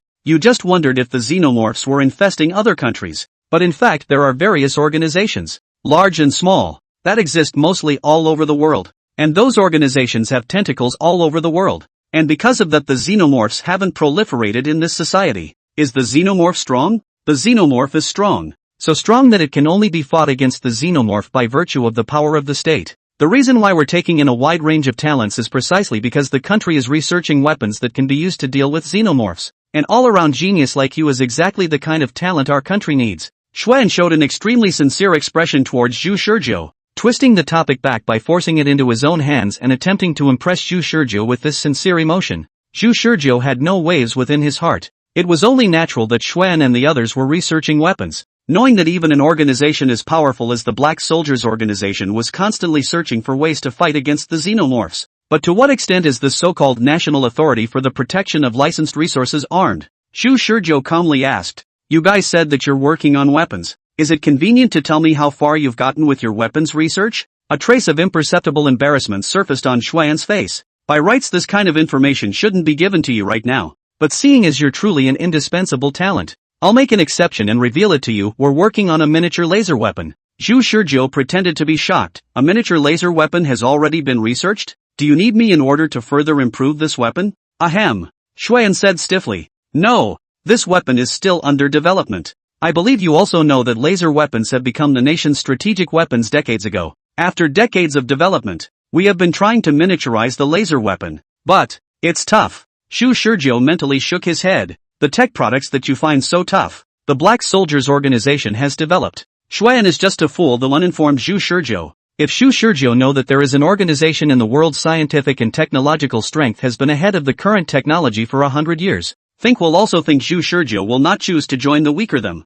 That's why he's bluffing so much at this moment. Zhu Shizhou was also thinking at this time. What Xuan had said was not unexpected. Only now he had further confirmed it. Miniature laser weapons are just a microcosm of the gap between the Black Soldiers and other organizations. If Xuan's identity is true, the country really exists of National Licensed Resource Protection Bureau. Then it means that the higher echelons of the hierarchy are also divided into different factions. It was impossible for the Black Soldiers Organization not to notice such a blatant name. Yet the Black Soldiers Organization had not purged them precisely because they were likewise affiliated with the Crown. At the same time, the technological strength of the Resource Protection Agency was not synchronized with the Black Soldiers Organization, which meant that the resources of the Black Soldiers Organization were not interoperable with Xuan and the others. The country's choice should be fairly clear. The country had pressed most of its scientific research strength on the Black Soldiers Organization, while Xuan and the others were perhaps just a backup for some official figure. To put it simply, Even though Xuan's and other people's organizations had more formal backgrounds that were explicitly recognized by the state, they were not organizations that the state focused on supporting, and they were only common sons with a much weaker sense of existence, far inferior to the Black Soldiers organization, which was a bastard that didn't even have an official name. They are far less important than the Black Soldiers organization, a bastard organization that does not even have an official name. Of course, all of this assumes that the National Licensing Resource Conservation Service is real. In the hours that followed, Xu Shizhou had been chatting deeply with Xuan and Lu Jing. He gained a deeper understanding of the various resources at the disposal of the RPA. For example, the Resource Defense Council is also working on the Black Soldier Potion, but unlike the Black Soldier Potion, they are working on the potion that does not erase emotions. Also, for example, they are working on armor that can be worn to resist impacts from the outside, an upgraded version of the Black Soldier suit. They are also working on large-scale shelter arcs, space-based weapons to physically wash the ground, and a low-cost food machine that converts carbon dioxide into starch. To be honest, some of the ideas made Xu Shizhou feel a little unrealistic,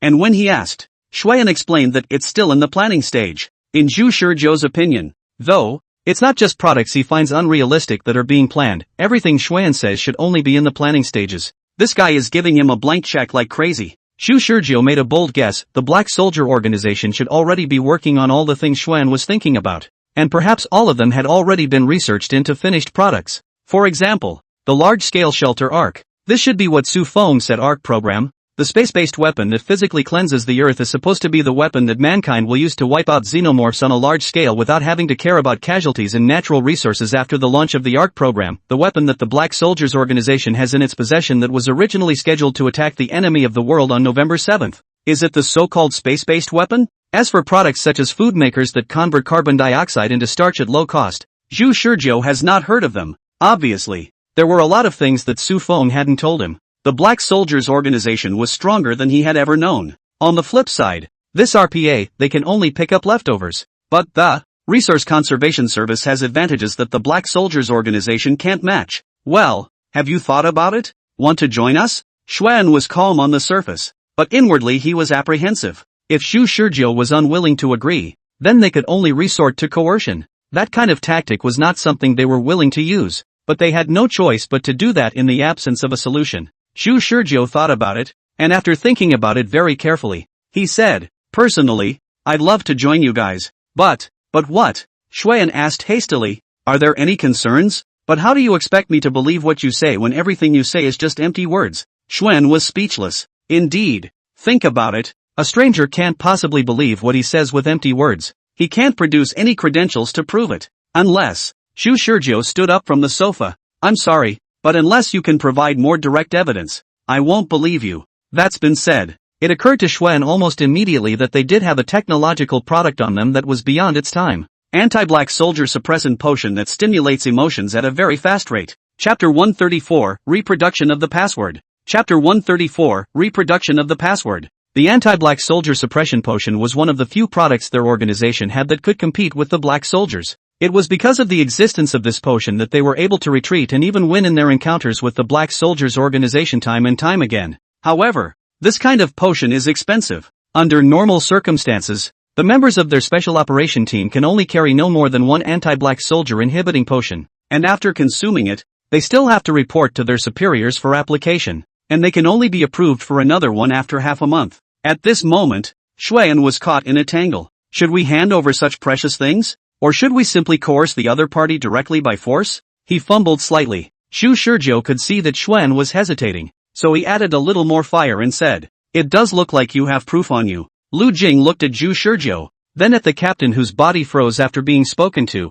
sighed softly and patted her own captain's shoulder. "Don't pick the sesame and lose the watermelon. Potions can be recreated, but talents are hard to come by." These words woke up Xuan. Yeah, what's he obsessing about? If you want to recruit a talent of Xu Shizhou's caliber, how can you do it without paying a price? Well, I do have a product on hand that is ahead of the current times. Xuan carefully took out a glass box from his bag, and through the transparent glass box, one could see that a light blue clarifying potion was lying inside. Xu Shizhou pretended not to know. "Is this what you call a product ahead of its time? What is the effect?" This agent stimulates the body's cells, allowing them to absorb the drug molecules and rapidly spread the effects to the brain's limbic system by circulating the drug through the body, maximizing human emotions. In order to let Zhu Shizhou have a clearer idea of the potency of this medicinal agent, Xuan said, "Don't underestimate the effectiveness of this simple medicinal effect. In fact, 99% of the laboratories in the world currently can't synthesize this medicinal agent.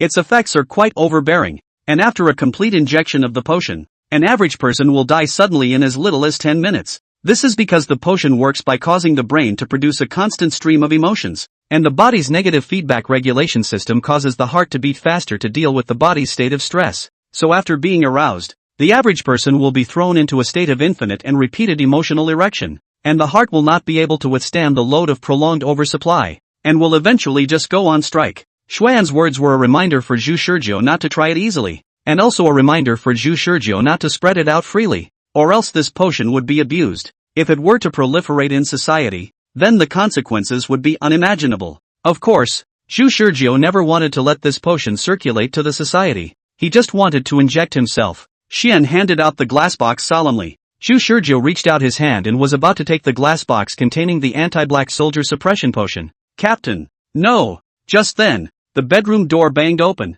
Fan Jingxian rushed out of the bedroom. Zhu Shizhou looked calm, and Xuan and Lu Jing were at a loss. Under Jingxian's reminder, Xuan subconsciously gripped the potion box in his hand. However, what he did not expect was a strong force coming from his hand, directly snatching the anti-black soldier potion from his hand in a hard way. In a flash, Xuan's face changed. Nope, his own all-around physical qualities were far superior to those of normal people, including his grip strength, so how could an ordinary person have a stronger grip than him? Coupled with the reminder from Jingxian, the wise general of the team, he immediately realized that he had probably fallen into the opponent's trap and turned. This guy was no ordinary person. Sure enough, the next moment Fan Jingxian shouted, "I can't find out who he is." For a moment, the room fell into dead silence, and a needle could be heard. Zhu Shizhou calmly sat on the sofa playing with the anti-black soldier inhibiting potion in his hand, and across from him, Xuan stiffened his body, still maintaining the posture of handing the potion forward. A full minute of silence was experienced before Xuan opened his mouth with a dry throat.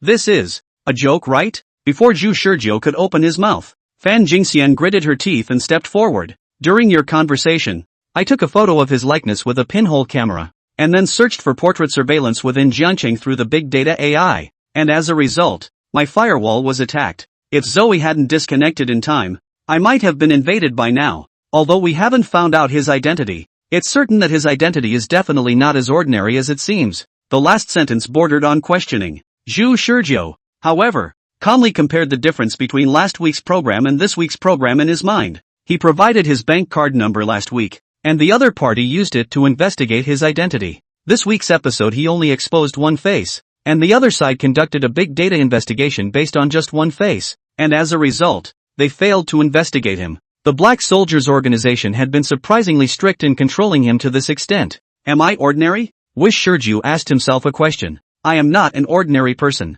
To be precise, I am not an ordinary person in your conception." "What do you mean?" Since Zhu Shizhou hadn't acted in any unusual way after being revealed, Xuan subconsciously wasn't as tense. Zhu Shizhou slowly spoke with a serious expression. "Have you ever heard of the Black Soldiers organization?" When these words came out, Xuan and the others instantly sweated. "What did you say?" Xuan spoke with a slightly distorted voice. "A few days ago, a man who claimed to be from the Black Soldiers organization found me and used my girlfriend Dufei's life as blackmail to force me to join their organization." Zhu Shizhou recalled the activity of the facial muscles during pathos in the previous week's episode in the state of emotional outburst, pulling the facial muscles to simulate it, and exuded an expression twisted with sadness and anger. "They are the devil. After I rejected them, they held my family hostage. Those assholes, coveting the knowledge in my head and not telling me anything. It's only now that I realize what they were threatening me for." Zhu Shizhou looked at Xuan and the others with hope in his eyes. "Thank you guys. If you hadn't explained to me that creatures like xenomorphs still exist in the world,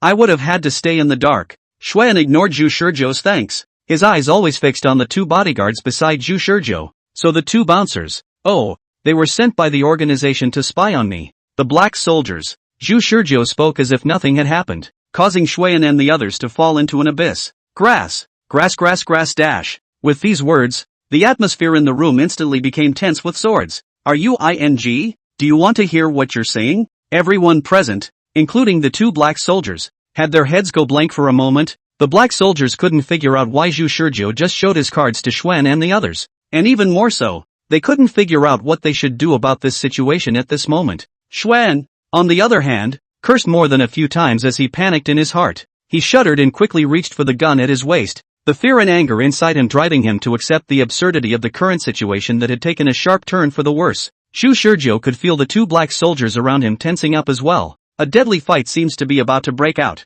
However, Zhu Shizhou looked at the time and suddenly opened his mouth. 932-847-2860. It's last week's program. This minute's gag. Chapter 135 Obtaining the Potion. Retiring after completing the work. Chapter 135 Obtaining the Potion. Retiring after completing the work. Is a password a permission? In the last weekly program, Zhu Shizhou forced himself to die and learn Su Feng's 10-digit passphrase when he contacted the black soldiers. A passphrase that changed every minute, in which it was transformed through a formula that Zhu Shizhou didn't know about, and that transformed the numbers strictly according to the time. It could also be said that this was an instant password known only to Black Soldier and Su Feng. This also means that the passphrase is likely to represent a certain level of authority. As expected, the Black Soldier followed the moment he heard the password, immediately turning his head to look at Zhu Shizhou. Why would Zhu Shizhou know? Only to see him say to the two black soldiers, Su Feng should have told you guys that if I do anything unusual, as long as it doesn't affect the plan, just let me do what I want. The two black soldiers realized that this was a non-special situation. Su Feng had indeed given them an order that unless there were special circumstances that affected the plan, there was no need to contact their superiors. Since Su Feng had given this order, it meant that Su Feng had anticipated what Zhu Shizhou would do, and the current situation exactly corresponded to Su Feng's order. And it was very likely that Su Feng had anticipated the current situation. Does the presence of these little shrimps affect the program? It won't, because Zhu Shizhou didn't tell them the truth. What Black Soldier organization covets the knowledge in Zhu Shizhou's head? His girlfriend is captured, and his family's life is difficult to protect. These are all lies uttered by Zhu Shizhou, so it can be seen that Zhu Shizhou is also taking advantage of them. In that case, there is nothing to worry about. The two black soldiers fell into silence again. Their originally tense bodies also relaxed, and the aura that had erupted into an extremely dangerous aura in the last second became calm at this moment. Zhu Shizhou gave the two black soldiers a deep look. Xuan and the others were confused. They were originally prepared to fight to the death, and if it didn't work, they would just retreat. But they didn't expect Zhu Shizhou to just report a string of numbers, and these two black soldiers settled down. You, what did you do? Xuan pressed the gun at his waist in a deadly manner. These two black soldiers need a kind of instant password to contact their superiors, and if the password is wrong, then their mission to escort me will be terminated. After a long time of research, I cracked their passphrase. Zhu Shizhou blurted it out. The crowd in the room once again looked nervously at the two black soldiers. Then they were shocked. Both shocked at Zhu Shizhou's big talk and at the black soldier's lack of action. You, just listen and do nothing? Is this your style? Obviously, in our impression, you are more ruthless devils than anyone else. Even if there is a slight degree of leakage of information, you should do your best to remove the source of information. But why? Don't worry about it. Their mission is just to escort me to the institute. They don't care about anything beyond that. The two black soldiers continued to be silent. As long as Zhu Shizhou is still lying, then that means Zhu Shizhou is still credible. And Xuan and the others were going numb. This kid even talked about this so openly in front of the black soldiers. Is this not dying fast enough? However, they also had a more reasonable guess. Zhu Shizhou must be very important to the Black Soldiers organization, or else the Black Soldiers organization wouldn't be so indulgent in allowing Zhu Shizhou to reveal information to the outside world. No, this can't be said to be indulgence. A more accurate description should be connivance. What they didn't expect was that Zhu Shizhou said something else that made their scalps numb even more. With a look of anticipation. According to you, you are the biggest and strongest organization in the country, and other organizations are just sewer rats in your eyes. So can I ask you to intervene with the Black Soldiers organization and ask them to spare my girlfriend and family? Wish Shizhou to make a request to Xuan and others. Xuan violently trembled his body. Now he finally understood why Zhu Shizhou was talking about this matter so recklessly and openly. Turns out it was his own pot. He was the one who said that their organization was the most powerful in the country. That's why Zhu Shizhou was so relieved to tell him everything, banking on them to save his girlfriend and family. Xuan and the others stiffened their bodies. What do we say now? Push back on the previous bragging rights and admit the weakness of your organization? But the anti-black soldier inhibiting potion were given away, which is equivalent to wasting a potion for nothing and still not getting the talent. Cam, shouldn't have told that lie before. Can't you? Zhu Shizhou's face surfaced with a disappointed look, causing Xuan and the others to look at him with a guilty conscience. Not no. Xuan regretted it just as soon as he opened his mouth. What am I talking about? What? Shu Shurjo looked up again. I will give feedback to the leadership on this matter. For an indispensable talent like you, we will give maximum help. If you need it, we will take a positive attitude to deal with it, and try our best to deal with the Black Soldiers Organization. If the Black Soldiers Organization is willing to let go, we will take over. This period needs you to wait patiently. It is like listening to a king. Even the current Zhu Shurjo couldn't help but want to spit, but he also knew Xuan's attitude. Love it. That's right. Zhu Shurjo was a bit disappointed. I thought you guys would be a bit more forceful, Xuan said dryly. We have always upheld the concept of peaceful coexistence with other organizations, and insisted on the principle of peace without wavering. Some more unnutritious crap. Xuan and the others' attention was no longer even on Zhu Shurjo. They were fully focused on defending themselves against the two black soldiers, and seemed to be very vigilant, and fearful of their attack. Zhu Shurjo sighed and stood up from the sofa. Forget it. Xuan and the others did not stay. They watched with bated breath as Zhu Shurjo left, and the guy took the only anti-black soldier suppression potion they had with them. It wasn't until the door to the room was closed that they all went limp with relief. Xuan and Lu Jing wiped the cold sweat from their foreheads, having only just recovered from the situation of coming back from the dead, while Fan Jingxian was weakly paralyzed directly on the ground. It was only after a long time that the hacker girl staggered to her feet. I'm going to go check to see if there are any Trojan horses implanted in our defense network by the Black Soldiers Organization.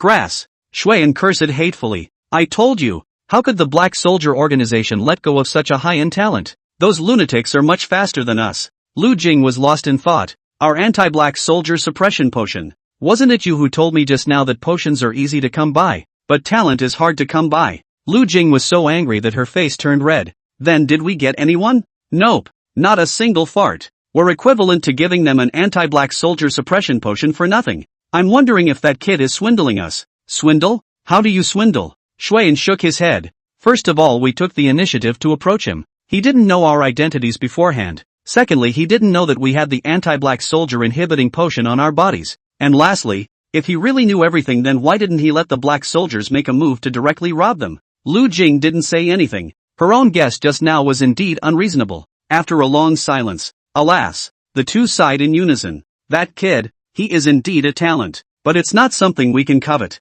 Quickly ask our superiors, Xuan said. Took out the National License Resource Protection Bureau document that he had just shown to Zhu Shurjo. Gee, I should have known to get a different ID. They have a whole bunch of papers like these assorted ones. Chapter 136, back to file point updated again. Su Feng's calculations. Chapter 136, back to file point updated again. Su Feng's calculations. At this moment, Zhu Shurjo, who was regarded as a talent, is sitting on the sofa in his room. Two black soldiers were standing at his side, left and right, preventing him from injecting the potion. Same as last week's program's thoughts. They didn't care whether Zhu Shurjo was able to regain his emotions or not. The only thing they cared about was whether or not this potion was toxic and whether or not it would affect the normal physiological condition of the human body. What? You guys aren't contacting Su Feng? Zhu Shurjo asked expressionlessly. No need. Really?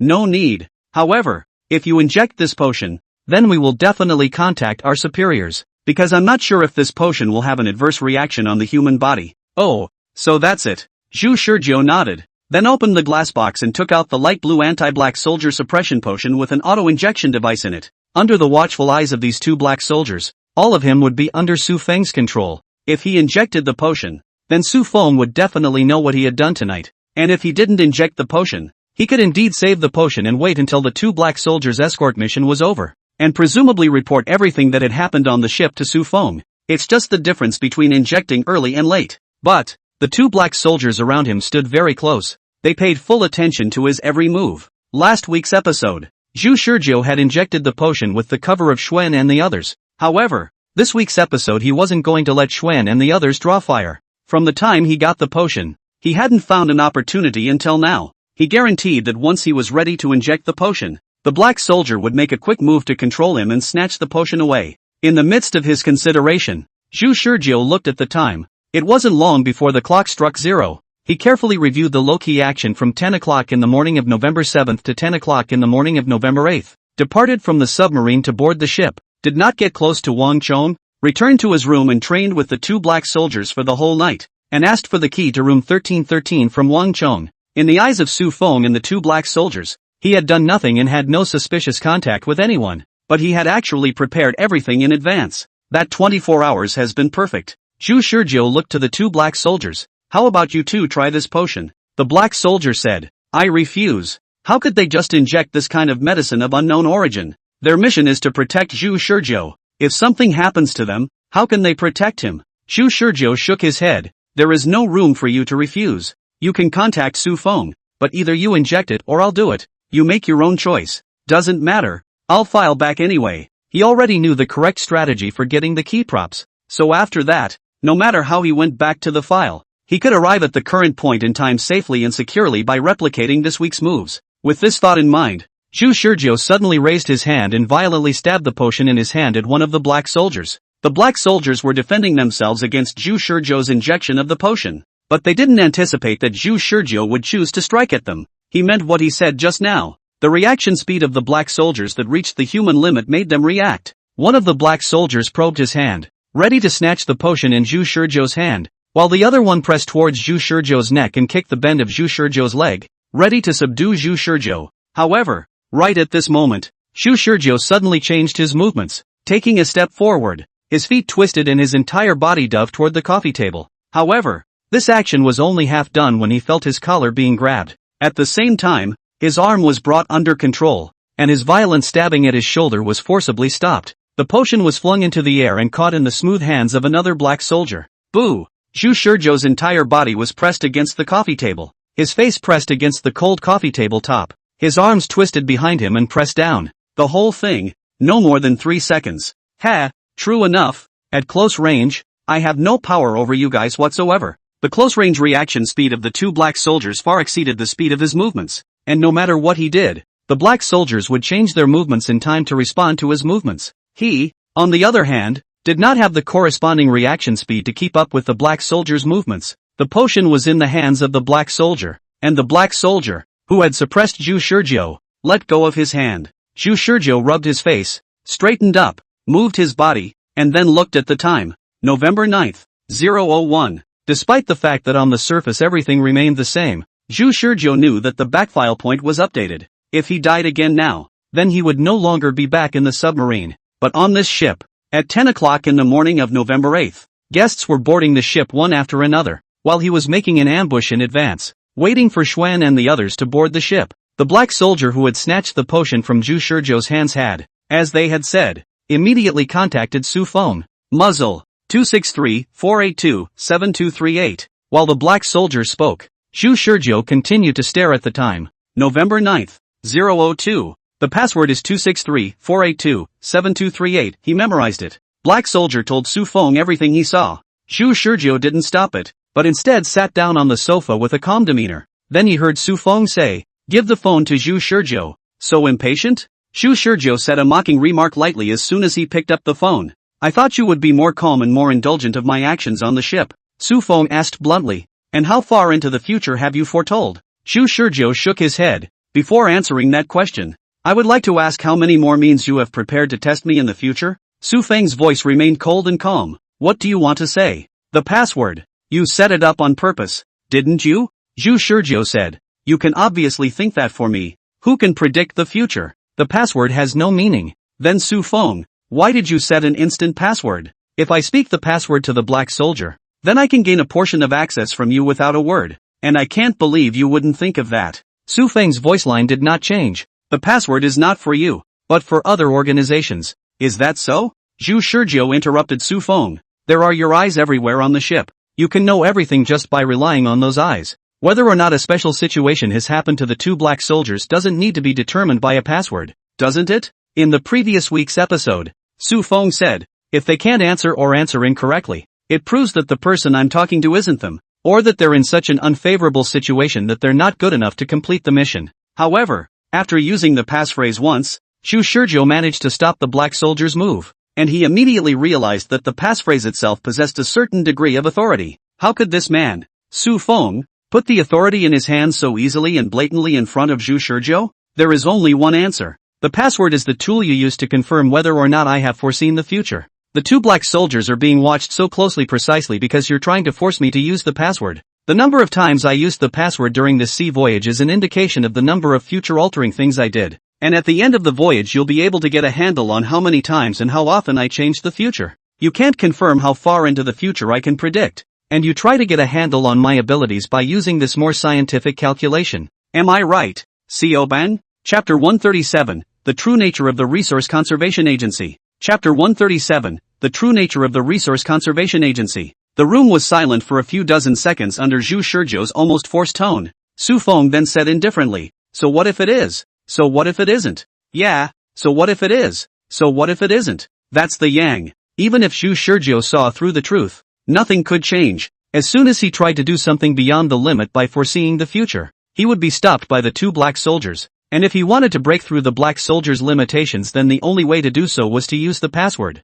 He stood in Su Feng's perspective and thought about it. Su Feng's kind of calculation method should be the most simple, effective and scientific way of calculating. And in the situation where it was almost impossible to determine whether Zhu Shizhou had predicted the future or not, any move made by Zhu Shizhou was questionable. However, Su Feng was hardwired to come up with this kind of calculation method that was both logical to him and at the same time allowed him to understand his precognitive ability to a certain extent. Su Feng didn't believe in anything. In his opinion, only cold numbers wouldn't lie. Zhu Shizhou's pressing ended up getting nowhere. It's also true that if you really admitted it, then your name wouldn't be Su Feng anymore. You should know that this man had repeatedly deceived Zhu Shizhou several times about his name. With his temperament, even if Zhu Shizhou guessed it, there was a 99% chance that he would choose to firmly deny it. Enough of the small talk. What is your purpose in using the black soldier to find me? Zhu Shizhou sat back down on the sofa. You see? You have no means of contacting me per se. Your known means of contact between me and the two black soldiers is this cell phone. And you have learned the password. That means you foresaw a way to be able to contact me. That being the case, you should have known at the same time that your current behavior would cause the black soldier to reach out to me. Su Feng's voice came out faintly from the receiver. So, you let this situation unfold just to get in touch with me, didn't you? Don't you ever get tired of going around in circles for something so trivial? Zhu Shizhou replied. Compared to the tactics I've gone to great lengths to pull off, it's your ability to think deeper and run deeper at all times that's more annoying. Zhu Shizhou didn't talk nonsense as he said. I want to ask one thing, one question for another. I'll ask first. Su Feng played an old trick. Zhu Shizhou fell into long ago memories. Forgot how long ago that was how they played in that interrogation room full of painful memories. Oh, it's the day before yesterday. That's fine. What kind of conversations did we have in the future you foresaw? Zhu Shizhou's face was expressionless. This question is too broad. He sensed the trick in Su Feng's question almost in the first instant. If Zhu Shizhou answered without any intention, then Su Feng could not only know what exactly happened in the future, but also judge whether the situation was urgent through Zhu Shizhou's answer. Learn what hidden dangers might exist in the future, whether it was necessary to lay out a targeted plan, and even speculate on Zhu Shizhou's hidden intentions. The answer to this question holds so much intelligence. Su Feng saw that Zhu Shizhou did not answer for a long time. So he sneered. Can't answer? If you don't answer, forget it, then this conversation is over and I will have the black soldier tighten the level of control over you, just like the way you said before. If you want the black soldier to release his restrictions on you, then use the password. It's not that it can't be answered, it's just that both of us should be consistent in the value of our questions. Wish Shizhou replied. After all, you and I aren't in a confrontation right now, we're working together. You have the right to give up your answers to cooperate with me, and I have the right to give up my plans. Zhu Shizhou added with a leathery smile. Do you think saving the world is still important to me now that I've lost my emotions? To the current Zhu Shizhou, saving the world is nothing more than going through the routine. The reason why he is still trying to save the world after losing his emotions is because he knows that he will get them back one day. However, Su Feng didn't know. In Su Feng's perception, Zhu Shizhou had taken the initiative to become an emotionless black soldier machine, but this was all before the injection of the potion. And he couldn't fathom whether or not Zhu Shizhou would commit suicide after the injection of the potion due to the lack of fun to be had in life. Because Zhu Shizhou himself was not a highly trained warrior, but an ordinary person. It's also phallic. The only way to have an equal conversation with Su Feng was to generalize each other until one side compromised. After a long moment of silence, Su Feng compromised. What do you want to ask me? The National Licensed Resource Conservation Service. Everything about this organization. Oh, a hint of teasing appeared in Su Feng's voice. Are you sure you want to trade the answer to this question for my question? Zhu Shizhou instinctively judged that Su Feng's mood implied mockery, but he still nodded firmly. Yes, I'm sure. Okay, so you answer my question first. What kind of conversation did we have in the future you foresaw? We haven't had any worthwhile conversations. Believe it or not, that's the truth. This is indeed the truth. At the end of Zhu Shizhou's last week's program, He didn't even say a few words to Su Feng, and spent most of the time on his own. Ha! Su Feng sneered, then answered Zhu Shizhou's question. The National Licensed Resource Conservation Service, let alone the country, is an organization that doesn't exist worldwide. And that's the truth. Wish Shizhou. After the silence passed, Zhu Shizhou spoke. You should know that lying means nothing to this conversation right now. That's what I wanted to say to you, but whether you lied or not, I didn't lie. I probably know what organization the group you were in contact with belongs to, but there really is no National Licensed Resource Conservation Service. Zhu Shizhou thought about it and went into a little more detail. In the future I foresaw, I was injected with the anti-black soldier inhibiting potion. If you know about this stuff, you should be able to understand that I'm not lying. The anti-black soldier inhibiting potion stirred up all my emotions to the point that I couldn't think rationally. So the conversation between us was truly worthless. Su Feng pondered for a while and followed suit, saying faintly, those people who contacted you are just organizations acting under the banner of the state. They are backed by bigwigs who are in the political world. And the documents they showed you are fake, but they can also be real. Can a document be fake or real? If they wanted to, they could set up a National Licensed Resource Conservation Authority with the exact same name in 5 minutes through regular channels. They should have quite a few IDs like this one in stock. Zhu Shizhou understood, then inwardly silent. Those people seemed heartless, but how could an organization that could be kept in Su Feng's head be so simple? His previous guess was wrong. It wasn't the state that they people were affiliated with, but some political bigwig of some kind. The will of the state is not yet spoken of, but everyone in the upper echelons must have their own ideas, only that some have not put them into practice,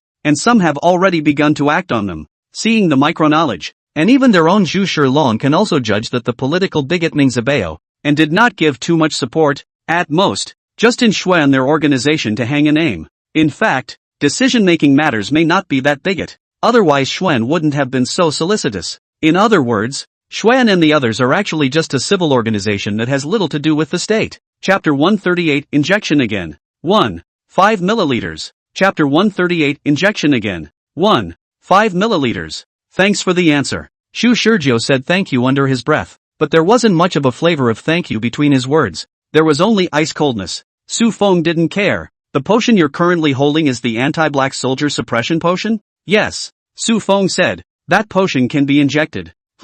Wish Shizhou's functioning mind stalled for a moment. Our organization has long dealt with them several times, and the anti-black soldier inhibiting potion that they have researched has also long been researched by us. That kind of agent, if injected in the right amount, then it won't be half as harmful to the human body. It can even be said that this potion is a gospel that saves depressed people. A depressed person injected with this agent can become a normal person by promoting the brain to release neurotransmitters to stimulate emotions in the body. Zhu Shizhou was still confused. Did you just say I could inject the potion? You're not going to stop me? Su Feng asked back. Why should I stop you? When did I say you can inject? Zhu Shizhou was speechless. I never intended for you to maintain an emotionally deficient state for long. In fact, the emotionally deficient state is not conducive to our plans. And your emotion for the world is what I need more than anything else. At least until you officially become a black soldier. So I'm in an emotionally deficient state. Hearing this, Su Feng said indifferently, half a month at the shortest, a month at the longest, and your emotions will be fully restored.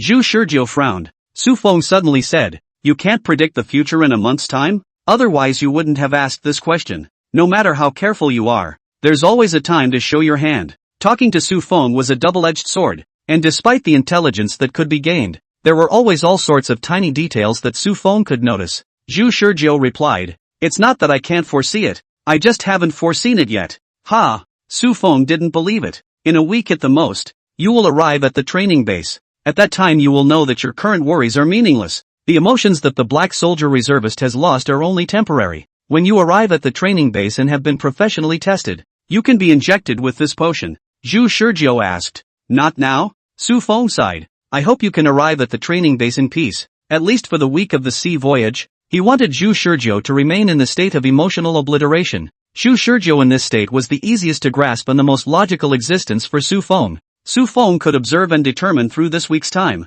getting a glimpse of the full extent of Zhu Shizhou's precognitive ability. However, if Zhu Shizhou recovered his emotions, then the observed results would have a strong subjective element. And Zhu Shizhou's behavior could not be surmised through the logic of absolute reason, which would be difficult for Su Feng. Zhu Shizhou understood Su Feng's meaning, so he said, I'm depressed. What? Even Su Feng was unable to react to Zhu Shizhou's words. More accurately, I lost my way in life. More and more I felt that life was meaningless and even the world was irrelevant to me. In this state, I was in such a bad shape that I was close to becoming a salted fish that would only lie in bed and stare. Su Feng seemed to be rendered speechless by Zhu Shizhou's bull ***** words, and didn't say anything for a long time. Zhu Shizhou shook his head. So, if you don't let me inject the anti-black soldier suppressor potion now, then I'll try to find a way to get myself killed during this week. So you watch. You. Su Feng was shocked and furious. This shameless move was a complete and unabashed attempt to take advantage of him.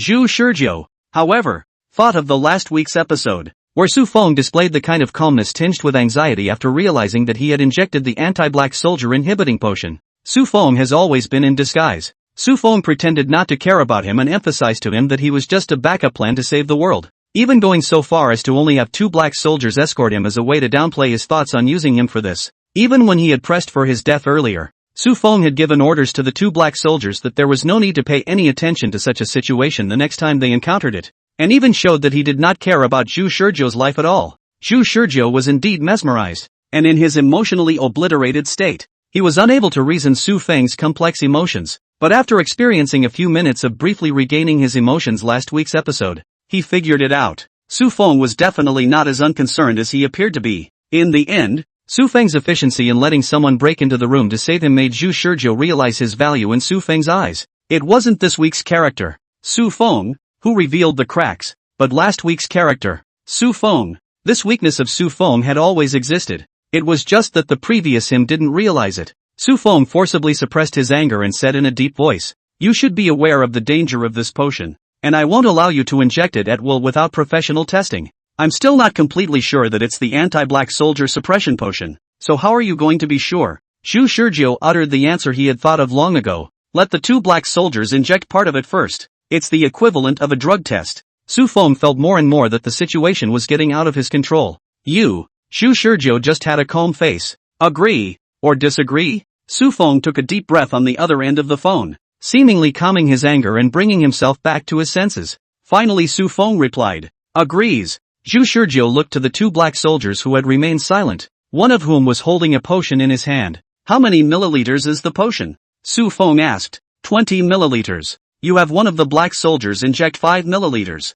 equivalent to a quarter dose. While Zhu Shizhou didn't have any semblance of understanding of the anti-black soldier inhibiting potion, Su Feng was well aware of what effects would be produced by injecting what dosage. After all, the Black Soldier organization had researched this inhibiting agent for an unknown number of times. When the black soldier heard Su Feng's words, he didn't hesitate to pick up the potion and stab it towards his neck. Under precise control, the black soldier injected 5 milliliters. As time passed, the black soldier's expression became much softer and showed a look of pain. "How did he perform?" Su Feng asked. Before Zhu Shizhou could reply, the black soldier said, "I feel like the world has become a lot more vivid, and the pain is affecting my emotions, but I can still endure it." The world came alive is not a phrase that should have come out of the mouth of a black soldier who has lost his emotions, and the black soldier should not have snatched at the answer. It was evident that even at a quarter of the dose, the anti-black soldier suppression potion still worked. Other than that, there are no other adverse effects. Black Soldier's personal experience report allowed Su Feng to put his mind at ease.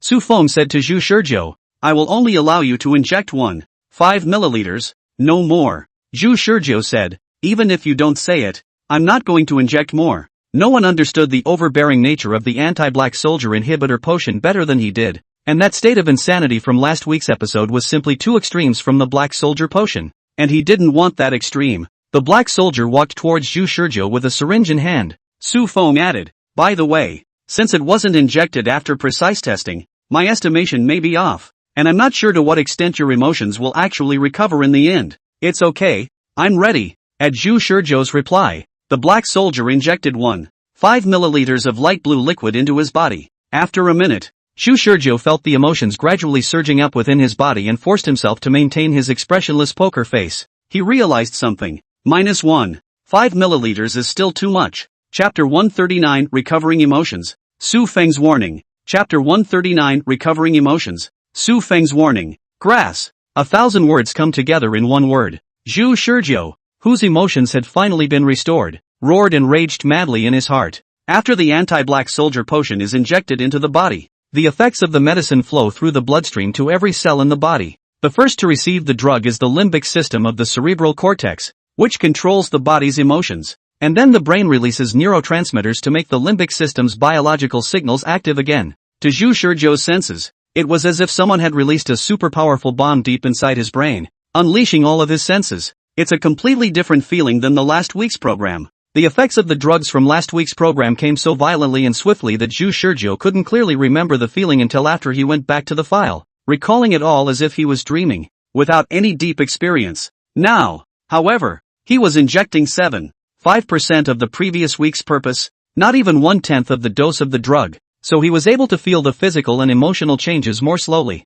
There's too much emotion. The anger that was so abundant that it was unceasingly flowing made Zhu Shizhou hold back his red face to resist wanting to curse angrily. Cursing himself, cursing Su Feng, cursing the 2 black soldiers, cursing Xuan and the others, cursing the foreign bugs that had put him in this situation, and cursing the entire world. Him, the inner villain, was bouncing around like crazy, and at this moment Zhu Shizhou's outward manifestation was to hold back his red face, and his body was constantly trembling. His few moments of sanity stopped him. Su Feng couldn't be sure just how much emotion he had recovered now, so this was the opportunity. When the anger had subsided, it was again sufficient to be overwhelmed with emotion and ecstasy. Gosh, the old man is finally getting his emotions back. How fresh this feeling is. How nostalgic. Emotions were no longer missing, and one could now be said to be a complete and whole person. Tears of joy were constantly secreted frantically within his eyes. Zhu Shizhou inclined his head to cover his face, not letting the black soldier see his current tears. He could control his expression from fluctuating too much with his reason,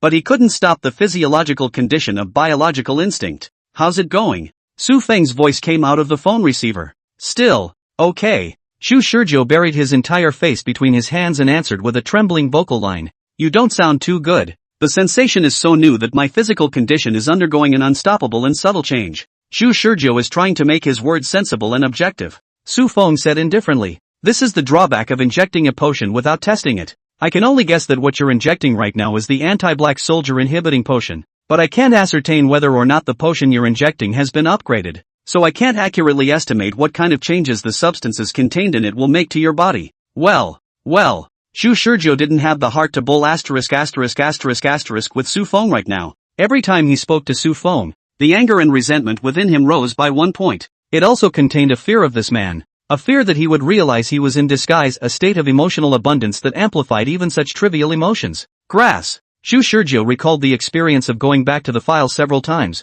Those memories in his mind like a tidal wave constantly wash and reverberate, so that he became super variable emotions. A moment want to cry. A moment want to laugh. But more is constantly spreading out of the complacency. I can actually be this good? I saved the world a grass. This is belated joy. The end of the world, which was originally scheduled for November 7th at 10 a.m., was extended by 3 months. I went from being an ordinary college student who didn't know anything to this in less than 3 days. This kind of smugness almost washed away all of Zhu Shizhou's disguise. But it was good that Su Feng couldn't see his condition through the phone, and the sight of the 2 black soldiers casting towards him was still blocked by his hands. After several minutes, Zhu Shizhou barely managed to slow down. The emotions that kept churning inside gradually calmed by his reasoning. The 1.5 milliliters injection was more than enough, but not enough to take full control of his mind. This dangerous anti-black soldier suppression potion, haven't we, the Black Soldier Organization, developed a corresponding means of targeting it?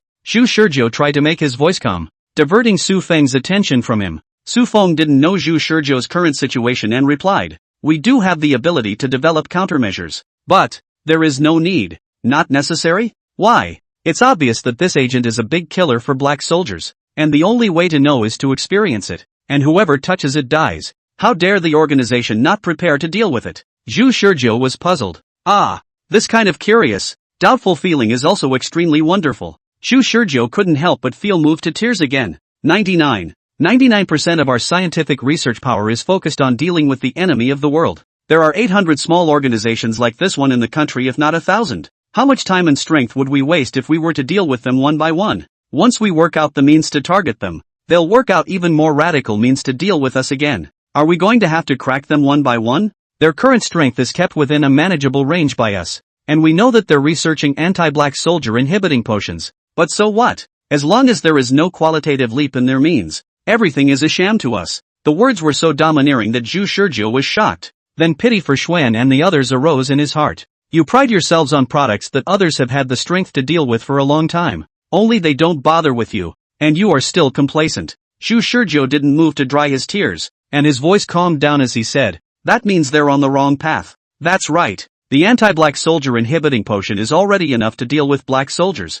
So what's the point of them continuing to upgrade it? Moreover, they keep producing this useless thing. And every year a large portion of their funds are dragged down on this program. So it's clear that they're both short-sighted and stupid. The tone between Su Feng's words was almost as if he was stating a fact rather than mocking it. Wish Shurju nodded in agreement. There's one thing to be said for that. Indeed. He understood what Su Feng meant. Su Feng was telling him that this organization was just stupid and had no future. Don't try to build a relationship with them. The fact that he had previously told Su Feng that he had foreseen a future where he was injected with the anti-black soldier inhibiting potion meant that it was possible that he had already established a good relationship with Xuan and the others in Su Feng's eyes, and he might even have defected to Xuan and the others. While this possibility was very small, Su Feng would not ignore it. Right now, Su Feng was only warning in secret, but if Su Feng really found out that he had any substantial good relationship with Xuan and the others, he didn't know what kind of end would come. Both Su Feng and Zhu Shurjo endeavored to maintain this fragile cooperative relationship between the two sides,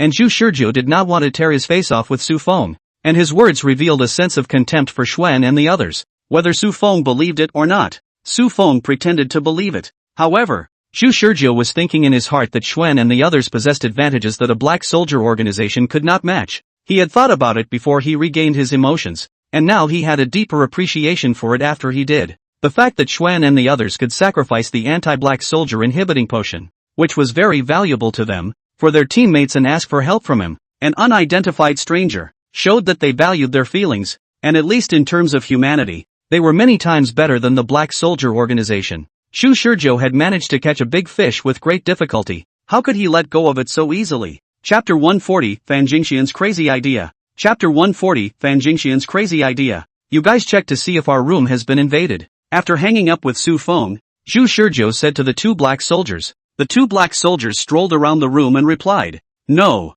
Sure enough, it didn't. Zhu Shurjo was still thinking about the intruder who had invaded his room in the previous week's episode. Before entering the room, he paid special attention to the doorknob, which was polished by the mysterious intruder last week, but this week was no sign of polishing, which meant that the intruder had not invaded his room. Just to be on the safe side, Zhu Shurjo had the two black soldiers check the room, and there was no sign of the hair that appeared in the previous week's episode. Even Zhu Shurjo took the two black soldiers to run to the room where they had stayed when they boarded the ship, and again nothing was found. Was it Xuan and the others who invaded his room? Or was it something else? This night, recovered emotionally, Zhu Shurjo slept soundly, yet Xuan and the others lost sleep. The whole night was spent tossing and turning, going back and forth in infinite agonies as to whether to retreat or not, and at the same time in fear lest a large body of black soldiers should burst upon their room and annihilate them. In the early morning of November 9th, when the sunlight poured into the room, Xuan and Lu Jing woke up with dark circles under their eyes. On the way out the door,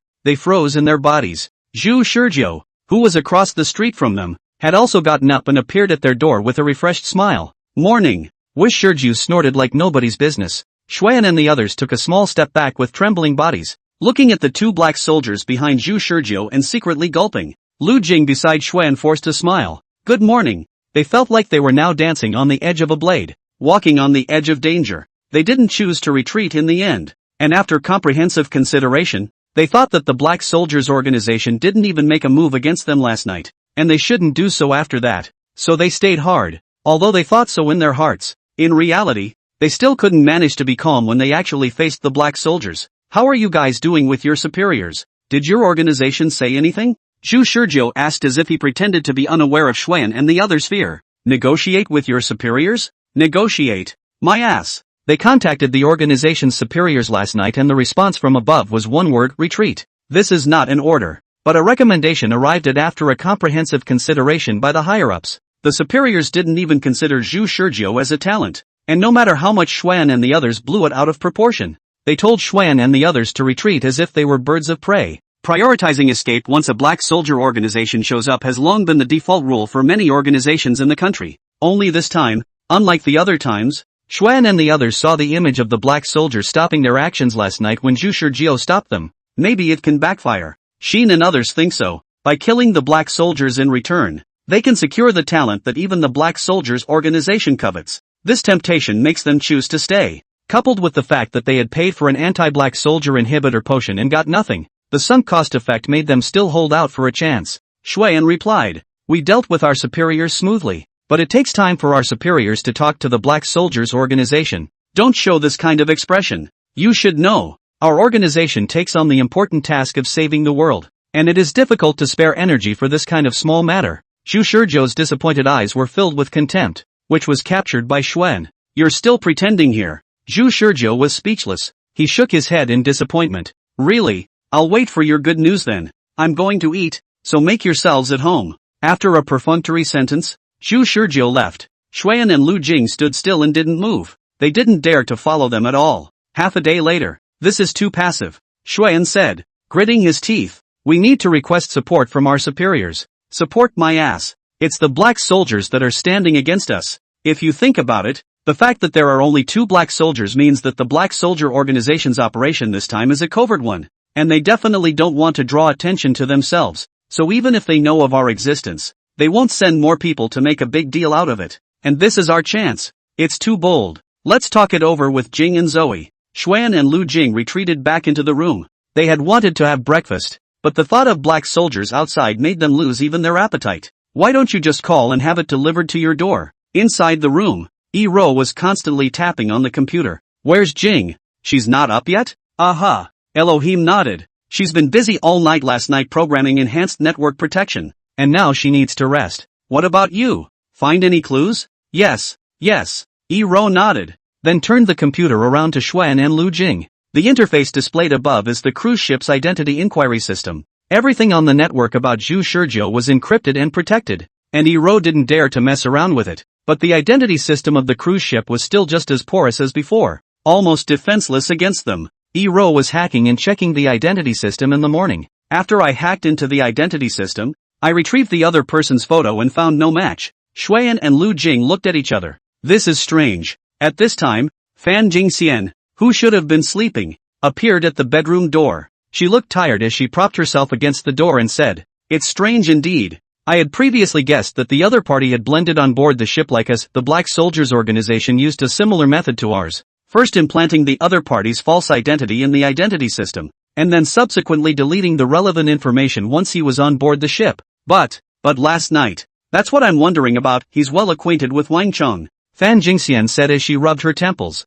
"A talent that is being closely watched by the Black Soldiers Organization is acquainted with a rich second generation of Wang Chang's caliber. Haven't you guys thought of any bad possibilities?" Xuan and Lu Jing were shocked. Wang Chong is a peripheral member of the Black Soldiers Organization. That said, everyone figured it out. This cruise was simply a setup, and Wang Chong was originally a peripheral member of the Black Soldiers Organization. Therefore, Wang Chang's act of widely distributing invitations was easy to understand. The Black Soldier Organization wanted to pocket all the valuable talents in one go. Xuan and the others gritted their teeth and said with hatred, "That group of lunatics, are they still prepared to leave us alive? No matter what, we can't go." A dangerous light emanated from Fan Jingxian's eyes. "Or, let's do something even more desperate and directly blow up the entire ship, so that everyone on board will be buried in the belly of a fish. In that case, we will definitely be able to thwart the Black Soldier Organization's plans. What we can't get, they can't get either." Chapter 141. Have you ever heard of xenomorphs? Chapter 141. Have you ever heard of a xenomorph? Blow up the whole ship?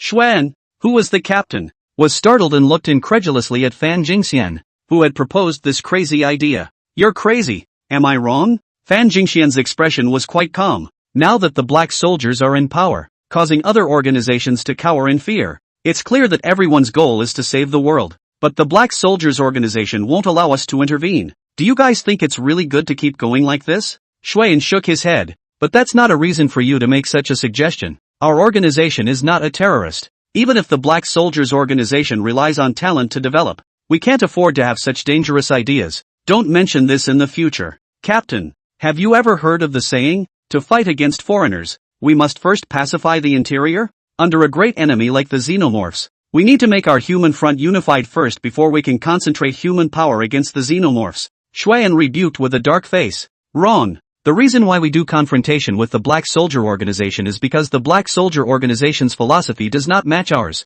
but our attitude towards the xenomorphs has always been unified. What you need to know is that without the existence of the Black Soldier Organization, we humans would have long been eaten up by the xenomorphs, Lu Jing also said with a complex expression. Moreover, hustling outside must first be secured inside. The one who needs to be secured is not necessarily the Black Soldiers organization, perhaps it is us. Ideas that can't be adhered to, then it's better not to adhere to them in the first place. Fan Jingxian looked calm. Saving the world requires sacrifice. This is something that even the Black Soldiers organization understands, but we've always been afraid of it. And that's why our organization has never been able to match the Black Soldiers organization. Xuan asked, do you think such a sacrifice makes sense? There is, if we are more aggressive. The Black Soldiers organization will face us squarely, and we can have the qualification to talk to the Black Soldiers organization as equals. Is it important to qualify for equal dialogue? Not important? Then what has our organization been about all this time that has kept us going until now? To save the world, of course.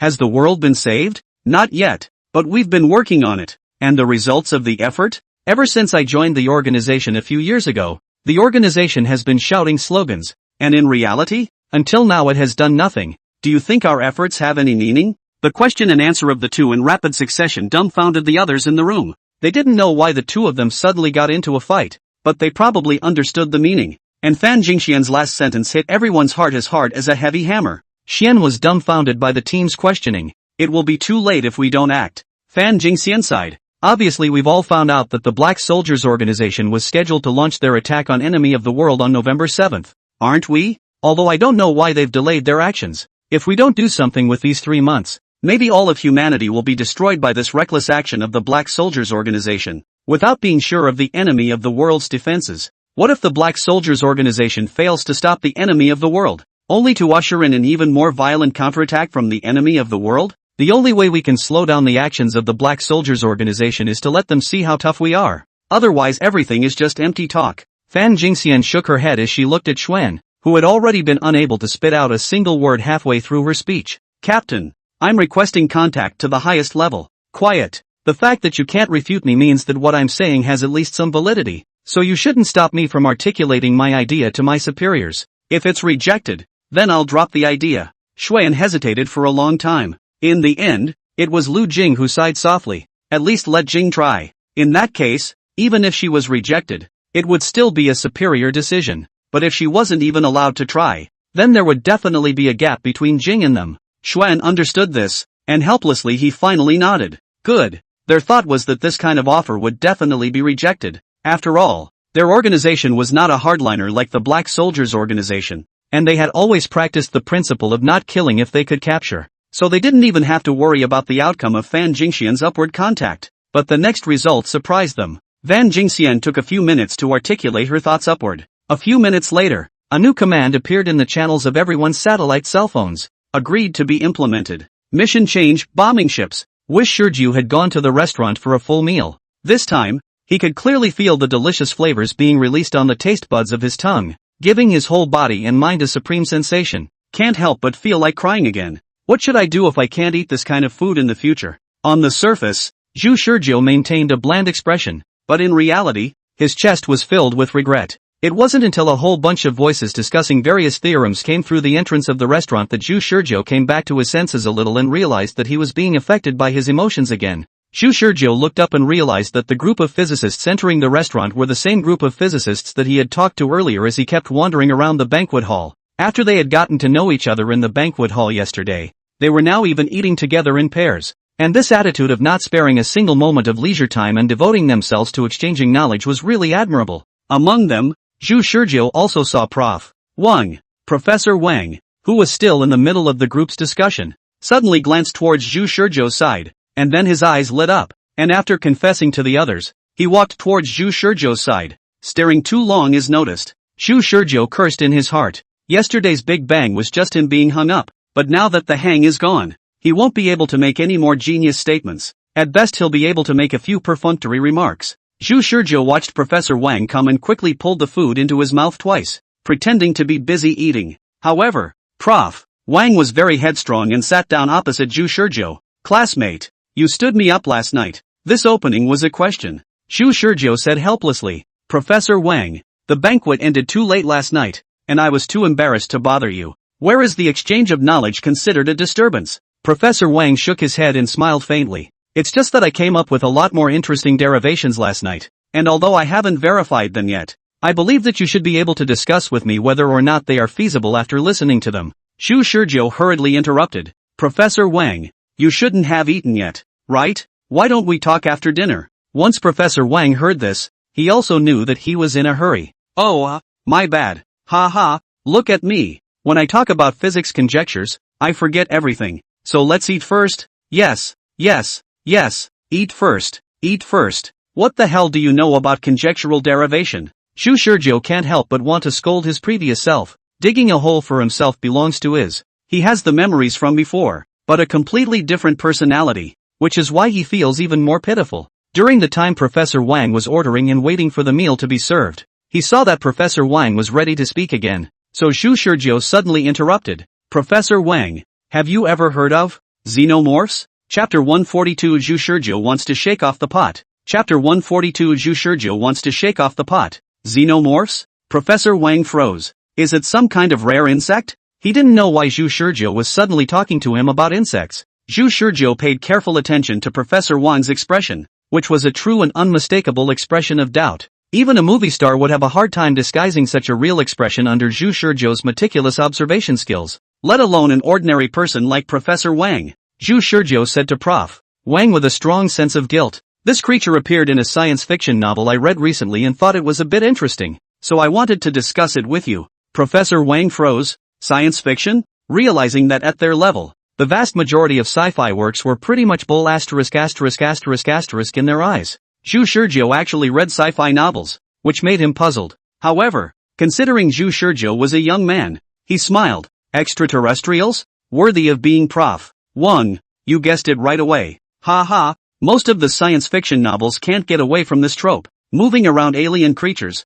In my opinion, the alien creatures in this world that can cross the distant stars and rivers to come to our Earth can't exist at all. Yet the reality is that there is a. Wish Shizhou spat inwardly. To be honest, he didn't believe it before, but now he did. And being hit in the face with the ironic truth, he had to believe it. Aren't there also many scientists in the scientific community who believe in extraterrestrial life? Why doesn't Prof. Wang believe in it? They believe it's just their business. Professor Wang shook his head and laughed. There are limits to human imagination, and to be honest, I can't be 100% sure that extraterrestrials can't come to Earth through our unpredictable means. I can only say that it's rather implausible. By this time, the waiter brought sandwiches and milk to the table. Professor Wang continued after saying thank you. Don't you think it's unreasonable that those alien creatures appearing in sci-fi works, which have the ability to cross the stars, still come to this poor countryside of Earth? The ability to sail across light years. Do you realize what horrific technological prowess that represents? And what do they want to find on Earth? Who knows? Xu Shizhou shook his head. Prof. Wang said, all the known chemical elements on Earth can be found in the various planets in the universe. And there are also huge amounts of dark matter in the universe that we still don't understand. And compared to the universe, our Earth is just an insignificant grain of sand in the vast universe. When all the matter on Earth can be found as templates in the universe, why did the extraterrestrials pick our Earth in particular? The probability is too small and implausible. Xu Shizhou had actually been thinking about why the enemy of the world had descended on Earth, and why it had dropped xenomorphs on Earth. However, he had never come up with a suitable conclusion, and now that he heard Professor Wang say this, he was even more confused. Is it possible that it's about taking over the planet? The one who said this was not Xu Shizhou, but Professor Xie, a biologist who appeared at an unknown time. It turned out that Professor Xie had also come to dinner, and just as he arrived at the dining room, he saw the gifted young man from last night, sitting opposite Professor Wang, the physicist who had tried to steal him away.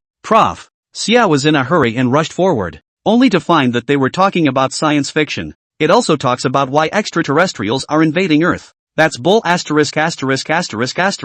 Though he was thinking that, he still made a sound to interject. Professor Wang glanced at Professor Xie. Occupy Earth? Technology has developed to the point of being able to cross the vast river of stars to come to Earth. With that technological strength, it would be better to directly build a planet to survive more real. Xu Shizhou was taken aback. Build planets? Is that feasible? Ha ha, humans can't do it anyway. But as for whether those alien creatures can do it or not, it's not so sure. The level of technology that mankind is currently utilizing is still at the most elementary stage. The more one researches, the more one feels at a loss. And the more one is able to realize that man-made technological products can't be the ones that transcend spatial limitations. On the contrary, making a planet, This kind of technological means is even more simple and crude. More simply put, it is nothing more than the polymerization of all kinds of substances together to form a huge orb, and if you want any substance, synthesizing it will be fine. Fertile soil, suitable atmospheric conditions, these can be artificially created.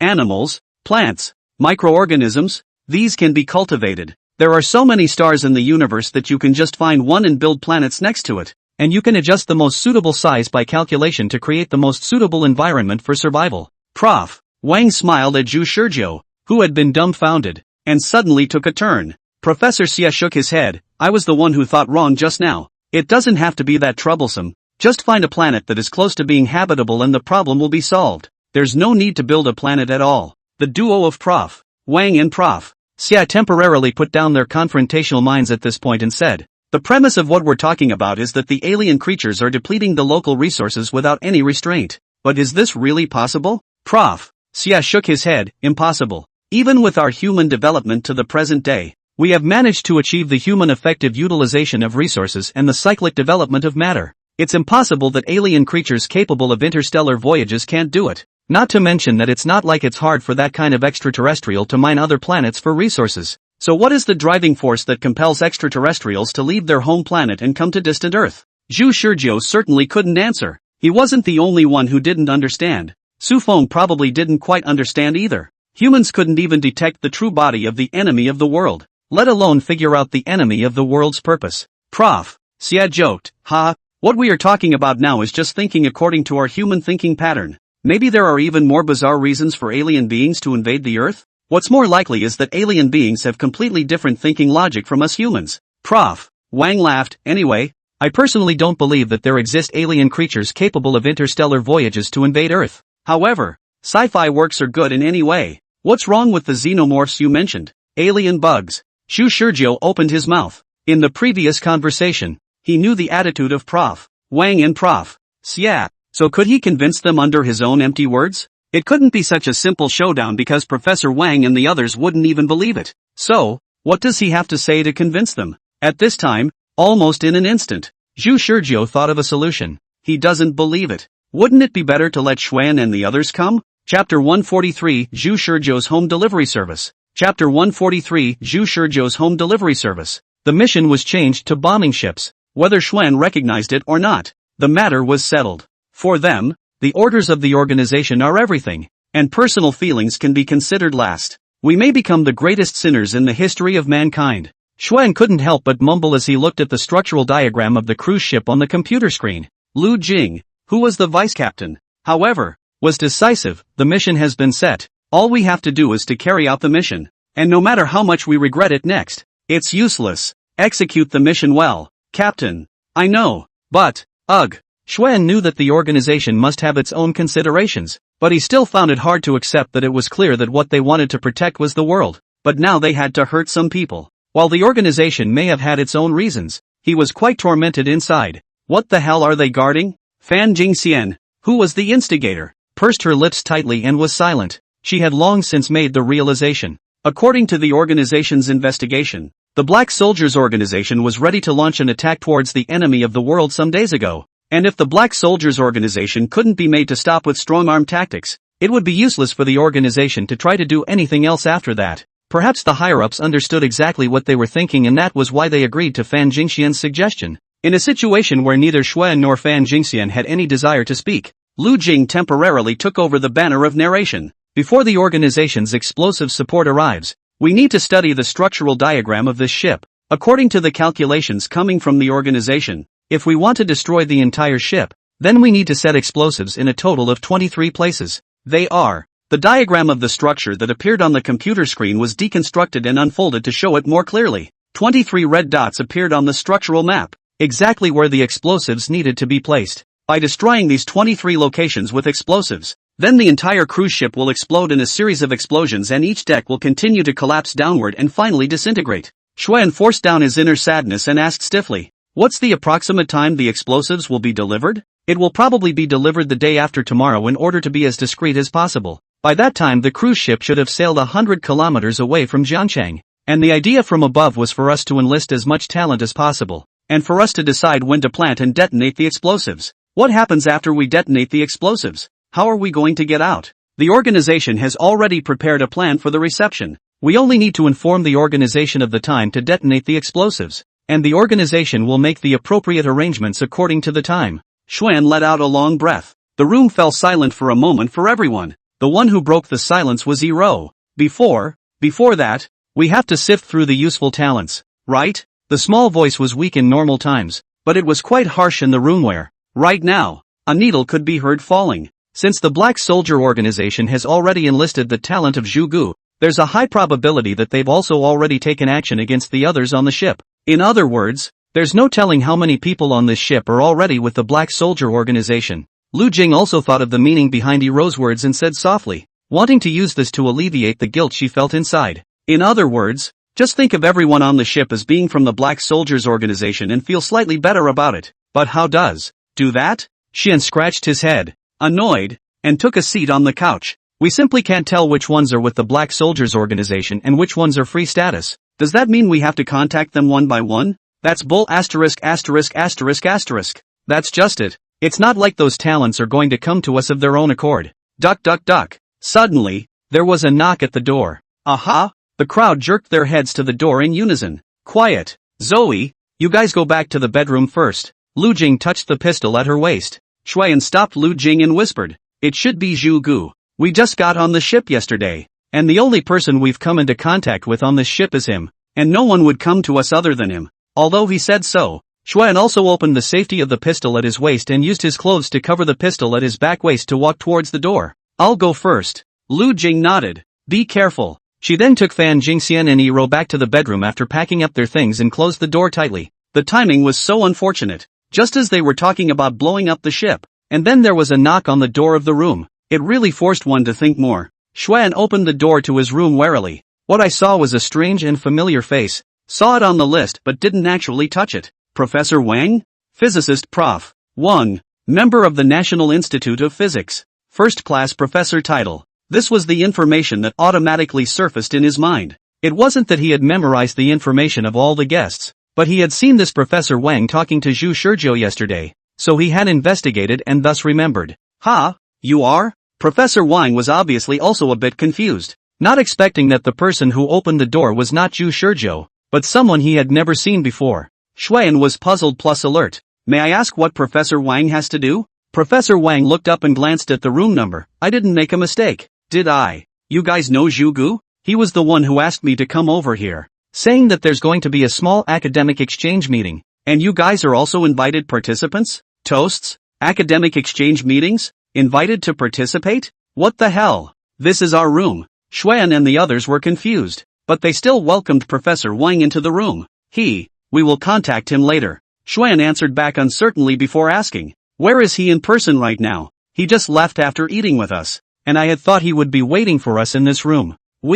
Oh yeah, I forgot to mention, there's also Prof. Xie, he's with me too. Xuan was even more confused. Professor Xie? Fellow of the College of Biology. Sure enough, the next moment, a person walked over, and it was none other than Professor Xie, as Professor Wang had said. Only unlike Professor Wang, Professor Xie was holding a letter in his hand. Ha, Professor Wang, you got here before me? Is the Wish Kid here? Not yet. What's that in your hand? Kid Zhu gave it to me, saying he wanted me to give it to someone called Xuaning. Xuan raised his hand in a gesture. It's me. I'm Xuaning. Professor Xie nodded. Oh, that's right then. Kid Zhu asked me to give you this letter. Xuan received the letter. His entire body was confused from the time he opened the door until now. After entering the room, he arranged for Professor Wang and Professor Xie to sit down, while he himself sat on the sofa opposite them and opened the letter. The letter was just one sentence. They haven't been pulled in by the Black Soldiers organization, so you should know what to do.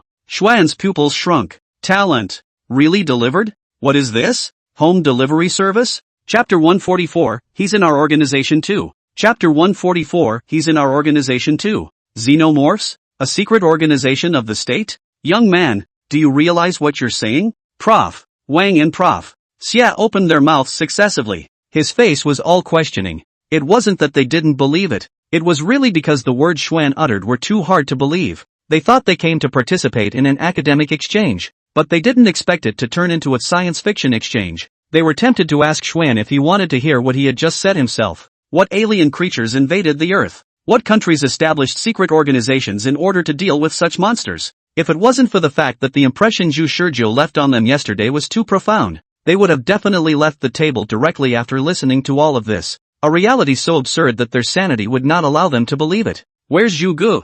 Have him come out and explain to us. Prof. Wang and Prof. Xia were bent on meeting Zhu Gu, but Xuan knew that he couldn't possibly show up because Zhu Gu had the black soldiers watching his side. He was able to deliver the letter to Prof. Xia under the watchful eyes of the black soldiers, and he didn't know how many hardships he had gone through. Xuan couldn't help but feel admiration when he thought about this. Just like Zhu Shizhou was surprisingly able to decipher the black soldiers' password, and now Zhu Shizhou had sent the talent in front of the black soldiers organization in front of them in front of their noses. These two things were done really beyond his imagination, and he didn't know how Zhu Shizhou did it in the end. He's not going to show up. Xuan said so, pulling out a tablet from his bag and displaying it in front of Professors Wang and Xia. If you don't believe in the existence of xenomorphs, then please take a look at this video. The video is playing in the foreign filming of the picture. The picture of a group of foreign bugs rampage, leaving black residue in the air, and in their mouths under the rampage of wailing is living human beings. I do not know what the country of the people screaming madly to escape,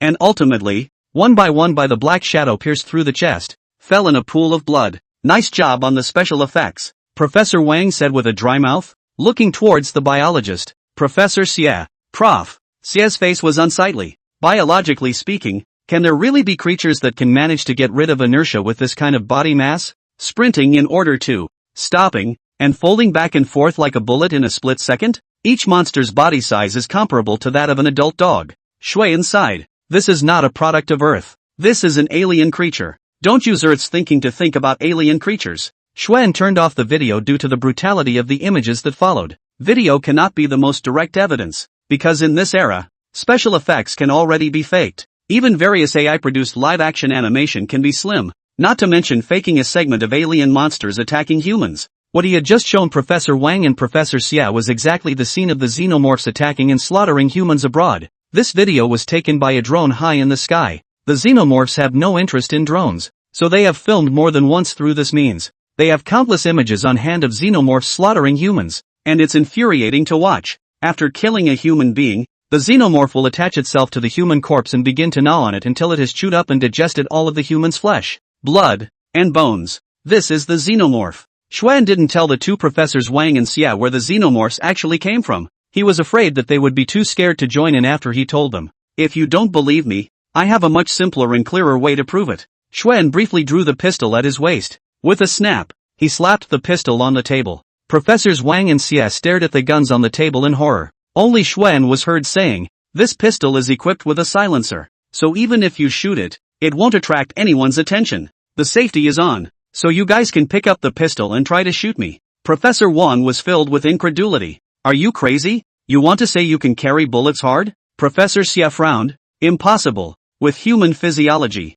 Xuan resisted the desire to roll his eyes and said indifferently, "Of course not. If I can fight bullets hard, then I'm definitely not human. However, I can manage to dodge bullets." Dodging bullets? It also sounds like crazy talk. How can a human being be able to dodge bullets? I'm a warrior secretly trained by the state, and I'm perfectly capable of dodging bullets. The principle of dodging bullets is nothing more than accurately grasping the opponent's muscle movement and muzzle direction to surmise the trajectory of the ballistic trajectory at the same time the opponent strikes the firearm. In this way it is possible to dodge bullets. That's bull asterisk asterisk asterisk asterisk. None of Prof. Wang or Prof. Xia went for the gun on the table. They all felt as if they were in a dream now. The video they had just seen, Xuan's confidence in claiming that he could dodge bullets, and the invitation from the genius Zhu Gu made them all gradually accept this absurd reality. Xuan knew that they had faltered. They just needed a simpler and cruder means of proving it. If the anti-black soldier suppression potion had been around yesterday, Xuan would have shown them the kind of super H product that worked regardless of the dose.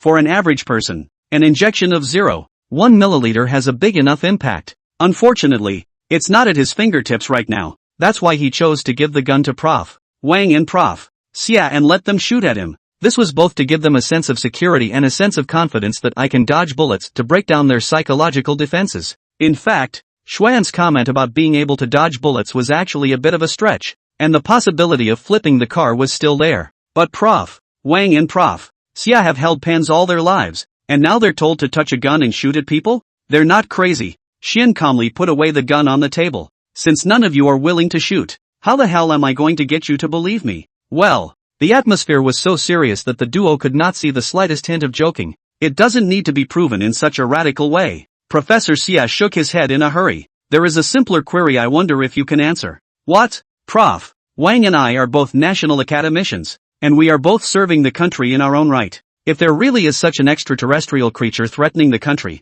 why don't Professor Wang and I know about it? The question raised by Prof. Xia is crucial. The Black Soldiers, this is the organization that is supported by the state. And behind the Black Soldiers stands not only the state, but also the shadow of all the countries of the world. It is because the Black Soldiers organization is backed by the countries of the world that no scientific talent that is not qualified can be selected. In other words, Prof. Wang and Prof. Xia were eliminated after screening. It's a sad fact, but at the same time, it is also the Black Soldiers organization left the other organizations to live. Picking up the leftovers of the Black Soldiers organization to eat has been the traditional art of the various organizations in the country. They do not mind this kind of talent. These truths could not be told to Prof. Wang and Prof. Xia. Of course, the two of them were just trying to say that they were serving the country, but they had never received any news, which was why they doubted the authenticity of what Xuan had said. Professor Wang, you're a physicist. You should also know that in the past few years, a new type of quantum mechanics has risen. Why are we talking about this all of a sudden? Prof. Wang frowned. Of course I know about this. The emerging quantum mechanics rose without any basis. There is no corresponding theoretical foundation at all. I don't even know what's going on. The reason why the physics community has overturned and reconstructed quantum mechanics is precisely because of the influence of extraterrestrial beings. The specific details are not convenient to disclose right now, but I can say with certainty that a portion of the physicists in the country have given up their traditional concepts, and even given up the direction that they have been studying all their lives, and have switched to studying quantum mechanics precisely because they have been ordered by the state to enter into the midst of the state-supported secret program. Professor Wang naturally thought of the image of himself out of place in the physics circle last night. It also occurred to him that his best friend, who was still working with him on some project, suddenly abandoned his original project to work on quantum mechanics. It corroborates with what Xuan is saying now. Before he could say anything, Professor Xia on the side couldn't help but speak. Is it the same with the high-energy nutrient research that has sprung up in our biology community in recent years? Obviously there is no paper in academia that can be based on any of this, and as a result it somehow catches fire. That's right. Xuan nodded. As a matter of fact, there are already many army warriors in the country who are already using this nutrient. They have become elite human beings who have developed their physical limits. Nutrients, plus agents that can stimulate human growth and liberate the brain's limitations. Compared to the stagnant physics community, the biology community has researched more deeply. After being injected with a potion and then through extreme training methods, it is possible to make warriors push infinitely closer to their physiological limits. So you just told us to shoot at you because you're one of these super army warriors? Super soldier. That's a subtle way of putting it, because he's not super compared to the Black Soldier, and he's not an army soldier. However, these two professors clearly have more faith in the military. To gain their trust, it would be better to claim to be a soldier than a secret agent. So Xuan pulled out a document from his pocket and slapped it on the table. Here's my officer's license for both professors. Professors Wang and Xia couldn't wait to pick up the documents and examine them carefully. But they hadn't actually seen an officer's license, and they checked it just for peace of mind. Only Xuan knew that the document was both real and fake. Issuing authority, date of issue, number, security mark, position, rank level, from beginning to end are real, and through formal channels, but in fact the army does not exist. Xuaning this person. Xuan has a whole bunch of similar documents, and this is the means by which their organization recruits the right people for the right job. They can pull out whatever documents the other side wants to believe, and if they go and check them out, they are guaranteed to be true. Xuan looked at the two professors, who were already hesitating, and seriously sat upright before saying, "Professors, the country needs your strength." The two professors Wang Xia looked at each other. So, Zhu Gu is also. Xuan froze, immediately reacted, and lied. That's right, he's also part of our organization. Chapter 145, Fan Jingxian, I have a bold idea. Chapter 145, Fan Jingxian, I have a bold idea. Xuan sent Professor Wang and Professor Xia away. The two of them said they had to think about it. This result did not come as a surprise to Xuan, because basically every talent that was recruited would have gone through a good deal of careful consideration, and there were simply not many that would rashly agree. They just need to get all this talent off the ship before they blow it up. but now there's a problem. What's going on? Xuan returned to his room in a daze and called out to the people who were in the bedroom. Lu Jing, Fan Jingxian, and Yi Ro had all put on their life jackets. The corner of Xuan's eye twitched twice. Are you guys ready to leave me behind? Lu Jing gave Xuan a thumbs up. Captain, if you die, I'll avenge you. But now it seems like we're making too big a deal out of it? Fan Jingxian frowned. Professor Wang and Professor Xia are famous physicists and biologists in China. Why would they come to the door? I feel something is wrong. They also heard only a few words in the bedroom. It's the benediction song. Xian replied. He guided these two talents to us as much as delivered them. Do you guys think there's something weird going on here? Weirdness is definitely there. But no matter what, it seems like both Professor Wang and Professor Xia don't know anything about it? Yes. Fan Jingxian suddenly spoke out. No. I think we should look at things from Zhu Ji's perspective. Xuan and Lu Jing looked at Fan Jingxian. We refused Zhu Ji's request last night, using official rhetoric to ask him to wait patiently for our organization to deal with the black soldiers. But for him, where is the time worth waiting? His girlfriend and family are all under the control of the black soldier organization, and he can't wait to rescue them quickly. I see. Xuan suddenly brightened up. Zhu Ji's meaning is simple. It's nothing more than trying to increase the value on himself in this way so that we can rescue him quickly. He wants to speed up the progress of our organization's dealings with the Black Soldiers organization. At this point, Xuan got stuck. Because they are equivalent to cheating Zhu Shizhou, they simply didn't have the means to go toe-to-toe with the Black Soldier organization, let alone save Zhu Shizhou from the Black Soldier organization's surveillance. If there were indeed only 2 black soldiers on the ship, they were able to put up a fight and then succeed in rescuing Zhu Shizhou. But what about after that? Zhu Shizhou's girlfriend and family, they could not do anything about it, and they would also have to suffer from the endless pursuit of the Black Soldier organization. Ugh. Xuan shook his head guiltily and said, it looks like we'll have to give up on Zhu Gu. Fan Jingxian was suddenly thoughtful. Give up? No. I have a bold idea. Zhu Gu can be the undercover agent we planted within the Black Soldiers organization. What? The crowd was stunned. From what I can see now, Zhu Ji's senses towards us are very good, and he also trusts us, believing that we are the power of the nation. Otherwise he wouldn't have sent talents to our organization. Therefore, Zhu Gu is almost a talent that has already been pulled in by us. It's just that the existence of the Black Soldier organization is in the way, making Zhu Gu have to leave us. Fan Jingxian's words instantly gave the crowd a wonderful reverie. It seems like it. Zhu Gu is a research talent recruited by the Black Soldiers organization, which means that if we can establish a good connection with Zhu Gu, that also means that we can grasp the progress of the Black Soldiers organization's research on various types of super-age technology in real time through Zhu Gu. Not to mention getting Zhu Gu to transmit all sorts of information to us. Even though the Black Soldiers organization holds the lives of his girlfriend and family in their hands, as long as we make Zhu Gu realize that we are the organization that will eventually save him from his misery, Zhu Gu will fully cooperate with us. The crowd was shocked by now, and there was excitement among the shock. Jing, you're still a ING genius. But before the crowd could really get excited, Fan Jingxian shook her head. Don't worry, there are still problems here. The mood of the crowd was like being poured with cold water. The biggest problem is that Zhu Gu, after entering the Black Soldiers organization, will inevitably also realize that the Black Soldiers organization is likewise a force of the state and is supported by countries from all over the world. Then our previous lies will be broken. In that case, will Zhu Gu still trust us so much? Xuan's excitement was forcibly pressed down. He also realized this problem. Right-o, we usually recruit talents by first tricking them into the organization through lies. Then we infect them a little bit with the concept of salvation. And in the end, when they find out that they've been tricked, they'll also willingly work for us. When it comes to this method of recruiting talent, no shameful dissimulation appears on anyone's face, because they went into the organization pretty much experiencing a similar routine. The talents recruited by them more or less have a hidden noble spirit of service to the country, and they often use the national identity repeatedly, coupled with the organization's unique implied brainwashing means of inculcation. The organization's personnel will be implanted with the concept of doing whatever it takes to save the world in the course of time. As it is, they might have considered their personal interests before entering the organization, but now they have put the interests of the world before their personal interests. For example, Fan Jingxian wanted to stop the black soldiers from attacking the enemy of the world, so she abandoned her personal conscience and proposed the plan of blowing up the ship to the organization, and she was ready to spend the rest of her life carrying a great deal of guilt. It's all a result of the infection of the organization's philosophy. Yanaka, wishing songs doesn't really apply to this routine, does it? Fan Jingxian nodded. Shugo has more ideas than the various talents we've encountered before, and his abilities are even superior beyond imagination. It's not for no reason that he was able to be seen by the Black Soldier organization.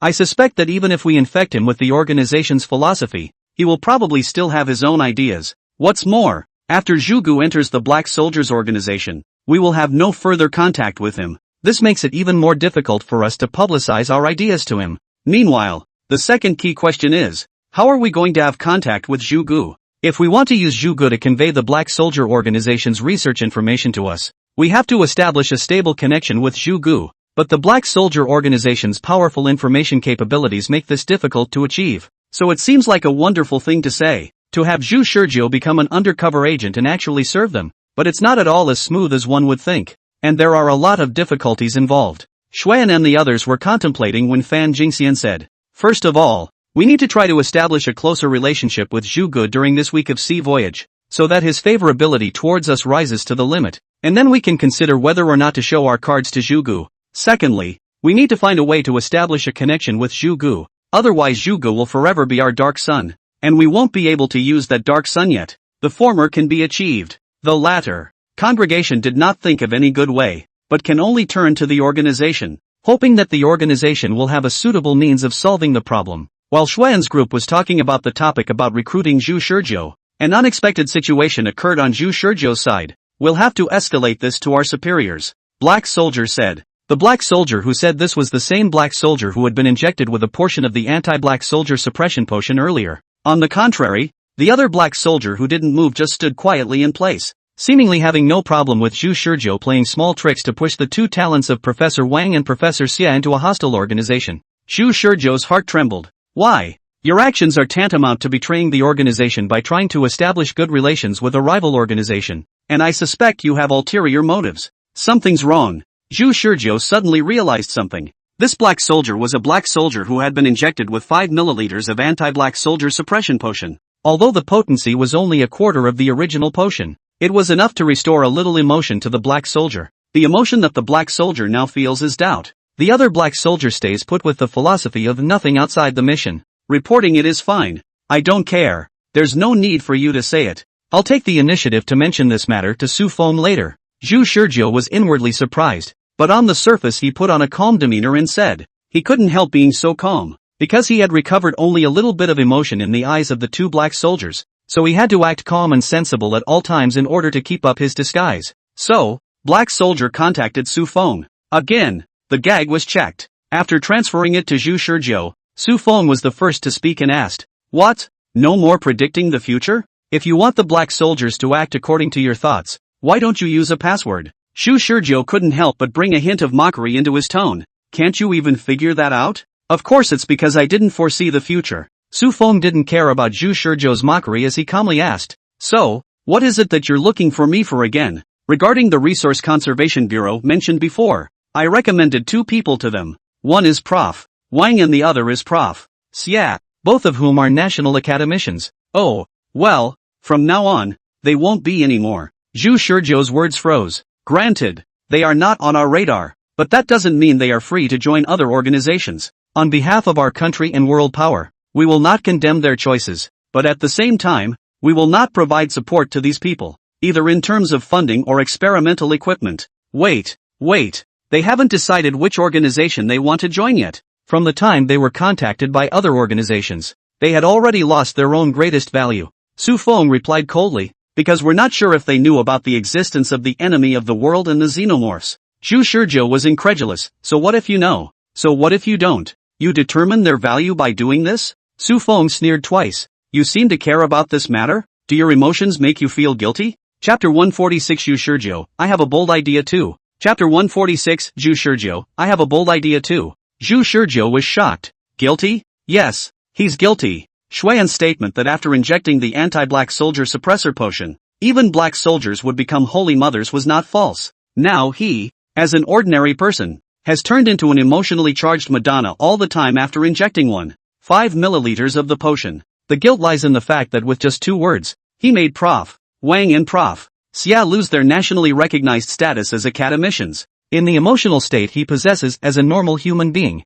would he feel guilty over such a small thing? You know he's the one who casually utilized Katsu and Dufei. I don't feel guilty. I'm just worried that if we let Prof. Wang and Prof. Xia lose their status as national academicians? Will the hostile organizations know that we did the trick? This is equivalent to telling them that we already know the fact that Prof. Wang and Prof. Xia are being pulled by them. So what if they know? Su Feng replied. They are nothing more than a random stone on the side of the road on our way to saving the world. There are so many stones like these. Do you think we'll go and care about them one by one? What's more, these two are still disqualified by our organization's screening. Do whatever they want. It won't affect us. Zhu Shizhou asked. What exactly are the criteria used by the Black Soldier organization to screen talents? I see that they are clearly excellent. Two aspects. One is competence and the other is belief. Su Feng's tone was slightly more serious. Let's not even talk about these research-oriented talents. The Black Soldiers are the same. We select the 1 in a million talent from the military,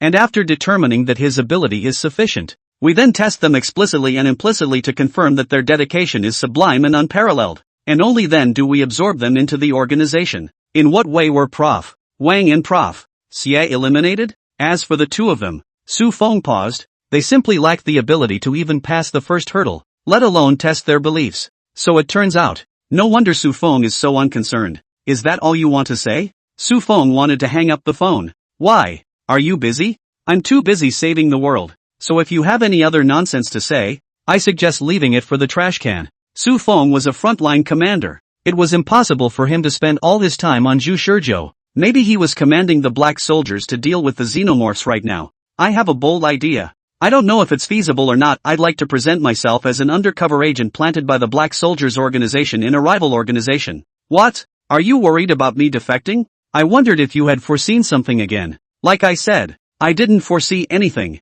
It's just that I was worried about what they were doing, so I volunteered to be an undercover agent among them. Don't you want to grasp their dynamics at all times? If you let your guard down, there might be no telling what crazy things they might do. There's no need. Su Feng's reply was still as cold as ever. Zhu Shizhou laughed. It may indeed seem unnecessary to you, but I am responsible for my life. To put it into perspective, I myself am not yet sure if I exist in danger, and the emergence of this organization has made me extremely insecure. Reasonable. The excuse isn't even an excuse. It's a plausible reason that any sane person should think of. Whatever. I've already warned you what I should have warned you, but to make it more clear, I'll remind you that your father, mother, and sister are still being monitored by the organization in real time. Grass. One day I'm going to kill you. Anger rose uncontrollably in his heart. Zhu Shizhou cursed angrily. Su Feng hung up the phone. Although Zhu Shizhou was angry, he still obtained permission from Su Feng to contact Xuan and the others. He looked to the two Black Soldiers. You all heard that, didn't you? From now on, all my close encounters with hostile organizations are authorized undercover acts, so please don't stop me. The emotionless Black Soldier replied. Roger. The Black Soldier injected with the anti-Black Soldier suppressor potion replied. I hope so. The look he gave Zhu Shizhou was still suspicious. After all, the superiors did not see Zhu Shizhou's every move with their own eyes, so it is only natural that there will be a bias in judgment. But he had witnessed the whole process of Zhu Shizhou's negotiation with that organization, and had also seen Zhu Shizhou write that line on the paper reminding Xuan to recruit talents, which was simply a proper traitor's act, too blatant and arrogant. Zhu Shizhou didn't care how the Black Soldiers suspected him. He looked at the time and stepped out of the deck, leaning against the railing to blow the sea breeze. Yesterday was the first wave of guests on board. Today is the second wave, and the boarding period is closing today. He began watching again to check identities, hoping to find someone as unsuspecting as Xuan and the others. Brother Wang, where's that friend of yours? Call him to come and play together too. Inside the casino, Qianzil said to Wang Chong. Wang Chong shook his head. He probably doesn't love gambling too much. And what? And he might not have $10 million in assets, so he might not even be able to enter the casino. If he wanted to come in, then the only way he could get him in was to let him use the back door. But even if the other party entered the casino through the back door, it was expected that there would be no money available to exchange for chips in the end. Does it mean that he has to fund this too? This was pure joking. In the face of Qianzil's question, Wang Chong shook his head. No, it's nothing. I see something. Ji Hui said from the side. Your reaction is very wrong. Oh, covering up as if that guy's background scares you. Can you tell us what his status is? Sun Haoran and Ma Chuanhua also cast curious glances. Wang Chong was helpless. If we don't warn these fox friends, maybe they'll go after Zhu Shizhou on their own. But is Zhu Shizhou's trouble that easy to find? I advise you guys not to move any crooked thoughts. Wang Chong lowered his voice and said, his identity is not simple. Even I don't dare to speak loudly to him. I'm just a younger brother in front of him. The crowd looked at each other in disbelief. Kind of. Sun Haoren said. Is he the son of some big shot in the military? I don't think his two bodyguards have the aura of ordinary people. A bodyguard? Wang Cheng cried and laughed. His bodyguards can hang all my bodyguards with one hand. I go. Really? The crowd was a little surprised, because they all knew how strong Wang Chang's bodyguards were. Each and every one of them had experienced the life and death experience of blood and fire. Casually releasing one of them was an expert amongst the experts. Such a powerful bodyguard would be hanged with one hand? Boss, I don't think that's necessarily true. A bodyguard behind Wang Cheng voiced out unconvincingly. Wang Cheng waved his hand. Ha ha, I'm just saying that. Don't take it seriously. The crowd became even more curious, and the mystery of Zhu Shizhou came over them. Ji Hui's eyes rolled. I think we should all stop being curious. Let's go find him to have some fun and get acquainted so we don't know what's going on with him. Yeah, go with it. Qian Ziel coaxed. Chapter 147. Chapter 147, The Revealing. Qian is moving around efficiently. Since they had decided to pull in Zhu Shizhou, they wouldn't wait any longer. At noon, they found Zhu Shizhou on deck. The cruise ship left the pier, and the November sea breeze began to rage on the open deck as the cruise ship sailed away from the shore, blowing Zhu Shizhou's head of broken hair, and Zhu Shizhou smiled comfortably as a result. When Xuan and the others found Zhu Shizhou was wearing such a relaxed expression, standing on the deck and blowing the wind comfortably. He did not look like a person who was deeply threatened by the Black Soldiers organization at all. However, when Zhu Shizhou looked at Xuan and the others, his expression immediately became bitter and hateful. In an instant, it changed from a relaxed and happy expression to one that contained 4 parts anticipation, 3 parts distress, 2 parts worry, and 1 part pain. And this contrast between the two before and after as well as the expression of multiple emotions looked silly to Xuan. Xuan didn't doubt it, and thought that Zhu Shizhou was because he had been living in repression for a long time, and it was hard for him to find a cozy chance to relax. But now that coziness was being ruined by him, a sense of guilt could not help but grow in his heart. LOL, I didn't want to. The thought of the sins they would commit afterward made Xuan even more guilty. Professor Xue. Zhu Shizhou acted as if he hadn't even had that conversation with Xuan before. Still addressing him as Professor Xue, Xuan glanced at the 2 black soldiers behind Zhu Shizhou, wanting to speak. Professor Xue, you don't have to say anything, I understand. Zhu Shizhou sighed. Xuan's heart stuttered. You know? What do you know? Does it mean you know how weak our organization is? Trying to get me out of this organization isn't easy, is it? Especially since my family's lives are still in the hands of the Black Soldiers organization. Zhu Shizhou smiled miserably. His current mood was a completely true expression of emotion. Even if Su Feng sent a micro-expression master over, he would have realized that his emotions were real. Yeah.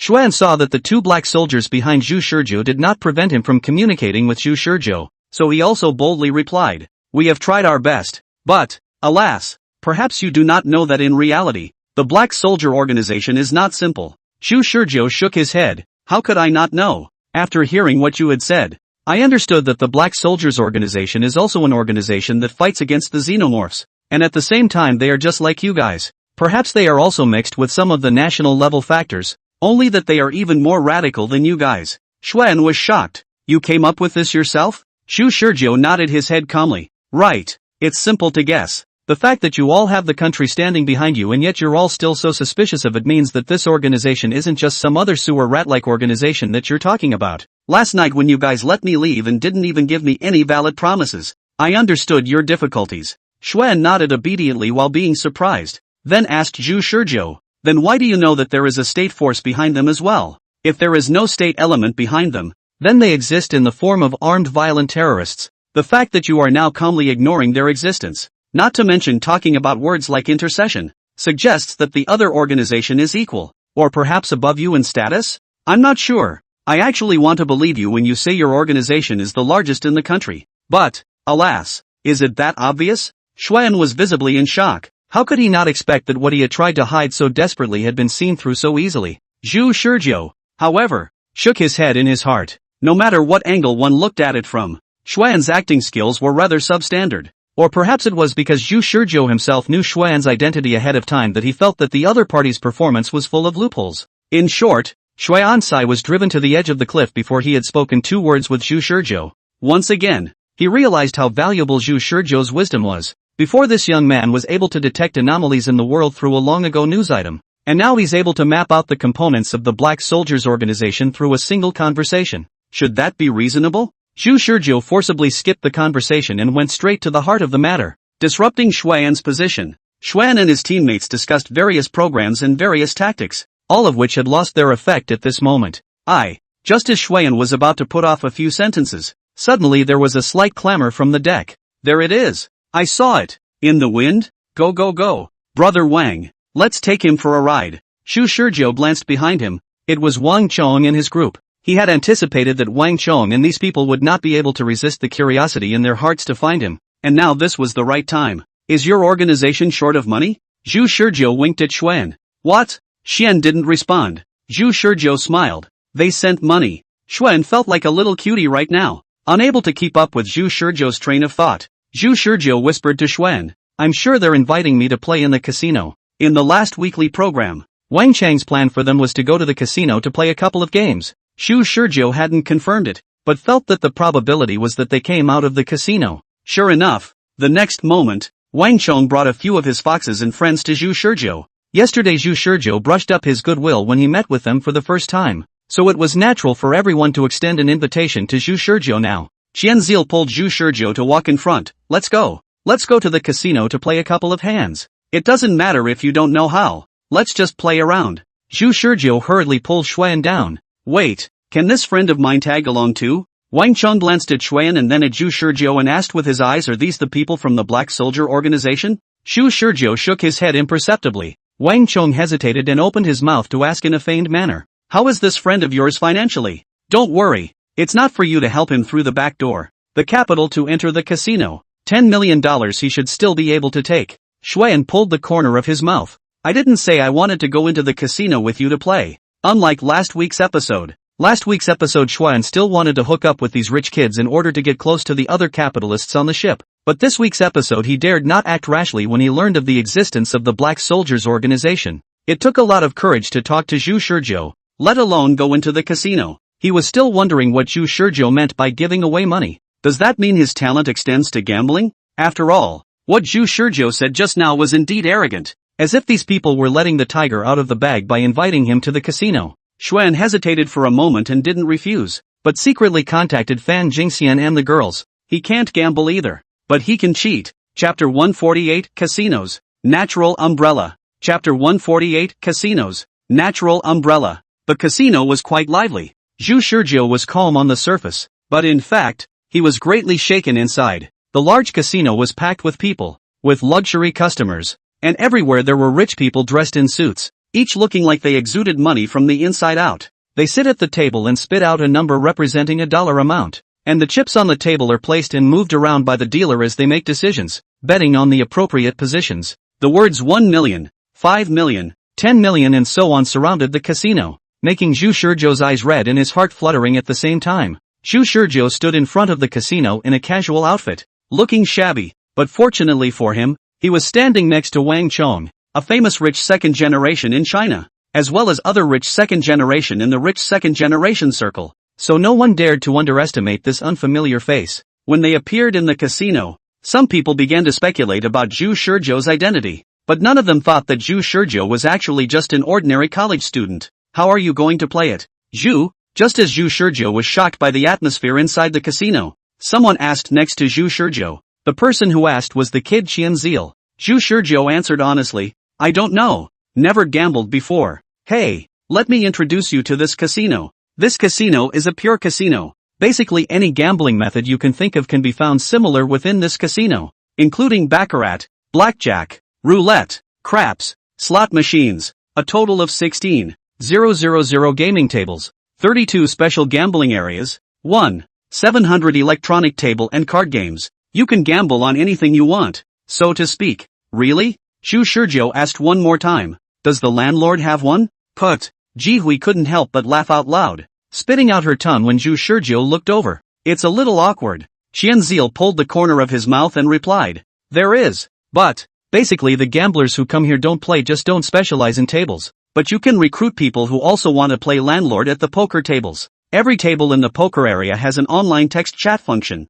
which is equivalent to a simple gaming channel. If you want to play Fight the Landlord with someone, you have to call out in the communication channel first, And the person who wants to play will naturally find your table to fight with you. Not only fight the landlord, but many niche poker games are like this. So that's how it is. Zhu Shizhou nodded. Then said, then wouldn't someone like me, who doesn't know anything but landlord, basically not be able to play most of the games within this casino? At this time, Sun Haoren interjected. You don't have to worry about this. After that, Sun Haoren clapped his hands, and two gambling girls in sexy dresses came up. These gambling ladies are specialized in taking newbies. They don't look any different from the real celebrities who play inside the casino, but in reality they specialize in slaughtering fat sheep like you who know nothing and fall through the cracks. They will approach you as if they know nothing, introduce you to the various tables, and as soon as the dealer at each table sees that it's brought by gambling woman, they will know that it's a fat goat, and by the time you come back to your senses you're already in. And gambling woman can get a 1% commission on the chips you spend. That is to say, it is a default unspoken rule in casinos that lotteries and gambling women collude with each other. If Zhu Shizhou really came to this casino knowing nothing, he was bound to be met with a drubbing. Zhu Shizhou rolled his eyes. Then this is not cheating. Ha ha, that's cheating on merit. The biggest feature of this casino is that it doesn't prohibit cheating. If you have the ability to cheat, you can cheat as much as you want. As long as you don't get caught in the act, you can always cheat. Xuan, who was listening from the side without showing any expression of surprise, naturally knew the rules within this casino. Zhu Shizhou was shocked. Really? Doesn't that mean that any skilled hustler can come here like a fish out of water? Sun Haoren shook his head. First of all, there are very few thousand arts masters who can hide their skills from the lotteries. Even if someone wants to get rich and fund a thousand arts master with $10 million, the thousand arts master may not even be willing to come. Do you know why? Why? Because within this casino, there are the same casino-trained anti-trafficking masters. Sun Haoren pointed to the sea of people inside the casino. Don't look at all of them, they all look alike. They all look like guests who come here to play. But in fact, mixed in with them are a considerable number of anti-trafficking masters used to sanction the behavior of tasers, and they will use them to pay back the tasers in a way that will cost them their money. Zhu Shizhou thought for a moment and added, provided that their 1,000 tricks are more skillful than the cheaters. Right? That's for sure. But there's a saying in the business that goes, don't challenge my profession with your hobby. To the cheaters, millinery is just a hobby that they have cultivated in numerous ways. But to the anti-millinery masters in the casinos, it's a profession that they rely on for their survival. Every anti-magic master is a former gambling king. Then the two of them, Sun Haoren and Xianziel, introduced some more information about the casino. They also all saw that Zhu Shizhou was really a white boy who didn't know anything. Sun Haoren suggested with a bad smile, why don't you let Gambling Hope take you for a ride first? We'll rendezvous after you familiarized yourself with it? I thought Zhu Shizhou would refuse, but I didn't expect him to nod crisply. Fine. Gee, we couldn't help but remind him from the side. Did you not hear what he said just now? Gambling Hope is basically for ripping off customers. Now it was clear what last week's Sun Haoren was playing at. Last week, Sun Haoren invited him to play in the casino, presumably because he wanted to use this rule to make him lose to cry and lose face. This week, Sun Haoren took the initiative to explain to Zhu Shizhou the twists and turns involved. Zhu Shizhou laughed frankly. It's fine. It's just a little bit of money. Wang Chong couldn't help but glance at Zhu Shizhou. The Black Soldiers organization had not given him an order to fund Zhu Shizhou to come here to gamble, so he couldn't be sure if Zhu Shizhou was receiving orders from the organization now or if he simply wanted to have some fun on his own. For a while he was also a bit hesitant to exchange some chips for Zhu Shizhou. Zhu Shizhou glanced at him and seemed to understand his hesitation, so he put a hand on Xuan's shoulder and said to the crowd, I'll take a look around the casino with this friend of mine first. We'll rendezvous in an hour? There was no point in playing with a newcomer who didn't know anything, and the crowd saw that Zhu Shizhou himself didn't care, so they all stopped trying to discourage him. Qianziel patted Zhu Shizhou and joked, ha ha, if you're short of money, just come and borrow from us. Borrow as much as you want. My company has a lending business. Zhu Shizhou just smiled. After the crowd left, both gamblers came up. One stuck to Zhu Shizhou's side, while the other stuck to Xuan's side. They were all quite good looking. Their clothes and bodies were very sexy and hot, and they even rubbed against Zhu Shizhou's body from time to time, seducing Zhu Shizhou if nothing else. Zhu Shizhou looked underneath himself. This damn anti-black soldier suppressant potion, the emotional erection state is really a dominating drug. Sir, what are we going to play? Gambling Yuan gently asked, pretending to unintentionally glance at Zhu Shizhou's body underneath. Her body faintly and imperceptibly trembled. This is getting up too fast, isn't it? She hadn't even used half of her 10,000 tricks. Whatever. I don't know anything. You can take me to a table that you feel is suitable for a novice. Don't. Xuan suddenly opened his mouth to stop it, I know most of the gambling games. There's no need to know that you're going to be slaughtered, yet you're still hard up for it. Strong-willed Xuan pushed away the gambling woman who had hitched a ride on her. Zhu Shizhou asked rhetorically, "So, do you know how to gamble? I mean really bet?" Xuan hesitated for a moment and shook his head. To talk about the level of gambling skills, he was just an ordinary person's level. However, he had the help of Fan Jingxian and the girls behind him. The micro-communicator behind his ear was anti-detection, and the hackers in the team, Fan Jingxian and Ero, could casually hack into all the large and small surveillance monitors in the casino, which was the simplest and most effective form of Millennium technique there was. Most of the card plays could be easily cracked. Seeing Xuan shaking his head, Zhu Shizhou said, "That's not it then. I don't know anything and you don't know how to gamble, so how are you going to win?" Xuan said rightfully, "Cheating.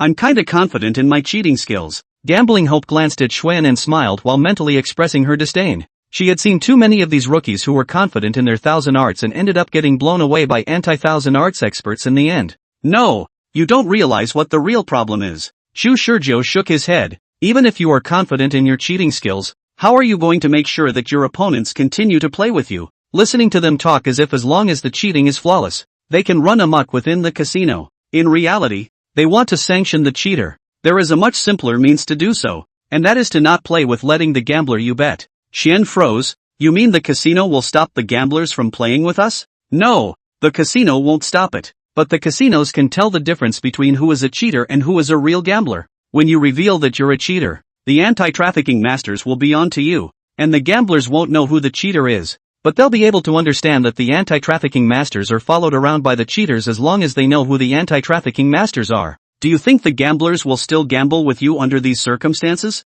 Xuan froze. He hadn't really thought about this possibility. Even if your cheating strength is greater than that of an anti-trafficking expert, the problem is that by that time, you've already been exposed. And even if you want to gamble, the only ones who can gamble against you are the anti-trafficking experts. Once they give up betting against you, then you won't even be able to find someone to win against if you go around the casino." Hearing this, Xuan had broken out into a cold sweat. "So what do we do?" Zhu Shizhou laughed. "It's simple. As long as we follow Gambling Hope around, then no one will suspect us of being cheats. It's a natural umbrella." Chapter 149, Dice. 3 consecutive rounds of small. Chapter 149, Dice. 3 consecutive small rounds. Gambling Hope listened to Zhu Shizhou's conversation with Xuan the entire time without making any obvious reaction. It was because their duty was simple, and that was to guide the guests to the gambling tables, and it was none of their business what the status of the guests actually was. There is no need for them to worry about the cheaters as they will naturally be sanctioned by the anti-trafficking experts. But if the anti-trafficking experts also fail to see that Xuan and Zhu Shizhou are touts, then the casino can only recognize their own bad luck and let them go. Knowing that Zhu Shizhou was a casino novice who knew nothing, Gambling Hope first took him to exchange chips. Xuan had no intention of letting Zhu Shizhou cover the cost of the chips. The plan they had made was to strike a good relationship with Zhu Shizhou and try to brush up their goodwill as much as possible. After exchanging $20 million, he directly gave Zhu Shizhou $10 million, without the slightest hint of pain. "It's up to you to decide how to bet this $10 million. Zhu Shizhou looked at a yellow chip on the tray and gulped. If this hadn't happened, $10 million would have allowed him to live the rest of his life without worrying about food or drink. Zhu Shizhou was just a commoner. Especially after recovering his feelings. He was extremely sensitive to everything. "Good." Zhu Shizhou nodded. "I'll try to turn these 10 million chips into 100 million within an hour." Gambling Hope was speechless. "What are you, a casino white boy, dreaming of?" However, the guest's idea she needed to try her best to fulfill. If she could make Zhu Shizhou, this little white guy, lose $10 million, 1% of that would be her performance, and she would get 100,000 for this order alone. So, Gambling Hope led them to the craps area. Zhu Shizhou was puzzled. "Why did you bring me here? Is it because it's easiest for the lotter to cheat in the craps area?" Facing Zhu Shizhou's skepticism, Gambling Hope smiled. "That's not true. It's just because most casino newcomers start in the craps section because betting on size requires very little skill and maximizes the interest of the gambler." Zhu Shizhou looked at one of the surrounded dice area. About half of the people were frantically shouting big. The other half were shouting small. And some people were shouting individual numbers. In the craps area, you can see heaven and hell. A guest who might be red-faced 1 second becomes as pale as paper the next. And since the results shaken out by the lotter are extremely uncertain, it's all about luck most of the time here. As long as you're lucky, winning $100 million with 10 million isn't difficult. Wish Shizhou noticed the words Gambling Hope was describing. Most of the time? Gambling Hope smiled. The true masters are able to listen to the dice and hear the points accurately. That's really what happened. Zhu Shizhou marveled. Is the plot in the movie even real in reality?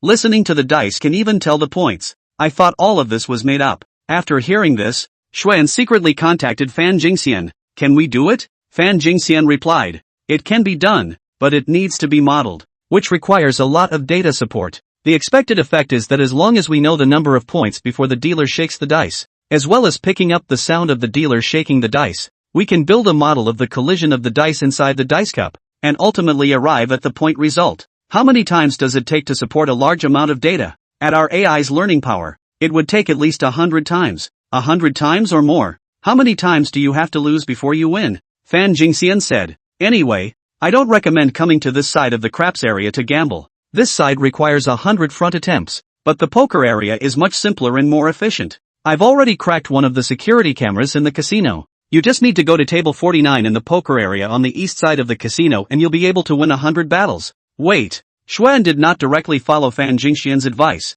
but instead looked at Zhu Shizhou. You have a way to win money here? Zhu Shizhou shook his head. There's no way for now. There's no way you're still coming here to play? Xuan rolled his eyes. But there are two of us, aren't there? Zhu Shizhou grinned at Xuan. Xian froze. What do you mean? I'm followed by Gambling Hope. And you're not. You understand, don't you? Xuan got it. That means if I bet against you I can bet to win? Zhu Shizhou nodded. According to Sun Haoran's introduction, the Dutchman was aware of Gambling Hope's existence and knew that Gambling Hope was followed by the wrongdoers. So as long as they acted with Gambling Hope, they were undoubtedly fat sheep, and the Dutchman would pit the fat sheep's money according to the situation, which was the default rule of the casino, and Zhu Shizhou is now a standard fat sheep. As long as you let Xuan bet against Zhu Shizhou, there is a high probability of being able to bet on the money. I'll go. That's a good idea. Xuan exclaimed in admiration, and then the two of them chose a random craps table to put together. The people around them were also very facetious, and when they saw Xuan and Zhu Shizhou squeezing forward,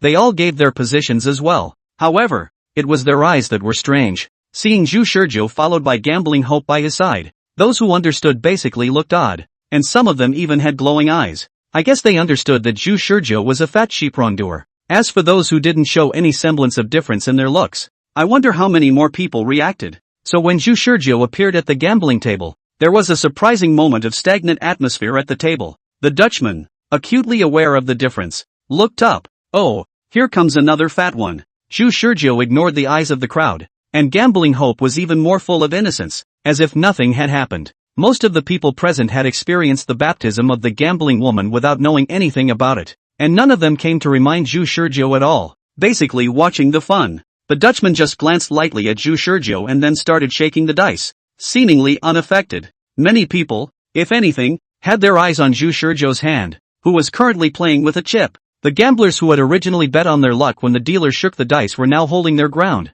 They wanted to see what Zhu Shizhou bet on, and then just bet against him. So the crowd waited for Zhu Shizhou to make his move. A bunch of old sixes. Zhu Shizhou cursed in his heart, and then casually placed his chips on the word small. Let's throw in 1,000,000 to test the waters first. This kind of ho-hum behavior caused Zhu Shizhou to choke a bit, but something that made him even more speechless happened, washing away his discomfort. The crowd of gamblers looked at the lotter. When the dealer stopped shaking the dice cup, the gamblers all put their chips on the word big. Then the Dutchman opened 6 points. Small. Grass. The gamblers were cursing in their hearts, and even Xuan was confused. Why doesn't the dealer follow the rules? Zhu Shizhou pondered for a moment, then realized something. None of these people, including him before, had ever figured out the logic of the Dutchman. The dealer shakes the points, always upholding the premise of a profit. It's true that the casino benefits from slaughtering fat sheep, but when enough people are involved, it's far less profitable to slaughter fat sheep than it is to profit from other gamblers.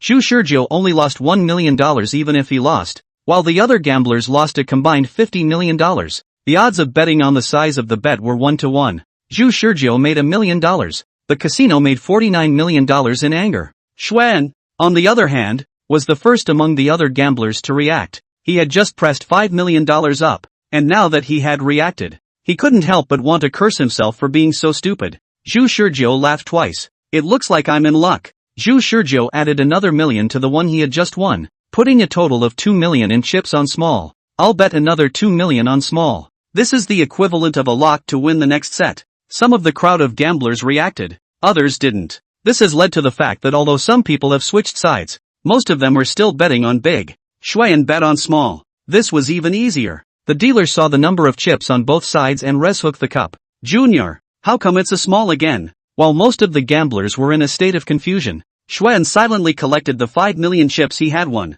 Now, more gamblers responded. Wish Shurju continues to bet small. 4 million. But this time the other gamblers did not call again, because this time there are a little more people reacted. They are not sure whether the dealer will open the big or small in the end, so they decided to wait until the dealer stops the dice cup before betting. The Dutchman thought for a moment in his mind after confirming that the crowd did not continue to follow. The Dutchman shakes the set. This time it should be big. The first 2 rounds were small. This time it's bound to be big. I don't believe it. Can't I win if I bet big? Gamblers are either faking it or actually committing paranoia. Anyway, the gamblers all pressed big. Xuan didn't move this time, hiding in the crowd in silence. It was only because Xuan looked at Zhu Shurjiu, who shook his head at him. He had no understanding with Zhu Shurjiu, so he couldn't even guess what Zhu Shurjiu meant, whether he was asking him not to bet big or to give up this round. In fact, what Zhu Shurjiu was trying to say was that he wasn't sure if this third round of hoops was going to swing big or small. Before the dealer opened the dice cup,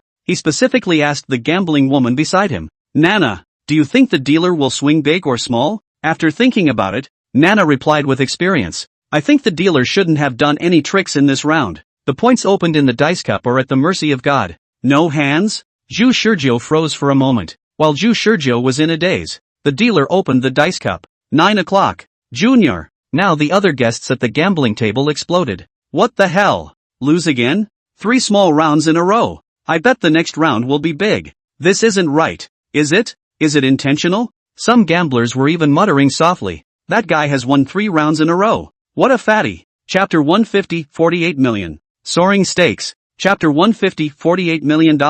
Soaring stakes. It's a minority of cases where the fat goat can also win. There were gamblers who muttered darkly. And naturally, there were gamblers who retorted. Are you out of your mind? That guy was betting on small before the dice cup opened. If the dealer tampered with it, he couldn't have won. Unbeknownst to him, the Dutchman is also very speechless. The first 2 rounds of the results of his intention to control is true, but this third round he is a random shake. Did not move anything at all? Can only say that this guy's gambling luck is good. Even the old god is favoring him. Do not want to let him lose. This time Zhu Shurjiu won $4 million.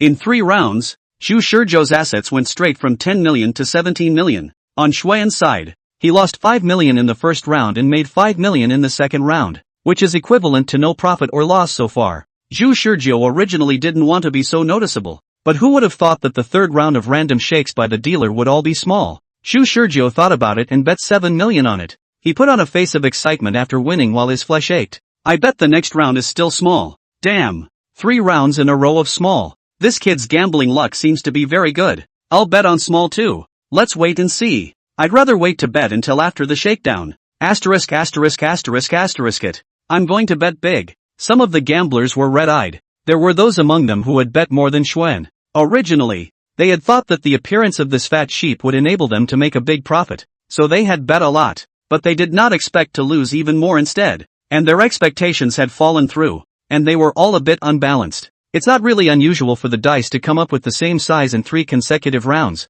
and those who don't react to it think that their gambling luck is out of whack. After marveling at his luck, Zhu Shurjiu waited for the dealer to shake his hand. Clatter, clatter, clatter, thud. After the dice have been set, there is a 30-second period for gamblers to place their bets. But this time, the number of bettors obviously less. Is really 3 consecutive rounds of small shocked them? Know the inside story of the gamblers have to close their hands. And now betting. Most of the uninformed gamblers. The Dutchman glanced at the big and small noodles, then gave a faintly excellent expression. $25 million was wagered on the large side and $13 million on the small side. By all rights, he should continue to maneuver to make the dice face smaller. But, it has just been 3 consecutive rounds of small. The Dutchman looked at Zhu Shurjiu, only to see Zhu Shurjiu being held tightly by Gambling Hope's arm. His face was full of excitement, the kind of expression that could not be faked. The dealer who had experienced tens of thousands of gamblers in the casino could naturally tell that this guy was really excited. Seeing Zhu Shurjiu's expression like this,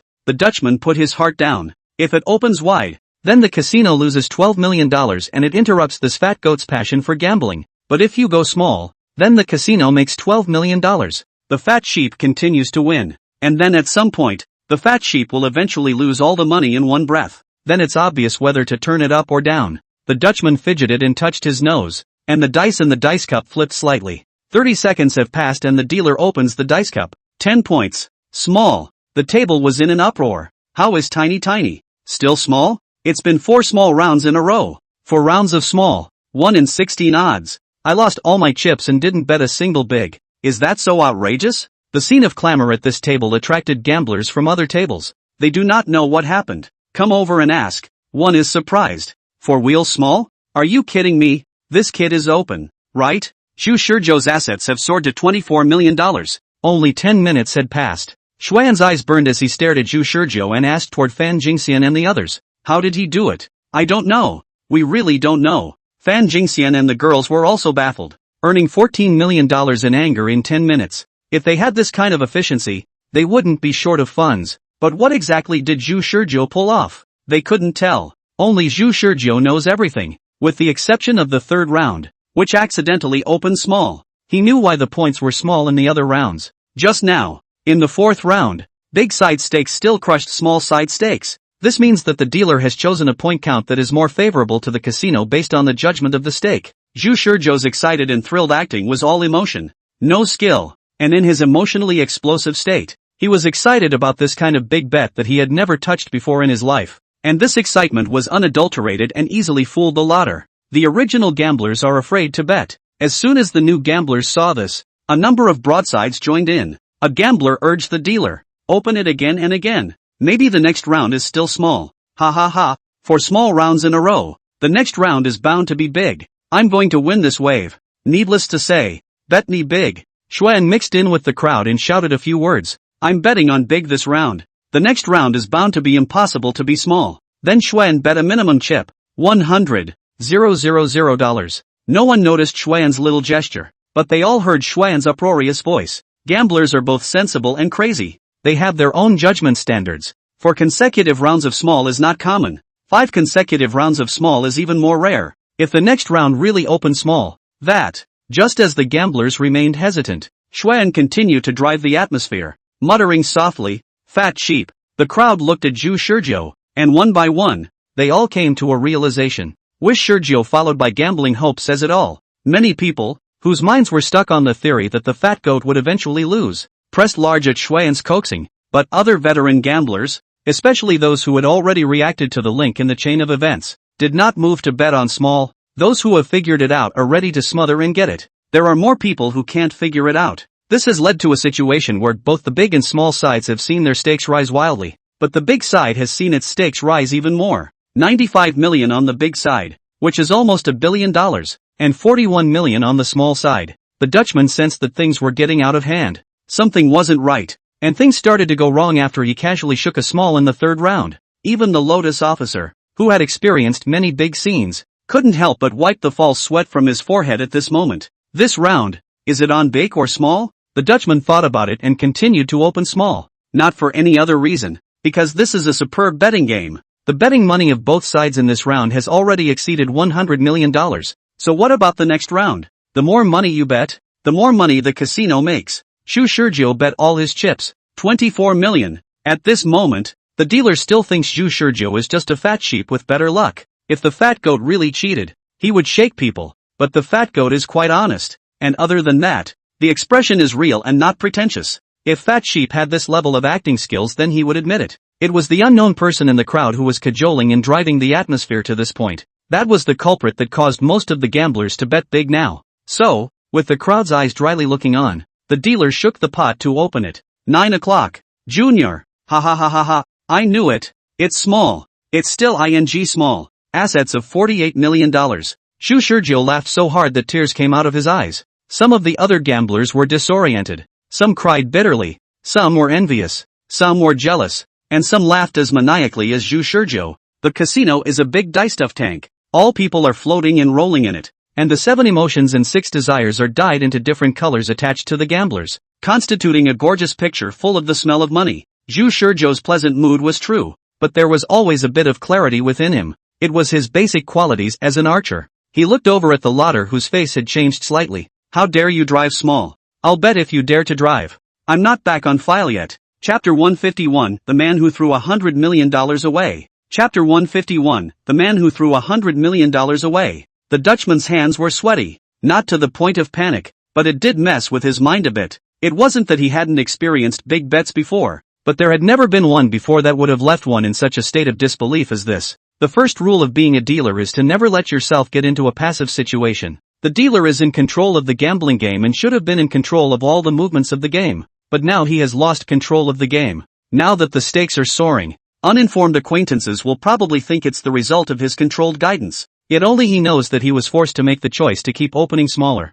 Keep driving. Keep driving. The fat goat kept screaming, arrogance written all over his maniacally smiling expression demeanor as he piled up stacks of chips in front of him, totaling 48 million. The dealer could see clearly that Zhu Shizhou came to the table with 10 million in chips, and after only 4 rounds, he had nearly quintupled his assets. This guy, is he really fat? He used his eyes to look at Gambling Hope beside Zhu Shizhou. Unbeknownst to her, Nana Gambling Hope was also a little giddy at the moment. She was different from the other people who didn't know. She was aware of Zhu Shizhou's previous conversation with Xuan. The two of them were discussing cheating recklessly, and Zhu Shizhou even threatened to turn over the funds to 100 million within an hour. Originally, she was secretly laughing at Zhu Shizhou's wild talk, but now he had already accomplished half of his goal. Is this guy for real? Facing the eyes of the Dutchman, Nana still kept her smiling poker face that made it impossible to see through. The lotter has guidelines for the lotter, and the gambling woman has guidelines for the gambling woman, who must not be involved in the gambling game,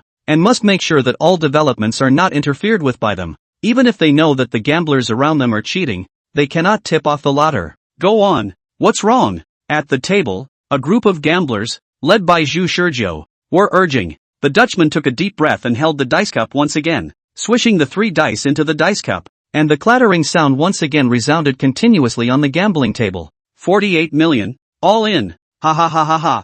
Zhu Shizhou shouted out words that sent a shiver down his spine, and the lotter's hand shaking the dice couldn't help but tremble a little, almost failing to control the points of the dice inside the dice cup. It's not the first time this guy has bet small before he's shaken the fix. Other gamblers were hesitant, analyzing both scientifically and metaphysically whether to bet big or small, but he was good, not hesitating at all, betting $48 million with the same determination as when betting $1 million.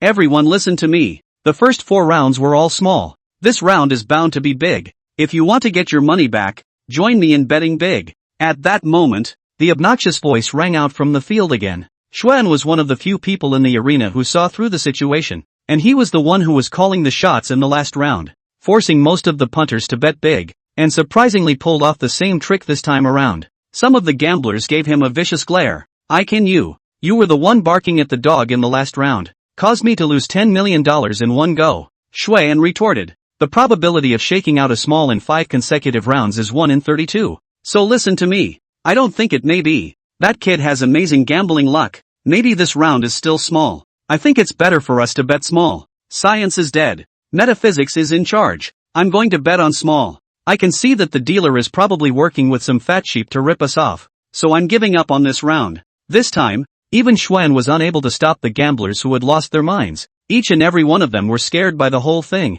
and some even suspected that the lotter was in cahoots with the fat goat. Knock. The dealer shakes the dice cup. 30 seconds to place a bet, and the dealer did a quick calculation of the stakes on the table for both the big and small sides. In the 5th round, the big side stakes fell back from the previous round, shrinking from $95 million to $63 million, while the small side stakes rose from $41 million to $58 million.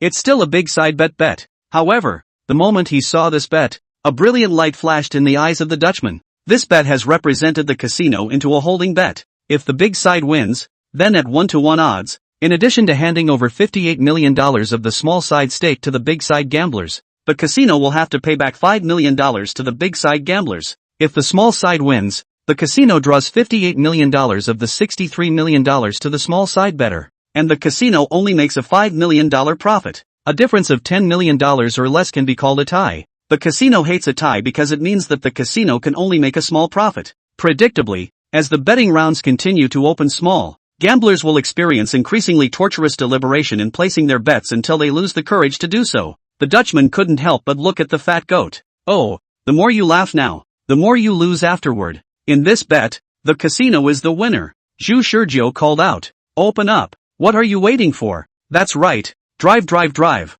Open. Open. This round is definitely still small. Besides Zhu Shizhou, some gamblers who thought they had seen the situation clearly had already converged, and they were constantly clamoring for the dice cup to be opened. The dealer opens the dice cup. 1, 2, 3, 6 o'clock. Junior. The gamblers at the tables are all going crazy. How can it still be small? I've already spent all my money. How can it still be small? Impossible. Absolutely impossible. This must be cheating. The Dutchman did it on purpose. Gamblers incredulous. Some spent all the chips of the gamblers before they all have reacted. This is a bureau, specifically used to rip off customers. The casino is not to hide. 5 consecutive rounds of small. When they are idiots? Zhu Shizhou's assets had doubled again from 48 million, soaring to 96 million. If he still dares to bet, then doubling it after that is going to break 100 million. The Dutchman didn't call the anti-trafficking master to screen whether Zhu Shizhou was a Taza or a novice. He believed that everything was still under his control.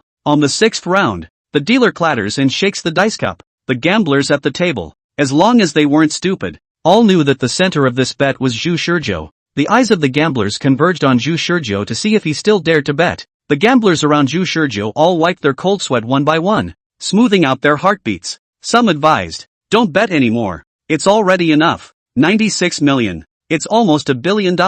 Little brother, I do admire you. I didn't even dare to bet on the last round, but you still dare to bet. It can be said that the last round of betting on small noodles was basically supported by Zhu Shizhou alone. Of the 58 million, 48 million was bet by Zhu Shizhou alone, and the other gamblers combined only bet 10 million. Zhu Shizhou couldn't help but have a hesitant look on his face when he heard all the other gamblers urging him on. So I don't bet? Upon hearing this, the lotter couldn't help but want to curse. You want to run away after winning money in my betting game? No way. Knock. The Dutchman actually shook the dice cup in advance. Those present didn't notice the subtle time difference as the 30-second betting time began, and the gambler's attention was focused on Zhu Shizhou. Even the dealer looked at Zhu Shizhou with bated breath, and kept reading in his heart, next, next, next, next. It was just as the 30 seconds were about to expire that Zhu Shizhou finally moved. Whatever. I'll go all in on small. Ha ha ha ha ha ha ha. The bravado is overwhelming. Regardless of whether Zhu Shizhou's move to bet on a small amount this time was considered sensible or not, everyone couldn't help but admire the man who dared to throw away $100 million. I'm not betting on it. I'm not betting on it either. However, the other gamblers present admired the game, but they all dared not enter the game one by one. This gambling game was too weird. They couldn't tell if the dealer would shake out a small side this round or not. Final round 7. Large face bet, $9 million. Small side bet, $96 million. How dare anyone bet big? The crowd looked and saw Xuan, who had been up in arms yelling for everyone to bet big within the betting ring earlier. Brother, you are really headstrong. A gambler couldn't help but say. Xuan reddened his eyes and said, I lost so much. I want to win it all back. When these words came out, the others still felt nothing, but Zhu Shizhou couldn't help but look at Xuan. Xuan is the real Oscar-winning actor compared to him who relies solely on his bursts of emotion to unleash his acting skills. What did you say? You lost $5 million. Then you won $5 million after that. And then you bet $100,000 on the big side in order to lead people to bet on the big side. Combined you only lost $100,000. It's amazing how you can act like you're losing and act like it. Zhu Shizhou was speechless. In the 7th round, the only person betting big was Xuan, and the only person betting small was Zhu Shizhou. It can be said that this round of betting has been controlled by Xuan and Zhu Shizhou. Zhu Shizhou scanned the circle. No one followed to place a bet, and he realized that this bet ended here. Sure enough, the next moment, the dealer opened the dice cup. The points that appeared inside made all the gamblers let out a long breath. 4, 5, 6, 15 points. Big. Phew. Finally opened up big. I didn't expect that. Actually opened 6 consecutive rounds of small. Several consecutive games of bets broke the $100 million. Even a single side of the bets have almost broken the $100 million. This is also considered a super big bet, right? The crowd all looked at Zhu Shizhou, wanting to see how this man who had lost $100 million would react. He only saw Zhu Shizhou's face pale and his eyes were almost devouring. How is that possible? Zhu Shizhou shook his body and shouted. It's clearly supposed to open small. How could it open big? It happened to open big just when I was about to break $1 billion? What a joke. On the contrary, Xuan, who had bet big, was smiling quite happily. Ha ha ha. I told you I should have bet big, right? Told you guys not to listen to me. Everyone looked enviously at Xuan. This guy flipped against the wind and doubled his $9 million to 18 million. After seeing the continuous large bets, the crowd only recalled that they had previously entered the gambling house, playing $1 million and $1 million small money. All of a sudden bet a 9 million is already considered to be a very large amount of money bets. Chapter 152, A Black Cauldron Worth $100 million. Chapter 152, A Black Cauldron Worth $100 million. The gamblers secretly envied. Unbeknownst to them, Xuan also secretly breathed a sigh of relief, wiped the cold sweat from his forehead, and looked at Zhu Shizhou with a slight grudge. Good lord, if he hadn't bet $9 million on it in the end, he probably would have ended up losing his money. Obviously, he should have closed his hand at $96 million, and he had reminded Zhu Shizhou with his eyes so many times, but Zhu Shizhou didn't pay any attention to his reminder at all, and instead, he bet wildly like a real novice addicted to gambling. Just now, it was because Zhu Shizhou had ignored his reminder that he had the audacity to bet $9 million on it. Now it's okay. The initial stake for both of them is $10 million. Now Zhu Shizhou has no money left. He still has $9 million left. Only a loss of $1 million. Just thinking about this $1,100,000, Xuan had some flesh pains. It's not good to buy something with that $1.5 million, but I can't believe I spent it in a casino. Thinking about it, he was all set to tell Zhu Shizhou to get off the field and calm down. However, Fan Jingxian's calm voice suddenly sounded in the headset. Be careful, there are already anti-thousand masters watching you. Xian froze. What? I've been keeping an eye on the surveillance and noticed that there were several cheaters in the casino who were caught and then gambled for every penny. And 2 or 3 of them repeatedly gambled against different hustlers and ended up winning none. And all of these people were undoubtedly anti-trafficking masters. And just as you started the 5th round, there was an anti-taxi master watching your bets. Her calm voice didn't fit in with the hustle and bustle of the casino. Xuan suppressed the surprise in his heart and forced himself not to look left or right as he asked, who was it? Did he have a downfall? No, he's been watching from the sidelines, but I'm certain he's noticed you guys, and several times he's been checking out you and Wishgood. It looks like we've been discovered. Xuan calmed down. Fan Jingxian couldn't help but say, no, I think you should be the only one to be discovered. Xian froze. You shouldn't have ended up going down. Fan Jingxian sighed. You saying that my behavior in the final descent has caused the anti-chance master to set his sights on me? It's too conspicuous that you didn't follow Gambling Hope around and then bet $9 million more decisively than anyone else at the end. From what I've observed, the anti-cheat master doesn't need tangible evidence to set his sights on someone. As long as there's a suspicion, he'll make contact, and then judge the gambler's maneuvers based on their behavior. The big bet here attracted his attention, and when he came over he saw the shocking bet that broke the $1 billion mark. And you and Zhu Ge were the only 2 sides that entered to bet against each other. And you won. So what do you think he'll think? Xuan's back broke out in a cold sweat. What then? My advice is to not have any contact with Wishgood and go to another table and lose a couple million. Why? I don't think Zhu Ji's side was exposed, right? I don't think so. Fan Jingxian replied. First of all, his acting is too good. All the detailed expressions on that face look like they were made for acting. Too real. It achieves the effect of realism. Secondly, he's followed by Gambling Hope, and Wishing Song was right before. He seems to have all foreseen that just betting a little too much would draw the attention of the anti-cheating masters, so he's always had Gambling Hope with him, which is really a natural umbrella. In the end, Zhu Ge lost too much. Before Anti-Thousand Grandmaster even played, Zhu Ge lost $96 million, nearly $100 million. Anyone who watched would dispel their doubts about him. The purpose of cheating is to win money, and a real cheater would have sensibly stopped just now. But he didn't. Xuan swallowed a mouthful of water. Are you saying that he used $96 million to completely wash away the suspicion on his body? 96 million? Fan Jingxian laughed. No, $10 million to be exact, which you still gave him. And he didn't spend a dime of it himself. Grass. Xuan couldn't help but want to curse. It's too doggy. And I doubt he even calculated that you would not be able to hold back your entrance in the end. If so, this man is too scary. The 2 of you have been playing for so long. And in the end, you only lost $1,100,000, and you also made the gamblers all subconsciously think that Zhu Ge is a real fat sheep, and shifted all their attention to you, and you became Zhu Ji's backstabber. Xuan's entire body went numb. What's going on? This matter is verifiable. Fan Jingxian said. If Zhu Ge ignored you afterward, it proves that he did make calculations about it and consciously lured Anti-Thousand Grandmaster onto the bait,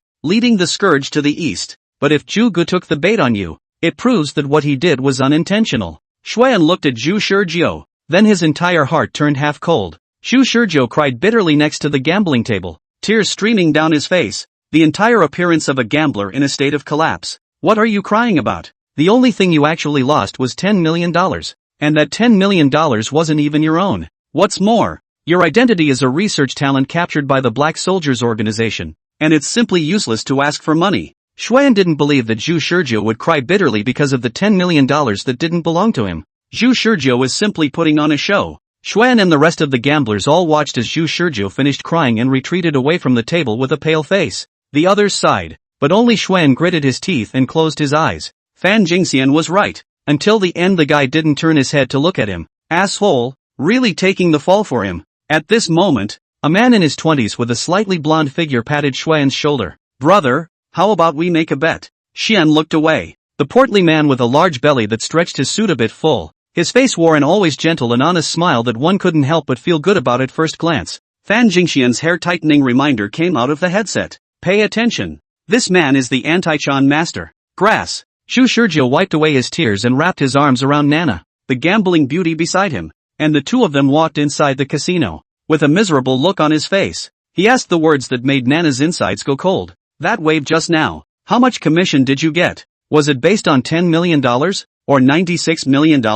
There was nothing special about the question itself. After all, Zhu Shizhou himself knew that there was a commission for betting on hope, and Nana knew that Zhu Shizhou knew it. But behind the question was the implication that everything just now was Zhu Shizhou's show. He always watched it all calmly. If you'd just gone to another table with $96 million, it would have been $96 million as a base. In other words, at the same table, Nana's commission is calculated only on the funds carried at the beginning of the entry. Zhu Shizhou sincerely produced an apology. I'm sorry for not getting you a high enough commission. It doesn't matter. Nana did lose her mind in her heart. If Zhu Shizhou had stopped just now and then went to the other tables, she would have gotten 960,000. And now, her commission was only 100,000. Zhu Shizhou then uttered a demonic whisper. Let's put it this way, as a gambling woman, you should know a lot of rich people, right? You take me to other well-funded gamblers, and I'll earn out some commission for you. Chapter 153. Chapter 153, The Money Bag.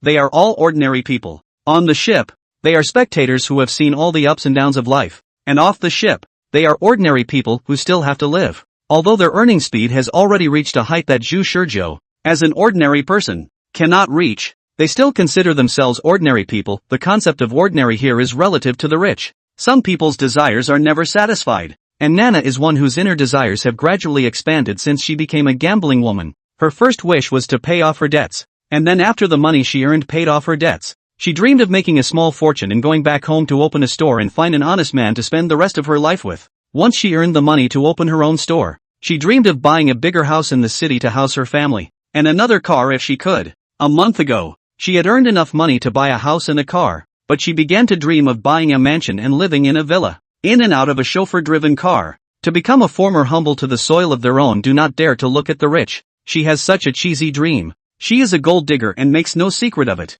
After hearing Zhu Shizhou's words, her heart began to race. What do you mean? Just now I lost on purpose. In fact, I could have called it quits at $96 million, but I still gambled because I wanted to wash the suspicion off me and didn't want people to see that I was a cheater who was ready to cheat. Hearing Zhu Shizhou's confession, Nana's hands and feet went cold while her inner desires gradually began to swell again. You can help me. Zhu Shizhou smiled and touched Nana's hand, feeling softness and smoothness in his hand. And after suppressing pure desire with great wisdom and perseverance, he threw a wink at Nana. How much can you get for a normal commission? 1%. Ah, that Wang Chong guy is too cheap. As long as you help me, I can give you more money without the middleman making a difference. What's your dream? The money I give you is enough to help you realize your dream. Hearing that, her desire to buy a mansion and live in a villa swelled into something else. My dream is to marry into a rich family and become a normal housewife. Nana was instantly so excited that her little face turned red, wrapping her arms around Zhu Shizhou's body, constantly rubbing up and down back and forth on Zhu Shizhou's body, her winking eyes like silk. She knew that Zhu Shizhou was from a wealthy family, not even $100 million.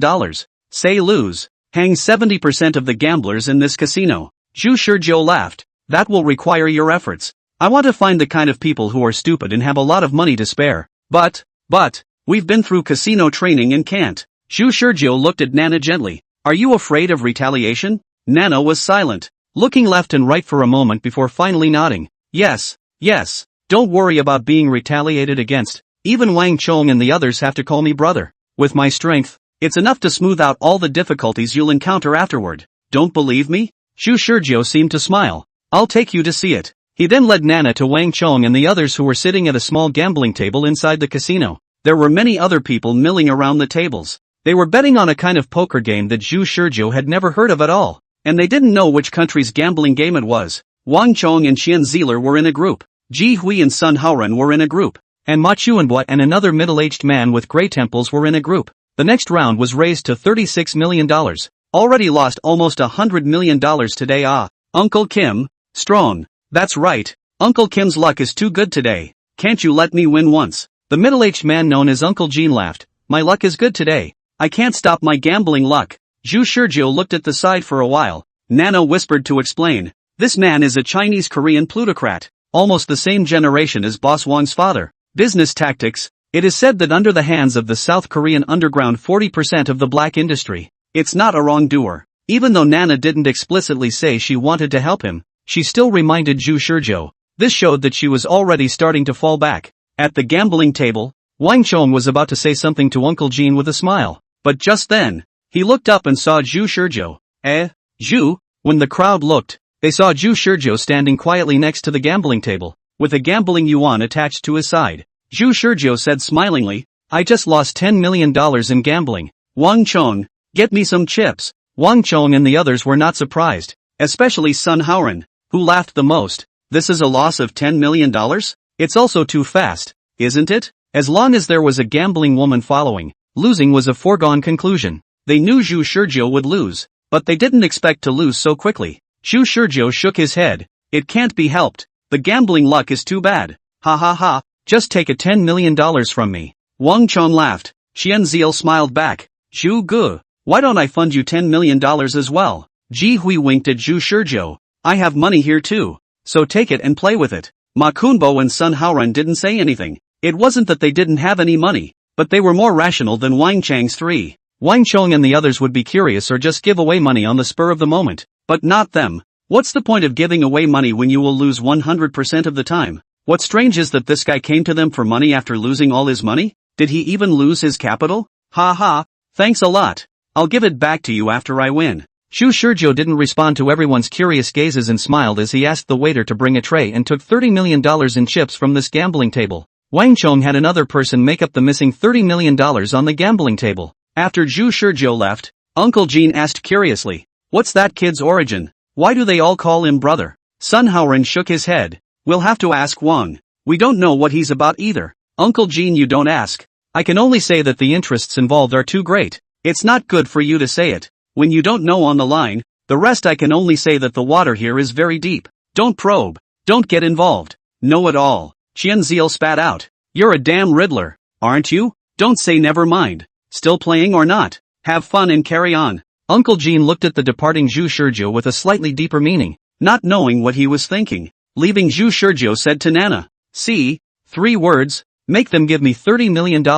Nana was shocked, then convinced. She finally believed Zhu Shizhou's rant about not being afraid of their retaliation. She completely fell into Zhu Shizhou's camp and began to speak the information Zhu Shizhou wanted to hear. There are too many fat sheep who are stupid and have too much money. As gambling women's first lesson, we were taught how to distinguish the fat sheep from the big boys, which is a mandatory lesson for gambling women. And together with the actual practice, we have the fiery eyes that can accurately distinguish the identity. Nana said confidently, her tone full of pride. In the second lesson, we were made to recognize many of the big shots that should never be messed with, and all of their intelligence information was memorized. Within this casino today, 20% of the people are the kind of gamblers that can't be messed with deep backgrounds and smart, sensible minds. Most of them just come to have a little fun. There's no telling how many of them are capitalists that the Black Soldiers organization has already pulled together. Wish Shizhou thought. I assume you're looking for the kind of gambler who has little background, a bad head on his shoulders,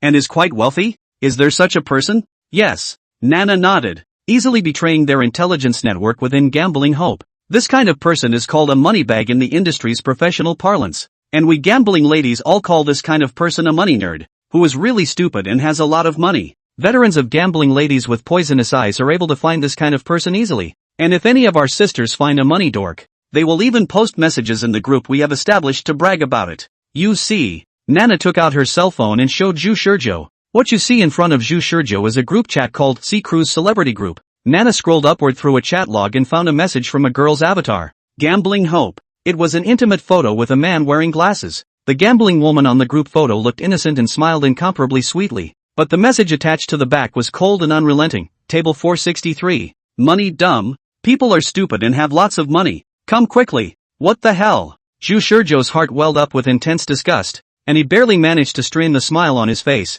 but at the same time, he also felt extreme disgust for himself when he thought that the next act he was going to do would be almost no different from that of these gambling women. Man is an animal driven by both emotion and reason. When reason prevails, it is emotion that drives human behavior. Wish Shurju is tempted to stand and give Nana and give himself a shot at this point, but he controls himself. This aversion can be suppressed, as long as there is a stronger emotional stimulus to cover. He felt the softness of Nana's arms against him carefully, lust spreading through his body and dispelling most of the negative emotions. Under control. Zhu Shurjo let out a long breath as he found a way to control his negative emotions. It is said that men are creatures that think in the lower half of their bodies. This is a flirtation when placed on others, but it is the reality when placed on Zhu Shurjo now. Nana, however, reddened, her eyes glancing downward. Her words stuck slightly, and she pressed herself tighter against Zhu Shurjo's body. I'll take you over to these people. Guaranteed to win them over. Win. Wish Shurju's thoughts back on the right path. No, Nana thought he was a hustler, but he had nothing but his own strength to gamble with this weekly program. But how much strength does he have? When Nana brought him to the table where the money dork was, the money dork looked incredulously with red eyes at the numbers of the playing cards on the table and shouted to the gambler sitting across from him. No, it's not right. You cheated. Why did you have to be 1 point bigger than me? The gambler said cheerfully. Don't say you're cheating if you're not strong enough. Do you have any more chips? Do you want to keep playing? Qian Duo subconsciously nodded his head, then forced himself to calm down. I don't. He reacted to the fact that he was about to go broke and was just about to open his mouth to refuse. Just then, however, Zhu Shurjo squeezed into the crowd of onlookers. What is this game? He interrupted Money Doll in seeming ignorance. I have 30 million chips on hand right now. Can I join? Qian Duan looked at Zhu Shurjo with red eyes. A new guy who doesn't know anything? He swallowed back the words he wanted to abandon the game. Chapter 154, Lost Money but Won Hemp. Chapter 154, Losing Money, but Winning Numbness. Please, I'm begging you, leave me alone. Shen pleaded with the man beside him. Oh, I don't know what you're talking about. The middle-aged hairy man shook his head at Xuan. You clearly know what I'm talking about. Xuan was frantic, as he swept over the middle-aged hairy man beside him and lowered his voice. Brother, I'll give you $5 million. How about you let me go and stop staring at me? The middle-aged hairy man still smiled with a gentle smile all over his face. Ha, $5 million? What a way to pay off a beggar. To get him to leave. Fine. As long as it was higher than the salary the casino offered them, he guaranteed to turn his head and leave without hesitation. After all, who had a problem with money? But a mere $5 million really wasn't enough. Every anti-trafficking master is a former gambling king. When he reigned supreme in the casino of Macau, Xuan was probably still wearing an open-end cloth, and he was proficient in hundreds of gambling methods, and all kinds of god-awful gambling techniques were at hand, earning an unknown amount of money. But in the end he is targeted by the local gangster because he has no background, and all the money is controlled and the man is forced to become a money-making tool for the gangster. It was not until last year that he was rescued from within the casino by Wang Chang's forces. Originally, he wanted to wash his hands of the casino, but he still became the casino's anti-trafficking master under Wang Chang's invitation. His salary is $50 million a year. It was impossible to tell Xuan about all this, or at least the price Xuan offered could not make him betray Wang Chang's favor. Xuan is really going to collapse.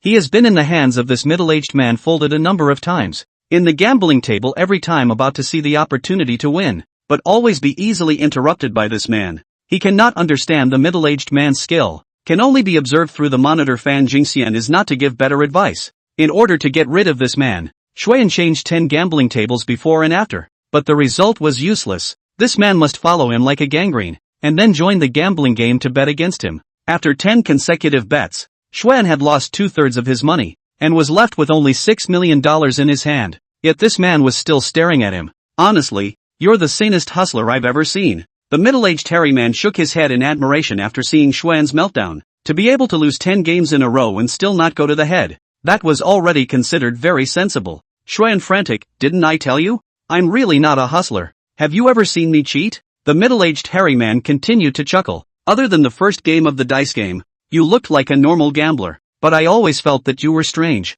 You had to think for a long time every time you played a card, even at moments when you shouldn't have been thinking, so I suspected that you were somehow contacting someone, and that the person who was playing against me was always not you, but someone else. Xuan gritted his teeth. Don't talk nonsense if you don't have proof. The middle-aged hairy man laughed. The scent of a taza is very obvious. I can tell almost at a glance, so I can always follow the scent to the taza within the casino. But what cheat would voluntarily confess to being a cheat? Most of them are just like you, dead set against admitting it, and even try to prove that they're an ordinary gambler by extinguishing themselves from the 1,000 tricks. It's pointless. Xian knew that the guy was right. In fact, the person who had been playing against him hadn't been him, but Fan Jingxian behind him. No, more accurately, it's the AI algorithm behind Fan Jingxian. Fan Jingxian is not likely to be as well versed in gambling as the king of gamblers, but she can see her opponent's cards through surveillance and is also able to calculate the optimal solution for each step with the help of AI. It stands to reason that the normal path would be to win 100 battles. However, the anti-thousand masters opened up. Often, she had seen the anti-thousand master's hand as a mess of loose cards in the previous moment, but as soon as the anti-thousand master covered and lifted it, the cards all changed and became overwhelmingly good, and the kind of cards that crushed the battlefield and were simply impossible to come by. In this case, what's the point of having the best and most subtle algorithms? In desperation, Xuan could only beg for forgiveness from the anti-thousand master, but the man continued to be unforgiving, giving him a headache. I'm not gambling anymore. Can't I just stop gambling? I'll see how long you'll follow me. Xuan glared viciously at the anti-thousand master. The anti-chan master still had a smiling poker face that barely changed. Xian gave up, but not completely, because he knew that Zhu Shizhou was still working on his side. Zhu Shizhou was able to win from 10 million to 96 million in the first game, although he lost on purpose at the end in order to clear his suspicion. But he believed that Zhu Shizhou would be able to rise again. That is, he could not figure out how Zhu Shizhou was going to cheat to win money. He had faith in Zhu Shizhou. Thus, Xuan kept roaming around the casino in search of that familiar figure, while he was always followed by a middle-aged fat man with a fat body. Ha! Isn't that the fat goat from the first inning? Master Anti-Chance patted Xuan's shoulder and reached out to point to a place, only to see there was a plain and uninteresting gambling table, while on one of the seats of the table sat a young man with his hands on his head, and on the opposite side of the table were gamblers that Xuan didn't recognize. Xuan looked over and was just about to move closer to the past when he realized that the expression on Zhu Shizhou's face was not right. Aha! What's going on? Why do you look like you've lost everything? Why did the betting woman beside her also look disappointed and pained? The two of them approached the gambling table, only to hear Zhu Shizhou stand up with a crash. I'm not playing anymore. I've lost all my money. Xuan stiffened his body. What the hell? The anti-chance master heatedly came up. Little brother, how much did you lose? Alas, I lost $30 million. I borrowed $30 million from a friend, but I found 7 or 8 opponents in a row and lost them all one after another.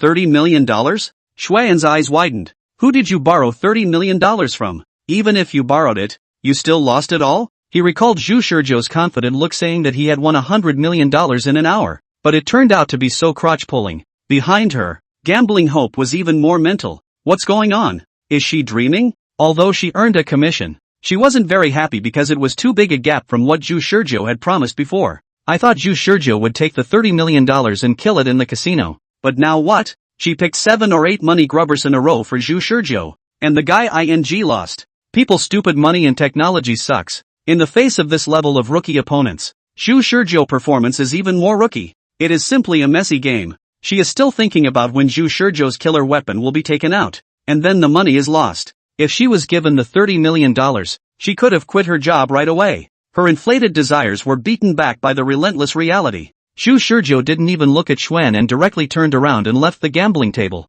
Xian couldn't figure it out. The guy dumped the pot on him and then retreated in disgrace without any magical maneuvers, while he was targeted by the anti-thousand masters, never to be able to strike again. And in the end, they both got nothing? Xuan didn't care about being seen through by the anti-chance master. He followed and pressed toward Zhu Shizhou. What the hell are you doing? Ha? What do you mean? How are you going to win now? Zhu Shizhou smiled slightly, surprisingly turning from a pained expression to a breezy one. I wasn't prepared to win at all. What? Xuan's entire body was confused. Zhu Shizhou, however, shook his head. There was no way Xuan could have understood. He memorized every table, every position, and every dealer's dealing pattern. and if he were to do it all over again, he could win big in a row, as long as he took the seat that originally belonged to someone else ahead of time. What he lost was only $30 million, but the 7 or 8 money nerds were not. The money dorks he had found had lost worse than him one by one, and were practically doubting their lives. The next time he was the winner instead.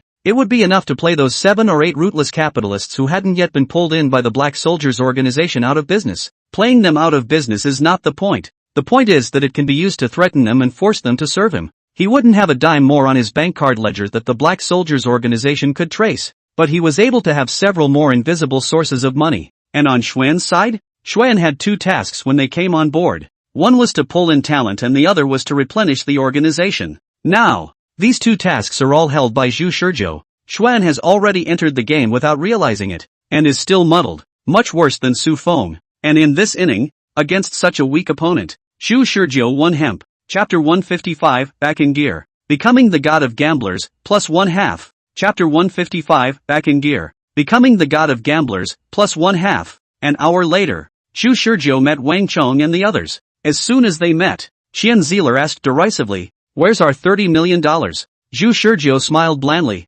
"Lost it all." The crowd was speechless. Qian Zil rolled his eyes. "You're still so calm after losing everything. Aren't you afraid that we'll ask you for money? Ha ha ha. A mere $30 million. I'll transfer it to you later off the boat." Zhu Shizhou said words that even he didn't believe. Qian Zil grinned. He wasn't going to ask Zhu Shizhou for money anyway. He was just joking. According to Wang Chang's temperament, if he really coerced Zhu Shizhou to pay back the $10 million, it was estimated that Wang Chong himself would jump out and help him pay it back. The problem was that this guy didn't look anything special. So why was Wang Chong so secretive about his identity? "Never mind. We're hungry. Do you want to go have dinner with us?" "No. I'm still going to hang out inside the casino for a while." Surprised, Ji Hui asked, "Are you still going to play? Do you still have money?" Zhu Shizhou shrugged. "No more, but that doesn't stop me from observing other people's techniques, right? Maybe I can learn more advanced gambling techniques from their hands." Hearing this, the crowd was somewhat speechless. Zhu Shizhou looked like a gambler who had jumped into a gambling trap. Ma Kun Bodo said with a mouthful of words, "Remember, a small gamble is good for the heart, but a big gamble hurts the body." Sun Haoran had long been a bit impatient. He wasn't interested in how Zhu Shizhou really was, and interjected, "This dude loves to gamble as much as he wants. Stopping his interest would be too much of a spoilsport." "Right, now can we go eat? It's all about to starve to death." Wang Chong smiled and beckoned the waiter. "Redeem another 10 million chips for him and deduct it from my account." The crowd looked at Wang Chong. Even Zhu Shizhou was a bit surprised. Wang Chong revealed a trenchant smile. "Lose slowly. Just find me again when you lose it all." Zhu Shizhou wanted to say something. "What's going on?" There's a feeling of being underwritten. A few of Wang Chang's fox and dog friends were silent, not knowing what each was pondering over, while Ji Hui was looking at Wang Chong and Zhu Shizhou with a somewhat odd look, not knowing what came to mind, and shivered. "What's everyone staying for? Let's go. Let's eat." Wang Chong forcefully wrenched back to the point and led the crowd away. "Are you still going to gamble?" the black soldier asked. The black soldier who asked was naturally the one who had injected 5 milliliters of anti-black soldier suppression potion. "No more bets." "Then what are you still stranded in this casino for? It looks like you're curious?" "Unfortunately, that's a question I won't answer. So go ahead and guess." Black soldier really can't figure it out. In his opinion, Zhu Shizhou's all behaviors are like a real gambler, including all kinds of temperamental behavior at the gambling table. Onlookers will not have any doubt when they watch it. But he knew that Zhu Shizhou definitely didn't just want to gamble. Having lost a total of $40 million before and after, he really couldn't figure out the deep meaning behind Zhu Shizhou's actions. All day long, Black Soldier pondered over this question, while Zhu Shizhou spent the day strolling through the entire casino like a true spectator who was learning the art of gambling. Xuan had looked for Zhu Shizhou once more in the meantime, but after realizing that Zhu Shizhou had no desire to gamble at all, he too left the casino with doubts and incomprehension. And after he left the casino, Master Anti-1000 looked deeply at Zhu Shizhou, but did not choose to follow him. He could see that Xuan might be involved with Zhu Shizhou, but the problem was that Zhu Shizhou had lost a total of $40 million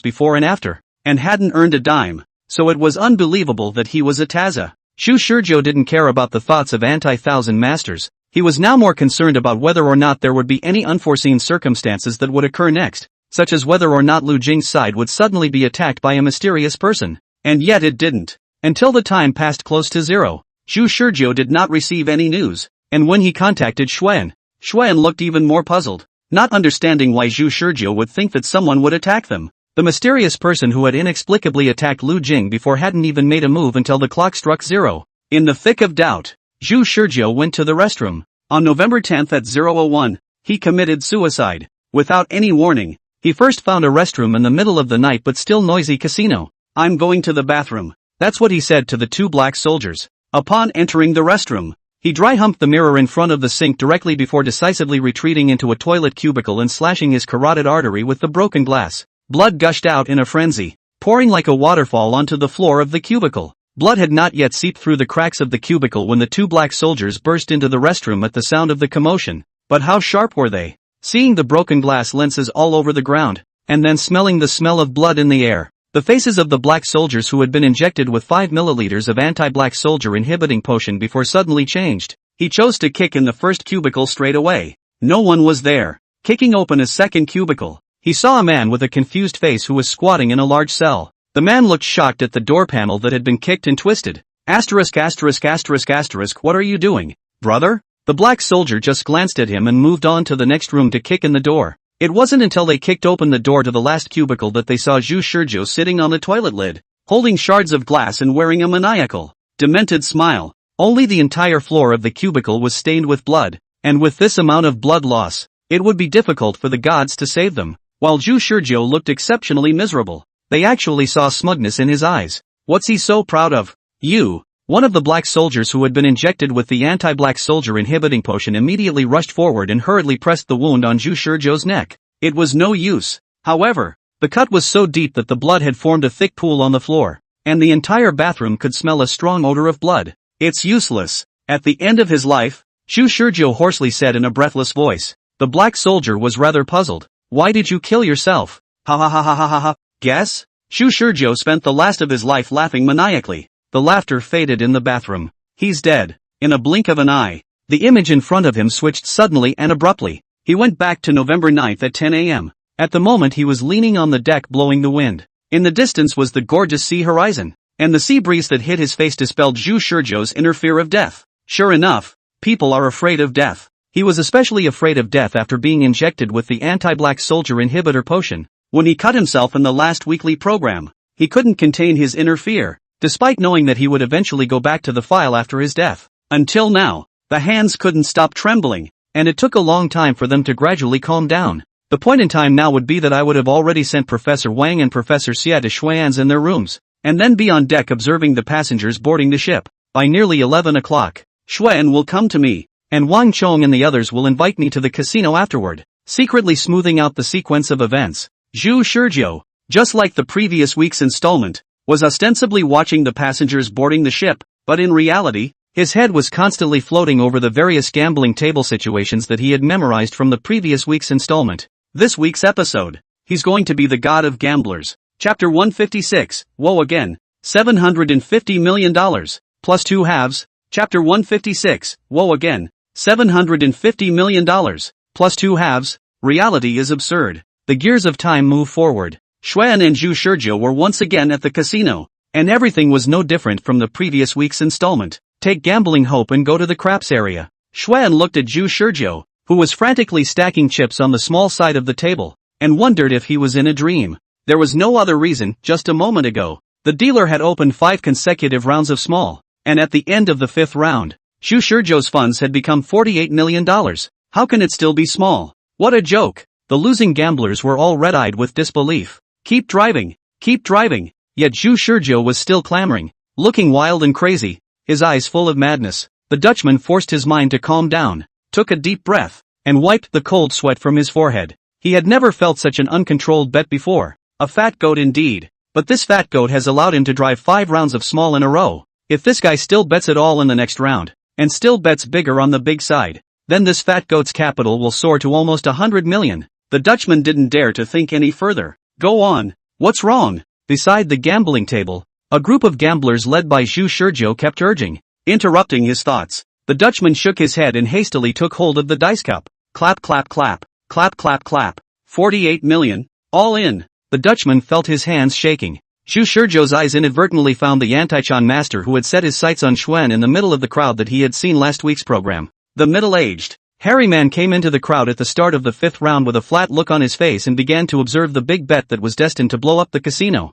Thanks to his fishing experience in the previous week's program, Shu Shurjo has performed the role of a newcomer who has just become addicted to gambling even more flawlessly this time. Whereas last week Master Antachibi was still hesitant to look at him, this week he moved away with just a light sweep of his eyes and turned to keep scanning the crowd, especially focusing on Xuan, who had raised a ruckus earlier. But since Xuan hadn't jumped out yet, he couldn't decide that Xuan was the cheater he was looking for. Everyone listen to me. The first 5 rounds were all small. This round is bound to be big. Those who want to get their money back bet on big with me. At this time, Xuan's voice sounded again in the arena. The probability of shaking out small in 6 consecutive rounds is 64%. Listen to me. Anti-Chance Master glanced at Xuan once more, the suspicion in his eyes gradually deepening. Drive. Zhu Shurjo, on the other hand, was staring at the dice cup with wild eyes, not even glancing at Xuan. 1, 2, 3, 6 o'clock. Small. Ha ha ha ha ha ha ha. Zhu Shurjo laughed maniacally.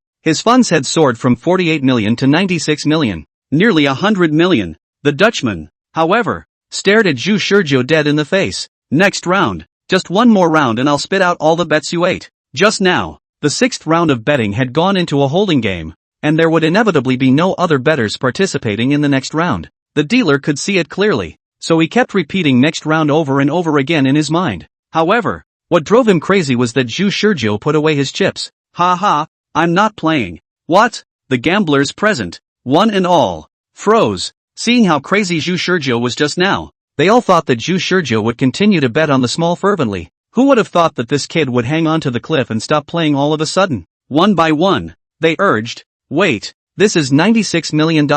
If you keep betting and still win, that's $192 million. The inertia of gambling is extremely powerful. Losing and wanting to get your money back, winning and wanting to win. That's the norm in casinos. Zhu Shurjo looked at the crowd. Last week it was also them who advised him to call it quits at this time. This time it was also them who advised him to continue betting. The psychology of gamblers is really elusive. He smiled and motioned for the waiter to collect the chips. $96 million. That's already enough. I'd like to see if you guys are going to bet big or small in the next round. Right. They reacted at this time. Are they going to bet on over or under in the next round? The crowd was envious and jealous. But how could they, as gamblers, not participate in this kind of amazing bet? There have been 6 consecutive small rounds, and it's hard to figure out whether the next round will be big or small. The dealer stared unwillingly at the tray full of chips in the hands of the waiter beside Zhu Shurjo. I can't believe I let this kid get away. He really wasn't willing to do it. Obviously with just one more round he could have pitted this kid and made him cry. He vaguely regretted something. Had he known that he should have stopped in the 5th round? The dealer shook the dice for the 7th round in the midst of extreme reluctance. Knock. After a while the dice were shaken. Zhu Shurjo paid a little attention to Xuan, and the sight of the anti-Chien master in the crowd. Taking advantage of the moment when the anti-Thousand Master's eyes were off of him, Zhu Shurjo gave Xuan a quick snort. 4, 5, 6, big. That's what he's going to have Xuan bet on.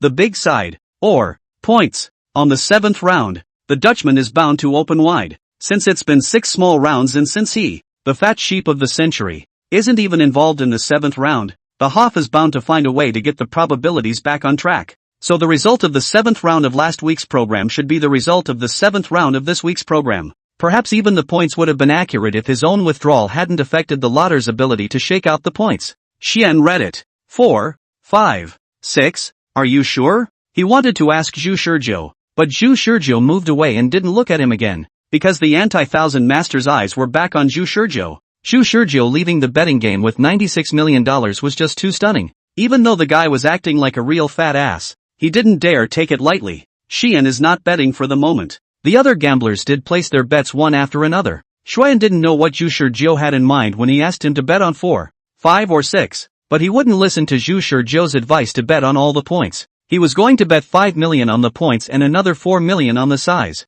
In his opinion, it was basically impossible to hit these 3 points, unless Zhu Shurjo was able to listen to the dice. At the thought of this, Xuan's skeptical heart fluttered vaguely. What if Zhu Shurjo can really listen to the dice? The Dutchman raised his hand to check the time. Xuan knew that the lotter was going to open the cup, so he hurriedly put 5 million on the 4, 5 and 6 count. He didn't even have time to bet on the big side. Xuan bet too damn fast. Almost the moment Xuan placed his chips, the dealer lifted the dice cup. Not to mention the lotter, Even the gamblers beside Schwen didn't react to what points Schwen had bet. The Dutchman has opened the cup. 4, 5, 6, 15 points. Big, ha ha ha. I hit it. I hit it. The moment the cup is opened, the points inside the dice cup are shown to the gamblers. The gamblers were all overjoyed, most of them betting big. After losing so many times, they finally won once. Everyone is cheering. Until someone made a sound of surprise and discord appeared in the crowd. 4, 5, 6. The person who made the noise was the anti-chance master. Wait, isn't 4, 5, 6. Halfway through his sentence, the anti-chance master shut his mouth. Some gamblers also noticed that at this time in the points area, 4, 5 and 6 numbers were placed on a total of 5 million amount of chips. In a craps game, gamblers can bet on the over or the under with 1:1 odds, but at the same time, gamblers can also bet on numbers, except that the probability of winning is so small that gamblers won't bet on them even if the odds are high, and most of them bet very small amounts. And in craps betting, it's almost impossible to bet on exactly 3 numbers. The odds, it's 1 to 150. In other words, 150 times 5 million. $750 million? Schwen looked at the number of points he had bet on in shock, his eyes full of shock. When he looked up again in Zhu Shizhou's direction, Zhu Shizhou had long disappeared without leaving behind half a cloud.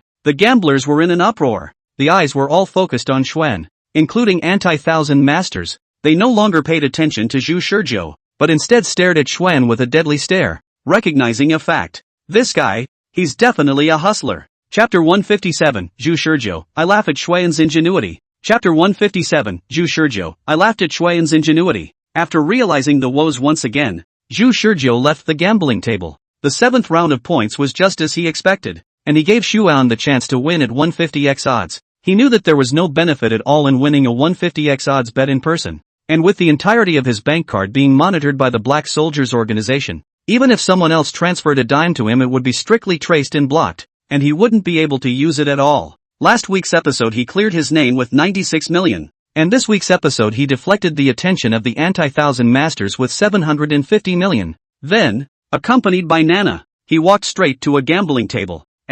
This is. Nana was a little confused. She certainly didn't tell Zhu Shizhou anything about this week's program, but was it a coincidence that Zhu Shizhou walked toward a table where a money dork was located? I know it, that guy is money dork, Zhu Shizhou said with a smile. What? Nana tried to act like she didn't know. Zhu Shizhou just smiled faintly at this and didn't explain anything. He squeezed into the crowd with Nana in tow and asked Qian Duo and the others, can we add more people over here please? I have 96 million chips. Qian Duan had originally wanted to abandon the game, but Zhu Shizhou's appearance brightened his eyes. There was an extra ray of hope in his heart. He hurriedly invited Zhu Shizhou to take a seat. Yes, there's an empty seat over here. Ha ha. I don't really want to sit in this seat. I always feel bad about my luck. Zhu Shizhou shook his head as he looked towards the gambler who was sitting across from Qian Duo at the moment in an old-fashioned manner. Hey, bro, can I change seats with you? I see that the feng shui on your side is quite good. The gambler froze and was about to say no, but Zhu Shizhou suddenly took out 10 million chips and placed them in front of the gambler. Of course, I won't take your seat for nothing. This is the seat exchange fee. The gambler was surprised, then grinned. Swap. Saying that, he got up and gave his seat to Zhu Shizhou, incidentally glancing at gambling hope beside Zhu Shizhou. The heart is thinking, fat sheep is fat sheep, but also superstitious feng shui. Gambling relies on strength. Actually really believe that a change of position hand issued to the good cards how could it be that good? Yet 10 minutes later, the inning was over. Both the gambler and the money dork froze as they watched their chips being scratched toward the table in front of Zhu Shizhou. The amount of chips stacked in front of Zhu Shizhou has broken the $1 billion mark. Qian Duan covered his face with a trembling hand and red eyes. What had he just done? How did he continue to gamble? Especially in the middle of the game. Obviously there is a great opportunity to turn the tables in one fell swoop. He was overwhelmed by the unstoppable desire, betting everything he could bet on everything. But the young man on the other side of the table flopped a card with a larger number of points than he had, instantly crushing all his beliefs. In the end, by the time he finished the bet, he didn't even know how he got off. Now that he was crying, he wanted to slap himself hard. Gambling dogs gamble until they end up with nothing. Gambling kills people. The other gambler was in a daze. Is there really such a thing as luck in gambling? Why is it that when you change seats, all the cards on that seat are good? Zhu Shizhou's gambling skills are very poor, but even worse gambling skills. As long as you can know what cards are in the opponent's hand in advance, You can predict the opponent's choice of cards beforehand. The card held in the gambler's hand was the very same card he had used for the previous week's program. Plus he had also seen this gambler's various card-playing strategies on the previous week's program. He basically copied the gambler's card-playing strategy. In the end, this hand was really good. So good that it hardly even required much adjustment to win. Shurju played one game and then abandoned the game because he knew Moneydork was broke. He stood up and left the table, waiting for Moneydale to follow. Sure enough, just a few steps out, Qianduan followed in a panic. Big brother stay back. Big brother stay back. What's up? Money stay hard. Revealing a pleading look. Big brother, just now that game to play me bankrupt. After getting off the boat if really replace the industry into money to you. I am really difficult to bear. Big brother, you see cannot. Zhu Shurjo suddenly realized. You want to keep your property? Moneydale wiped his cold sweat. Yes. Zhu Shurjo pondered for a moment. Then as if pronouncing a judgment, he gave Qian Duo a compelling smile. That's good to say. Zhu Shurjo patted Qian Duo's shoulder. About this matter. Let's talk about it in detail afterward. This money stay is just the first stop. Similar images continued to play out over the next hour. Zhu Shurjo found 7 or 8 Moneydorks in a row, and then became the biggest winner on the gambling table, directly playing bankruptcy on every Moneydork who had already lost his headache. Qian Dul approached him and pleaded with him, hoping that he would not liquidate their estate after the sea parade was over. Zhu Shurjo verbally promised, but in actuality he didn't even look for them to liquidate after he got off the ship.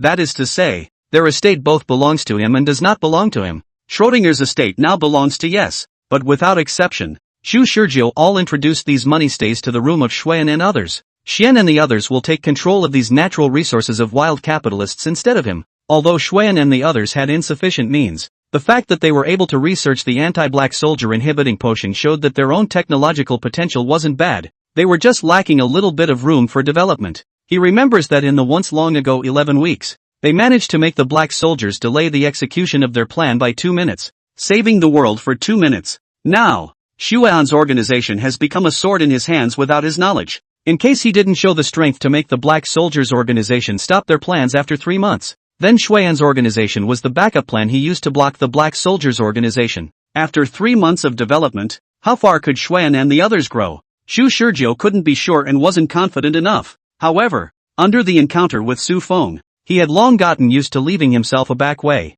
Even though this back way was fragile and might even be discovered by Su Feng, at least he tried his best. Zhu Shurjo considered himself not an intelligent man, and in the few weeks he had been on board, he had exhausted the limits of what he could do with his ordinary human intelligence. Then, he greeted Wang Chong and the others and left the casino. He was refreshed after leaving the casino. Standing on the deck, he looked up at the blue sky. A few white clouds quietly floating in the middle of the sky. Looking serene and peaceful, the sea breeze whistled across his face, allowing Zhu Shurjo's brain, which had been thinking about how to break the game, to relax a little. If nothing else, the sea voyage after that should pass peacefully. Zhu Shurjo smiled faintly and muttered, although there was a hidden worry that he didn't know who the mysterious person who attacked Xuan and the others was, but it didn't matter. As long as that mysterious person was quiet and didn't make waves to provoke him next, it had nothing to do with him. He hoped now that the rest of his life on the ship would be a little more peaceful, or at least let the peace hold out until the training base. The black soldier looked at Zhu Shurjo,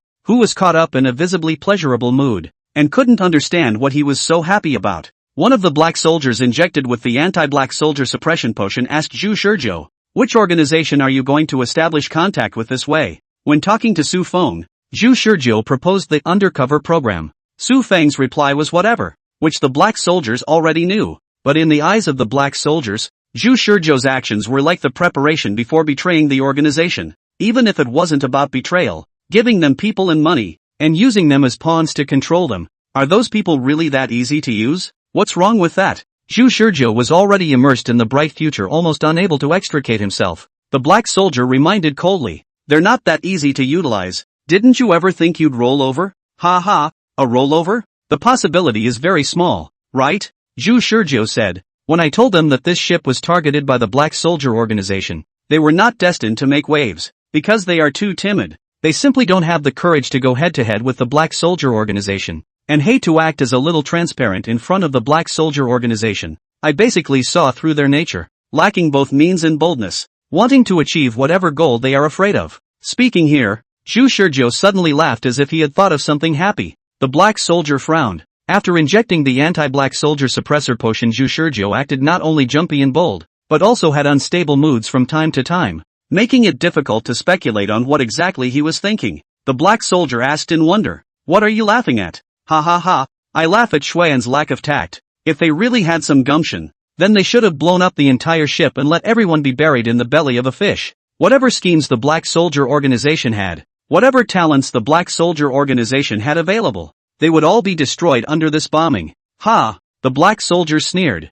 Obviously, neither Zhu Shurjo nor Black Soldier thought that Xuan and the others would do this. These words are just a play on Zhu Shurjo's part. Unbeknownst to him, when night fell, Xuan returned from within the casino. Only just arrived at the room, Lu Jing and the others told him 3 things. The first thing that happened was that 7 capitalists came to find them and impliedly pleaded with them, both in words and out of words, not to liquidate their properties. Although Lu Jing and the others were confused, they probably guessed that it was Xuan or Zhu Shurjo who had done something inside the casino. Lu Jing made the decision instead of Xuan, controlling the capitalists in the same way the organization routinely controlled them. Rather than tell them the truth about the enemy of the world and the xenomorphs, they simply forced them to open up their books and allowed them to call on all the resources, large and small, of the various aspects of the industry under their command at any time. The second thing that happened was that both Professor Wang and Professor Xia agreed to join their organization, and there was also a mathematician, Professor Yu, who came to visit them at home, and when asked, it was again the handiwork of Zhu Shurjo, so they used the same tactics again to inform Professor Yu of the truth, who was shocked and joined the organization at the same time. Talent and economic resources are available. And the third thing is, Fan Jingxian said, the explosives have arrived. Chapter 158, The Eve of the Bombing. Chapter 158, On the Eve of the Bombing. The explosives have arrived. Xuan's body froze. It was a long time before he spoke in a muffled voice. Must we carry out such a terrible plan? We've already accomplished the task of recruiting talent and replenishing our economic sources. And there's still a need for such a thing? I always have doubts in my mind. Fan Jingxian shook her head and said, you lost $100 million out of your $750 million.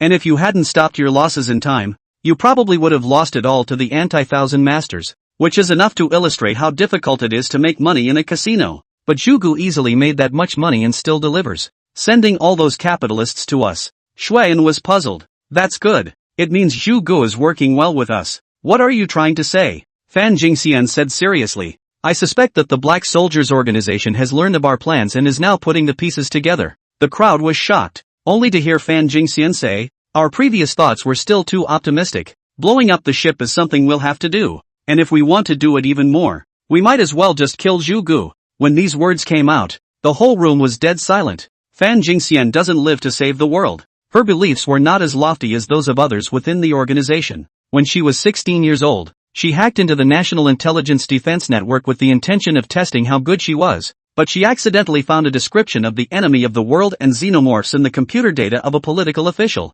Then she was recruited by the organization. She breached the firewall and browsed through the information on the current unprecedented catastrophe that had befallen mankind. At first she was thrilled. As a talented young woman who was capable, responsible and still harboring an adolescent awareness of her uniqueness, she thought she could save the world by contributing to her country, fighting monsters and destroying them. However, she was wrong. The xenomorphs were more powerful than she could have imagined, and the reality was not as rosy as it was in her fantasies. Humans had little resistance under the attack of the xenomorphs, and were easily eliminated by the xenomorphs as rations. One by one, human lives perished in the midst of their resistance. Subsequently, the emergence of the powerful and desperate Black Soldiers Organization is a declaration that her illusions have been shattered. Her parents were killed by the Black Soldiers, because the Black Soldiers Organization suspected that her parents were also members of her organization. On a certain uneventful night, the Black Soldiers surrounded her house, and then arrested her parents to force them to confess. As a result, the Black Soldiers Organization naturally could not ask anything.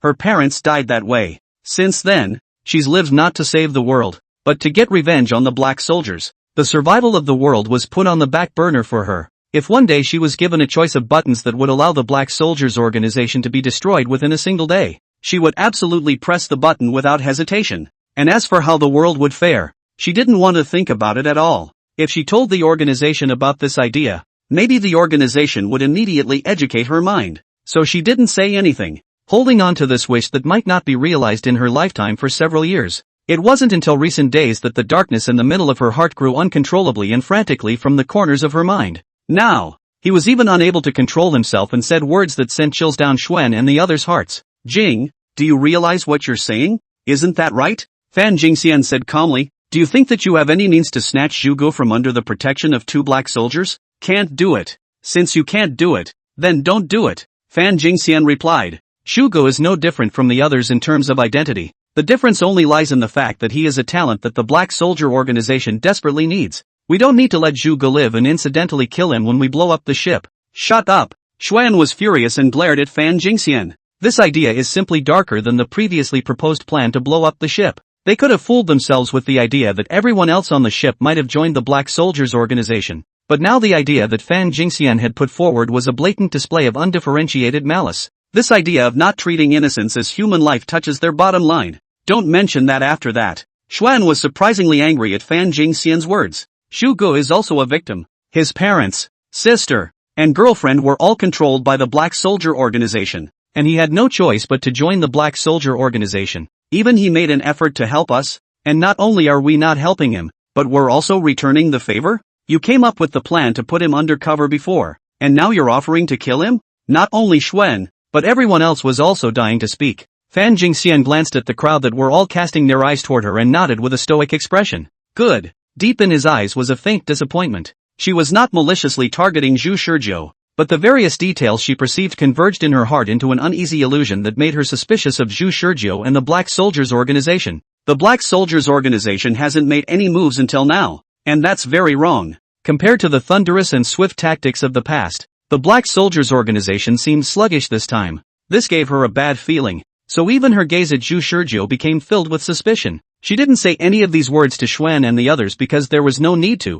Their reactions just now had already told her the result. And anyway, it is going to blow up the ship. One force will break all the laws. No matter what schemes the Black Soldier organization has, all will be annihilated under the attack of explosives. When will the explosives be placed? Fan Jingxian changed the subject. Xuan's stoic face eased slightly, but his attitude was still hard. Whatever you guys want. Anyway, Zhuge is in Chao Ying's heart. I can always imply that he's our undercover agent. What is the organization's pickup plan? We have to send away those talents and capitalists that the organization needs before we can start executing the plan to blow up the ship. There are too many restrictions on the pickup plan that can be executed at sea, and in order to avoid attracting the attention of the Black Soldiers organization, the organization decided to have us blow up the ship with a small power bomb first, and then arrange for someone to silently blend into the chaos and take them away. The escape boat has been made to look like the original escape boat on this ship. No one will notice if there is an extra escape boat in the chaos. It was only natural that the Black Soldiers organization would not prevent the people on board from leaving in escape boats at that time.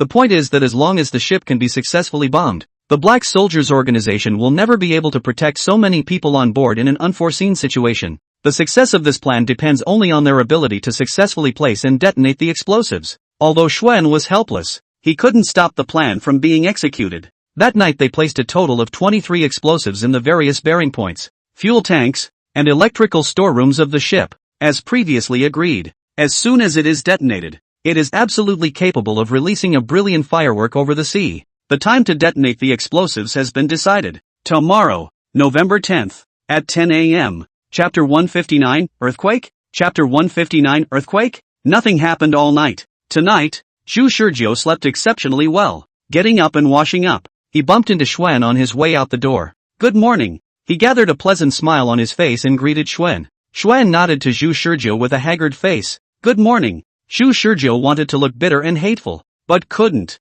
Xuan also noticed Zhu Shizhou's mental state. It was reasonable to say that his family and girlfriend were under the control of the Black Soldiers organization, so he should have exhausted himself daily and had trouble sleeping at night. But why was he still in such good spirits? On the contrary, his own inner guilt kept him up all night. Xuan rubbed his brow wearily. Zhu Shizhou asked, "Stayed up late?" At this time, Xuan's mental state was extremely poor. His disheveled hair, dry skin that lacked moisture, and heavy dark circles under his eyes all showed that he hadn't slept well last night. Was this staying up all night or insomnia? Aha! Xuan nodded, casually perfunctory. In order to apply to the organization to save you. Alas! Zhu Shizhou froze. Lies. How could that be possible? Not to mention Xuan and the others. Even the organization behind Xuan didn't dare to snatch someone from the hands of the Black Soldiers organization openly and honestly. If Xuan really stayed up all night because of this kind of thing, then he would definitely not say it in front of the two black soldiers. Zhu Shizhou frowned, wanted to ask what are you doing again, but the words changed his mouth, because the two black soldiers were still following behind him. Zhu Shizhou merely sized up Xuan suspiciously before hinting, no need to waste your efforts. I'm sure you've tried hard enough. I just hope I can spend the next few moments of my last bit of freedom on the ship in peace. My family's girlfriends are contained but at least they're alive. After hearing this, Xuan smiled bitterly. I'm sorry your wish won't come true. 2 hours to go and the whole ship is going to explode. It was impossible to say this to Zhu Shizhou, because Xuan didn't want to make Zhu Shizhou think that their organization was a paranoid terrorist organization. In the last bit of time he had to raise his goodwill. Zhu Shizhou frowned slightly when he saw Xuan keep his mouth shut. In the absence of intelligence, he couldn't reason out what Xuan was trying to do. So, Zhu Shizhou smiled faintly. Let's go have dinner together. No. Xuan shook his head with a strong smile. I have to wait for my family to join me. Okay. Zhu Shizhou shook his head and turned away. Xuan looked at Zhu Shizhou's departing back and let out a deep, long sigh. And Lu Jing and the others also came out from the room behind him, all looking in the direction Zhu Shizhou had left. The scene once seemed bizarre to the extreme. If Zhu Shizhou glanced back he would definitely be even more puzzled. I'll go check the explosives. After Zhu Shizhou's figure disappeared, Lu Jing said. Xuan's sorrowful expression changed to one of determination as he gritted his teeth. Make sure it's a one-time success. Deep down, he still wished that fewer people would die. But how is that possible? They had personally placed the explosives, and had also simulated the results of the explosions on their computers an unknown number of times, and conservatively estimated that at least 90% of the entire ship's 2,000 or so people would have to die. You can't fool yourself with self-defeating lies. Even Zhu Shizhou didn't fool him. Zhu Shizhou was still pondering over Xuan's demeanor just now as he rode the elevator. What happened to make Xuan so tired? Xuan stayed up all night, not at all refreshed that the mission was accomplished. Obviously Zhu Shizhou had already delivered all the talent and money to his door, so even if he wasn't ecstatic, he should at least have a good night's sleep and wake up in the same fresh state as him, right? But why did Xuan look so sad? Zhu Shizhou looked at the time, 8 o'clock sharp in the morning. This time was not too early or too late. Xuan and the others woke up at a normal time. However, the odds of running into him when you happen to be out and about are low. This means that Xuan and the others had been waiting for him to walk out of the room and then create a coincidence. So are they trying to send him some kind of message through this coincidence? No. Zhu Shizhou overturned the speculation. The conversation with Xuan just now was only a few sentences long, and there wasn't any valid intelligence at all. Xian's purpose wasn't to have a conversation with him. If that was the case, then why create a chance encounter? The only thing Zhu Shizhou could think of was to confirm the time he walked out of his room, or more accurately, to confirm his itinerary. Zhu Shizhou came to a conclusion. They want to do something by confirming his schedule. No way? Zhu Shizhou had a bit of egg on his face. The acute sense of crisis created by multiple deaths made him realize that something might happen again. What Black Soldier said yesterday may be correct. He had always treated Xuan and the others as pawns, but he didn't realize that pawns also had the unique thoughts of pawns.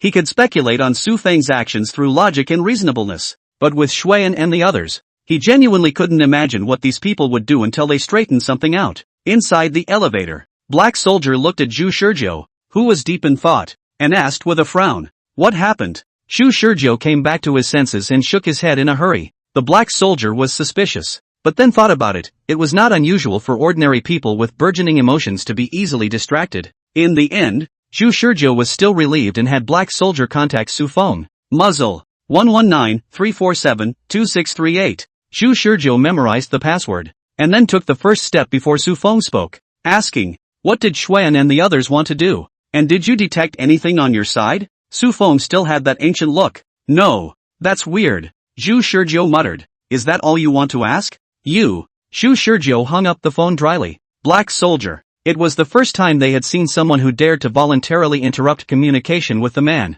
Zhu Shizhou only needed to know that even the Black Soldier organization had not noticed what Xuan and the others had done. And that was enough. He still believed in the strength of the Black Soldier organization. If Xuan and the others wanted to do something big, they would definitely not be able to hide it from the eyes of the Black Soldier organization. Not to mention that Su Feng had arranged an unknown number of his own people on this ship. So, Zhu Shizhou was relieved to go to the restaurant for a meal. However, as soon as the clock struck 10, Zhu Shizhou realized he was wrong. First, he felt the vibrations. His potion-enhanced body detected the floor beneath his feet trembling slightly, and he subconsciously glanced at the glass of water sitting on the table. The water inside was also trembling slightly. and the trembling became more and more intense, to the point that eventually the other guests in the restaurant felt something. Looking to the chandelier over the head of the dining room, even the chandelier was constantly swaying back and forth, and the metal knives and forks on the dinner plates were making a jarring noise as they clashed against the plates. What's going on? An earthquake? Someone subconsciously asked.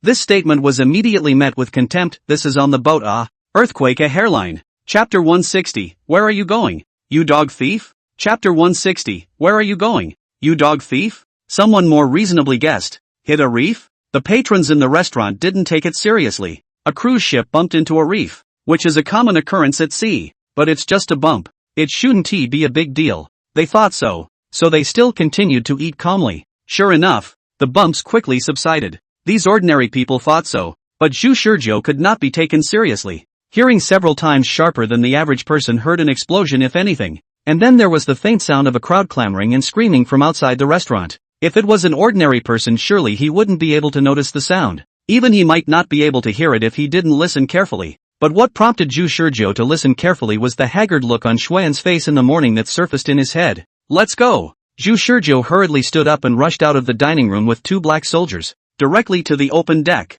After rushing out of the restaurant, the voices I heard in my ears became more real. It wasn't an illusion. Someone was really screaming. If Zhu Shizhou could hear it, there was no way the black soldiers couldn't hear it. It was the explosion of dynamite. The black soldier made his judgment with certainty. It's about 10 decks away from us, and by the time it reached us, the dynamite was already very low. Zhu Shizhou was shocked. Dynamite? Who said it? Xuan. He thought of the culprit at the first opportunity. Zhu Shizhou rushed to the edge of the railing and looked down, and from his perch, he saw a steady stream of passengers on the 5th deck screaming as they ran out from the interior to the exterior, some of them rolling and crawling in a rather sorry state. Zhu Shizhou was watching, only for a second explosion to follow. Rumble. This one was deafening. The echo of the explosion accompanied by the flash of firelight reached Zhu Shizhou's ears. A black smoke from the hull of the place. To Zhu Shizhou's current dead zone of vision. Cannot see what is over there is what is the situation. Can only hear the crowd screams and clamor more and more loud.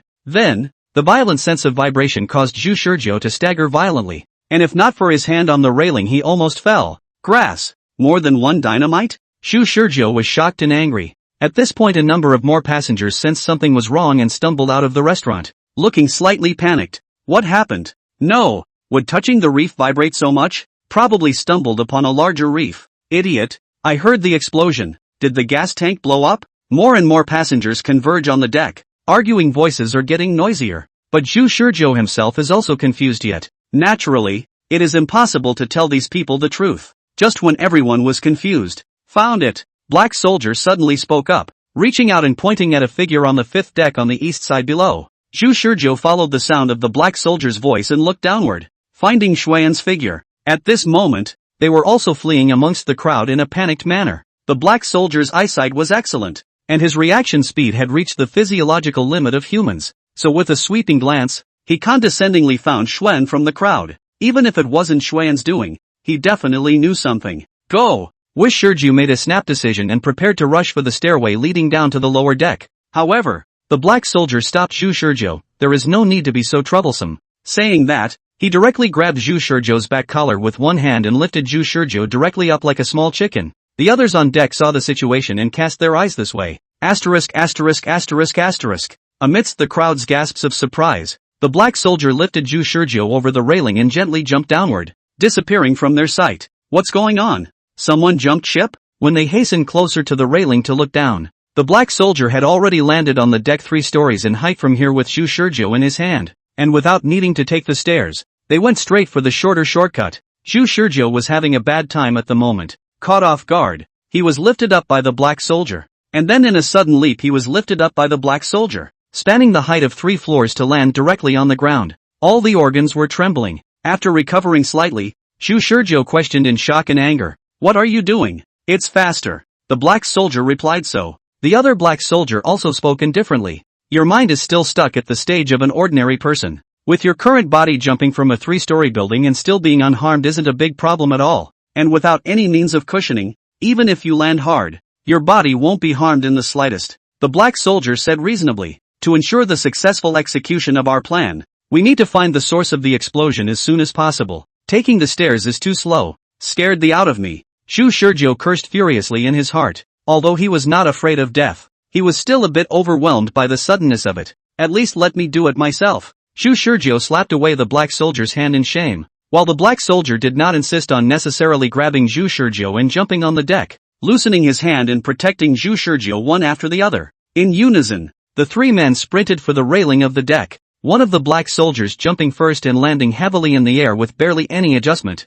making a teeth-rattling thud that almost made one wonder if his legs would stand up to the violent impact. Wish Shurju and another black soldier followed suit and rushed to the railing. Stop, stop, stop! Shu Shurjo hastily shouted to stop. The black soldier braked sharply and looked indifferently at Shu Shurjo, who was wiping his cold sweat. Let me get ready, the black soldier said. Don't worry, you won't get hurt. Even if you don't adjust your landing position, he will catch you below and make sure you won't suffer any injuries. I know.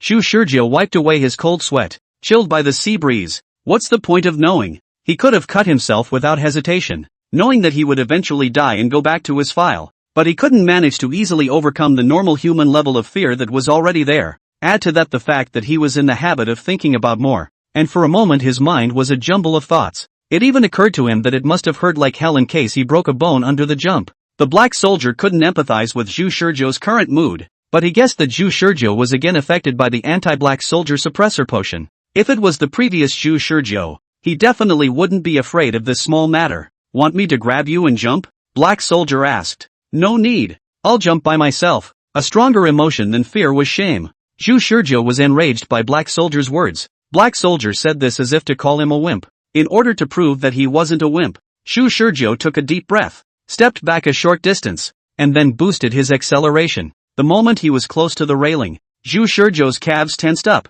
and his entire body leaped up like a spring that had been compressed and then suddenly released. The body unfolded in the air, presenting a relaxed posture. The world champion of long jump can only bow to the wind. Grass. It's too far. Flying in the air, Shu Shurjo boldly looked down, then immediately reacted to the fact that he did not control the strength, and jumped more at once. This time, he didn't just jump 3 floors, but his entire body crossed a full 5 decks like a meteor, falling straight down towards the 7th deck. Shu Shurjo was about to call for help. Suddenly, the black soldier flew over, only to see the black soldier accelerate, stepping on the railing and jumping straight up high, faster than him, forcing his way up directly from behind. He grabbed his clothes in the air with a tug and a pull. What was still an unstable posture was hardened by the black soldier to a just right human dynamic. 5 layers is fine. That was all the black soldier had time to say before the two men immediately landed heavily on the ground. Boom! The moment he landed on the ground, the stunned Shu Shurjo had not yet soothed his inner tension and excitement when he suddenly heard another explosion. The ship shook even more violently, and the pair stumbled and almost fell. The firelight flashed again. Black smoke drifted across the sea. This time it appeared to be much larger and the ship began to sway dramatically from side to side, making it easy to fall over if you didn't adjust your center of gravity properly. The stunned Shu Shurjo was forced to reverse his mood. I'm just a crowbar. Yesterday he laughed at Xuan for their tactlessness and gutlessness, and then they came up with this. They actually dared to blow up the ship. Wish Shurju climbed to his feet, and another black soldier came blasting in. Keep jumping. Without waiting for the black soldiers to speak, Shu Shurjo took the initiative to urge them on. He could feel that nothing was really wrong with his body at all. His bones were fine, his muscles were intact, and his internal organs were fine except for the slight shock they had suffered. Xuan and Lu Jing fled on the deck with the 3 professors. The explosion had begun, and their task now was to get the 3 professors to go with them to one of the lifeboats that had already been arranged. They also made up lies in order to lure the professor into the trap. There are terrorists blowing up the ship.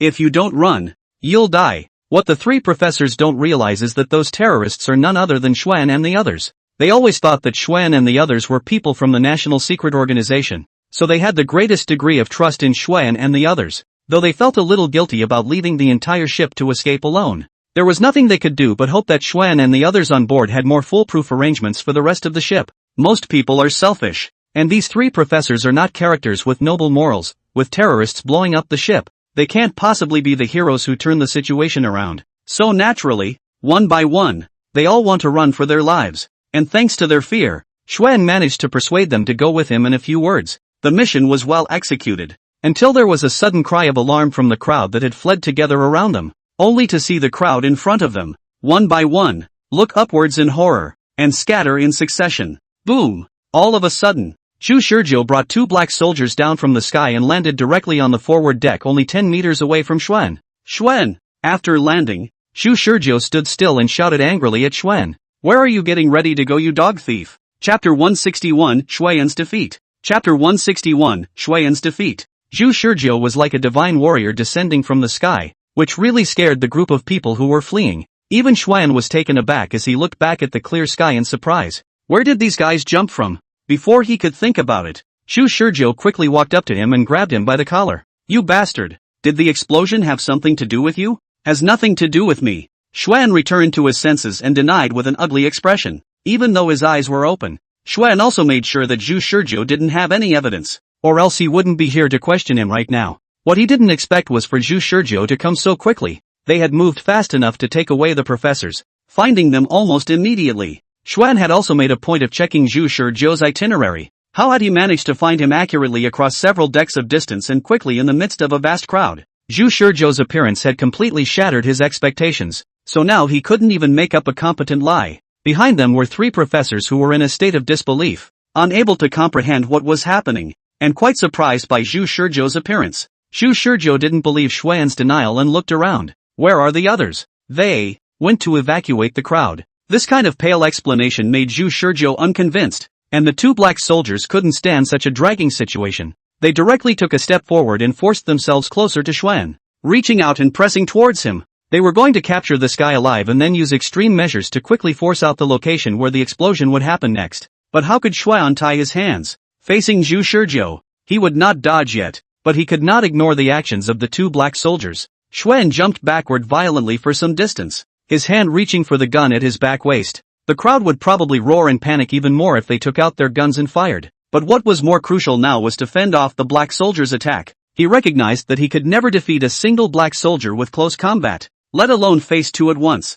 Hesitate and you lose. Xuan quickly drew his gun and raised his hand to shoot, but the black soldiers were faster than him. One of them straightened up and pressed forward to Xuan's arm, while the other one spun on his feet and managed to dodge the shooting trajectory that the gun was pointing at before Xuan could shoot. And unless Xuan's bullets were able to make a turn, it was impossible for them to hit him. Bang! A gunshot. Xian shoots. Nothing hit. The shot was fired decisively. Not far from Zhu Shizhou's side of the black soldier dodged his gun to the side to scurry away. Under the lightning, Xuan did not have time to think about whether or not it had hit an innocent person. He only judged that his most advantageous first shot had achieved nothing. Grass. Xuan cursed angrily. The fingertips of the black soldier who had already rushed to the front of his eyes had already touched the muzzle of the gun, while his other hand was poking at his face as swiftly as electricity, seemingly wanting to poke his eyeballs out in the first place. Xian barely bent over, twisting the muzzle of his gun in the process, and he could feel the black soldier's hand make a slight cracking sound all through the air, the disturbed air gently brushing against his cheek, causing him to break out in a cold sweat.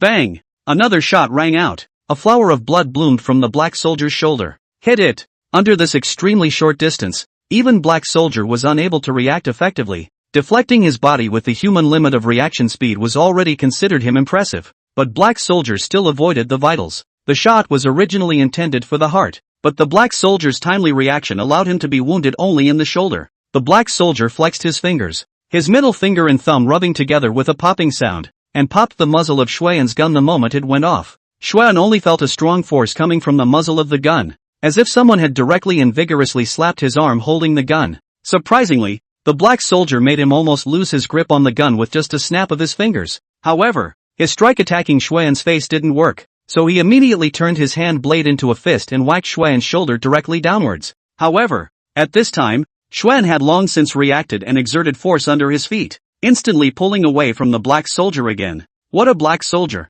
Xuan exclaimed with a forced smile as he retreated. The 3 professors in the back fled in terror. The surrounding crowd was even more panicked. They hadn't reacted when they saw Xuan take out his pistol, and when Xuan fired, the crowd let out a hasty screaming noise. Some rushed down the stairs, some rushed back indoors, some simply held their heads helplessly and crouched in defense, and others simply lay down on the ground and played dead, hoping that these dangerous people wouldn't notice them. Zhu Shizhou took the opportunity to shout, "We still have room for discussion. As long as you're willing to tell us where the remaining explosives are, we'll let you go." That's a lie. Of course, even if he spared Xuan, the 2 black soldiers would not be able to spare him, as Xuan was now seriously affecting the escort plan. They weren't sure if Xuan had more dangerous plots. so they could only capture or shoot Xuan alive before he did something more dangerous. It's no use. It's already too late. Xuan shook his head and raised his gun once again, pointing it at the black soldier who was already wounded at the shoulder. If he can hit a black soldier the first time, he can hit him the second time. There was nothing wrong with black soldier's fighting skills being at the pinnacle of humanity, but with black soldier being unarmed and him attacking with a gun, it would never be easy for black soldier to finish him off with his bare hands. So with that in mind, Xuan fired 3 shots in a row. The black soldier continued to charge forward in a matter-of-fact manner, but each time it was as if his feet were deflected and dodged away as if he had not foreseen it, dodging bullets by judging the direction of the gun's muzzle. That guy fired so fast and he was able to react? Zhu Shizhou was not shocked. He had long been used to the inhuman operations of various black soldiers. It was quite an exaggeration when the upstart black soldiers who had fought him in the woods, let alone those who were now veterans. Xuan immediately sweated. Zhu Shizhou only saw the appearance, but he didn't know that his 3 shots were deflected 3 times in a row. He even predicted the direction that the black soldier would dodge through his experience in shooting, and each shot blocked the black soldier's evasive route as much as possible. The terrible thing is, the black soldier even still in the first time to find a way out, and in the face of his shooting, the black soldier look is still so calm. You feel free, I'm invincible look. The sense of oppression is full. At a distance of 10 meters, Xuan could shoot with an error of no more than 1 millimeter without any aiming basis, and to put it more bluntly, it would basically be no problem to shoot wherever he pointed. Yet now he is the master of tracing. Melee will never be promising. After Xuan figured this out, he immediately turned his gun around and continued to back up, exiting in an arc towards the back left as the black soldier was about to arrive, and actually raised his gun to point at Zhu Shizhou. Attacking the enemy will save the day. Don't move. Move again and I'll shoot. The verbal assault was ineffective, and without even a millisecond's pause, the black soldier kicked at Xian's arm. It wasn't a matter of being certain that Xuan wouldn't shoot. It was a matter of being certain that the black soldiers around Zhu Shizhou could protect Zhu Shizhou. At long range, the black soldier dodged like a god. Even Zhu Shizhou knew this. He had fought with black soldiers several times and knew that the only way to hit a black soldier with a long-range weapon was to get close.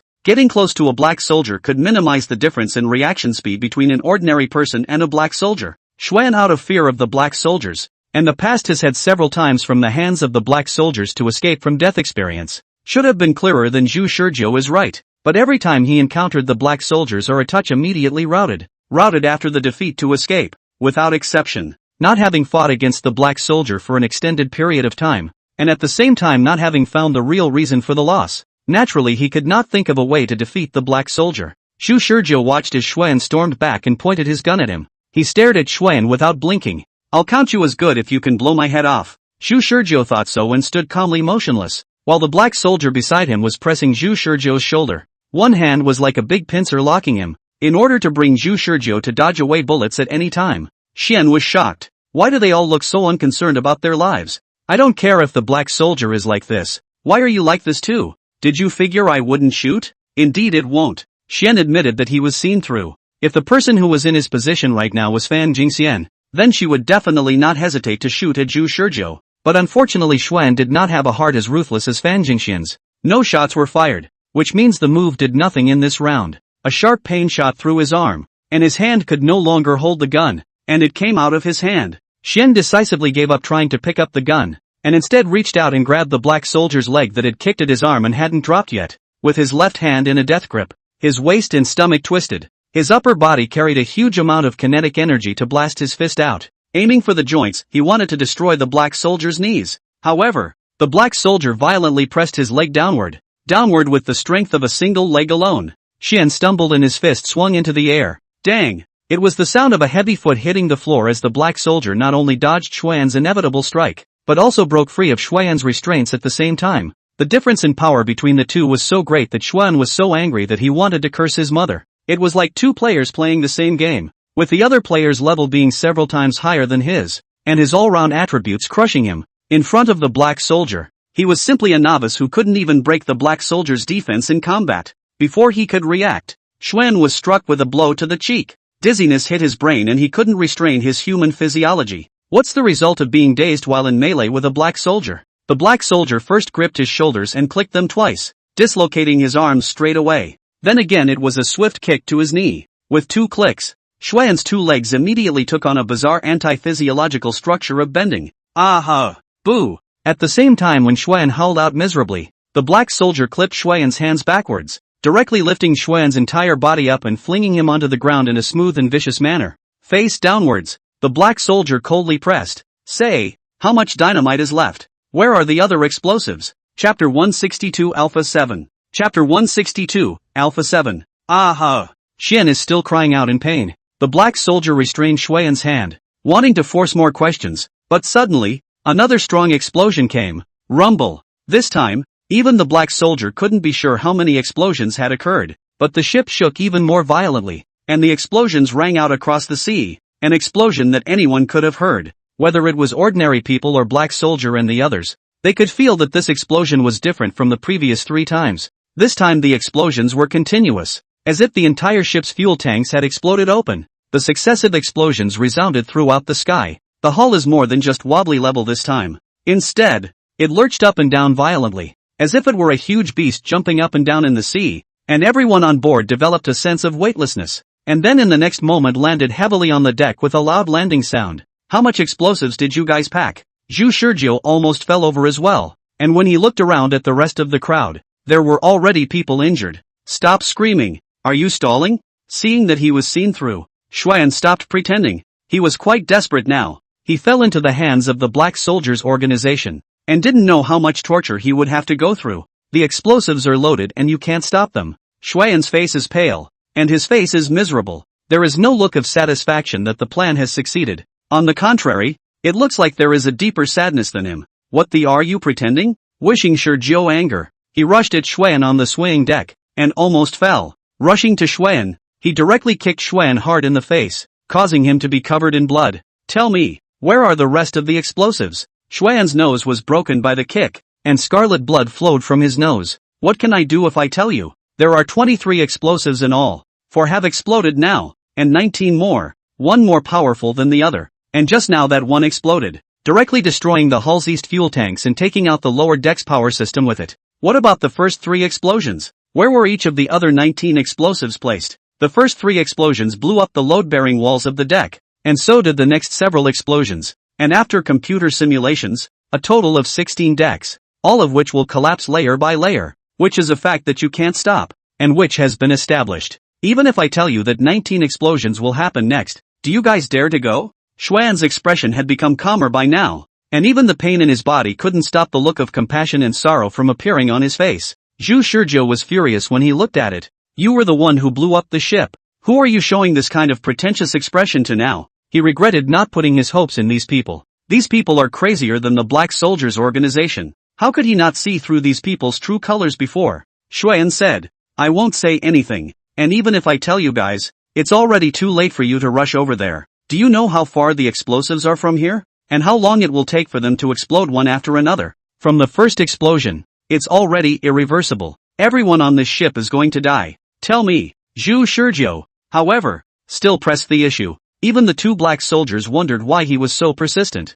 Only Zhu Shizhou knew that as long as he died today, he would be able to file back to the previous day, and then solve this bombing crisis ahead of time based on when Xuan placed the explosives. However, Xuan never answered Zhu Shizhou even though he didn't know why Zhu Shizhou wanted to know the location of all the explosives. I won't tell. Xian closed his eyes. It's the organization's decision, and there's no way I can disobey it, much less leak it. Zhu Shizhou's heart fluttered. These words revealed a message. Xuan didn't want to do this, except that the organization had given him the order to blow up the ship, and there was nothing he could do about it. He wondered if there was a way to go back to yesterday and successfully persuade Xuan to abandon his plan to blow up the ship. Before he could think about it, though, the black soldier stood up. Go, Black Soldier said. What? Zhu Shizhou didn't react. If there were only a few explosives, I could still go and try to see if I could carry out the dismantling, but now it's that there are 19 explosives left, and they must all be hidden in hidden places, so it's simply too late to rush there from here. There's no point in continuing to waste time.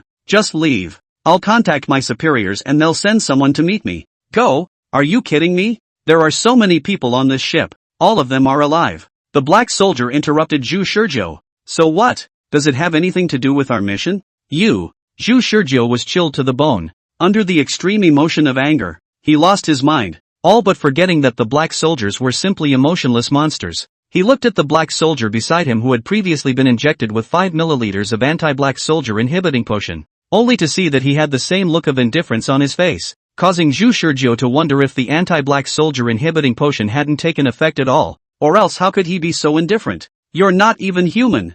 You, the black soldier interrupted Zhu Shizhou, who was about to vent his emotions. Is the potion too strong, causing you to be unable to think calmly? The other black soldier said. Don't forget how the old you thought and acted. The current you is nothing more than an emotionally affected by the potion. Your compassionate feelings are activated to the maximum extent. In reality it is nothing more than hypocrisy under the effect of the drug. Zhu Shizhou stiffened his body. He thought of Katsu and Du Fei, who he had used. Another thought came to mind about the present grief over the death and injury of strangers. Which was right and which was wrong? He only felt as if his heart was gripped by a big hand, and his heart ached so much that he couldn't breathe. Halfway through hearing this, Xuan opened his eyes to Zhu Shizhou and interjected. You injected the anti-black soldier suppression potion? Why did you inject that? Didn't I say that? Ordinary people will even die suddenly after injecting it. Zhu Shizhou didn't answer Xuan as he glared at the two black soldiers with red eyes. Are you guys sure you want to take me away? The black soldier replied. Yes. If you do not cooperate, we will take coercive measures. After leaving the ship, we will guard your safety more closely. We will apply to our superiors for a stricter form of escort. I don't have to think about it. I know that I can't defeat the coercive measures of these two black soldiers. Wu Shizhou is now wondering how he's going to cut himself to get back into gear. On the ship he could only find the opportunity to go to the bathroom to die and go back to the file. But after leaving the ship, could he find the opportunity to cut himself? If he couldn't find a way to go back to the archive today, once 0 hour had passed, then the archive point would be updated to 10 o'clock this morning, the point in time when the explosion had occurred, and he himself wouldn't be able to stop Xuan and his group from blowing up the ship no matter what, because the plan to blow up the ship began at 10 a.m. There were a total of 23 explosives. Can he stop it? Thinking of this, Zhu Shizhou violently took a big jump to the side. It happened suddenly, and no one expected Zhu Shizhou's action. But how fast did the black soldiers react? They immediately turned their heads to see Zhu Shizhou jumping towards Xuan's pistol that they had kicked down earlier, and despite not knowing what Zhu Shizhou wanted to do, they could see that Zhu Shizhou was refusing to cooperate. The black soldier's rear end was supreme, and the moment Zhu Shizhou's hand gripped his firearm, he simultaneously sprinted forward and violently stomped on his hand. Zhu Shizhou felt a sharp pain coming from his palm, as if it was a sharp pain like a bone crack. Asshole! Get out of my way! The black soldier didn't get out of the way. They were resolute beyond measure, and looking at Zhu Shizhou, who had already lost his mind and was screaming madly, the black soldiers made a decision. He fished a bottle of spray out of his pocket. Zhu Shizhou saw the bottle of spray and burst into a rage. Alpha 7. Chapter 163, Unable to return to the archives. Chapter 163, Can't go back to the files. Dawn was just breaking when I woke up. The effect of Alpha 7 is too dominant. So Zhu Shizhou woke up with his head still groggy, and after a long time he did not come to his senses, until he saw the foggy sky that was just a little white. Zhu Shizhou woke up with a start. The memories from before he was stunned by the Alpha 7 hit him like a tidal wave, and he recalled everything. Time. What time is it? Zhu Shizhou jolted awake, but his body couldn't stop stumbling. 6 a.m. A cold voice came from the side. Zhu Shizhou looked over and saw a black soldier sitting beside him with an expressionless face. 6 a.m. Zhu Shizhou repeated the black soldier's words in a shocked voice with an ugly face. Then again, they looked at the environment they were in. At this moment, they were riding on a speedboat. The speedboat was no more than a passenger capacity of 3 or 4, and the space was quite small. One of the black soldiers was sitting right next to him, no more than a fist's distance away, and the other was sitting in the driver's seat in front of him piloting the speedboat. Surrounded by endless sea, the speedboat sailing in the sea, surrounded by white splash. Zhu Shilong did not see any cruise ship or the wreckage of the cruise ship in the line of sight. In the distance in addition to the sea is the sea. Zhu Shizhou, even if his head was drowsy, realized that he was already far away from the cruise ship. Endless anger once again welled up from the bottom of his heart, but he controlled himself and asked with a sober face, "What day is it? 6 o'clock in the morning?" The black soldier glanced at Zhu Shizhou. The question was pointlessly asked, but he answered it anyway. November 11th. Zhu Shizhou's face suddenly changed. Now there's bad news and good news. The bad news is that Xuan and Co. blew up the ship yesterday, and the backlog point has been updated. The good news continues to be that they blew up the ship yesterday, and one can go back to 10 o'clock yesterday morning if one can find the opportunity to cut oneself off today. It is also the point in time when the explosion has only just occurred. Thinking of this, Zhu Shizhou was violently shocked. It was 10 a.m. when Xuan and the others blew up the ship. The point in time when you file back yourself is ing 10 am as well. In other words, even if one went back in time, there was no way to stop the explosions. Xuan was right. There were a total of 23 explosives on the ship, and the explosions were not too long apart. There was no way that he alone could find out where these explosives were located and dismantle them in a short period of time. There is a time for manpower to be exhausted, and that is what is happening now. Xu Shizhou closed his eyes in slight despair. But the biggest question before him now was how to cut himself under the protection of two black soldiers. There was no iron in his hands, and nothing around him that could be used for self-cutting. Should I jump into the sea when they were not looking? This is also not realistic. The most likely outcome is that he just jumped out. The black soldier immediately grabbed him. In terms of the black soldier's reaction speed, completely able to do so, Xu Shizhou felt more and more hopeful. What the hell is supposed to be the best way to do this? Xu Shizhou's hands went cold. Just then, the black soldier spoke up. We've already contacted our superiors. Xu Shizhou opened his eyes and looked at the black soldier with miserable eyes. What does Su Feng mean? What the higher-ups are saying is that we're escorting you the entire way to the Isle of Illuminati next. Our previous escort mission was already considered a failure, so now we won't give you any freedom to act on your own. Sure enough, Xu Shizhou guessed that the mission of these two black soldiers was to secretly escort him to the island of Illuminati. But after Xuan and the others messed up, they couldn't call it a secret escort at all, so the mission was changed to a simple escort mission. Xu Shizhou didn't move as if trying to adjust his sitting position, moving slightly away from the black soldier. However, just as he made his move, the black soldier turned his head violently to stare at Xu Shizhou. What are you going to do?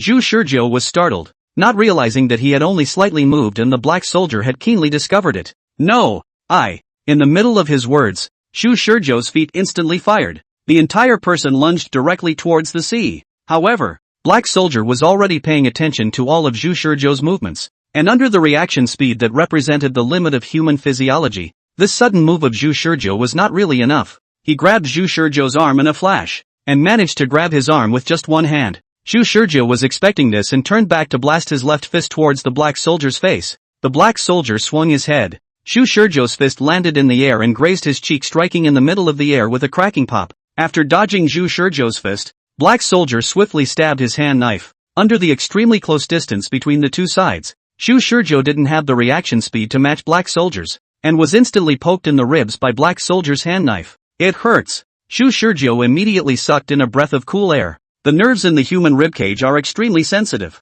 and in the boxing ring, the ribcage has always been a key area of protection for the boxer. A strong-willed boxer would be inexorably and briefly incapacitated by a heavy punch to the ribs. That's how Xu Shizhou is now. Just by the Black Soldier's gentle poke in the ribs with his hand knife, he immediately lost his ability to resist, and his arms and legs went limp in a split second. The Black Soldier took this opportunity to reach out and jam Xu Shizhou's neck at once. As I said before, if you refuse to cooperate, we will take coercive measures. You don't want to keep arriving at the training base in a stupor, do you? Grass. Xu Shizhou felt the pain while shaking with anger. In the face of the Black Soldier's threat, he really couldn't do anything at all, only to see the Black Soldier pull out the Alpha 7 from his arms once again. Xu Shizhou became even more enraged, and hurriedly spoke with a twisted face. No, forget it, I'll cooperate. Can't I just cooperate? Don't use this thing again, the Black Soldier said lightly. That depends on your attitude to cooperate. Xu Shizhou temporarily gave up trying to go back into gear and said instead, let me talk to Su Feng. Black Soldier didn't hesitate at all and dialed Su Feng's communication number. This was because they had already contacted Su Feng during Xu Shizhou's coma, and had told him everything they had seen without hiding anything. After listening to this, Su Feng only said one sentence, he will contact me after he wakes up. After that, Su Feng hung up the phone. Now Xu Shizhou's reaction was completely guessed by Su Feng. The phone was quickly answered. The Black Soldier gave his usual password. The man's familiar voice appeared in the communication call. Xu Shizhou took the call and was silent for a short while. Su Feng also remained silent at first, and in the end it was him who spoke first. I know all about what happened. Xu Shizhou remained silent. Of the people on the cruise ship, we saved over 1,500, and over 800 died. Su Feng spoke a fact that made Xu Shizhou nearly burst into tears. Wisher long heard Su Feng such a short surviving report. A time within the heart, pain like a knife. Endless sympathy and sadness of brain overwhelmed the body at the moment, all the emotions, so that he could not speak for a time. Tears from the corners of the eyes of the crazy secretion. The body trembled more than once upon a time. If he had heard this news, perhaps not even half a bit of sadness would have risen. and he knew that all his emotions were now controlled by the anti-black soldier inhibiting potion. But he still couldn't stop his sadness. He has truly become a compassionate Madonna. 800 of them just died? Zhu Shizhou muttered the question with trembling lips. Yes, Su Feng replied indifferently. Zhu Shizhou's face turned pale, and endless guilt and pain arose. It's my fault. If it wasn't for me. Su Feng calmly interrupted Zhu Shizhou. No, it's not you who are at fault. It's them. You thought that if you did nothing, they wouldn't blow up the ship? In order to make them settle down, you not only sent people to them, but also gave them money for nothing, yet they still didn't know enough and still chose to blow up the ship. And if you had done nothing, wouldn't they have done so? Su Feng asked himself. No, they will still blow up the ship. In fact, as long as they stay on the ship for a few days, they will realize that the ship is mostly filled with people from our black soldier organization. But these people are just peripherals. As soon as they find that out, they all end up making paranoid plans. Zhu Shizhou covered his face as tears flowed from between his fingers. These seemingly cold words from Su Feng actually served as a degree of comfort. At least Zhu Shizhou no longer felt so guilty. After shedding tears for a long time, Zhu Shizhou had the energy to think about the possibilities behind this fact. He spoke in a shaky voice. You did it on purpose. I wish Shizhou had figured it out. Since you've even speculated that they might make a radical move, it's impossible not to be on the defensive. When I called yesterday to confirm with you, you actually knew that they had planted explosives on the ship, didn't you? Yes, Su Feng replied indifferently. The entire ship, the vast majority of the people are my eyes. Of course I know that they placed the explosives. Not only that, I also know where they placed the explosives. 23 places where the explosives were placed. I know everything. But you lied to me. When he contacted Su Feng yesterday, Su Feng said that there was no abnormality, which was obviously Su Feng's lie. Yes, I lied to you. Zhu Shizhou's voice trembled even more, and it was all a bit distorted. But you didn't stop them. Why? Su Feng, I can't figure it out. Why did you do this? Does that make any sense? Those people are obviously from your organization. Why? Through this incident, I have finally confirmed 100% that you cannot actively predict the future. Dead silence. Zhu Shizhou's mind went blank. Before, I couldn't be sure yet, and even guessed for the most part. But now I've confirmed that this explosion that was supposed to happen wouldn't have happened if you could have actively predicted the future. Chapter 164, Su Feng's 3 Plans. Chapter 164, Su Feng's 3 Plans. While Zhu Shizhou was frozen in place, Su Feng helped him rationalize his thoughts from the beginning. Do you remember the information I showed you about the black soldier training base before you came aboard? Zhu Shizhou's blank mind was filled with memories, recalling the scenes from that time in the established timeline. Su Feng said, you didn't even look through the information, and when I asked you, you said that you had already read it. From that time onwards, I knew that you had already foreseen the future. Yet you didn't confess to me. Zhu Shizhou replied with a trembling body. This is the root of the trouble that has been planted since that time? The pattern of our relationship is one of repeated suspicion of validation. I don't trust you. You don't trust me, so I can understand your actions in not coming clean with me at the time. In my shoes I would have been the same. But, from my point of view, this kind of concealment of yours is an uncontrollable factor. Now you can conceal it because of a small thing. What about the future? If you are in the future, concealing something major that can affect the future of humanity, what is the organization going to do? Therefore, I have prepared 2 plans to learn as much as I can about your abilities. Su Feng first stated the Feng plan that Zhu Shizhou had originally reasoned out. The first plan is the password. You guessed it right before. If you want to do something beyond the limit by means of predicting the future, then the only way to do it is to use the password to get permission from the black soldier.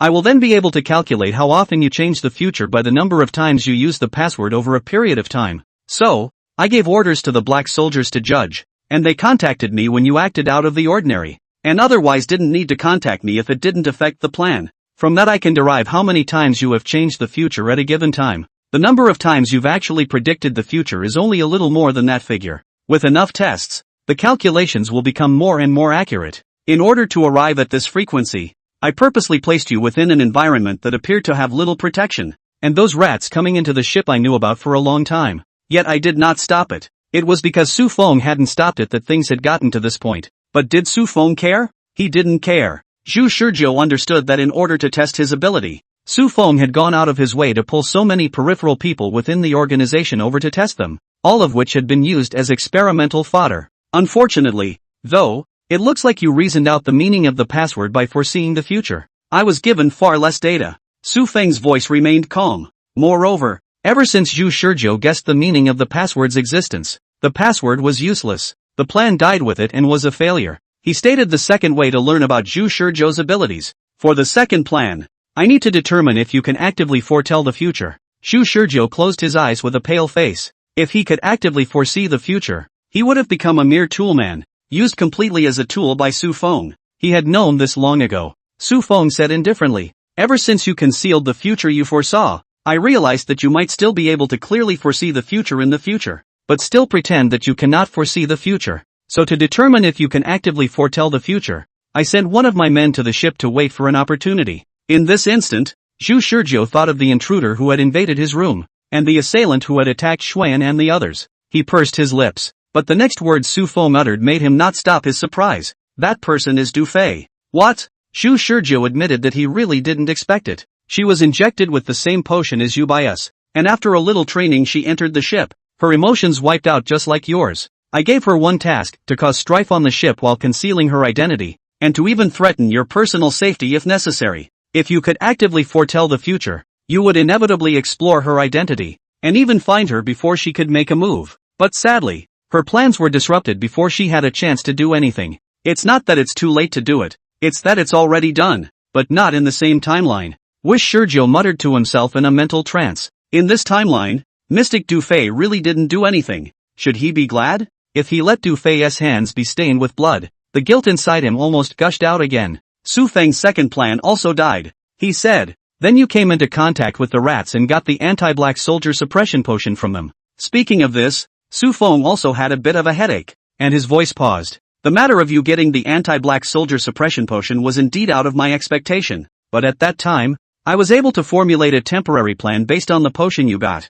which was the third one after the password and Du Fei plan." In a flash of lightning, the scene recalled in his mind appeared like a flash of lightning. Zhu Shizhou's eyes were red, and he said through gritted teeth word by word, 5 milliliters.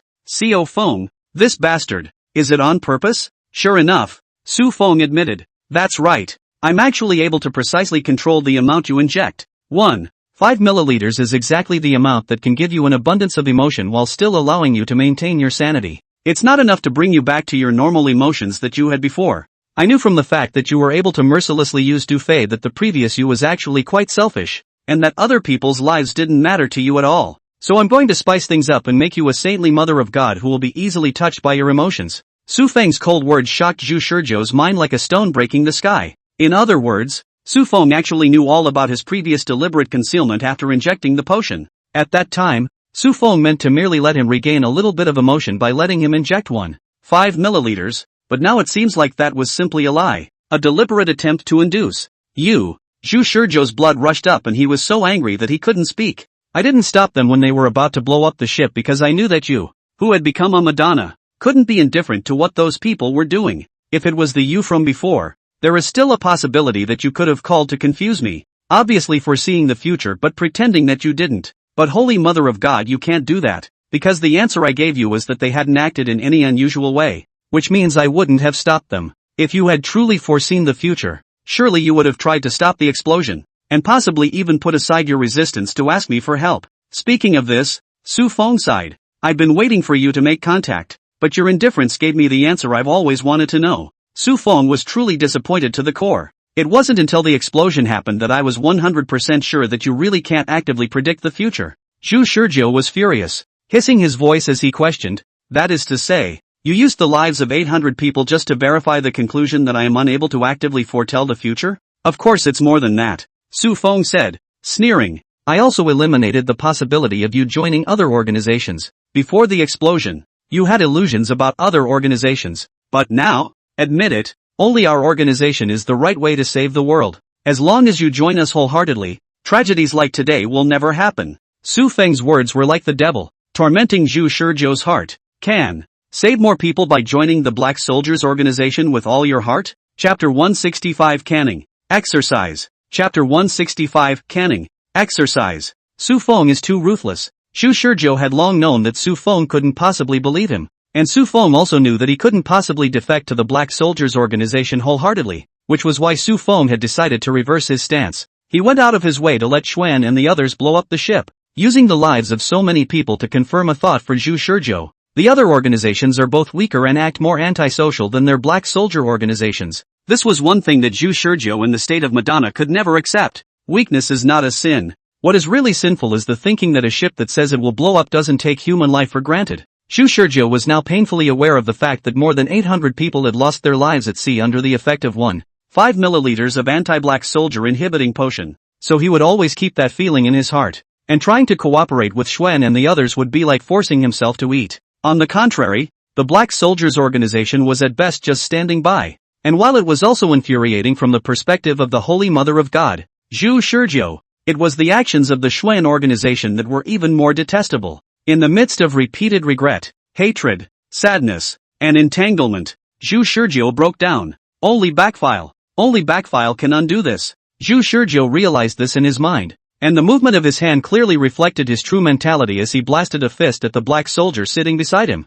I'm going back. However, the black soldier simply held his wrist and flicked it, and with a click, Zhu Shurjiu's arm was dislocated. Aha! In the state of emotional erection, Zhu Shurjiu was more sensitive to the feedback of pain mentally. In other words, he became a weak-willed, pain-fearing person. The black soldier casually overpowered him, and not only that, but he also re-pulled out his Alpha 7, surprisingly. He was preparing to stun Zhu Shurjiu once again. Zhu Shurjiu looked at the Alpha 7 in the black soldier's hand in horror and could only growl loudly in panic. Don't you come over here! If Zhu Shurjiu, who was not injected with any potion, was the standard state, then Zhu Shurjiu after the injection of the black soldier replacement potion represented rigidity and steadiness, while Zhu Shurjiu, who was injected with the anti-black soldier inhibiting potion, represented recklessness and jumping out of his skin. After Zhu Shurjiu fainted once more, Su Feng, who was always paying attention to the sounds coming from his communication cell phone, shook his head. Whether it was the state of emotional obliteration or the state of emotional erection, the logic of Zhu Shurjiu's behavior as a person was little by little incorporated into Su Feng's familiarity. If Zhu Shurjiu, who hadn't injected anything, had made him feel extremely strange and out of control, now that control had returned, I hope this conversation will change Zhu Shurjiu's mindset. After instructing Black Soldier a few more times, Su Feng hung up the phone. During the night, Zhu Shurjiu woke up. Waking up, Zhu Shurjiu still refuses to cooperate and is ready to run away and commit suicide at any moment. But it's no use. The speedboat doesn't know how far it has traveled. Zhu Shurjiu couldn't find a suitable way to gear back. Time and time again by the black soldiers subdued. Time and time again dislocated joints. The most serious time as the joints of the limbs were all removed. Zhu Shurjiu and the speedboat paralyzed for 3 hours. Until really cannot stand it. Only to let the black soldiers to reattach his limbs. November 11th, midnight. Back in gear point updated. Zhu Shurjiu sat frozen on the speedboat. His entire body in a state of autism. More than 800 lives, this blood-soaked fact was right in front of Zhu Shurjiu, making it difficult for him to accept, and yet he had to accept it. And so it passed. The previous him, his body was exhausted by the double strikes of Alpha 7 and Black Soldier, and his spirit was played to the point of breaking down in one pain after another. And even then he didn't even break his defense. Yet at this moment, he couldn't take it anymore at last. Tears are not half as useful even if they are dried up. His heart was gradually filled with hatred. When was the last time you hated so much? It was when Li Hua stood in front of him, bruised, bloodied and mutilated, and said to him, "Brother Zhu, help me take revenge." From that time onwards, he decided to take revenge on Su Feng. And now, his hatred for Su Feng had deepened even further. Perhaps Su Feng's approach was a sensible act after weighing the benefits, and in order to bring him back to his heart, he went so far as to use human lives to eliminate the possibility of him joining other organizations, but he always felt he shouldn't. It is wrong to have the power to save the innocent and not do so. He didn't know how he would feel in his standard state, but at least the Madonna state couldn't be as cold as Su Feng.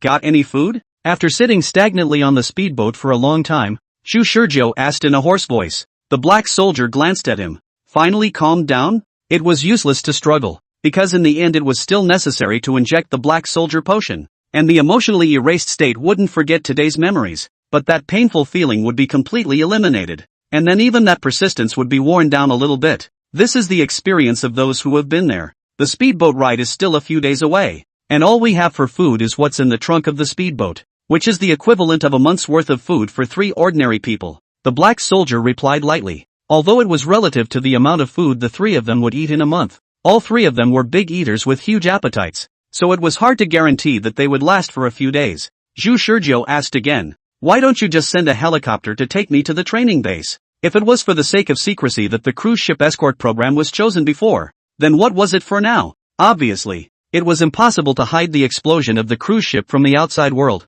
and the secrecy plan had already failed. So why did he still need to take a speedboat instead of a helicopter to transport him directly to the training base? The black soldier only came with a short reply. The training base has a no-fly zone. A no-fly zone? Seeing that Zhu Shizhou still had doubts, the black soldier continued. In order to prevent the smallest elements from various countries from sneaking into the training base, as well as to guard against the attack of the xenomorphs, the island where the training base is located on the island of Eleni Nessen has been set up with an electromagnetic protective circle, making the outside world's electromagnetic signals turbulent and isolating hundreds of kilometers in a radius. Any flying device that enters the electromagnetic shielding circle will crash, and assuming that some sort of flying device can remain unaffected by the electromagnetic shielding circle, it will also be subjected to the heaviest fire from our side. So anyone preparing to enter the island will only have the option of taking a boat, and only one with a non-all-electric propulsion system. No wonder Su Feng said that once they entered the training base, the two sides would not be able to contact each other. What do you mean? Defense against xenomorphs. The electromagnetic shielding circle layer protects against xenomorph attacks? Black Soldier asked. Why do you think that the enemy of the world is right over Jiangcheng, and that the xenomorphs are spawning from the enemy of the world, but the ordinary people can't detect it and still live a peaceful life? Zhu Shizhou didn't think, staring numbly at the black soldier. Because Jiangcheng, and even most of the cities have electromagnetic protection circles against xenomorphs. But this kind of protection can only be regarded as a kind of insect repellent protection. The xenomorphs hate this kind of electromagnetic interference, but their physiological functions won't be affected in any way even if they enter this kind of electromagnetic protection circle. How come River City's electronic signals aren't blocked? Because the electromagnetic shielding circles in the city, unlike on Illuminati, are more targeted. Insect repellent specific electromagnetic shielding circles. That is, xenomorphs are simply annoying, not unbearable. For xenomorphs, they choose easier and more comfortable ways to feed, so the first targets of xenomorph attacks are humans who are out in the wild, outside of the electromagnetic shielding envelope. In other words, Wang Chong should have been attacked after exiting the electromagnetic protective circle layer, and only after that was the Black Soldier organization included in the periphery. Zhu Shizhou's knowledge was quite limited. He didn't know how many experiments these people had gone through to do this, and what incredible technological means they had demonstrated to protect the human race without affecting the normal life of the people in the city. And it was of little use for him to learn about all this information now. Sure enough, Su Feng has hidden a lot of things from me, Zhu Shizhou muttered. These are all things you'll learn once you're in the training base, and there's no point in telling you this before. Is that a defense? Zhu Shizhou didn't care about the black soldier's explanation. He just sneered. I want to eat. The black soldier glanced at him faintly. There's no need to doubt that I'll run away. I've figured out that it's useless no matter what. The black soldier still didn't say anything, and after looking deeply at Zhu Shizhou, he quickly opened the trunk and took out a can from it, which was filled with an unknown food, and there was no writing on the surface of the package, so it looked like a third-rate product. Zhu Shizhou indeed did not run away, because he knew deep in his heart that it was useless to run away. The back-to-file point had already been updated. Even if he went back to file now, he would probably be back to the situation where he was stunned by the black soldiers with the Alpha 7. What he had to do now was to improve his physical fitness as much as possible. In the limited space on the speedboat, you can't work on your fighting skills, but you can still work on your body to get a quick boost. The anti-black soldier inhibiting potion stimulates only the emotions, but the physical boost from the black soldier replacement potion does not go away. Technically speaking, he had only been injected with the black soldier replacement potion for only 4 days now, and had yet to utilize the full effects of the medicine. So, Zhu Shizhou opened the can under the close surveillance of the black soldiers, which was filled with an unknown meat. In any case not too tasty compared to the steak he had eaten on Wang Chang's cruise ship, but Zhu Shizhou still devoured it. In just a few dozen seconds, he had devoured a can. Where do you throw the garbage? Zhu Shizhou asked. Throw it into the sea. The black soldier watched Zhu Shizhou's movements with the can in his hand and replied indifferently. This can itself is actually made of biological raw materials and can be eaten. Even if it is thrown directly into the sea, the fish in the sea will soon scramble to devour it. Zhu Shizhou observed the can itself with a blank face. With a little force, the can was easily torn open by him. Instead of throwing it overboard, he just ate the can. It's flavorful and chewy, but still able to be chewed. After eating all the canned food into his stomach along with it, Zhu Shizhou said, "One more can." The black soldier took another can from the trunk and gave it to Zhu Shizhou. Eat again. Another can. Continuously repeating the above process, Until after the stomach really cannot be loaded. Shu Shurjo finally stopped eating. Then he plopped down in the speedboat and started doing push-ups. Chapter 166, Welcome to Illuminati. Chapter 166, Welcome to Illuminati. Isle of Elysian Nathan.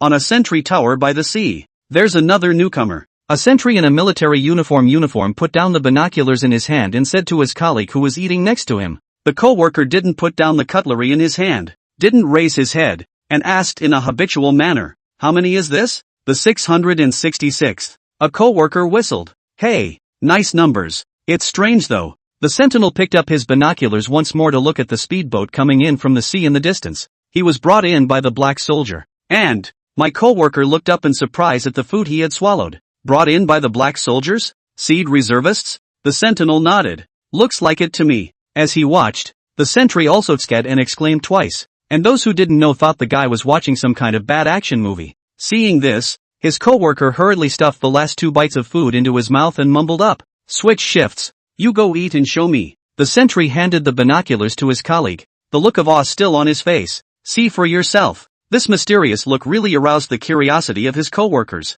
He took the binoculars, and his eyes looked through them into the distance at the far end of the sea. A speedboat was coming fast in a line of white waves across the sea, and on top of the speedboat there were conspicuously 3 men, 2 of whom were heavily armed black soldiers, and the other was a young man. This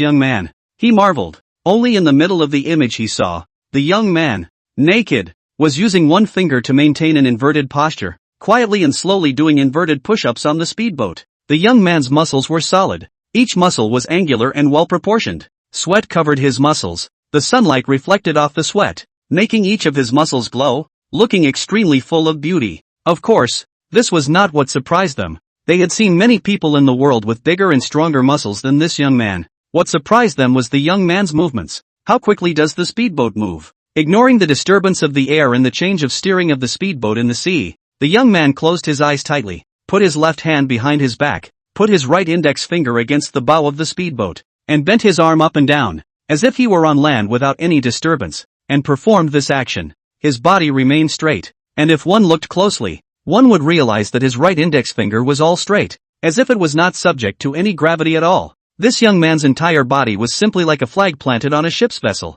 standing in the wind, slowly but firmly doing one-handed one-finger inverted push-ups. Just as the sentry marveled, the young man's movements changed again. He changed to use both hands, thumbs against the ship, the body slowly to sometimes to the left and sometimes to the right to show 90 degrees of bending angle, do a set of the last legs on the knees, inverted to stay still. Such a horrible core power? After watching for about 10 minutes, and seeing that the speedboat was almost at the shore, and that the young man's movements did not undergo the slightest trembling and deformation, the sentry finally could not hold back his feelings. Awesome. Ha! The sentry, who was eating, asked with a grin. Awesome. No words. Did this newcomer practice street fitness before? Is he that good? Who knows? Although most of the black soldier reserves are selected from the military, there are such gifted geniuses in society as well, so who knows what pimple the organization got this guy out of. However, no matter how much of a genius you are, after injecting the potion, the gap between geniuses and mortals will be quickly erased.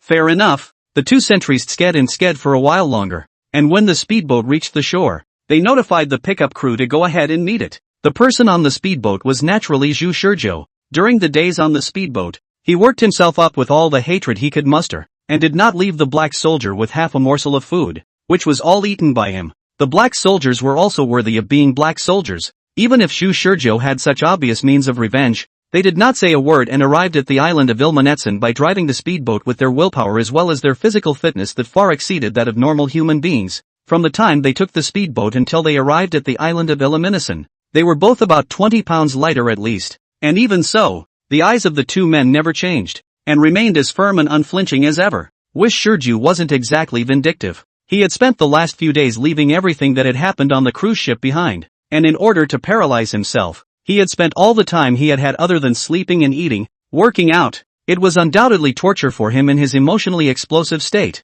and thoughts of vulnerability and wanting to give up festered from time to time, but again and again he kept himself going through strong willpower, eventually reaching a state of oblivion. On the ship, he tried every means of exercise he could imagine. Inverted push-ups is just a child's play. The difficulty is even greater is a variety of exhaustive human body limit posture. In a national gymnast's street health masters, yoga masters will be jaw-dropping posture. Shu Shurjo a little closer to their own human body limit. If Shu Shurjo's level of control over his body before this was only 10 points, now that he had a much deeper level of control over every muscle in his entire body, his score could reach 95 points. The remaining 5 points represented the potential that had yet to be fully developed. He knew that among the newcomers to the island, all the others were ordinary people who had not been injected with any medication, except for him, who had been injected with a lower-grade substitute for the Black Soldier potion by Su Feng. In other words, he's the best quality of the bunch. It's not that Shu Shurjo is arrogant, it's the truth. He had already tested it before on the ship.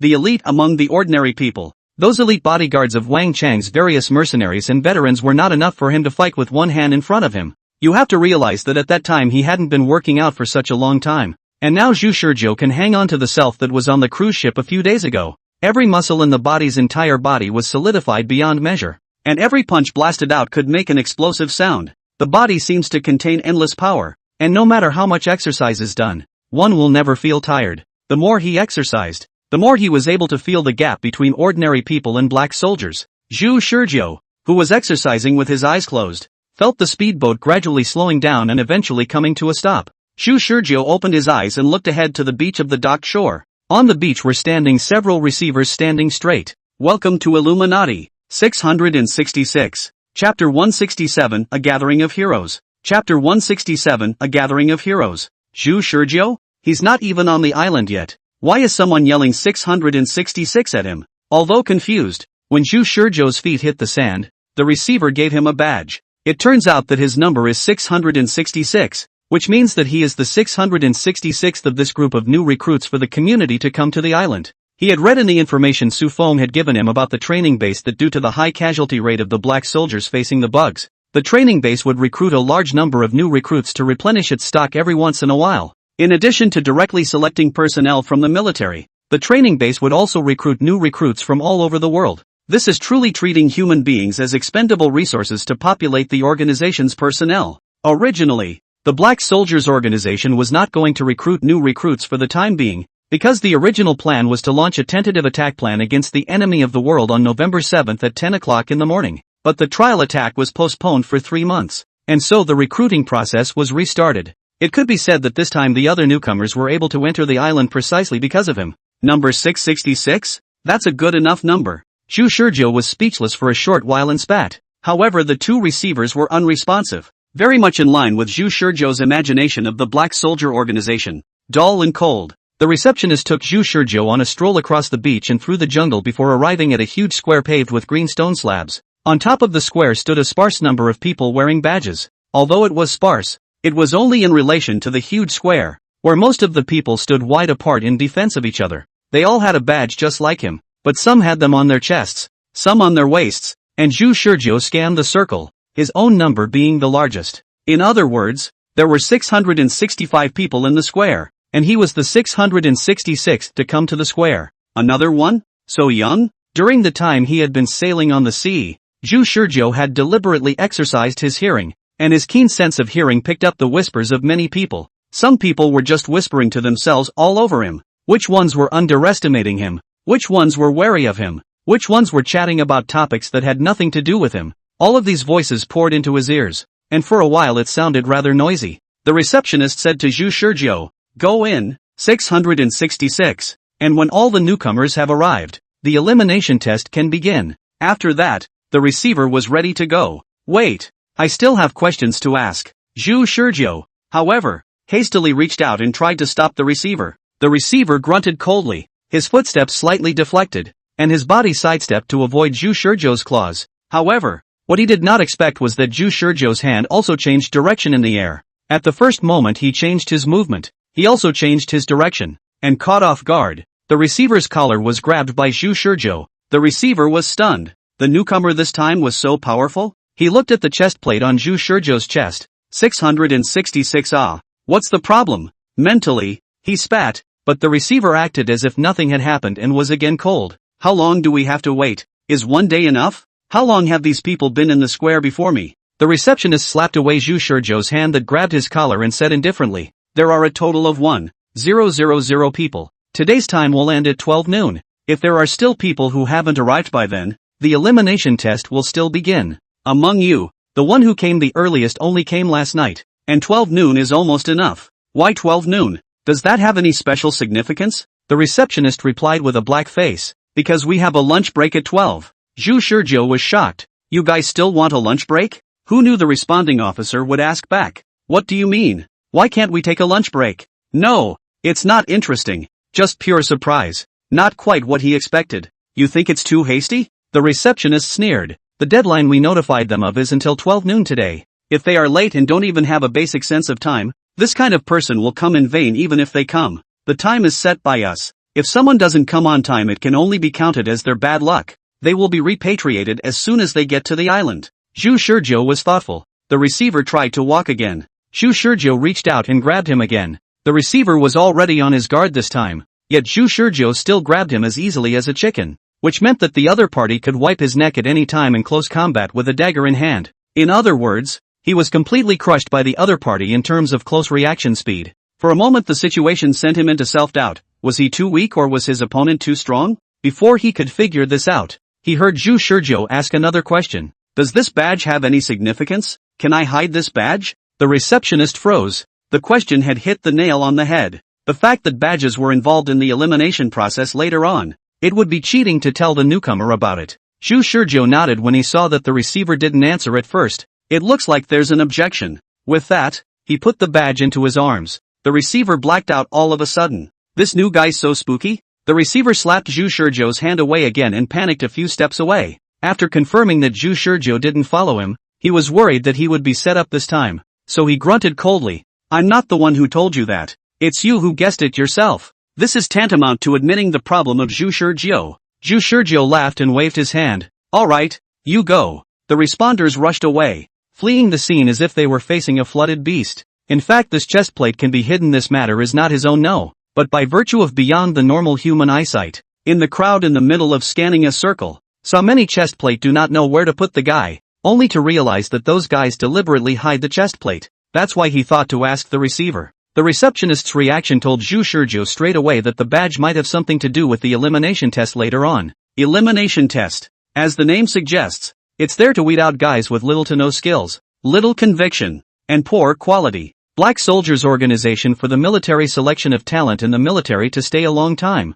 Each person is what kind of people all at a glance, but after all, the quality of the new recruits for the community is good and bad. The Black Soldier Organization also have to look away. The recruiting staff is only responsible for the initial evaluation. Evaluation focuses on the talent. There are far beyond the ordinary people of special talent can be invited by them. As to whether or not these people are faceless fellows, no one knows. What the Black Soldiers Organization needs to weed out is some of the gold. But of course, there are guys who are weeded out for lack of ability, that is. In the information Su Feng had given him, although the specific recruitment plan for the training base was not written, the significance of the elimination test was explained to him. In other words, he was tantamount to learning about the game concept in advance, and as long as he followed the game concept, he would surely be able to pass the elimination test. Yes, Su Feng hadn't even considered the possibility of him being eliminated due to a lack of ability. In Su Feng's eyes, if he would still be eliminated due to lack of ability after injecting the potion, then he would basically be a pure and simple waste. When the receivers left the field, Zhu Shizhou walked into the middle of the square. Many people noticed how Zhu Shizhou had just stood chatting with the receiver at the entrance to the plaza and were greatly amazed. It was important to realize that many of them had tried to chat with the receptionist for a while during their previous visits to the plaza to get a few words, only to be indifferently ignored, and only Zhu Shizhou had managed to strike up a conversation with the receptionist, so they naturally assumed that Zhu Shizhou had learned some secret information. Some stood and stopped where they were, while others came up boldly. Hey handsome, what did you just say to that cold guy? The first person to come up and talk to him was a woman. Instead of answering first, Zhu Shizhou asked, and you are? Lo Sui. Zhu Shizhou looked at the other party's towering chest. Don't get me wrong. It's not because it's big that he looked at it, but he wanted to look at the other party's chest plate. As a result, he didn't see it, and then looked at the other party's waist still for the sake of looking at the chest plate. Also didn't have it. A quick look around from top to bottom didn't reveal where the breastplate was. Luo Sui smiled and acted frankly in the face of Zhu Shizhou's line of sight. I just saw you hide your badge after talking to that guy. Although I didn't know what the intention was, I did as I was told. That's a quick response from this woman. Zhu Shizhou nodded. You're right. The receiver should mean that the badge involves the elimination process afterward. I don't know if it's a cliched plot of scrambling for the badge. Luo Suyi shook her head and gave a laugh. Ha ha, I don't think so. Zhu Shizhou asked suspiciously. Why? Luo Suyi looked at Zhu Shizhou. He, I see. You should be proficient in combat. A combat-oriented person. Zhu Shizhou froze. First of all, I'll be honest with you.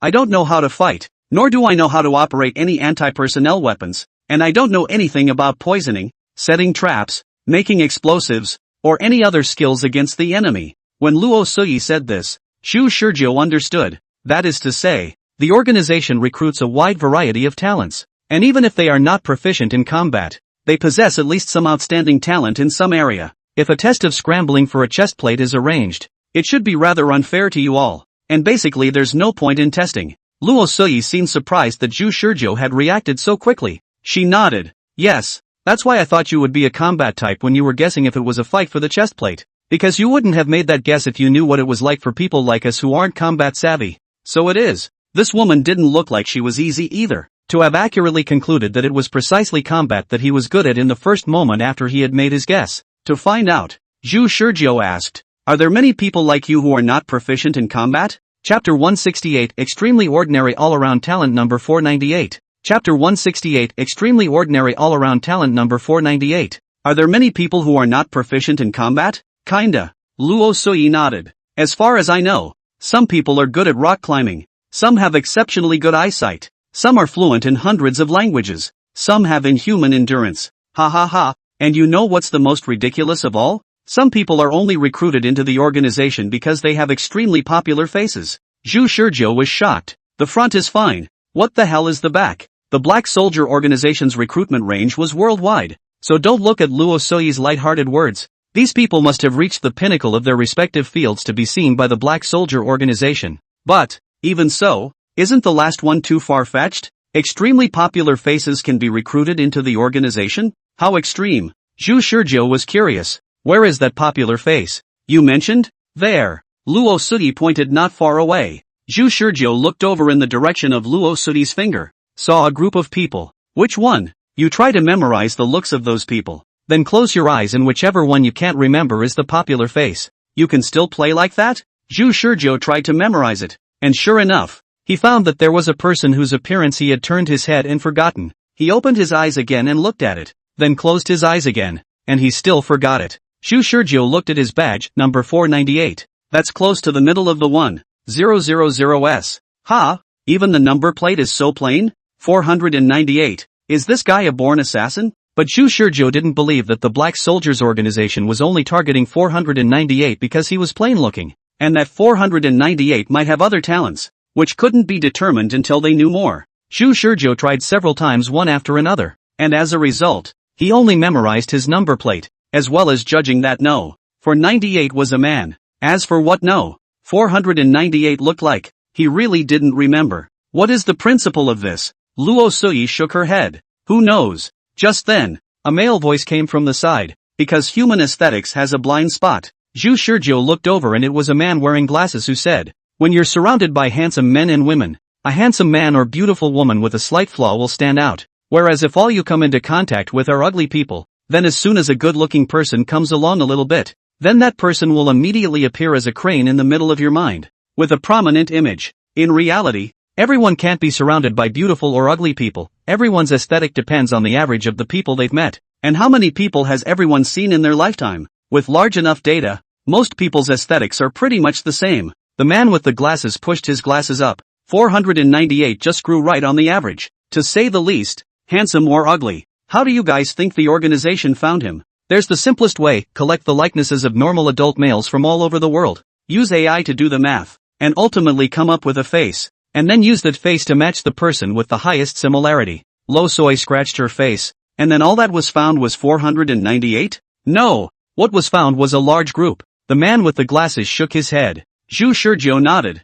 I guess so. The popular face wouldn't be called a popular face if there was only one person. The man with the glasses said, 498 may look ordinary, but his actual ability is not. He is a true genius, dabbling in whatever field he is in, knowing everything, but excelling in nothing. Among every field he is at the level of an ordinary person, but he knows more skills than we can imagine. Zhu Shizhou could hardly imagine that such people actually existed. Before the elimination test had even begun, he felt that there were really hidden tigers and dragons here, and there were many capable people. How do you know all this? The man with the glasses replied. I asked directly. And according to 498 himself, that's what the organization man who recruited him told him. Luo Suyi shook her head. Then wouldn't there be a possibility of him deceiving you? The man with glasses glanced at Luo Suyi and said, not to mention the issue of his looks. I discussed with him before and after about physics, literature, architecture, material science, painting and art, music knowledge, sports,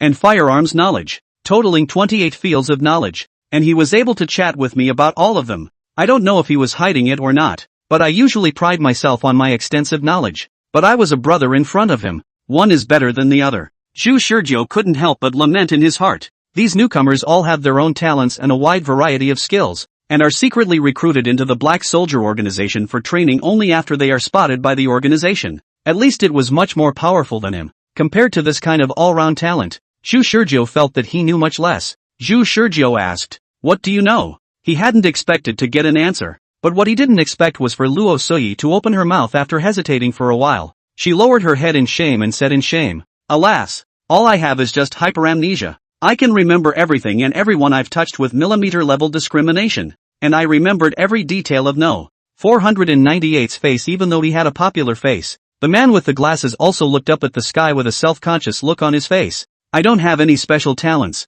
I only have 12 doctoral degrees. I have the physical fitness of a national team in sports, and I can use a lot of firearms just. Oh yeah, the reason I was able to memorize 498's face is because I'm faceblind. So when I usually memorize a person's face, I can only forcefully memorize his face in a way that doesn't carry any subjective aesthetics. I also know a bit of sketching, so after taking the time to memorize a person's face, I'm able to draw a replica of his face on a piece of paper, known as the human printer. Then Luo Suyi and the man with glasses both looked at Zhu Shizhou. What about you? What do you know? Wisher long listened to these two people put aside their Versailles. Have long been listening to the corner of the mouth twitching. Do not know what to say is good. The two cast curious glances at him. Zhu Shizhou replied expressionlessly, oh, I'm no big deal. I'm just very capable of fighting. Both Luo Suyi and the man with the glasses froze. No more? Nope. Which knew that Luo Suyi and the man with the glasses didn't show a look of disdain, but each contemplated for a while. Finally the man with the glasses asked, how well can you fight? Zhu Shizhou scanned around the others in the square. At least, none of the people present are my match. Luo Suyi and the man with glasses looked grave. They didn't dare to underestimate Zhu Shizhou. If Zhu Shizhou knew nothing else but to be able to fight, yet he was still recruited into the organization, then it meant that his fighting strength must have exploded. Around these three people, some of the people listening to their conversations revealed egghead expressions. You guys, you're just blowing smoke up your asses, aren't you? Chapter 169, the test begins. The first roadblocker. Chapter 169, the test begins. The first roadblock. The glasses man's name was Fu Sidu, and he didn't say exactly which 12 doctoral degrees he possessed. Nor does Luo Suyi say what she is capable of other than hyperamnesia. Just like Zhu Shizhou wouldn't have told them he'd go back to the file anyway. Zhu Shizhou certainly didn't think that they would reveal all the skills they possessed when they had only just met a competitor. They all knew that the other two were bound to be hiding something, but no one asked, and all three maintained a silent understanding without words. It wasn't a coincidence that Luo Suyi and Fu Sidu, two people with excellent abilities, had approached him. Zhu Shizhou was the first to be able to strike up a conversation with the receiver. And both Luo Suyi and Fu Sidu were the two with the highest mobility out of the 665 people who had arrived so far. They were the first to go up to Zhu Shizhou before anyone else did, showing how determined they were. Both Luo Suyi and Fu Si told Zhu Shizhou that the process of them being recruited was simple and not as tough as Zhu Shizhou. On an extremely normal day, they were approached by the Black Soldiers organization, who then explained the organization's philosophy of saving the world, and then dumped them with a confidentiality agreement to voluntarily participate in the test. Sign it or leave it. Then Luo Suyi and Fu Sidu signed it. Until now they don't know what kind of crisis humanity is experiencing, but that doesn't stop them from believing in these black soldiers. There's no way. A group of armed terrorists dressed in full armor randomly breaks into your home and tells you to sign or else. You sign or you don't sign. Do you sign or don't you? These people went through the motions when they could have just threatened. That's why both Luo Suyi and Fu Si directly chose to believe it. That's how everyone in the room got here, isn't it? Luo Suyi shrugged. Fusidu pushed up his glasses. I don't know if anyone really rejects that non-disclosure agreement. Maybe they can still survive after rejecting it. But if the organization can find me the first time, they can find me the second time, so it's better to sign it for peace of mind. Ha ha, that's what I thought. Zhu Shizhou laughed and nodded, but in the back of his mind he was thinking it looked like he was the only one different. He had been recruited directly by the frontline commander. The trio's friendship was shallow and not suitable to talk about topics that were too in-depth. But Luo Suji and Fu Sido had both decided to hug the group because Zhu Shizhou could come in handy if combat power was needed in the tests afterward. Zhu Shizhou thought the same way. He thought that his knowledge should be the poorest of all the people present. If the next test was going to use a wide range of knowledge, both Luo Suji and Fu Si should be able to come in handy.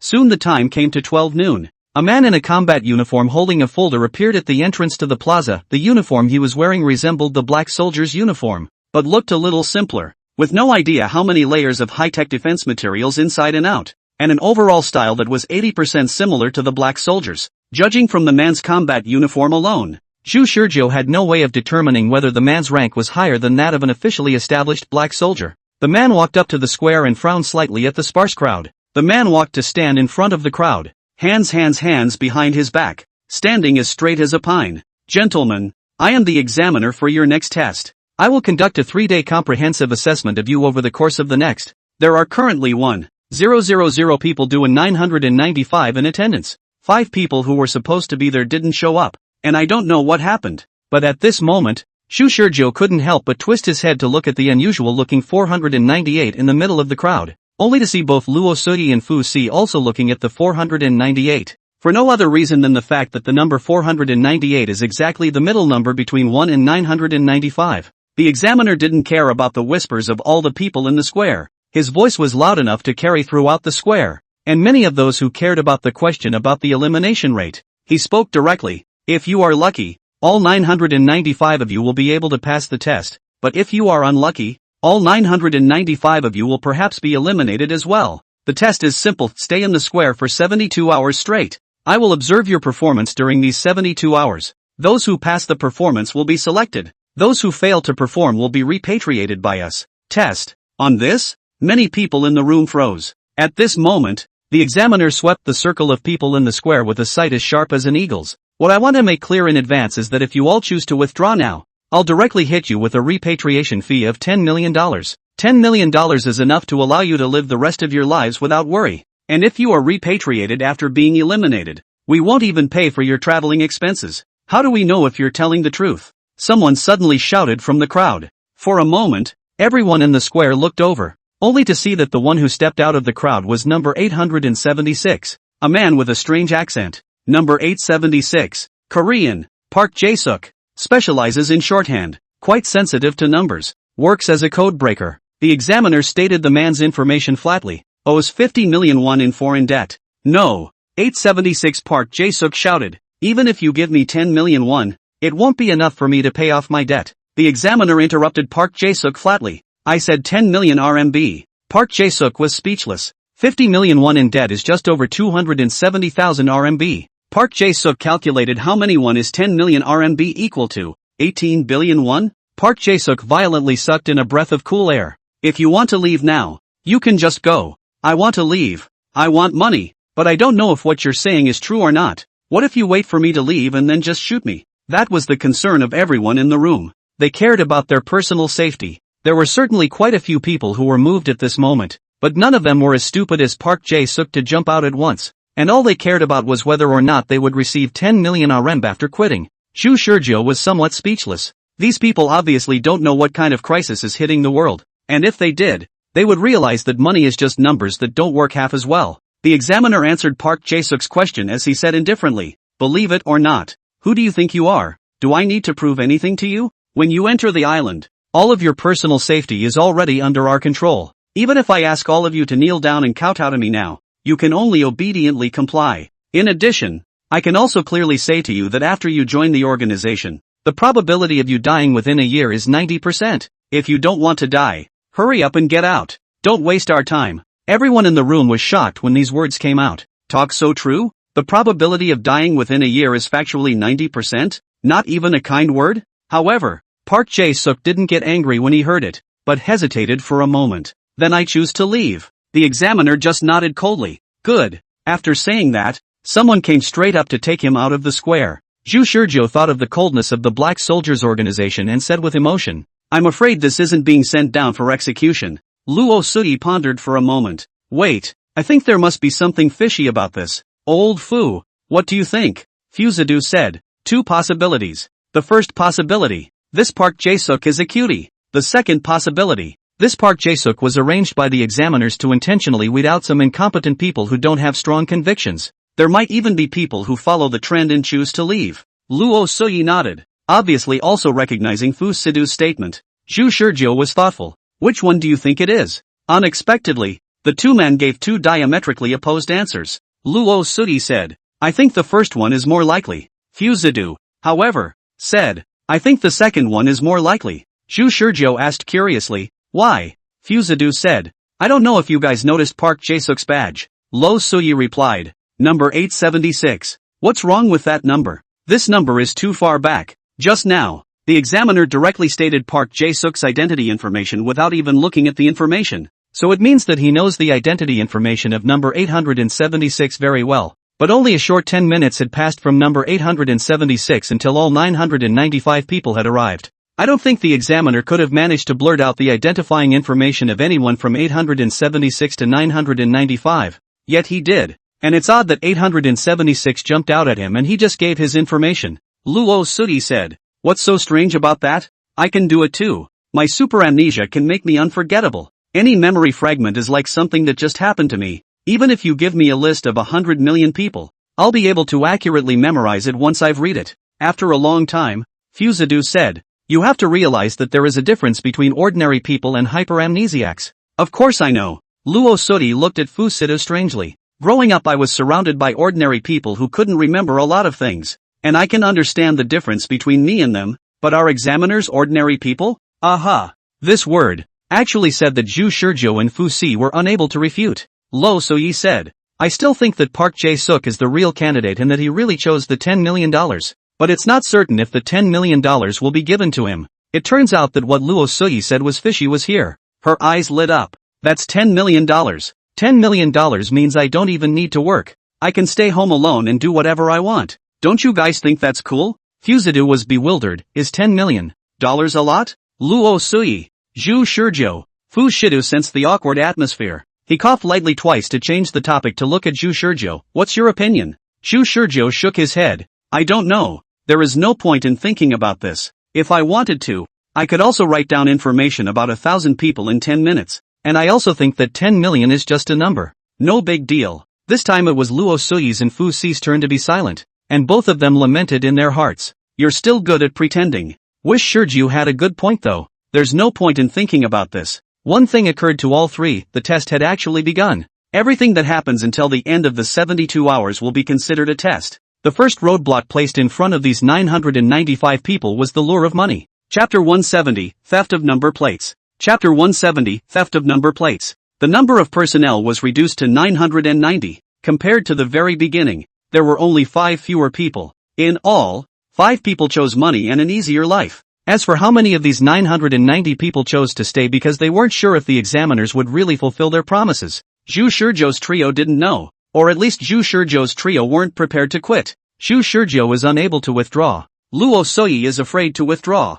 And Fu Si are unwilling to withdraw. After double-checking that no one had opted out, the examiner repeated the test to them again. "Any move you make will be recorded by us. And then I will make a comprehensive assessment of you. The only rule is to stay in this square for 72 consecutive hours. Those who quit in the middle are eliminated. It's a fairly simple rule." When he had finished, the examiner sat down on the floor. Everyone in the square looked at each other. "That's the only rule. What breed of trash is it if you can still be eliminated for that?" But even though they didn't understand, everyone in the square sat down on the floor in an orderly fashion. Zhu Shizhou and the three of them sat down as well. Luo Sui spoke. "I don't think it's that simple. That's for sure." Fuzadu said indifferently. "Whatever happens during those 72 hours is possible. And maybe the examiner will arrange 4 thugs to attack us and force us to leave the square." Luo Sui rolled her eyes. "This kind of tactic is too low level, isn't it?" Fuzadu pushed up his glasses. "I was just giving an example." After the two finished speaking, they once again looked at Zhu Shizhou.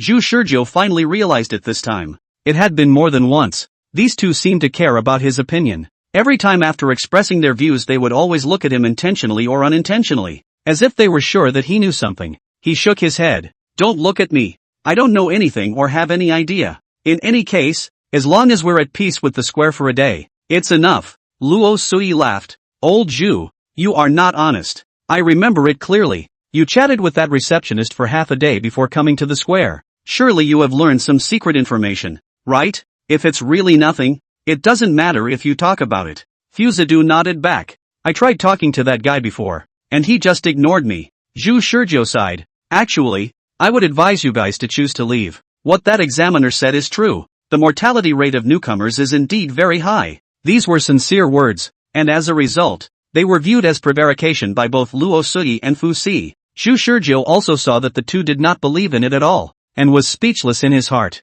In fact, he could also tell them about the existence of the enemy of the world and the xenomorph. But the problem was that if he didn't tell them, these two might still be able to return to society after being eliminated normally. But if he did, these two would definitely not be able to return. Wish Shurju was helpless. But what's so wrong with that 72 hours to make it whole? As long as the willpower is a little firmer, no food or drink, save some energy, and barely hang on, most people can make it. Just as they were wondering, suddenly, a cry of alarm rang out. Asterisk asterisk asterisk asterisk. Where's my number plate? In a flash, everyone in the square was startled in unison. They looked towards the person who exclaimed out in shock. They didn't know what number it was, but all in all, one fact could be determined: that person's number plate was missing. Zhu Shurjo, Luo Sui, and Fu Sidu were also instantly shocked in their hearts. All three hadn't even gotten their asses warmed up yet when they made a move at the same time. Zhu Shurjo touched to his bosom, Luo Sui touched to his abdomen, and Fu Sidu touched to his crotch. The three let out a long breath. The number plates are still there, but right at this moment, Zhu Shurjo and Luo Sui froze, their eyes looking strangely at Fu Sidu. Where did you hide the number plates? Fu Sidu was calm. Isn't that normal? For men, there is the most important place there, and if you keep it on your body, there might still be a possibility of it being stolen. But if someone wants to steal my number plate, they will definitely have to touch it towards my crotch, and then I'm bound to be able to notice it. This was so reasonable that Zhu Shurjo and Luo Sui both had their jaws dropped. More than that, Fuzida changed the subject. What we should be more concerned about right now is that someone's number plate is missing. Luo Sui said. He was number 369. I remember. I wrote down his number plate when I was memorizing the crowd in the square. He was wearing his number plate when he first came to the square and hid it behind him. Who knew that he would lose it now? I probably understand the setup, Fuzadu said. There is a thief out of our crowd, a thief who was arranged by the examiners. And perhaps that thief is still hiding in the crowd at this very moment disguised as a candidate.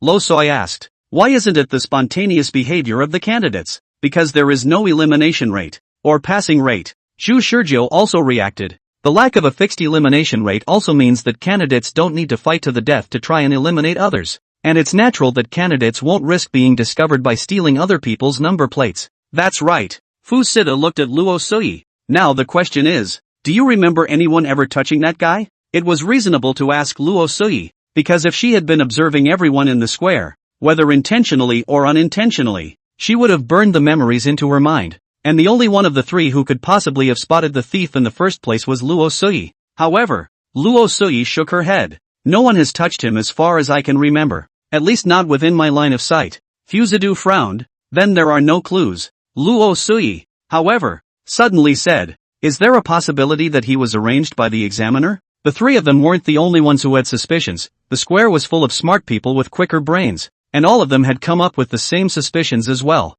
The examiner had only just finished saying that everyone could pass the examination, as long as they stayed in the square for the full 72 hours. And then someone's number plate was actually stolen. Was there such a coincidence? Facing the questioning eyes of nearly 1,000 people, that candidate looked anxious. What I said is true. My number plate is really missing. I don't remember making contact with anyone either. It must have been stolen. Most of the candidates were very calm. What's so important about your number plate? Aren't the words of the examiner clear enough? The only rule is to stay in the square for the full 72 hours. Some candidates advised, calm down. The rule is just to stay in the square for the full 72 hours. It doesn't say you have to hold a number plate, so just sit down and wait for the time to pass. Some candidates shouted, who knows if you're someone arranged by the examiners? Don't try to stir up civil unrest. We won't give you your number plate, let alone help you find the thief. The more chaos there is, the more it will lead to more people having problems with their number plates. Everyone sit where they are. Don't steal or rob.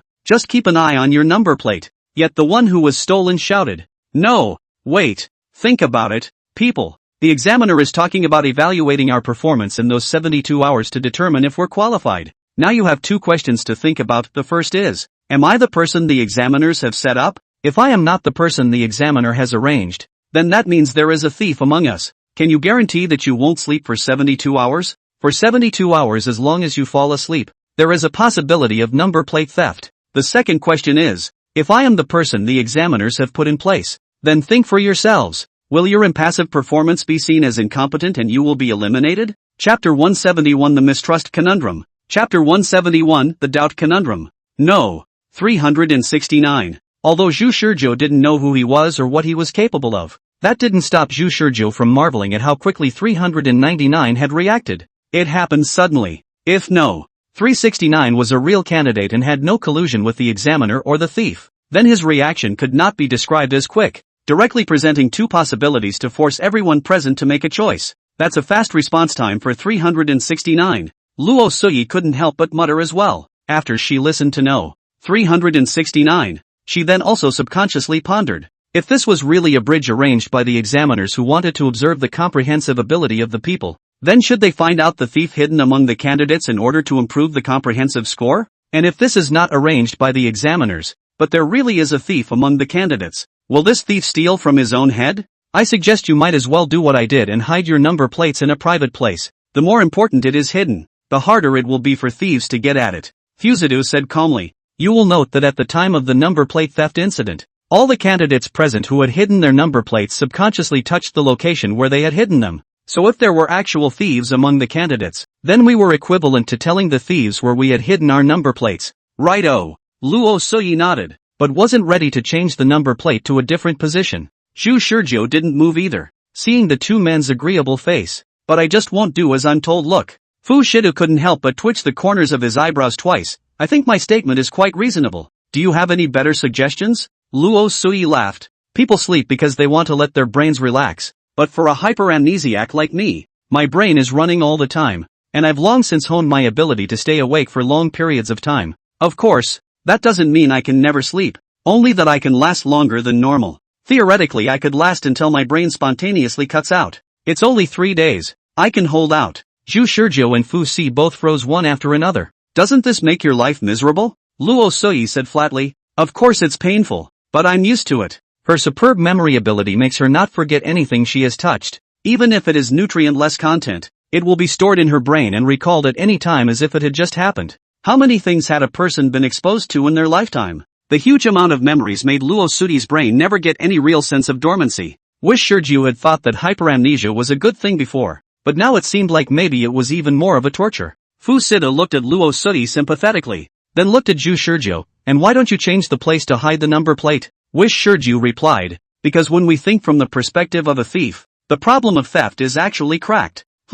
How? The three of us are a group, while most of the other candidates are on their own. So if the thieves wanted to strike, would they choose the lone candidate or the one with a small group? Zhu Shizhou looked at Luo Suyi. I don't think you need to force yourself to stay awake for 3 days. All we need to do is to take turns sleeping in shifts, and the burglars will be deterred. The problem of theft will not be solved. That makes sense. Fu Sidu also had to admit that Zhu Shizhou's words directly cracked the theft problem. They don't need to change the location where the number plates are hidden. They just need to be on guard against burglars that may arrive. But there's a problem here. It was natural for Luo Suyi to want to sleep if she could sleep in peace, but she suspiciously glanced at Fu Sidu. Old Zhu has been under my watch since he entered the plaza and has not had the opportunity to contact candidate 369, so suspicion is ruled out. But you have not always been in my line of sight. And even if I had hyperamnesia, I would not be able to say for sure that you have had any contact with 369. How are we going to conclude that you're not a burglar? Fu Sida seemed to have thought about this question for a long time,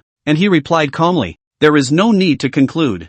Luo Suyi just wanted to ask why, but Zhu Shizhou spoke up first. Indeed, there is no need to suspect each other. You suspect old Fu. Why wouldn't old Fu suspect you? Even in my opinion you are more suspicious than old Fu. After all, you accurately named the number plate of 369. Luo Suyi froze.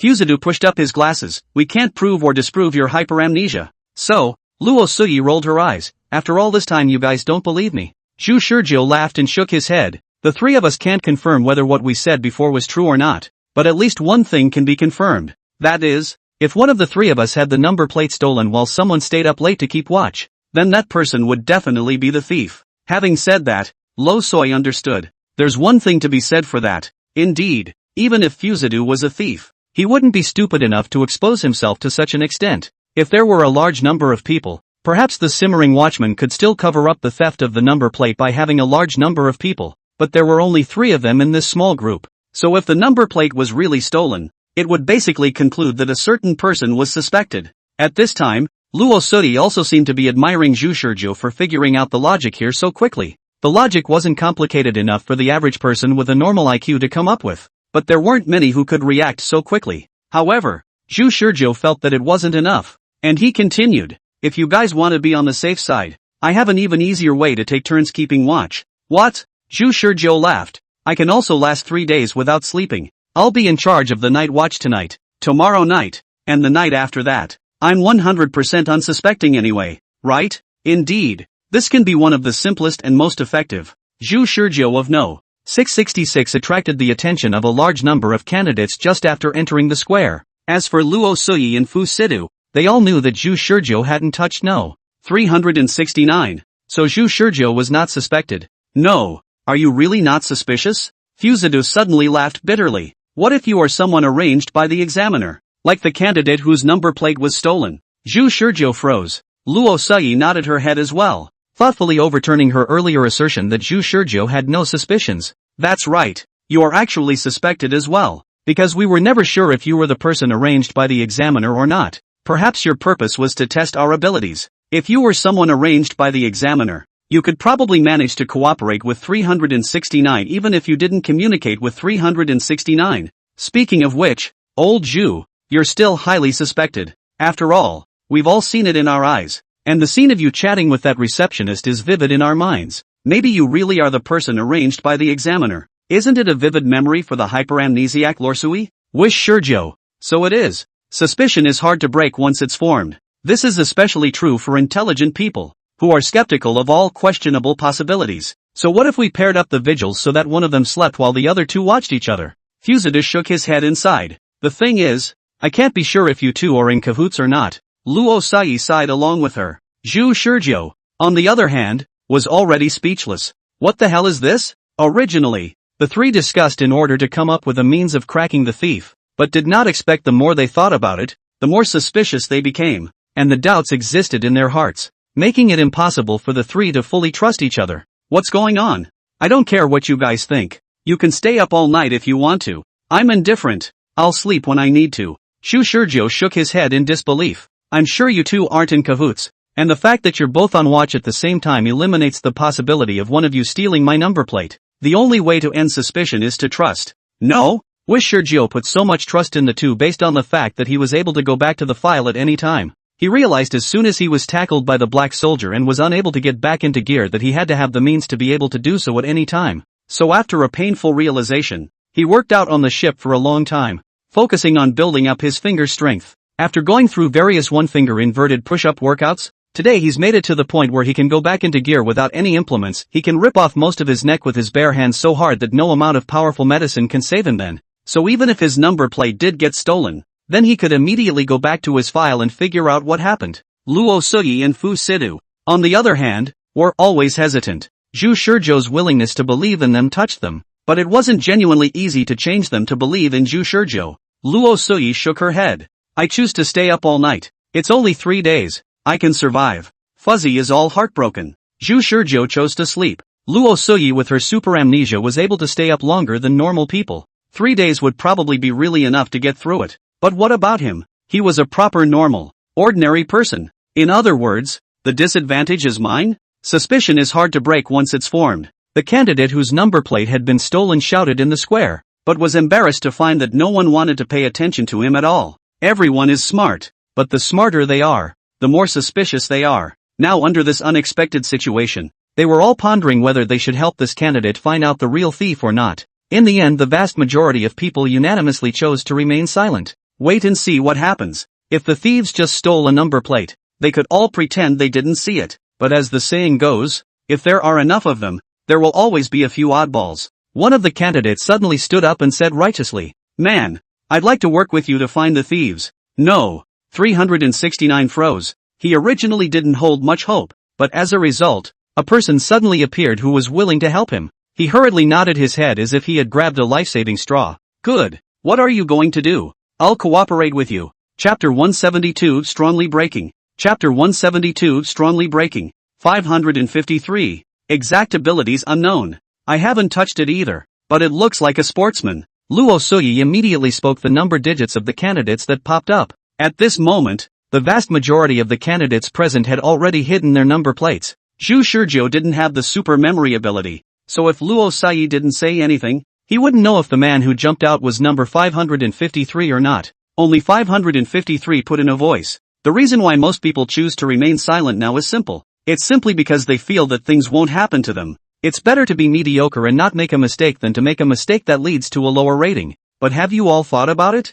Assuming that the examiners have arranged for someone to steal the number plates of the candidates, and this is only the first test on the first day, how many tests will there be in the next 3 days? Do you know? Are you all prepared to remain silent all the way through the possibly more tests that follow? This statement basically puts everyone's little minds on the table. Immediately, a candidate retorted, "No, I think you don't understand the significance of this test. I rather think that this test is to test our obedience, and it is enough to stay for 72 consecutive hours, which proves that I am highly obedient to the organization's arrangements. Not being moved by external things is also a valuable quality. He just won't admit faith, rather be mediocre and make no mistakes than make mistakes that lead to lower grades." Trying to confuse the examiner, Zhu Shizhou looked speechlessly at the candidate who made a sound, which was clearly telling the examiner that they weren't incapable, but they weren't prepared to make a move. At the entrance to the square, the examiner always sat unmoved, with a pen in his hand scribbling on a document, presumably writing an evaluation about the candidate. Suddenly, Zhu Shizhou was a bit curious. What do the examiners say about these people? Thinking about it, Zhu Shizhou was a bit tickled. He never forgot his purpose. He was here to become the strongest black soldier of mankind for 3 months. If he wanted to be taken seriously and cultivated, he had to show something different from others from the beginning. Whether or not the theft of the number plate incident was arranged by the examiner, indifference may have been a prudent means of dealing with it, but it certainly wouldn't have been graded too high, as most people did. Luo Suyi and Fu Sidu's brains are very smart, but their purpose is always past the line, completely different from his purpose of becoming the first. Thinking about it, Zhu Shizhou realized what he had to do. He snapped to his feet.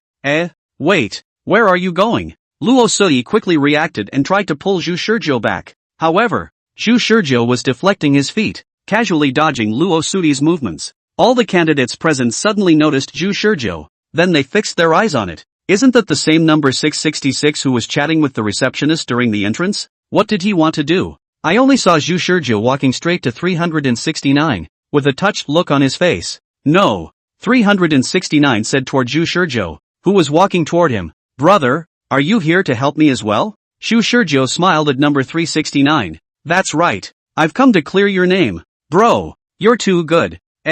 Wait, bro, what are you doing? Stop. Under the watchful eyes of all the candidates in the square, Zhu Shizhou grabbed candidate number 369's collar. Then he directly dragged candidate number 369 towards the edge of the square. Under the dragging and pulling of the long exercised Zhu Shizhou, 369 directly tripped and fell to the ground. Crying out in distress, Zhu Shizhou turned back to candidate 369 and said sincerely, "As I said, I'll help you clear your suspicions. As long as you are eliminated, then your suspicions will completely disappear, won't they? Such a way to clear your name?" For a while, the candidates in the square were dead silent. Only 369's voice towards Zhu Shizhou dragged him step by step toward the edge of the plaza. No, wait, I was wrong. I don't want to find the thieves. I choose to stay in the square. Zhu Shizhou asked, "You really don't want to find the thief? Really, truly, being dragged away from the square by you would have gotten me eliminated in the first place, whereas staying in the square for the full 72 hours might still give me a chance of successfully passing the test,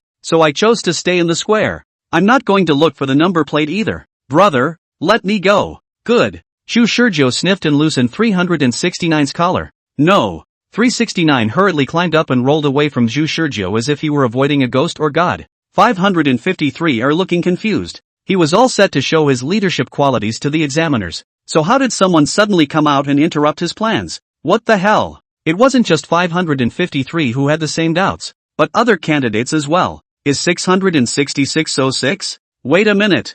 I don't agree with the result. 553 suddenly called out. Zhu Shizhou looked at him. Oh, what's your opinion? The thieves are still among us, and if we do nothing, won't we encourage them? And then we'll only be on edge, huh? Wait a minute. What are you going to do? Don't you come any closer. All the candidates went numb, only to see Zhu Shizhou walk up and reach out with a drag. No. 553 was a big man with a somewhat sturdy figure, but in front of Zhu Shizhou it was like a baby that couldn't fight back. Zhu Shizhou simply tripped over his feet and directly put down the big man. He still grabbed 553 by the collar and dragged 553 towards the edge of the square. Wait a minute. You're definitely causing a lower composite score. Let go. 553 tried to struggle, but it was never helpful. One step closer to the edge of the square. Zhu Shizhou, on the other hand, laughed, revealing a compassionate expression. If sacrificing me alone can make everyone whole, why don't I go for it? Perhaps my overall rating will be lowered, but I prevented a turmoil from occurring. It's better than you inciting everyone to create chaos, right? And this method of interpretation? 553 was dumbfounded. I will eliminate you. Not only that, I will also eliminate all candidates who try to create chaos. This is the conviction of sacrificing the little me for the greater good. Seeing that Zhu Shizhou was about to drag him to the edge of the plaza. No. 553 shouted in a hurry. Wait a minute. I understand your beliefs now. Stop it. I was wrong. I was really wrong. Don't eliminate me. Zhu Shizhou sighed. It's not you who's wrong. It's me. But it would be nice if you would stop inciting everyone. I do. 553 The big man screamed for a moment like a delicate girl facing her vows in a marriage ceremony. Okay. Zhu Shizhou nodded and let go of 553. No. 553 looked at Zhu Shizhou as if he was looking at a ghost. He completely didn't expect that he was so strong and sturdy that he was unresisting under this young man's one-handed dragging. And by the looks of it the guy still had a relaxed look on his face. He was simply a monster. Zhu Shizhou ignored no. 553, who had hurriedly fled away, and returned to Fu Sidu and Luo Sui, facing the duo's dumbfounded gaze. Zhu Shizhou appeared calm. If someone's number plate is stolen by 10 a.m. tomorrow, then he chooses to file back. If nothing happened, then he deterred the burglars and stopped them in their tracks. Assuming that the theft of the number plate was part of the test arranged by the examiner, then he was equivalent to strongly breaking the examiner's intention to create chaos. No matter what changes would happen next, he would have the opportunity for trial and error. Chapter 173, The Hungry Candidates. Chapter 173, The Hungry Candidates. The square was dead silent. The examiner watched this in silence and continued to scribble on his paper. Luo Sui and Fu Sidu, however, stared at Zhu Shizhou with odd expressions, as if they were rather unable to understand the move he made. I can't think of a reason for you to do that. You're too impulsive. Both of them felt that Zhu Shizhou's actions just now were very impulsive and tactless. Zhu Shizhou, however, looked like he was taking it for granted. The examiner has said that it is possible for all of us to be eliminated, and it is also possible for all of us to pass the test. So what do you guys think is the probability that you will pass the test in the end by sitting still and waiting to see what happens? Fu Sidu frowned. So you think the examiner's intention in arranging this test was to see if we would choose to stand by in the face of chaos? Then in that case, most of the candidates in the square will be eliminated, right? Zhu Shizhou shook his head. I never said that this was a test arranged by the examiner. Everyone can't confirm it, so naturally I don't dare to be sure. But I feel that compared to doing nothing, I at least made an attempt. You are really bold. In case the rating is lowered as a result. Luo Sui lamented. Fu Sidu and Luo Sui both were not people who could easily take risks, and naturally had no way of understanding how emboldened Zhu Shizhou, who was able to go back to his gears, was. I'm going to sleep. You guys are going to tough it out, aren't you? Then keep an eye on it for me. And if there's another dispute in the square, then wake me up and I'll take care of it. The two looked at each other. Going to bed now? It's not even night yet. Zhu Shizhou casually explained. Don't underestimate 3 days. Perhaps you guys think you can make it through, but no one can guarantee if your body will collapse before your will. So I'd rather advise you all to replenish your energy before the deterrence I built up dissipates away, lest you won't be able to hold up afterwards. However, both Luo Sui and Fu Si shook their heads. Zhu Shizhou saw this and stopped trying to persuade him. He fell right back to sleep, and even took off his jacket and covered himself as a quilt in order to be able to sleep more peacefully. The candidates naturally all noticed Zhu Shizhou's behavior, and no one was able to understand such a big-headed Zhu Shizhou. Within a few minutes, the sound of long breaths rang out from Zhu Shizhou's side, falling asleep really fast. Luo Sai glanced enviously at Zhu Shizhou. He really isn't worried that I'm in a gang of thieves with you. Maybe he made the right choice. Fu Zidu sighed, when Zhu Shizhou persuaded him and Luo Sudi to trust each other. Yet it didn't work. Zhu Shizhou put it down decisively as well, immediately choosing to sleep by himself. He knew it would be fruitless to continue to persuade the duo. Both of these guys were very opinionated, and instead of wasting time on them, it would be better to try and make mistakes on his own. When the time came, if he really had to go back to the archives, he wouldn't even necessarily team up with these two guys. Zhu Shizhou is too tired these days, dealing with Xuan and the others on the cruise ship, being counted out by Su Feng, suffering a double blow both physically and mentally, being brought to Ili Manexin with a self-torturous workout for a few days. The whole thing had been tightly wound. Plus the anti-black soldier suppressor potion had been constantly causing his emotions to tumble and surge. It can be said that although Zhu Shizhou's body is healthy, his spirit is already full of holes. So this sleep Zhu Shizhou slept very deeply. It was 9 o'clock at night when I woke up. It wasn't a natural sleep that woke him up, but rather a grumble of a growling stomach, although the sound was not loud. To Zhu Shizhou, who was already almost ready to wake up from his sleep, the sound became an alarm clock to wake him up. Phew, that was a good night's sleep. Zhu Shizhou slowly sat up and stretched,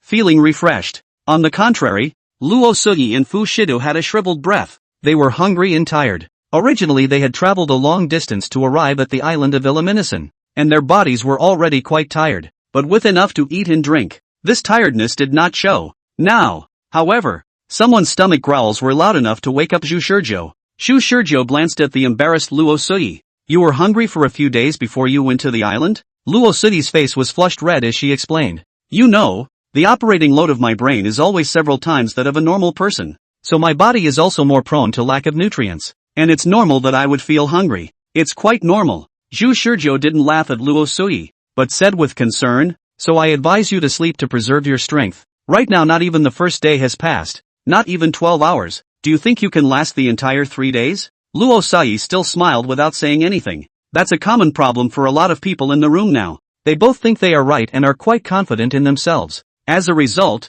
nothing has happened since noon. All the candidates were pushing through, tired, hungry and thirsty. Only a few made the same choice as Zhu Shizhou, sleep. But they didn't just lay down on the ground. They found a corner of the square away from the crowds to sleep in, which ensured that if the burglars came all the way to them they would be very conspicuous. The logic of their thinking was also very simple. Zhu Shizhou still had some deterrent effect, and if they were thieves, they would never have chosen to come out and make trouble on the day after Zhu Shizhou had made the deterrent statement. So their choice is to rest up front and get back up later to stay up. At night, the square was a little too quiet. The examiners, like all the candidates, did not eat or drink, and all stayed up in the square. Just when Zhu Shizhou thought that nothing was going to happen tonight and was about to pass just like that, a sudden howl broke the calm atmosphere in the square. So hungry. Is there any food? I'm starving, a candidate called out. This statement immediately stirred up candidates who felt the same way. I don't know if they had agreed to make a vocal complaint together, but they let loose their voices and howled. I'm also hungry. I'll say it even if I'm eliminated. I'm starving to death. I've been hungry for 2 days before I landed on the island. If I don't eat, drink or sleep for 3 more days, I'll starve to death. That's right. I thought we'd be given a full meal before the test. Why isn't there any food? I can't even lift my arms. Even if someone wanted to grab my number plate in the open, I'm afraid I wouldn't be able to stop them. Examiner, is it true that no food at all will be prepared for us in 3 days? Candidates have been complaining so much that the aftermath of Zhu Shizhou's declaration of elimination in the morning didn't stop these people from making trouble. They were already hungry and hard to resist, and by now a few of them were on the verge of not being able to hold out, or foresaw that they could not possibly hold out for 3 days. The examiner coolly replied, there is no food. The candidates had expected this result, but they couldn't hold their breath when they actually heard the exact answer. What do you mean there's no food? I don't think that's fair. Suddenly a candidate stood up. Some candidates ate and drank well before going to the island, and there are candidates who have been starving for an unknown number of days during the sea voyage before going to the island, and they thought that they could have a good meal on the island to recuperate for the test, and then the test was immediately conducted? That's not fair. Chapter 174 Organizational Commitment to Candidates. Chapter 174 Organizational Commitment to Candidates. Perhaps it was the darkness of the night that gave the candidate courage, and the candidate's voice seemed quite righteous and not half as timid. Zhu Shizhou originally wanted to stand up and squash the troublemakers, but just as he was about to get up, the examiner spoke. The examiner directly reported the candidate's information. No. 801. Zhang Longjie, specializes in driving the vast majority of carriers appearing on the market, as well as being a professional race car driver. It was normal up to this part. But the next moment the examiner came and blandly uttered a shocking squash. 3 years ago you hit and killed an old man with a drunk driver and ended up in a hit and run. And in order to escape the police, you also deliberately changed the city to live. Oh, it is a complete scum. The other candidates froze, not realizing there was a criminal among them. No, 801 was shocked, and his face turned pale with a swish. This is a slander. I'm not me. Of course you can contradict me. I'm not interested in breaking up your past with you. Now let's just talk about what you call fairness. In the dark, dimly lit square, the examiner's eyes looked sharp. What do you think is fair? All of you candidates present here are far beyond ordinary people in at least one aspect of their abilities, and this is more of a gap caused not by the level of effort, but by talent, genetically determined. Do you think that's fair to ordinary people? Do you think it's fair that some people enjoy all the glory and riches at birth, while others have to scrape by in poverty? The physical qualities of our human beings vary from each other. Just like candidate No. 666 in the morning. Who made you all not even dare to fart after half a day had passed by virtue of his force? Do you think that's fair? The examiner's words made candidate 801 quite embarrassed and humiliated. This world is inherently unfair. I won't draw the same starting line for all of you test takers because it's simply impossible to achieve true fairness. Suppose you pass the test and train for several years, only to have a vicious enemy kill you in a single shot in battle. Do you still want to talk about some bull ***** fairness with your enemy? Candidate number 801 was annoyed by the dislike, but insufficient food will make it difficult for people to support themselves, and even if they have great skills, they can't bring them into play. Is this the result you want? Ability? The examiner suddenly laughed. What he was laughing at, the vast majority of the people in the square were not clear. Only Zhu Shurjiu was the only one who was puzzled. Instead of explaining his laugh, the examiner said, as I said before, during these 3 days, I assess the overall evaluation. Do you want to say that after putting aside your ability, you are nothing? I'm not afraid to tell you the truth. Your rating has fallen below the passing line, and there is a 99% chance that you will be eliminated after 3 days. I advise you to give up now, lest all your hard work for 3 days be useless. Candidate number 801's face went white, but instead of choosing to withdraw, he pursed his lips before sitting down again.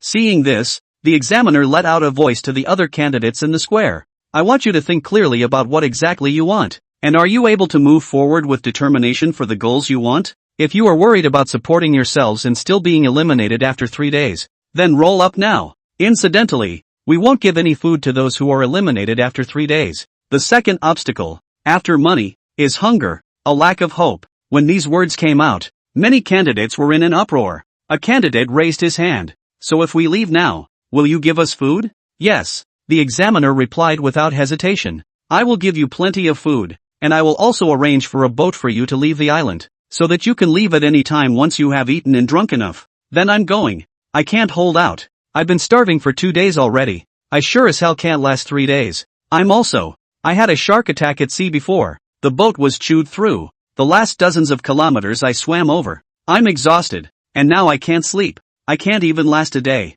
Many candidates are leaving. The examiner agreed and directly waved his hand, arranging for people to take those candidates away from the square. An unexpectedly large number of candidates left, and all of a sudden the number was reduced to 750. On the contrary, number 801, who had been the first to jump out, now lay in silence, conserving his strength in order to last the 3 days. At this time, Zhu Shurjiu vaguely sensed that something was wrong. Park Jae-suk, the previously eliminated Korean number 876, is 50 million won in debt. Candidate 801, who jumped out just now, killed an elderly man in a hit-and-run drunk driving accident 3 years ago. Is this a coincidence? Probabilistically speaking, this should not be a coincidence. The examiners have so far given information about only 2 candidates, but both of them have a dark history. In order to confirm his suspicions, Zhu Shurjiu turned his gaze to Luo Suyi and Fu Sidu. What's wrong? Zhu Shurjiu's eyes flashed. What did the organization promise you when you signed the non-disclosure agreement? Both Luo Suyi and Fu Si froze in unison. 876 is in debt. He was probably recruited by the organization for the money. 801 committed a crime 3 years ago. He probably came here to get his criminal record expunged. Zhu Shurjiu stared deeply at the two. And what about you guys? And what are you here for? The two men looked at each other in unison without words. Eventually Luo Suyi came back to her senses. It's not something that needs to be hidden. The organization promised to help me cure my hyperamnesia. That is, to allow me to choose to memorize and forget on my own. It's not black history, it's seduction. Fuzidu, on the other hand, was silent. Zhu Shizhou looked at him. This man was sensible from the beginning, and his expression was very little, as if he didn't care about anything in general. From the fact that he had acted calmly towards $10 million before, it seemed that perhaps he was still a rich man. Could such a person have simply been intimidated into coming here by the Black Soldiers organization? It wasn't until Zhu Shizhou was ready to say a few words to ease the atmosphere that Fuzidu slowly opened his mouth. I have a terminal illness. The moment he opened his mouth, he rendered Zhu Shizhou and Luo Suyi speechless. The scientific name is amyotrophic lateral sclerosis, and the common name that everyone has heard of is acromegaly, which is a terminal, socially incurable, chronic death condition. Doctors told me that the muscles in my limbs, torso, chest and abdomen would gradually weaken and atrophy over a period of 3 to 4 years, eventually becoming completely paralyzed until I died of respiratory failure. Fuzidu's expression was incredibly flat, as if he was talking about someone else's business. Yet Zhu Shizhou looked at his trembling fingers and realized that he was not at peace inside. Unfortunately, money can't cure this disease, but when the organization sent someone over to get me to sign a non-disclosure agreement to take the test, they promised me they would cure me. I can't even confirm if what they're saying is true or not, but my only choice is to believe them. Zhu Shizhou was embarrassed because it was the equivalent of him directly and rigidly uncovering someone else's scars. Luo Suyi is just amnesia, but Fuzidu was revealing his biggest private secret. Fuzidu didn't seem too keen on continuing to delve into this topic as he looked at Zhu Shizhou. What about you? What have you been promised again? Zhu Shizhou was in a trance for a moment, and then murmured, unsure of himself. World peace? Chapter 175, Matching Numbers. Chapter 175, Matching Numbers. I wish Shizhou had figured out the tactics used by the Black Soldiers organization. From the very beginning he had wondered if the Black Soldiers organization had only used coercion to make the people they selected join the organization. Then there would have been no need to sign a confidentiality agreement at all. Might as well just put a gun to these people's heads or just kidnap them and organize them. A much more effective tactic than fooling them with some kind of non-disclosure agreement. Not to mention letting these people voluntarily travel long distances to this island. What even he could think of, he didn't think the Black Soldiers organization couldn't think of. But why wouldn't the Black Soldiers organization do that? Now it seems that the Black Soldiers organization is choosing a softer way to use these people. Everyone has a weakness. 870 SAX's weakness is indebtedness. 801's weakness is crime. Luo Suyi's weakness is amnesia. And Fuzidu's weakness is terminal illness. Fuzidu's weakness is terminal illness. If 2 samples were too few, 4 were enough for him to make a bold guess. Zhu Shizhou probably understood the purpose of the Black Soldier organization arranging the test. It wasn't a test of the candidate's ability at all, but more purely, a test of the candidate's beliefs. At that thought, he glanced at Fuzidu. I'm afraid this guy figured out how to play this test a long time ago.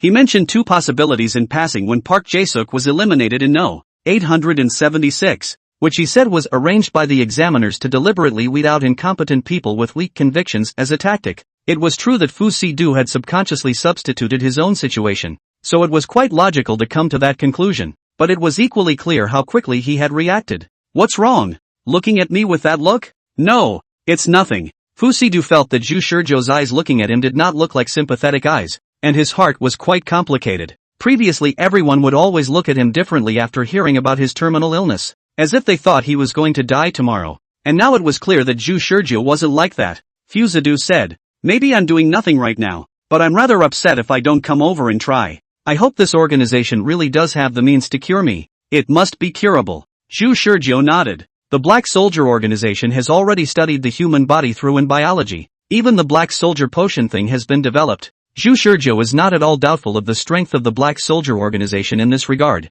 Fuzidu thought Zhu Shizhou was comforting him, and didn't say anything, just sighed softly. However, Luo Suyi suddenly said, but didn't you hear the examiner say that before? Within a year of just joining the organization, the mortality rate of newcomers is as high as 90%. If you refuse and actively cooperate with the doctor's treatment, not to mention living for 3 or 4 years, 10 years is even possible. Fuzidu said lightly. You also said that the mortality rate of newcomers within a year is as high as 90%, but isn't that still 10%? How confident? Regardless of whether or not Fuzidu was talking big at this time, Zhu Shizhou quite admired his calmness in facing real death but still remaining calm. The departure of a large group of candidates did not affect Fuzidu and Luo Suyi. They still choose to stay up late. Zhu Shizhou, on the other hand, after being awake for some time, realized that there was nothing to do and went back to sleep. Fuzidu and Luo Suyi yawned. looking at Zhu Shizhou, who had only just woken up not long before falling asleep again, and the envy in their hearts was not enough to say. But they couldn't sleep, and the moment they did, there might be a chance that the number plates would be stolen. Zhu Shizhou slept until dawn and rubbed his temples when he got up. I slept for too long. My head hurts a bit. Two people who hadn't slept all night looked at Zhu Shizhou with red eyes under dark circles. Good morning. Facing the envious and jealous eyes of the two, Zhu Shizhou smiled awkwardly. We're not good at all. Lo Suyi was a bit frantic. You're right, Fuzadu said suddenly. What? The burglars gave up the perfect setting to strike in the dark last night and did nothing. It might be precisely because you deterred the potential burglar with force. Fuzadu rubbed his temples and said so. Wish Shizhou smiled. I'm sure someone thought so. It would have been a misleading trap for the uninformed. And only he who could backfile could operate that way. His bottom line comes from being able to start over at any time. With that bold maneuver yesterday, he managed to establish a positive prestige among the candidates in the square. I'm afraid most people will assume it was him who managed to deter the burglars, but he wasn't really sure if that was actually the case. So hungry. Really hungry. Luo Sudi's face was bitter, and at this moment, she wasn't sitting down, but lying down without any image to speak of. Fuzadu pushed up his glasses. The fact that you can still scream means that you still have energy in your body to expend. The words are so. Luo Suyi muttered in a small voice. If the next thing to do is something else, I certainly can't suffer. The words had only just fallen, when a quarrel and clamor suddenly broke out somewhere in the square. The three of them looked and realized that it was two people fighting over a number plate. Let go. This number plate is mine. You fart. It's clearly mine. My number plate is 142. I definitely didn't misremember. What happened? Zhu Shizhou immediately reacted and walked towards the two people having an argument over there. When the two saw Zhu Shizhou, candidate no. 666. Arrive. They each felt a bit weak when they thought of Zhu Shizhou's unforgiving behavior yesterday. However, they looked down at the number plates that the two of them were holding tightly, and they immediately straightened up. This number plate is my own. Why would I give it away? The two men's thoughts Zhu Shizhou knew very well, but the causes and consequences were not understood. One of the men said, I slept in the corner of the square yesterday, and when I woke up, the number plate was gone from me. The woman who confronted the man replied, this guy is just full of. I obviously only took the number plate out this morning to make sure it was stolen. And this guy immediately came up and screamed that it was his number plate. Wish Shizhou looked at the man. The man, on the other hand, argued, you're the one who's talking nonsense. This piece is my number plate. How is that possible? You can ask the others around me. They all knew my number plate was 142 before I hid it from them. Zhu Shizhou looked to the others. The others nodded even though they were worried about being affected. She's right. Her number plate was indeed 142 when I met her. After saying that, the man added, but whether it was taken from someone else I don't know. The woman looked angry. Don't you talk nonsense. Seeing that things were getting more intense, Zhu Shizhou raised his hand to stop everyone. Don't be in a hurry yet. Wait for me to summon my companions first. There was nothing to say. Zhu Shizhou directly called Luo Suyi over. Luo Suyi came over with a reproachful expression, as if complaining that he was meddling in his own business. However, after listening to Zhu Shizhou explain the ins and outs, she looked at the two people who were fighting over the number plates in surprise. She rummaged through her head for the memory of ever seeing the two men's number plates. As I recall, you're number 142. She pointed to the woman. The woman laughed and was about to be pleased, but then Lo Soi pointed to the men. As I recall, you're also number 142. The woman's laughter came to an abrupt end,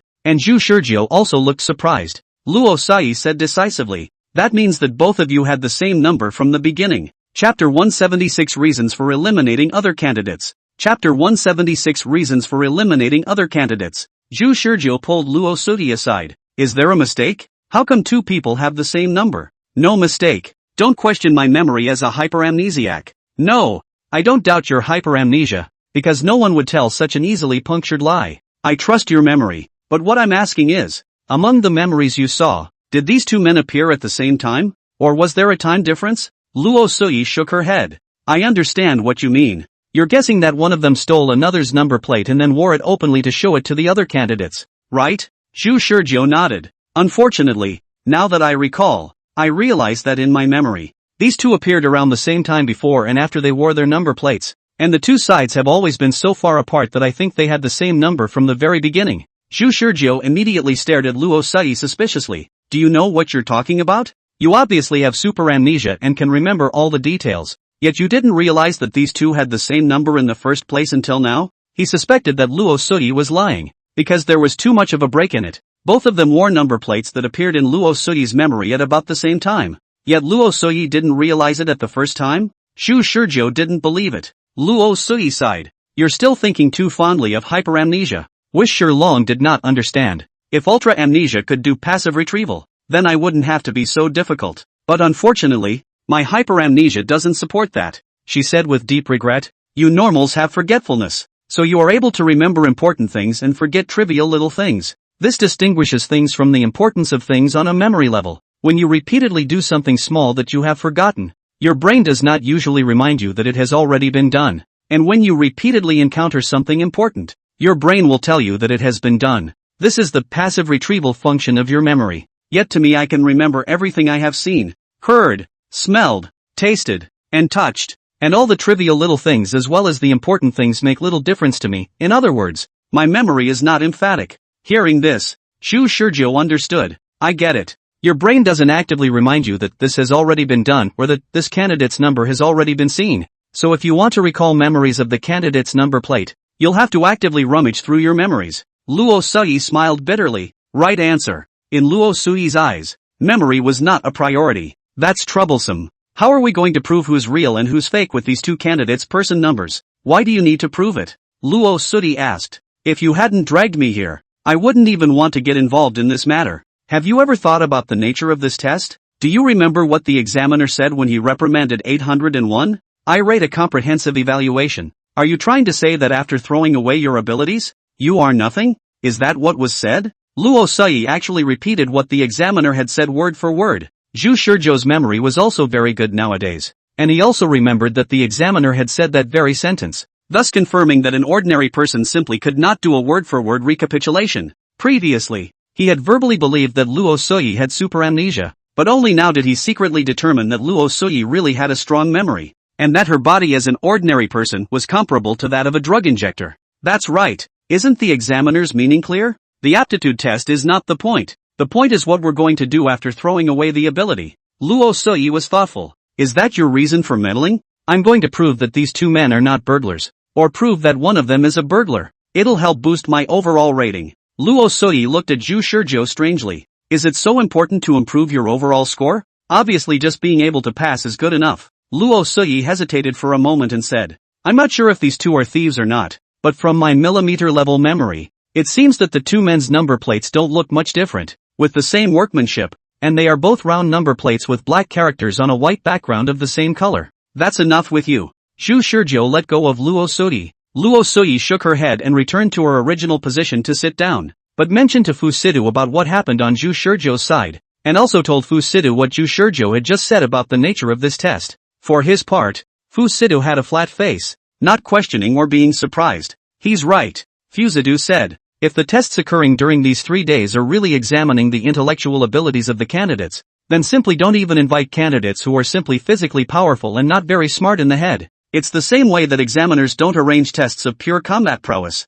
and examiners don't arrange tests of pure brain-burning intelligence. Although the examiner does not emphasize all fairness, the most basic fairness should be guaranteed. Fu Sidu's thoughts are similar to Xu Shizhou's, and he believes that the examiners actually place more importance on a candidate's coping reactions when faced with unexpected events. After Xu Shizhou figured out this essence, he continued his behavior from yesterday. There was no doubt that yesterday's behavior could certainly give him extra points. After all, no matter what, he had at least suppressed the commotion. At this moment, Xu Shizhou intervened again in the strife between the two candidates with the same number plates. Both of you have number plates of 142. Xu Shizhou, who had returned, said to the man and woman who were still confronting each other. How so? The man questioned. Why do you say that? Just based on that woman's words just now, you conclude that our number plates are the same? The woman was more sensible. If I have the same number plate as him, then it means that this number duplication incident is 100% the content of the test arranged by the examiner.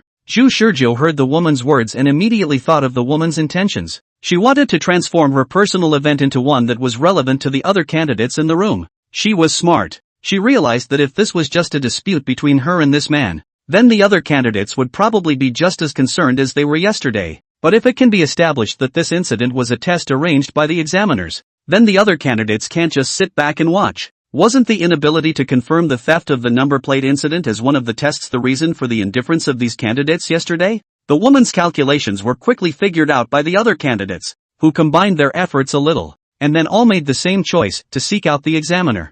Zhu Shizhou was like a leader, bringing the two to the examiner, and behind them followed a group of tired-looking candidates. Examiner, these two have the same number. Is it possible that the number plates are out of order? The examiner remained calmly seated on the floor, not the least bit concerned that the men were swarming over him. He glanced up at Zhu Shizhou, and there was that 666 number again. The examiner had likewise been up all night, but unlike the candidates, he was still incredibly refreshed and didn't see half a trace of fatigue. The number plates are not out of order, the examiner began, and then the examiner added playfully, when did I say that the number plates of the candidates are not duplicated? When these words came out, the candidates who were following behind to watch the show were shocked. The possibility of duplicate number plates? What does that mean? That is to say, is this test meant for us to find out the duplicate number cards and eliminate our opponents? It can't be, can it? But now that all the candidates have hidden their number plates, what do we have to do to get them to hand over their number plates for us to verify?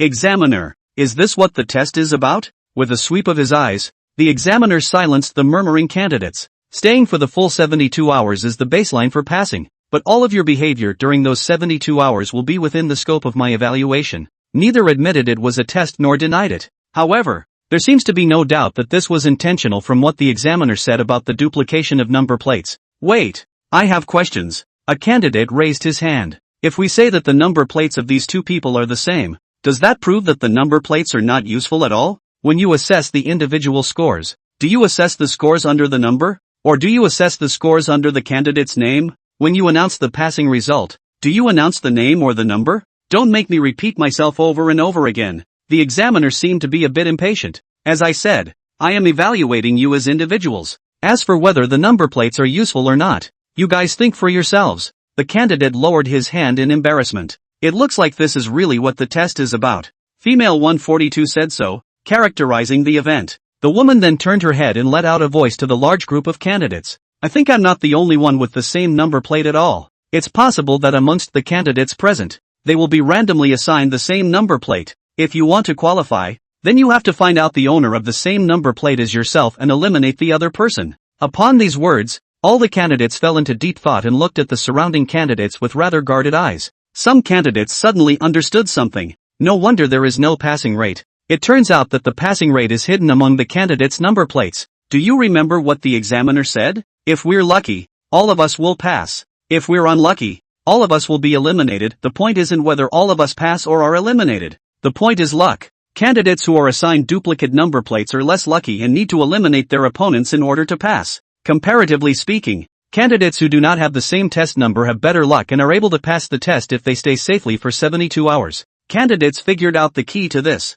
and one by one, they came to a realization. Zhu Shizhou looked at the candidates who had figured it out, and then at the examiners. The examiner didn't say anything, still looking non-committal. But the problem is, someone suddenly said, we can't confirm the test numbers of the other candidates now, can we? If we want to make sure as much as possible that no candidate is a duplicate of our test number, we have to eliminate as many other candidates as possible? At these words, the room fell silent. Chapter 177, Conquest by Force. Chapter 177, Conquest by Force. The content of the test quickly spread throughout the exam room. Most of the candidates were intelligent people, and they thought of a possibility almost immediately after hearing about these tests. Wish Shizhou had thought of it too. The theft of number plates from 369 is not a coincidence. No, 369's number plate overlapped with the thief's, and the thief had stolen 369's number plate to ensure that he would qualify, which was equivalent to eliminating his opponent in advance.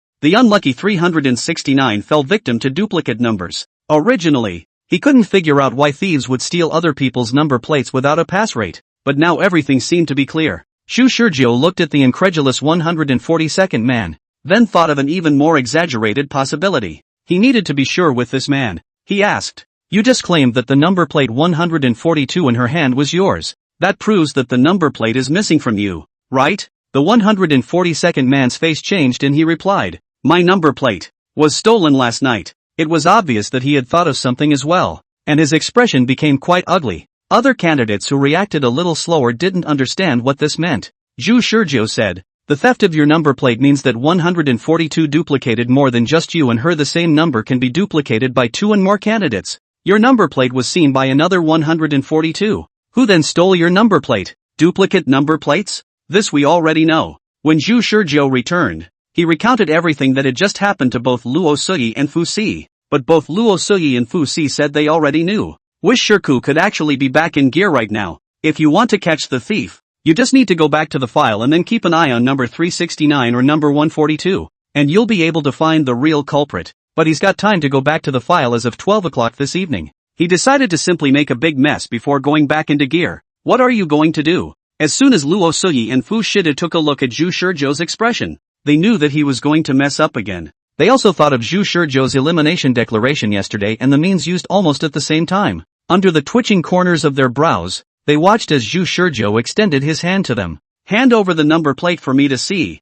Don't force my hand. Fuzadu pushed up his glasses and dug one hand deep into his crotch, pulling out a flavored number plate. No. 538. The number plate wasn't handed over to Zhu Shizhou because Zhu Shizhou retracted his hand. Just look at it. Touching is not necessary. Fuzadu calmly tucked the number plate back into his crotch. Zhu Shizhou then moved his eyes to Luo Suyi. Look at yours. Luo Suyi rolled her eyes. I'm really unlucky to run into you. She flipped out her number plate. 250. 250? Wish Shizhou almost didn't spit out the words. He nodded. Luo Suyi said, even if you are prepared to use force to check the number plates one by one, how are you going to make sure that our number plates are not stolen from others? Fu Sidu also nodded. This is a very realistic question. Thieves who are capable of stealing candidates with the same number might also steal the number plates of other candidates in order to disguise their identity. How are you going to confirm this? Zhu Shizhou didn't answer directly, but said, I have my own way to confirm it. That's where the backfile comes in.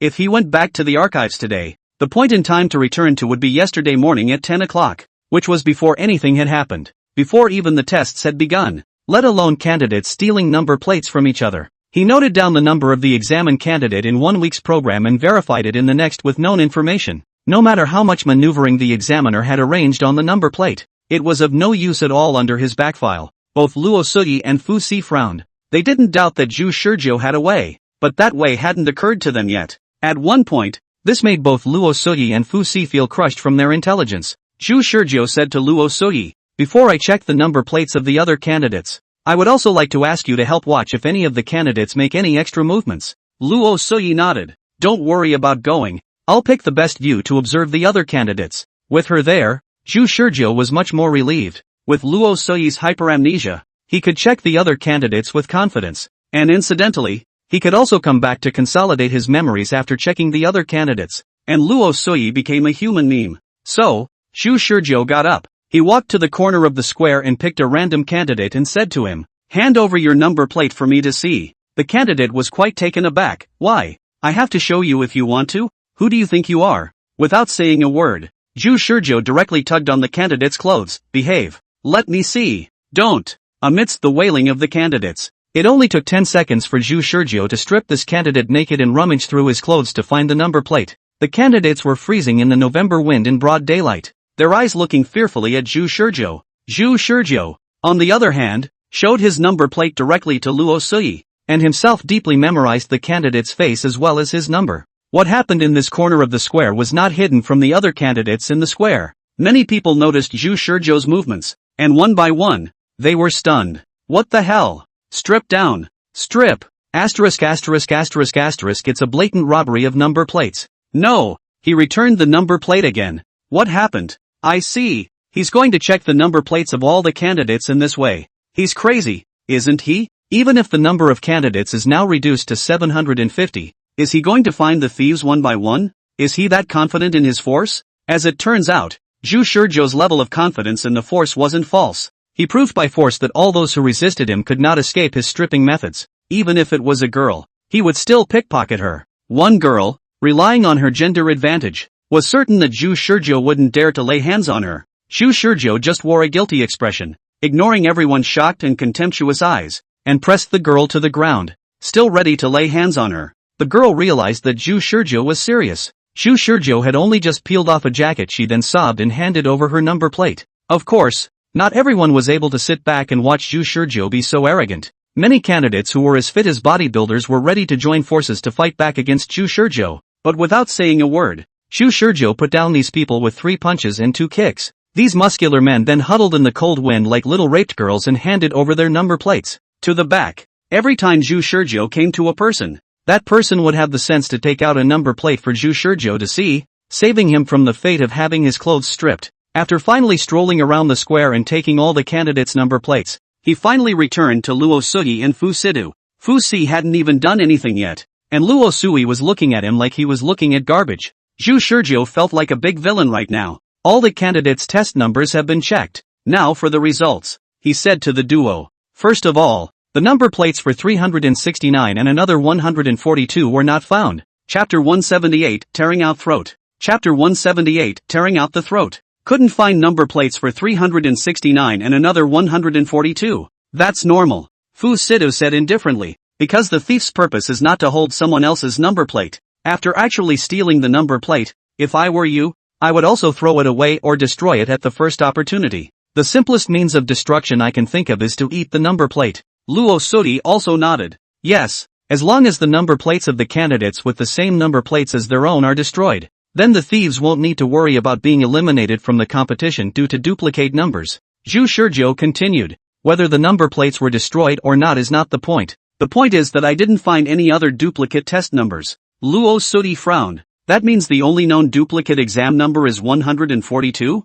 Even we can't confirm whether or not 369's exam number is duplicated. Yes, that's a bit of a problem. It looks like the burglars are being more cautious than we thought. After Luo Sudi finished speaking, she thought of Zhu Shizhou's tactic of forcibly searching her body to find the number plate just now, and couldn't help but glare at Zhu Shizhou with contempt. Say, are you, like, so unforgiving to girls, too? Zhu Shizhou shook his head rather shamefully. I'm sorry, I didn't want to. The truth is that everything I just did was against my will. Not only the girls, but I also did things to the other male candidates that were detrimental to his face, leaving them naked and exposed to the sight of the other candidates. I am indeed guilty. Believe it or not, my heart is now filled with guilt. The two looked at each other in disbelief. They now wondered if Zhu Shizhou had some kind of mental illness. It's reasonable to say that Zhu Shizhou doesn't have to act like this at all, because he's done it all. And he looks like a brutalized guy to anyone who looks at him. Did he think that people would forgive him if he acted guilty? Seeing Zhu Shizhou apologizing so sincerely, Luo Sui couldn't say anything else. In fact, the other candidates had nothing to do with her. There was only one thing she was trying to figure out right now. So what exactly is your way of telling exactly who the burglar is? Zhu Shizhou said. Help me consolidate my memories first. With 750 people in the room, even Zhu Shizhou, whose memory had been substantially strengthened, had difficulty remembering it all at once. Luo Sudi frowned tightly. She hadn't been able to see what Zhu Shizhou was trying to do until now. What was the use of just memorizing the numbers of these candidates? She did memorize all of them, but the valuable information she got was minimal, almost useless. Well, when you've memorized it all, you'd better tell me what you've come up with. Next, Luo Sui spent roughly several hours rehashing the number plates of each candidate, while Zhu Shizhou stared unblinkingly at the candidates that Luo Sui was pointing at. Fuzidu pushed up his glasses and tried to memorize it as well, but he was surprised to find that his memory was completely inferior to Zhu Shizhou. Often when he barely remembered one, Zhu Shizhou had already memorized 3, and Luo Sui, a super amnesiac, was even more stress-free, with the numbers of each candidate coming out of her mouth simply as skillful as reporting the names of dishes. He even had some suspicions that Zhu Shizhou was beating around the bush, and in the back he was completely unable to keep up with the speed of the two men's memories, so he simply swung straight for the fences. The conversation between Luo Sui and Zhu Shizhou basically repeats the following pattern. Triple X number. Remember? Well, remember. Next. Triple X number. Do you have this memorized? Wait, let me slow down. Well, okay. Remember. Next. When several candidates were all memorized in Zhu Shizhou's mind, Fu Sida finally couldn't help himself and looked at Zhu Shizhou, who was rubbing his brow. You've memorized them all? A bit barely, but it should all be memorized. Fu Si was all a bit upset that his memory, which he was usually proud of, was finished off by these two people in front of him. With a mind to test the waters, he reached out and pointed to one of the candidates whose number he remembered and asked, what number is the man in the black jacket, black and white striped shirt, and glasses? Zhu Shizhou closed his eyes and recalled. 223. Where's the woman in red? 931. After testing several in succession, Xu Shizhou all gave out the number after merely a few seconds of recollection. Fu Si are incredulous. And finally some disheveled lamented. Are you one and all monsters? Lo Suyi's sentiments were the deepest of all. Although it was difficult for her to understand the difficulty of ordinary people memorizing things, she had come into contact with an unknown number of ordinary people whose memory was so poor that she didn't even want to interact with these people. And people like Xu Shizhou, who could memorize things just by listening to them one time, were already the ordinary people with the strongest memory she had ever come into contact with. While that speed of memorization was still slow in her eyes, at least it wasn't on the same level as the others. Xu Shizhou explained. I used memory plus recollection to memorize it. I had already memorized it when I forced those candidates to hand over their number plates, and just now I was just consolidating my memory. Even that's strong. Xu Shizhou smiled slightly. What he didn't tell Fu Sidu and Luo Sudi was that he had also deliberately utilized his own more surging emotions than normal to memorize. Normal people know that a person's memory is heightened by emotions. One especially remembers the great sorrows and joys of life very well. So Xu Shizhou utilized the strong guilt feedback of the anti-black soldier suppression potion, which made him memorize the faces and number plates of most of the victims he had forced to work for him. The act of grabbing their number plates is, when described emotionally, pretty much the same emotion a normal person feels when they take a knife to their family. He discovered this method on a speedboat while being forcibly removed from a cruise ship by black soldiers. Xu Shizhou discovered that under the strong sense of guilt of not being able to save the lives of 800 people, he was able to remember some small and unimportant things clearly, and so he summarized this technique. Xu Shizhou called it guilty memory. The ones he hadn't been able to remember much just now, on the contrary, were the candidates who had directly handed over their number plates without much resistance, because there was little guilt in making those candidates hand over their number plates, and that was why he needed Luo Suyi's help to consolidate his memory. After Luo Suyi confirmed that Xu Shizhou had memorized it all, she said, since you've memorized it all, then tell me, what exactly do you have to do to find out the thief? Xu Shizhou nodded. The way to do this is simple. He reached up and grabbed his throat. Then the fingers snapped like eagle claws. What are you doing? Luo Suyi froze, then screamed in horror when she saw Xu Shizhou's movements, only to see Xu Shizhou's right hand plunged directly into the middle of her throat, piercing through a large chunk of neck flesh, followed by tearing it with all her might. Clatter, bright red blood spurted out, splashing Luo Suyi and Fu Sidu with blood. Chapter 179, Follow me. I'll take you to the sky. Chapter 179, Follow me. I'll take you to the sky. Pain, suffocation, choking. These were the feelings of Xu Shizhou.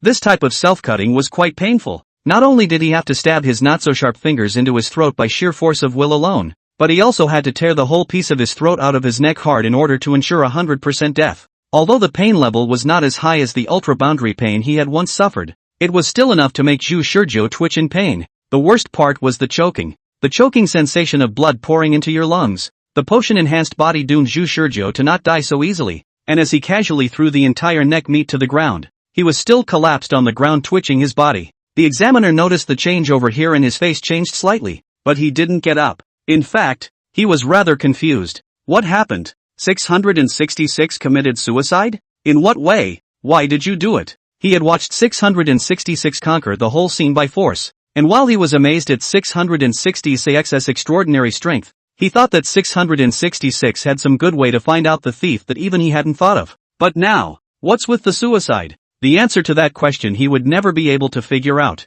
just like the terrified Luo Suyi and Fu Sidu. The other candidates who witnessed this looked at Xu Shizhou as if they were looking at a powerful psychopath. In their puzzled eyes, Xu Shizhou spat out blood and died with a smile on his face. So, what exactly are you asking? The receptionist looked impatiently at the candidate number 666 in front of him. Xu Shizhou came back to his senses and turned his head to look at his surroundings before realizing the point in time he had slotted back into. The present point in time was exactly when he was being brought to the entrance of the plaza by the receiver, and his own hand was gripping the receiver's collar as if questioning him about something. In the eyes of the receptionist, this candidate number 666 had just been stuck in a jam halfway through asking a question, and then as if his personality switched, the whole person twitched for a moment, and then his expression and temperament and everything else changed. More like a mental illness than a mental illness. No, there's nothing more I want to ask. Xu Shizhou wiped a non-existent cold sweat with his left hand. For a second just now, he was still reeling from the pain of having his throat ripped out. The receiver immediately slapped away Xu Shizhou's hand and ducked away as if avoiding something dirty.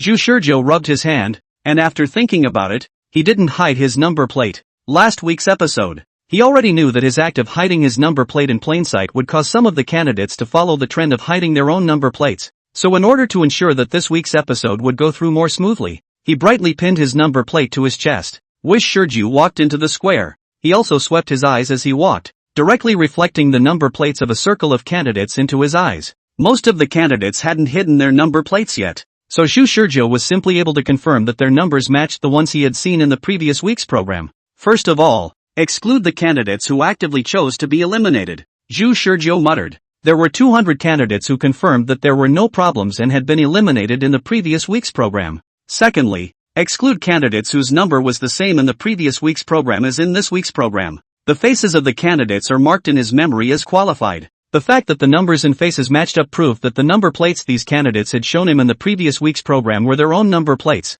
He focused again on number 369, his number plate was being worn honestly on his chest, and there hadn't yet been a theft of the number plate at this point. Then came 142. He spotted the woman who was wearing number plate 142. On the other side, the man wearing the same 142 number plate was talking and laughing with the other candidates in the crowd next to him. Good lord! A duplicate number plate appeared in the crowd in such a blatant manner, and no one realized it? Shu Shurjo thought about it. It should be considered normal, because not everyone has such a strong memory, and because the two 142nd candidates are so far apart. Almost no one notices that two people who have not crossed paths in any way have the same number plate. Now that they had confirmed their number plates, Shu Shurjo wasn't going to continue to make any moves. After observing, Shu Shurjo realized that there were a total of 58 people whose number plates were hidden, and Shu Shurjo couldn't see their number plates, but he was at least certain that if there was really a thief, he should be hiding among these 58 candidates, and among them, there might be a duplicate number plate, number 369.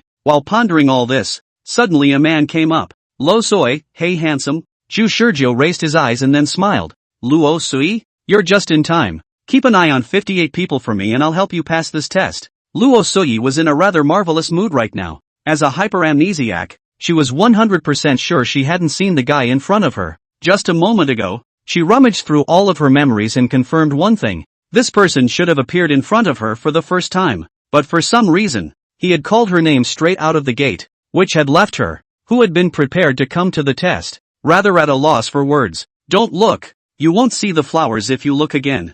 I just don't understand where you got my name from. And a look of self-acquaintance. This really surprised her. Shu Shurjo, on the other hand, smiled. Have you forgotten? We've met before. But Luo Suyi was even more shocked than him when she heard this. You said I forgot? Do you? You know what you're talking about? Seeing Luo Suyi's such a shocked reaction, Shu Shurjo finally confirmed 100% that she really did have hyperamnesia. Ever since he had been defeated by Su Feng, he had started trying to learn Su Feng's mode of thinking, which began with being skeptical of everything. Just like Su Feng, who endlessly remained skeptical, he also wondered if Luo Suyi really had superamnesia in his constant skepticism. Last week's episode he had determined that Luo Suyi did indeed possess a strong memory, but whether this was superamnesia or not, Shu Shurjo wasn't sure. So now this statement amounts to a test. Luo Suyi has yet to reveal the fact that she's amnesiac, and Shu Shurjo deliberately says that she's forgotten that they've ever met. A normal person's reaction would be, huh? We've met before? Did I forget? And now Luo Suyi's reaction fit the persona of a hyperamnesiac. She possessed 100% confidence in her memory, and as long as she had seen someone, even if it was a passerby she had glanced at, she would never forget. I'm sure. I've definitely never seen you before, Luo Suyi said decisively. Shu Shurjo smiled. But I'm also sure that I've seen you before. Not only have I seen you, I know you're a hyperamnesiac. Not only do I know you're a hyperamnesiac, I know you signed a non-disclosure agreement to come here in order to cure your hyperamnesia. Luo Suyi felt like either she was crazy or she was dreaming right now. She was already confused when Shu Shurjo spoke of her hyperamnesia, but she was even more baffled after that when Shu Shurjo spoke of the fact that only she and the insiders of the organization that had recruited her were aware of it. Strange. One should obviously question one's memory the least. Why? Could it be that his brain finally couldn't handle the huge amount of memories and went into a state of collapse, automatically deleting the memories he once remembered? Shu Shurjo saw that Luo Suyi didn't know where she had thought of, and showed a look of horror, and knew that she had overplayed her hand, so she said in a hurry, wait, I was just kidding. Kidding? Then how did you get my intel? Shu Shurjo's eyes flashed as he said, to tell you the truth, I actually came in through the back door. I've read all the candidates' information and happen to remember your information only. Shu Shurjo this words, Luo Suyi then long exhaled a breath, so, you are the back door. She looked at Shu Shurjo dumbfounded. She thought of the image she had just seen of Zhu Shizhou hooking up with the receiver, and of him casually blurting out information about her. From the rational analysis, this guy, probably, really is a relationship with the organization above the relationship. This organization allows candidates to go through the back door? Luo Sudi believed Zhu Shizhou's words and proceeded to look down on the Black Soldier organization for a minute. Zhu Shizhou said indifferently, "It's nothing unusual. You don't understand what this organization does right now, but only after you've officially passed will you know how much untoward darkness exists within this organization." Hearing this, Luo Sudi was both bewildered and uneasy. "I'm afraid I'm not stepping into some kind of pit, am I? Obviously. The organization talked quite nicely when they were recruiting me." Zhu Shizhou mysteriously patted Luo Sudi's shoulder. "But it's okay, you're only here to cure your hyperamnesia anyway. Just use the organization as a tool to cure your hyperamnesia. Anyway, don't tell this secret to anyone else. Why don't you follow me and I'll make sure you pass the test. After you pass the test we'll find some time to talk." Unconsciously, Luo Sudi had pretty much believed Zhu Shizhou's words, and while being led by Zhu Shizhou's nose, she also despised this organization. She thought the organization was so high and mighty, but it turned out to be nothing more than that. Zhu Shizhou planted a seed of prying at the wall in Luo Sudi's heart, so he no longer dwelled on this issue, and he said to Luo Sudi, "Anyway, do you see those candidates who aren't wearing number plates? The key to this test lies in those people. One or more of them are ready to steal other people's number plates to create chaos. Keep a close eye on them." At this moment, although Luo Sudi basically believed it, there was still a tiny bit of doubt in her heart. The next second, a man with glasses walked up to them. Zhu Shizhou spoke before him. "Your name is Fu Sidu? Nice to meet you. My name is Zhu Shizhou. I remember you have 12 doctoral degrees, and you also have a handful of superb sketching skills, so you can be called a humanoid printer?" Fu Sidu was confused by Zhu Shizhou's words before he even opened his mouth. He spoke carefully. "You are?" Wish Shizhou was still saying the same thing. When he finished, he whispered to the duo, "I know what this test is testing and the strategy to pass it. Do you want to know?" At 12 noon, the test began. The examiner appeared on time in front of all the candidates in the square according to Zhu Shizhou's memory. "Gentlemen, I am the examiner for your next test. The test is simple." The examiner let out a speech at the entrance of the square, while Luo Sudi and Fu Sida turned their heads to Zhu Shizhou in shock. The examiner said that the content of the test was exactly the same as what Zhu Shizhou said. "I only saw Zhu Shizhou smiling mysteriously.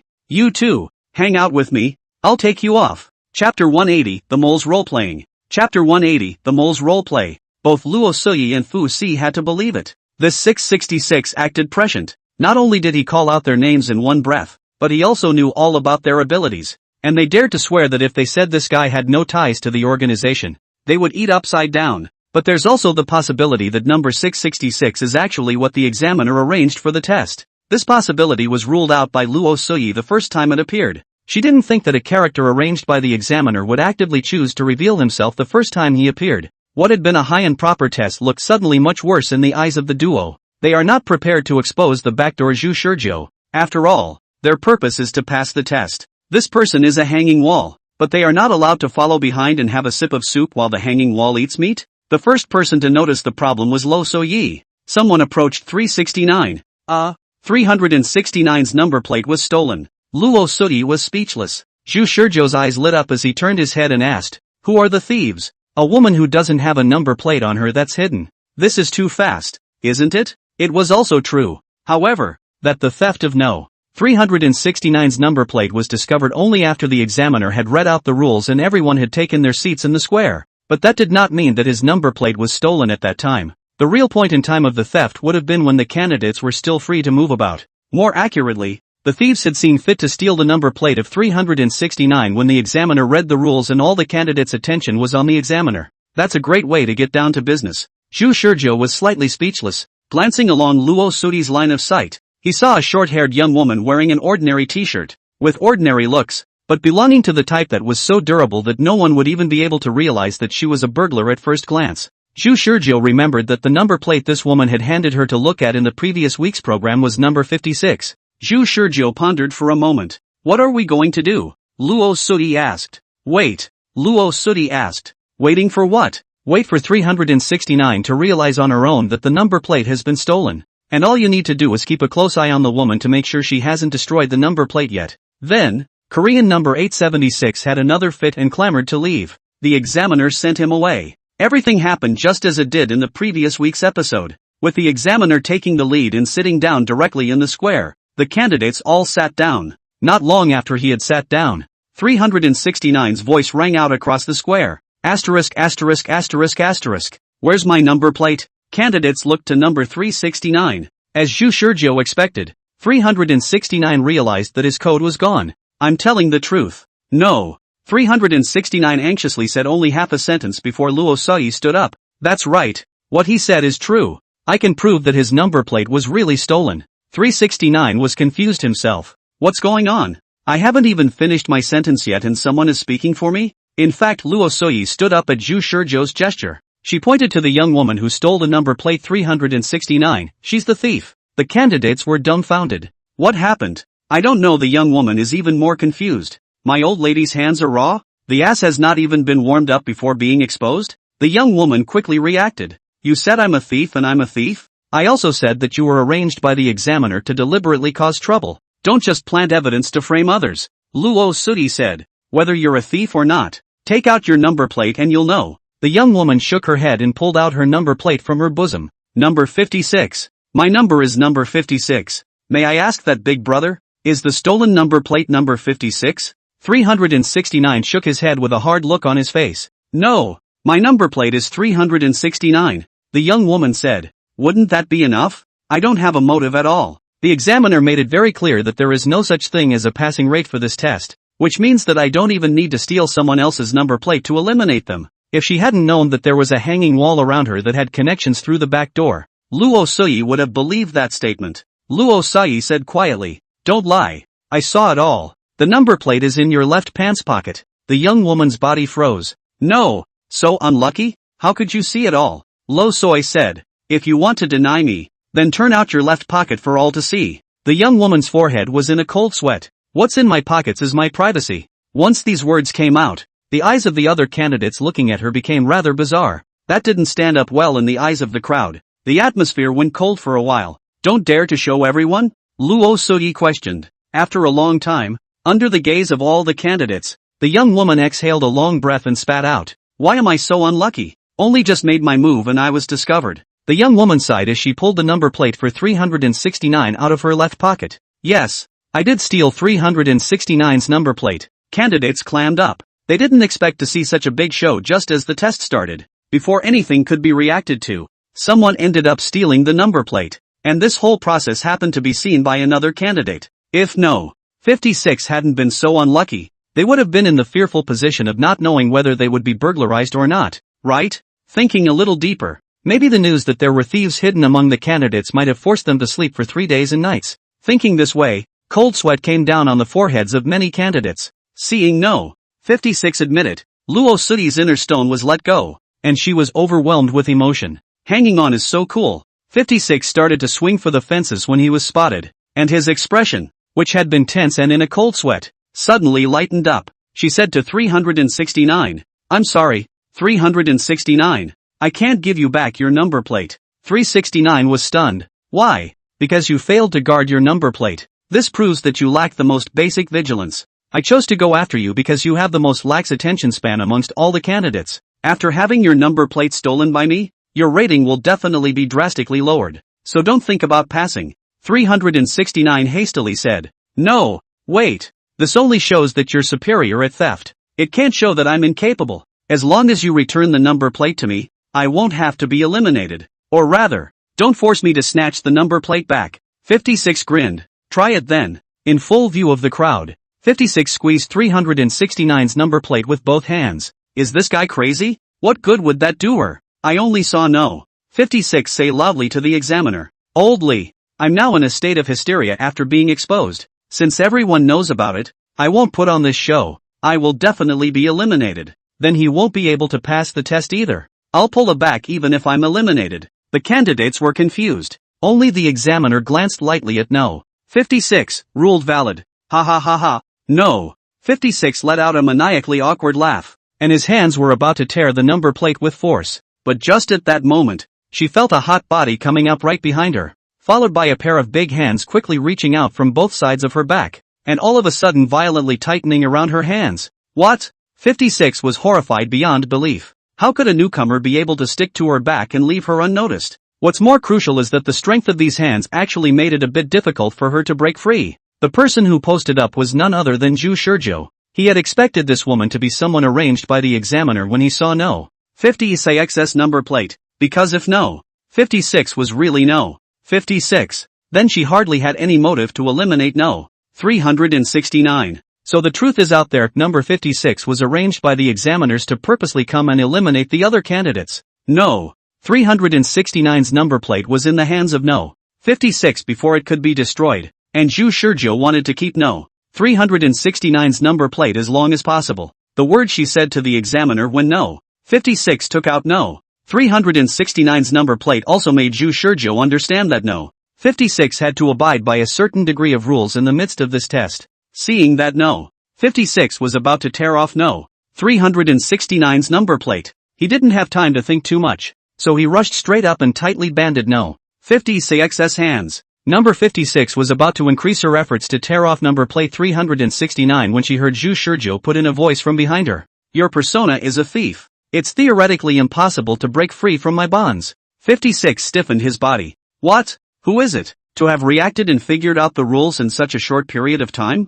Zhu Shurjo said. You're the one sent by the examiner. So it occurred to me along the way that your physical qualities might be a whole lot stronger than ours. But if you are able to randomly eliminate candidates with your physical qualities that don't belong to newcomers, then this test will be meaningless. And what you just said to the examiner tells me that you must follow the role you play in this test. The fact that you were able to steal 369's number plate in broad daylight proves that your persona is that of a thief with great thievery skills. That doesn't mean you have great strength, does it? So according to your thief persona, you won't be able to break free of my bonds. 56 cursed. Damn it, playing dirty tricks on me, aren't you? Just tell me if I guessed right. No. 56 reluctantly shouted at the examiner. Old Lee. I had an adrenaline rush and my strength surpassed the examiner behind me in a split second. Thus, I was able to tear off the number plate. The examiner twitched the corners of his mouth twice. Ruled invalid. Count on you. I'm convinced. 56 shook her head and allowed Zhu Shurjo to subdue her. In the process of being subdued, she also looked up and said to Zhu Shurjo, there's something wrong with you. An ordinary candidate would never possess such a strong power. Zhu Shurjo smiled. Can't I be gifted? Ha! No. 56 suspected that Zhu Shurjo had opened up, but didn't have any evidence. It's so evil. How could I have planted my first strike in less than 10 minutes? Alas, my annual evaluation is definitely finished.